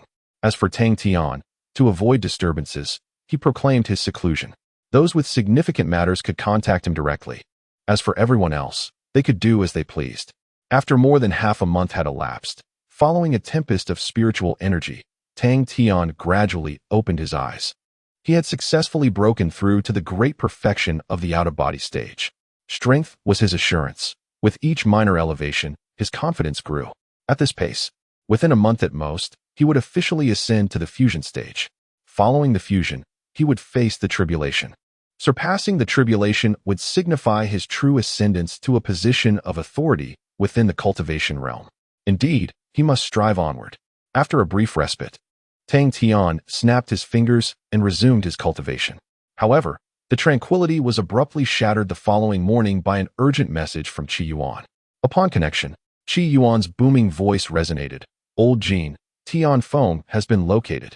This revelation instantly galvanized Tang Tian's attention. How was he found? Who located him? Tang Tian inquired hastily. Qi Yuan explained. It was the law enforcement hall that found him. When they located Tian Feng, a group of individuals also arrived, resulting in a bloody battle. Ultimately, the law enforcement hall emerged victorious.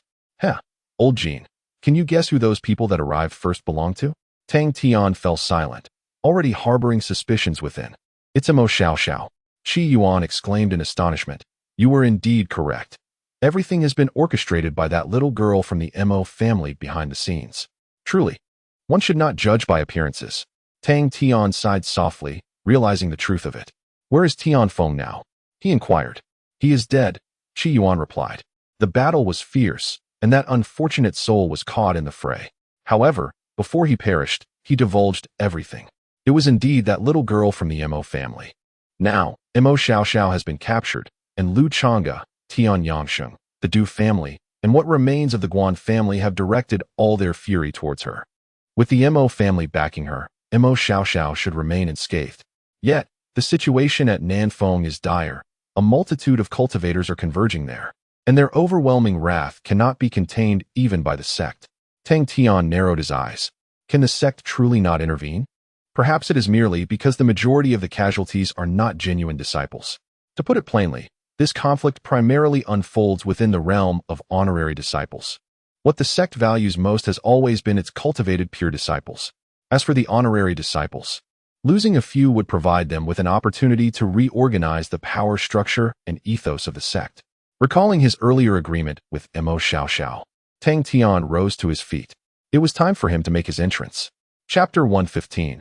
The crisis at Nan Peak. Tang Tian departed from the purple bamboo courtyard, ascending the mountain with an acute awareness of the tension permeating the atmosphere. A multitude of pure disciples descended, while an even greater number of honorary disciples, accompanied by their guards and guests, made their way upward. They scrutinized each descending disciple, ready to apprehend anyone who did not hold the status of a pure disciple. With those resisting facing immediate execution, these individuals were likely honorary disciples from other main peaks, intent on encircling their counterparts from Nan Peak. Esteemed friend, keep a vigilant watch. We must not let any miscreants from Nan Peak escape. A distinguished honorary disciple, possessing the power of the transformation stage, called out upon spotting Tang Tian ascending as well. Tang Tian nodded in affirmation, indicating his unwavering resolve. He then observed the several anxious pure disciples before him, choosing to disregard them as he allowed them to descend the mountain. He could assist them no further at this juncture. The multitude below was still converging, and whether they could truly evade capture depended on their own capabilities. After some time, Tang Tian reached the summit, where a considerable assembly of disciples had gathered. Each displayed expressions of righteous indignation, some with eyes ablaze, filled with a vengeful crimson. These were likely remnants of the Du and Guan families. The recent upheaval had nearly annihilated their clans, leaving a deep-seated enmity in its wake. With the true culprits finally apprehended, all their wrath was now directed towards Nan Peak. The corpses strewn at their feet attested to the fact that these individuals had forsaken their own lives in their quest for vengeance. With a subtle sigh, Tang Tian floated to the forefront of the gathering. At that moment, a fierce standoff was underway. On one side stood the honorary disciples of Nan Peak, led by Yin Ku, Ding Xiao, and other loyal confidants of Xiao Xiao, while on the opposing side was the united coalition of honorary disciples from the main peak, West Peak, and North Peak, exuding an aura of lethal intent. Lu Chonga and Tian Yangsheng were prominently among them, having seemingly set aside their previous grievances to stand united. Where is Tan Yushan? Tang Tian pondered in surprise. As the peak master of Nan Peak, his absence during such a tumultuous conflict spoke volumes about the sect's stance on the matter. Tang Tian resolved to observe the proceedings for now. Miss Chen, Lu Chonga spoke slowly. This matter does not concern your Chen family. You must consider your position carefully. Chun Sairu, a woman with gentle features, appeared delicate, yet her words bore no trace of weakness. Xiao Zhao's affairs are my own. If you wish to fight, then let it be. She extended her delicate hand, summoning a pristine white lamp that floated effortlessly in the air, emanating a vast, yet subtle aura of power. It was at least a supreme spiritual artifact, if not a more advanced celestial weapon. Tang Tian regarded the lamp thoughtfully. Those who can wield and control celestial artifacts possess strengths that cannot be overlooked. Observing her assertive movements, Chonga furrowed his brow and inquired, "Are you truly prepared to engage us in battle? Do not presume that the Qin family, having allied with the Emo family, can rest easy from this point forward." However, before he could finish, Tian Yangsheng, brimming with impatience, interjected, "Why waste breath on this woman?" He then summoned a black spear, crackling with electric energy, causing the very air to resonate with sharp sounds. The cunning and malevolent Emo Shia Shao had even ensnared me in her schemes, resulting in rivers of blood and significant casualties among my comrades. Today, if I do not avenge this grievance, I would be unworthy of my title as a warrior of the War God Hall. With a thunderous roar, his ferocious aura erupted. Black mist swirling as if even the light of day had dimmed slightly. An ominous energy, seemingly emanating from a realm far beyond, sent shivers through one's very soul. Tang Tian had previously sensed this aura from Qi Yuan. This fellow's power had already reached the threshold of semi-immortality. Tang Tian discreetly checked his shimi ring. Fortunately, after numerous trades, he possessed several tens of thousands of disposable items capable of delivering a strike equivalent to that of an immortal. Additionally, there were a few thousand that could unleash the might of a true immortal. What were these? They were the source of his confidence. Relieved, Tang Tian continued to observe. After a rather discordant exchange, both parties' tempers had reached a boiling point. Ultimately, with Tian Yangsheng's furious shout, the confrontation erupted. Tian Yangsheng charged ahead, thrusting his spear downward. Lu Chongqing followed closely, his robes billowing as he fanned out hundreds of colorful rays, each powerful enough to instill trepidation in the hearts of onlookers. This fellow, too, possessed the cultivation of the feather transformation realm. The ferocious assault arrived in an instant. Simultaneously, Chun Xiao raised the treasure lamp, her sleeves swirling as she poured forth all her power to ignite it fully. In that moment, it was as if a small sun had risen, blindingly brilliant and illuminating the surroundings. A pristine light barrier materialized before the esteemed disciples of the southern peak. The next instant, a deafening roar erupted. The clash of offense and defense produced a tremendous explosion, shaking the entire mountain. The violent force surged outward, causing some weaker disciples to lose their footing and be thrown back, tumbling in disarray. The confrontation between top-tier experts was truly terrifying. They quickly retreated several paces, fearful of being caught in the aftermath of the battle, having heard tales of how Tian Feng met his demise in such a manner. They would wait for the outcome between the top experts before making their move. The thunderous sounds continued to reverberate. The attacks of Tian Yangsheng and Lu Chonga came crashing down like a tempest, showing no signs of abating. Though Chun Xiao was formidable in her own right and wielded a celestial artifact, she was ultimately outnumbered and soon began to falter, retreating with blood seeping from the corner of her mouth. Ultimately, she could only cry out, "Help me," as her voice echoed, "Inku Ding Shao," and a host of esteemed figures immediately sprang into action, each unleashing a torrent of formidable spiritual energy to assist Chun Xiao in stabilizing the defensive barrier of the precious lamp. Under their collective effort, they indeed managed to thwart the advances of Tian Yangsheng and Lu Chonga. However, this action signified that Nanfeng had relinquished its hope for a decisive battle among the highest echelons. Tian Yangsheng snorted coldly, leveling his spear at Chun Xiao. In the next moment, all the esteemed figures behind him erupted in a cacophony of furious roars, their overwhelming aura simultaneously surging forth, scattering the clouds above as if they were mere wisps of vapor. Subsequently, an onslaught of immense energy cascaded downward, sweeping past Tian Yangsheng and Lu Chonga, and crashing heavily against the barrier before them. This time, the earth truly trembled. The surrounding foliage and trees within a radius of several hundred meters were mercilessly uprooted. Had it not been for the protective formations of Nanfeng, the very peak might have been obliterated. Such a caliber of attack instantaneously dismantled the defensive shield raised by the people of Nanfeng. Xiangz bore the brunt, hurtling backward like a leaf caught in a tempest, her blood staining the heavens. Meanwhile, Ku, Ding Xiao, and the others also suffered grave injuries, collapsing like crushed seedlings, blood spilling from their lips. That unified strike was far beyond what ordinary beings could withstand. In a mere instant, it stripped the defenders of their capacity to resist. Tang Tian shook his head slightly, letting out a sigh. He had initially hoped that Xiangz could resolve this crisis without his intervention. However, it appeared that he must step in after all. Chapter 116. The power of wealth. The defenses established by Xiangz and the people of Nanfeng were decisively shattered by a coordinated strike from their adversaries. At this moment, Tian Yangsheng surveyed the devastation before him, a cruel smile spreading across his face. He coldly raised his spear, aiming it at the bloodied and fallen Xiangz, and hurled it with great force. The black spear sliced through the air, crackling with electric arcs, as if it were tearing apart the very fabric of reality. Severely wounded, Xiangz stood no chance of resisting this onslaught. Just as it seemed she would meet her tragic end, a massive bronze door suddenly descended from the heavens. Boom! The colossal door landed firmly upon the earth, blocking the path of the spear. In an instant, the spear collided violently with it. Surprisingly, the seemingly invincible spear was repelled, while the bronze door merely flickered with a faint azure glow, remaining steadfast and unmoving. This was a standard bronze celestial shield. Someone recognized the enormous door and gasped in astonishment. An artifact of celestial grade, it could withstand all attacks from beings beneath the celestial realm. With a staggering price tag of 20 trillion. The only drawback was its lack of maneuverability, making it difficult to utilize in genuine combat. Otherwise, I would have emptied my coffers to acquire one. Xiangz had evidently prepared for this eventuality, having procured such an extraordinary item. The renowned disciples murmured among themselves, alas. A solitary bronze celestial shield cannot possibly save them from this calamity. Scarcely had the words left their lips when dozens of identical bronze doors plummeted from the sky, crashing to the ground.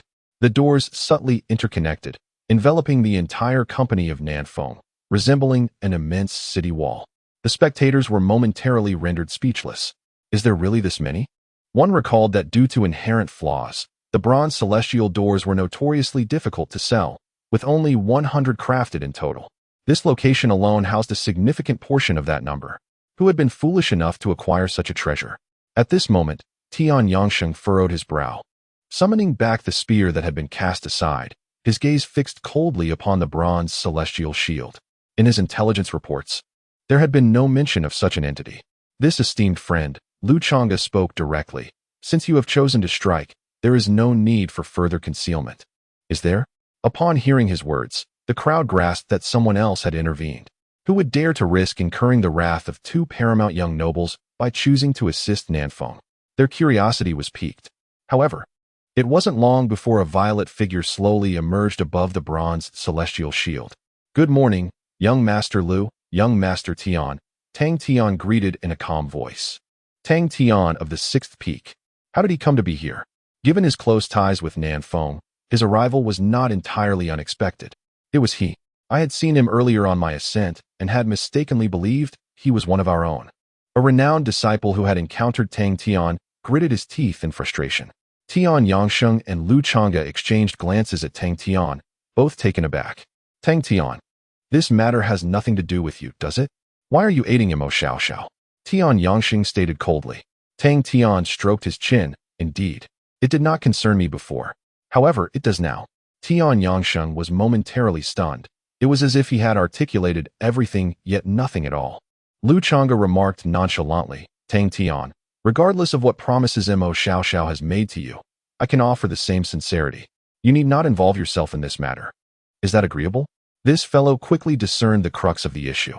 Yet how could Tang Tian be someone who goes back on his word? Not an issue at all. Tenfold. You provide me with 10 times the amount, and I shall promptly confront the bronze immortals. Tang Tian declared. Chonga furrowed his brow, genuinely contemplating the suggestion.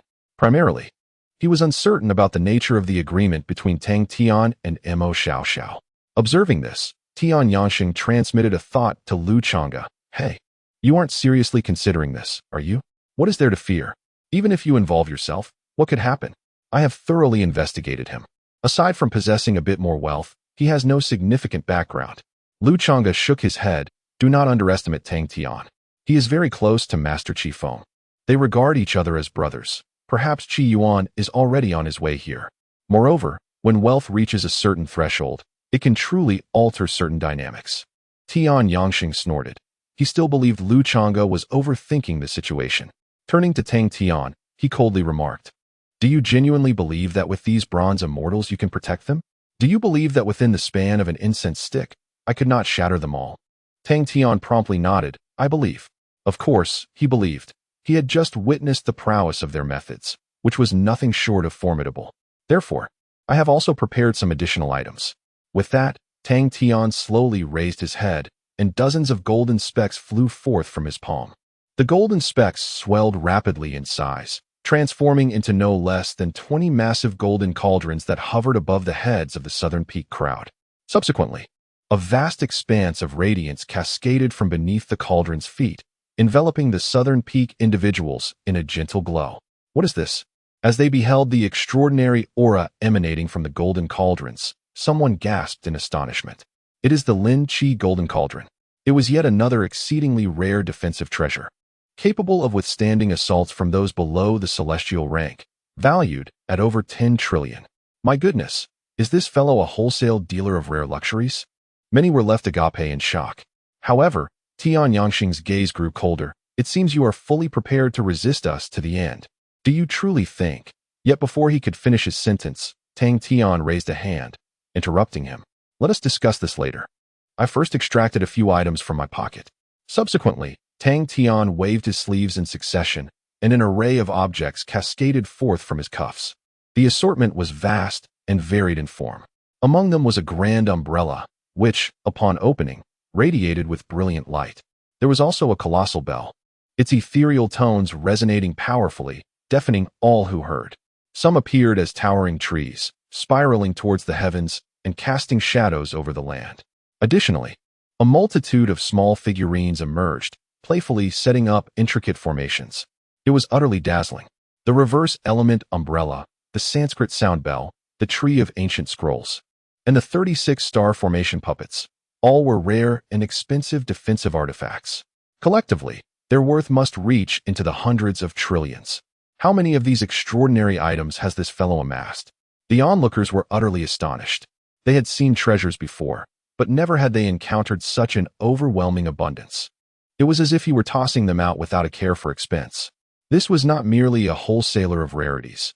This was unequivocally the terminator of obscure items. The crowd gazed at the ironclad defenses, rendered speechless. To dismantle such a multitude of artifacts would undoubtedly take several days, if not longer. Even Tian Yangxing could not help but clench his fists, aware of Tang Tian's considerable wealth. Yet, he could never have anticipated the sheer volume of bizarre items he would produce. Is it illegal to purchase legitimate goods there? Chonga shook his head and communicated telepathically. I have always maintained that wealth can indeed alter certain circumstances. Observing the crowd's reactions, Tang Tian spoke softly. Shall we then discuss terms? Chapter 117. Forcibly ceasing hostilities atop the summit of Nan Peak, Chun Sairu and In Ku, along with their companions, gazed in a daze at the myriad protective light screens overhead. Many among them were affluent, yet their wealth seldom found its way into such fundamentally flawed artifacts. For instance, the bronze immortals and the Kinshijinding served only defensive purposes, and once activated, they could not be moved. Rather than expending riches on such items, it would be more prudent to invest efforts in arranging formidable formations. Consequently, they were oblivious to the remarkable efficacy that emerged when all these defenses converged. The intricate layers of protection were interlinked, and even the likes of Tian Yangxing would require considerable time to breach them. Could it be that today they might indeed evade catastrophe? Let us converse. Tang Tian's composed tone instilled them with greater confidence. Alas, matters did not unfold as smoothly as they had envisioned. Converse? Tian Yangxing hissed. Tang Tian, do not presume that by enclosing them within a shell, they are secure and that you possess the right to negotiate with me. A shell is merely a shell. It will inevitably be shattered. I refuse to believe you can remain within it for eternity. He was resolute in his refusal to entertain any discussions of peace. Tang Tian shook his head with a smile. Indeed, we cannot linger indefinitely. But can you fight for eternity? If I am not mistaken, the time allotted to you by your sect is no more than 3 days, perhaps even today. At this juncture, he began to grasp the underlying truth. The sect's stance on this bloody conflict was one of tacit approval. Lu Chonga and Tian Yangsheng had amassed an overwhelming amount of animosity over this issue. If left unvented, it could easily lead to turmoil. Thus, the sect refrained from intervening. Nonetheless, Tang Tian believed there must be a time constraint imposed by the sect. Soon, he gleaned the answer he sought from the expressions of Lu Chonga and Tian Yangsheng. His hypothesis was likely correct, as both men fell into a contemplative silence upon his revelation. You guessed correctly, Lu Chonga admitted. The sect has granted us only half a day. Therefore, we must resolve this matter swiftly. Indeed, it is imperative. After speaking, he turned to Tian Yangsheng and inquired, "Shall you use it, or shall I?" Tian Yangsheng fixed a cold gaze upon Tang Tian and replied, "I shall use it." Moments later, under Tang Tian's inquisitive stare, Tian Yangsheng produced an item. It was a fractured curved blade. Yet, the instant the blade came into view, a profound sense of foreboding surged within Tang Tian. A chill raced up his spine. That blade was undoubtedly no ordinary celestial weapon. For the first time, Tang Tian's demeanor shifted. He furrowed his brow slightly. Meanwhile, a sinister smile curled at the corner of Tian Yangsheng's lips. "Tang Tian, this is of your own making." Upon concluding his words, he channeled his spiritual energy, fervently directing it into the battered blade. A tremendous authority suddenly descended from the heavens, casting a shadow over the hearts of all present. Tang Tian furrowed his brow, sensing an ominous premonition. Should this blade indeed strike down, not only would the crafted armor be at risk, but even his own survival would be in jeopardy. There was no room for leniency any longer. Observing the poised Tian Yangsheng, he spoke earnestly. "You must contemplate this carefully." With that, he once again summoned forth energy from his sleeves. This time, a greater multitude of dark particles erupted from his cuffs, swarming like locusts, sending shivers down the spines of onlookers. Soon, all the dark points rapidly revealed their true forms, each as diverse as the next. There were pearls, jade talismans, runes, puppets, and even an array of bizarre treasures of heaven and earth. Yet, without exception, every item concealed an immense power, sending chills through the hearts of those who beheld them. The crowd gazed at the treasures that filled the sky, resembling a thick blanket of ominous clouds, struggling to swallow their apprehension. Each one possessed power surpassing that of the tribulation stage. Surely, there were hundreds of thousands here. If all were to be detonated, the onlookers dared not contemplate further. Should such an event transpire, not only would the cultivators present be in peril, but the entire South Peak would be rendered non-existent. Even Tian Yangsheng was momentarily paralyzed by the terrifying spectacle before him. Though he had experienced the brutality of battle, such a scene was unprecedented. Who in their right mind would carry so many disposable offensive treasures? Was there not a fear that a single misstep could lead to their own demise? Was it truly necessary to be this ruthless? Tian Yangsheng breathed rapidly. The battered blade was poised, yet he hesitated to bring it down. Lu Chonga could only smile wryly, realizing he had overestimated Tang Tian. Yet, he could not fathom. "Tang Tian, are you truly willing to risk your life to protect the people of South Peak?" Tang Tian chuckled lightly, responding, "Life is indeed precious, but reputation holds even greater worth. Since I have made a promise to Emo Shia Shao, I must see it through, mustn't I?" He could not reveal his indifference towards death to others, so he chose to phrase it thus. However, to those around him, his words resonated with profound shock. How could one possess such an admirable character? Even as adversaries in this moment, they could not help but feel a deep respect for him. Meanwhile, the members of South Peak were already teary-eyed, overwhelmed with gratitude that Tang Tian stood by their side. Otherwise, feeling the unusual gazes surrounding him, Tang Tian remained unfazed, his heart steady. He had grown accustomed to it. "Let us converse," he began. "I simply wish to prevent a large-scale bloodshed from occurring. Henceforth, I will not intervene in any conflicts you engage in elsewhere. What say you?" He understood that the enmity between both parties had become irrepressible. Thus his sole intention was to prevent today's imminent bloodshed. As for the future, let it unfold as it may.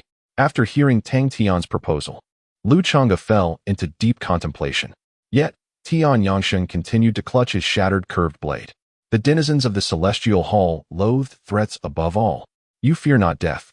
Do you presume I fear it? Tian Yangsheng roared, his eyes growing increasingly frenzied. Tang Tian was left speechless.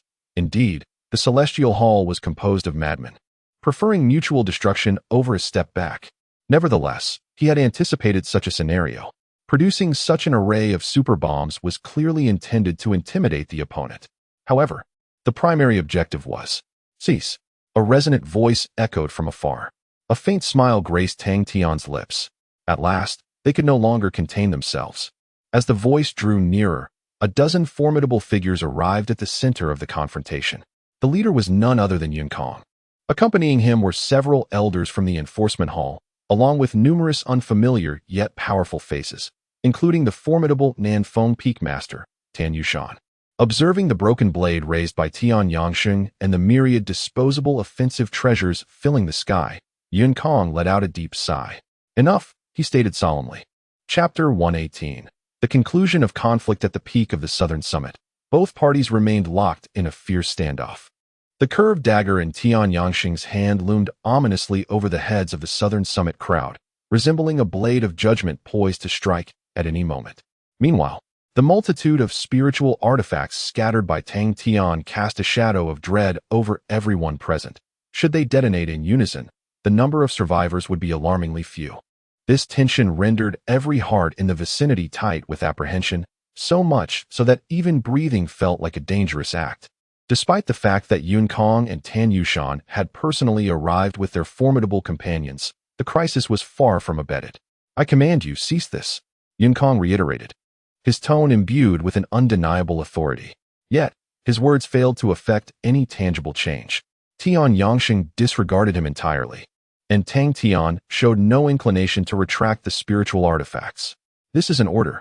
Yun Kong's fury erupted, accompanied by a terrifying force that descended upon them like a tempest. The usually industrious young master, dedicated to the construction of their sect, had evidently reached the threshold of a half-step immortal. Moreover, he appeared to possess strength surpassing that of Tian Yangsheng. At the sound of his roar, movement finally stirred among the onlookers. Lu Chonga glanced at Yun Kong, then at Tang Tian, remaining silent as he turned away, followed by his loyal confidants. The esteemed disciples under his command, though reluctant, felt compelled to abandon the scene, their hearts heavy with unfulfilled resentment as they departed from the southern summit. With Lu Chonga's exit, only Tian Yangsheng remained, teetering on the brink of madness, still clutching his dagger with unwavering determination. Yun Kong's brow furrowed as he fixated on Tian Yangsheng, delivering a chilling challenge. Tian Yangsheng, do you wish to engage with me? His tone was resolute and unyielding. This was the first time Tang Tian had witnessed such intensity in Yun Kong. Previously, he had only seen the young master as a gentle scholar, his demeanor calm and refined. Particularly after learning of his nickname, Little Kongzi, Tang Tian had subconsciously overlooked his true identity. It was easy to forget that Yun Kong had ascended to the position of young master through sheer merit. Under the weight of Yun Kong's oppressive aura, Tian Yangsheng finally reacted, the madness in his eyes receding somewhat. His spiritual energy gradually receded, dissipating the terrifying pressure that had filled the air. Observing this, Tang Tian acted swiftly, sweeping away all the spiritual artifacts that had hung in the sky, restoring the sunlight to the earth. Thus, the darkness that had clouded the hearts of the crowd vanished entirely. Depart now. Such levels of conflict are not permitted by our sect. Yun Kong's tone softened as he spoke. Tian Yangsheng let out a cold snort, fixing his gaze on Tang Tian as he retorted, this matter is far from over. From this day forth, the southern summit and you, Tang Tian, shall be my adversaries. We shall see how this unfolds. With those words, he turned sharply and departed, his followers trailing closely behind. In the blink of an eye, the two primary factions withdrew entirely, leaving only a handful from the Du and Guan families. Their enmity ran too deep to be easily relinquished. However, their numbers and strength were now insufficient to perpetrate a massacre against Nanfeng. Tang Tian exhaled softly. His mission was, in essence, accomplished. Offending Tian Yangsheng was an anticipated consequence. In truth, the fact that war had not fully erupted was already a stroke of fortune. Yun Kong arrived just in time, indicating that the sect's threshold for conflict remained quite high. Tang Tian, Yinkong finally turned his gaze towards him. Having witnessed Tian Yangxing's retreat, since they had taken a step back, it would be prudent for him to do the same.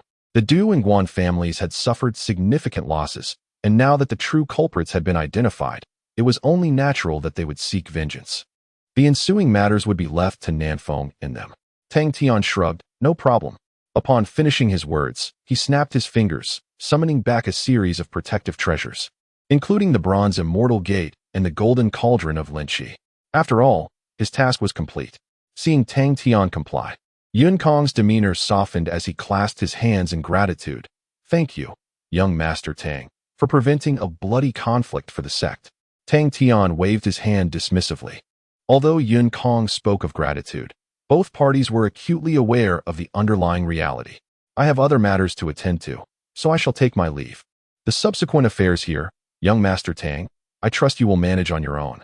Farewell, he concluded, before vanishing from sight. The peak master of Nanfeng, Tan Yushan, cast a deep glance at Tang Tian before departing as well. Watching their departing figures, Tang Tian stroked his chin thoughtfully. It seemed Yinkong was not entirely satisfied with the outcome of this conflict. He pondered whether this transaction had ultimately resulted in a loss or a gain. As he contemplated, a faint voice emerged from behind him.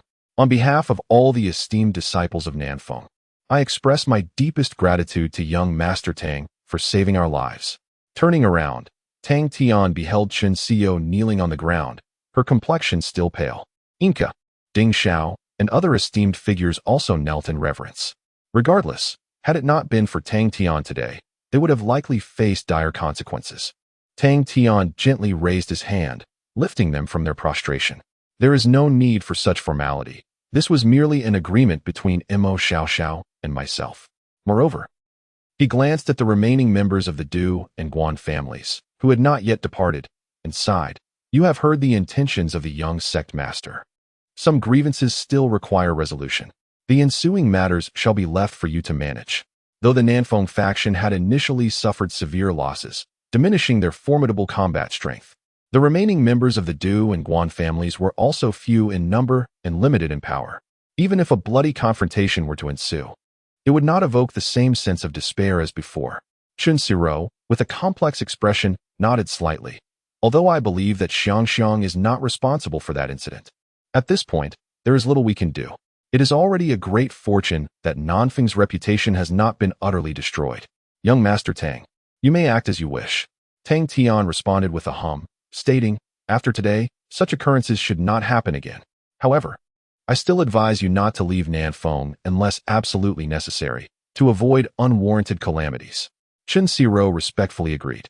Yet, observing the expressions of Yin Ku and the others, Tang Tian understood that remaining at Nanfeng would prove challenging.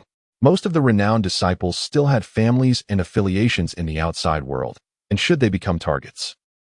Tang Tian shook his head inwardly. This was a matter beyond anyone's control. He had done his utmost to preserve the reputation of Nanfeng. Nodding, Tang Tian took flight. Just as he soared over the peak, he heard the tumultuous sounds of battle erupting behind him. Bloodshed was still unavoidable. Tang Tian sighed softly. In any world, the root of large-scale conflicts invariably lies in the struggle for power. The realm of cultivation was no exception. Such disputes are often more brutal than personal vendettas. A mere miscalculation by those in high positions could cost thousands of lives. How lamentable. Yet, as he pondered this, a familiar voice called out, Old Jean. Chapter 119. Wang Gang's visit in Tang Tian's line of sight. Qi Yuanfeng rushed over with great urgency. His expression bore a hint of anxiety as he scrutinized Tang Tian from head to toe, then inquired, Old Jean, what transpired just now? Are you all right? After a moment of contemplation, Tang Tian chose not to conceal the truth and recounted the events in their entirety. Upon hearing this, Qi Yuan murmured, Damn. I wondered why I suddenly felt the presence of an immortal king. It turns out to be that brat Tian Yangsheng. He even brought out a royal weapon. Tang Tian raised an eyebrow slightly. Are you suggesting that the broken blade is the weapon of an immortal king? Qi Yuan nodded affirmatively. There is no doubt about it. I have sensed that aura a few times within the heavenly mansion. An immortal king is a being that touches upon the very fabric of the rules. If he were to truly unleash that strike, the entire South Peak would likely be unable to withstand it. Tang Tian's heart trembled. Merely a broken weapon belonging to an immortal king, and yet it exuded such terror. In its presence, he acutely felt that he had no room to retaliate. Should it truly be wielded against him, he would probably have no choice but to rely on rebirth through the egg. Old Jean. Suddenly, Qi Yuan said with a hint of anger. Why didn't you inform me of such a perilous situation in advance? If I were present, who would dare to threaten you so brazenly? You don't consider me one of your own. Tang Tian couldn't help but smirk. If you had been there, it was likely that the two of you would have clashed with Tian Yangsheng within mere moments. Both of their temperaments were similar. It was a case of madness meeting madness, escalating to an explosive degree that could pierce the heavens. However, seeing Qi Yuan's demeanor, he felt compelled to withhold the truth. I didn't anticipate it would escalate to such a degree. I initially thought it would be easily resolved. By the way, I wish to ask you for a favor. Tang Tian shifted the topic. What is it? Qi Yuan inquired. After some thought, Tang Tian responded. Are you aware of the process by which the law enforcement hall captured Tian Feng? Qi Yuan replied, I've only heard rumors. They engaged in a skirmish with Emo Shia Shao's people and inadvertently ended up killing that unfortunate soul.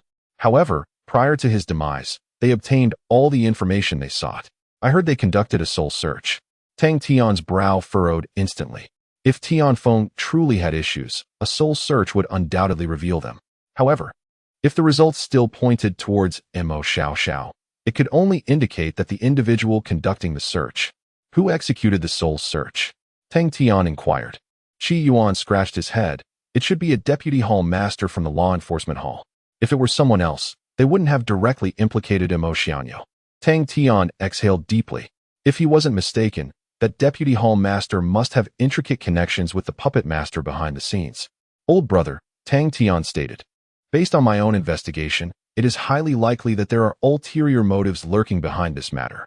Could you kindly assist me in covertly investigating the vice master responsible for the soul-searching execution? Begin with an inquiry into Lu Chonga and Tian Yangsheng, followed by a look into Emo Shia Shao and Chen, and lastly, consider external influences. Regarding Emo Shia Shao's assertions, Tang Tian is not completely inclined to trust them. Since we are conducting an investigation, let it be thorough. Very well, it's a small matter, said Qi Yuan. Just wait, I shall uncover everything. Tang Tian replied with some reluctance. Please conduct the investigation discreetly, striving to avoid drawing the attention of others. If there are indeed hidden forces at play, they will undoubtedly be exceedingly cunning. We must not raise alarm. Qi Yuan patted his chest, assuring him that there would be no issues, as he had previously engaged in similar undertakings and was quite adept at it. Seeing his unwavering confidence, Tang Tian felt compelled to trust him. Subsequently, the two conversed about various other topics. Your little entourage is nearing the end of their training. Once they emerge, ensure they take the time to consolidate their skills. They should manage well through the 100 Doors battle, Qi Yuan remarked. Tang Tian nodded in agreement. Li Hong and his companions have been undergoing training for nearly half a year now. I hope that Qi Yuan's methods align closely with his boasts. In truth, Gu Xiaoxue and the two twins posed no significant issues, with Li Hong being the sole uncertainty. Qi Yuan commented, Li Hong's foundation is rather average. Even after the trials at the Dragon Transformation Pool, he merely reaches the pinnacle level. I have enhanced his potential and combat skills during this period. Yet he still faces challenges in terms of cultivation. The path to the 10,000 Demons Trial Tower remains arduous. Tang Tian fell silent, acknowledging that Li Hong's overall strength was indeed somewhat lacking. Even with abundant resources, an enhancement process is necessary. However, regarding cultivation, you previously mentioned a place called the Leoli Secret Realm, where one could rapidly advance their cultivation. Tang Tian inquired. Qi Yuan nodded. Indeed. Cultivators below the tribulation stage can enter, if fortune smiles upon them. Some may even leave the realm ready to face their tribulation. Do you wish for him to attempt it? Tang Tian asked, nodding in agreement. In truth, he himself yearned to experience it as well. Setting aside distant matters, Lu Chonga, Tian Yangsheng, Emo Shia Shao, and Yun Kong all possess cultivation levels that far exceed his own. Currently, he has reached the great perfection of the out-of-body stage. He might stand a chance against those in the tribulation stage. However, against those in the ascension realm or half-step immortals, he would likely have no option but to flee. Even having entered the fusion stage last year, he would still face challenges. Yet, if he could endure several heavenly tribulations, then his prospects would significantly improve. Yes, that is indeed a possibility, Qi Yuan replied. However, the resources within the Leoli secret realm require competition. Those allowed entry are not weak, and with Li Hong's abilities, if luck is on his side, he may just seize some opportunities. If misfortune strikes, even the act of surviving becomes a formidable challenge. Tang Tian contemplated for a moment before revealing the truth to Qi Yuan. I wish to enter as well. Qi Yuan responded with a prolonged "oh," suggesting that it shouldn't pose much of an issue. Under the tribulation, it is likely that few would rival you. Your status as the eldest son of Qing's sect will certainly intimidate some of the less determined individuals. Tang Tian shook his head, expressing his preference to enter as a private individual, aiming to avoid disturbing too many people. After all, the current situation at Qing's sect is quite complex. The risks associated with venturing far still exist, as exemplified by Du Yuanqing. After pondering for a while, Qi Yuan nodded in agreement with Tang Tian's perspective. Very well. I shall first gather some information. The Leoli secret realm opens every 2 months, and there should be an opportunity before the year's end. However, entering as a private individual requires a significant expenditure of spirit jade for the entrance fee. Moreover, being in the territory of the Tianfu, the disciples from the affiliated sects often exhibit a lack of friendliness towards other cultivators. You are aware of Tianfu's immense power, which has led to the arrogance of those disciples.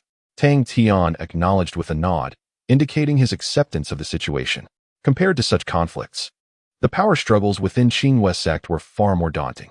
Subsequently, the two discussed various details before parting ways.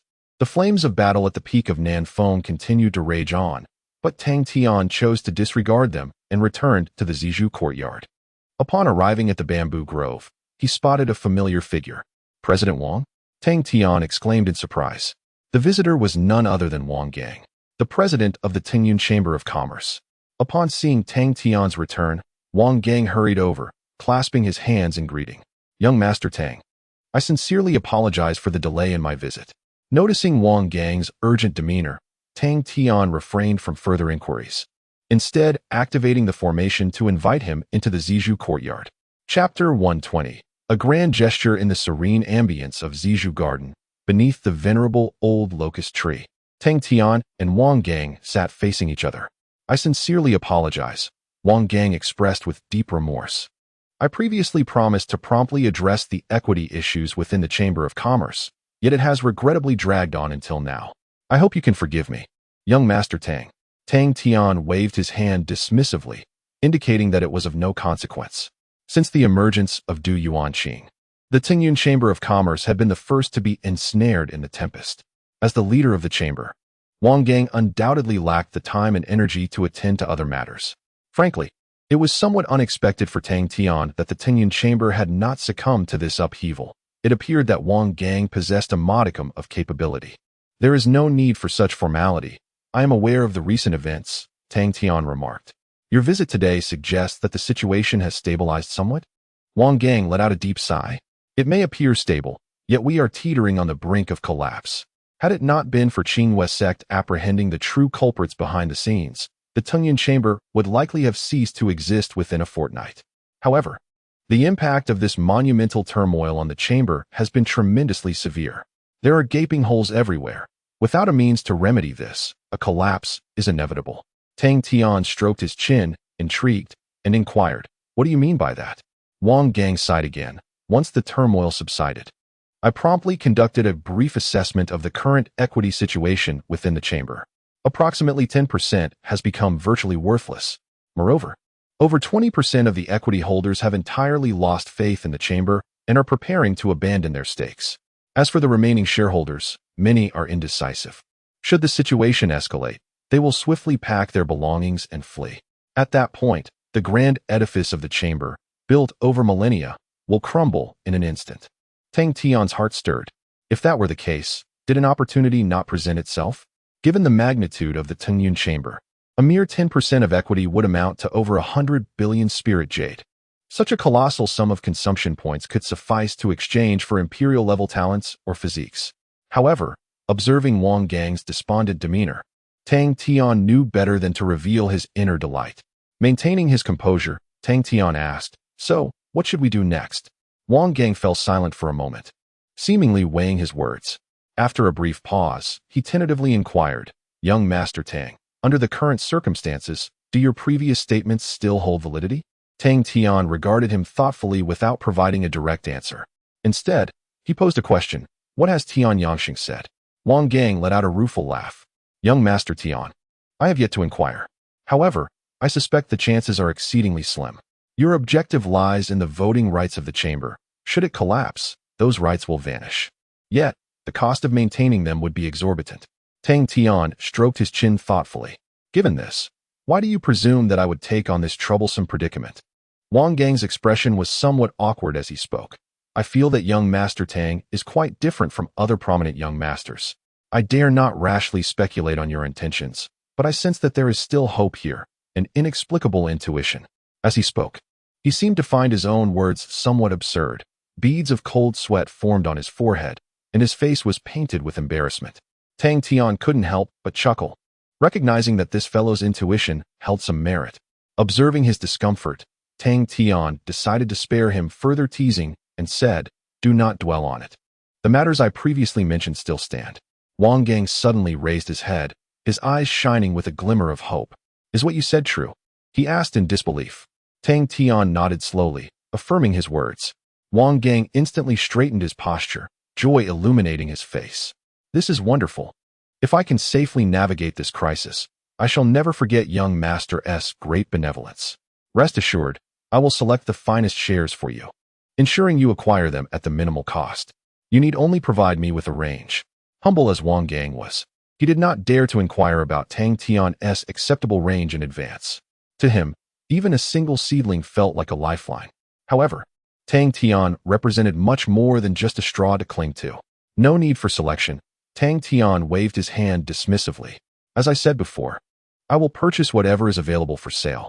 It is unnecessary to sift through them. That would only cause additional labor and worry. Furthermore, do not entertain the notion of acquiring them at the lowest possible cost. The price is what it is. Do not hinder the normal development of the trading association. Yes, that will suffice. His calm tone conveyed the message steadily. Yet, to Wang Gang, those words struck like thunder from the heavens. His mind roared, leaving him in a daze for quite some time. Eventually, he managed to utter, Are you serious? Tang Tian toyed with his teacup and replied with a smile. What? Is it not feasible? Wang Gang quickly waved his hands. No. It is not a matter of feasibility. It's just, young Master Tang, are you planning to acquire the entire trading association? His expression and tone were filled with an astonishment that knew no bounds. Tang Tian was momentarily taken aback and said, Even if I were to acquire all, it would only amount to 30% of the shares. That hardly constitutes a full acquisition, does it? Wang Gang shook his head. A significant portion of the association's shares are fixed shares, approximately 40%. I possess less than 20%, and another 20% is held by those beyond the realm of immortals. The remaining 60% constitutes free shares. If you truly acquire 30%, it would grant you the decision-making power over the entire association. Tang Tian was astonished. It was indeed a complex matter. The distribution and operation of shares in the cultivation world appeared to be more intricate than in his own. However, this held little significance for him. Acquiring consumer points was all that mattered. Anything works, Tang Tian remarked. As I said, buy as much as possible. There is no need to fret over financial matters. And as for those fence-sitters, I suggest we eliminate them all at once to save ourselves the trouble. Their equity must be substantial. Yet, after hearing Tang Tian's resolve and his immense financial prowess, Wang Gang was completely awestruck. After a long pause, he rose to his feet and bowed deeply to Tang Tian. I am honored to meet the future leader. Tang Tian chuckled and shook his head. Let us not refer to me as a leader. You possess a greater understanding of these matters than I do. I shall merely serve as an investor. However, I do have a favor to ask of you. Wang Gang responded earnestly. Please speak. I shall do my utmost. Tang Tian nodded. While you're handling the equity, could you also keep an eye out for any martial arts techniques? I have a penchant for collecting such methods. If you find any, I would like to acquire as many as possible. It doesn't matter where they come from. Money is not an issue. The myriad paths of martial arts require a vast array of techniques to enrich the starry sea and enhance one's level. Wang Gang solemnly assured him that there would be no problem at all. Subsequently, they discussed some specific details before Wang Gang hurriedly took his leave. Left alone in the courtyard, Tang Tian savored his fragrant tea, contemplating that if all went smoothly, he might enhance his talents and core strength once more before entering the Glazed secret realm. For now, he would wait. Chapter 121. Return from training following the bloodshed at South Peak and the ensuing conflict sparked by the demise of Du Yuanqing. The tumultuous saga has finally begun to draw to a close.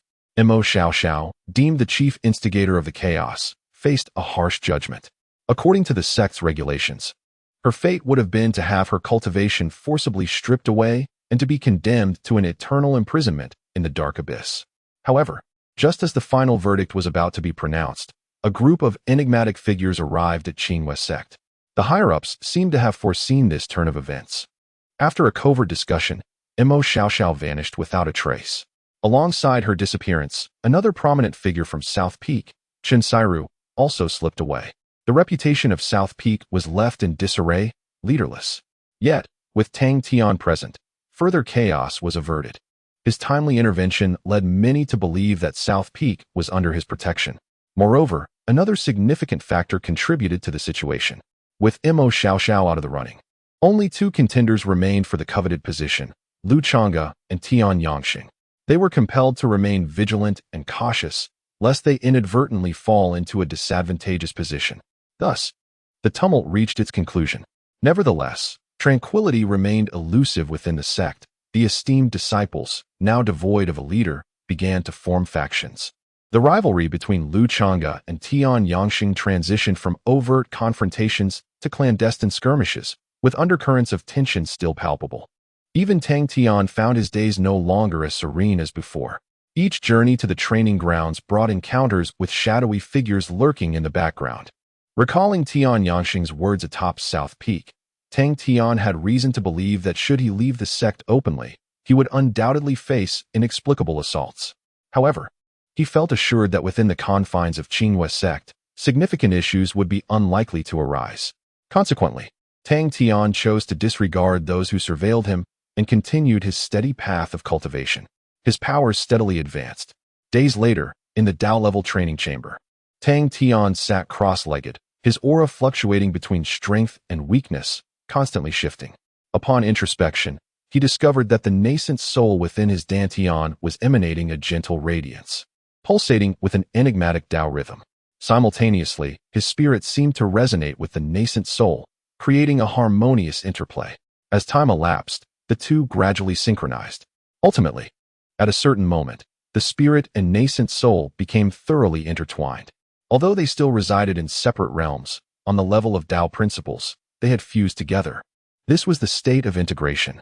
Tang Tian slowly opened his eyes. The state of integration elevated his strength to an entirely new echelon. His celestial body grew ever more resilient, and even the myriad paths of the Dao advanced slightly. This experience of growth and cultivation brought an intuitive sense of amplified power. Exhaling deeply, Tang Tian retrieved a communication Jade talisman. Upon inspection, he raised an eyebrow in surprise. Li Hong and the others were finally emerging from their seclusion. They had returned at last. A smile flickered at the corner of Tang Tian's mouth. I wonder how much you all have grown. 2 days later, Tang Tian and Qi Yuan stood atop the 6th peak. After months of construction, the 6th peak had transformed entirely. Most of the infrastructure was completed, and a considerable number of disciples had officially moved to the main peak. This initial batch comprised fewer than 1 million, all distinguished core disciples. Qi Yuan elaborated. There will be 5 more batches following this one, and then the first phase of the main peak will be fully realized. Afterward, it will be a gradual process of development, akin to boiling a frog in warm water. Tang Tian nodded casually. Yet his attention was wholly captivated by the imposing black hall of the peak master before him.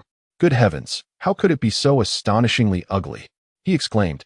Old Jean, this 6th peak is essentially constructed with your sole financial backing. Therefore, I intend to engrave your name at the pinnacle of the master hall. Additionally, I shall erect a magnificent statue before the hall, so that all disciples of the 6th peak may pay their respects. Qi Yuan chuckled heartily. Tang Tian hastily declined, saying, You should think twice about that. Such a solemn place deserves a more serious approach. Besides, you know I prefer to remain low profile. Standing before this exceedingly unattractive hall, one might mistakenly believe I was its architect. I cannot afford such a reputation. Unfortunately, Qi Yuan did not grasp his meaning and continued to insist on the statue. Ultimately, Tang Tian relented, suggesting that the statue be placed within the Sixth Peaks dojo instead, akin to the main sect's dojo, but considerably smaller, and facing away from the crowd. By the way, who exactly is that statue in the dojo? He inquired. Is it a prominent figure from the Tianfu? Fearing that Qi Yuan might return to the previous subject, he quickly redirected the conversation. During his initial visit to the dojo, he had noticed the towering statue that pierced the clouds. Initially, he assumed it was a notable figure from the sect, only to be informed later that it represented a forbidden existence, meriting reverence without inquiry into its origins. It was likely from an even more powerful Tianfu. However, Qi Yuan shook his head. No, that is not the case. In the central dojo of Tianfu, there stands an identical statue, several hundred times larger than this one at Qinghua sect. The people of Tianfu refer to him as the Supreme Sovereign. Tang Tian was taken aback. Could it be an entity of an even higher echelon than Tianfu? No wonder he is deemed forbidden in such a small place as Qinghua sect. Old Jin, such an existence is beyond our comprehension. It would be best not to mention it casually in the future, Qi Yuan remarked with unusual seriousness. Tang Tian nodded, recognizing that the solemnity of their discourse undoubtedly held significant weight. However, he firmly believes that one day, he shall uncover the true essence of this supreme being. The two engaged in a casual conversation, when suddenly, a magnificent warship swiftly approached from the distance, coming to a halt atop the sixth peak, ultimately landing before Tang Tian and Qi Yuan. Dozens of figures clad in black emerged from the vessel, each exuding an air of menacing energy. These were the trusted confidants who had accompanied Qi Yuan in battle. Shortly thereafter, 4 familiar silhouettes appeared within Tang Tian's line of sight: Li Hong, Xiao Shui, and the Lan Yu sisters, all present. Observing their markedly transformed demeanor, a smile unconsciously graced Tang Tian's lips. Tang Tian, Xiao Shui was the first to spot him, swiftly darting towards him, tracing a white arc through the air. Are you here to welcome us? Upon landing before Tang Tian, her face radiated joy. Noticing that she seemed to have grown taller, Tang Tian perceived her significant advancement in cultivation, having reached the pinnacle of the transformation stage. More importantly, she now exuded an aura of restraint, concealing an immense power within her petite frame. Ah, welcome back from your trials, Tang Tian remarked with a smile. At that moment, Li Hong and the Lan Yu sisters also approached. The Lan Yu sisters had similarly broken through to the peak of the transformation stage, while tempering a considerable portion of their strength. Li Hong, although at the mid-level of the out-of-body stage, remained relatively ordinary in a real fight. He might not necessarily match up to Xiao Shui and the others. Young master, Lord Qi, they greeted with respect. After a brief exchange, Tang Tian waved his hand, saying, "Let us return first. I wish to assess just how much you have all grown." Exchanging glances, Xiao Shui and the others confidently smiled. A transformative change. I am no longer the person I once was. Li Hong chimed in, grinning. We should be able to continue exchanging insights on techniques in combat with you. Tang Tian, intrigued, stroked his chin. Oh, is that so? He replied. Then let us return and put it to the test. Chapter 122, Ideals and Reality in the Purple Bamboo Garden. The atmosphere here remains tranquil and serene. However, Xiao Shui, Li Hong, and the Lan sisters lie prostrate on the ground, utterly devoid of the strength to rise. In stark contrast, Tang Tian leisurely sits at the azure stone table, sipping tea with an air of nonchalance, as if nothing has transpired. Earlier, upon returning to the Purple Bamboo Garden, a friendly exchange ensued. Initially, Li Hong and the others brimmed with confidence, believing their current prowess was sufficient to return to their former selves and hone Tang Tian's skills in both Taoist methods in combat. Yet, as they engaged, they were left utterly astounded. In the past, even at their lowest, they could exchange a few moves with Tang Tian. But now he remained seated, effortlessly dispatching them while savoring his tea. The staggering disparity left them in a daze, questioning whether their training had gone awry, wondering how it was that their cultivation seemed to regress. Observing their bewilderment, Tang Tian waved his hand, emanating a rich aura of life, restoring their vitality. Master Li Hong's expression was complex, The chasm between their aspirations and reality was daunting. Tang Tian spoke softly, "Do not dwell too much on this. I can sense your progress. You should have no issues in the 100 Gates battle. What remains is to consolidate your gains." Li Hong and the others nodded earnestly, though they still appeared somewhat disheartened. Perhaps this was for the best, preventing them from succumbing to overconfidence and making imprudent decisions. The recent happenings in their sect have been tumultuous. After a brief respite, Tang Tian continued, "During your seclusion, significant changes have transpired within the sect. I have also drawn unwanted attention due to certain matters. For the time being, I advise you to remain in the purple bamboo garden and the dojo, allowing the insights from your retreat to settle. Avoid engaging in external affairs unless absolutely necessary." He then recounted the events of the past few months succinctly. Upon finishing, the group exchanged glances, unable to fathom the drastic transformations that had occurred within such a short span. The tragic demise of the two esteemed young masters had not spared even their families. The formidable Emo Shia Shao had been completely eliminated due to a single miscalculation, and now her whereabouts were unknown. Truly, it was a tempest of horror. "Let us take a few days to rest," Tang Tian continued. "With less than half a year remaining until the 100 Gates battle, there is still ample time. Being overly tense may not be beneficial. A balanced approach of work and rest can yield unexpected results." Li Hong and the others nodded in agreement. Subsequently, they gathered together, engaging in lively discussions about various intriguing topics from all corners of the world. Especially this trial experience was filled with an array of splendid moments. Amidst the laughter and joy, the crushing blows dealt by Tang Tian gradually faded away. The better part of the day slipped by in this manner, as Tang Tian instructed Li Hong and the Lan sisters to return to their quarters for some rest before summoning Gu Xiaoxue to the main house. Upon entering, the young girl appeared quite exhilarated, sharing numerous amusing anecdotes with Tang Tian. However, the matters that needed addressing could not be overlooked.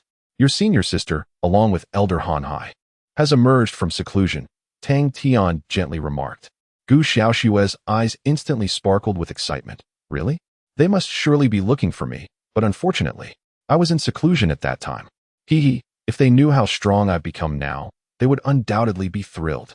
Observing the delight radiating from the innocent girl, Tang Tian inwardly sighed. This naive child remained oblivious to the depths of darkness that exist in the world. Not to mention Luodania. Even her most respected elder Han Hai had never truly shown concern for her well-being.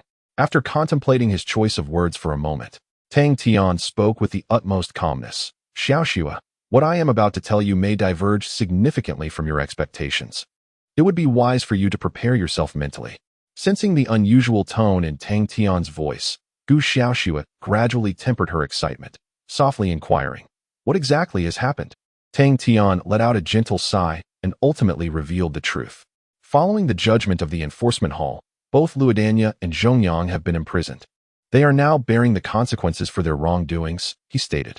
Upon hearing this, Gu Xiaoxue lowered her head, rubbing the hem of her pristine white dress, and murmured, "So, did my senior sister inform me about the Yuanying Dan just to keep me away from Uncle Elder?" Tang Tian affirmed with a simple Subsequently, a brief silence enveloped them. "She could have told me," Gu Xiaoxue suddenly remarked, her voice barely above a whisper, making it difficult for Tang Tian to catch her words. "What?" he inquired. Gu Xiaoxue shook her head, asking, "What is the Black Prison?" Tang Tian replied, "It is a cage devoid of spiritual energy, shrouded in darkness. Many disciples who have violated the sect's regulations are confined within the Black Prison. Are you all right?" His concern for Xiaoxue's current state was palpable. Yet, judging by her demeanor, she seemed to possess a resilience that exceeded his expectations. "I am fine." Gu Xiaoxue lifted her head, stating, "The outcome is not as dire as it seems, is it? If it weren't for my senior sister's introduction, how would I have come to know you? Without knowing you, how could I have grown to this extent?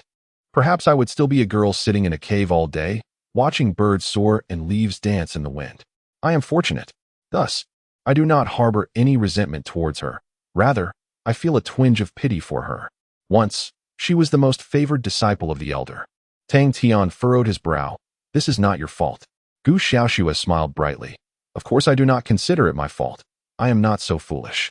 I can merely empathize with some of her feelings, and those feelings are quite unpleasant." Tang Tian fell into silence. Indeed, Gu Xiaoxue was not foolish. Nor was she the type to indiscriminately shoulder blame for everything, frustrating those around her. However, she always endeavored to view matters from another's perspective. Initially, Tang Tian attributed this behavior to her kindness. Yet, as their interactions deepened, he discerned that it was something more profound, a sort of innate talent. She appeared genuinely capable of sensing the emotions of others. Shaking his head, Tang Tian dispelled the clutter of thoughts and inquired, "What do you plan to do next?" Gu Xiaoxue pondered for a moment and replied, "I shall return to see them. The elder instructed me to diligently cultivate before his retreat. I must report back.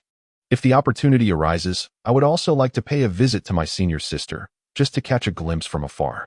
After that, I will return to your side, as I must strive for your successful ascension to the celestial mansion." Gu Xiaoxue chuckled playfully. Tang Tian nodded in agreement. "Very well. If anything arises, do not hesitate to contact me at any time." Chapter 123. The Seizure of Talent Under the Watchful Gaze of Tang Tian. The figure of Gu Xiaoxue vanished beyond the confines of the purple bamboo forest. Although she seemed to have regained her former optimistic demeanor, Tang Tian could sense that something had indeed shifted within her. The betrayal of kin is not easily reconciled, and then there was Elder Han Hai. Tang Tian shook his head. Perhaps it was best to let it be. Everyone undergoes a transition from innocence to maturity, a journey that is inescapable for all. At the age of 16, it is time to perceive the world with clarity. Recognizing reality earlier than others is not necessarily a misfortune. In a certain light, Gu Xiaoxue was indeed fortunate to have encountered him. Rather than being distracted by the allure of romance, he was more focused on honing his own abilities. And at such a tender age, it was truly inappropriate to delve into such matters. Had she fallen into the clutches of someone like Feng, it could have led to utter ruin.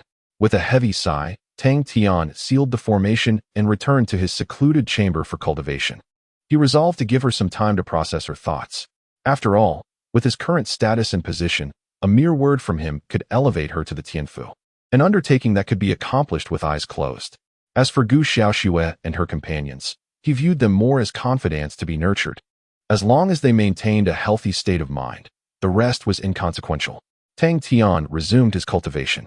However, to his surprise, the very next morning, Gu Xiaoxue returned.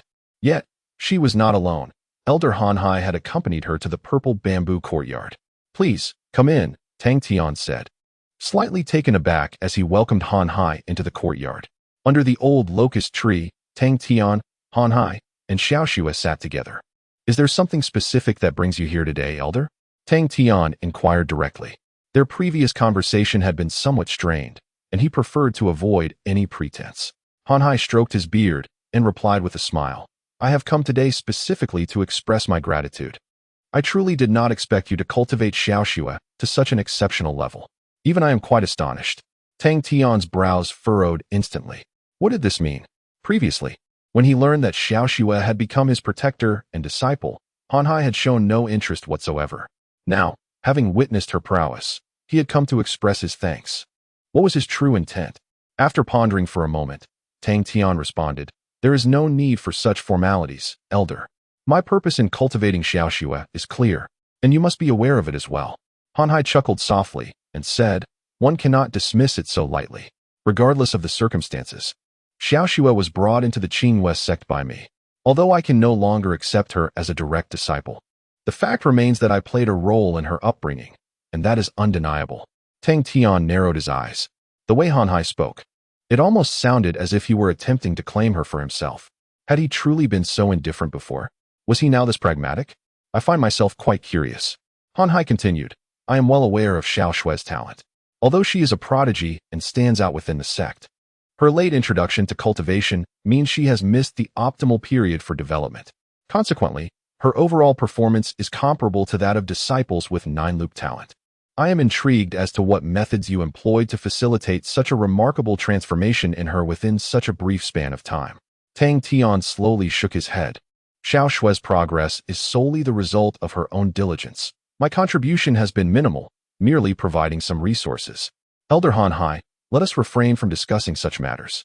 What is your true purpose in visiting today?" He was unwilling to engage in further pleasantries with Han Hai. Elder Han Hai stroked his long beard, glancing at Gu Xiaoxue beside him, and then stated directly, I wish for Xiao Shui to leave the purple bamboo courtyard and return under my guidance. Tang Tian immediately furrowed his brow, thinking to himself, as expected. Han Hai had noticed Xiao Shui's rapid growth and was evidently eager to reclaim her.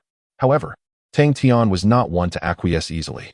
Before he could respond, Xiao Shui interjected in astonishment. Elder, weren't you here today specifically to express your gratitude to Tang Tian? You never mentioned this to me. Her face bore an expression of surprise. Yet Han Hai waved his hand dismissively. This is not a matter for you to comment on. He then turned to Tang Tian, stating, that is indeed the purpose of my visit today. Tang Tian regarded the conflicted expression on Gu Xiaoshui's face, then looked at Han Hai, and solemnly replied, the sect has no such regulations. The agreement between Xiao Shui and myself has been established for a full decade. Han Hai let out a derisive laugh. As for the agreement, I shall ensure that the Renming Hall intervenes to terminate it. Regarding the expenses incurred in nurturing Xiao Shui. As he spoke, he waved his sleeve, revealing 10 exquisite pieces of innate Dao Jade, which lay quietly before Tang Tian. I have inquired, and since Xiao Shui became your protector, the total investment in her has amounted to less than 5 pieces of innate Dao Jade. I offer to double that amount. How does that sound? Han Hai's tone was rife with assertiveness. Tang Tian's expression darkened significantly. You have gone too far, Han Hai. Do you think to humiliate me with such trivialities? Who do you believe I am? You may attempt to disrupt the agreement with the Renming Hall and see if I lack the capability to leverage this situation to oust you from your position as a chief elder. Tang Tian did not engage in power struggles, yet he was not devoid of authority. Presently, the 6th peak and the southern peak were under his control, along with Qi Yuan and the foundations he had established within the sect over the past few months. No one within the Qingyu sect could pose a direct threat to him any longer. Should Han Hai dare to utilize his influence to nullify the agreement, Tang Tian could seize the opportunity to undermine his position as chief elder. Even if he cannot be eliminated, he can still be made to feel quite uncomfortable in the future. Clearly, Han Hai understands this principle, coldly staring at Tang Tian. Naturally, Tang Tian is not one to cower in fear. The two have thoroughly torn apart their facade of civility. After a brief standoff, Han Hai suddenly smiled and said, in that case, let us leave the choice to Xiao Shui. After all, this concerns her future, does it not? Tang Tian immediately furrowed his brow. This old fellow specifically brought Xiao Shui along today, likely having plotted this scheme in advance. Must he drag her into this? The confrontation between the two has already placed Gu Xiao Shui in a dilemma. On one hand, there is the elder who has taken her under his wing and nurtured her growth. On the other, the mentor who rescued her in her time of peril and facilitated her transformation. For her to be forced to choose between them in such circumstances is nothing short of cruel. Can you truly bear this? Yet, Han Hai appears unaffected by such sentiments. Noticing Tang Tian's silence, he turned directly to Gu Xiao Shui. Choose, Xiao Shui. Will you stand with me, or with him? His calm words sent a shock through Gu Xiao Shui. She glanced at Han Hai, then at Tang Tian, her eyes brimming with confusion and uncertainty. She genuinely did not know what to do. Chapter 124. Growing up choose, Xiao Shui, Han Hai said once more. Gu Xiao Shui's gaze was vacant, her fingers tightly entwined, her lips quivering slightly. It was evident that her heart was in a state of extreme turmoil. Tang Tian, unable to bear the sight any longer, spoke in a somber tone. Han Hai, why must you put her in such a predicament? This is a matter between the two of us. Han Hai stroked his beard and replied languidly, what predicament is there? This is not a matter of life and death, merely a simple choice. If one cannot even make such a choice, what prospects lie ahead? Eventually, one will become a worthless being. Tang Tian frowned. Do you not consider her feelings at all? She has called you uncle for so many years. Han Hai suddenly chuckled. You young people are amusingly naive. Can feelings sustain one? I merely wish for her to see the reality. Tang Tian retorted disdainfully. That is merely your self-proclaimed reality. Han Hai, to be honest, I am quite disappointed in you. The matter with Lu Danya led me to believe you possessed a discerning sense of right and wrong. Han Hai scoffed lightly. Feelings, right and wrong. Young people are too entangled in these notions. They seem precious, yet are utterly useless. My disappointment in Danya does not stem from her actions, but from her foolishness in employing such a silly method that could be easily uncovered, only to delude herself with denial. She is nothing but a waste. Han Hai exclaimed with anger. Tang Tian chose not to respond. In Han Hai's eyes, he saw no trace of emotion, only a cold calculation of interests. Undeniably, reality is harsh, particularly within the realm of cultivation, where the bonds of interest often appear more substantial than those of affection. Yet, Tang Tian could never fully convince himself to succumb to such a worldview. Perhaps one could deem it his youthful obstinacy. Seeing Tang Tian fall silent, Han Hai turned his gaze back to Gu Xiaoxue, coldly inquiring, "Have you not yet made up your mind? What troubles you now? You used to be so obedient." Gu Xiaoxue's body trembled slightly. The term obedient seemed to awaken some latent reflex deep within her. This instinctive reaction urged her towards Han Hai, as if she were on the verge of making a decision. However, her expression grew more pained, as if she were fiercely resisting this conditioned response, delaying the final step. Her breathing became increasingly rapid. After a moment, the internal struggle appeared to intensify. Ultimately, a force known as rebellion seized the upper hand. Gradually, Gu Xiaoxue turned her head and gazed at Tang Tian. Upon witnessing the situation, Han Hai furrowed his brow tightly and coldly remarked, "Xiaoxue, do you still believe in the concept of affection? Have you forgotten how overjoyed your parents were when they sold you to me with a bottle of disaster relief pills? At that time, they were blissfully unaware of my true identity as a cultivator and my intentions for acquiring you." His words caused Gu Xiaoxue's body to shudder violently. Han Hai continued, "Have you forgotten the frail, battered version of yourself? Without me, you would still be starving, surviving solely on leftovers. Absent my presence, you would be enduring daily scorn, curses, and violence. Without me, you would still be sleeping in a pigsty, engulfed in coldness, fear, and filth." As Han Hai recounted these memories, Gu Xiaoxue trembled slightly, her long-buried recollections bursting forth like a tidal wave, enveloping her completely and making her soul quiver. Yet Han Hai showed no signs of relenting. "It was I who brought you back to Qinghua's sect, liberating you from that nightmare. I unearthed your potential, enabling your growth and granting you a place within the sect. Do you truly wish to return to that foul, stench-ridden world?" Han Hai's voice grew louder, echoing like thunder in a clear sky, striking Gu Xiaoxue's heart, which was as pure as snow. She appeared dazed, seemingly drowning in the torment of her memories. Enough.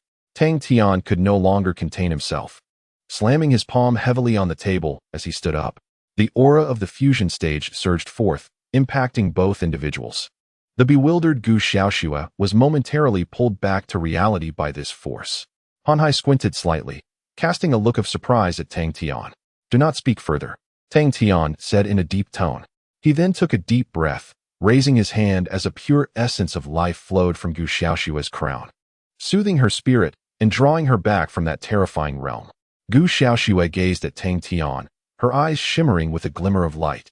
Her voice slightly hoarse as she uttered, "Tang Tian." Tang Tian raised his hand, signaling her to remain silent for the time being, before turning his attention to Han Hai. "Is it necessary, Han Hai?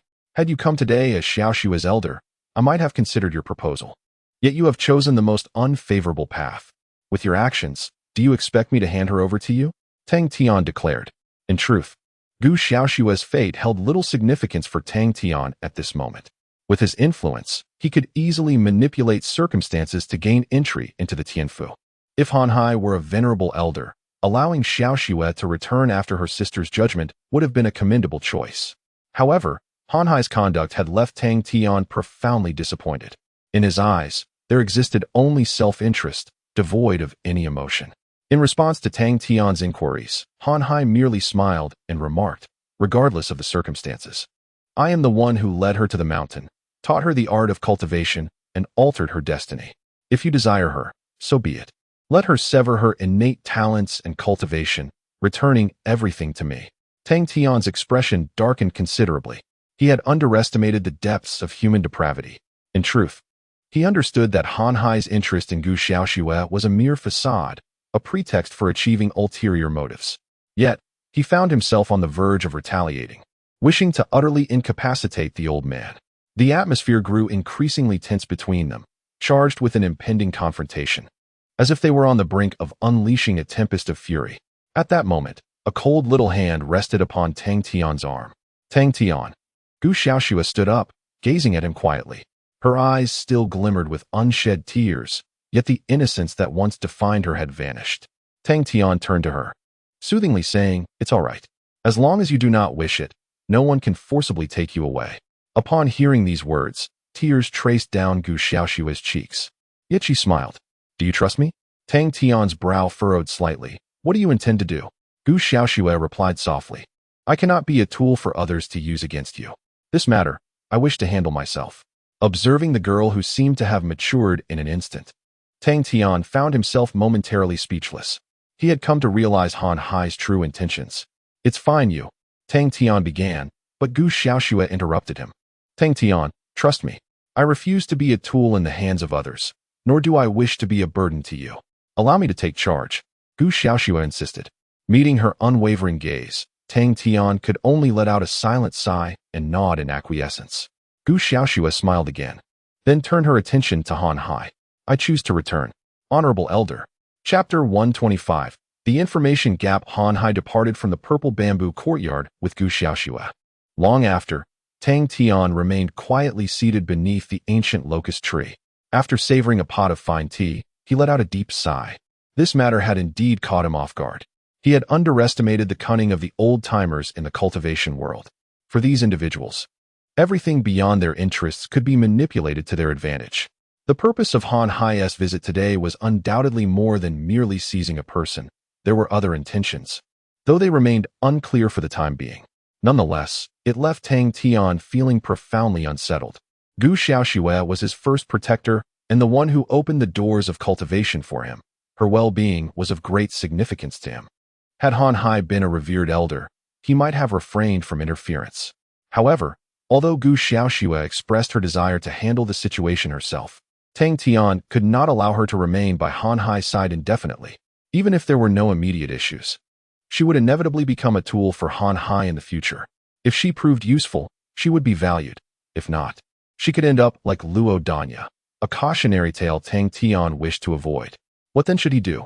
After some contemplation, Tang Tian identified 3 potential paths. The first was to take her away, far from the influence of Qinghua sect, where the skies would be vast and free for birds to soar. With his current strength, this was entirely feasible. Yet, such a course would require abandoning the endeavors he had painstakingly built here, forcing him to start anew.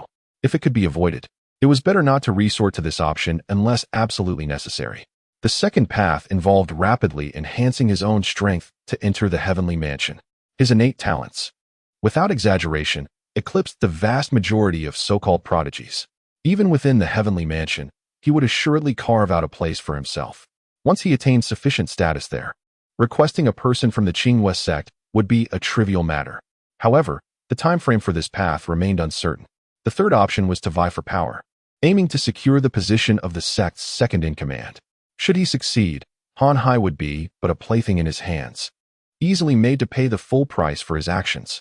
Yet, this route was perilous. Lu Chonga and Tian Yangsheng had held sway for far too long, providing no guarantees of success.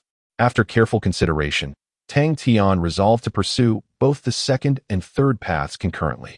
On one hand, this strategy aligned with his overarching ambitions. On the other, it would afford him additional choices and open up new avenues.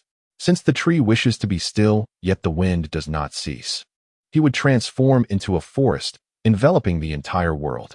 The wind, after all, was merely a seasoning for life, Tang Tian mused. After a moment, he calmed his thoughts completely and returned to his meditation chamber. Meanwhile, in a secluded, elegant room on the main peak, Han Hai entered after leaving the purple bamboo courtyard. By the window of the room, a tall figure stood quietly, gazing outside. Hearing a noise, he turned around. It was Lu Chonga. "Have you brought it back?" he inquired. Han Hai nodded, remarking that the youth possessed a certain foolishness, making him rather easy to deal with. However, given Tang Tian's current abilities, taking away Gu Xiaoshua should not significantly affect him, right? Lu Chonga opened his folding fan and smiled gently. "Is he angry?" Han Hai affirmed, "Of course. I struck at his weak point." Lu Chonga chuckled. "Then that's good." His anger indicated that he still cared for Gu Xiaoshua. Therefore, he would surely not feel at ease leaving her by your side. But if he wished to reclaim Gu Xiaoshua, how many paths could he pursue? Han Hai pondered for a moment, and his eyes brightened. There is only one. To seize that position. Lu Chonga nodded. Although Tang Tian was financially robust, his foundation was lacking. He could not forcibly abduct Gu Xiaoxue with his own strength. Thus, this was the only path left for him. Once he harbored such intentions, we could manipulate him to confront our true adversary. Han Hai stroked his beard, indeed. With Tian Yangxing's simplistic mindset, he was bound to fall into a trap. Moreover, he had already publicly opposed Tang Tian when he was atop Nanfeng Peak recently. Chonga smiled and nodded. One must not underestimate Tang Tian. Many of his actions surpassed my expectations. Therefore, if we could set him against Tian Yangxing, it would significantly weaken Tian Yangxing's power. Additionally, Xiaoxue's talents were indeed remarkable. Once cultivated, she would become a formidable ally. Han Hai stroked his beard. I too did not anticipate Xiaoxue's sudden prowess after her yuaning transformation. However, if we speak of talent, in comparison to Tang Tian, she is but a small witch before a great sorcerer. Chonga was taken aback. What do you mean? Han Hai chuckled. It seems you have still underestimated him. Why not take a guess at what realm he currently occupies? Chonga furrowed his brow, contemplating. A few months ago, he showcased extraordinary prowess, sweeping through the core disciple selection with his mid-yuan-ing strength. His talents must have reached the level of a natural-born prodigy. Under abundant resources, he is likely at the late stage of Huashan now, isn't he? Han Hai slowly shook his head. No. During today's negotiations, he inadvertently revealed his true strength in his moment of fury. Fusion Realm. Chonga was instantly taken aback. Fusion Realm? How is that possible? Han Hai smiled. I was equally astonished at the time. A year ago, he was merely a novice disciple at the initial stage of chi refining. To achieve fusion within 1 year either indicates that he had been concealing his true abilities from the outset, or that he has encountered fortuitous opportunities beyond our imagination. Chonga's expression turned contemplative, and after a prolonged silence, he let out a deep sigh. Indeed, those who are blessed with fortune evoke a sense of envy. He had not concealed his status before. He was genuinely at the initial stage of chi refining. Yet now, he has hidden himself so profoundly that everyone has been deceived by him. A sharp glint flickered in Han Hai's eyes as he spoke coldly. If not, then. Chonga met Han Hai's gaze and shook his head, saying, it's too late. At this moment, he has already gained momentum, making him not easily provoked. His past demeanor was insufficient to incite anyone to take risks. In fact, had it not been for your unexpected discovery today, I would not have entertained such thoughts. This individual is undeniably astute. Chonga sighed and pondered for a moment before articulating, perhaps this is quite advantageous. Currently, only we are aware of Tang Tian's true prowess, while Tian Yangxing remains oblivious. We can fully exploit this disparity in information.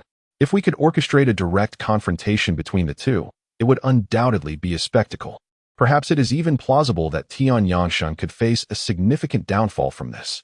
Han Hai smiled and replied, indeed, there is ample room for maneuvering.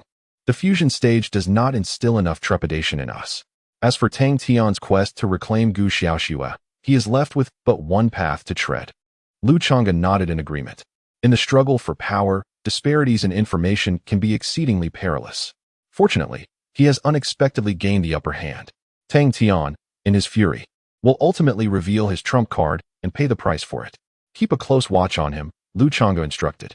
Chapter 126, The Fated Son of Heaven. The eternal sacred body. In the ensuing period, Tang Tian resumed his tranquil and diligent cultivation. Within the confines of the purple bamboo courtyard and the Taoist temple, he oscillated between both, imparting teachings to Li Hong and others in his leisure, thereby consolidating their recent cultivation gains.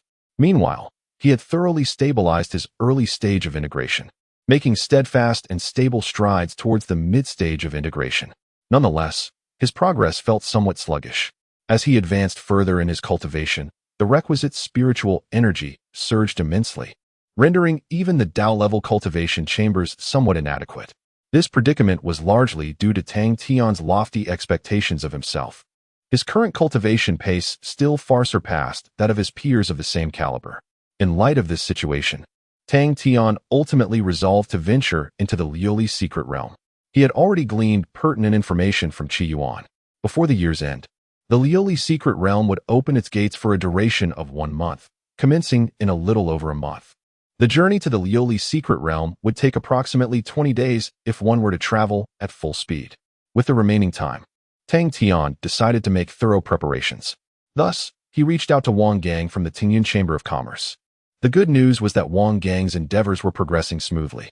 In the aftermath of the Du Yuanqing incident, many had lost faith in the chamber and were preparing to flee. The shares being relinquished might exceed Wang Gang's initial estimations. After some contemplation, Tang Tian instructed him to swiftly organize the most easily obtainable shares and return with them. With merely 20%, he could exchange for both imperial-level talent and physique. Wang Gang readily agreed, recognizing the immense advantage of swiftly securing a portion of shares. A few days later, Wang Gang visited once more. Beneath the old locust tree, he sat uneasily, his face a canvas of anxiety and anticipation, as if fearing Tang Tian might retract his promise. Noticing his nervous demeanor, Tang Tian smiled and reassured him. "Do not worry, I am a man of my word. I merely hope you do not bring me trivial offerings." Wang Gang, taken aback, quickly shook his head. No, of course not. I have acquired approximately 25% of the share authorization, and the remaining ones are under negotiation. I believe results will surface soon." Tang Tian nodded. "Very well. Allow me to see." Wang Gang promptly complied, producing a beautiful jade talisman and respectfully handing it over. Tang Tian accepted the talisman and extended his spirit to examine its contents. Within, the information was densely packed, detailing all relevant data concerning the shareholders of the chamber.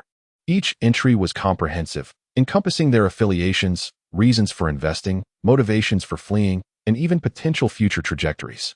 Additionally, it contained specifics regarding Tang Tian's acquisition, including the extent of connections and resources he would obtain. All of this information was exceedingly valuable.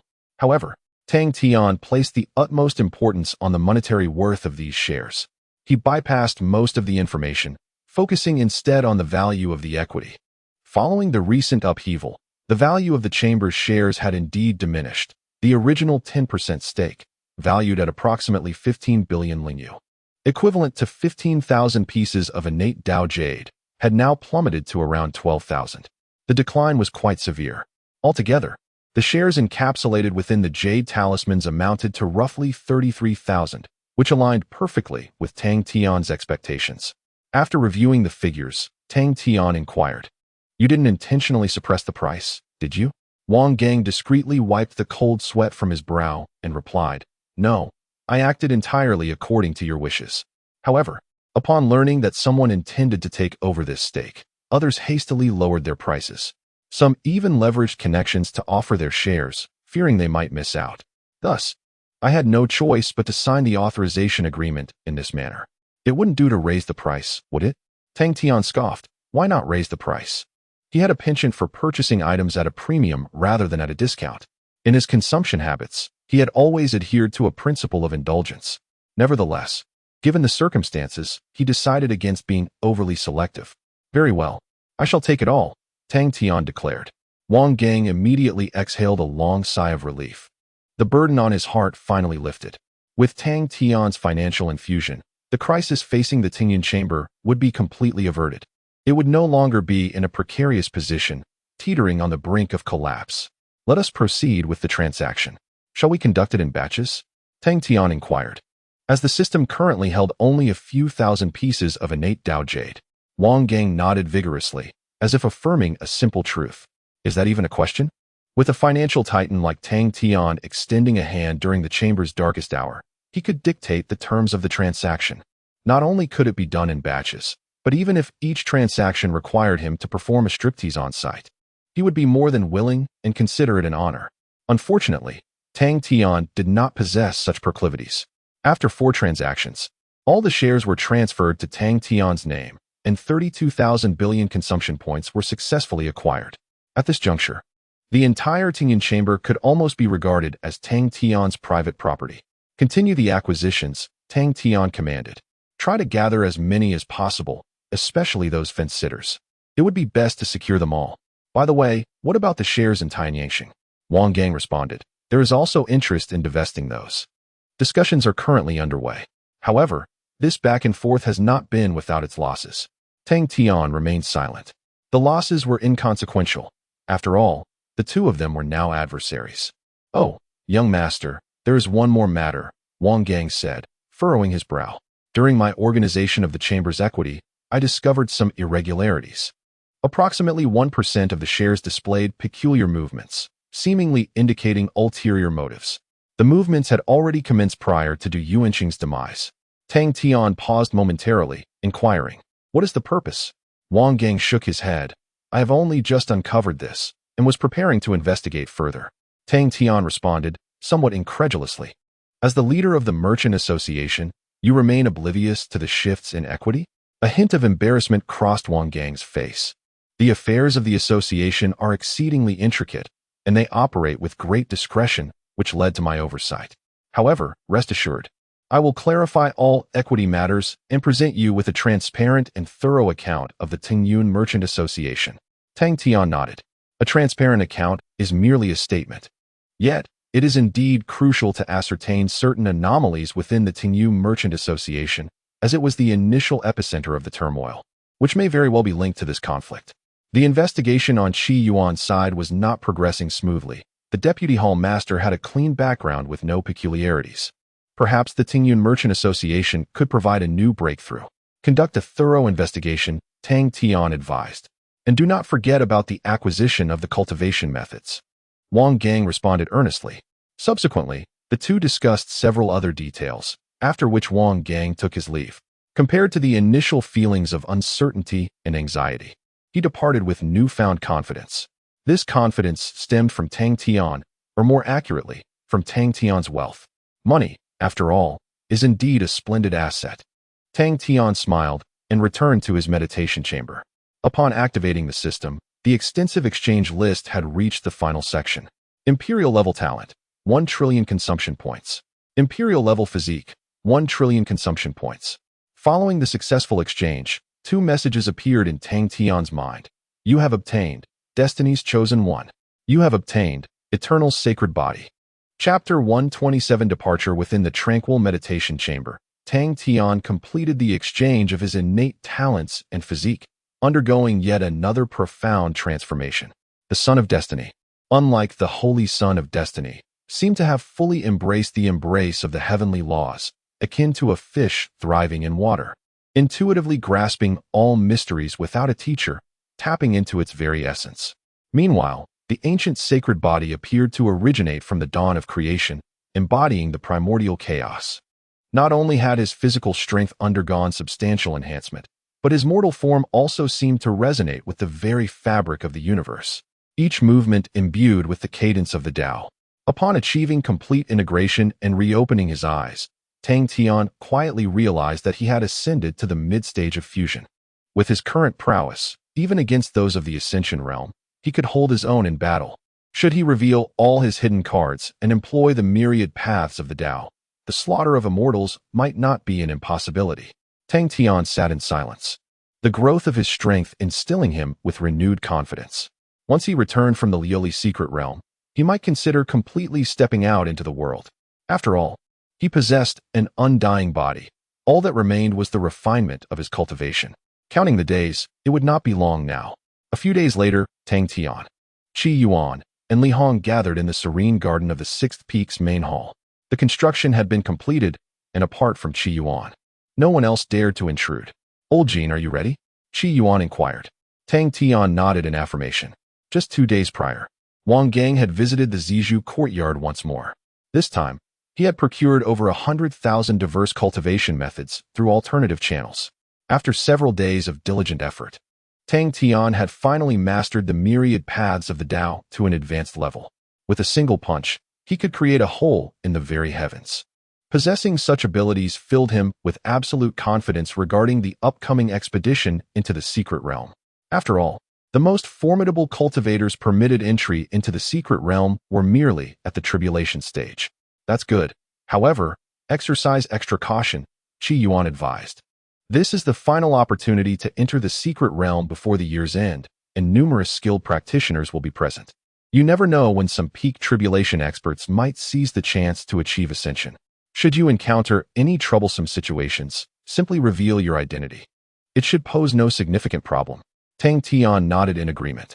Keep an eye on matters concerning the Qingwei sect as well. If there are any unusual developments, inform me promptly.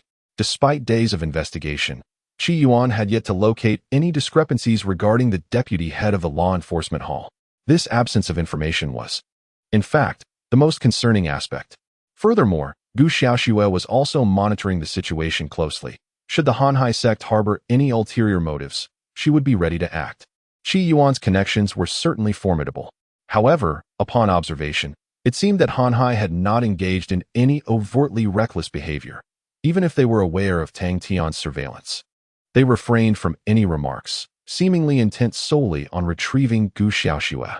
However, no matter the circumstances, Tang Tian could never allow Gu Xiaoxue to remain in Hanhai indefinitely. No problem, consider it done, Qi Yuan assured, patting his chest. Thank you, my friend, Tang Tian replied. Then let us be off. Qi Yuan nodded. And with a grand gesture, a pitch-black staff soared from his sleeve, expanding in size mid-air until it reached the girth of a person's embrace. At that moment, its true form was revealed, not merely a stick, but rather the trunk of an unknown large tree, radiating a metallic sheen. Ah! Tang Tian couldn't help but twitch at the corner of his eye, exclaiming, "You can't be serious. Is this what you call a swift artifact?" The journey from Qingwei Gate to the Leoli secret realm was quite extensive, and Tang Tian had initially planned to depart a few days earlier. However, Qi Yuan had informed him of an exceptionally powerful swift artifact that would allow them to arrive in approximately 10 days. Hence, Tang Tian had decided to linger a bit longer. Yet, he never anticipated that the so-called swift artifact would turn out to be a mere stick. Don't underestimate it. Qi Yuan chuckled. I put in quite a bit of effort to acquire it. When it flies at full speed, it rivals true immortals. Several times, it has saved my life when I was on the brink of death. Tang Tian pursed his lips. Well, as long as it works, that's what matters. Then let us proceed. Moments later, a black staff shot forth from the peak of the sixth summit at a breathtaking speed, almost imperceptible to the naked eye. Nevertheless, if one could see it, they would be astonished to find 3 figures seated atop the staff, arranged in a line. It was indeed a sight that could elicit a chuckle. Yet, one must admit, its speed was astonishing. Compared to the staff, the vessel Tang Tian had previously used felt akin to an ant-esque crawl, specifically, the slowest of black ants. He finally comprehended what it meant to move like the wind. As they swept past the mountaintop, the scenery below became a blur. The howling wind roared in his ears, reminiscent of thunder. Fortunately, the staff was enveloped in a wind-protecting shield. Otherwise, with Li Hong's cultivation level, he likely would not have endured for long. The trio sped forward, traversing thick layers of clouds. After a full 10 days, their velocity gradually began to diminish.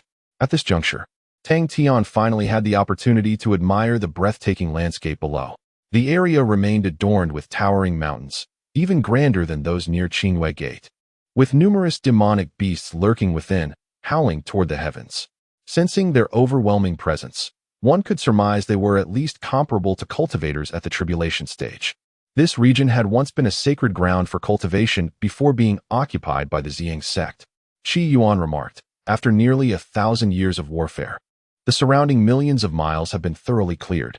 Only a few powerful demon kings and celestial beings remain, retaining a portion of their habitat, having entered into agreements with the Xiangz sect. Of course, this is also because the Xiangz sect does not wish to eradicate them completely. Tang Tian nodded, recognizing that as a subordinate sect of the Tianfu, there exists a disparity in strength. The Xiangz sect, for instance, is among the most elite of these subordinate sections. Does the Xiangz sect have immortal guardians? Tang Tian inquired. Qi Yuan chuckled, replying, if the Qingwei sect possesses such beings, how could the Xiangz sect not have them? On the surface, the highest combat power within the Xiangz sect is that of the Golden Immortal, yet undoubtedly, there are also great Luo Golden Immortals within its ranks. Otherwise, how could they possibly intimidate those formidable celestial beings outside? Tang Tian's heart trembled. The most powerful individual he had encountered thus far was merely the celestial expert from the Tingyun Chamber of Commerce. Qi Yuan continued, among the 100 sects of Tianfu, the Xiangz sect ranks within the top 5. Their strength far surpasses ours. For instance, the 100 Sects War is a crucial opportunity for our Qingwei sect to ascend within Tianfu. However, for the Xiangz sect, it is merely a grand competition held once every 5 years. They possess their own exclusive avenues for advancement. Their finest talents are not necessarily inferior to the prodigies within Tianfu. Therefore, if you encounter individuals from the Xiangz sect in the secret realm, it is advisable to avoid provoking them. Tang Tian nodded in agreement. He was not one to seek conflict. As long as those individuals did not instigate trouble, he would remain at peace. Chapter 128. The situation in the secret realm. After a while, Tang Tian and his companions arrived above a sizable city. Subsequently, Qi Yuan stowed away his staff, and the trio descended from the sky. This was Leoli City, a metropolis meticulously crafted for the purpose of accessing the Leoli secret realm, with the entrance situated at the very heart of the city.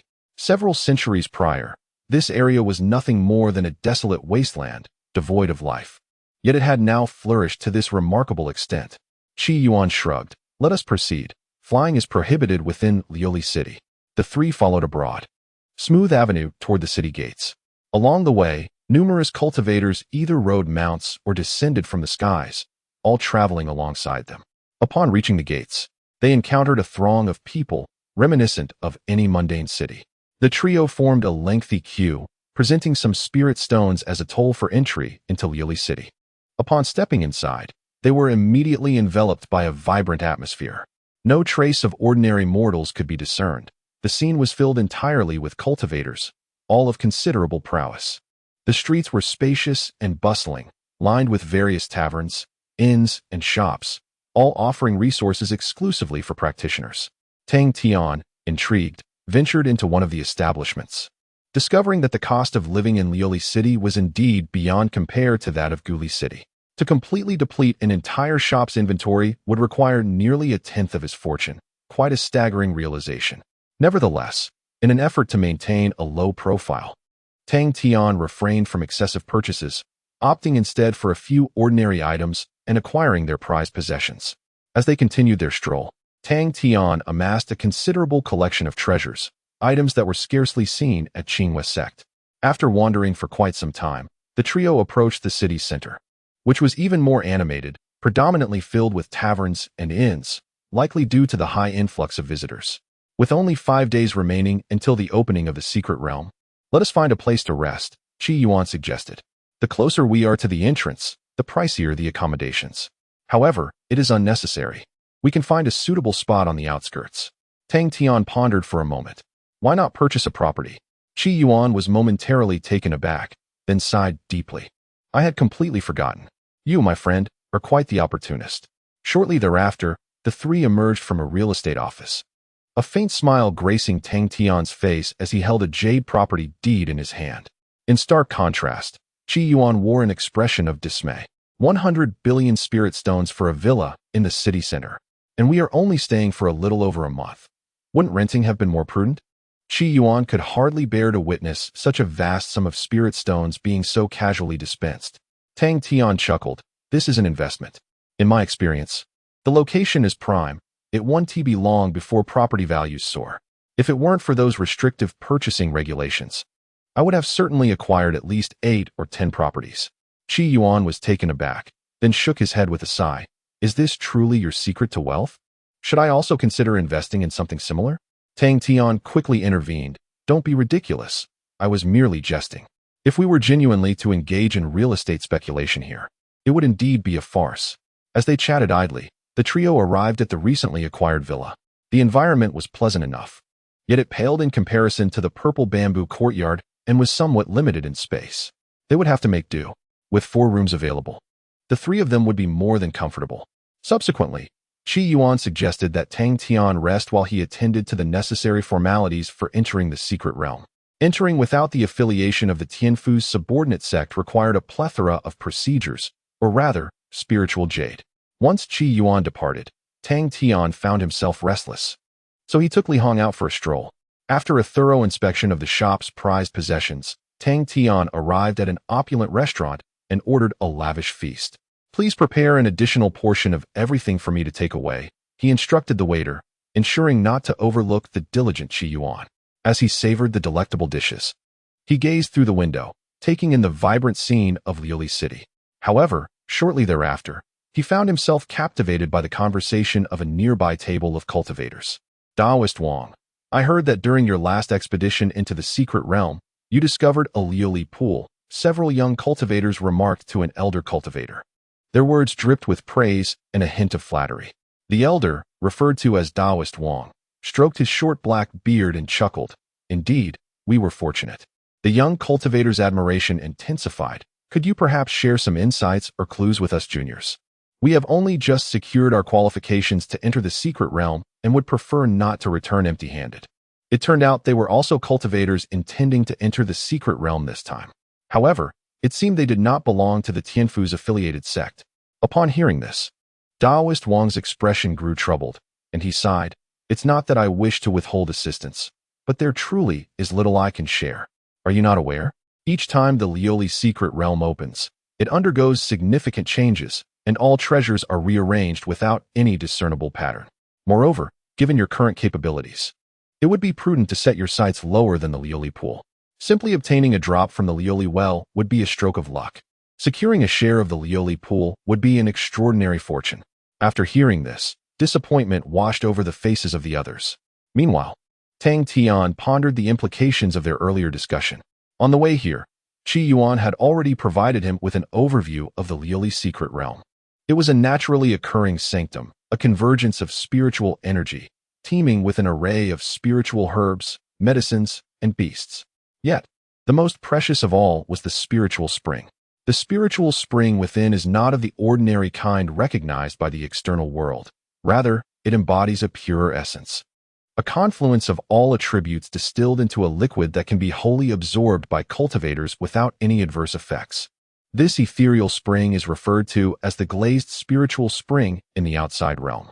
Such springs randomly manifest within secret realms, varying in size, with larger springs being exceedingly rare and precious. There exists a clear classification from the smallest to the largest: the glazed well, the glazed pool, the glazed pond, and the glazed lake. The largest of them all is the glazed sea. Generally speaking, for cultivators below the fusion stage, a single glazed well suffices. For those at the fusion stage, it is preferable to locate a glazed pool. As for cultivators undergoing the tribulation, a glazed pond may be barely adequate. Yet those in the later stages of tribulation would find the glazed lake to be far superior. The glazed sea, the singular vast expanse within the entire secret realm, can accommodate all cultivators who enter. However, access to the glazed sea is not easily granted, as it teems with extraordinarily powerful spiritual beasts, the numbers of which are unfathomable. Without sufficient strength, entry equates to certain death, and Tang Tian's ambition is indeed the glazed sea. Chapter 129. The Eve of Awakening. As Tang Tian pondered, the Wang surname cultivator recounted the circumstances within the secret realm to the other young practitioners. One must learn to be content and avoid excessive greed. The Wang cultivator stated solemnly, the secret realm harbors not only opportunities, but also myriad dangers lurking at every turn. Caution is paramount. One must tread carefully. For a moment's inattention could lead one into a perilous innate killing formation, leaving no trace behind. His tone was grave, causing several young cultivators to shrink back, their eyes betraying their fear. He continued, in addition to the innate killing formations, formidable spirit beasts are ever-present and insidious. Almost every area of opportunity is guarded by these beasts. The spirit beasts within the Leoli well are at least equivalent to the peak of the transformation god stage, with many existing at the out-of-body realm. In the Leoli pool, most are already at the out-of-body realm, and if fortune does not favor you, it is not impossible to encounter a spirit beast of the tribulation transcendent stage lying in wait. He cautioned, as for the Leoli pond and Leoli lake, should you happen upon them, do not dare to enter, otherwise you shall meet your demise. The Leoli sea is even more treacherous, inhabited entirely by beings at the peak of the tribulation transcendent stage. Some even whisper of celestial beasts dwelling in the depths of the ocean, utterly unmatched. The Wang cultivator's relentless warnings left the others in a state of shock, yet his words rang true, revealing his genuine desire to prevent these young individuals from walking into danger. After instilling fear, he sought to soothe their anxieties, assuring them that as long as they remained cautious and did not act recklessly, they would likely face minimal issues.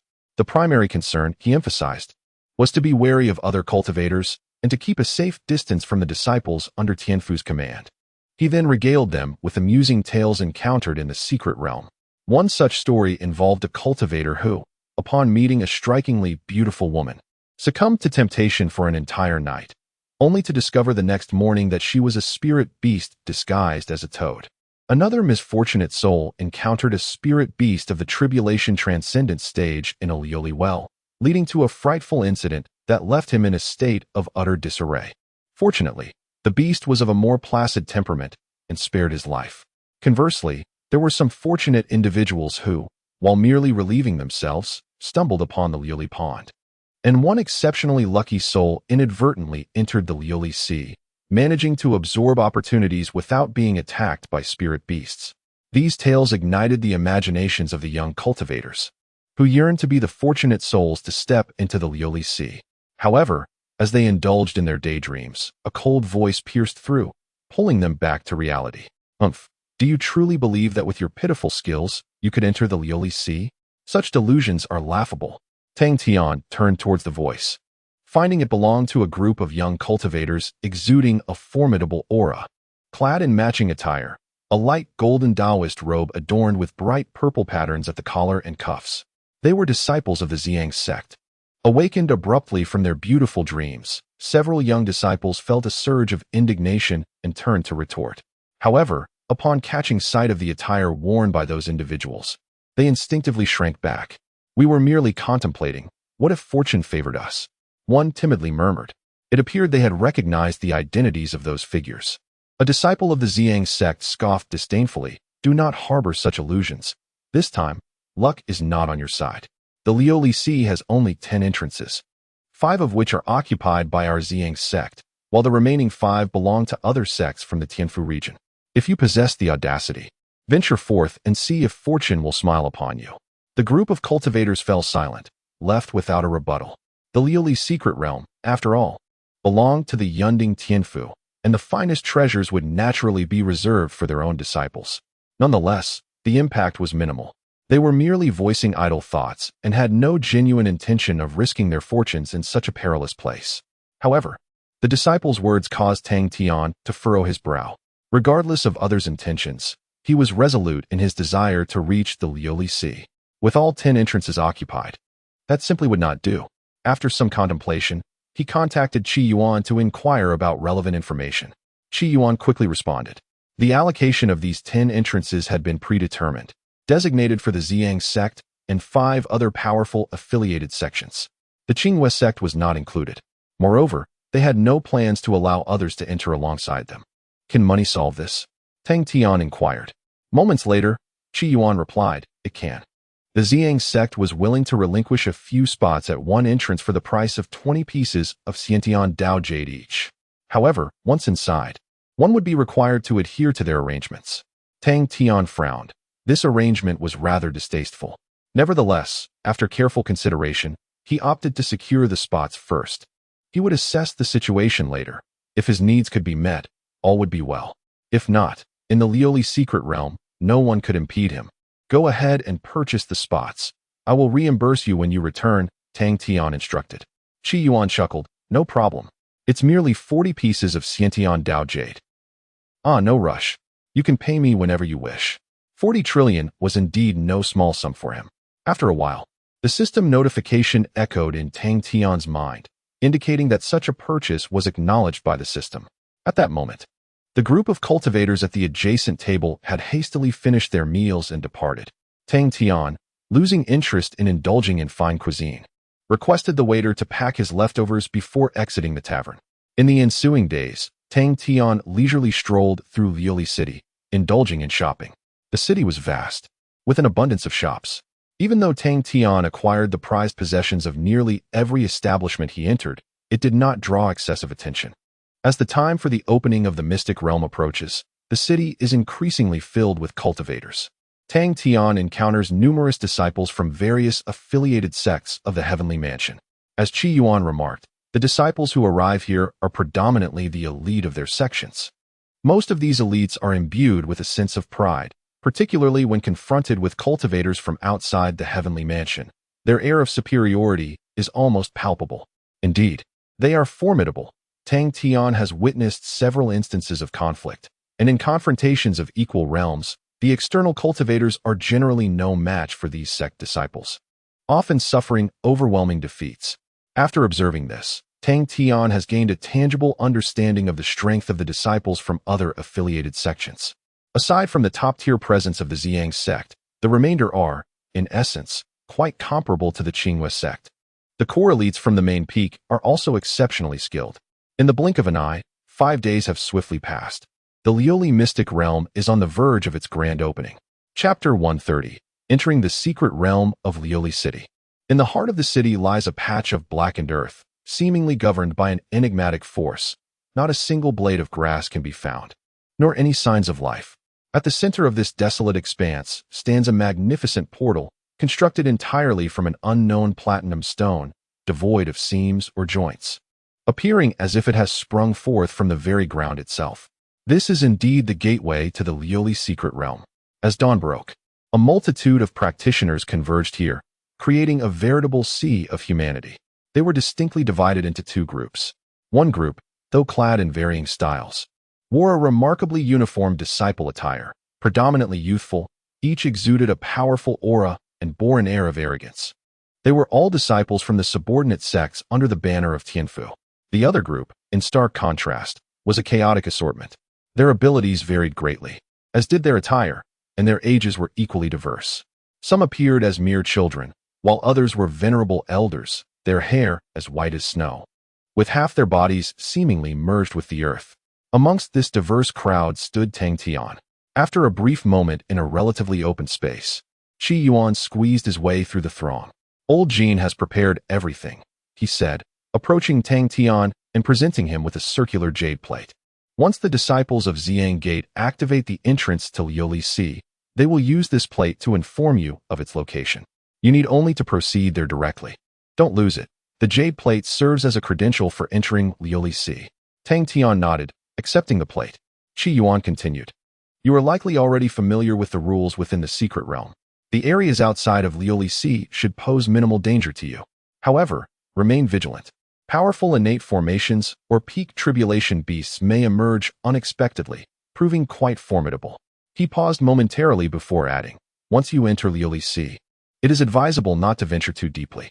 The further you go, the greater the peril. Even celestial beasts may lurk within. Do not be tempted by ambition." He went on to caution about the other practitioners present. Tang Tian listened patiently, witnessing this rare display of concern from Qi Yuan.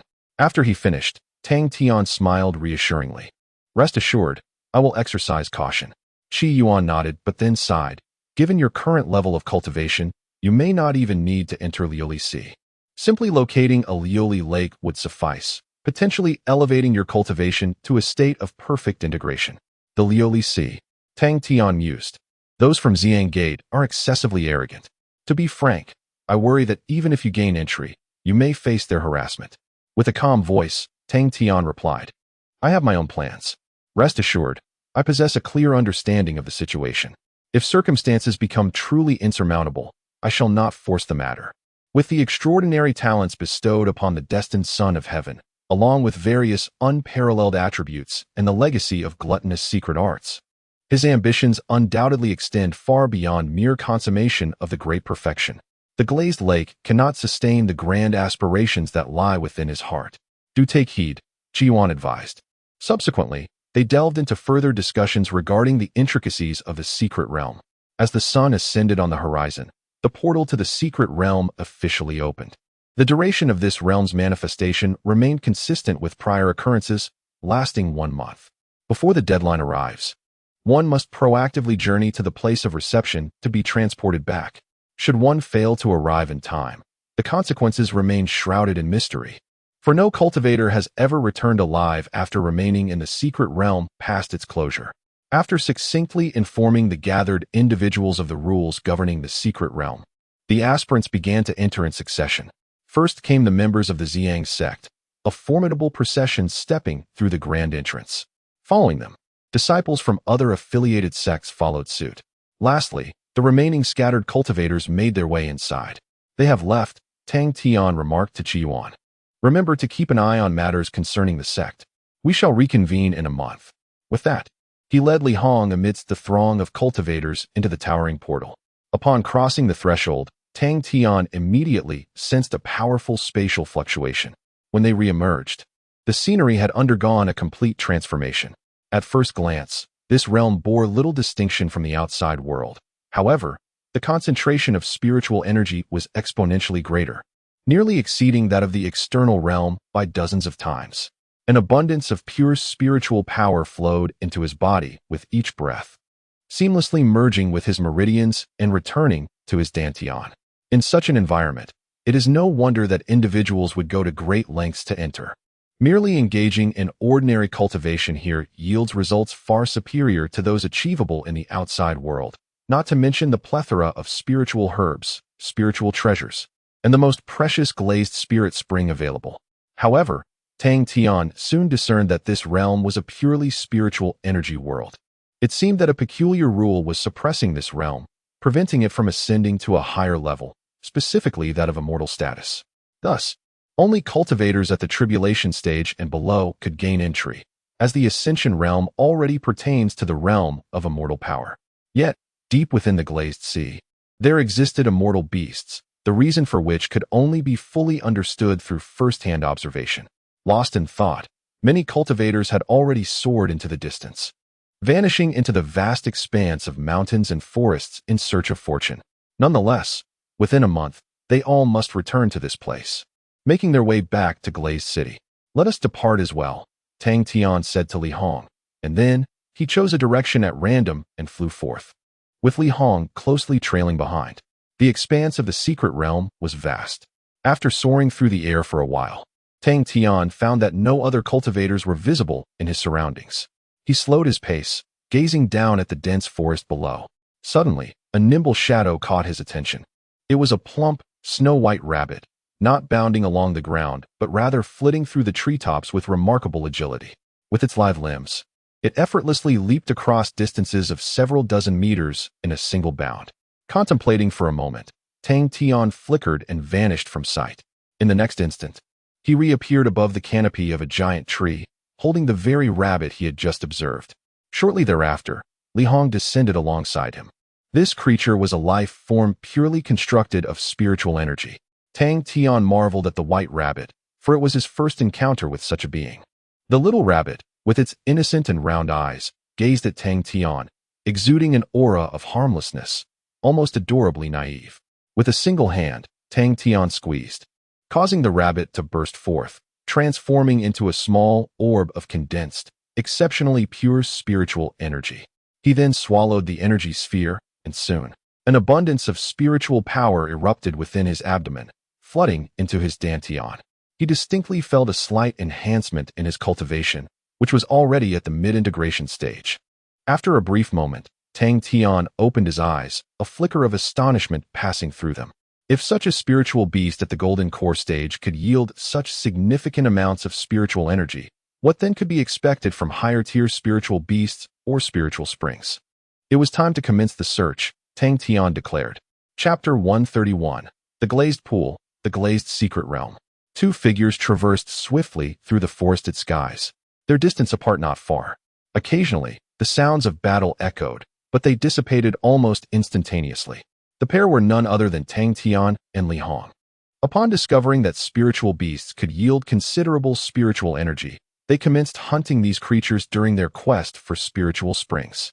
They encountered beings of varying realms, golden core, nascent soul, spirit transformation, and even those at the out-of-body stage.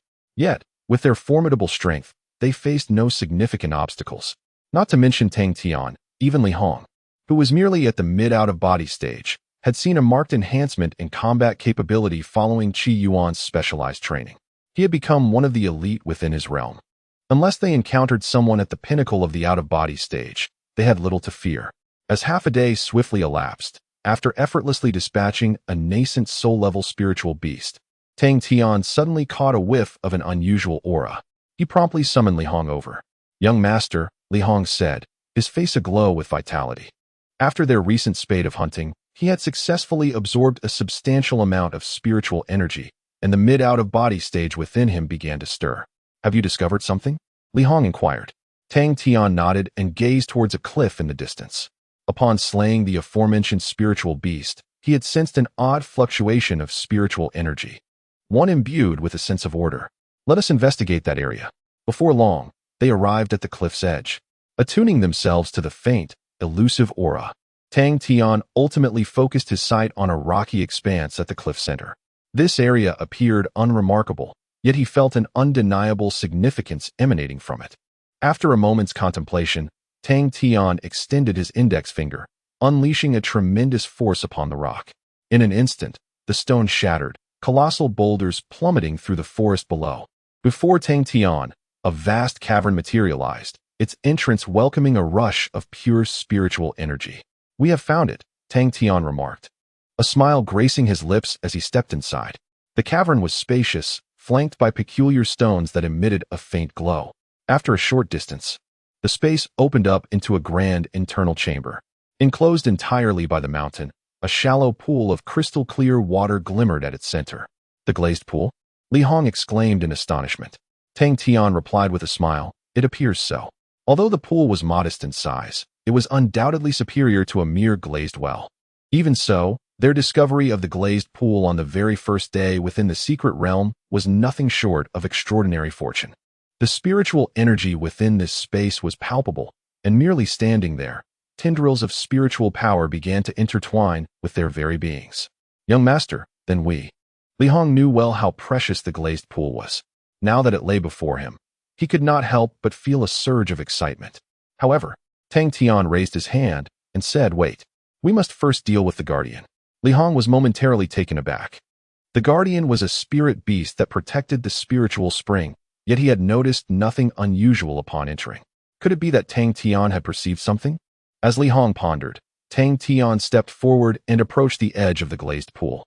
Just as he prepared to step in, a massive shadow suddenly erupted from the water, lunging towards him. It was a giant crab, measuring over 10 meters in length. Its body transparent, yet radiating a dazzling spectrum of colors as it leaped.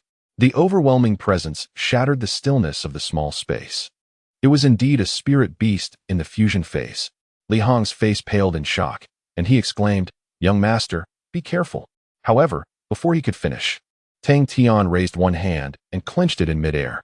A handprint larger than the giant crab materialized, firmly grasping the creature.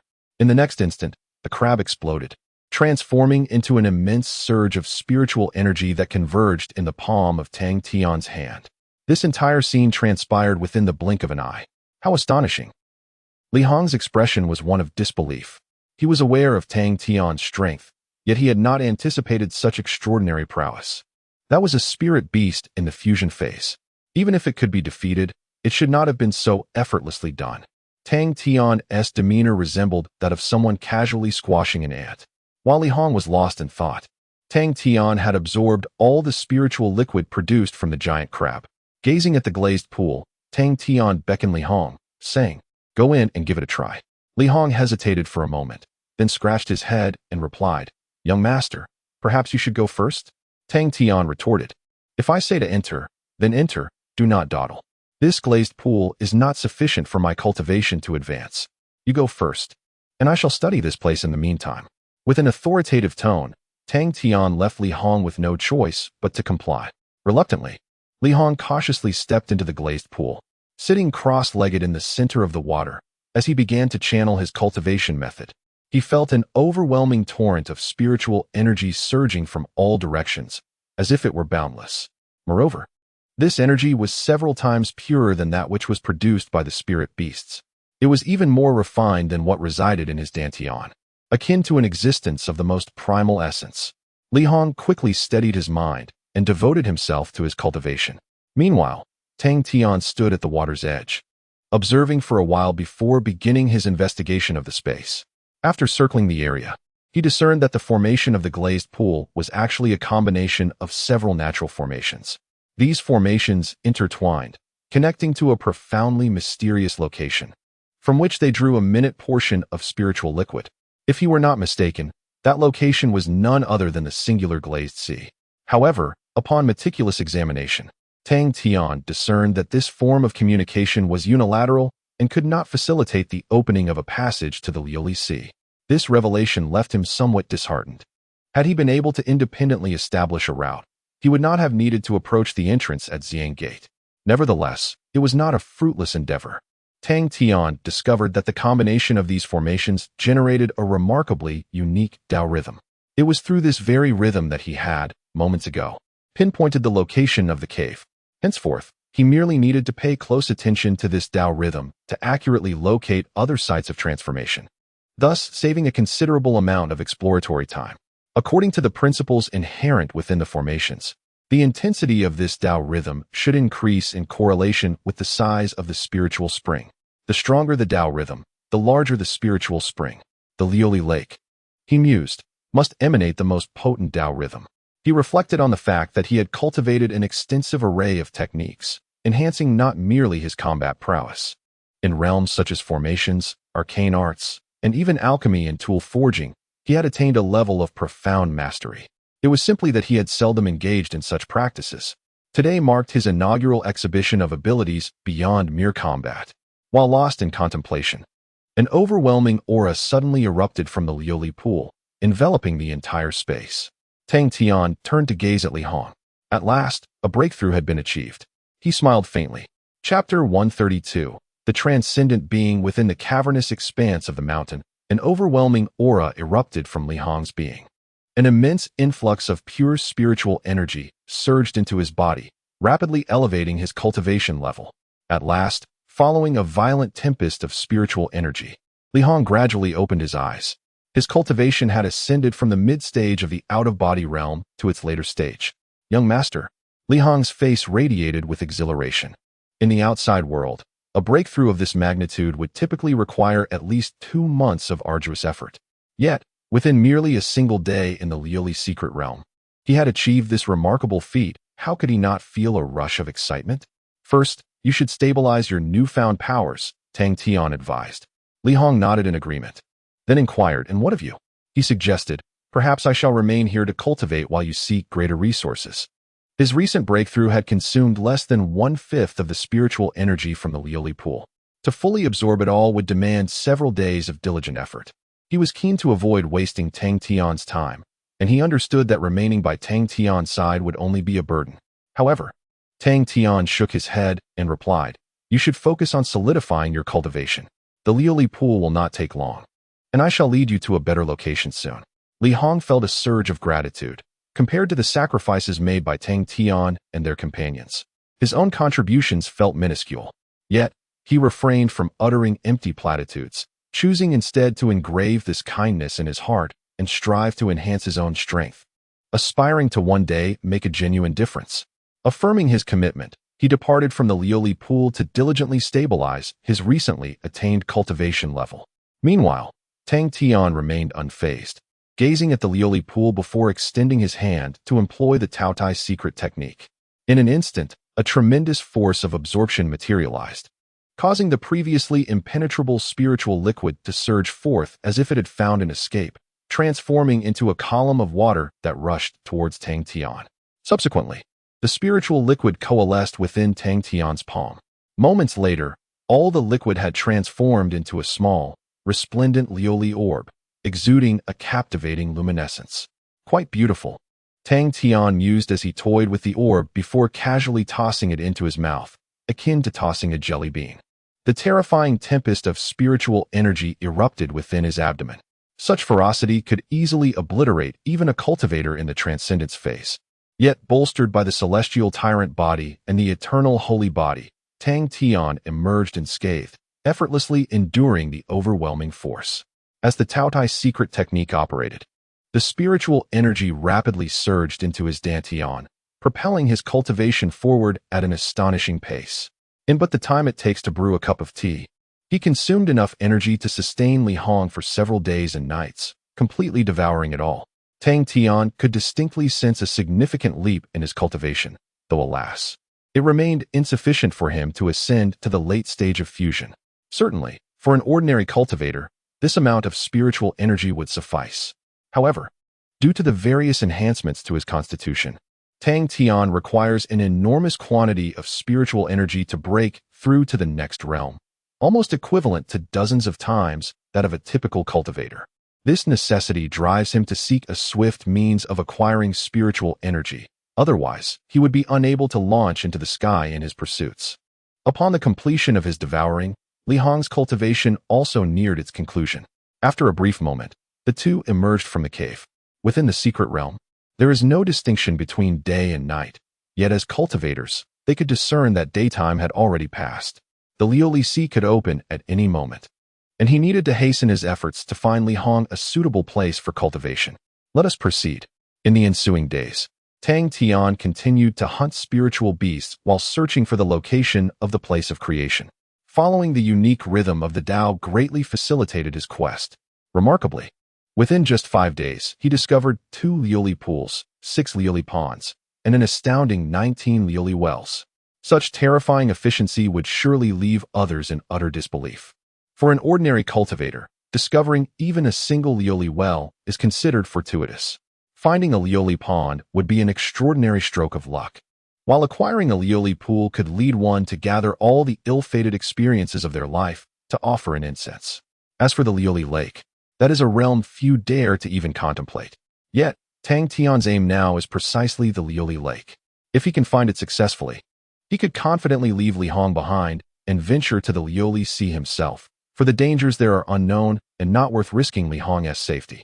Regrettably, despite finding a method to explore the place of creation, he still could not achieve his goal. It appears that such high-level places of creation are indeed rare. However, his efforts were not entirely in vain. After absorbing all the spiritual energy from the Leoli wells, he successfully broke through to the late stage of fusion. Upon absorbing the energy from the 6 Leoli ponds, he stood on the threshold of achieving complete fusion. Just one step away, he could summon the heavenly tribulation and ascend to the tribulation crossing realm. Yet, due to the urgency of time, he refrained from hastily advancing, choosing instead to condense the remaining spiritual liquid into Leoli pearls for future use. 2 Leoli pools yielded 2 Leoli pearls, each containing vast reserves of spiritual energy that would sustain him long after leaving the secret realm. Their worth far exceeds that of innate Tao Jade. For now, this will suffice as a means of storing spiritual energy, he mused. 2 more days passed, and Tang Tian acquired his 4th Leoli pearl. At this juncture, he finally sensed the presence of the Leoli lake. The immense rhythm of the Tao surged forth like a tide. Following the trajectory of this rhythm, Tang Tian eventually arrived at a deep and secluded valley. Beyond the valley lies an innate illusion array that conceals the entire expanse within, appearing merely as an ordinary valley to the outside observer. The intricacies of this illusion are remarkable. Even a master of array techniques at the tribulation stage would require several months to unravel its complexities fully. It took Tang Tian a considerable amount of time, akin to the brewing of tea, to decipher the array, revealing the true visage of the valley at last. Before him sprawled a vast, crystalline lake, its surface shimmering and reflecting dazzling hues that captivated the soul. How difficult indeed, Tang Tian mused, acknowledging the legendary Leoli lake, and then commenced his search for the guardian spirit beasts. Ordinarily, one would expect at least one or several tribulation-level spirit beasts to inhabit Leoli lake. However, after a thorough examination, Tang Tian was astonished to find that this expansive lake harbored no such creatures. Ultimately, he surmised that the formidable outer array was so powerful that it rendered the presence of guardian beasts unnecessary. After some contemplation, he resolved to venture inside with Li Hong. At that moment, a hearty laughter echoed from afar. "Ha ha! What fortunate lads you are, to have discovered Leoli Lake. It appears there are no guardian spirit beasts present. Are you favored by the heavens?" The voice grew closer, and soon 3 figures approached rapidly, landing before Tang Tian. They unabashedly unleashed their formidable aura, powerful beings of the tribulation stage. "Hey, lucky lads," called out the foremost figure, a burly man with crimson hair. "You are indeed fortunate. But alas, you lack the qualifications to partake in such great fortune. Depart, and mind your words. Do not speak out of turn. Otherwise," he continued, shaking his head with a chuckle, never mind. I find myself ill-suited for theatrics. If I carry on, I might just start laughing myself. May you all perish," he declared, extending his massive hand. A terrifying force imbued with heavenly might surged down upon Tang Tian from above. Chapter 133. Tang Tian's tactics in the vast expanse of the sky. A colossal hand materialized. As the crimson-haired giant gradually pressed down, the enormous hand descended from the heavens with a thunderous crash. Simultaneously, Tang Tian felt as though all surrounding space had been firmly locked, leaving him with no avenue of escape. He could only watch helplessly as the gigantic hand obscured the sky and struck him down. A resounding boom echoed throughout the mountainous forest, causing the very earth to tremble. Countless towering trees toppled, and a massive handprint, several dozen meters deep, appeared at the location where Tang Tian and Li Hong stood. Throughout this tumultuous event, neither Tang Tian nor Li Hong uttered a single word. Why create such a commotion? A female cultivator cast a disapproving glance at the crimson-haired giant and remarked, "We are not the only strong ones who have entered. If we attract the attention of others, it will surely lead to trouble." The giant let out a hearty laugh. "Even a lion exerts its full strength when hunting a rabbit. It's merely my habit. Who knows if that young man has any other tricks up his sleeve? Better to eliminate him decisively." The female cultivator shook her head, but chose not to elaborate further. However, their other companion, a black-haired youth, furrowed his brow slightly, sensing something amiss. "What's wrong?" the giant inquired, momentarily taken aback. The youth whispered, "That young man is a cultivator at the peak of the integration stage. It is unlikely he would make not a sound. Furthermore, I did not perceive any sign of life extinguishing. It is as if they simply evaporated from existence." The giant paused, then exchanged glances with his female companion before swiftly moving to the edge of the handprint. Looking down, he was met with a horrific sight. All flora and fauna had been crushed into mere pulp. Yet, at the very spot where Tang Tian had stood moments before, there was nothing to be found. How is this possible? The giant's voice was filled with astonishment. I had sealed all his escape routes. How could he before he could finish his sentence? A wave of dread washed over his face. "Not good," he bellowed, prompting the other two to heighten their vigilance. They simultaneously sensed an ominous premonition.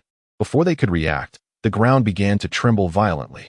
In the blink of an eye, dozens of massive stone pillars erupted from the earth, soaring towards the clouds. Soon after, the tops of the pillars converged, forming an immense stone cage that enveloped all three of them within its confines. A dense and terrifying aura weighed heavily on their souls, instilling a sense of oppression. "Get out of here," the giant roared, channeling his energy as he attempted to escape the confines of the stone prison. Yet, before he could reach the edge, a colossal stone statue abruptly emerged from the depths of the earth, swinging its massive fist directly at him. The giant's gaze sharpened. Rather than retreating, he surged forward, unleashing the full force of his late-stage tribulation cultivation in a head-on clash. Boom! The two parties collided directly, the fist of the colossal statue shattering with a thunderous force, its arms fracturing into immense debris that plummeted from the heavens. Overreaching, the burly man sneered, preparing to depart this confinement. Yet, in the next moment, his smile froze upon his face. The earth trembled violently. As the statue collapsed before him, another martial statue arose, swinging its colossal fist with a tempestuous might, hurtling towards him. Boom! A cacophony of explosions resonated, shaking the very foundations of the earth. After the burly man obliterated 4 statues, the 5th statue retaliated, sending him careening back a considerable distance before he could stabilize himself. His complexion turned ashen, and the corners of his eyes twitched, for in his line of sight reappeared 20 identical statues, who possessed such terrifying capabilities. Could it be that young man from before? But how could that be? He was merely at the peak of fusion.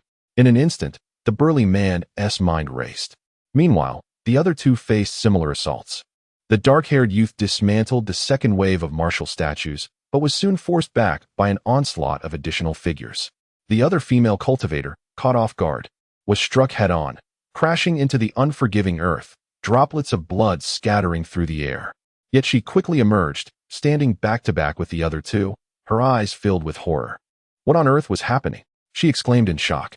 The dark-haired youth furrowed his brow, his eyes shimmering as he scanned the surroundings, seemingly searching for a flaw in the grand formation. Alas, it appeared their adversaries had no intention of granting them an opportunity to retaliate. A massive stone hand began to coalesce above their heads. Its size, its aura, its very essence mirrored the initial strike of the red-haired brute. Gazing at the familiar colossal hand, the red-haired man's eyes widened in disbelief as he shouted, "Indeed." Before he could finish, the stone hand crashed down with tremendous force, striking the trio upon their heads. Boom! Another unprecedented tremor reverberated, the entire palm embedding itself deep within the ground, pinning the 3 tribulation crossing cultivators beneath it. However, this predicament did not last long, for they were indeed powerful beings in the late stages of tribulation. Before long, the stone hand exploded, and the 3 figures re-emerged into the open air. Yet, their expressions were far from favorable, particularly the slightly weaker female cultivator, whose complexion had begun to pale. The preceding giant hand, bolstered by a formation, had exacted a significant toll on them before they managed to break free. "Who on earth are you?" The burly man, now somewhat intimidated, reflected on the opponent's ever-changing tactics, formidable power, and relentless, vicious assaults that came in rapid succession, nearly suffocating them. The most terrifying aspect is that, even now, they remain uncertain of each other's true identities. "Come forth, you timid turtle, and face me in a fair battle." The robust man roared provocatively, fully aware that if this continued, they would inevitably fall into a state of utter passivity. Regrettably, however, their adversary offered no response. Suddenly, dozens of colossal stone pillars began to emit a hazy glow, and an enigmatic aura manifested within the formation. Subsequently, the debris scattered across the sky seemed to be summoned by an unseen force, swiftly coalescing into hundreds of robust chains, radiating the same luminescence as the stone columns. The 3 men sensed impending doom and attempted to employ their abilities to escape. Yet, at that moment, it was already too late. The ground beneath them transformed as if it had come to life, firmly binding them to the earth. In the blink of an eye, the ground intertwined with the chains, subsequently connecting throughout the entire formation. That mysterious and eerie aura, entwined with the chains, bore down upon the trio, sealing away all their cultivation, rendering their very souls incapable of escape. No amount of struggle proved fruitful. At this juncture, a figure slowly materialized in the heavens above, looking down upon them with a commanding presence. It was none other than Tang Tian. "Who are you?" Tang Tian inquired coldly. Chapter 134. Slaying 3. Gazing at the figure in the sky, the 3 transcendent beings appeared as though they had encountered a specter. Could it truly be him? The crimson-haired giant stood agape, rendered speechless. This young man had not only emerged unscathed from his onslaught, but had also managed to escape effortlessly, all the while surreptitiously arranging a formation that simultaneously subdued all 3 of them. Such an occurrence was utterly inconceivable. Had he not witnessed it with his own eyes, he would have resolutely dismissed any claims of such an event. He racked his brain, unable to fathom how all of this transpired. The thoughts of the other 2 were similarly tumultuous. They could not comprehend how a young practitioner at the pinnacle of integration could effortlessly dominate the 3 of them, who were in the late stages of transcending tribulation, rendering them utterly defenseless. What kind of prodigy could achieve such a feat? As their minds whirled in confusion, they found no reasonable explanation. Observing their silence, Tang Tian inquired once more, "Who exactly are you?" Although it was evident that the trio had come for the Leoli lake, Tang Tian sought to ascertain whether there was any connection to the Qinghua sect. Regrettably, the 3 remained uncooperative. The crimson-haired giant glared fiercely at Tang Tian and growled, "You dare? Release the formation and let us engage in a fair one-on-one battle. What honor is there in winning through treachery?" In the face of such provocation, Tang Tian remained impassive, merely raising his hand slightly. Instantly, the chains ensnaring the crimson-haired giant tightened, mercilessly constricting his form. The sound of creaking echoed ominously in the air. The giant's face flushed crimson, contorted with agony. Soon, he could no longer endure the torment, shouting, "Wait! Stop! I will tell you." Yet, Tang Tian remained indifferent, the chains continuing to constrict with relentless force. "Damn it! Stop it!" The giant roared in a frenzy. But no matter how he yelled, Tang Tian remained unmoved, his once mighty body beginning to twist and distort under the relentless grip of the chains. No. Ultimately, amidst the giant's harrowing cries, the chains contracted to their utmost limit. With a resounding bang, his body erupted into a mist of blood, showering the 2 remaining figures. Witnessing this, their hearts plummeted. They now understood that this seemingly youthful prodigy was not easily deceived. As Tang Tian's gaze shifted toward them, the female practitioner could no longer restrain herself, exclaiming, "I am a disciple of the Red Moon Master from the Yellow Sand Ridge. If you dare to act recklessly, I—" Her words of threat were cut short. Upon hearing her self-identification, Tang Tian acted decisively, unleashing a surge of blood mist that erupted violently. Thus, only the strongest black-haired youth remained. The young man, with an uncertain expression, gazed at Tang Tian and tentatively inquired, "You must be one of the prodigies under the banner of Yunding Tianfu, right? Apart from you, it seems no one else possesses such remarkable strength." Tang Tian observed him silently, offering no denial. Suddenly, he posed a question, "Are you familiar with Qinghua sect?" The dark-haired youth was momentarily taken aback. However, as if a realization dawned upon him, he hastily exclaimed, "Wait, I know." Alas, it was too late. His earlier moment of distraction had already signified his complete disconnection from matters concerning Qinghua sect. Tang Tian had no interest in the fabrications he might concoct henceforth. He tightened the chain and swiftly dealt with him. Afterward, with a gentle snap of his fingers, the massive stone array crumbled thunderously, burying the scene of the incident, along with the presences of 3 tribulation cultivators deep within the earth. The light of day reemerged. Tang Tian then summoned the forces of nature, and the fallen trees rose anew. Even the barren ground beneath their feet swiftly sprouted fresh flowers and greenery. Before long, everything returned to its original state, rendering the events that transpired here utterly untraceable. Having completed these actions, Tang Tian descended gracefully from the sky. With a wave of his hand, Xiangz's figure materialized from the void. "Young master, are you unharmed?" he inquired. "Where are they?" Xiangz remained engulfed in fear and tension, only aware that the 3 individuals across from him had suddenly turned lethal, leading him into a dark void, before reappearing to witness Tang Tian. "I am fine. I have sent them away," Tang Tian responded calmly. Such matters need not be disclosed to everyone. Though the battle had seemingly unfolded smoothly, it had held its own perils. Had those 3 not been careless, failing to notice the array he had laid, they might have posed a considerable challenge. Perhaps even his ultimate techniques would have been required. Fortunately, no unexpected occurrences transpired. Underestimating him, the 3 had no opportunity to retaliate, being thoroughly overwhelmed from start to finish. Through this confrontation, Tang Tian gained a clearer understanding of his current prowess. With only conventional methods employed beneath the Ascendant realm, he found that no one was truly his match.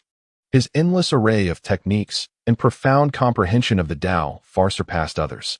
Even in the Ascendant realm, he could at least contend evenly, without suffering losses. As for unconventional methods, should he truly unleash his mastery over the myriad paths, based on past experiences, even celestial beings might find themselves challenged. After a moment of contemplation, Tang Tian softly declared, "Let us proceed inside."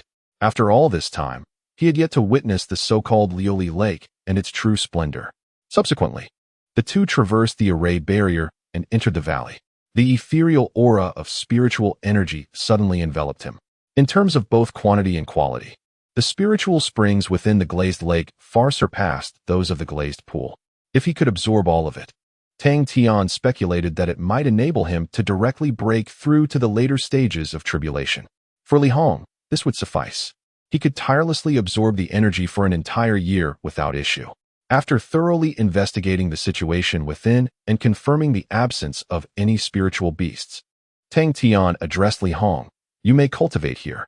The glazed sea should be approaching its peak soon." With that, he raised his hand and grasped the air, producing a transparent gem that materialized in his palm, which he then handed to Xiangz. "This is the core used to control the external formation. Should any unforeseen circumstances arise, use it to conceal yourself within the grand array. Below the celestial realm, no one will be able to locate you from within."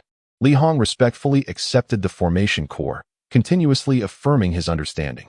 "Cultivate diligently. I shall depend on you for my ascension to Yunding Tianfu," Tang Tian remarked with a smile. Xiangz solemnly vowed, "I shall not disappoint your expectations." Tang Tian nodded in acknowledgement. He then flicked his finger lightly, and his figure gradually faded from the valley. Chapter 135. Entering the glazed sea. After departing from the valley, Tang Tian temporarily ceased his search for the land of creation. He realized that the disparities among different levels of these lands were monumental. It could be said that a glazed lake held a value dozens of times greater than that of a mere glazed pool. Thus, there was no need to expend further effort in the search, for his ultimate goal was the glazed sea. The glazed sea is the origin of all lands of creation, and one could only wonder what splendid sights it might hold. After taking a brief respite, Tang Tian began to meander about. Within the secret realm, aside from spirit beasts in the lands of creation, there existed a plethora of spiritual herbs and fruits. Previously, he had refrained from seeking these out while he focused on finding a suitable cultivation site for Li Hong. Now, with leisure to spare, he could indulge his culinary desires. As he wandered, he collected numerous delightful treasures. The spiritual fruits here were even more fragrant and delectable than those outside. With each bite, the juices burst forth, offering immense refreshment. During his stroll, he encountered several other cultivators, some cautiously foraging for spiritual items, while others were embroiled in fierce battles over a glazed well. However, Tang Tian merely observed from a distance, choosing not to involve himself. 2 days passed in this manner, and on the 10th day of entering the secret realm, news finally arrived from the Xiangz sect. The entrance had been opened. Tang Tian exhaled, realizing that 1/3 of the time had elapsed. Had there been no further updates, he would have prepared to seek the entrance himself. Gazing at the location marked on the jade plate, he discerned the direction and broke through the clouds, hastening onward. Approximately an hour later, he arrived at the location indicated on the jade plate. The terrain here was relatively flat, but ahead loomed a magnificent mountain range. Resembling a celestial pillar, soaring skyward, the summit hidden from view. It was an awe-inspiring sight. At the mountain's midpoint, several individuals clad in Xiangz sect attire stood quietly. Behind them was a vast, dark cavern, which must surely be the entrance to the Glazed Sea. Tang Tian flew forward. As he approached, he soon discovered that, aside from the disciples of the Xiangz sect, there were also a dozen other cultivators gathered here. Their auras varied, but it was evident they were not members of the Xiangz sect. Upon Tang Tian's arrival, he presented the jade plate indicating his location. Over there, one of the Xiangz sect disciples said after inspecting it, gesturing towards the group of cultivators, his tone lacking any semblance of courtesy. Tang Tian paid no mind, moving to stand among them. It seemed that these individuals, like himself, were external cultivators who had purchased the privilege to enter the Glazed Sea. After waiting for a while, another dozen cultivators arrived, bringing the total to approximately 30 external cultivators. Each had contributed 20 pieces of primordial Dao Jade, accumulating over 600 in total. The acquisition of wealth appears to be remarkably effortless. Everyone, gather around. Upon seeing that all had assembled, the disciple from the Xiangz sect, tasked with their reception, proclaimed loudly, "We shall now proceed to the Leoli Sea.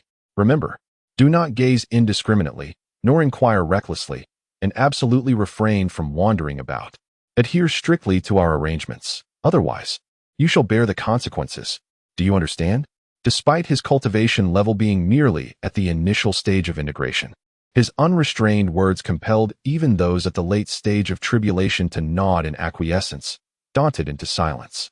The reason for their compliance lay in the insignia adorning his garments. The Xiangz sect is not to be trifled with, and the Cloud Peak Heavenly Mansion is even less amenable to offense. Under the guidance of the disciple from the Xiangz sect, the group ventured into the shadowy cavern. Once inside, a shift in perspective revealed that this was not a naturally formed cave, but rather one hewn by human hands. The walls bore the scars of fierce battles, suggesting that the process of excavation had been arduous. The cavern stretched long, and as they delved deeper, the remnants of conflict grew increasingly pronounced in certain areas. Half of the mountain had collapsed, with streaks of mottled blood occasionally visible. Since spiritual beasts lack blood, those marks could only belong to the disciples of the Xiangz sect. It was no wonder that they had invested a full 10 days to thoroughly clear this entrance. After approximately a quarter of an hour of walking, a glimmer of light finally appeared ahead. Moments later, they emerged from the cave, and the vista before them unfolded magnificently.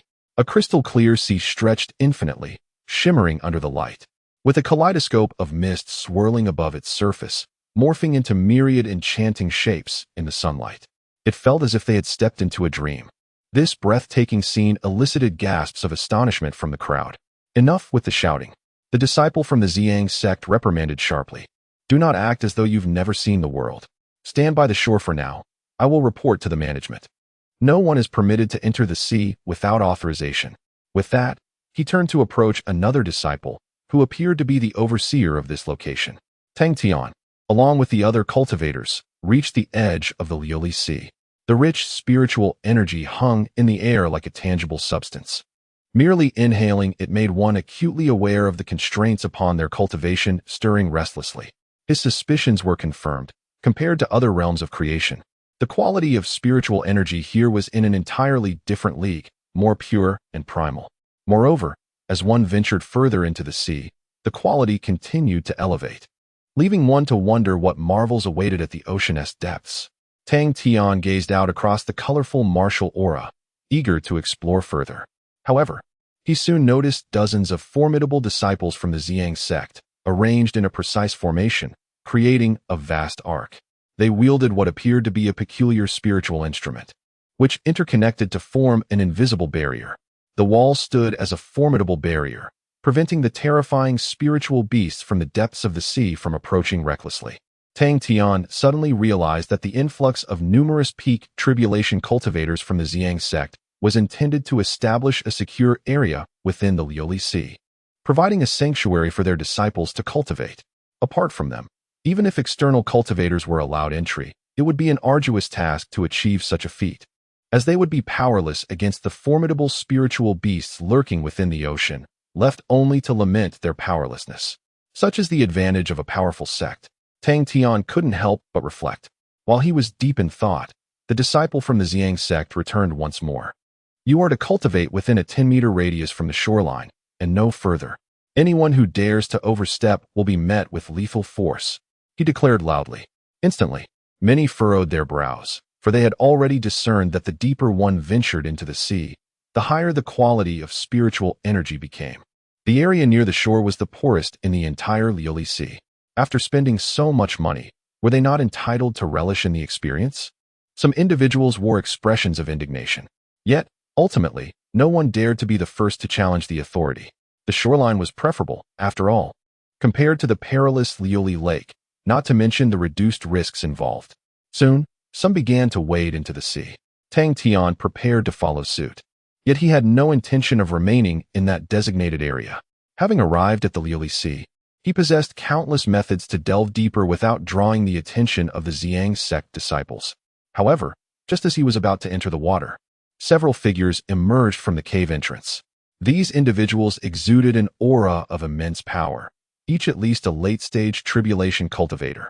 They were clearly not affiliated with the Xiangz sect, yet the haughty disciples of the sect, upon seeing them, immediately donned expressions of flattery. After a brief exchange of pleasantries, those individuals turned their gaze towards Tang Tian. It was then that Tang Tian noticed a detail he had previously overlooked.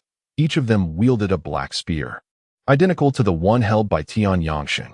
Chapter 136. A sudden outburst before Tang Tian's gaze. 5 formidable figures armed with ebony spears approached him. However, to Tang Tian's astonishment, their attention was not directed at him, but rather towards the collective assembly of external cultivators. Who is Zhongwu? The leader of the black-clad individuals bellowed. The gathered cultivators exchanged bewildered glances, each waiting for another to step forward, yet none dared to take the initiative. Noticing their hesitance, the black-clad leader spoke coldly. I know you are among them. If you step forward now, I can guarantee your survival. However, should you persist in your obstinacy, even death will become an unattainable luxury. With that, the overwhelming aura of a peak tribulation cultivator erupted forth, accompanied by the 4 others behind him, engulfing all external cultivators within its grasp. Tang Tian furrowed his brow. As these individuals unleashed their might, he could ascertain their identities. These were indeed members of the Heavenly Mansion's War God Temple. Zhongwu. Tang Tian remained silent, sensing that the true intentions of these individuals were far from what they appeared to be. Under the immense pressure, the crowd of cultivators stood in shock, their faces pale. Yet not a single soul dared to step forward. It seemed they genuinely had no knowledge of this Zhongwu. At that moment, a disciple from the Xiangz sect approached. Speaking softly, esteemed sirs, might there be a misunderstanding? We are well aware of these individuals' backgrounds. They should pose no threat to the innocent. The black-clad leader cast a fleeting glance at him, retorting, Are you suggesting that the War God Temple's intelligence is flawed? The Xiangz disciple hastily shook his head. Of course not. It's just that. He hesitated, clearly reluctant to provoke these formidable beings from the heavenly mansion. The leader of the black-clad figures let out a cold snort, then turned his gaze back to the external cultivators, stating icily, Still unwilling to reveal yourselves? are you? It seems you truly wish to test my patience. Before he could finish, he suddenly lunged forward. The spear cut through the air, accompanied by an unmatched force that enveloped everyone present. He unleashed his full strength. The sheer power was terrifying. Those who were caught off guard, particularly the weaker cultivators, were instantaneously obliterated. The stronger cultivators, who were also in the tribulation phase, managed to regain their senses just in time to withstand the onslaught, but in doing so, they sustained grave injuries, blood spurting from their mouths. The cultivators intended to voice their thoughts, but the other 4 black-clad figures swiftly joined in the fray. An even more terrifying force descended, clearing the area where the external cultivators had stood. Not a trace of human presence remained, not even a drop of blood, leaving behind only a chaotic storm of energy. The events unfolded with such suddenness and speed that even the Xiangz disciple could not react in time. By the time he regained his composure, all external cultivators had vanished without a trace. "What are you doing?" he exclaimed in anger. At the same time, other disciples of the Xiangz sect, including several peak tribulation crossing experts, rushed over upon hearing the commotion. However, the few black-clad individuals remained remarkably composed. The leader turned to regard them, chuckling lightly. That thief possesses exceptionally formidable evasion techniques. Unless he chooses to reveal himself, none can discern his presence. Thus, I would rather err on the side of caution than let him escape. This is the doctrine of our war god palace. Do you have any objections? His words carried no weight of remorse for the numerous lives taken moments before. One of the peak tribulation crossing experts from the Xiangz sect stepped forward. Frowning as he spoke, "You should at least inform us. This is the domain of the Xiangz sect. Even if you hail from the heavenly capital, such tyrannical behavior is unwarranted. Those individuals bore the cost of their innate Tao Jade to enter here." The leader of the black-clad men scoffed at the remark. "What is the fuss about? They are merely obstinate outsiders. A trivial excuse will suffice to dismiss them. Given the perilous nature of the Leoli Sea, unforeseen incidents are merely par for the course," he said nonchalantly. However, noticing the grim expressions of the Xiangz sect members, he continued in a softer tone. "Zhang Wu is a notorious criminal sought by our war god palace. Today, your assistance in bringing him to justice is greatly appreciated. Upon my return, I shall mention your efforts to the deputy commander." Upon hearing this, the members of the Xiangz sect visibly relaxed. If there were benefits to be exchanged, then discussions could proceed amicably. Ultimately, they regarded the lives of the outsiders as inconsequential. A sudden turn of events seemed on the verge of resolution. Yet, at that moment, a chilling voice resonated through the air. "Zhang Wu, you are indeed searching for me." As the voice echoed, a figure re-emerged from the spot where the outsiders had vanished, Tang Tian. Realizing the truth as the black-clad individual struck, he understood that they must have been sent by the Tianyang sect. The so-called Zhang Wu was merely a ruse designed to divert suspicion from the Xiangz sect, providing an excellent pretext. Even if the Qingyue sect investigated and suspected the Tianyang sect, they would struggle to substantiate any accusations. A clever scarecrow tactic, indeed. Unfortunately, they had underestimated their own capabilities. Upon seeing Tang Tian, the black-clad men furrowed their brows, surprise flashing in their eyes. The Xiangz sect members immediately adopted a defensive stance. Escaping that earlier onslaught was no feat for an ordinary individual. After a brief standoff, the leader of the black-clad individuals suddenly shouted, "He is Zhang Wu, Xiangz sect. Assist me in capturing him." He sought to incite the Xiangz sect members to join him in branding Tang Tian a criminal, intending to eliminate him amidst the chaos. However, Tang Tian directly tossed a Jade token of identity to the powerful figure of the Xiangz sect, proclaiming, "I am Tang Tian of the Qingyue sect." He continued, "I believe some of you can surmise the nature of today's events." The Xiangz sect's expert grasped the Jade token, scrutinizing it closely, his brow furrowing in contemplation. In the heavenly mansion, the identities of sect disciples are notoriously difficult to fabricate, particularly for someone like Tang Tian, a prestigious disciple of high standing within the sect. No one would dare impersonate him. Moreover, he had indeed heard about the significant upheavals recently surrounding the Qingyue sect, entangled in the machinations of multiple forces, one of which included the War God Hall.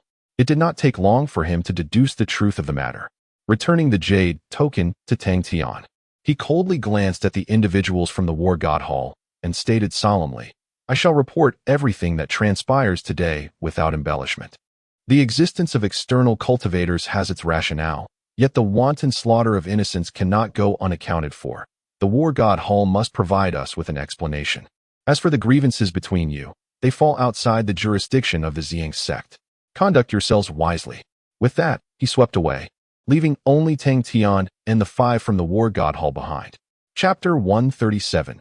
Annihilation of the 5 tribulations upon confirming Tang Tian's true identity.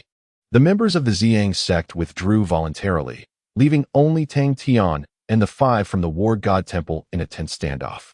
The leader of the war god temple appeared somewhat defeated, his gaze shifting restlessly before finally settling upon Tang Tian. It seems that Tian Yangxing's understanding of you is rather flawed, he stated calmly. Tang Tian stroked his chin, intrigued. Oh, what did he say?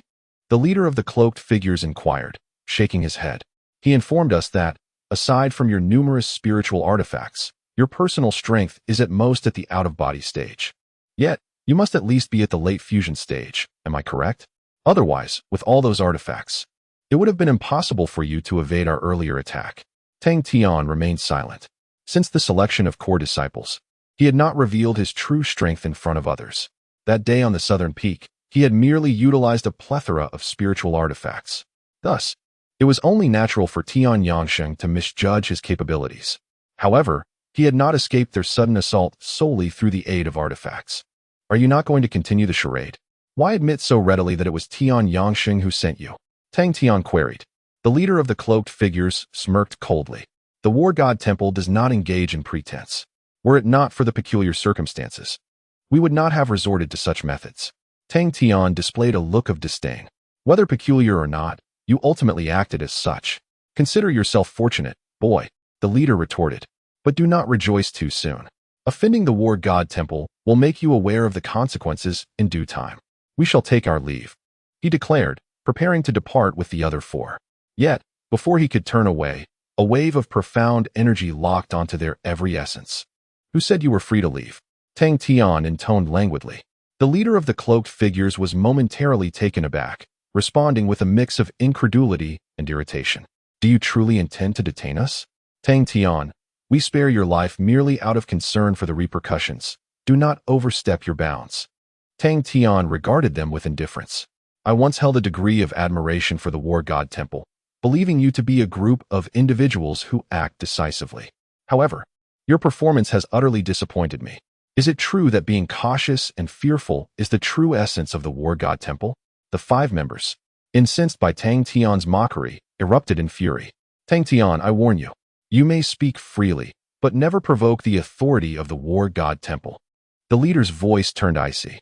Tang Tian shook his head. Enough. You are even inferior to those external cultivators we encountered earlier. The war god temple? Mere trash. His cutting words ignited the wrath of the 5 from the war god temple completely. The momentum of the tribulation period surged once more, the long spear in hand trembling as if poised to strike at any moment. However, Tang Tian was swifter than them all. As his words fell, he extended his hand, an invisible force instantly enveloping them all. A terrifying power erupted from within his being. You seek death. The 5 members of the battle god hall, consumed by rage, shattered Tang Tian's confinement and charged toward him. Unfazed, Tang Tian slowly thrust out a palm, meeting their advance head-on. With his other hand, he traced an intricate pattern in the sky, and at the moment of their collision, the power of space surged forth, causing all 6 figures to vanish from the area.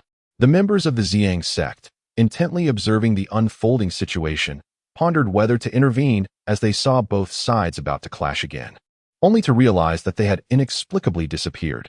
It must be a spatial maneuver, one powerful figure remarked, furrowing his brow. What should we do? Should we pursue them? Someone inquired. After a moment's contemplation, a Xiangz sect expert shook his head. Let it be. This is an internal conflict of the Qingwei sect. We only need to report the events here truthfully to our superiors. The others nodded in agreement. Then, a young prodigy scoffed. Those members of the Battle God Hall are exceedingly arrogant. Not only do they recklessly take lives on our territory, but they also insist on pursuing Tang Tian even after he has revealed his identity. Does the Tianfu not care about such matters? The Tianfu has its own rules. A Xiangz sect expert replied. The actions of those few have crossed the line.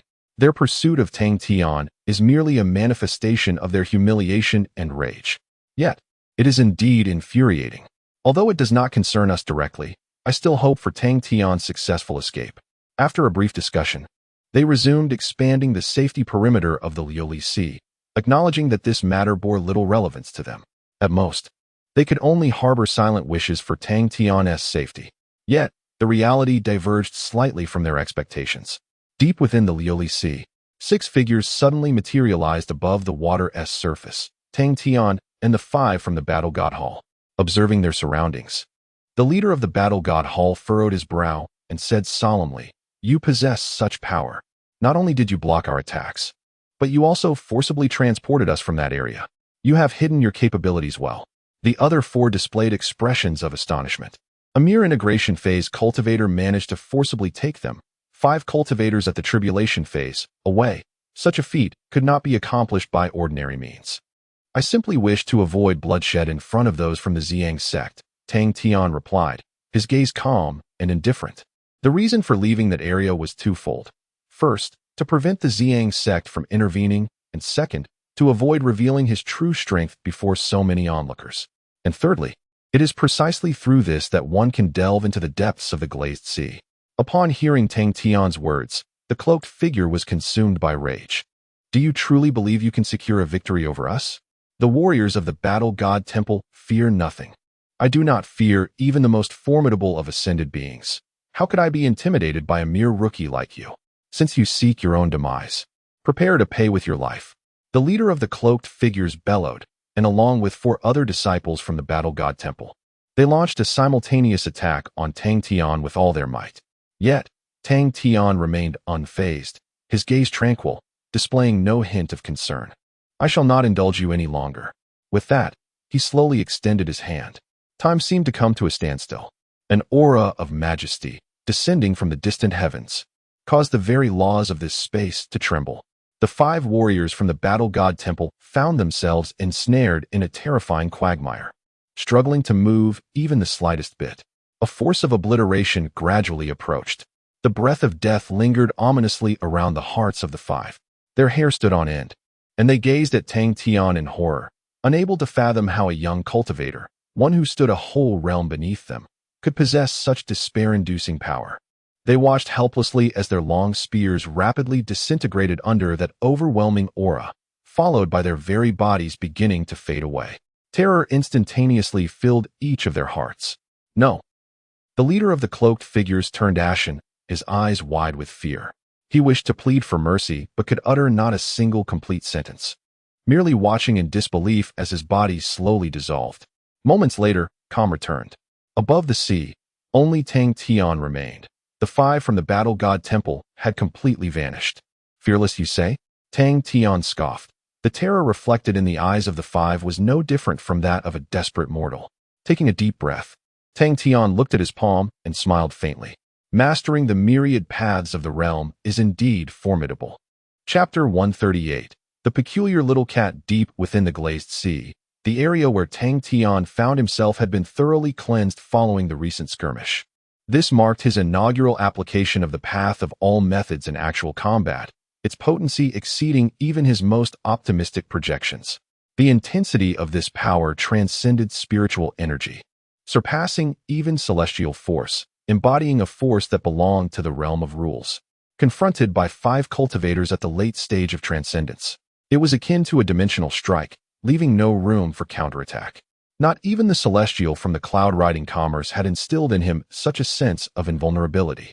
However, beyond the realm of immortals, there existed even more unpredictable means. Thus, despite the trump card of the path of all methods, he remained vigilant. Deciding to elevate his cultivation, Tang Tian surveyed his surroundings. He had ventured deep into the Glazed Sea, where the aura of formidable spiritual beasts enveloped him, likely at least of the Ascension realm. Yet, the residual might of the path of all methods lingered, causing these creatures to remain dormant, quietly lurking beneath the ocean's surface. Observing this, Tang Tian released his grip, allowing the power of the rules to emanate from him, encircling his form and instilling awe among the myriad spirits. The effect was palpable. Upon sensing his presence, many spiritual beasts retreated further, with some even turning to flee in haste. Let us hope they possess some awareness. My intentions do not lie with you, Tang Tian remarked with a smile. Having spent 10 days within the secret realm, only 2/3 of his allotted time remained, compelling him to expedite his search for a suitable location to absorb spiritual energy. After assessing the environment of the Glazed Sea, he discerned similarities to that of the dragon transformation pool. As he ventured deeper into the ocean's core, the quality and concentration of spiritual energy intensified. Contemplating this, he followed the direction of the energy's convergence and continued his ascent through the waters. As he journeyed, the strength of the spiritual beasts he encountered escalated, their formidable presence detectable even from a considerable distance. Nevertheless, Tang Tian maintained the protective barrier of the path of all methods around him, compelling the beasts to observe from afar, deterred from approaching too closely. After approximately a day and a half, Tang Tian finally reached the deepest part of the Glazed Sea, the most concentrated area of spiritual energy within the secret realm. Before him lay a colossal vortex, manifesting seemingly from thin air at the heart of the ocean.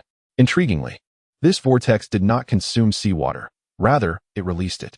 As the vortex spun, an endless stream of exquisitely pure spiritual liquid surged outward in all directions. The mere effusion of spiritual energy coalesced in the sky, forming a vast cloud of spiritual mist, resplendent and vibrant. Sensing no imminent danger, Tang Tian plunged into the vortex. Upon entering the ocean, a viscous sensation enveloped him entirely, akin to being immersed in a potent adhesive. This adhesive force was extraordinarily robust. Even those at the pinnacle of the ascension stage would find themselves hindered, ultimately succumbing to suffocation within its depths. However, Tang Tian was not beset by such concerns. The power of rules enveloped his body, effortlessly creating a barrier that separated him from his surroundings, allowing his movements to remain undisturbed. He descended slowly, and soon, the light from above faded into oblivion. Yet, the seawater itself emanated a myriad of colors, immersing him in a spectacle akin to entering a vibrant, fantastical realm. After a considerable time, Tang Tian finally reached the seabed. However, the sight that greeted him surpassed his expectations. He had anticipated that such an extraordinary secret realm would emanate a sense of wonder, at the very least revealing a place of grandeur or enigma. To his astonishment, the bottom of the vortex was exceedingly mundane, strewn with white pebbles, devoid of any remarkable features.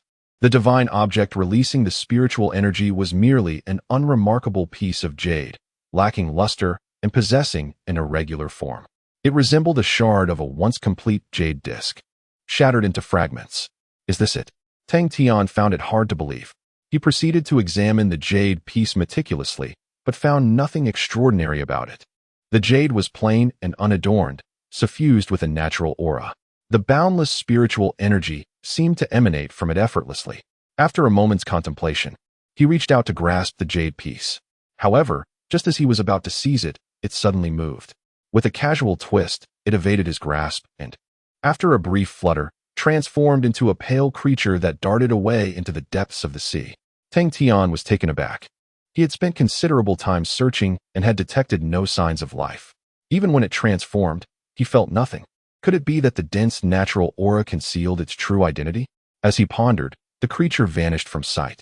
Nevertheless, Tang Tian exhibited no signs of anxiety. The creature's speed was, to be frank, not particularly swift, and it could be traced on a fundamental level. Let me see what you truly are. Tang Tian mused with a slight smile, pursuing the direction in which the creature had fled. Moments later, at another location on the seabed, the small pale creature had scrambled over a sand dune and concealed itself behind several sizable stones. Pressed against the rocks, it panted heavily, its eyes reflecting a human-like expression of trepidation. After a while, it cautiously perked up its ears and peeked out from behind the stones, glancing around to ensure it was not being pursued, then let out a long sigh of relief. However, the next moment, a voice nearly whispered in its ear, "Hello?" At some point, Tang Tian, wearing a smile, had stood beside it. The creature instantly bristled, its white fur standing on end as its dark eyes widened in terror. Fixated on Tang Tian, it then flailed its tiny paws, kicking up a cloud of sand, and bolted away once more. Tang Tian shook his head slightly and continued to follow. After a while, the two found themselves face to face again. What exactly are you?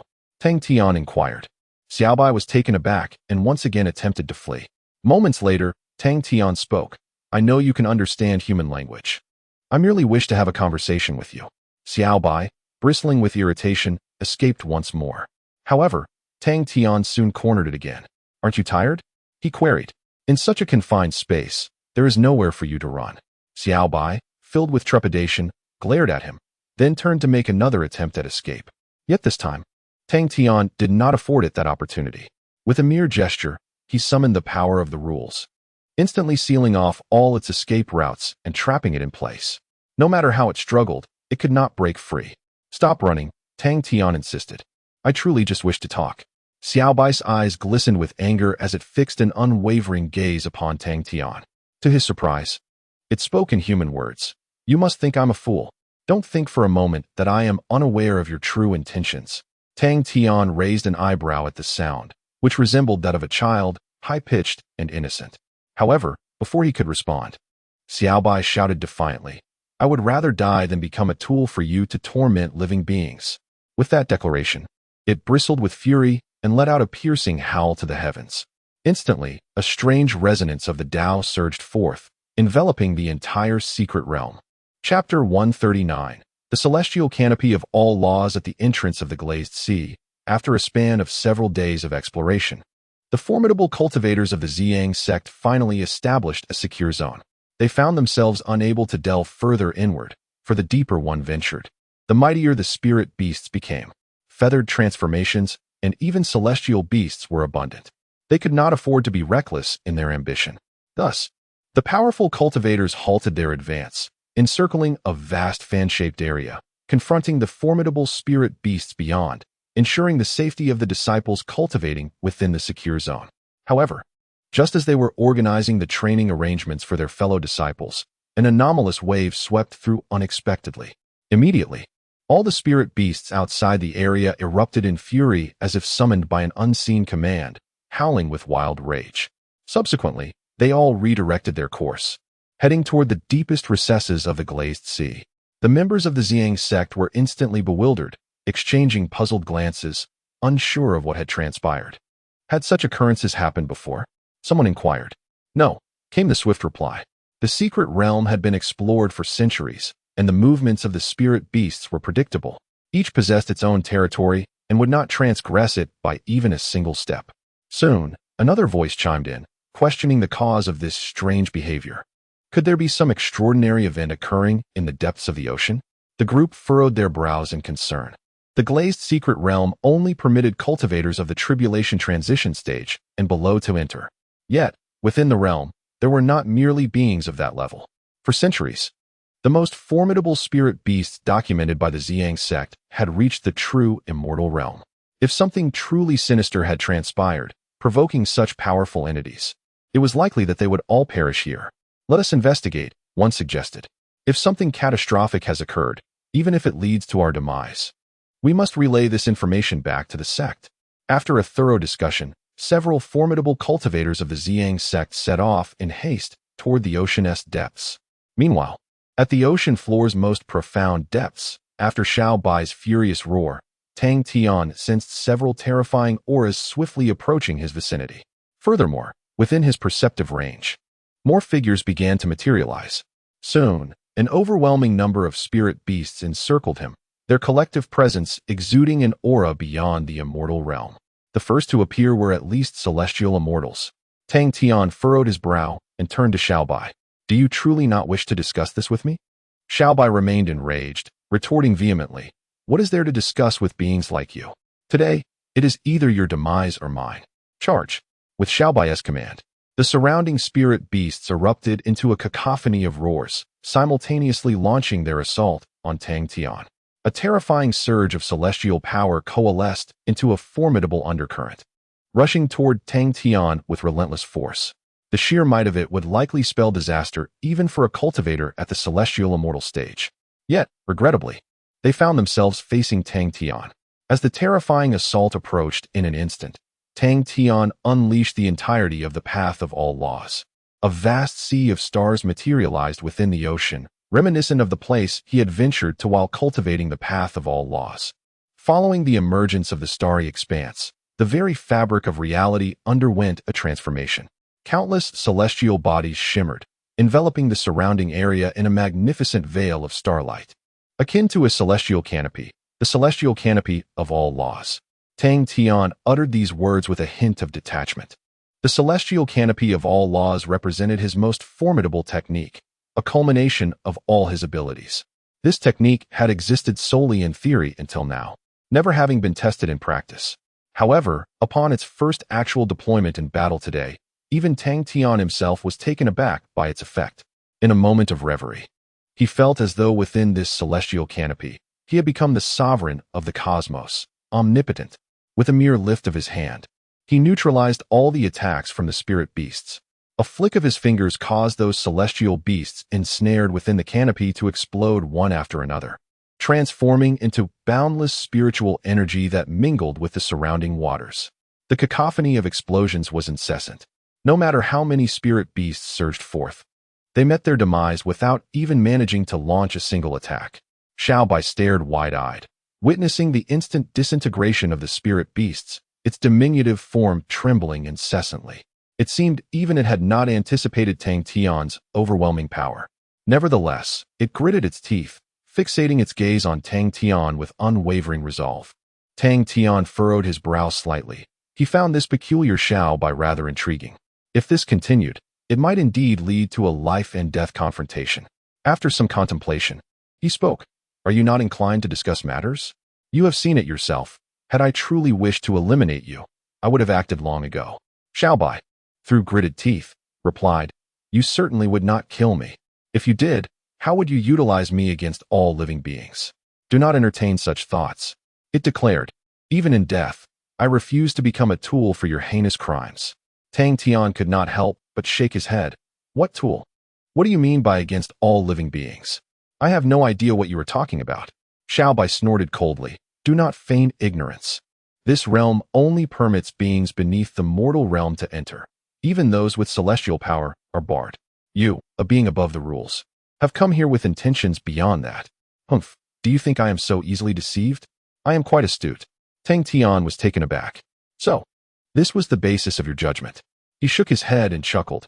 You are indeed clever, but not overly so. I am not a being above the rules.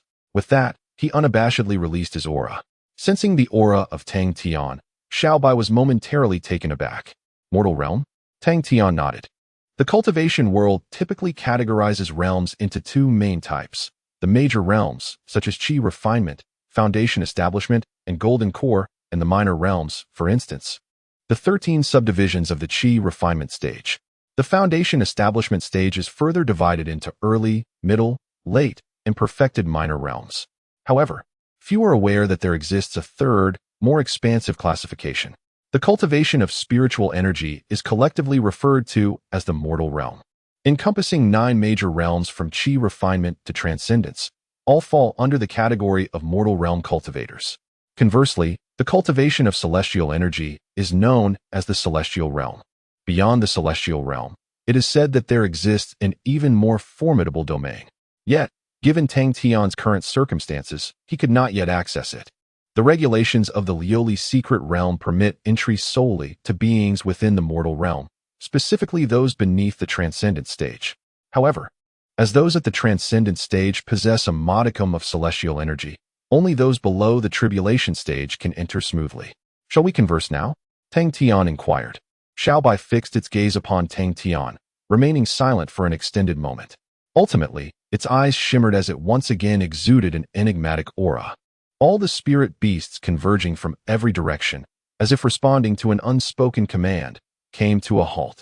They turned around, returning to their original territories.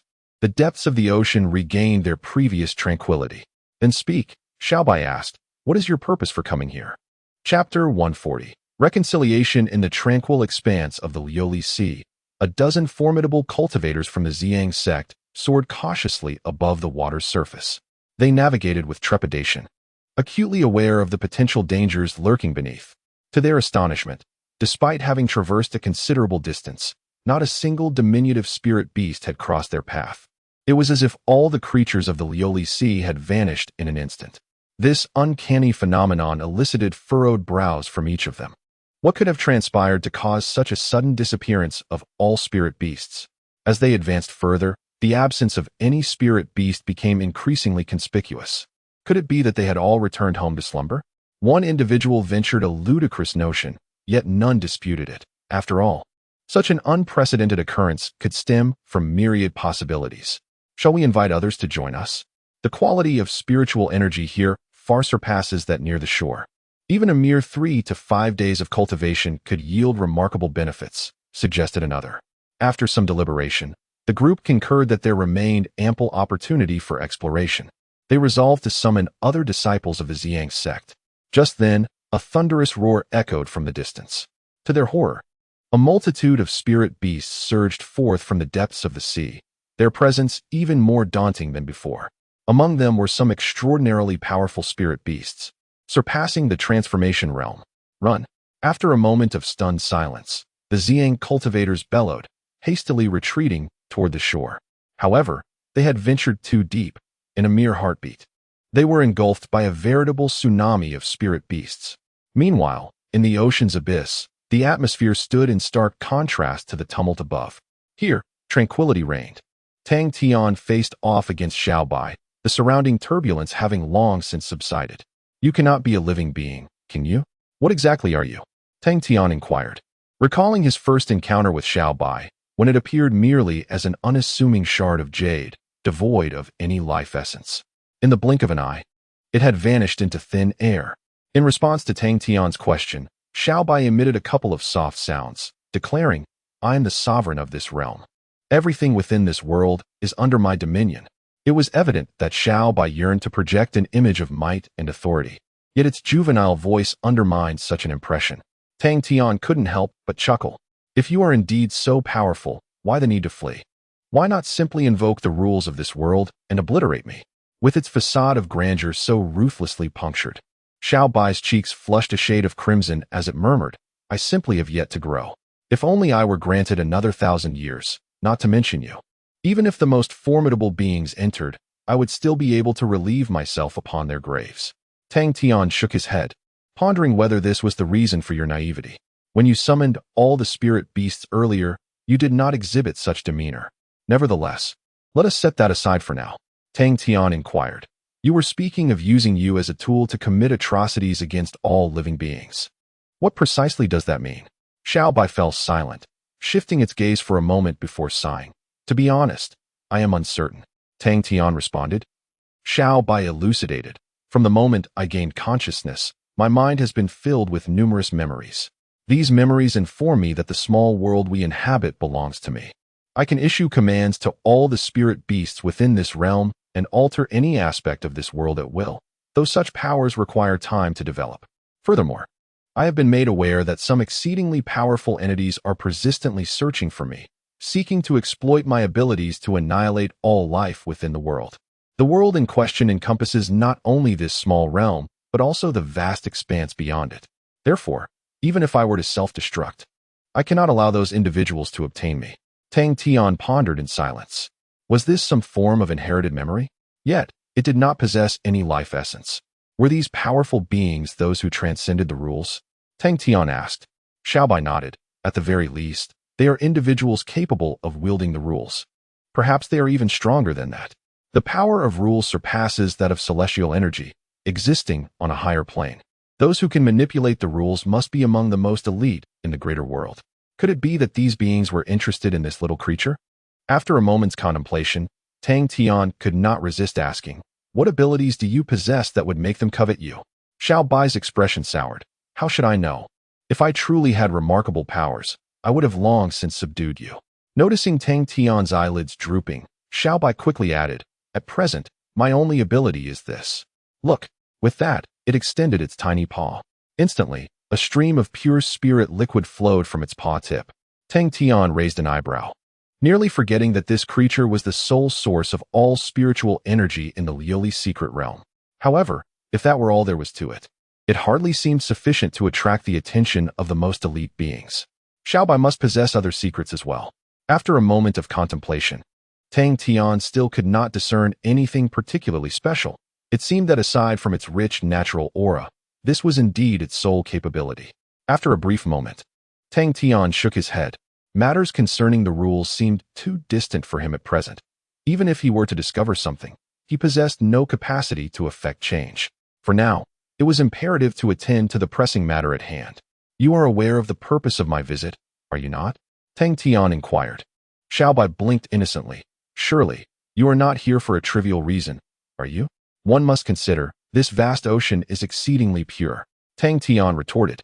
Are you feigning ignorance or genuinely simple-minded?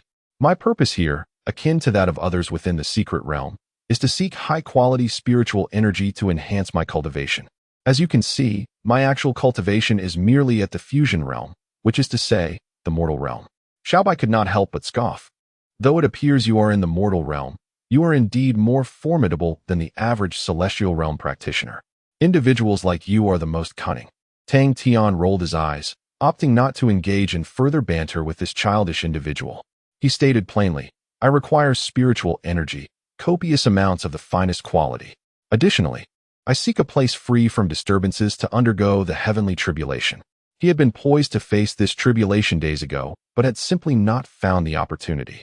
Upon hearing this, Xiaobai stared blankly. Is that all? I may lack other resources, but spiritual energy is abundant. Take as much as you need. And the heavenly tribulation? While I may not yet wield control over the rules, I can exert some influence. How do you wish to approach this tribulation? At this, Tang Tian was momentarily taken aback. Chapter 141. The Trial of Heavenly Tribulation. After a thorough conversation with Xiaobai, Tang Tian began to grasp the creature's remarkable abilities. If one were to describe it as powerful, it would only flee upon seeing him.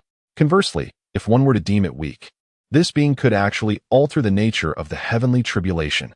Indeed, it was a matter of transformation. Should Tang Tian choose to undergo his tribulation here, he could select any package according to his preferences. If he desired a challenge, the most formidable tribulation could be summoned, affording him ample opportunity for rigorous training. Conversely, if he sought a smoother passage, the tribulation could be diminished to the point of mere tickling. Astonishingly, it could even transmute the fearsome tribulation into a troop of enchanting maidens, dancing before him as a conclusion, or transform into a delectable dish, with the act of consumption signifying success in the trial. This audacious manipulation left Tang Tian in disbelief. Is it true? He inquired skeptically. Absolutely, Xiaobai exclaimed. Such feats are as effortless to me as breathing. If you doubt my words, feel free to test it now. Tang Tian fell silent, observing Xiaobai's demeanor and tone. He sensed no deceit. Even if the creature were attempting some trickery, he held no fear.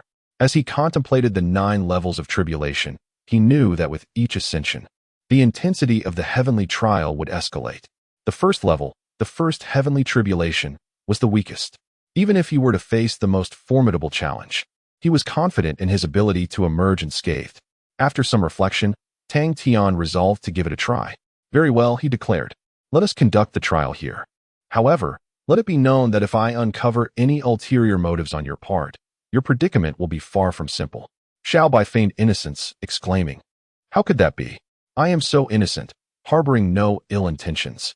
Just tell me what kind of tribulation you desire, and I shall procure it for you immediately. Tang Tian could not help but shake his head inwardly at its exaggerated display. The creature's mischievous thoughts were evident. Nevertheless, he chose to proceed with the trial. If Xiaobai truly possessed such capabilities, they could prove beneficial. The stronger the tribulation, the more solid the foundation for his cultivation. All right, he affirmed. Let it commence. Upon uttering these words, Tang Tian unleashed his entire aura. Having reached the critical juncture of the tribulation phase, the moment he released his energy, the laws of heaven and earth responded instantaneously. Dark clouds swiftly coalesced above him, and the resounding peals of thunder reverberated across the ocean. Soon, the first bolt of tribulation lightning was poised to strike.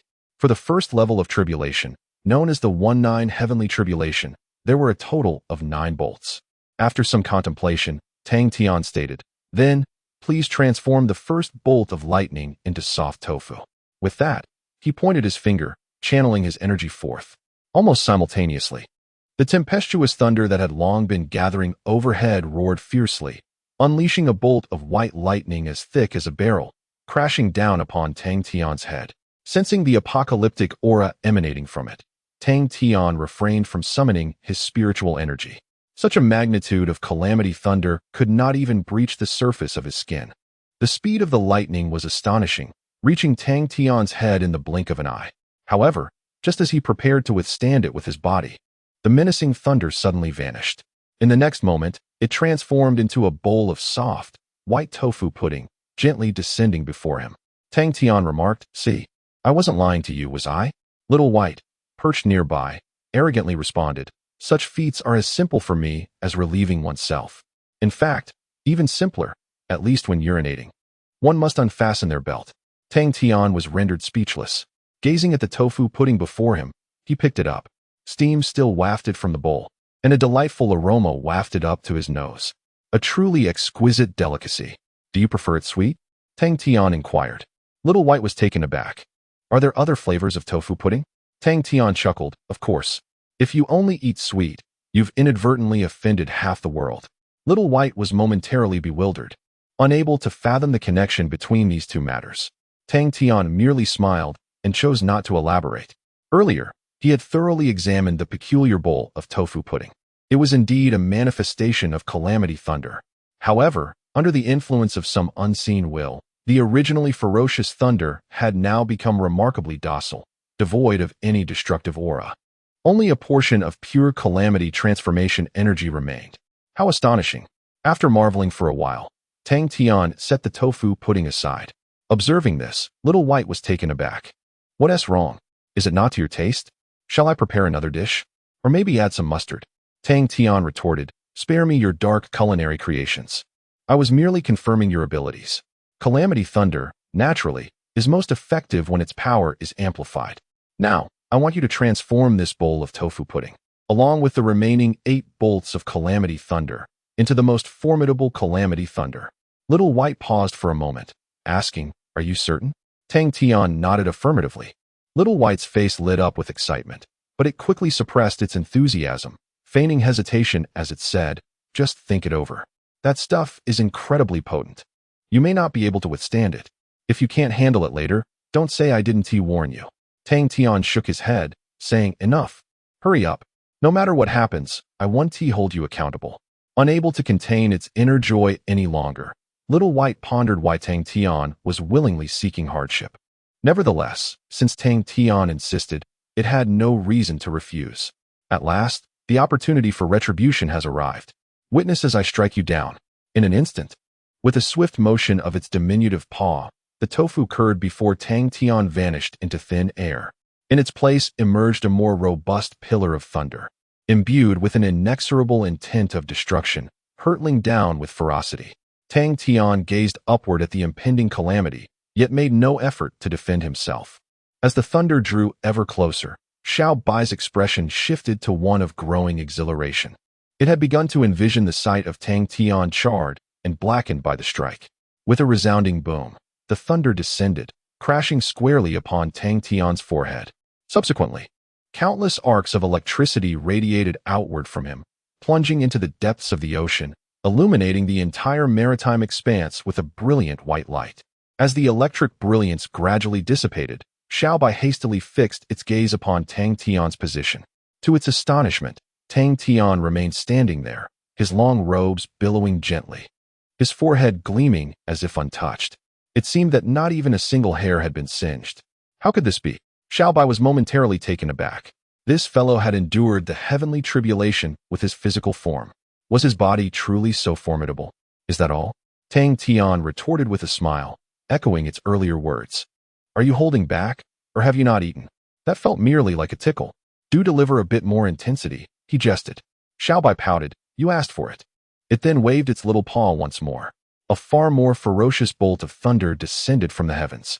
The incessant rumble of thunder echoed through the depths of the Leoli Sea, reverberating relentlessly. Chapter 142. Departing with the cat from the depths of the glazed sea, Tang Tian stood with his hands clasped behind his back.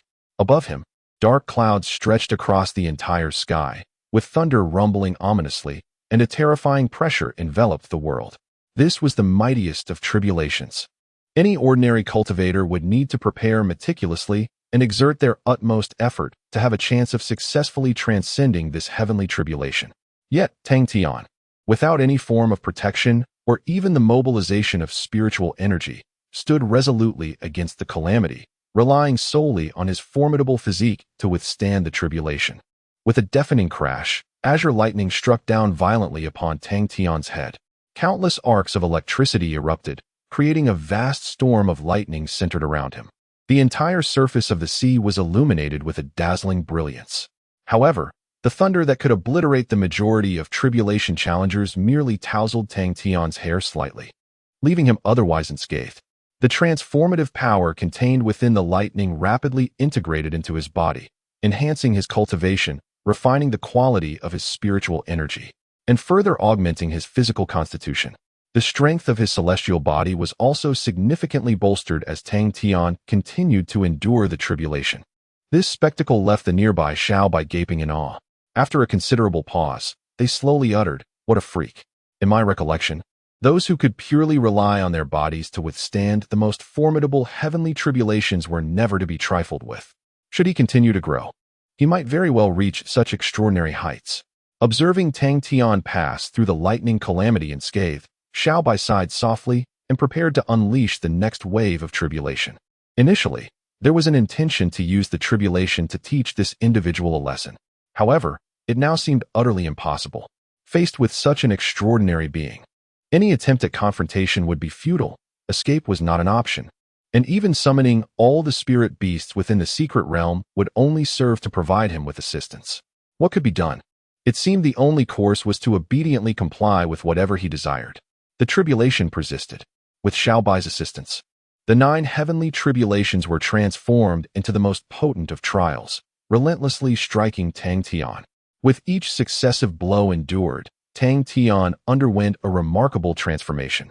Ultimately, after withstanding the final bolt of lightning, the ominous clouds above emitted a roar of defiance before dissipating into nothingness.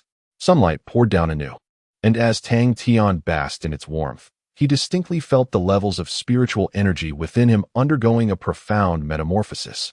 Following the baptism of the heavenly tribulation, his spiritual energy was set upon the path of evolution toward celestial power. At last, he had successfully reached the realm of tribulation transcendence. The delineation between the fusion phase and the tribulation transcendence was stark. Tang Tian now stood at the very threshold of the realm reserved for the truly powerful. Glancing at Shao Bai, he smiled and expressed his gratitude. "Thank you. The mightiest heavenly tribulation indeed proved to be of great significance." Shao Bai merely shrugged. It was a simple effort. "In terms of spiritual power, I possess an abundance, so feel free to make use of it." Tang Tian nodded, expressing his gratitude once more. He then inquired, "Do you have a name?" Little White cast a glance at him and replied, "I do not, nor does it hold any significance. According to the rules of this world, every being is granted but a single opportunity to enter. Thus, apart from this fleeting moment, we shall have no further intersections. I will remain here to grow, while you will return to the vibrant vastness of the world. Since we are fated to be like strangers, why delve deeper into understanding one another?" Tang Tian was taken aback. He had never anticipated that this being, whose intellect resembled that of a 3-year-old child, could utter such profound words. It was as if it had traversed the complexities of society. After a moment's contemplation, he asked, "Are you unable to leave this place?" Little White let out a soft sigh. "What a jest! Of course I cannot. This world is mine, and I am of this world. We are an inseparable existence. It is hardly reasonable to expect me to drag a small world into the vastness of the greater realm, is it? Unless one could discover a transcendent artifact beyond this world, capable of containing me, only then might there be a possibility of my departure." Upon hearing this, Tang Tian felt a stirring within. Did he not possess such an object? After pondering, he asked, "Would you like to go out and play?" Little White shot him an exasperated look. "Did you not hear what I just said? I cannot leave. So what significance does it hold whether I wish to or not?" Tang Tian stroked his chin, smiling. "It certainly holds significance. Given that you have aided me, if you truly desire to venture out, perhaps I can assist you." Little White was momentarily taken aback and, in an instant, appeared before Tang Tian, its dark eyes fixated on him. Hey, are you trying to frighten me? Do you truly have a way to help me escape?" Tang Tian chuckled. I merely suggested it was a possibility. Did you not mention needing something transcendent? How fortuitous. I happen to possess such an item. However, if you do not wish to leave, I shall not bring it up again. With that, he deliberately turned away, feigning readiness to depart. Little White grew anxious, leaping onto his shoulder and grasping his hair, exclaiming, "Of course I want to. I have been trapped here since birth, and I am utterly bored. Quickly, show me that item. If it can truly free me, I shall agree to any request of yours." It nearly shouted, revealing that centuries of solitary guardianship over a world had indeed driven it to the brink of tedium. "Very well, I have no other demands. You help me, and I shall help you. However, I genuinely do not know whether this artifact will be of any use to you. Take a look for yourself," Tang Tian stated. Xiaobai nodded enthusiastically, his little head bobbing like garlic being crushed. Subsequently, under Xiaobai's eager gaze, Tang Tian opened his palm. A gray egg slowly emerged from his dantian, ultimately hovering in the center of his hand. This egg, if not for Tang Tian's deliberate manifestation, could not be sensed in any way, as if it were an entity that ought not to exist in this world. It was the peculiar egg Tang Tian had acquired after cultivating the divine phoenix secret art to its utmost pinnacle. Over this lengthy period, Tang Tian had conducted several profound studies on it. He discovered that apart from granting him rebirth, the egg contained an extraordinarily strange space within. This space, devoid of any tangible objects, seemed to possess the capacity to encompass all things, a truly wondrous phenomenon. It could indeed accommodate Xiaobai. Observing the emergence of this egg, Xiaobai was momentarily taken aback. After a long pause, he turned to Tang Tian and murmured, "This world is truly marvelous. I always presumed you were a man, yet it appears you are actually a sister. Sister, I sincerely apologize for any previous offenses. I hope you can forgive me."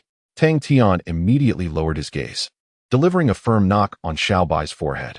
"If you keep rambling, I shall put it away. Quickly see if it can be utilized." Xiaobai winced in pain, fearing that Tang Tian might truly retract the egg. He rubbed his head while carefully examining the egg. Chapter 143, The Kitten's Gratitude After Thorough Contemplation.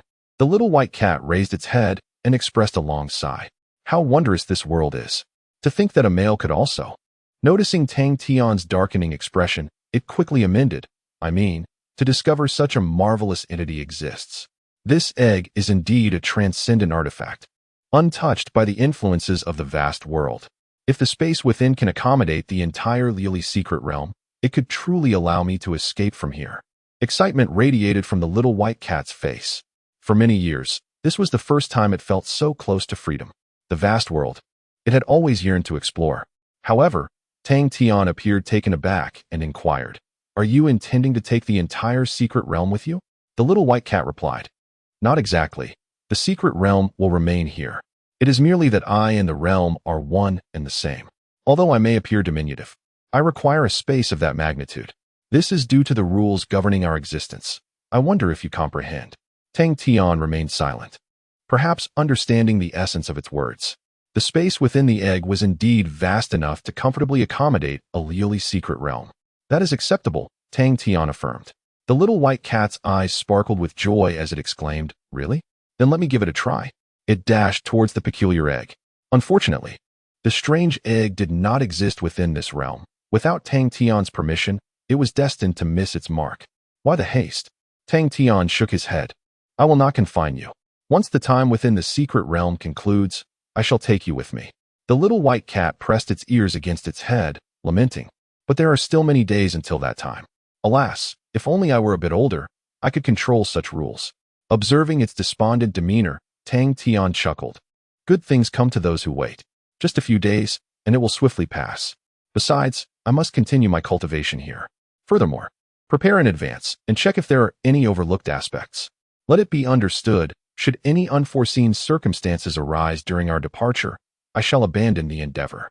The peculiar egg pertains to my reincarnation, thus it cannot be treated lightly." Earlier, when instructing the little white cat to observe, I only allowed it to glimpse some external aspects of the egg. Most of the information was concealed from it. Upon hearing Tang Tian's words, the little white cat lowered its head and murmured, "All right. It should not pose any problems. In essence, it is akin to a passage to the vast world. I shall ponder it further. By the way, do you still require my assistance with your cultivation?" Tang Tian contemplated before responding. As long as there is sufficient spiritual energy, that will suffice. Furthermore, as I prepare to undergo my next tribulation, I require your assistance in transforming all heavenly tribulations into the most formidable ones. Establishing a solid foundation now will undoubtedly save considerable effort in the future. No problem, replied Xiaobai. The matter of heavenly tribulations is straightforward. I can arrange it for you immediately. After a moment of contemplation regarding spiritual energy, Xiaobai suddenly adopted a resolute expression, swung its paw, and severed its own tail. Tang Tian was momentarily taken aback, uncertain of its intentions. However, he soon witnessed Xiaobai's tail rapidly regrowing, while the severed piece in its grasp gradually diminished in size, ultimately transforming into a small, thumb-sized gray jade stone.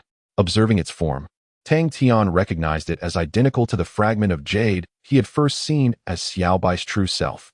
Since you have rendered me such great assistance, I cannot be stingy, Xiaobai stated, presenting the jade stone to Tang Tian.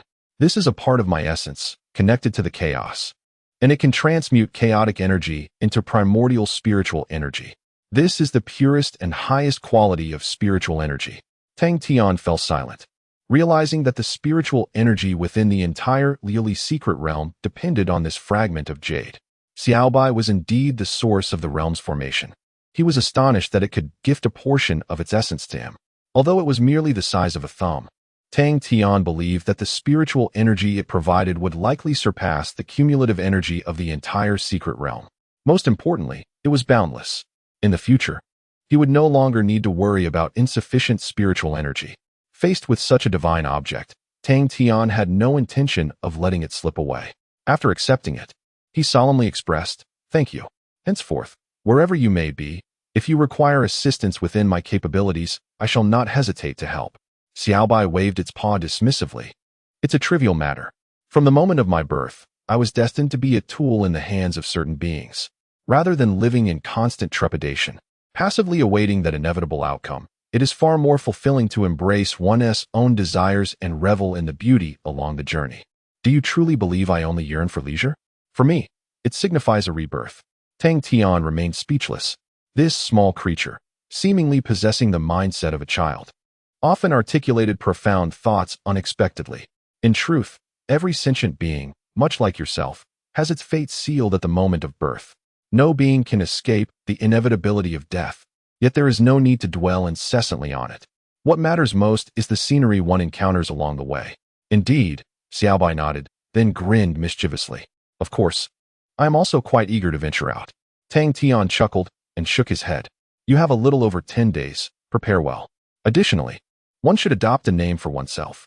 Since you speak of rebirth, it is only fitting to have a title that belongs to this renewed existence. Xiaobai nodded in delight. Subsequently, Xiaobai prepared independently, while Tang Tian remained deep within the ocean, ready to engage in his first serious cultivation since entering the secret realm. Clutching the gray, ancient jade, he sensed the inexhaustible and boundless spiritual energy contained within. The quality of this energy was unprecedented. With the jade's assistance, the extent of his progress upon leaving the secret realm remained a tantalizing mystery. This truly marked the beginning of his ascent. Tang Tian smiled softly and soon entered a state of cultivation. At Qinghua sect, Tian Yangsheng was in discussion with his trusted aides. Suddenly, one of his communication jade talismans stirred to life. His brow furrowed as he examined its contents. The message was brief, consisting of only a single sentence. The soul lamps of the 5 members of Chong's song have extinguished. Tian Yangsheng's expression darkened immediately.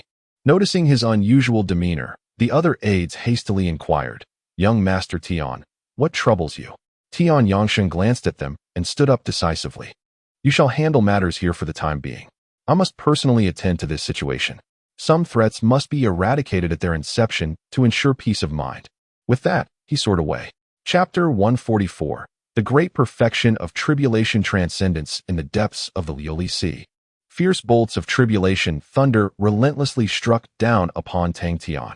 The mere discharge of electricity had transformed the sea surface into a vast pool of lightning. The aura of destruction was so palpable that even from a distance, one could feel the hair on their body stand on end. Yet, facing the thunderous onslaught, Tang Tian remained utterly unperturbed. Without even the slightest semblance of protection, he stood resolutely, relying solely on his physical form to withstand the tribulation thunder. This was, after all, the mightiest of the 99 heavenly tribulations. Even Xiao Bai, who had witnessed Tang Tian's extraordinary feats, could not help but marvel inwardly. This individual was indeed astonishingly powerful, surpassing even some fearsome ancient beasts. The thunder roared for a full half-hour before it unleashed a final, reluctant howl and gradually dissipated.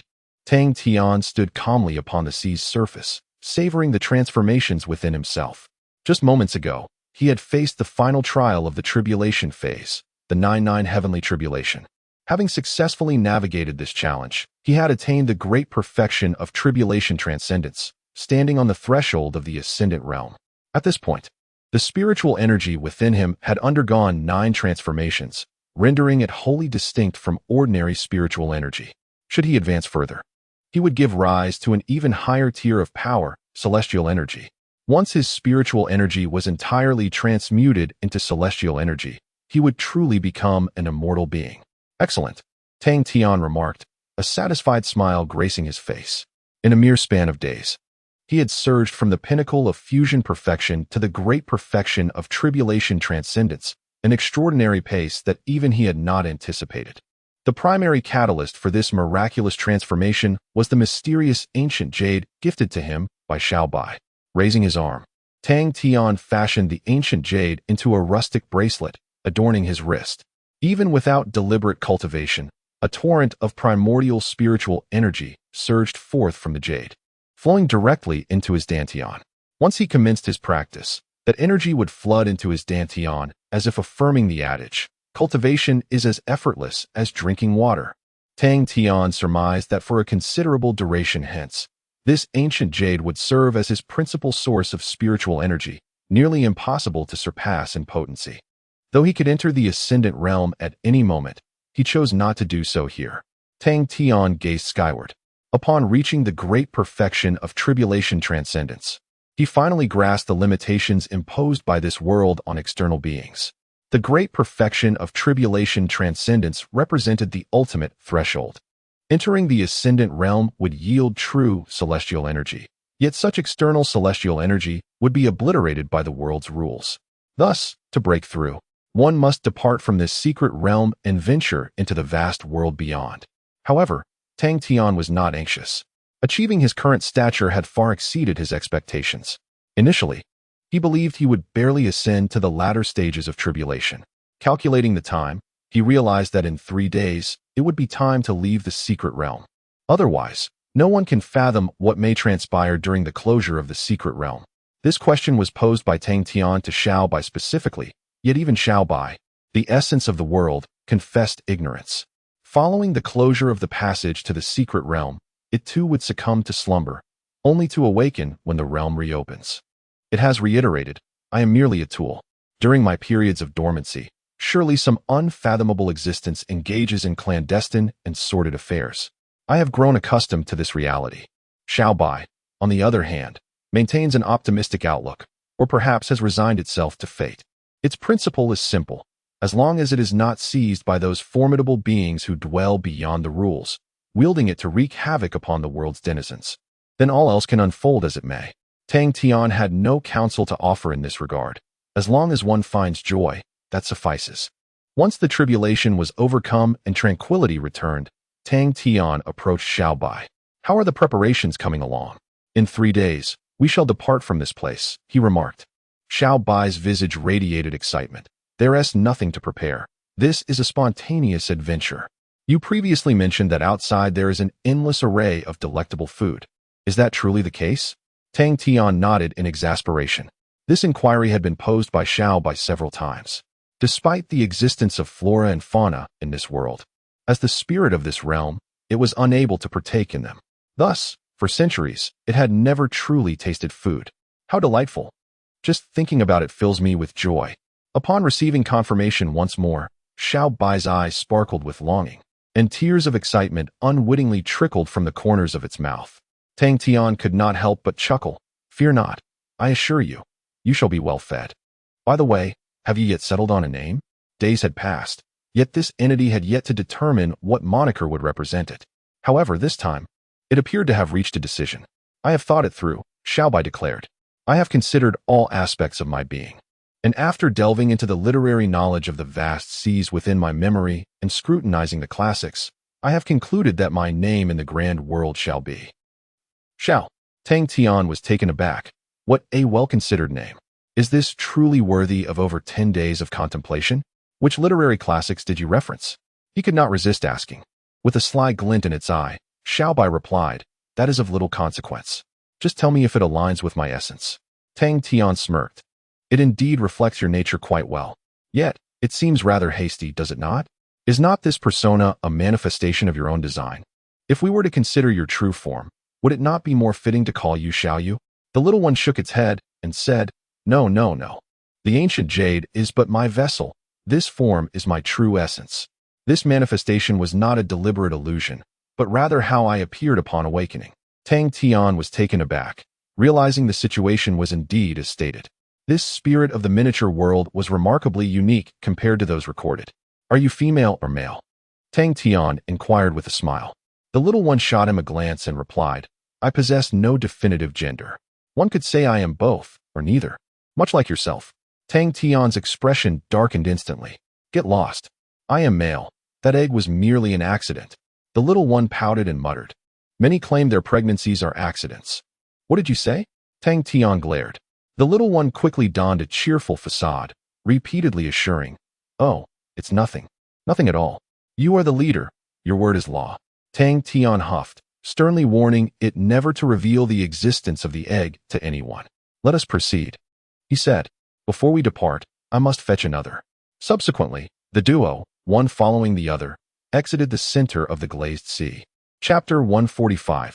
Departure from the secret realm at the entrance of the Leoli Sea. Tang Tian and Shao hovered in the sky, gazing down at the members of the Xiangz sect below. Why are there so few people? A hint of concern flickered in Tang Tian's eyes. He distinctly recalled that during their entry, there had been at least 30 powerful tribulation crossers clearing a space for the disciples of the Xiangz sect to cultivate. Yet now, fewer than 10 remained, and the area they had opened was even smaller than when he first arrived. Moreover, many appeared to be gravely injured. What happened? Shao swiftly unraveled Tang Tian's inner confusion. It's all because of you. You terrified me to death back then, forcing me to summon all the spirit beasts.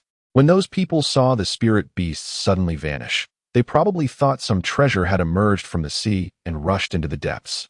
Later, when the spirit beasts returned to their territory, they just happened to encounter them. At that moment, the spirit beasts were quite furious, as you can imagine. Tang Tian was taken aback. Was it truly for this reason? However, at the root of it all, the instigator was indeed Shao, such a master of shifting blame. Is it only here, or is every entrance similar? Tang Tian inquired. Shao replied, they're generally alike. Some were fortunate, with only a few casualties. Those less fortunate have been unable to continue cultivating in the sea and have fled. Tang Tian fell silent. He had not anticipated that his confrontation with Shao would extend its repercussions to the members of the Xiangz sect. But, in truth, whether the Xiangz sect members lived or died bore little significance to him, just as when he had battled the five from the battle god hall. The Xiangz sect had chosen to remain indifferent. It was a matter of differing stances, devoid of mutual interest. Let us depart, Tang Tian said, leading Shao as they soared towards the entrance. He had previously been able to vanish silently before these individuals, and now it was even easier. They effortlessly passed through the entrance, leaving the confines of the Leoli Sea. Finding the right direction, Tang Tian flew towards the Leoli Lake where he had first arrived. After a period of time, he reached the skies above the lake. The natural formation remained intact, showing no signs of damage. It seemed that no master of formations capable of unraveling this grand array had entered the secret realm. Upon entering the formation, Li Hong's figure was still quietly seated at the center of the Leoli Lake. Observing his aura, it was evident that he had successfully advanced to the fusion realm and was now striving to break through to the mid-fusion stage. Li Hong was indeed very diligent, and his talent was commendable. Transitioning from the mid-out-of-body realm to the fusion realm was to be expected. However, it appeared that he still lacked the necessary elements to ascend to the mid-fusion stage. Shao, could you lend a hand? Tang Tian requested. Shao grinned playfully, a trivial matter. Subsequently, he waved his small paw, and a brilliant beam of light suddenly descended from above, enveloping Li Hong entirely. Following this, countless radiant feathers slowly drifted down from the heavens, landing upon Li Hong and transforming into a cascade of light that merged with his very being. These were the ethereal essences unique to this realm. Though scarce, for a minor stage of fusion, such an abundance of essence was more than sufficient. In no time, Li Hong's aura stabilized. Supported by the high-quality spiritual energy surrounding him, he steadily advanced into the mid-stage of fusion. Moments later, Li Hong opened his eyes, astonishment mingling with delight. He had distinctly sensed that his breakthrough was on the verge of failure, yet in an instant, enlightenment flashed within him, guiding his thoughts to a successful breakthrough. Li Hong, a voice called from afar, belonging to Tang Tian. Upon lifting his gaze, Li Hong immediately grasped the situation. Such a divine being could only be the young master. He hastened to Tang Tian's side, bowing deeply. "I am grateful, young master." However, Tang Tian merely smiled and replied, "Thank it instead. It was its assistance that aided you." Li Hong raised his head to behold a small white creature perched on Tang Tian's shoulder, his expression one of surprise. Yet, he naturally did not question Tang Tian's words, respectfully stating, "Thank you, esteemed elder, for your help." The small creature, with a twinkle in its eyes, deliberately raised its chin and lowered its voice, adopting an air of profound mystery. Tang Tian chose to ignore it, addressing Li Hong. "We are about to return. Please take care to solidify the cultivation you have just achieved. This time, your advancement has been substantial. Upon returning, you must earnestly consolidate your foundation." Unlike Tang Tian, whose cultivation and realm were often misaligned, Li Hong's levels were essentially equivalent, and such a significant rise in cultivation necessitated a corresponding adjustment in his realm. "Rest assured, young master," Li Hong replied promptly. He then descended once more. Observing the almost unchanged Leoli lake, Tang Tian pondered briefly before summoning the entirety of the lake's essence, transforming it into Leoli beads for safekeeping. Nearby, the small creature rolled its eyes, exclaiming, "Is this really necessary? Not even a trace of low-quality spiritual energy is spared." Tang Tian lightly scoffed. "Who told you to prevent me from collecting Leoli beads from the sea?" The small creature widened its eyes in disbelief. "Brother, that hardly qualifies as mere collection. The entire sea level has dropped by 5 feet. This is utterly shameless. Had I not noticed in time, you would have drained it completely." Tang Tian chuckled inwardly, choosing not to respond. During his time at sea, he had also taken the opportunity to craft a modest number of high-quality Leoli beads, totaling approximately over 10 million. Each bead contained spiritual energy equivalent to an entire Leoli lake, sufficient to sustain an ordinary cultivator, the entirety of spiritual energy required for the journey from cultivation to immortality. Such a miraculous object, even more extraordinary than the innate Tao Jade, should not be overlooked. Moreover, he possessed only this singular opportunity. "Well, did you not assert that the impact would be minimal? At worst, once we venture outside, I shall treat you to 1,000 varieties of exquisite cuisine," Tang Tian declared. Zhao's eyes sparkled with excitement. "You promised." Tang Tian affirmed that there would be no issue whatsoever. Should other cultivators learn that Tang Tian exchanged merely 1,000 delicacies for 10 million pieces of Leoli Lake, they would undoubtedly be consumed with envy, their ire igniting their very blood. After some time, Li Hong had firmly established his cultivation following the breakthrough. At the mid-integration stage, given a period of consolidation, he would undoubtedly pass the trials of the Wanyao Tower without any unforeseen complications. Of course, Tang Tian's primary intention was merely to bolster his subordinate's strength to keep pace with his own. Yet, it seemed the gap was widening increasingly. We shall discuss this later. After all, my aim in recruiting subordinates was merely to manage some trifling affairs. Moments later, Tang Tian, accompanied by Shao and Li Hong, soared gently towards the location where they initially entered the secret realm. Chapter 146, Selective Storytelling. A month swiftly elapsed. Tang Tian and Li Hong arrived early at the platform marking the entrance to the secret realm. Once the time concluded, they would depart from this place, while those who failed to arrive would remain trapped within the secret realm indefinitely. The small creature had been successfully captured by Tang Tian within the monster egg, destined to leave this confined world that had ensnared it for centuries. As time progressed, other practitioners gradually made their way to the platform. Tang Tian observed that the number of loose cultivators had diminished by nearly half since their initial entry. Many had perished during their explorations or succumbed in the fierce struggle for resources. Such occurrences were all too common in the cultivation world. The situation for the Xiangz sect and other affiliated sects from Tianfu was even more dire. The disturbances caused by the spirit beasts of the Leoli Sea had inflicted catastrophic losses upon them, with estimates indicating that they had sustained casualties amounting to 70 or 80%. This alarming situation drew the attention of the loose cultivators, who, based on past experiences, found it perplexing that such a calamity had transpired. Was there some dreadful misfortune at play? Speculation abounded, yet no one dared to inquire further. To do so would be courting disaster. At that moment, Tang Tian noticed that the members of the Xiangz sect had returned. To avoid any unnecessary complications, he distanced himself from them and blended into the crowd of loose cultivators. As the time for departure approached, a gentle radiance enveloped the sky, casting a soft glow over all present. The spatial fluctuations rippled outward, and with a shift in perspective, everyone departed from the Leoli secret realm, returning to the greater world. Outside, the atmosphere remained vibrant and bustling. Many awaited eagerly, hoping to catch sight of their loved ones or friends. However, as the brilliance faded, astonishment spread across the faces of nearly all. What is happening? Why were there so few people? Had some calamity occurred? Gasps of disbelief filled the air. Yet soon, it became apparent that the situation was somewhat different. The loose cultivators appeared to be present in numbers similar to usual. It was the Xiangz sect and other Tianfu sects that seemed to have suffered grievously. Most of those who had ventured to the Leoli Sea had not returned. People quickly began to piece together the implications, their expressions shifting to one of concern. Such circumstances were indeed exceedingly rare. Amidst the crowd's astonishment, Tang Tian located the figure of Qi Yuan and swiftly approached him. "Old Jean, haha, I knew you would be just fine," Qi Yuan exclaimed, laughing heartily. He then scrutinized Tang Tian from head to toe and remarked with hesitation, "Damn, why do I feel you've changed quite a bit? Don't tell me you've already begun to face the heavenly tribulation?" Based on his estimation, during their month-long sojourn in the secret realm, and considering Tang Tian's innate talent, he should have attained the pinnacle of the fusion stage. However, it appeared he had surpassed that level. In response to Qi Yuan's inquiries, Tang Tian shook his head and remarked, "Certain events have transpired within the secret realm. We shall discuss it upon our return." At that moment, the members of the Xiangz sect had begun to converge, and it was anticipated that they would soon address the conflict involving Tang Tian and the five from the War God Hall.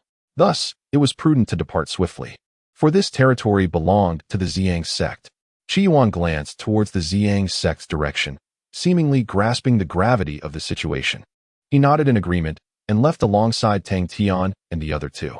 Moments later, in a quaint courtyard at the city's heart, Tang Tian, Qi Yuan, and Li Hong gathered around a stone table adorned with exquisite dishes and fine wine. What exactly transpired? Qi Yuan queried. The Xiangz sect appears to have suffered considerable losses. Such occurrences are exceedingly rare. Tang Tian savored a sip of the rich wine, his fingers lightly tapping on the table, and then began to recount. The first 10 days were tranquil. Following that, he recounted all that had transpired during the month since they entered the secret realm, albeit with discernment. He informed Qi Yuan that he and Li Hong had fortuitously discovered a glazed well shortly after their entrance, marking their first experience of the secret realm's extraordinary nature. Fortune continued to smile upon them, and soon they stumbled upon a glazed pool. Yet, as he activated the formation to enter, 3 late-stage cultivators appeared, attempting to exploit the situation. Regrettably for them, they miscalculated their strength and were swiftly eliminated. Upon hearing this, Qi Yuan erupted into laughter. "I knew it. No one below the tribulation stage can rival you. However, your luck is indeed commendable. Had you encountered 3 tribulation experts, you would have been compelled to relinquish that glazed pool." Tang Tian nodded with a smile, while Li Hong remained silent, refraining from unmasking Tang Tian's embellishments. Subsequently, I instructed Li Hong to cultivate there while I continued my search for opportunities, awaiting news from the Xiangz sect. On the 10th day, word arrived. Tang Tian continued. With the guidance of a Xiangz disciple, I successfully entered the Glazed Sea. However, just as I was about to commence my cultivation, 5 uninvited guests arrived. They were all from the War God Hall. Hearing this, Qi Yuan furrowed his brow. The War God Hall? What was their purpose? Tang Tian took a sip of wine and replied slowly, to eliminate me. Qi Yuan was momentarily taken aback. They were sent by the Tiangong sect, intending to use the pretext of capturing a fugitive to eliminate me amidst the chaos. However, I employed certain tactics to evade their attack range. The members of the Xiangz sect witnessed the entire incident. Tang Tian concluded. Qi Yuan paused briefly before striking the table with his fist, exclaiming, "Damn it!" When we departed, no one was aware. How did this pack of dogs obtain the news? Tang Tian shook his head gently. Our absence has not been brief. If someone were observant, they would undoubtedly notice some anomalies. Perhaps Tian Yangsheng had been watching us for quite some time. Qi Yuan gritted his teeth, exclaiming, "Damn it! No matter how many precautions one takes, it is impossible to guard against everything." And what happened afterward? Did they continue to trouble you? Tang Tian replied. After I revealed my identity, those individuals relinquished their pursuit. They did not dare to eliminate me in front of the members of Xiang's sect. Nonetheless, we did engage in a confrontation, and I employed certain tactics to vacate the entrance. After that, I am unaware of their subsequent actions. This was a narrative he had meticulously crafted.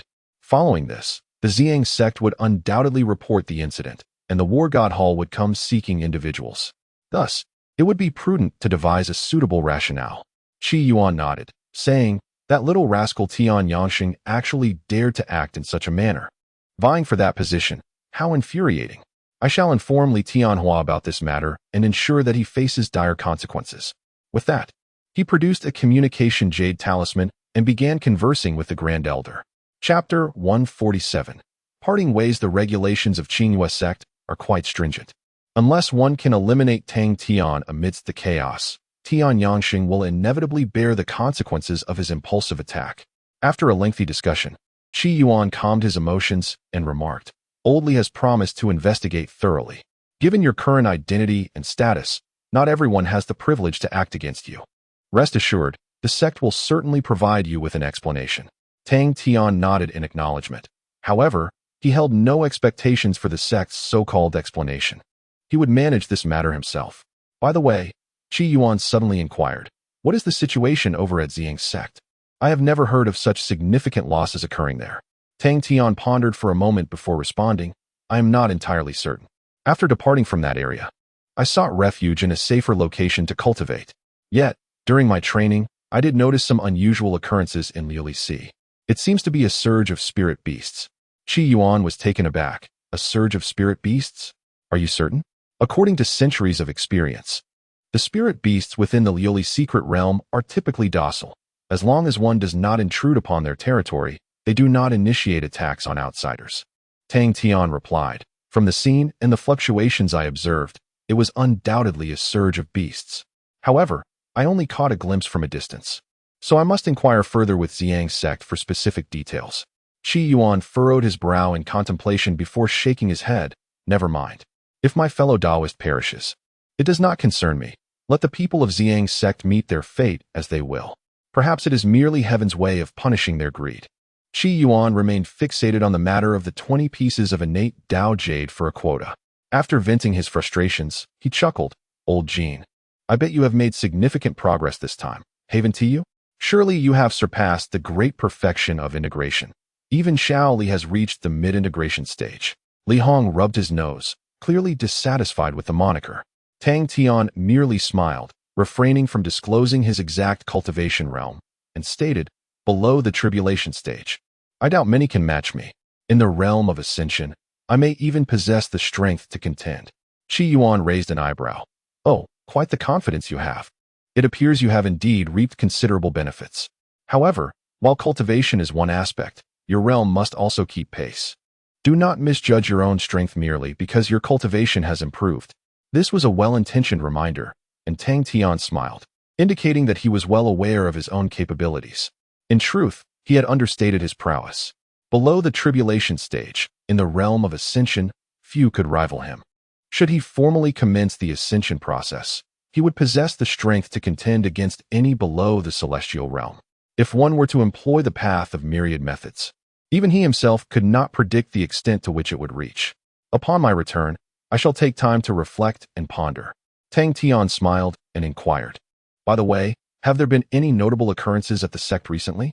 Qi Yuan replied, "Nothing of great significance. Your two twin subordinates have already transcended the realm. Their foundations are solid, and they should face no issues in the 100 Gates battle. Gu Xiaoxue is in a similar situation. The Han Hai has not caused much disturbance.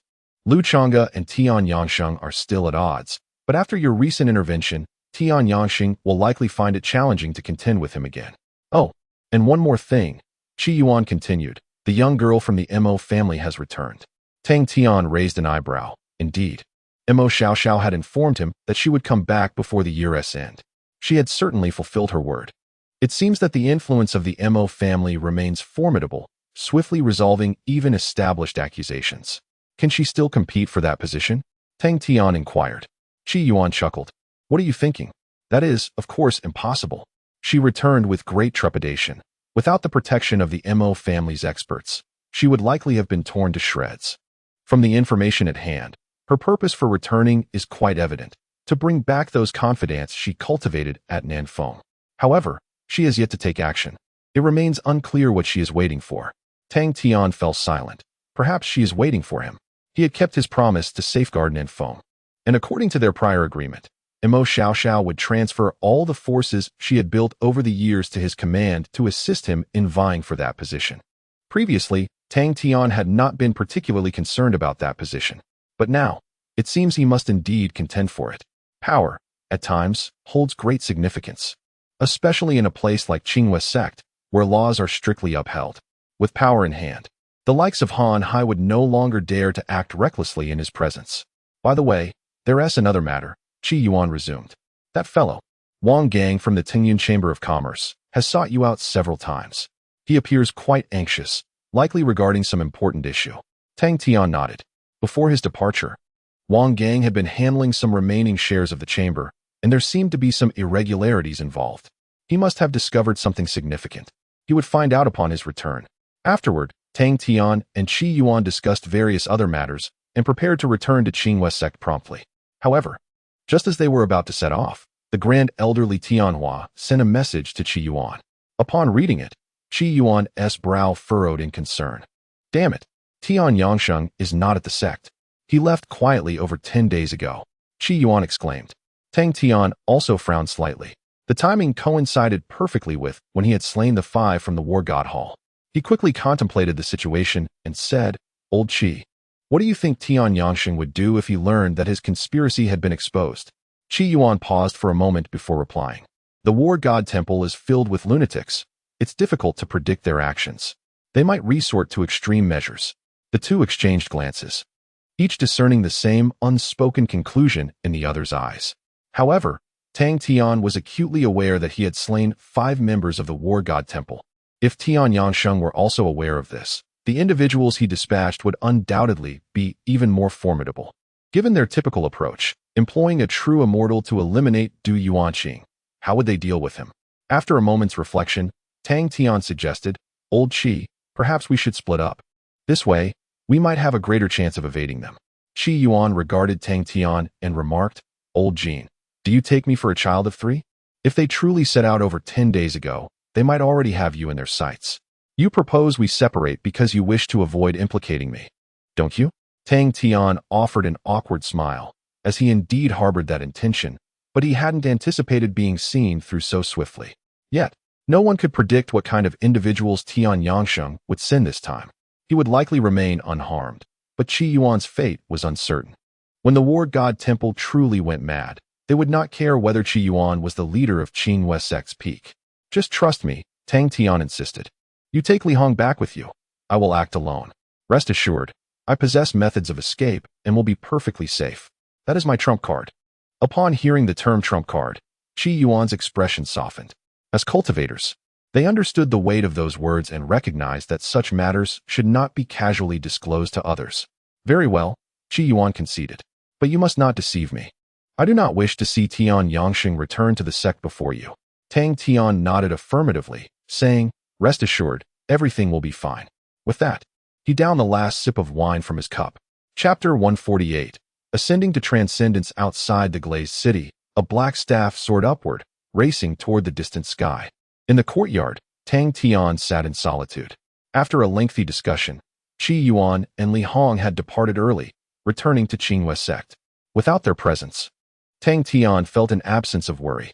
Even if Tian Yangsheng summoned formidable adversaries, he was confident in his ability to escape unscathed. At the very least, he still had the egg. There was little cause for concern. After taking another sip of wine, Tang Tian waved his hand. A ripple of spatial energy wafted through the courtyard, and soon a snowy figure appeared atop the table. It was Shao. When leaving the secret realm, he had safely stored Shao within the mysterious egg, returning to the great world together. After emerging, Tang Tian had been engrossed in discussions with Qi Yuan, which was why he had only now released Shao. How suffocating. Shao immediately complained upon appearing. Your space is devoid of life, a complete desolation. Perhaps I could help you transform it into a miniature world someday. Tang Tian chuckled. The space within the egg was akin to an ordinary storage space, though it existed independently of the great world. Indeed, there was potential for transformation into a small world, but it would require immense time and effort, which he was not inclined to explore at present. However, if Shao was willing to assist, he would not object. Regrettably, it seemed Shao merely expressed idle thoughts, as it quickly became captivated by the food and drink laid out on the stone table. Wow, what is this? It materialized in front of a platter of spirit fruits, seizing one and tossing it into its mouth. So sweet. Zhao's eyes sparkled with delight. It devoured the fruits with remarkable enthusiasm, then turned its attention to the other platters. What is this? Oh, it's even sweeter. This green one must be sweeter. Oh, it's so sour. What are you drinking? Let me try? Ugh, what is this? It's so spicy. Not good at all. Observing Zhao's exuberant reactions, Tang Tian shook his head with a smile. It was Zhao's first time in the great world, and experiencing the flavors of food for the first time was bound to evoke such a response. He decided to let it express its joy freely. Thus, Tang Tian retrieved an array of various dried fruits and delicacies from his storage ring, placing them on the table. Shao was overjoyed, flitting between the assorted treats, its cheerful demeanor lifting Tang Tian's spirits as well. Allowing Shao to indulge, Tang Tian gradually focused his mind, releasing the cultivation he had long suppressed within himself. Now back in the great world, he could finally take another step forward. The aura of a perfected tribulation began to emanate from him, resonating in harmony with the natural laws of the world, akin to the melodious interplay of a zither and lute. Moments later, an unseen portal slowly opened high above in the distant sky. A cascade of luminous rain descended, gathering as it fell, ultimately transforming into vibrant, colorful feathers that landed gently upon Tang Tian's body. The feathers, soft and warm, enveloped him in a soothing embrace, signaling the commencement of the final evolution of his spirit power, which had undergone 9 transformations. Threads of golden energy emerged within Tang Tian's dantian. This energy, entirely distinct from spirit power, claimed a vast expanse of space as it manifested, even displacing the most central regions. It was a force that transcended spirit power, embodying the essence of celestial energy. As the radiant feathers continued to merge with Tang Tian's being, the spirit power within his dantian began to convert rapidly. Time became an irrelevant notion. Eventually, when all the spirit power had transformed, a robust, thumb-sized golden celestial energy shimmered brilliantly within his dantian. After a brief pause, Tang Tian gradually opened his eyes. Is this celestial energy? He delicately attuned to the glimmer of celestial energy within him. Though minuscule in quantity, its latent power exceeded that of all his prior spirit power combined by more than tenfold. This was due to its transcendence over the realm of the mundane, reaching into a higher domain. Simultaneously, Tang Tian grasped the essence of the Ascension realm. It was fundamentally a metamorphosis from the mortal to the celestial. Upon entering the Ascension realm, his personal celestial gate swung open, allowing the transformative forces of creation to descend from above, gradually converting all his spirit power into a higher tier of celestial energy. Each transformation depletes the existing spirit power within the dantian, simultaneously expanding it anew. Once the spirit power is replenished, a second ascension will occur, and so forth. Upon achieving the ultimate perfection of ascension, the celestial energy within will reach the zenith of life, propelling the essence of life itself into a transcendental leap, thus attaining the realm of immortality and shedding the mortal coil. This entire process lacks the perilous tribulations often associated with tribulation periods, where a single misstep could lead to annihilation. It also does not require one to attain a certain level of understanding of the Tao, as seen in other realms. This stage resembles a reward following tribulation. With steady cultivation, one can reach the final step toward immortality. For Tang Tian, the abundance of spirit power was never a concern. The mysterious ancient Jade continuously drew energy from the chaos, transforming it into primordial spirit power and channeling it into Tang Tian's being, facilitating his journey toward the final step without the need for deliberate cultivation. It was merely a matter of time. According to Tang Tian's estimations, within 2 months, prior to the 100-gate battle, he would transcend the mortal realm and become immortal. Not bad, he mused, a faint smile gracing his face. Subjugation beneath the weight of power is, in essence, a reflection of insufficient strength. Once one surpasses a certain threshold of power, the notion of authority loses all semblance of intimidation. Tang Tian believed that if he continued to develop at this pace, it would not be long before he truly reached the pinnacle of success. After a moment of contemplation, he turned his gaze towards Shao. Unbeknownst to him, Shao had already devoured all the delectable dishes that Tang Tian had presented. The plate that once held the spiritual fruit was cleaner than a face, leading him to wonder if this little creature had even licked the plate. Upon noticing Tang Tian's awakening, Shao squatted on the table, eyes brimming with anticipation. Is there more? Is there more? It was simply exquisite. This is the most precious existence in the world. Hurry, bring it out. You promised me that we would savor the culinary delights of the world. Shao urged eagerly. Tang Tian smiled and replied, What I promised you, I shall not deceive you. However, I do not have too many items on me. How about this? We are in a grand city with at least 10,000 kinds of delicacies. I will take you to explore them one by one. Considering that Xiangz might be waiting for him outside, Tang Tian decided to linger in Leoli City for a few more days. This would not only satisfy Zhao's palate, which had been yearning for centuries, but also allow him to elevate his own cultivation. The more strength he possessed, the greater his assurance, as he was reluctant to resort to the resurrection ability of the strange egg unless absolutely necessary. All right. Upon hearing Tang Tian's words, Shao was instantly filled with excitement. I knew I didn't misjudge you. Awesome. Zhao's face was nearly split with joy. Without further delay, Tang Tian rose and led Shao away from the small courtyard. Chapter 149. The Arrival of the Golden Immortal in Leoli City. A solitary figure meandered leisurely along the expansive thoroughfare, eyes wide with wonder at the unfamiliar world surrounding him. The sights were mesmerizing. He darted about, exuberant with delight. What is this? He exclaimed, marveling at a string of treats. How delightful. It's both sour and sweet.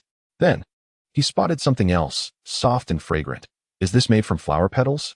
His gaze then fell upon a vendor selling tofu pudding. Wow, why is there chili added? What a devilish flavor. Hey, what's beneath that beautiful lady's skirt? I must take a look. Tang Tian quickly grasped his companion, preventing any misunderstandings.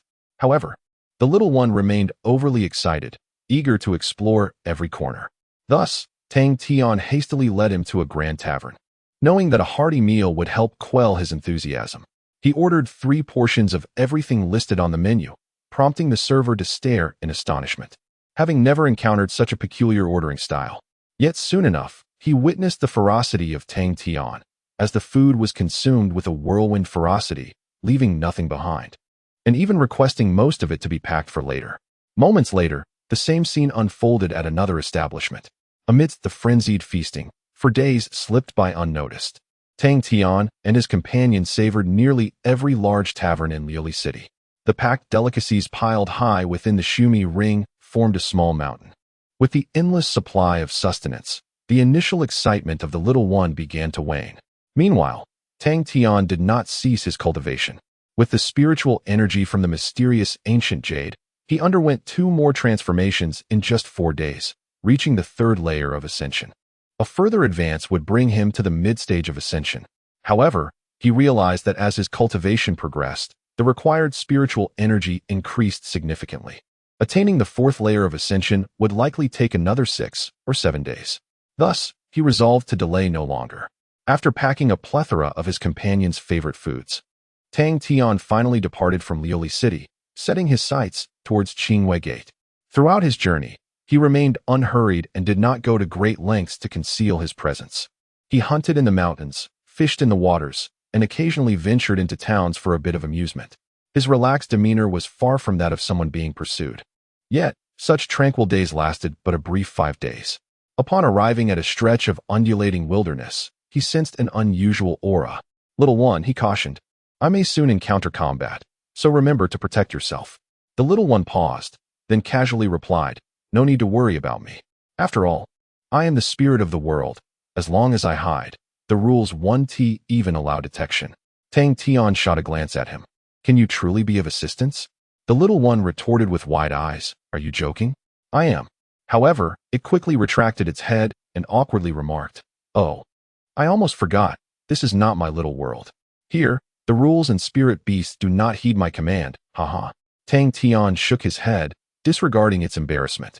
He had already sensed that several formidable divine consciousnesses had firmly locked onto him. After soaring over a mountain peak, a dark figure appeared within his line of sight, quietly leaning against a tree. "Tang Tian, you truly made me wait." The figure turned, revealing Tian Yangsheng. Tang Tian paused mid-air, observing him without displaying any surprise. "What did you wait for me for?" he inquired.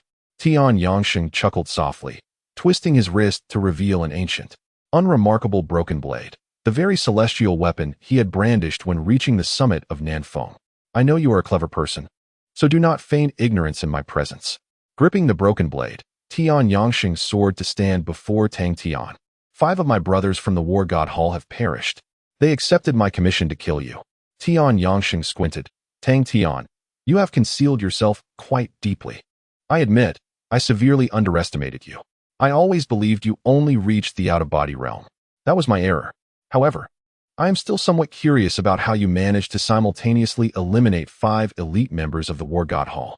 Their soul lamps extinguished all at once, something even I could not achieve." Tang Tian's heart stirred. It turned out that those from the War God Hall possessed soul lamps. These artifacts encapsulated life, and when a person's soul dissipated, the soul lamp they left behind would extinguish completely. Tian Yangsheng must have learned of the 5's demise through this. Seeing his expression, Tang Tian smiled and said, "How can you be certain that I was the one who killed those 5? Perhaps they perished amidst the beast tide. You must have heard about the upheaval in the Leoli secret realm?" Tian Yangsheng shook his head, coldly retorting, "If that were the case, you would not have chosen to part ways with Qi Yuan. Do you think I would be deceived by your tricks? Moreover, regardless of the truth, we have already forged a deadly enmity. I do not like to leave any hidden dangers." Upon finishing, he gestured with his hand. Subsequently, 4 powerful figures materialized around Tang Tian.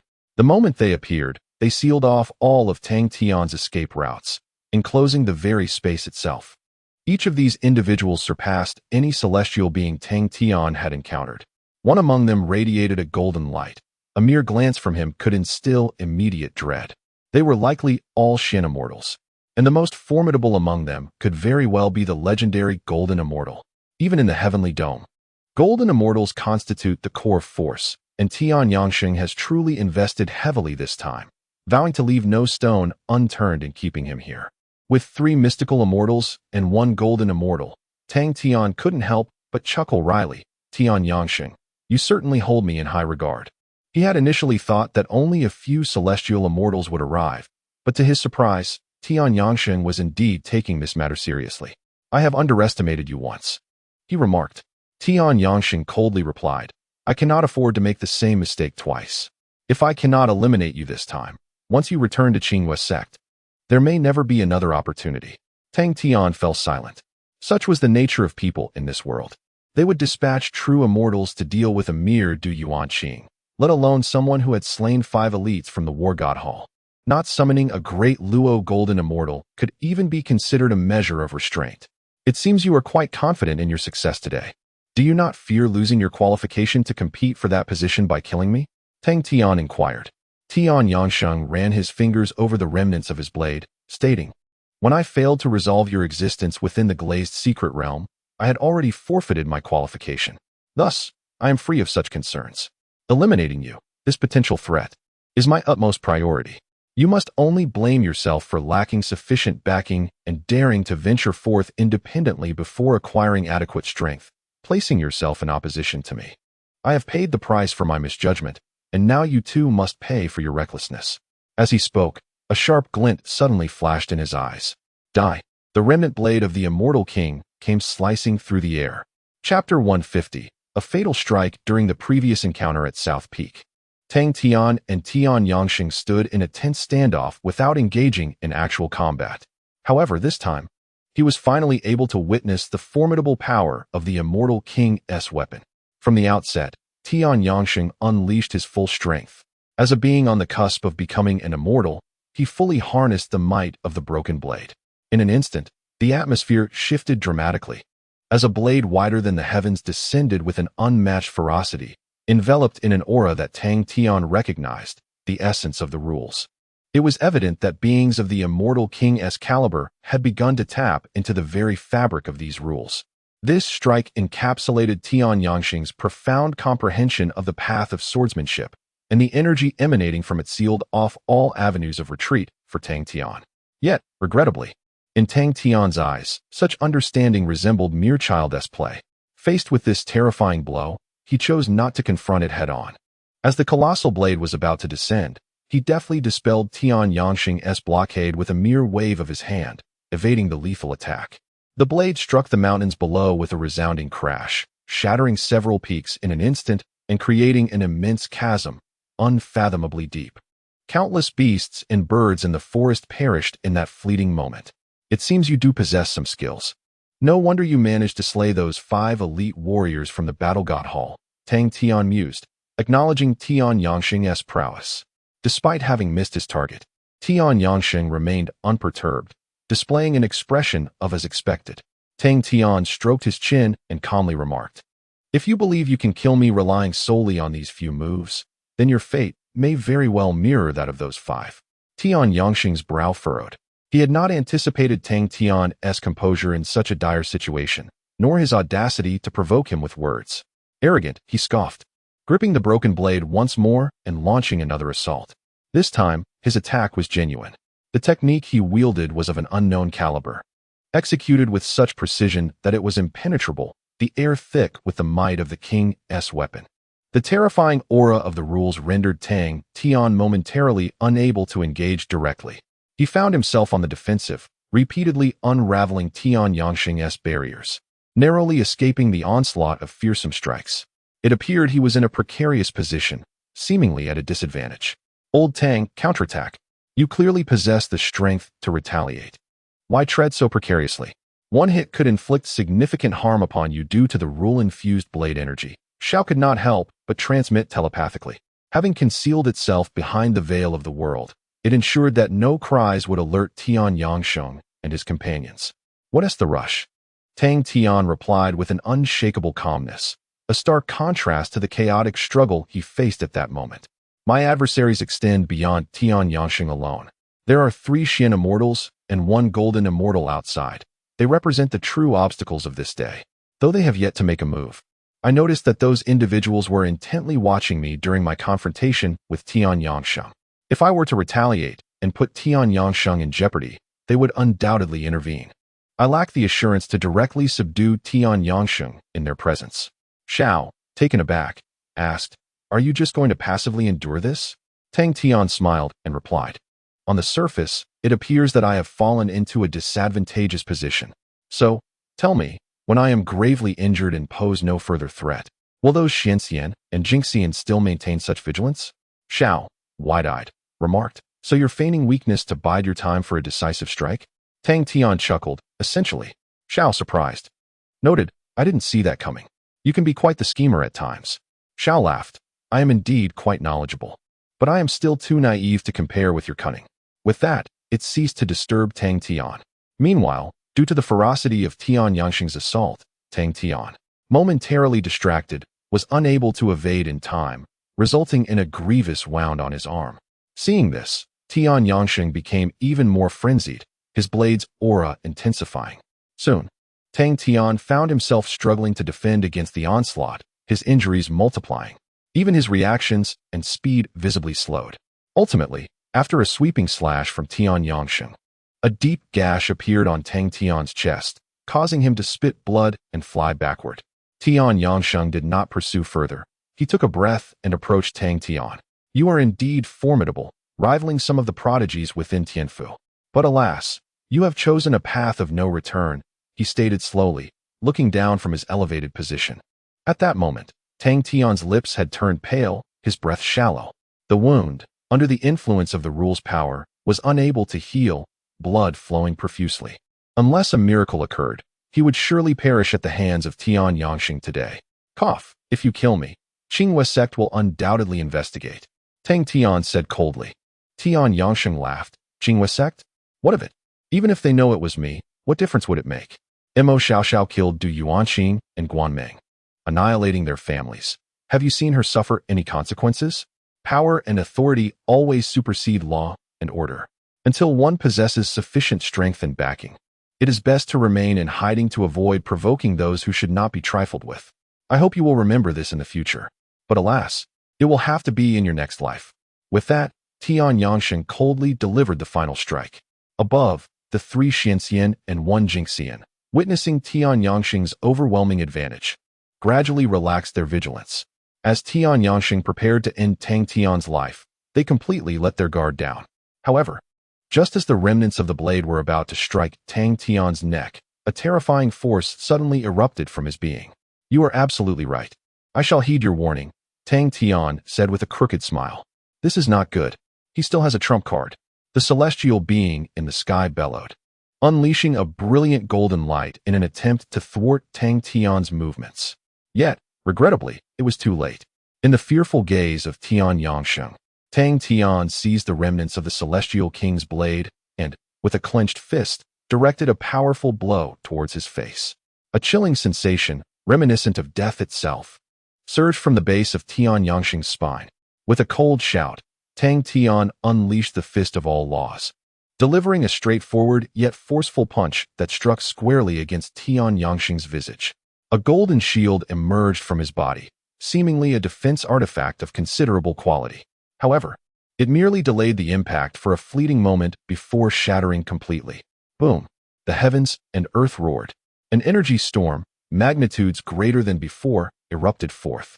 Even the golden light produced by the celestial being was instantly engulfed by this tempest. The faces of the 3 profound immortals turned pale with astonishment. None had anticipated that Tang Tian's counterattack would arrive so suddenly and with such ferocity. The terrifying aura, imbued with the power of rules, instilled a flicker of panic even within them, let alone poor Tian Yangsheng, who possessed merely half a step of immortal cultivation. He had no chance of withstanding this punch head-on. Chapter 151, Fierce Battle with the 3 Mysterious Immortals, Young Master. The golden immortal in the sky bellowed, extending a massive hand, unleashing an endless torrent of celestial energy that swiftly engulfed the energy storm conjured by Tang Tian. Despite the storm being infused with the power of the laws, it was ultimately derived from spiritual energy, and in the face of overwhelming celestial force, it was soon rendered utterly ineffective. However, when the scene at the heart of the storm materialized, the golden immortal's pupils constricted in disbelief. In the battleground between Tang Tian and Tian Yangsheng, only Tang Tian remained. The figure of Tian Yangsheng had vanished completely, leaving not even a trace behind, as if he had been reduced to ashes. Damn it!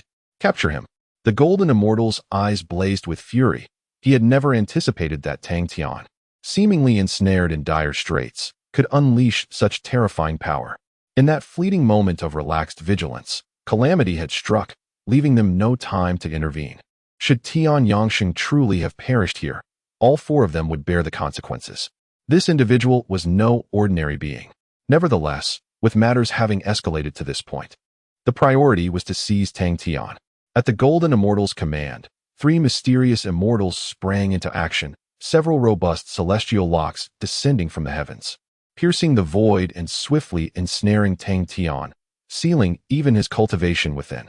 To their astonishment, Tang Tian did not retaliate. He displayed no reaction at all, merely gazing into the void before him, lost in contemplation. Tang Tian, you have killed him. You are courting death. The golden immortal gritted his teeth and spoke coldly.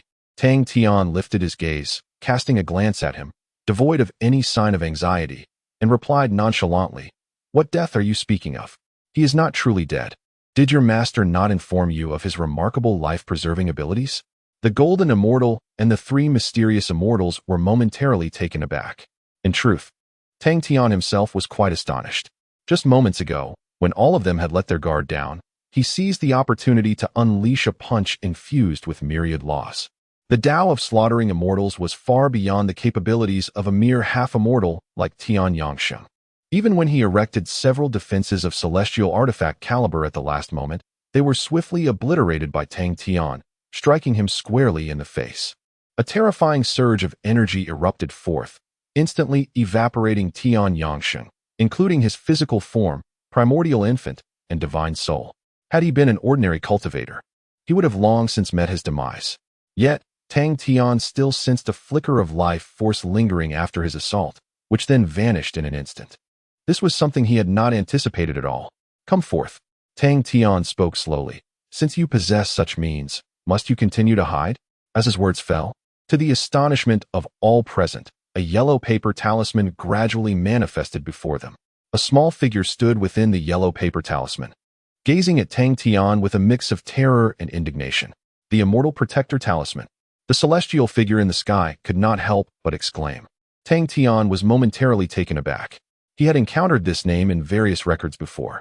The Celestial Guardian Talisman is a divine object crafted from a drop of blood by a celestial sovereign. Its sole purpose is to safeguard a fragment of the soul of descendants during life-threatening tribulations, preventing complete annihilation. Thus, even if a descendant loses everything, they can be resurrected through this remnant soul, and with time, they may rise again. Consequently, the records warn that anyone with a celestial sovereign as their backing should not be trifled with, for should one fail to eradicate them completely, endless retribution would ensue. To think you have the protection of a celestial sovereign, Tang Tian mused, acknowledging the extraordinary stature of such an entity, which likely ranks among the elite within the heavenly domain. However, at that moment, Tian Yangsheng was far too consumed by fury to feel pride in Tang Tian's astonishment. Witnessing Tang Tian ensnared by the celestial locks, his initial terror had morphed into a tempest of rage. Tang Tian, you truly are adept at concealment. Tian Yangsheng ground his teeth. I was on the verge of ascending to the ranks of immortals, yet you have obliterated my years of effort in an instant. I swear, I will ensure you suffer a fate worse than death. The figure within the yellow talisman was now seething with crimson rage. Yet, Tang Tian remained unperturbed. You are indeed cruel, he remarked calmly. I never intended to make you suffer such a fate. Tormenting a defeated foe offers no sense of fulfillment. Thus, you are fortunate. I have decided to simply end your life. With that, the force of rules surged once more, and Tang Tian thrust his arms, effortlessly shattering the celestial locks that bound him. He then reached out with his hand, aiming for the yellow talisman. Upon witnessing Tang Tian's ease in breaking free, Tian Yangsheng's face drained of color, as the sensation of impending doom washed over him once more, prompting him to scream, "Come save me." A brilliant golden light descended, arriving just in time to strike Tang Tian before he could seize the yellow talisman. Bang! The impact sent Tang Tian staggering back. However, even the assault from a celestial figure inflicted no harm upon him. In the next moment, he advanced once more, intent on grasping the yellow talisman. This time, 3 Xian celestial beings launched a simultaneous attack, unleashing a torrent of celestial energy. Yet, Tang Tian did not even glance their way. He conjured a black barrier around himself. The celestial energy assaults seemed to enter an abyss, producing no effect whatsoever. As Tian Yangsheng was on the brink of panic, Tang Tian's hand reached out. However, just as he was about to grasp it, a surge of spatial power erupted, allowing the celestial figure to use formidable means to grant Tian Yangsheng a reprieve from this peril. The Taoist arts are ineffective against him. Engage in close combat. The golden immortals swiftly analyzed Tang Tian's performance. Upon hearing this, the 3 Xian immortals decisively abandoned their celestial techniques, their bodies shimmering with golden light as they charged forward. The physical prowess of an immortal should not be underestimated. Tang Tian furrowed his brow, reluctantly setting aside his pursuit of Tian Yangsheng and engaging in combat with the 3 Xian immortals. Boom, boom. The four clashed over 100 times in an instant, with Tang Tian, outnumbered 3-1, once again being suppressed. Soon, One of the Xian immortals seized an opportunity and delivered a heavy punch to Tang Tian's chest. Excellent. Even Tian Yangsheng, trapped within the yellow paper talisman, could not help but exclaim. However, to their astonishment, after taking the blow, Tang Tian remained unfazed. As if nothing had happened, he retaliated with a devastating punch from the myriad techniques, sending the Xian immortal flying, blood staining the sky. A frozen expression replaced Tian Yangsheng's smile. This fellow had feigned injury earlier. He still has hidden cards. A chill crept up from the depths of his heart. Just how many trump cards does Tang Tian possess? He felt a twinge of panic, but upon glancing at the golden immortal standing beside him, he gradually calmed down. This was no ordinary golden immortal. With him present, there should be no unforeseen mishaps.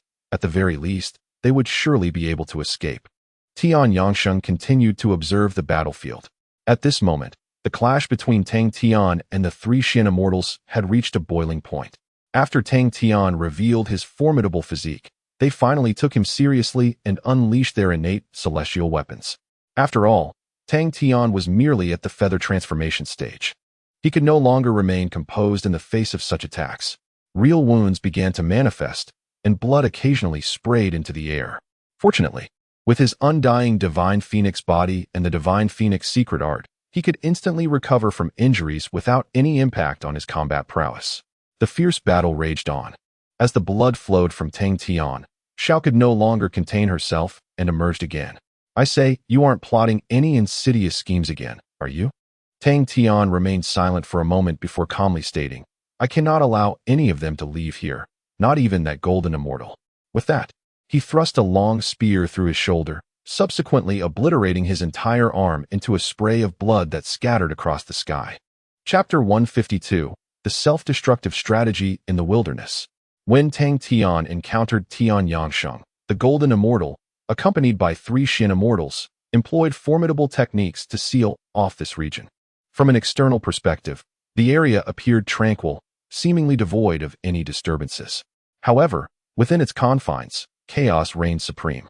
Tang Tian and the three Xian immortals were embroiled in a fierce battle, unleashing torrents of energy that had already devastated the surrounding mountains and forests multiple times, with magma erupting from beneath the earth in some areas, rendering it akin to a hellish landscape. The prowess of the Xian immortals was terrifying. Ordinary mortals could not withstand the crushing force of their celestial power, and should they be caught in the onslaught, they would be reduced to mere dust.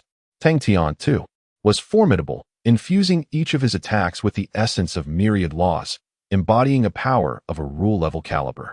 Though limited in number, this was sufficient for him to contend with the three Xian immortals. Nevertheless, his cultivation level remained his greatest shortcoming.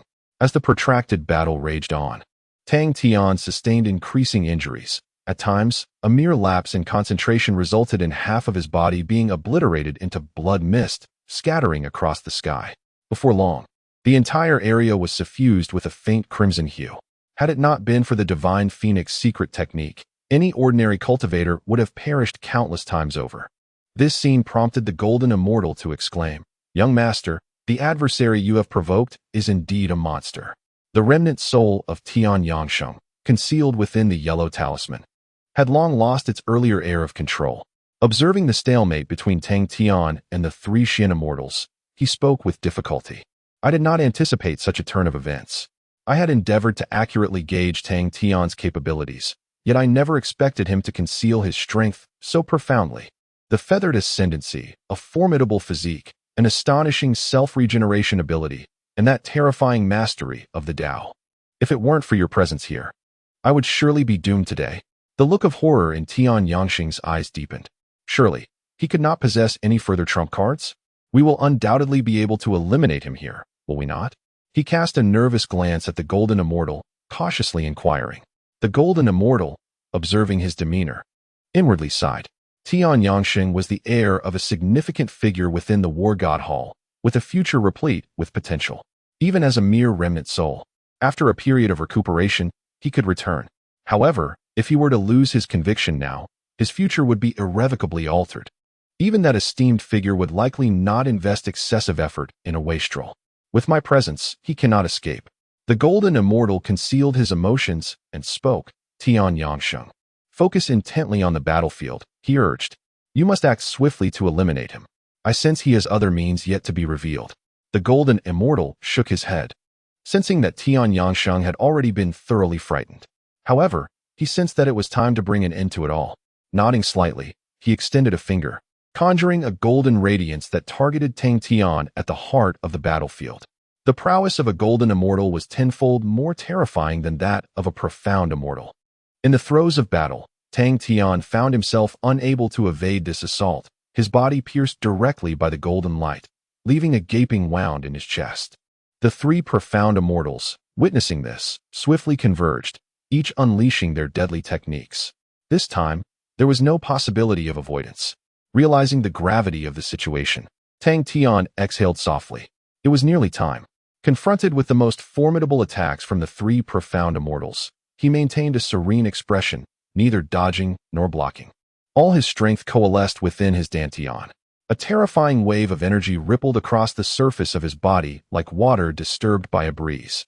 Sensing this disquieting aura, the three profound immortals' eyes widened in realization. They understood Tang Tian's intent. "This is bad," one cried out. If it were merely an ordinary self-detonation at the ascension stage, they would not have been so alarmed. Yet, Tang Tian was no ordinary individual. The magnitude of his power, upon self-detonation, could rival that of a profound immortal, or even a golden immortal. None of them anticipated that Tang Tian would make such a sudden choice. By the time they sought to retreat, it was already too late. Boom! A dreadful explosion resounded through the sky. A massive cloud of blood mist erupted before the three profound immortals. The terrifying energy surged forth like a volcanic eruption, violently unleashed. The three were caught in the blast, hurled away by the force, and even they, despite their strength, were left spitting blood. Fortunately, Tang Tian was merely at the ascension stage, and the disparity in cultivation levels was vast. Even with his self-detonation, he sustained only relatively severe injuries, which he could recover from after some time of rest. As the blood mist dissipated, tranquility momentarily returned to this realm.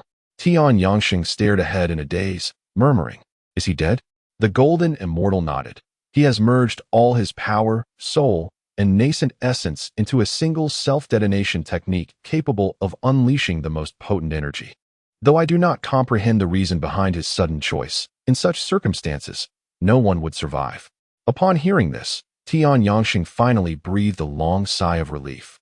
Tang Tian's performance had exerted immense pressure upon him, and the colossal weight that had hung over his heart had finally been lifted. "Let us return for now," the golden immortal suggested. "There is a reincarnation pool within the shrine. It should expedite your recovery. From here on, you must begin your cultivation anew." However, before he could finish his sentence, he suddenly sensed a strange aura.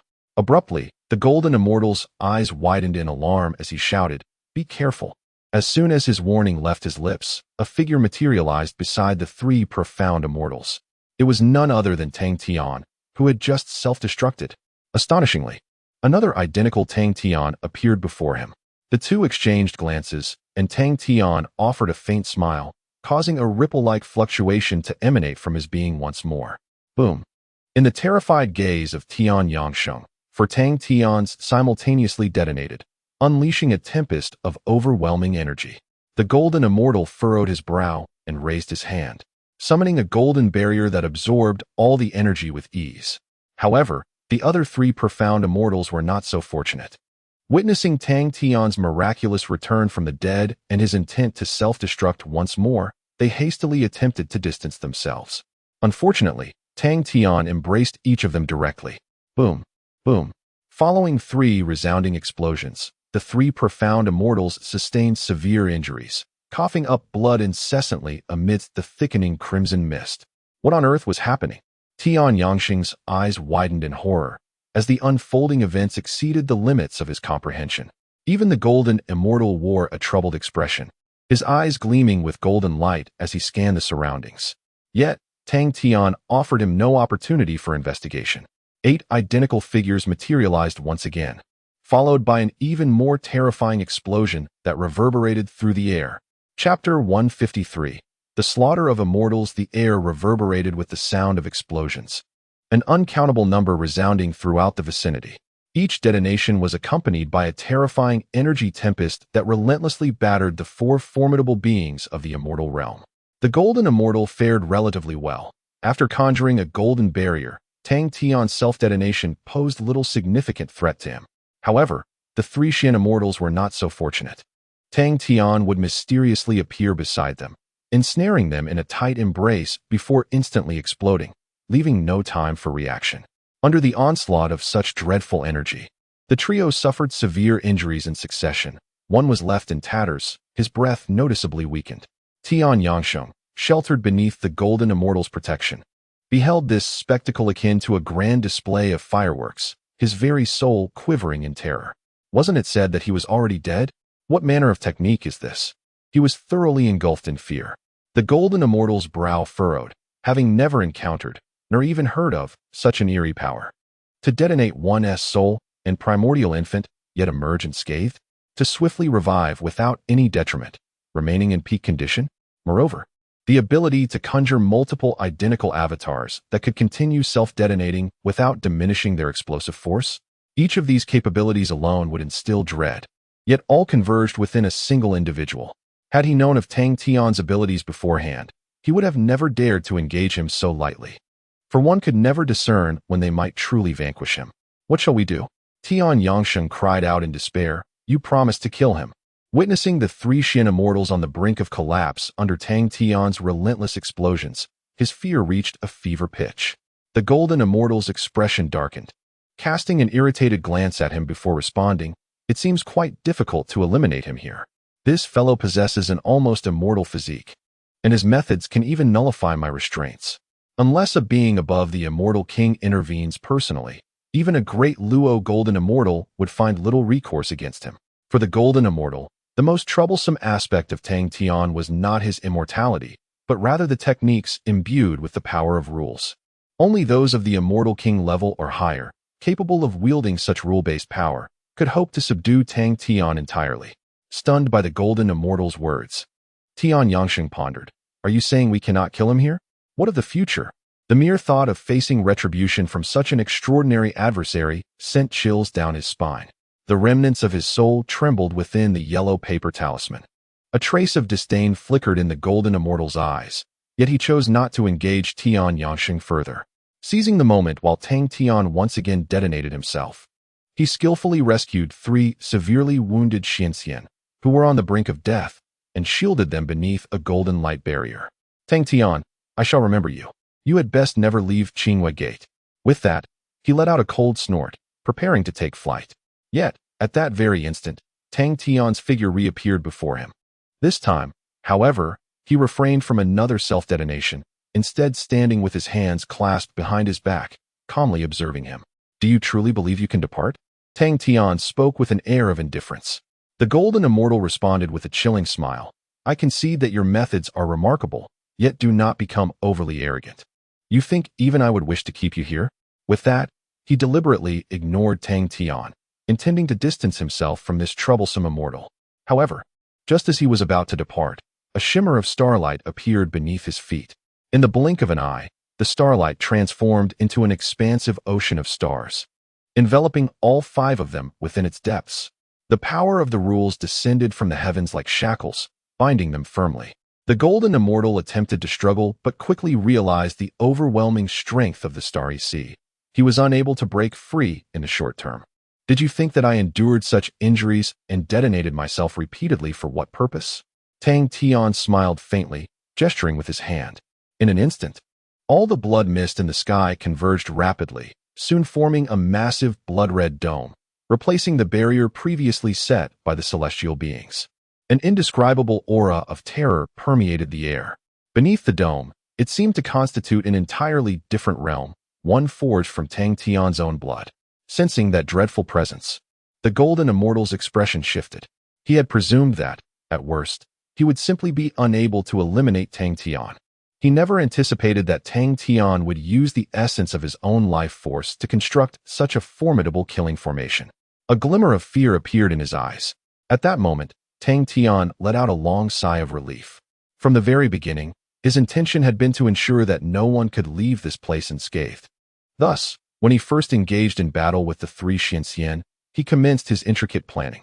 His most formidable technique was the celestial canopy of 10,000 laws. However, facing a golden immortal, he lacked absolute certainty. He needed to conceal the formation of the celestial canopy until it was fully established. Hence, Tang Tian ultimately resolved to utilize his own blood as a catalyst, silently laying out the celestial canopy. This time, infused with his boundless life force. It could be regarded as an advanced version of the celestial canopy, aptly named the blood canopy of 10,000 laws. If such a method could not retain them all, he would have to allow them to depart and ponder countermeasures for the future. Yet, it appeared the effects were quite favorable. As Tian Yangsheng had once stated, "I do not favor leaving myself any hidden dangers," Tang Tian declared. The golden immortal's expression was as cold as water, and he spoke in a chilling tone. "If you were to kill us, the War God Palace would never let this go unpunished. You have no idea what kind of existence you have provoked." Tang Tian shook his head. "No one would know, nor would anyone believe that a mere Ascension Realm cultivator like myself could slay you all on the spot. Die." With that, Tang Tian wasted no time, extending his large hand and gripping fiercely. In an instant, a sea of blood surged forth. Countless blood spears, infused with the power of rules, shot out from all directions, hurtling toward the few celestial powerhouses at the heart of the starry sea. Boom! After a thunderous explosion, everything vanished into thin air. A golden immortal and three mysterious immortals fell completely at Tang Tian's hands. The sky cleared, sunlight poured down, and Tang Tian stood amidst the heavens, casting a vast shadow upon the earth. At that moment, a small figure appeared on Tang Tian's shoulder. "You really did kill them. Old Tang, you are truly remarkable. Those prodigies who will one day stand atop the world, in my memory, were not nearly as illustrious in their youth as you," exclaimed Xiao Lian, filled with admiration. Tang Tian remained silent.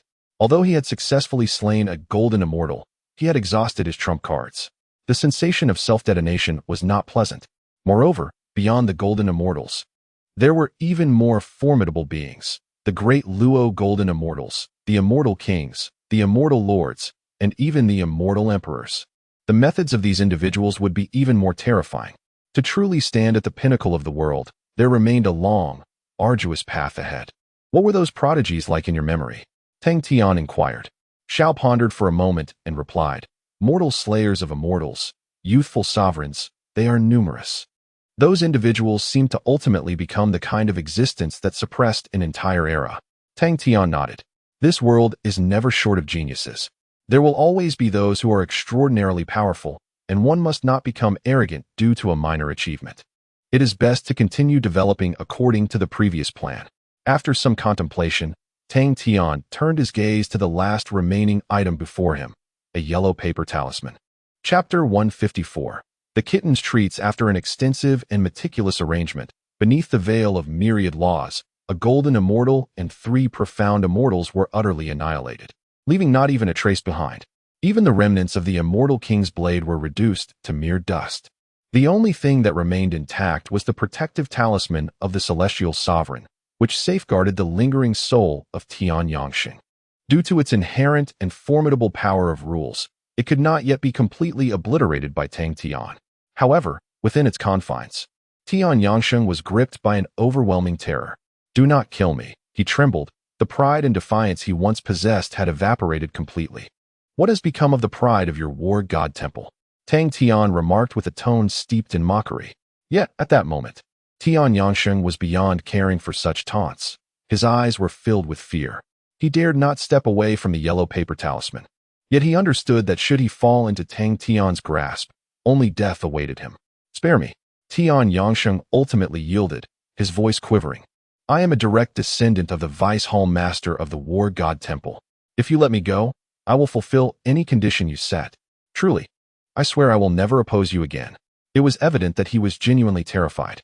The relentless and terrifying methods employed by Tang Tian had thoroughly dismantled the defenses within his heart. However, given the circumstances, how could Tang Tian possibly let him go based on such insipid pleas? "I have a question for you," Tang Tian began. Tian Yangsheng hastily replied, "Of course, ask anything, and I shall answer truthfully." Tang Tian pondered briefly before inquiring, "How did you come to know of my arrival at the Leoli secret realm?" In fact, before departing from Qingwei Gate, Tang Tian and Qi Yuan had orchestrated several decoys. Without vigilant observation, one would hardly perceive any irregularities. Perhaps, there was someone within their ranks who had betrayed them. Tian Yangxing quickly provided an answer. I learned of this information by chance. One of my subordinates reported your movements to me. Tang Tian furrowed his brow at once. This channel of information sounded rather suspicious. What is his name? Tang Tian asked. Tian Yangxing replied. His name is Yuqin. Tang Tian silently etched this name into his memory. Upon returning, he could investigate further to see if there were others scheming behind the scenes. Tang Tian, do you have any other questions? Feel free to ask. I can reveal much about the power dynamics of the sect's upper echelons, as well as some of Lu Chonga's schemes. Moreover, I can transfer all the forces I have cultivated over the years to your command, aiding you in seizing that position within the sect. With my full support, Lu Chonga will surely not stand a chance against you. Tian Yangxing spoke urgently, his desire to survive reaching its zenith. However, Tang Tian remained indifferent. Compared to all that, you are currently my greatest threat. Farewell. With a resigned glance filled with despair, Tian Yangxing watched as Tang Tian extended his finger. The potent force of the rules pierced through the protective barrier of the yellow paper talisman and struck the remnants of Tian Yangxing's soul. In an instant, the last flicker of his spirit dissipated entirely, without even a cry of anguish escaping his lips. After eliminating Tian Yangxing, Tang Tian turned his gaze to the yellow paper talisman before him. This artifact belonged to an immortal, imbued with an overwhelming force of rules. He realized that, relying solely on his own abilities, it would take an inordinate amount of time to destroy it. However, one could only wonder if the immortal had left any hidden traps within its confines. How should he proceed with it? Tang Tian hesitated, contemplating whether to discard it into the mysterious egg, as that would be the safest option.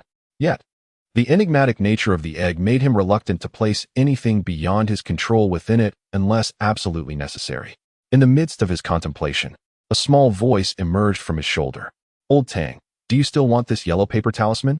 Tang Tian was momentarily taken aback and replied, What do you mean? The small figure grinned widely, saying, I was wondering if you wouldn't mind giving it to me if you don't want it. Tang Tian, puzzled, inquired, What do you need it for? The small entity explained, This item contains the essence of the rules from a grand world. Though it is but a fragment, it is still of some utility to me at this moment. In simpler terms, it acts as a supplement that can aid in my growth. Tang Tian was astonished, but soon grasped the implications. The small being was the spirit of the Leoli secret realm, a burgeoning microcosm in its own right. The rules of a grand world could very well serve as nourishment for a smaller world. Moreover, such supplements were exceedingly rare, had Tang Tian not brought it forth. It might have taken centuries, if not millennia, to encounter something similar. Can you fully absorb it? Tang Tian queried. The small entity placed its hands on its hips, confidently asserting, Of course, some particularly formidable rule artifacts might pose a challenge, but this talisman crafted by an immortal is merely a delightful treat, akin to candy. Tang Tian nodded in agreement. This was fortuitous indeed, as he had been pondering how to deal with this troublesome item. Very well, it's yours, he said, handing the yellow paper talisman over. The small being was overjoyed, snatching it from him and promptly consuming it. After a moment's chewing, it swallowed with an expression of pure satisfaction.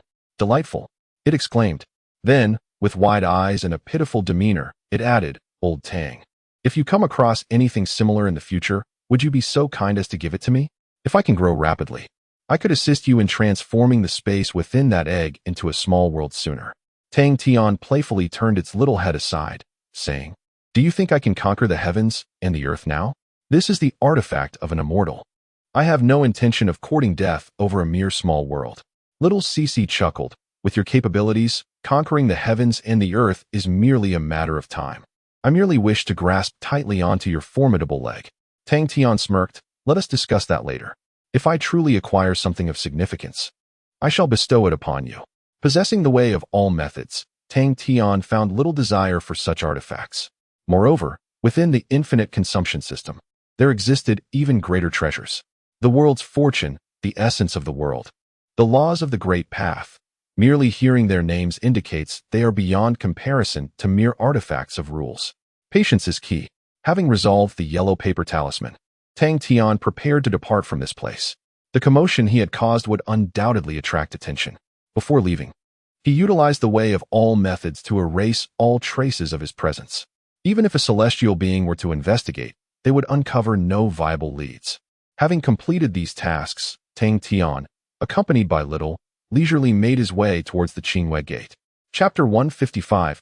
Please aid Qingwei sect. A black staff hurtled through the distance, coming to a halt at the summit of the sixth peak. Above the staff stood Qi Yuan and Li Hong, who had hastened back from Leoli City. This time, Qi Yuan had traveled at full speed, returning in less than 10 days. After hovering above the southern peak, Qi Yuan waved his hand, flinging Li Hong away. You stay here. I shall seek out Old Li. We must ensure Old Jean returns safely. With that, he dashed towards the sect's main peak. This was the courtyard where Li Tianhua resided. As the grand elder of the sect, he typically remained within his abode, managing sect affairs. Unless a significant matter arose, he seldom ventured outside, and very few would dare to intrude. However, today, Li Tianhua sat by the window, attending to recent sect matters, when he suddenly furrowed his brow. In the next moment, bang! The door to his chamber was forcefully kicked open, and a robust figure stormed in. Old Li, Qi Yuan bellowed upon entry, his large, round eyes glaring as he approached Li Tianhua. I instructed you to send someone to assist Tang Tian. Why the delay? His life is in jeopardy. Qi Yuan slammed his palm on the desk before him, and had Li Tianhua not swiftly mitigated the force, the desk would have surely been shattered. Seeing Qi Yuan's furious and anxious expression, Li Tianhua sighed. It has been centuries. Why do you still possess such an impulsive nature? With this temperament, it is difficult for you to be a peak master, let alone ascend further. Qi Yuan struck the desk once more. To hell with being a peak master. If Tang Tian fails to return, I will certainly deal with that little scoundrel from Tianyangxing. Li Tianhua's brows knitted in concern. Qi Yuan, can you not remain calm? Setting aside whether you possess the capability, simply the background of Tianyangxing is beyond your reach. Do you understand? Qi Yuan scoffed coldly. I did not grow up idle. I certainly have the means to handle him. As for his background, what of it? If I eliminate him, what use is his influence? Observing the fierce determination in Qi Yuan, Li Tianhua shook his head in resignation. After all these centuries, this man had not changed one bit. Yet, with Qi Yuan being unencumbered and free from attachments, he indeed might carry out such a deed. Pausing for a moment, Li Tianhua questioned in confusion, this Tang Tian. You do not share a significant bond, do you? He merely supported the construction of your sixth peak. If the sect were to loosen its regulations, many would possess the financial means to support you. Is it worth jeopardizing your future and life for him? Qi Yuan coldly regarded Li Tianhua and replied with a harsh tone, that is none of your concern. I shall act as I please. Li Tianhua gazed at him, sighed once more, and then rose to his feet. A Yuan, despite the myriad unforeseen events that have transpired over the years, we were once comrades in arms. Bound by life and death, I truly wish not to see you align with the wrong faction again. You narrowly escaped with your life last time, but this time, the outcome may not be so fortunate. Qi Yuan remained silent, yet the fluctuations of emotion in his eyes did not escape Li Tianhua's notice. Is it because of the Bamboo Grove Taoist? Li Tianhua inquired, his brow furrowing. Upon hearing that name, Qi Yuan turned his head away, though he offered no denial. The gesture spoke volumes. Li Tianhua sighed again. So much time has passed, and you still cannot let go of that matter? I have said it countless times. It was not your fault. Qi Yuan turned to glare at Li Tianhua. How can it not be my fault? Had I not been misled into vying for that accursed position, those wretches would never have seized the opportunity. How could the esteemed Bamboo Grove Taoist have met such a tragic end in the purple bamboo courtyard? Li Tianhua shook his head. This incident had become Qi Yuan's inner demon. After a moment of silence, Qi Yuan's emotions softened somewhat as he gazed out at the sky, nostalgia flickering in his eyes. You know my origins are far from illustrious, and my talents pale in comparison to those of my illustrious peers. Everyone around me has always told me I was destined for mediocrity, to remain a mere tool at the lowest rung. It was the Bamboo Grove Taoist who inspired and assisted me, helping me to overcome my self-doubt and conquer the skepticism of the outside world. He is the person I respect most in my life. Li Tianhua remained silent, eventually asking, but what does this have to do with Tang Tian? Is it merely because he resides in the purple bamboo courtyard as well? Qi Yuan exhaled slowly. Yes, and yet no. Upon learning that he too resides in the purple bamboo courtyard, I sensed an uncanny familiarity about him. I am uncertain if this is merely a psychological suggestion, yet the feeling is undeniably palpable. Li Tianhua frowned. Does Tang Tian resemble the bamboo grove Taoist in any way? Qi Yuan shook his head. Not in the slightest. One could say there is no similarity whatsoever. The bamboo grove Taoist was magnanimous, kind-hearted, treating all with equanimity. In contrast, Tang Tian is amicable as long as his principles are not infringed upon. However, should someone tread upon his bottom line, his ruthless nature becomes evident. Yet, for some inexplicable reason, whenever I see him, I feel as though I am gazing upon the bamboo grove Taoist. The time spent knowing Tang Tian has been, for me, the most tranquil period in centuries regarding my inner demons. Thus, Li Tianhua, Qi Yuan turned to him earnestly. I truly do not wish to see Tang Tian perish in this struggle for power. Consider it a favor to me. I implore you. Observing the rare seriousness of Qi Yuan, Li Tianhua could not help but fall silent. As a participant in the events of that year, he could comprehend Qi Yuan's peculiar state of mind to some extent. However, today's situation was far more challenging. The modus operandi of the War God Hall was well known to both of them. When they decided to eliminate someone, they invariably dispatched their most formidable warriors, seeking absolute certainty in their endeavors. Moreover, Tian Yangsheng was the direct descendant of a significant figure. The individuals he could summon would undoubtedly be even more powerful. Even if we were to send reinforcements, it would likely be of no avail, Li Tianhua remarked. Qi Yuan shook his head resolutely, insisting, regardless of the outcome. I must make an attempt. This is my final belief. Consider this my plea, Li Tianhua sighed internally. How could he continue to refuse such a request from a former comrade? Ultimately, he acquiesced, saying, "Very well, I shall." However, just as he uttered a few words, he was suddenly struck dumb, his expression one of disbelief. "What is it?" Qi Yuan inquired hastily. Li Tianhua remained dazed for a considerable time before slowly turning to him, speaking in an incredulous tone. "Master Zong, I have just received news. Tian Yangsheng's soul lamp has extinguished." Simultaneously, 3 Xianxian and 1 Jingxian from the War God Hall had all their soul lamps extinguished at nearly the same moment. He stared blankly at Qi Yuan, a wildly absurd hypothesis forming in his mind. Qi Yuan too realized the implications, his eyes widening in shock. "This cannot be possible," he exclaimed in astonishment. Chapter 156. To Qingwei Gate. The tumultuous aftermath of Du Yuanqing's death has settled over the past few months, restoring a semblance of tranquility within the sect. Yet, unbeknownst to most disciples, an even greater storm is surging through the upper echelons of the sect. At the summit of the sect, Han Hai hurriedly arrived at Lu Chonga's residence. After navigating the outer array, he rushed inside. Upon entering, he exclaimed, "Young Master Lu." Lu Chonga raised a hand, signaling him to pause. "I am already aware. Please, take a seat." Han Hai complied, his expression fraught with concern. "Young Master Lu, it seems we have underestimated Tang Tian's capabilities. 3 Xianxian and 1 Jingxian. They had no chance to escape. Their soul lamps extinguished simultaneously. I can hardly believe this is the work of Tang Tian." Lu Chonga shook his head. "I find it hard to believe as well. According to our investigations, Tang Tian possesses no formidable backing, save for his association with Qi Yuan. Given Qi Yuan's abilities, it is utterly impossible for him to have retained a Jingxian, especially considering they are members of the War God Hall." Han Hai replied, "Yet their deaths are a grim reality. Moreover, Tian Yangsheng's departure was precisely aimed at killing Tang Tian. This is something we both acknowledge." Lu Chonga raised a hand to halt him, contemplating before speaking. When anomalies arise, there must be a hidden truth. Perhaps unforeseen events have transpired, or perhaps it truly was not Tang Tian's doing. However, this matter has surpassed our control. Yuqin. Lu Chonga exchanged a knowing glance with Han Hai, who immediately grasped his intent. For the sake of caution, it would be prudent to prevent others from investigating their involvement. What shall we do next? Tang Tian appears to be far more formidable than we imagined, Han Hai said, his anxiety evident. A being capable of slaying a Jingxian is not someone he could afford to offend.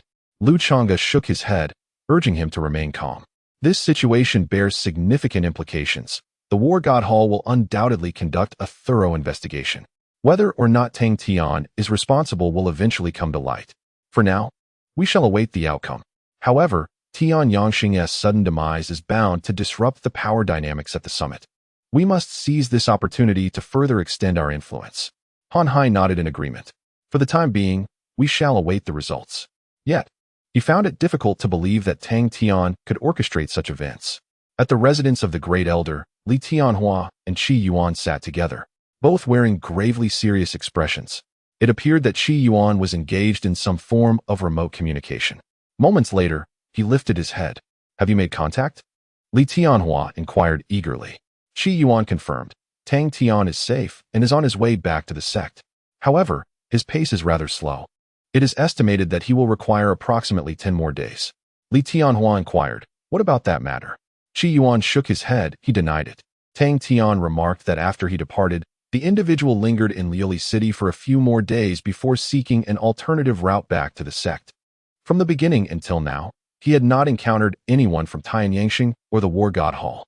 Li Tianhua furrowed his brow immediately. Do you believe he speaks the truth? Qi Yuan pondered for a moment and replied, based on his reaction, it does not seem like he is lying. Moreover, he truly lacks the capability to slay a golden immortal. That notion is utterly ludicrous, unless a far more formidable entity intervened. However, Qi Yuan suddenly rose, spreading his arms wide and laughing heartily. What does it matter whether it was him or not? As long as Tang Tian remains alive, that is what counts. The fate of those from the War God Hall is of no concern to me. Upon learning that Tang Tian was safe and sound, Qi Yuan noticeably relaxed, his face radiating uncontainable joy. Li Tianhua, with a hint of resignation, remarked, given the style of the War God Hall, this matter will undoubtedly not be resolved easily. If they truly uncover something, even with Tang Tian within Qinghua's sect, it may not be so simple for him to safeguard himself. Qi Yuan chuckled. On this point, I am far more optimistic than you. If it was indeed Tang Tian's doing, based on my understanding of him, he must have made ample preparations. Otherwise, he would never return to Qinghua's sect at such a leisurely pace. With that, Qi Yuan hummed a cheerful tune and turned to leave. Observing the revitalized Qi Yuan, Li Tianhua could only smile in bemusement. The cost of the sect's affairs will be charged to you, mind you. At Nanfeng, Emo Shia Shao sat beneath a pavilion, surrounded by several formidable figures. Judging by their attire, they were likely from the Emo family, sent to ensure her safety. At this moment, she was seated with Yin Ku and another member of the Emo family. This Tang Tian is truly astonishing, remarked the Emo family member languidly. Emo Shia Shao sighed. I did not anticipate that Tang Tian could evade the assassination attempt from Tianyangxing. There is likely a powerful ally supporting him, one we know nothing about. The Emo family member chuckled. Isn't this fortuitous? Initially, the family had reservations regarding your decision, doubting that Tang Tian possessed sufficient value to warrant the family's involvement in Tianfu. Now, certainly, no one will voice any objections. Emo Shia Shao nodded in agreement. However, she soon shifted her tone. Brother, I reiterate what I previously mentioned. Tang Tian and I, as well as the Emo family, share an equitable relationship. We must engage with him based on principles of mutual benefit and equality. We must not underestimate him due to any other reasons. The Emo family member replied affirmatively. Rest assured, I will make the necessary arrangements. I have always trusted your judgment. However, the premise of everything hinges on his ability to extricate himself from the investigation of the War God Temple unscathed. Emo Shia Shao toyed with the wine glass in her hand before downing its contents. I have faith in him, just as Emo Shia Shao, Qi Yuan, and Lu Chonga had surmised. The demise of Tian Yangxing and several formidable beings from the immortal realm incited the wrath of the War God Temple. The deputy temple master personally took action and swiftly located the site of Tian Yangxing's death. The scene was chilling, as if ravaged by some ancient beast. However, after meticulous investigation, they uncovered no leads regarding the perpetrator. The assailant had erased all traces of their presence, leaving even the immortal sovereign at a loss. Reluctantly, they were compelled to return to Qinghua's sect and commence their inquiries anew. Soon, they learned of Tian Yangxing's intentions for this departure. Yet, when they discovered that Tang Tian was merely a mortal cultivator, their investigation faced yet another impasse. It was inconceivable that a mere mortal could vanquish 3 Xian immortals and a golden immortal without affording them an opportunity to flee. Such an anomaly did not even exist within the celestial confines of Yunding Tianfu. Ultimately, the war god temple resolved to await Tang Tian's return for a thorough interrogation. However, this demand met with vehement opposition from the upper echelons of Qinghua's sect. On what basis do you intend to interrogate our disciple without evidence? Even the war god temple must adhere to the boundaries of decorum. We are all under the auspices of Tianfu, and in principle, we share an equitable relationship. With no other recourse, the war god temple abandoned this notion. Nevertheless, they remained undeterred, resolute in their pursuit of the truth. However, Qi Yuan and the others understood that from the moment the war god temple found no clues at the site of Tian Yangxing's death, Tang Tian had been safe and sound. This tempest could no longer be stirred. In light of these developments, Tang Tian finally returned to Qinghua's sect. Chapter 157. The current situation. This is indeed the place where you reside. Outside the Qinghua gate, a figure gradually soared through the air. Shao perched upon Tang Tian's shoulder, surveying the surroundings. Although still visibly curious, the abnormal excitement from earlier had diminished. In recent days, Tang Tian had taken Shao to explore various locales and cities, indulging in an abundance of culinary delights. Even the leftovers had accumulated into several towering heaps within his storage space, sufficient to last decades. Indeed, Tang Tian replied, "For the foreseeable future, we shall dwell here." Shao nodded, finding everything in this vast world fascinating, irrespective of the location. As long as there was food, it mattered not. After a brief moment, Tang Tian arrived at the entrance of the Qinghua gate, where he spotted Qi Yuan waiting for him from a distance. "Haha, old Jin. Welcome back." Qi Yuan greeted with a hearty laugh as he approached. He scrutinized Tang Tian from head to toe, and upon confirming that all was well, he chuckled. "The sect has been quite lively these past few days. Look at you, meandering back with such ease, relishing in comfort." Tang Tian smiled. "So? Have the people from the War God Hall left yet?" Qi Yuan shook his head. "No, they remain here investigating.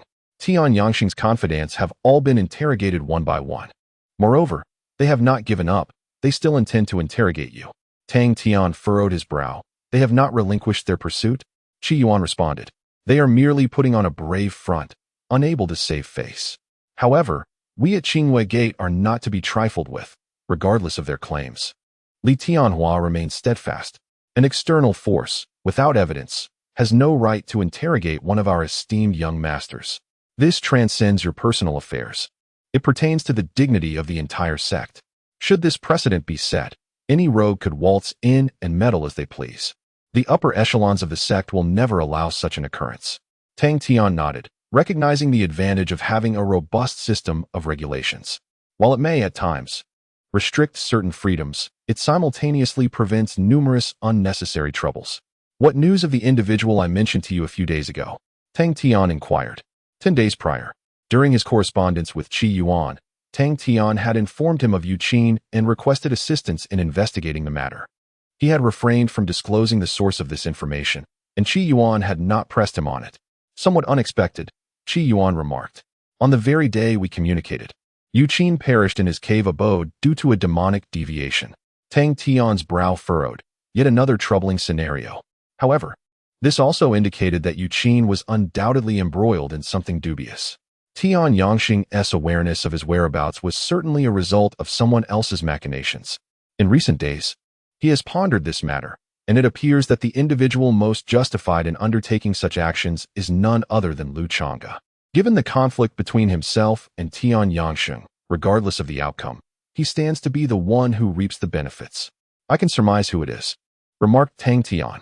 Qi Yuan chuckled and replied, "I too have drawn the same conclusion. In light of Tian Yangxing's sudden demise, the dynamics on the main peak have undergone significant transformations. Hong Yuan, you are aware, was revealed yesterday due to certain matters and subsequently stripped of his position as the presiding elder by the sect." Tang Tian fell silent. Hong Yuan had been a supporter of Tian Yangxing and a long-standing adversary of Han Hai. His downfall is indicative of the fact that the main peak is now predominantly under the control of Lu Chonga. How swift the maneuvers have been. After such prolonged turmoil, the contenders for that position have dwindled to just you and that lad named Lu, Qi Yuan noted. That fellow possesses considerable prowess. The forces left behind by Du Yuanqing have long since fallen under his command, and now both the main peak and the western peak have succumbed to his grasp. As for the eastern peak, Jingheng, it is unlikely to withstand for much longer. When that time arrives, a substantial portion of the sect's power will rest in his hands, yielding unprecedented influence. However, Qi Yuan shifted his tone and added with a smile, "You are not without your own chances. With me by your side, along with the southern peak, the internal influence within the sect can still stand against him. It all hinges on the external strategy." Tang Tian nodded in agreement. The three primary criteria for attaining that position are contributions to the sect, internal influence, and external influence. In terms of contributions and internal influence, he and Lu Chonga are nearly equal. Yet, in external influence, he has already secured the Tingyun Chamber of Commerce, giving him substantial fighting power. There remains approximately 3 months to further strategize. To rival decades of planning within a single year will undoubtedly require greater costs, or rather, spiritual jade. Fortunately, Tang Tian is not lacking in spiritual jade. As they conversed while walking, they soon arrived at the purple bamboo forest. Qi Yuan, still reluctant to enter the purple bamboo courtyard, took his leave. Moments later, Tang Tian finally returned to his long-neglected abode. Li Hong and the Lan sisters had been waiting in the courtyard for his arrival. Given their current strength, they should face no significant issues in the 100 Gates battle and the 10,000 Demons trial tower. After a brief exchange, he allowed them to attend to their own affairs, as they would likely be needed in the forthcoming days. Seated by the stone table, Tang Tian's heart finally found tranquility. He then reflected on the gains from his recent journey. Firstly, in terms of cultivation, with the continuous infusion of spiritual power from the ancient Jade, he has successfully reached the 4th level of ascension, stepping onto the path of mid-ascension. At this rate, it is anticipated that he will achieve transcendence and become immortal before the 100 Gates battle. The pace of growth has indeed left Tang Tian quite satisfied. Subsequently, he contemplated his combat prowess. Prior to this moment, he lacked a precise assessment of his own strength, possessing only a vague estimation. However, after engaging in combat with Tian Yangsheng and his companions, he gained a clearer understanding of his capabilities. Even when revealing all his trump cards, not even a golden immortal could rival him. In a few months, once he ascends to the status of a true immortal, he will possess the strength to contend with anyone, provided they do not wield the power of rule. Nevertheless, after careful consideration, Tang Tian resolved to adhere to his previous plan and proceed steadily. Within the system, there are still many treasures awaiting his acquisition. It is prudent to first redeem them all. Just as Tang Tian was lost in thought, the formation outside the courtyard was suddenly triggered. Upon investigation, he beheld a familiar figure standing outside, the returning Emo Shia Shao from Tianfu. Chapter 158. The true mastermind outside the Zizhu courtyard, Emo Shia Shao, In Ku, and a young stranger stood at the entrance. Tang Tian, Emo Shia Shao greeted with a smile as he emerged. "Miss Emo, it has been a while." Tang Tian responded with a grin. "Please, call me Shao Shao," she replied. "You've finally returned.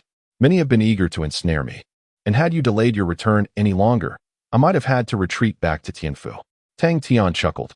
"I didn't expect you to return so swiftly after my journey. Please come in." He then invited the 3 guests into the Zizhu courtyard, where they settled beneath the old locust tree. Once seated, Emo Shao Shao introduced, "You know In Ku. This is my elder brother, Emo Jun." With a respectful gesture, Emo Jun addressed Tang Tian. "For days, Shao Shao has been incessantly mentioning your name, to the point where my ears feel calloused. I am curious to meet the remarkable young man who has captured her attention so profoundly." Upon meeting Tang Tian, it was evident that he was no ordinary individual. Contrasting with Emo Shia Shao's assertive demeanor, Emo Jun exuded an elegant charm and spoke with a soothing voice, easily winning favor. "Your praise is unwarranted, Brother Emo." Tang Tian replied with a respectful nod. "Shao Shao and I had made certain arrangements. She must have been concerned about my absence. Now that you have returned, what are your intentions?" he inquired directly. Emo Shia Shao sighed softly. "I have no particular plans. I have effectively withdrawn from this conflict, and my return is merely to escort my trusted allies from Nanfeng. I must express my gratitude once more for your timely assistance. Without your intervention, my people would likely have faced dire fates." Tang Tian waved his hand dismissively, indicating it was of no consequence, as they had previously struck a deal. Now that Tian Yangsheng has also withdrawn, the contenders for that position are reduced to you and Lu Chonga, Emo Shia Shao continued. "Before I depart, I will ensure that the influence of Nanfeng and all the connections I have cultivated within the sect are transferred to you. Moreover, the Emo family will stand behind you, shielding you from the direct influence of the upper echelons in Tianfu. With such support, I believe your chances against Lu Chonga will surely improve. Tang Tian nodded in agreement. The enhancement of his odds was not negligible, with Emo Shia Shao's backing. He would possess an influence equal to that of Lu Chonga and the Hall of Good and Evil. Even if Lu Chonga consolidated the powers of the main peak, East Peak, West Peak, and North Peak, he would still be a worthy adversary. Furthermore, there was also Qi Yuan to consider. In terms of internal influence within the sect, Tang Tian now rivaled Lu Chonga. Thank you, Tang Tian stated earnestly. I indeed have intentions to vie for that position.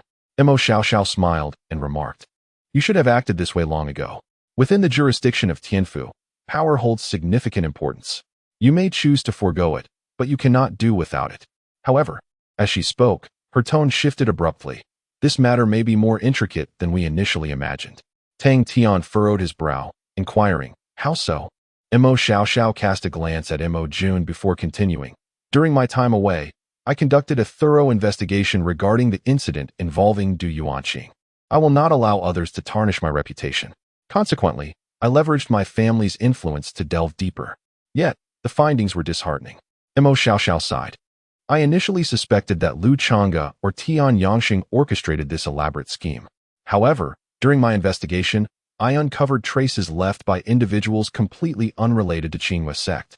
Moreover, just as I was prepared to pursue this inquiry further, someone intervened. Tang Tian frowned and asked, who was it? Could they really hinder you? Emo Shia Shao, being a direct descendant of the Emo family, wielded considerable power and influence upon her return to her clan, far surpassing any standing she held in Qinghua sect. The individual capable of thwarting her must be formidable. Nevertheless, Emo Shia Shao shook her head. It was not an obstruction directed at me. Rather, a warning was issued to the upper echelons of the Emo family, advising us to refrain from further involvement.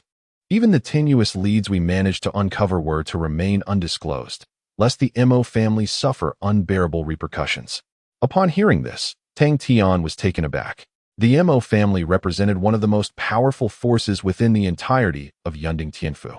With a legacy more profound than that of the war god Hall of Tian Yangsheng or the Hall of Good and Evil led by Lu Chonga, and was among the oldest factions in the Tianfu. What kind of individual could instill such caution in the Emo family? More importantly, why would such a presence focus its attention on a mere sect like Qinghua, particularly regarding a dispute among its disciples? To those at such a level, Du Yuanqing's status likely seemed insignificant, akin to that of an ant. Tang Tian felt his mind struggling to comprehend the magnitude of the secrets entangled in this affair, which were beyond his current understanding. If that is the case, then the position we are vying for. Tang Tian expressed concern that this position, too, might be shrouded in mystery. However, Emo Shia Shao quickly shook her head, asserting the standing of Qinghua sect remains unaffected by them. Those individuals likely have ulterior motives, and the incident with Du Yuanqing is merely a pretext. Moreover, even if there were indeed an impact, we would be powerless to alter the situation. Such a level of existence dictates who shall be a pawn. There is no escape from it. One must simply act according to the circumstances. Tang Tian paused for a moment, then nodded in agreement. In every realm, the players remain few. Only by ascending to the pinnacle can one truly break free from fate. As for all living beings, leading a fulfilling life is already a considerable achievement. So, do you intend to abandon the investigation? Tang Tian inquired. Emo Shia Shao shook her head with a smile. I merely choose not to delve deeper into it. However, those who orchestrated the schemes and unjustly accused me shall not be allowed to live in comfort. Tang Tian raised an eyebrow. It seems you have indeed uncovered some information. Emo Shia Shao nodded. There is a saying, the players are often blinded, while the spectators see clearly. Once I completely withdrew and returned to my family, I noticed certain details I had previously overlooked. In fact, if one retraces the process from the outcome, it becomes apparent to observe anomalies. Often, after a significant event, the individual who benefits the most is the very instigator of that event. Tang Tian fell silent. Emo Shia Shao's insight suggested she had indeed uncovered some precise clues. Thus, if we trace back from the outcome, there remains only one beneficiary. Are you implying it is Lu Chonga? Tang Tian asked. Chapter 159.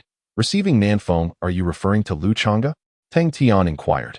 Given the current circumstances, it appears that Lu Chonga is indeed the ultimate beneficiary. Emo Shia Shao regarded Tang Tian without denying nor affirming his assertion. As I mentioned earlier, those embroiled in the situation are often blinded, while outsiders possess clarity. She spoke softly. The turmoil resulting from Du Yuanqing's demise has not only favored Lu Chonga, but has also produced an even greater beneficiary. This entity has contributed nothing and incurred no losses.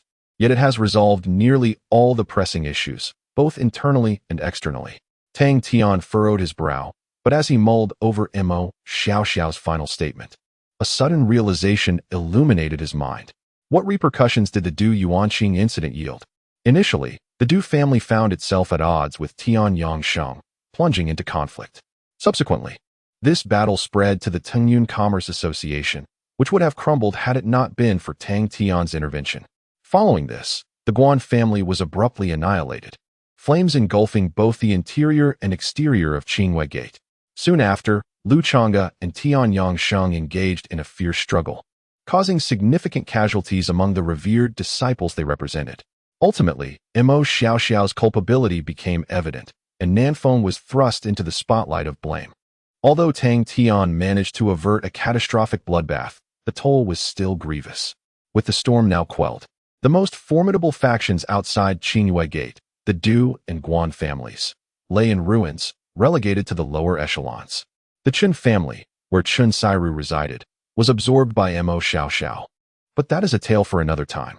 The Jing family of Dongfeng trembled, having paid a steep price to prevent the flames of war from reaching their doorstep, leaving them severely weakened and struggling to recover. The Tengyun Commerce Association teetered on the brink of collapse.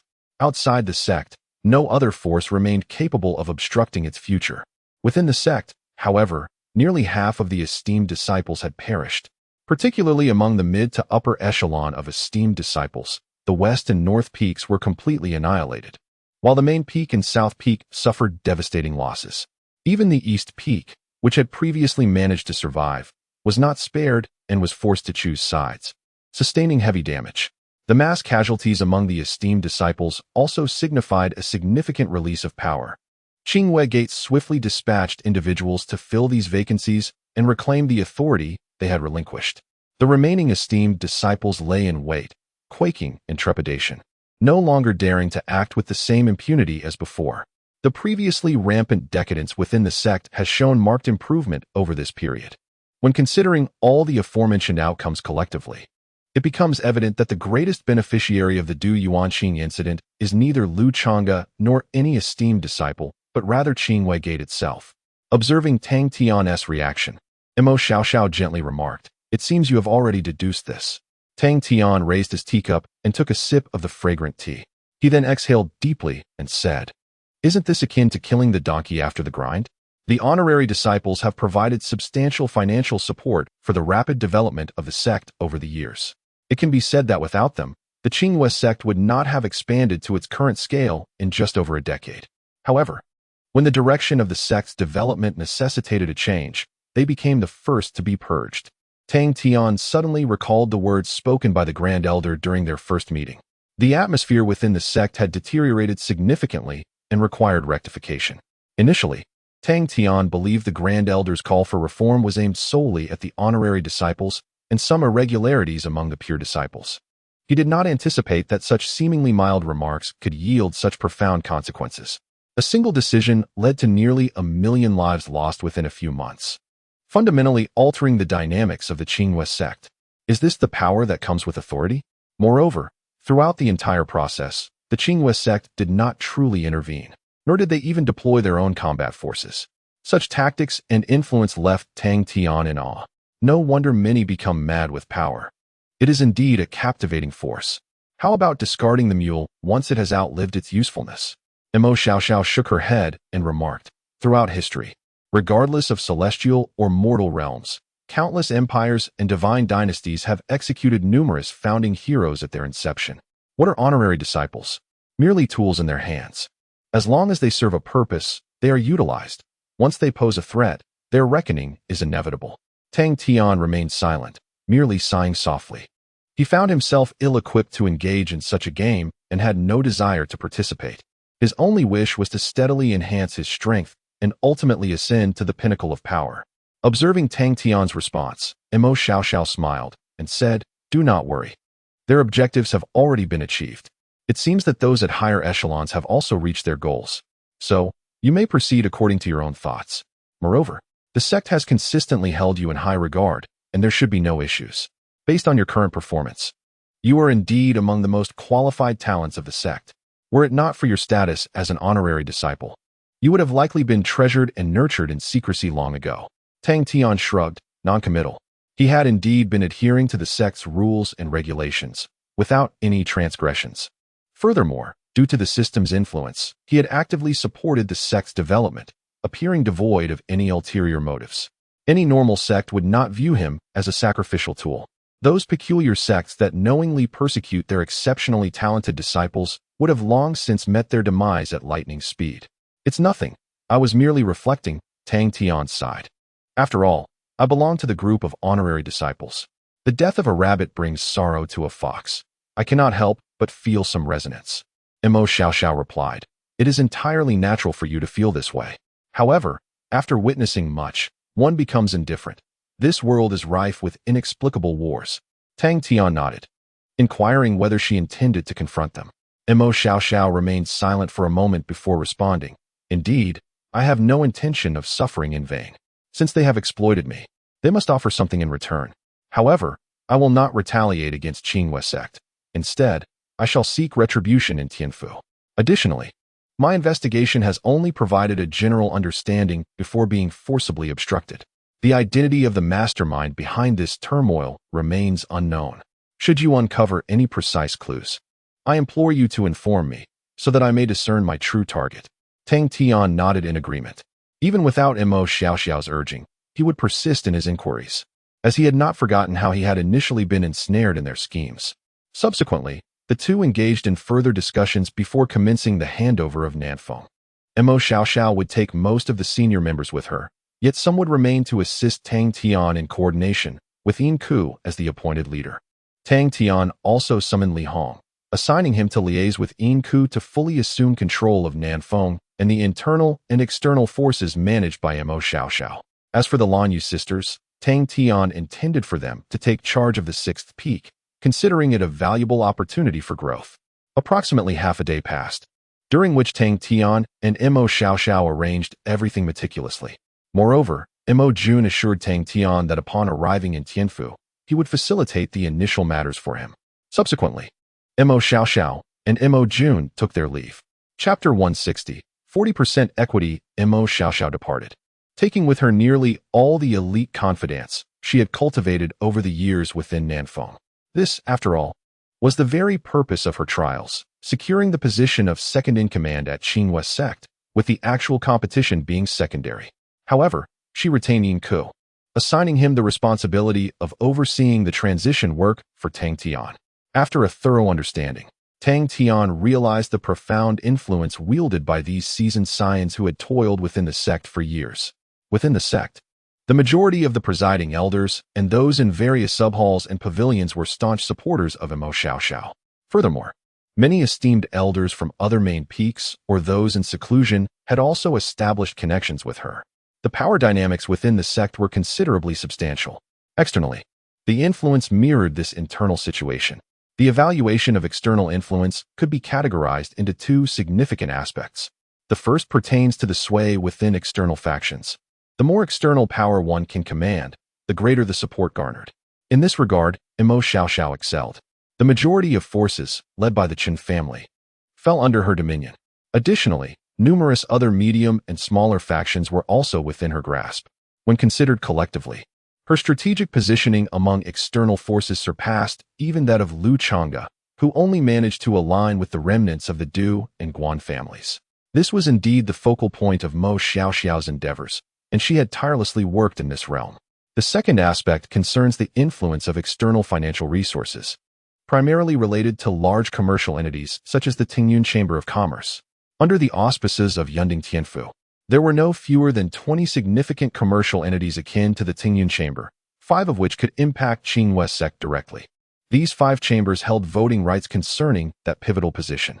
However, Emo Shia Shao had not exerted much effort in managing external financial resources. This was not the crux of her training. The Emo family possessed substantial heritage and did not heavily rely on a couple of chambers for external support. Consequently, in this regard, Tang Tian found himself at a disadvantage compared to Lu Chonga. Even though he had secured the Tingyun chamber, he had yet to engage with the other 4 major chambers. Now, only 3 months remained until the final determination of that position. If Tang Tian aspired to secure additional chambers within this limited time frame, he would need to invest significantly more than before. Emo Shia Shao advised him to forego competition with other chambers and focus his primary efforts within the sect. If managed adeptly, there was a genuine opportunity to surpass Lu Chonga in the future. After all, the amount of spirit jade required to acquire other chambers was exorbitantly high. Yet, little did she know that upon learning of the existence of more chambers, Tang Tian's heart brimmed with joy. Why had no one informed him sooner? At this moment, the acquisition of consumption points has reached a bottleneck, and I am still uncertain about the means to exchange for those extraordinary items within the system. Fortunately, there are still dozens of major merchant associations awaiting my favor. I can almost envision them transforming into consumption points, nestled within my system. However, I chose not to exhibit this elation, lest I be deemed irrational. No worries, I shall act within my limits, Tang Tian assured Emo Shia Shao. After her departure, he summoned Li Hong and Yin Ku to accompany him to Nanfeng, and then he promptly contacted Wang Gang. Young master, you have finally returned. Wang Gang's tone was filled with joy and urgency. Tang Tian represented his last glimmer of hope. Indeed, he replied, how has the matter regarding the equity been resolved? Wang Gang responded, everything is in order. We are merely awaiting your return to finalize the transaction. Additionally, I have been monitoring all personnel related to the anomalous equities. The moment you give the word, I can swiftly uncover the identities of those behind it. Very well, come over now. I have matters to discuss with you. Tang Tian instructed. Wang Gang readily complied, arriving promptly the following morning at the entrance of Zizhu courtyard. Young master, Wang Gang appeared visibly excited, albeit weary, suggesting that the affairs of the Merchant Association had weighed heavily on him. Come in, Tang Tian invited him inside. They subsequently sat opposite each other beneath an ancient locust tree. Young master, here are the techniques and resources you requested me to gather. Please take a look. Wang Gang said as he produced a beautiful shumi ring. Before Tang Tian departed from Qinghua sect, he had instructed Wang Gang to collect additional techniques and specific cultivation resources, and it seemed he had made considerable progress. Upon receiving the shumi ring, Tang Tian found it brimming with an array of techniques, spanning various grades, and upon rough estimation, there were likely hundreds of thousands of types. This was indeed commendable.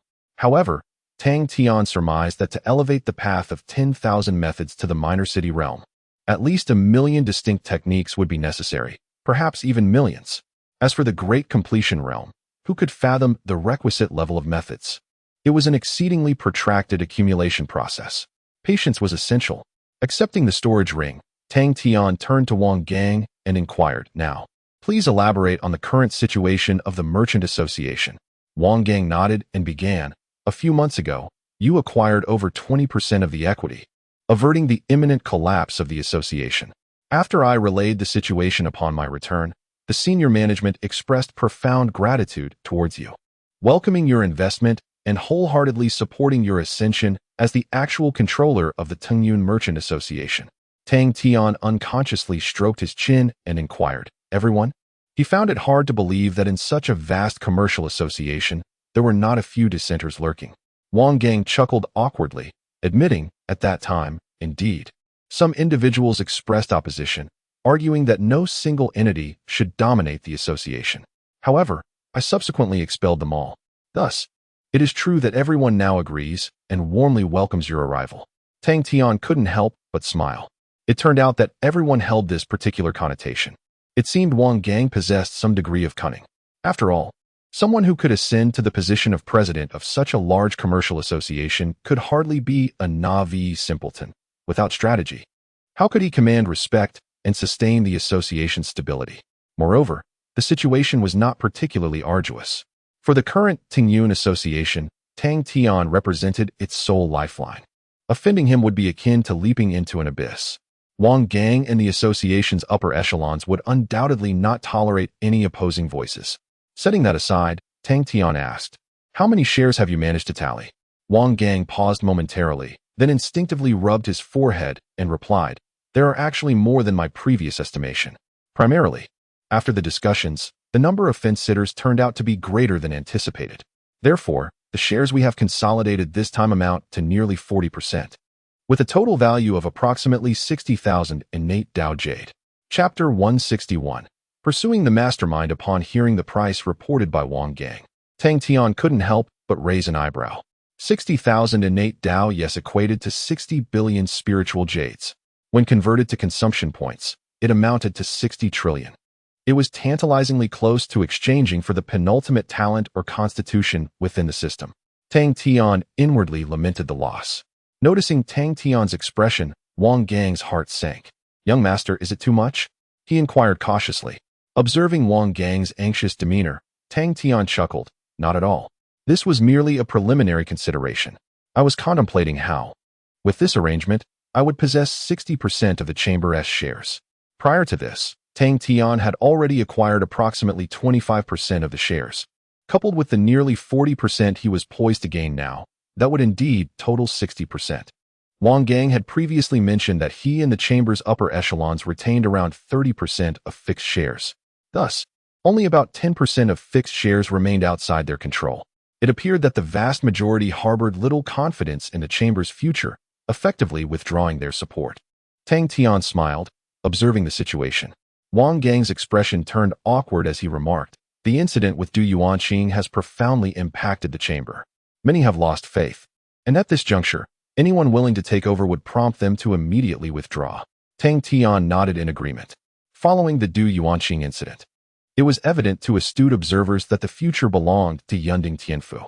The external forces and conglomerates faced two potential paths, either assimilating into Qingyue sect or returning to the Yama Hall. Given that fate had seemingly been predetermined, it was wiser to extricate themselves sooner, thus retaining more options. However, Tang Tian remained unfazed by such developments, for he himself was a member of Yunding Tianfu.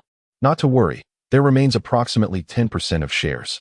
Those shareholders must be the Chamber's most steadfast supporters," Tang Tian remarked. Yet, upon his declaration, Wang Gang's expression grew even more uncomfortable.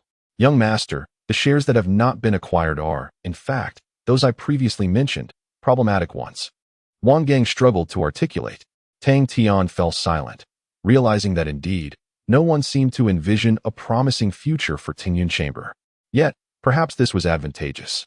The future Tingyun Chamber would be entirely Tang Tian's private possession, pristine and unblemished. "What have you uncovered regarding this problematic 10% of shares?" Tang Tian deftly steered the conversation away from the awkward topic. Wang Gang pondered for a moment before responding, "Young master, the situation is as follows. While attempting to clarify all shares, I discovered their issues. After conducting a covert investigation, I found that this 10% of shares had long been quietly transferred to others. Moreover, during the equity transaction conference attended by you, Du Yuanqing, and Tian Yangsheng, these individuals covertly employed various underhanded tactics to manipulate the entire affair. It is highly probable that the individual orchestrating events from behind the scenes is, in fact, the mastermind behind the Du Yuanqing incident." Tang Tian gently tapped his fingers against the table. Following his conversation with Emo Shia Shao yesterday, he had come to realize that there were indeed other players behind this incident. Furthermore, Qingyue sect was implicated as well. Therefore, could it be that Qingyue sect is the force behind this equity stake? "And what happened next?" Tang Tian inquired. Wang Gang replied, "Since this matter involves Du Yuanqing, it is undoubtedly significant. Thus, I commenced a more discreet investigation. Even your acquisition of the Chamber of Commerce's equity was conducted in secrecy. The upper echelons of the Chamber were only aware that someone was financing the acquisition, but they remained oblivious to your identity. Of course, this was one of the reasons why the stakeholders were so detached. Had they known it was you acquiring the Chamber, they would have certainly reconsidered." Tang Tian waved his hand dismissively, deeming it inconsequential. "It is better this way. It saves future troubles and merely incurs a bit of extra expenditure. Please, continue." Wang Gang nodded. "Initially, I suspected it was other competitors attempting to swallow the Tingyun Chamber whole. However, Upon further detailed investigation, I discovered that all clues pointed to a singular location. Jinyutang. Tang Tian was taken aback. Jinyutang is an affiliated organization of the Tingyun Chamber. What motive, what capability, and what objective could it possibly have to engage in such actions? But soon, Tang Tian recalled an individual, one who played a crucial role in the Du Yuanqing incident, namely the steward of Jinyutang.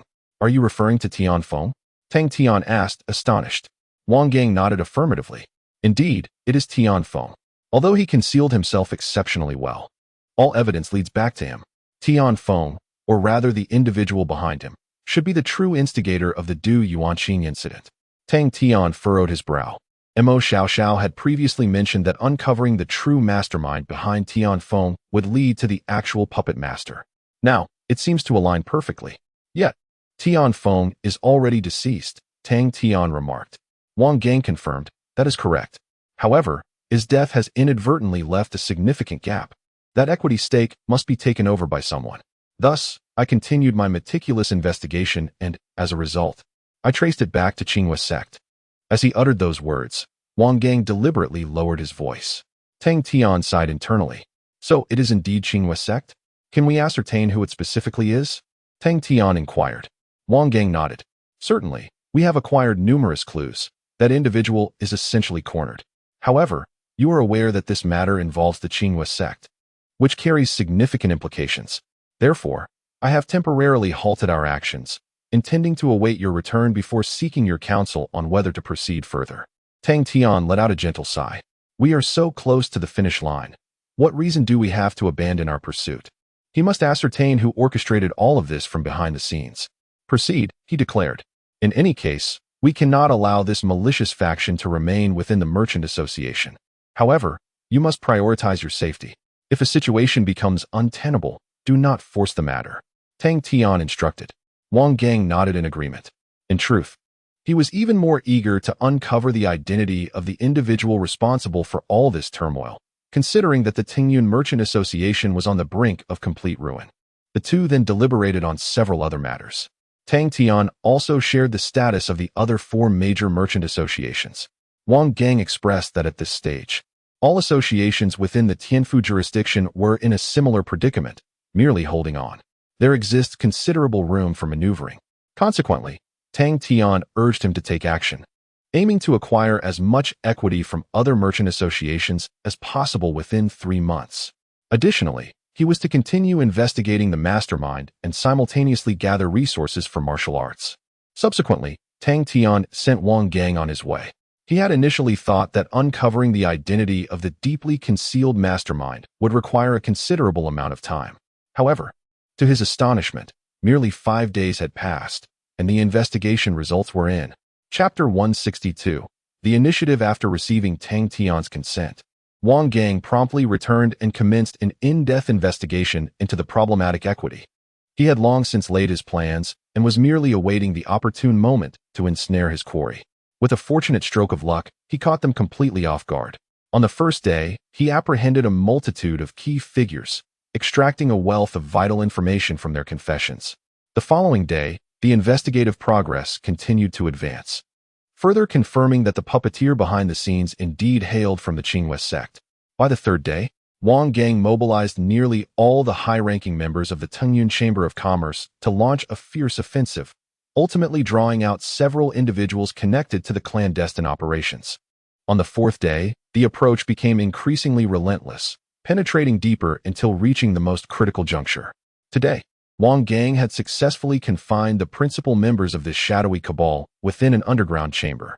A swift incursion would unveil the true circumstances surrounding the Du Yuanqing incident. My lord, they possess no means of escape.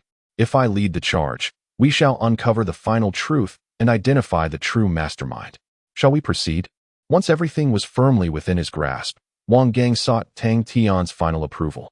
After all, no one could predict how many individuals this affair might ensnare or the tremendous upheaval it could provoke. Although Wang Gang had long desired to unearth the puppet master and exact retribution, prudence dictated that he consult Tang Tian. Upon receiving the information, Tang Tian exhaled deeply. The developments had transpired much more swiftly than he had anticipated. Throughout the investigation, They had indeed revealed that the Qingyue sect was undeniably entangled in the Du Yuanqing affair. Should the truth emerge, and it be confirmed that the Qingyue sect orchestrated the events from behind the curtain, the repercussions would be incalculable. The sect would lose all credibility, and both internal and external factions could be plunged into an even greater conflagration. However, as they stood on the brink, it would be unreasonable to abandon their pursuit now. Tang Tian was equally determined to comprehend the intricacies of the situation and ascertain precisely who was involved. "My lord, shall we advance or retreat?" Noticing Tang Tian's hesitation, Wang Gang urged once more, "We must reach a decision post-haste. Delaying further could invite unforeseen complications." After a moment of contemplation, Tang Tian resolved to press forward. He refused to remain in ignorance. Clarity on this matter was imperative. "Commence." Yet, just as he prepared to issue the command, the formation outside the Zijou courtyard was triggered. Through the array, Tang Tian glimpsed a familiar figure standing quietly outside the courtyard. "Commence what?" Wang Gang inquired urgently, "My lord. We can no longer afford to hesitate.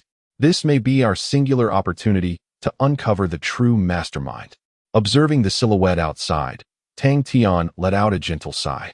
"It appears he has come to pay a personal visit. Very well, do not leave until I command it.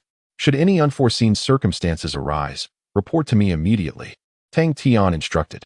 Although unaware of the specifics, Wang Gang chose to comply with the command, and the two temporarily severed their communication.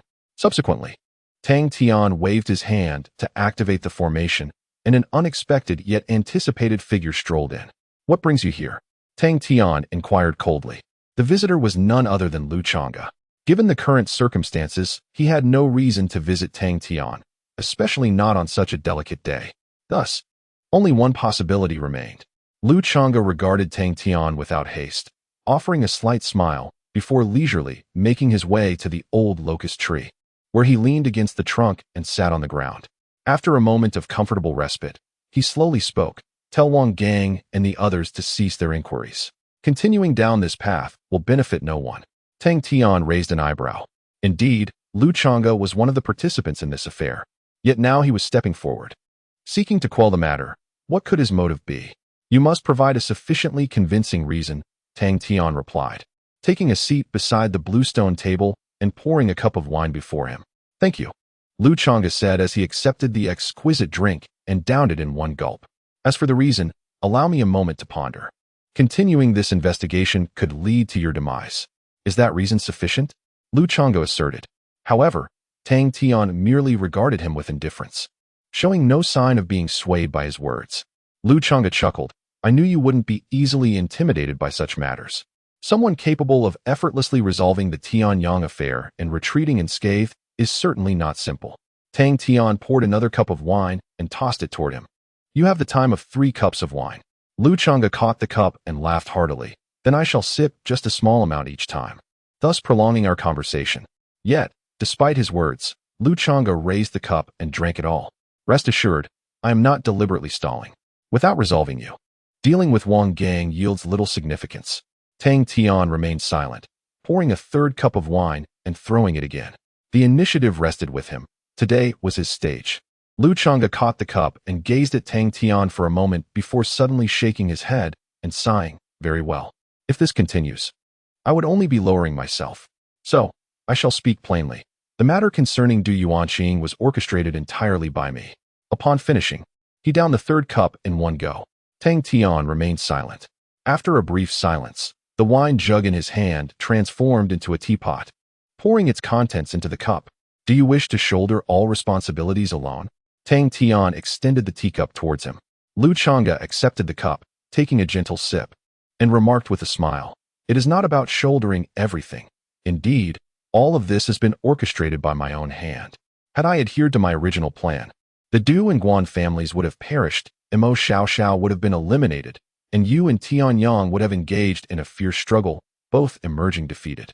Meanwhile, I would merely reap the benefits as a bystander. Even the Tingyun Chamber of Commerce should now be firmly within my grasp." What a pity, Chonga sighed deeply. "Once again, you have exceeded my expectations. I truly did not foresee that you had covertly acquired the entire Tingyun Chamber of Commerce and had long been monitoring the individuals I placed within the organization. Before I could even grasp the situation, You ensnared them all. Tang Tian, you are indeed profoundly elusive, he lamented. Chapter 163. The origin and conclusion within the confines of the purple bamboo courtyard. Beneath the venerable old locust tree, Chonga lamented to Tang Tian as if seeking solace. Do you realize, he began with a wry smile, that since our paths crossed, the multitude of mistakes I have committed far exceeds the sum of all errors I have made throughout my life. Chonga continued, nostalgia lacing his words.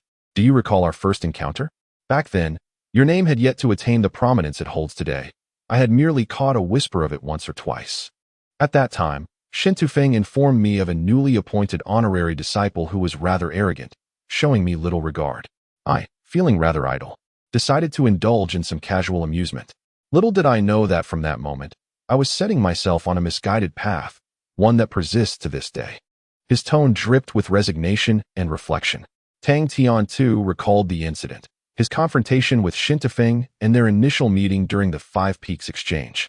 At that juncture, Chonga had indeed offered him no warm reception. But you certainly did not appear to be merely seeking amusement thereafter, Tang Tian remarked. Their second meeting transpired amid the tragedy of Fong Fei's demise. Chonga shook his head. That was due to your remarkable display of wealth at the celebration. I found myself drawn to your talents, wishing to bring you under my wing. However, you had already publicly aligned yourself with Nanfeng and become part of Emo Shia Shao's entourage. Thus, I resolved to adopt a different strategy to win you over. With a deep sigh, he continued, Shen Tufeng and that Fang Fei both conveyed to me that you were simply a fortunate upstart, impulsive, vengeful, and insecure, still pining for your childhood sweetheart whom you had forsaken. Based on their portrayals, I hastily devised a plan against you. In this scheme, Fang Fei and Lin Yu were mere tools to ensnare you. First, I intended to expose Fang Fei's little tricks, punishing her openly to elicit your gratitude and affection. Yet, you remained unfazed, calm as ever. Then, I summoned Lin Yu, hoping to exploit your lingering attachment to this childhood companion as a means to bind you. Still, you showed no sign of disturbance. Ultimately, I resorted to eliminating Fang Fei, believing that sheer force would compel your submission. Instead, it backfired, tearing our relationship asunder and placing us irrevocably at odds. Do you know what I was thinking at that moment? Chonga mused lightly. I genuinely wished to seize Shen Tufeng and resurrect Fang Fei, then meticulously exact my vengeance upon them. The information he provided led me to a grievous misjudgment regarding you, resulting in all my efforts yielding the opposite of the intended effect. This marked my first significant error in my dealings with you. Listening to what Chonga had to say, Tang Tian quietly savored a sip of tea. Indeed, the events of that time unfolded rather fortuitously. Were it not for Shen Tufeng and the absence of Fang Fei, both he and Chonga would not have swiftly traversed the path of enmity. And then? Tang Tian inquired slowly. Chonga chuckled softly. Well, there wasn't much to it. Based on your performance back then, you were hardly a rival worthy of my consideration. I could easily deal with you when the opportunity arose.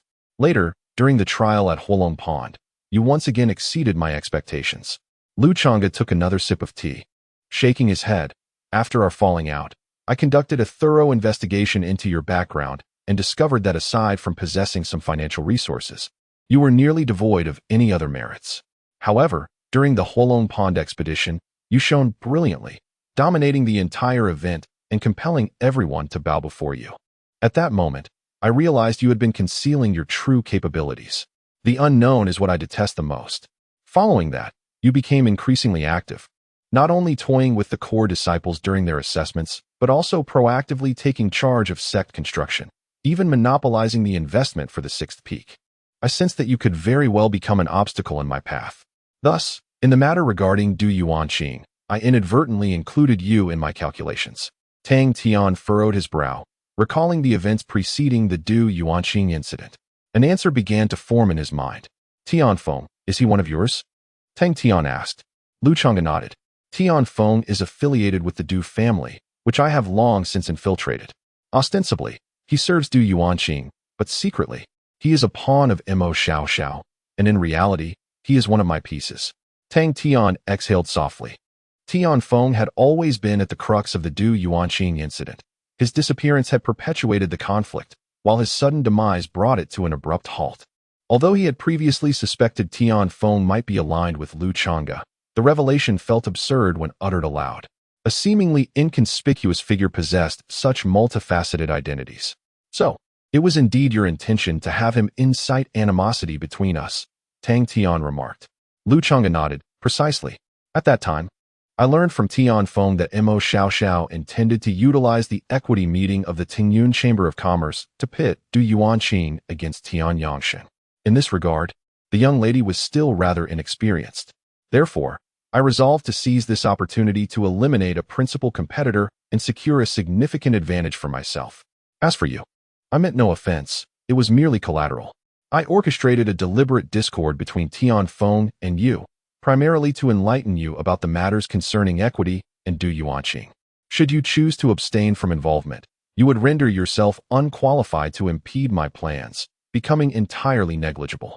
Conversely, should you engage, you would inevitably find yourself ensnared in this turmoil, with the peril of demise lurking closely. This could be deemed a mere casual maneuver. Tang Tian was momentarily speechless, realizing that he was merely a pawn in this scheme. In retrospect, despite having already begun to shine, he was still vastly inferior compared to individuals like Lu Chonga. It was only natural that he would not command the respect he desired. Contemplating this, Tang Tian swiftly bypassed the topic, inquiring, "So your initial target was indeed Emo Shia Shao?" Lu Chonga nodded affirmatively. Naturally. Compared to Tian Yangsheng, it would be far easier to eliminate her. I devised a plan utilizing her to instigate a visible conflict between Tian Yangsheng and Du Yuanqing, only to later dispatch someone to assassinate Du Yuanqing, thus redirecting the blame onto Tian Yangsheng. Given my understanding of Tian Yangsheng, he would undoubtedly suspect my involvement and confront me. The Du family has already claimed many of his kin, just as he has taken many of mine. At this critical juncture, I would then orchestrate a stealthy assault on the upper echelons of the Guan family, igniting the flames of war entirely. The conflict between Tian Yangsheng and myself would reach an intense climax. As he spoke, Lu Chonga suddenly smiled. While we engage in this deadly struggle, Emo Shia Shao remains untouched. I imagine you must have harbored suspicions that she was orchestrating everything from the shadows, correct? He inquired with a grin. Chapter 164. Unveiling the mystery within the confines of the purple bamboo garden, Lu Chonga calmly recounted the entirety of the incident. A coherent narrative gradually began to materialize before Tang Tian's eyes. Under such circumstances, it seemed evident that anyone possessing even a modicum of discernment would inevitably consider Emo Shia Shao as a prime suspect. Surely, you two harbored doubts about her at the outset, did you not? Lu Chonga inquired. Tang Tian remained silent, tacitly acknowledging the assertion. Indeed, at the inception of the affair, he had discerned numerous inconsistencies. Tian Yangsheng had no plausible motive to eliminate Du Yuanqing, nor did Lu Chonga possess any justification for launching a surprise attack on the Guan family, leading to their utter annihilation. It could be posited that their motives were insufficient to escalate the conflict so rapidly and violently. Behind the scenes, an unseen hand was undoubtedly orchestrating events from the shadows. And Emo Shia Shao, who had remained unscathed throughout, stood as the individual most likely to be involved. You might think this way, as would the upper echelons of the sect, Lu Chonga continued. The higher-ups are not fools. After investigating certain matters, they designated Emo Shia Shao as a focal point of their inquiry. During her interrogation that day, they had already amassed considerable evidence. Of course, that evidence had been meticulously arranged by me long in advance. Regrettably, the sect's leaders acted with undue haste as their evidence fell short, allowing Emo Shia Shao to evade accountability. They were overly eager to clarify the situation and quell the ensuing chaos, Lu Chonga lamented, shaking his head in disappointment. Tang Tian, stroking his chin with an amused expression, remarked, "The sect's leaders wish to restore order?" He was acutely aware that Qingyue sect itself was embroiled in this turmoil. However, Lu Chonga merely smiled and shook his head, stating, "I am aware that Emo Shia Shao has been investigating this matter since her return to Tianfu. With the resources of the Emo family, she will undoubtedly uncover certain truths. She must have conveyed some of the realities to you. Yet, no matter how diligently she investigates, she will be unable to ascertain precisely who orchestrated these events. We have long prepared for this eventuality." Tang Tian furrowed his brow and inquired, "Are you suggesting that only a select few were involved in this incident?" Chonga nodded affirmatively. Such clandestine affairs are best known to as few individuals as possible. Moreover, the internal dynamics of Qingyue sect are exceedingly intricate, with factions intricately intertwined and vying against one another. To safeguard their own interests, many would undoubtedly seek to obstruct the progression of this matter, necessitating a covert approach. Thus, the upper echelons of the sect were indeed quite anxious to uncover the true culprit. Tang Tian could not help but fall into silence. Indeed, such a strategy of external conflict and internal stability was undeniably extreme and would likely meet with considerable opposition. Moreover, from another perspective, if indeed the upper echelons of the Qingyue sect had reached a unified decision, the situation would not have been so convoluted. They could have simply employed more forceful measures to suppress it. However, from what Chonga conveyed, it appeared he was unaware of an even more enigmatic and formidable force that thwarted Emo Shia Shao's pursuit of the investigation. Thus, at that time, you pushed Tian Feng to the forefront. Tang Tian returned to the main topic. Chonga nodded. Then a look of regret crossed his face as he remarked, Tian Feng is a rare talent, capable of navigating through intricate situations with composure. If it weren't for the inability to substantiate Emo Shia Shao's guilt, I would truly be reluctant to sacrifice him. Tang Tian offered a slight smile, yet you still did. Chonga shrugged, neither affirming nor denying, and said, one cannot allow the presence of a single talent to disrupt the greater scheme. Sacrifices must be made when necessary. This is something you ought to be mindful of, for such matters can often bind you, preventing you from truly unleashing your potential. Tang Tian was taken aback, surprised by this unexpected admonition. During Chonga's previous 2 visits, he had appeared quite peculiar, markedly different from his usual self. He wondered what had prompted this change. Was it perhaps due to his own protagonist aura? Tang Tian shook his head, casting aside this errant thought. Let us focus on the matter at hand. Chonga smiled.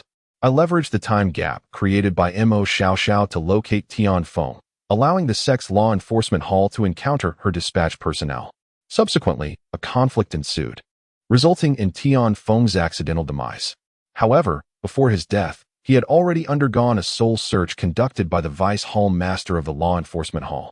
Thus, Emo Shia Shao's culpability was firmly established, effectively eliminating her from the equation. Tang Tian sighed softly. So that vice hall master is actually one of your people. Or rather, one of your people. He finally comprehended why Shi Yuan had thoroughly investigated that vice hall master without uncovering any anomalies. It turned out that the vice hall master had no real connection to the honorary disciple. He was, in fact, a member of the sect, merely participating in this covert operation. Indeed, Chonga nodded, continuing, with Emo Shia Shao out of the picture, the structure of the honorary disciples of Nan Feng has been dismantled. A thorough cleansing has taken place within and outside the sect, and our objectives have largely been accomplished. The only flaw lies in your sudden emergence, shielding the main force of the honorary disciples of Nan Feng. Yet, this does not affect the larger picture. From this point onward, the competition for that position is left solely between myself and Tian Yangshen. At least, that was my initial assessment. Regrettably, I underestimated you once again, misjudging your strength. Tang Tian took a sip of tea, contemplating the ensuing events concerning Gu Xiaoshua's emergence and the sudden arrival of Han Hai to seize individuals. Did you intentionally provoke me through Han Hai to compel my active participation in this conflict? Tang Tian inquired languidly. Chonga nodded, affirming, indeed. While I possess confidence in my ability to triumph over Tian Yangshen, I shall not overlook any opportunity. At that juncture, the sole individual capable of troubling Tian Yangshen would be you. However, your indifference towards fame and fortune renders you disinterested in power. Thus, I am compelled to employ certain methods to urge you to emerge from your seclusion. Gu Xiaoshua serves as a most fitting focal point. Tang Tian then smiled. Are you not concerned that upon your emergence, I might be the first to confront you, causing you distress? Chonga shook his head, smiling in response. Tang Tian. Throughout my life, I have engaged in such endeavors. Once you step forth, I will devise a means for you to confront Tian Yangshen. After all, the discord between you two arose from the matters concerning Nan Feng, making it relatively easy to instigate certain events. Moreover, the subsequent occurrences have elucidated various issues, have they not? Tang Tian paused slightly. So, Yu Qin is indeed one of your people? Chonga replied. From the moment I sought you out through Han Hai, I have meticulously observed your every action. Your discreet departure with Qi Yuan to the Leoli secret realm may have eluded others, but not me. Subsequently, I informed Yu Qin to notify Tian Yangsheng. Given Tian Yangsheng's temperament, he would undoubtedly take action. Regardless of the outcome, it would serve as a beneficial factor for me. As he spoke, Lu Chonga sighed deeply. Yet, I never anticipated that the first to be eliminated would be Tian Yangsheng, while you returned unscathed. This, I fear, may be my gravest and final error. Chapter 165. The Choice Tang Tian. After all that has transpired, I truly no longer underestimate you. Lu Chonga gazed at Tang Tian, his face a canvas of astonishment. Indeed, upon learning that you had quietly advanced to the mid-stage of integration, I endeavored to elevate my estimation of your prowess. Yet, I still misjudged you. Eliminating 5 formidable warriors from the War God Hall within the secret realm, and subsequently vanquishing Tian Yangsheng, 3 Xian immortals, and a golden immortal in the outside world. Even now, I find it unfathomable how you accomplished all this. Your deeds have far surpassed the knowledge I have amassed in my lifetime. Lu Chonga sighed deeply. Tang Tian chuckled lightly. You mustn't speak so recklessly. Within the secret realm, I lack the capability to slay 5 elite warriors of the War God Hall. Outside, I was even less capable of defeating Tian Yangsheng and the celestial powers. I remain oblivious to the circumstances of their demise. The War God Hall is currently in a frenzy, and they can hardly acknowledge these events. However, Lu Chonga was unfazed. Upon hearing Tang Tian's words, he suddenly slapped his thigh and exclaimed, Exactly, just like that. Not only have you achieved these feats, but you have also rendered the celestial sovereigns incapable of finding conclusive evidence, even failing to establish a reason to interrogate you. This is truly astounding. Compared to your strength, this situation perplexes me even more. I have mentally simulated countless scenarios, yet I cannot discern a path that could lead to the current outcome. I am truly. Lu Chonga's excitement bordered on the irrational. How should one describe this? It was akin to a top-tier Go master who had spent decades without encountering a worthy adversary, only to suddenly confront an individual who, with a few casual moves, swiftly defeated him. His current reaction mirrored such a state of bewilderment. Nevertheless, Tang Tian had no intention of clarifying his thoughts or feelings. It was time to redirect the conversation to the matter of the equity in the Tingyun Chamber of Commerce. Well, Lu Chonga took a moment to compose himself before continuing. This equity, I suppose, is one of my missteps. Initially, I intended to leverage this stake to convert it into my private property following the collapse of the Tingyun Chamber of Commerce. However, to my surprise, Wang Gang managed to hold it together. Just as I was prepared to investigate further, Wang Gang suddenly initiated a thorough audit of all the chamber's shares, and the intensity of the scrutiny was formidable. Reluctantly, I had to opt for a temporary retreat. After all, with Tian Feng deceased, I find myself lacking a crucial outpost for early warnings. If Wang Gang were to uncover anything, it would not bode well. However, Lu Chonga shook his head. Had I known that you were the one financing the Tingyun Chamber of Commerce's development, I certainly would not have left such a minor loophole. Moreover, your actions are remarkably swift. By the time I grasped the situation, it was already too late. The crucial clues have fallen entirely into your hands. Now, with a mere command from you, the truth behind the Du Yuanqing incident could be fully unveiled. After speaking, he let out a long sigh. Tang Tian also expressed his sentiments. Upon reviewing everything from the beginning, one could see an array of coincidences interwoven throughout. Yet, upon deeper reflection, everything seemed quite reasonable. Even he had not anticipated that he would ultimately stand before the truth in such a manner. At this juncture, Lu Chonga unexpectedly chose to reveal everything, disclosing the entire sequence of events to Tang Tian. His intentions had become glaringly apparent. He wished to safeguard those select few within the sect who had covertly participated in this incident. With this thought, Tang Tian slowly remarked, You must understand that after all we've been through, I too am eager to uncover the true mastermind behind it all. Lu Chonga let out a slight sigh. Is there truly a necessity for this? The matter has already passed. Emo Shia Shao won't uncover anything.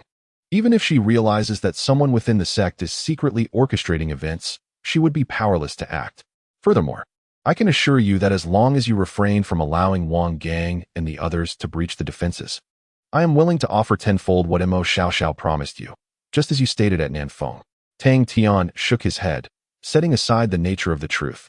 Do you believe that after you have schemed against me so many times, I would still be inclined to negotiate terms with you here? The discord between the two had reached a point of no return. Whether through past machinations or future competition for that position, they were destined to stand on opposing sides. This was not an issue that could be resolved over a meal. It was a struggle of life and death.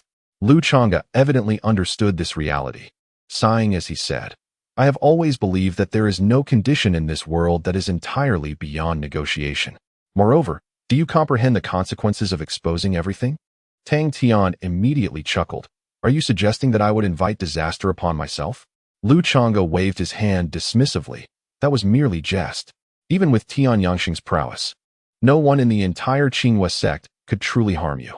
The consequences I refer to pertain to the repercussions following the revelation of the truth. He spoke earnestly. Tang Tian, should you choose to unveil the truth, the fragile stability of the Qinghua sect will be irrevocably shattered. Even the painstaking efforts of centuries could be utterly destroyed as a result. After all, we are both disciples of the Qinghua sect. The collapse of our sect would bring no benefit to any of us. Tang Tian stroked his chin thoughtfully. Chonga's words implied that the individual behind the scenes held a position of significant importance and influence within the sect. Moreover, within the sect, many individuals have undoubtedly suffered significant detriment, and their vitality severely compromised due to this incident. Once the truth is unveiled, the Qinghua sect will inevitably plunge into an unprecedented turmoil. Otherwise, they would not exhibit such palpable anxiety. Yet, now that they stand on the precipice of decision, is it truly time to relinquish their resolve? After a moment of contemplation, Tang Tian shook his head. This rationale is insufficient. The ensuing chaos is merely an afterthought. He must seize the reins of the situation firmly in his grasp. Chonga let out a profound sigh. I comprehend your intentions. However, this is akin to playing with fire. A mere misstep could yield irrevocable consequences. We cannot bear the repercussions of such an outcome. Therefore, it is imperative that you do not hold the truth in this precarious situation. As he spoke, he produced a gray shumi ring, presenting it before Tang Tian. This symbolizes our sincerity, Chonga articulated softly. Chapter 166. Name and sincerity. Gazing at the gray shumi ring before him, Tang Tian remained entirely motionless. To be candid, he lacked for nothing at present. Having cultivated his dual systems, the resources of the future appeared virtually limitless. Therefore, regardless of what treasures lay within the shumi ring, none could pique his interest. Instead, he found himself far more intrigued by the truth of the matter at hand. However, Chonga's words were not without merit. Should the Qinghua sect truly collapse, it would yield no benefits for anyone involved. Setting aside other considerations, the absence of the Qinghua sect's protection would render him vulnerable to the War God Hall, which would undoubtedly not let him off lightly. Even if the Celestial King or Celestial Sovereign were to personally intervene, Tang Tian could not guarantee his escape from their grasp.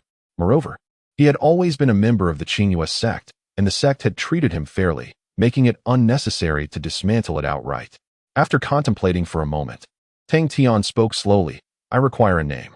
Without this name, I cannot approach you at the negotiation table. His desire for the truth remained resolute. Even if he did not intend to wield it as a weapon, he needed to ascertain who was responsible. This request was not unreasonable. Chonga understood Tang Tian's intent and let out a soft sigh, gently waving his folding fan as if weighing the implications. After a considerable pause, he finally said, The 100 Sects War is set to commence in a little over a month. Yet, for some unknown reason, I feel as though I have not seen the young sect master in quite some time. He is the direct overseer of the 100 Sects War. Has he been in contact with you recently? He suddenly broached a topic seemingly unrelated to their current discussion. Tang Tian's heart stirred at this revelation. It was he. Yun Kong, having served as the young sect master for decades, had diligently contributed to the sect's robust development. If all went according to plan, he would undoubtedly ascend to the role of sect master in the future. In truth, Yun Kong had long been in command of the sect's various affairs. It was merely a matter of a change in title. He was indeed the most qualified and capable individual to undertake such responsibilities. At that moment, Tang Tian recalled the incident on Nan Peak, when a confrontation with Tian Yangsheng was imminent, only for Yun Kong to arrive just in time to avert further escalation. He remembered how a few words from Yun Kong had prompted Chonga to turn and depart. Now, It seemed that every event had its rationale. Tang Tian sighed deeply. Indeed, those who could rise to the position of young sect master were certainly not ordinary individuals.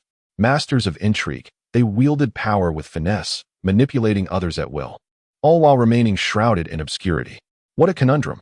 Tang Tian found himself at a loss for words, for he preferred to engage with those of a more genuine disposition.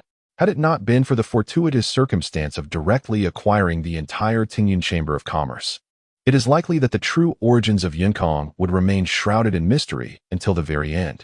After a moment of contemplation, he extended his palm and retrieved the Shumi ring. Observing Tang Tian's actions, Chonga finally exhaled a long-held breath. The weight that had been pressing on his heart at last lifted. On the other hand, Emo Shia Shao. Chonga tentatively spoke.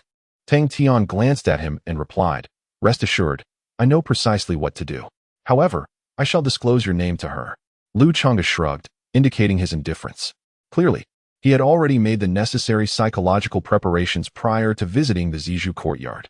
Disregarding Chonga, Tang Tian opened the gray sincerity. To his mild surprise, the Shumi ring contained neither precious cultivation resources nor spiritual jades or innate Taoist jades.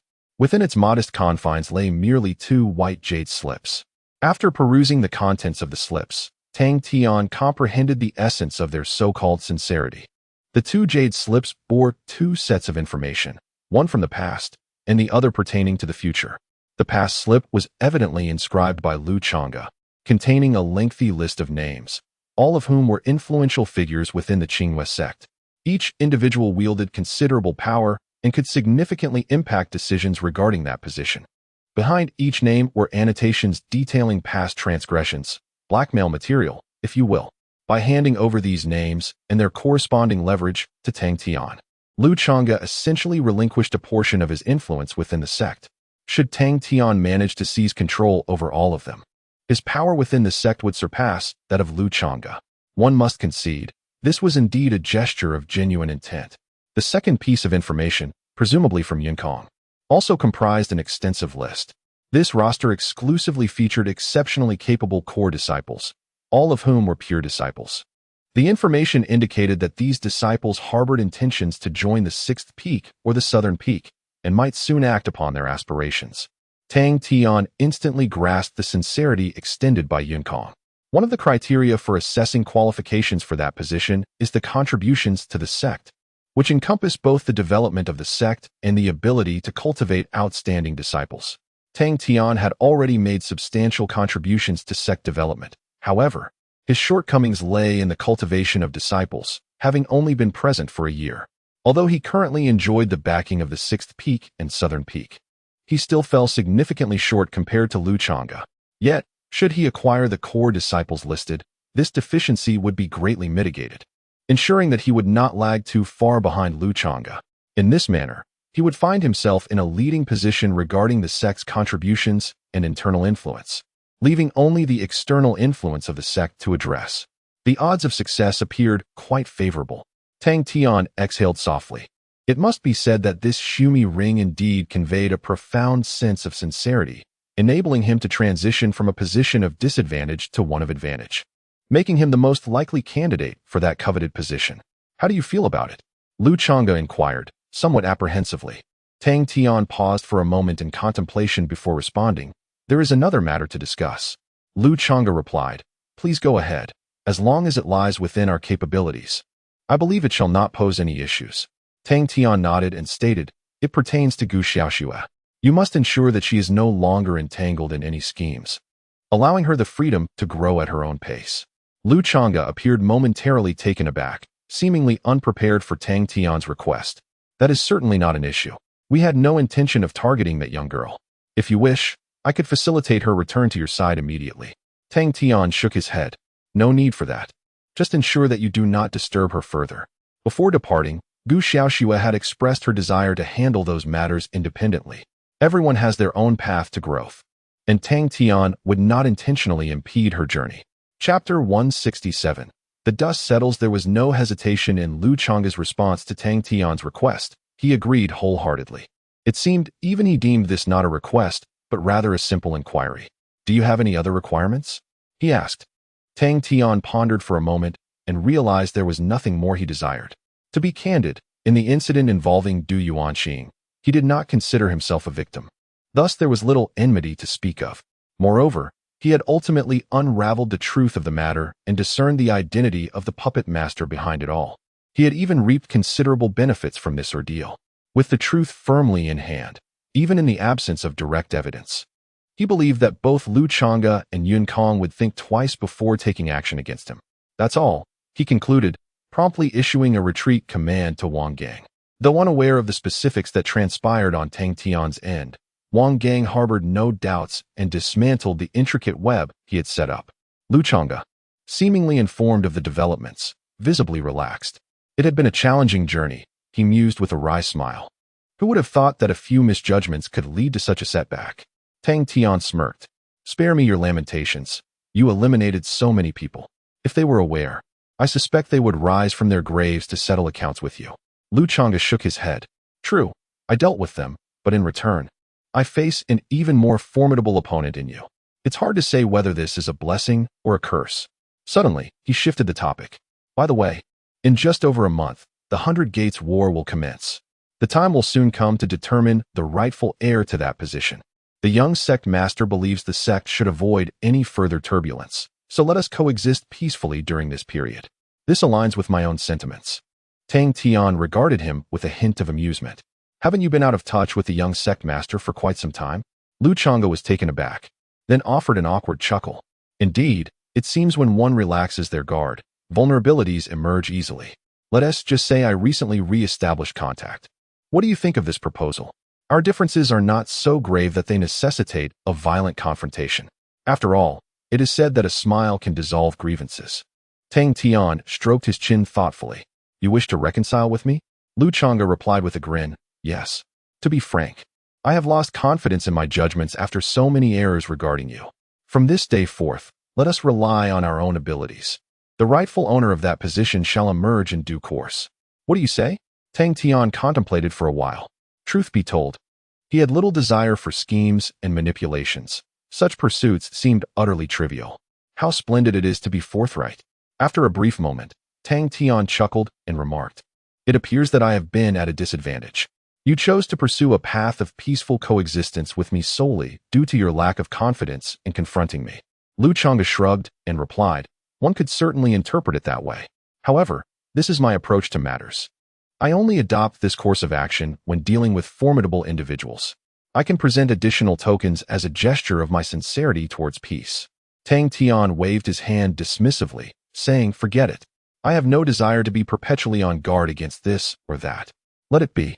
Setting aside any schemes, he could then devote his attention to advancing his own cultivation, which was the paramount concern, as there was no need to squander energy on trivial matters.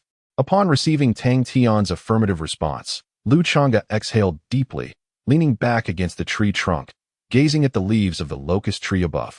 A moment of silence enveloped the two, and the purple bamboo courtyard fell into a brief tranquility.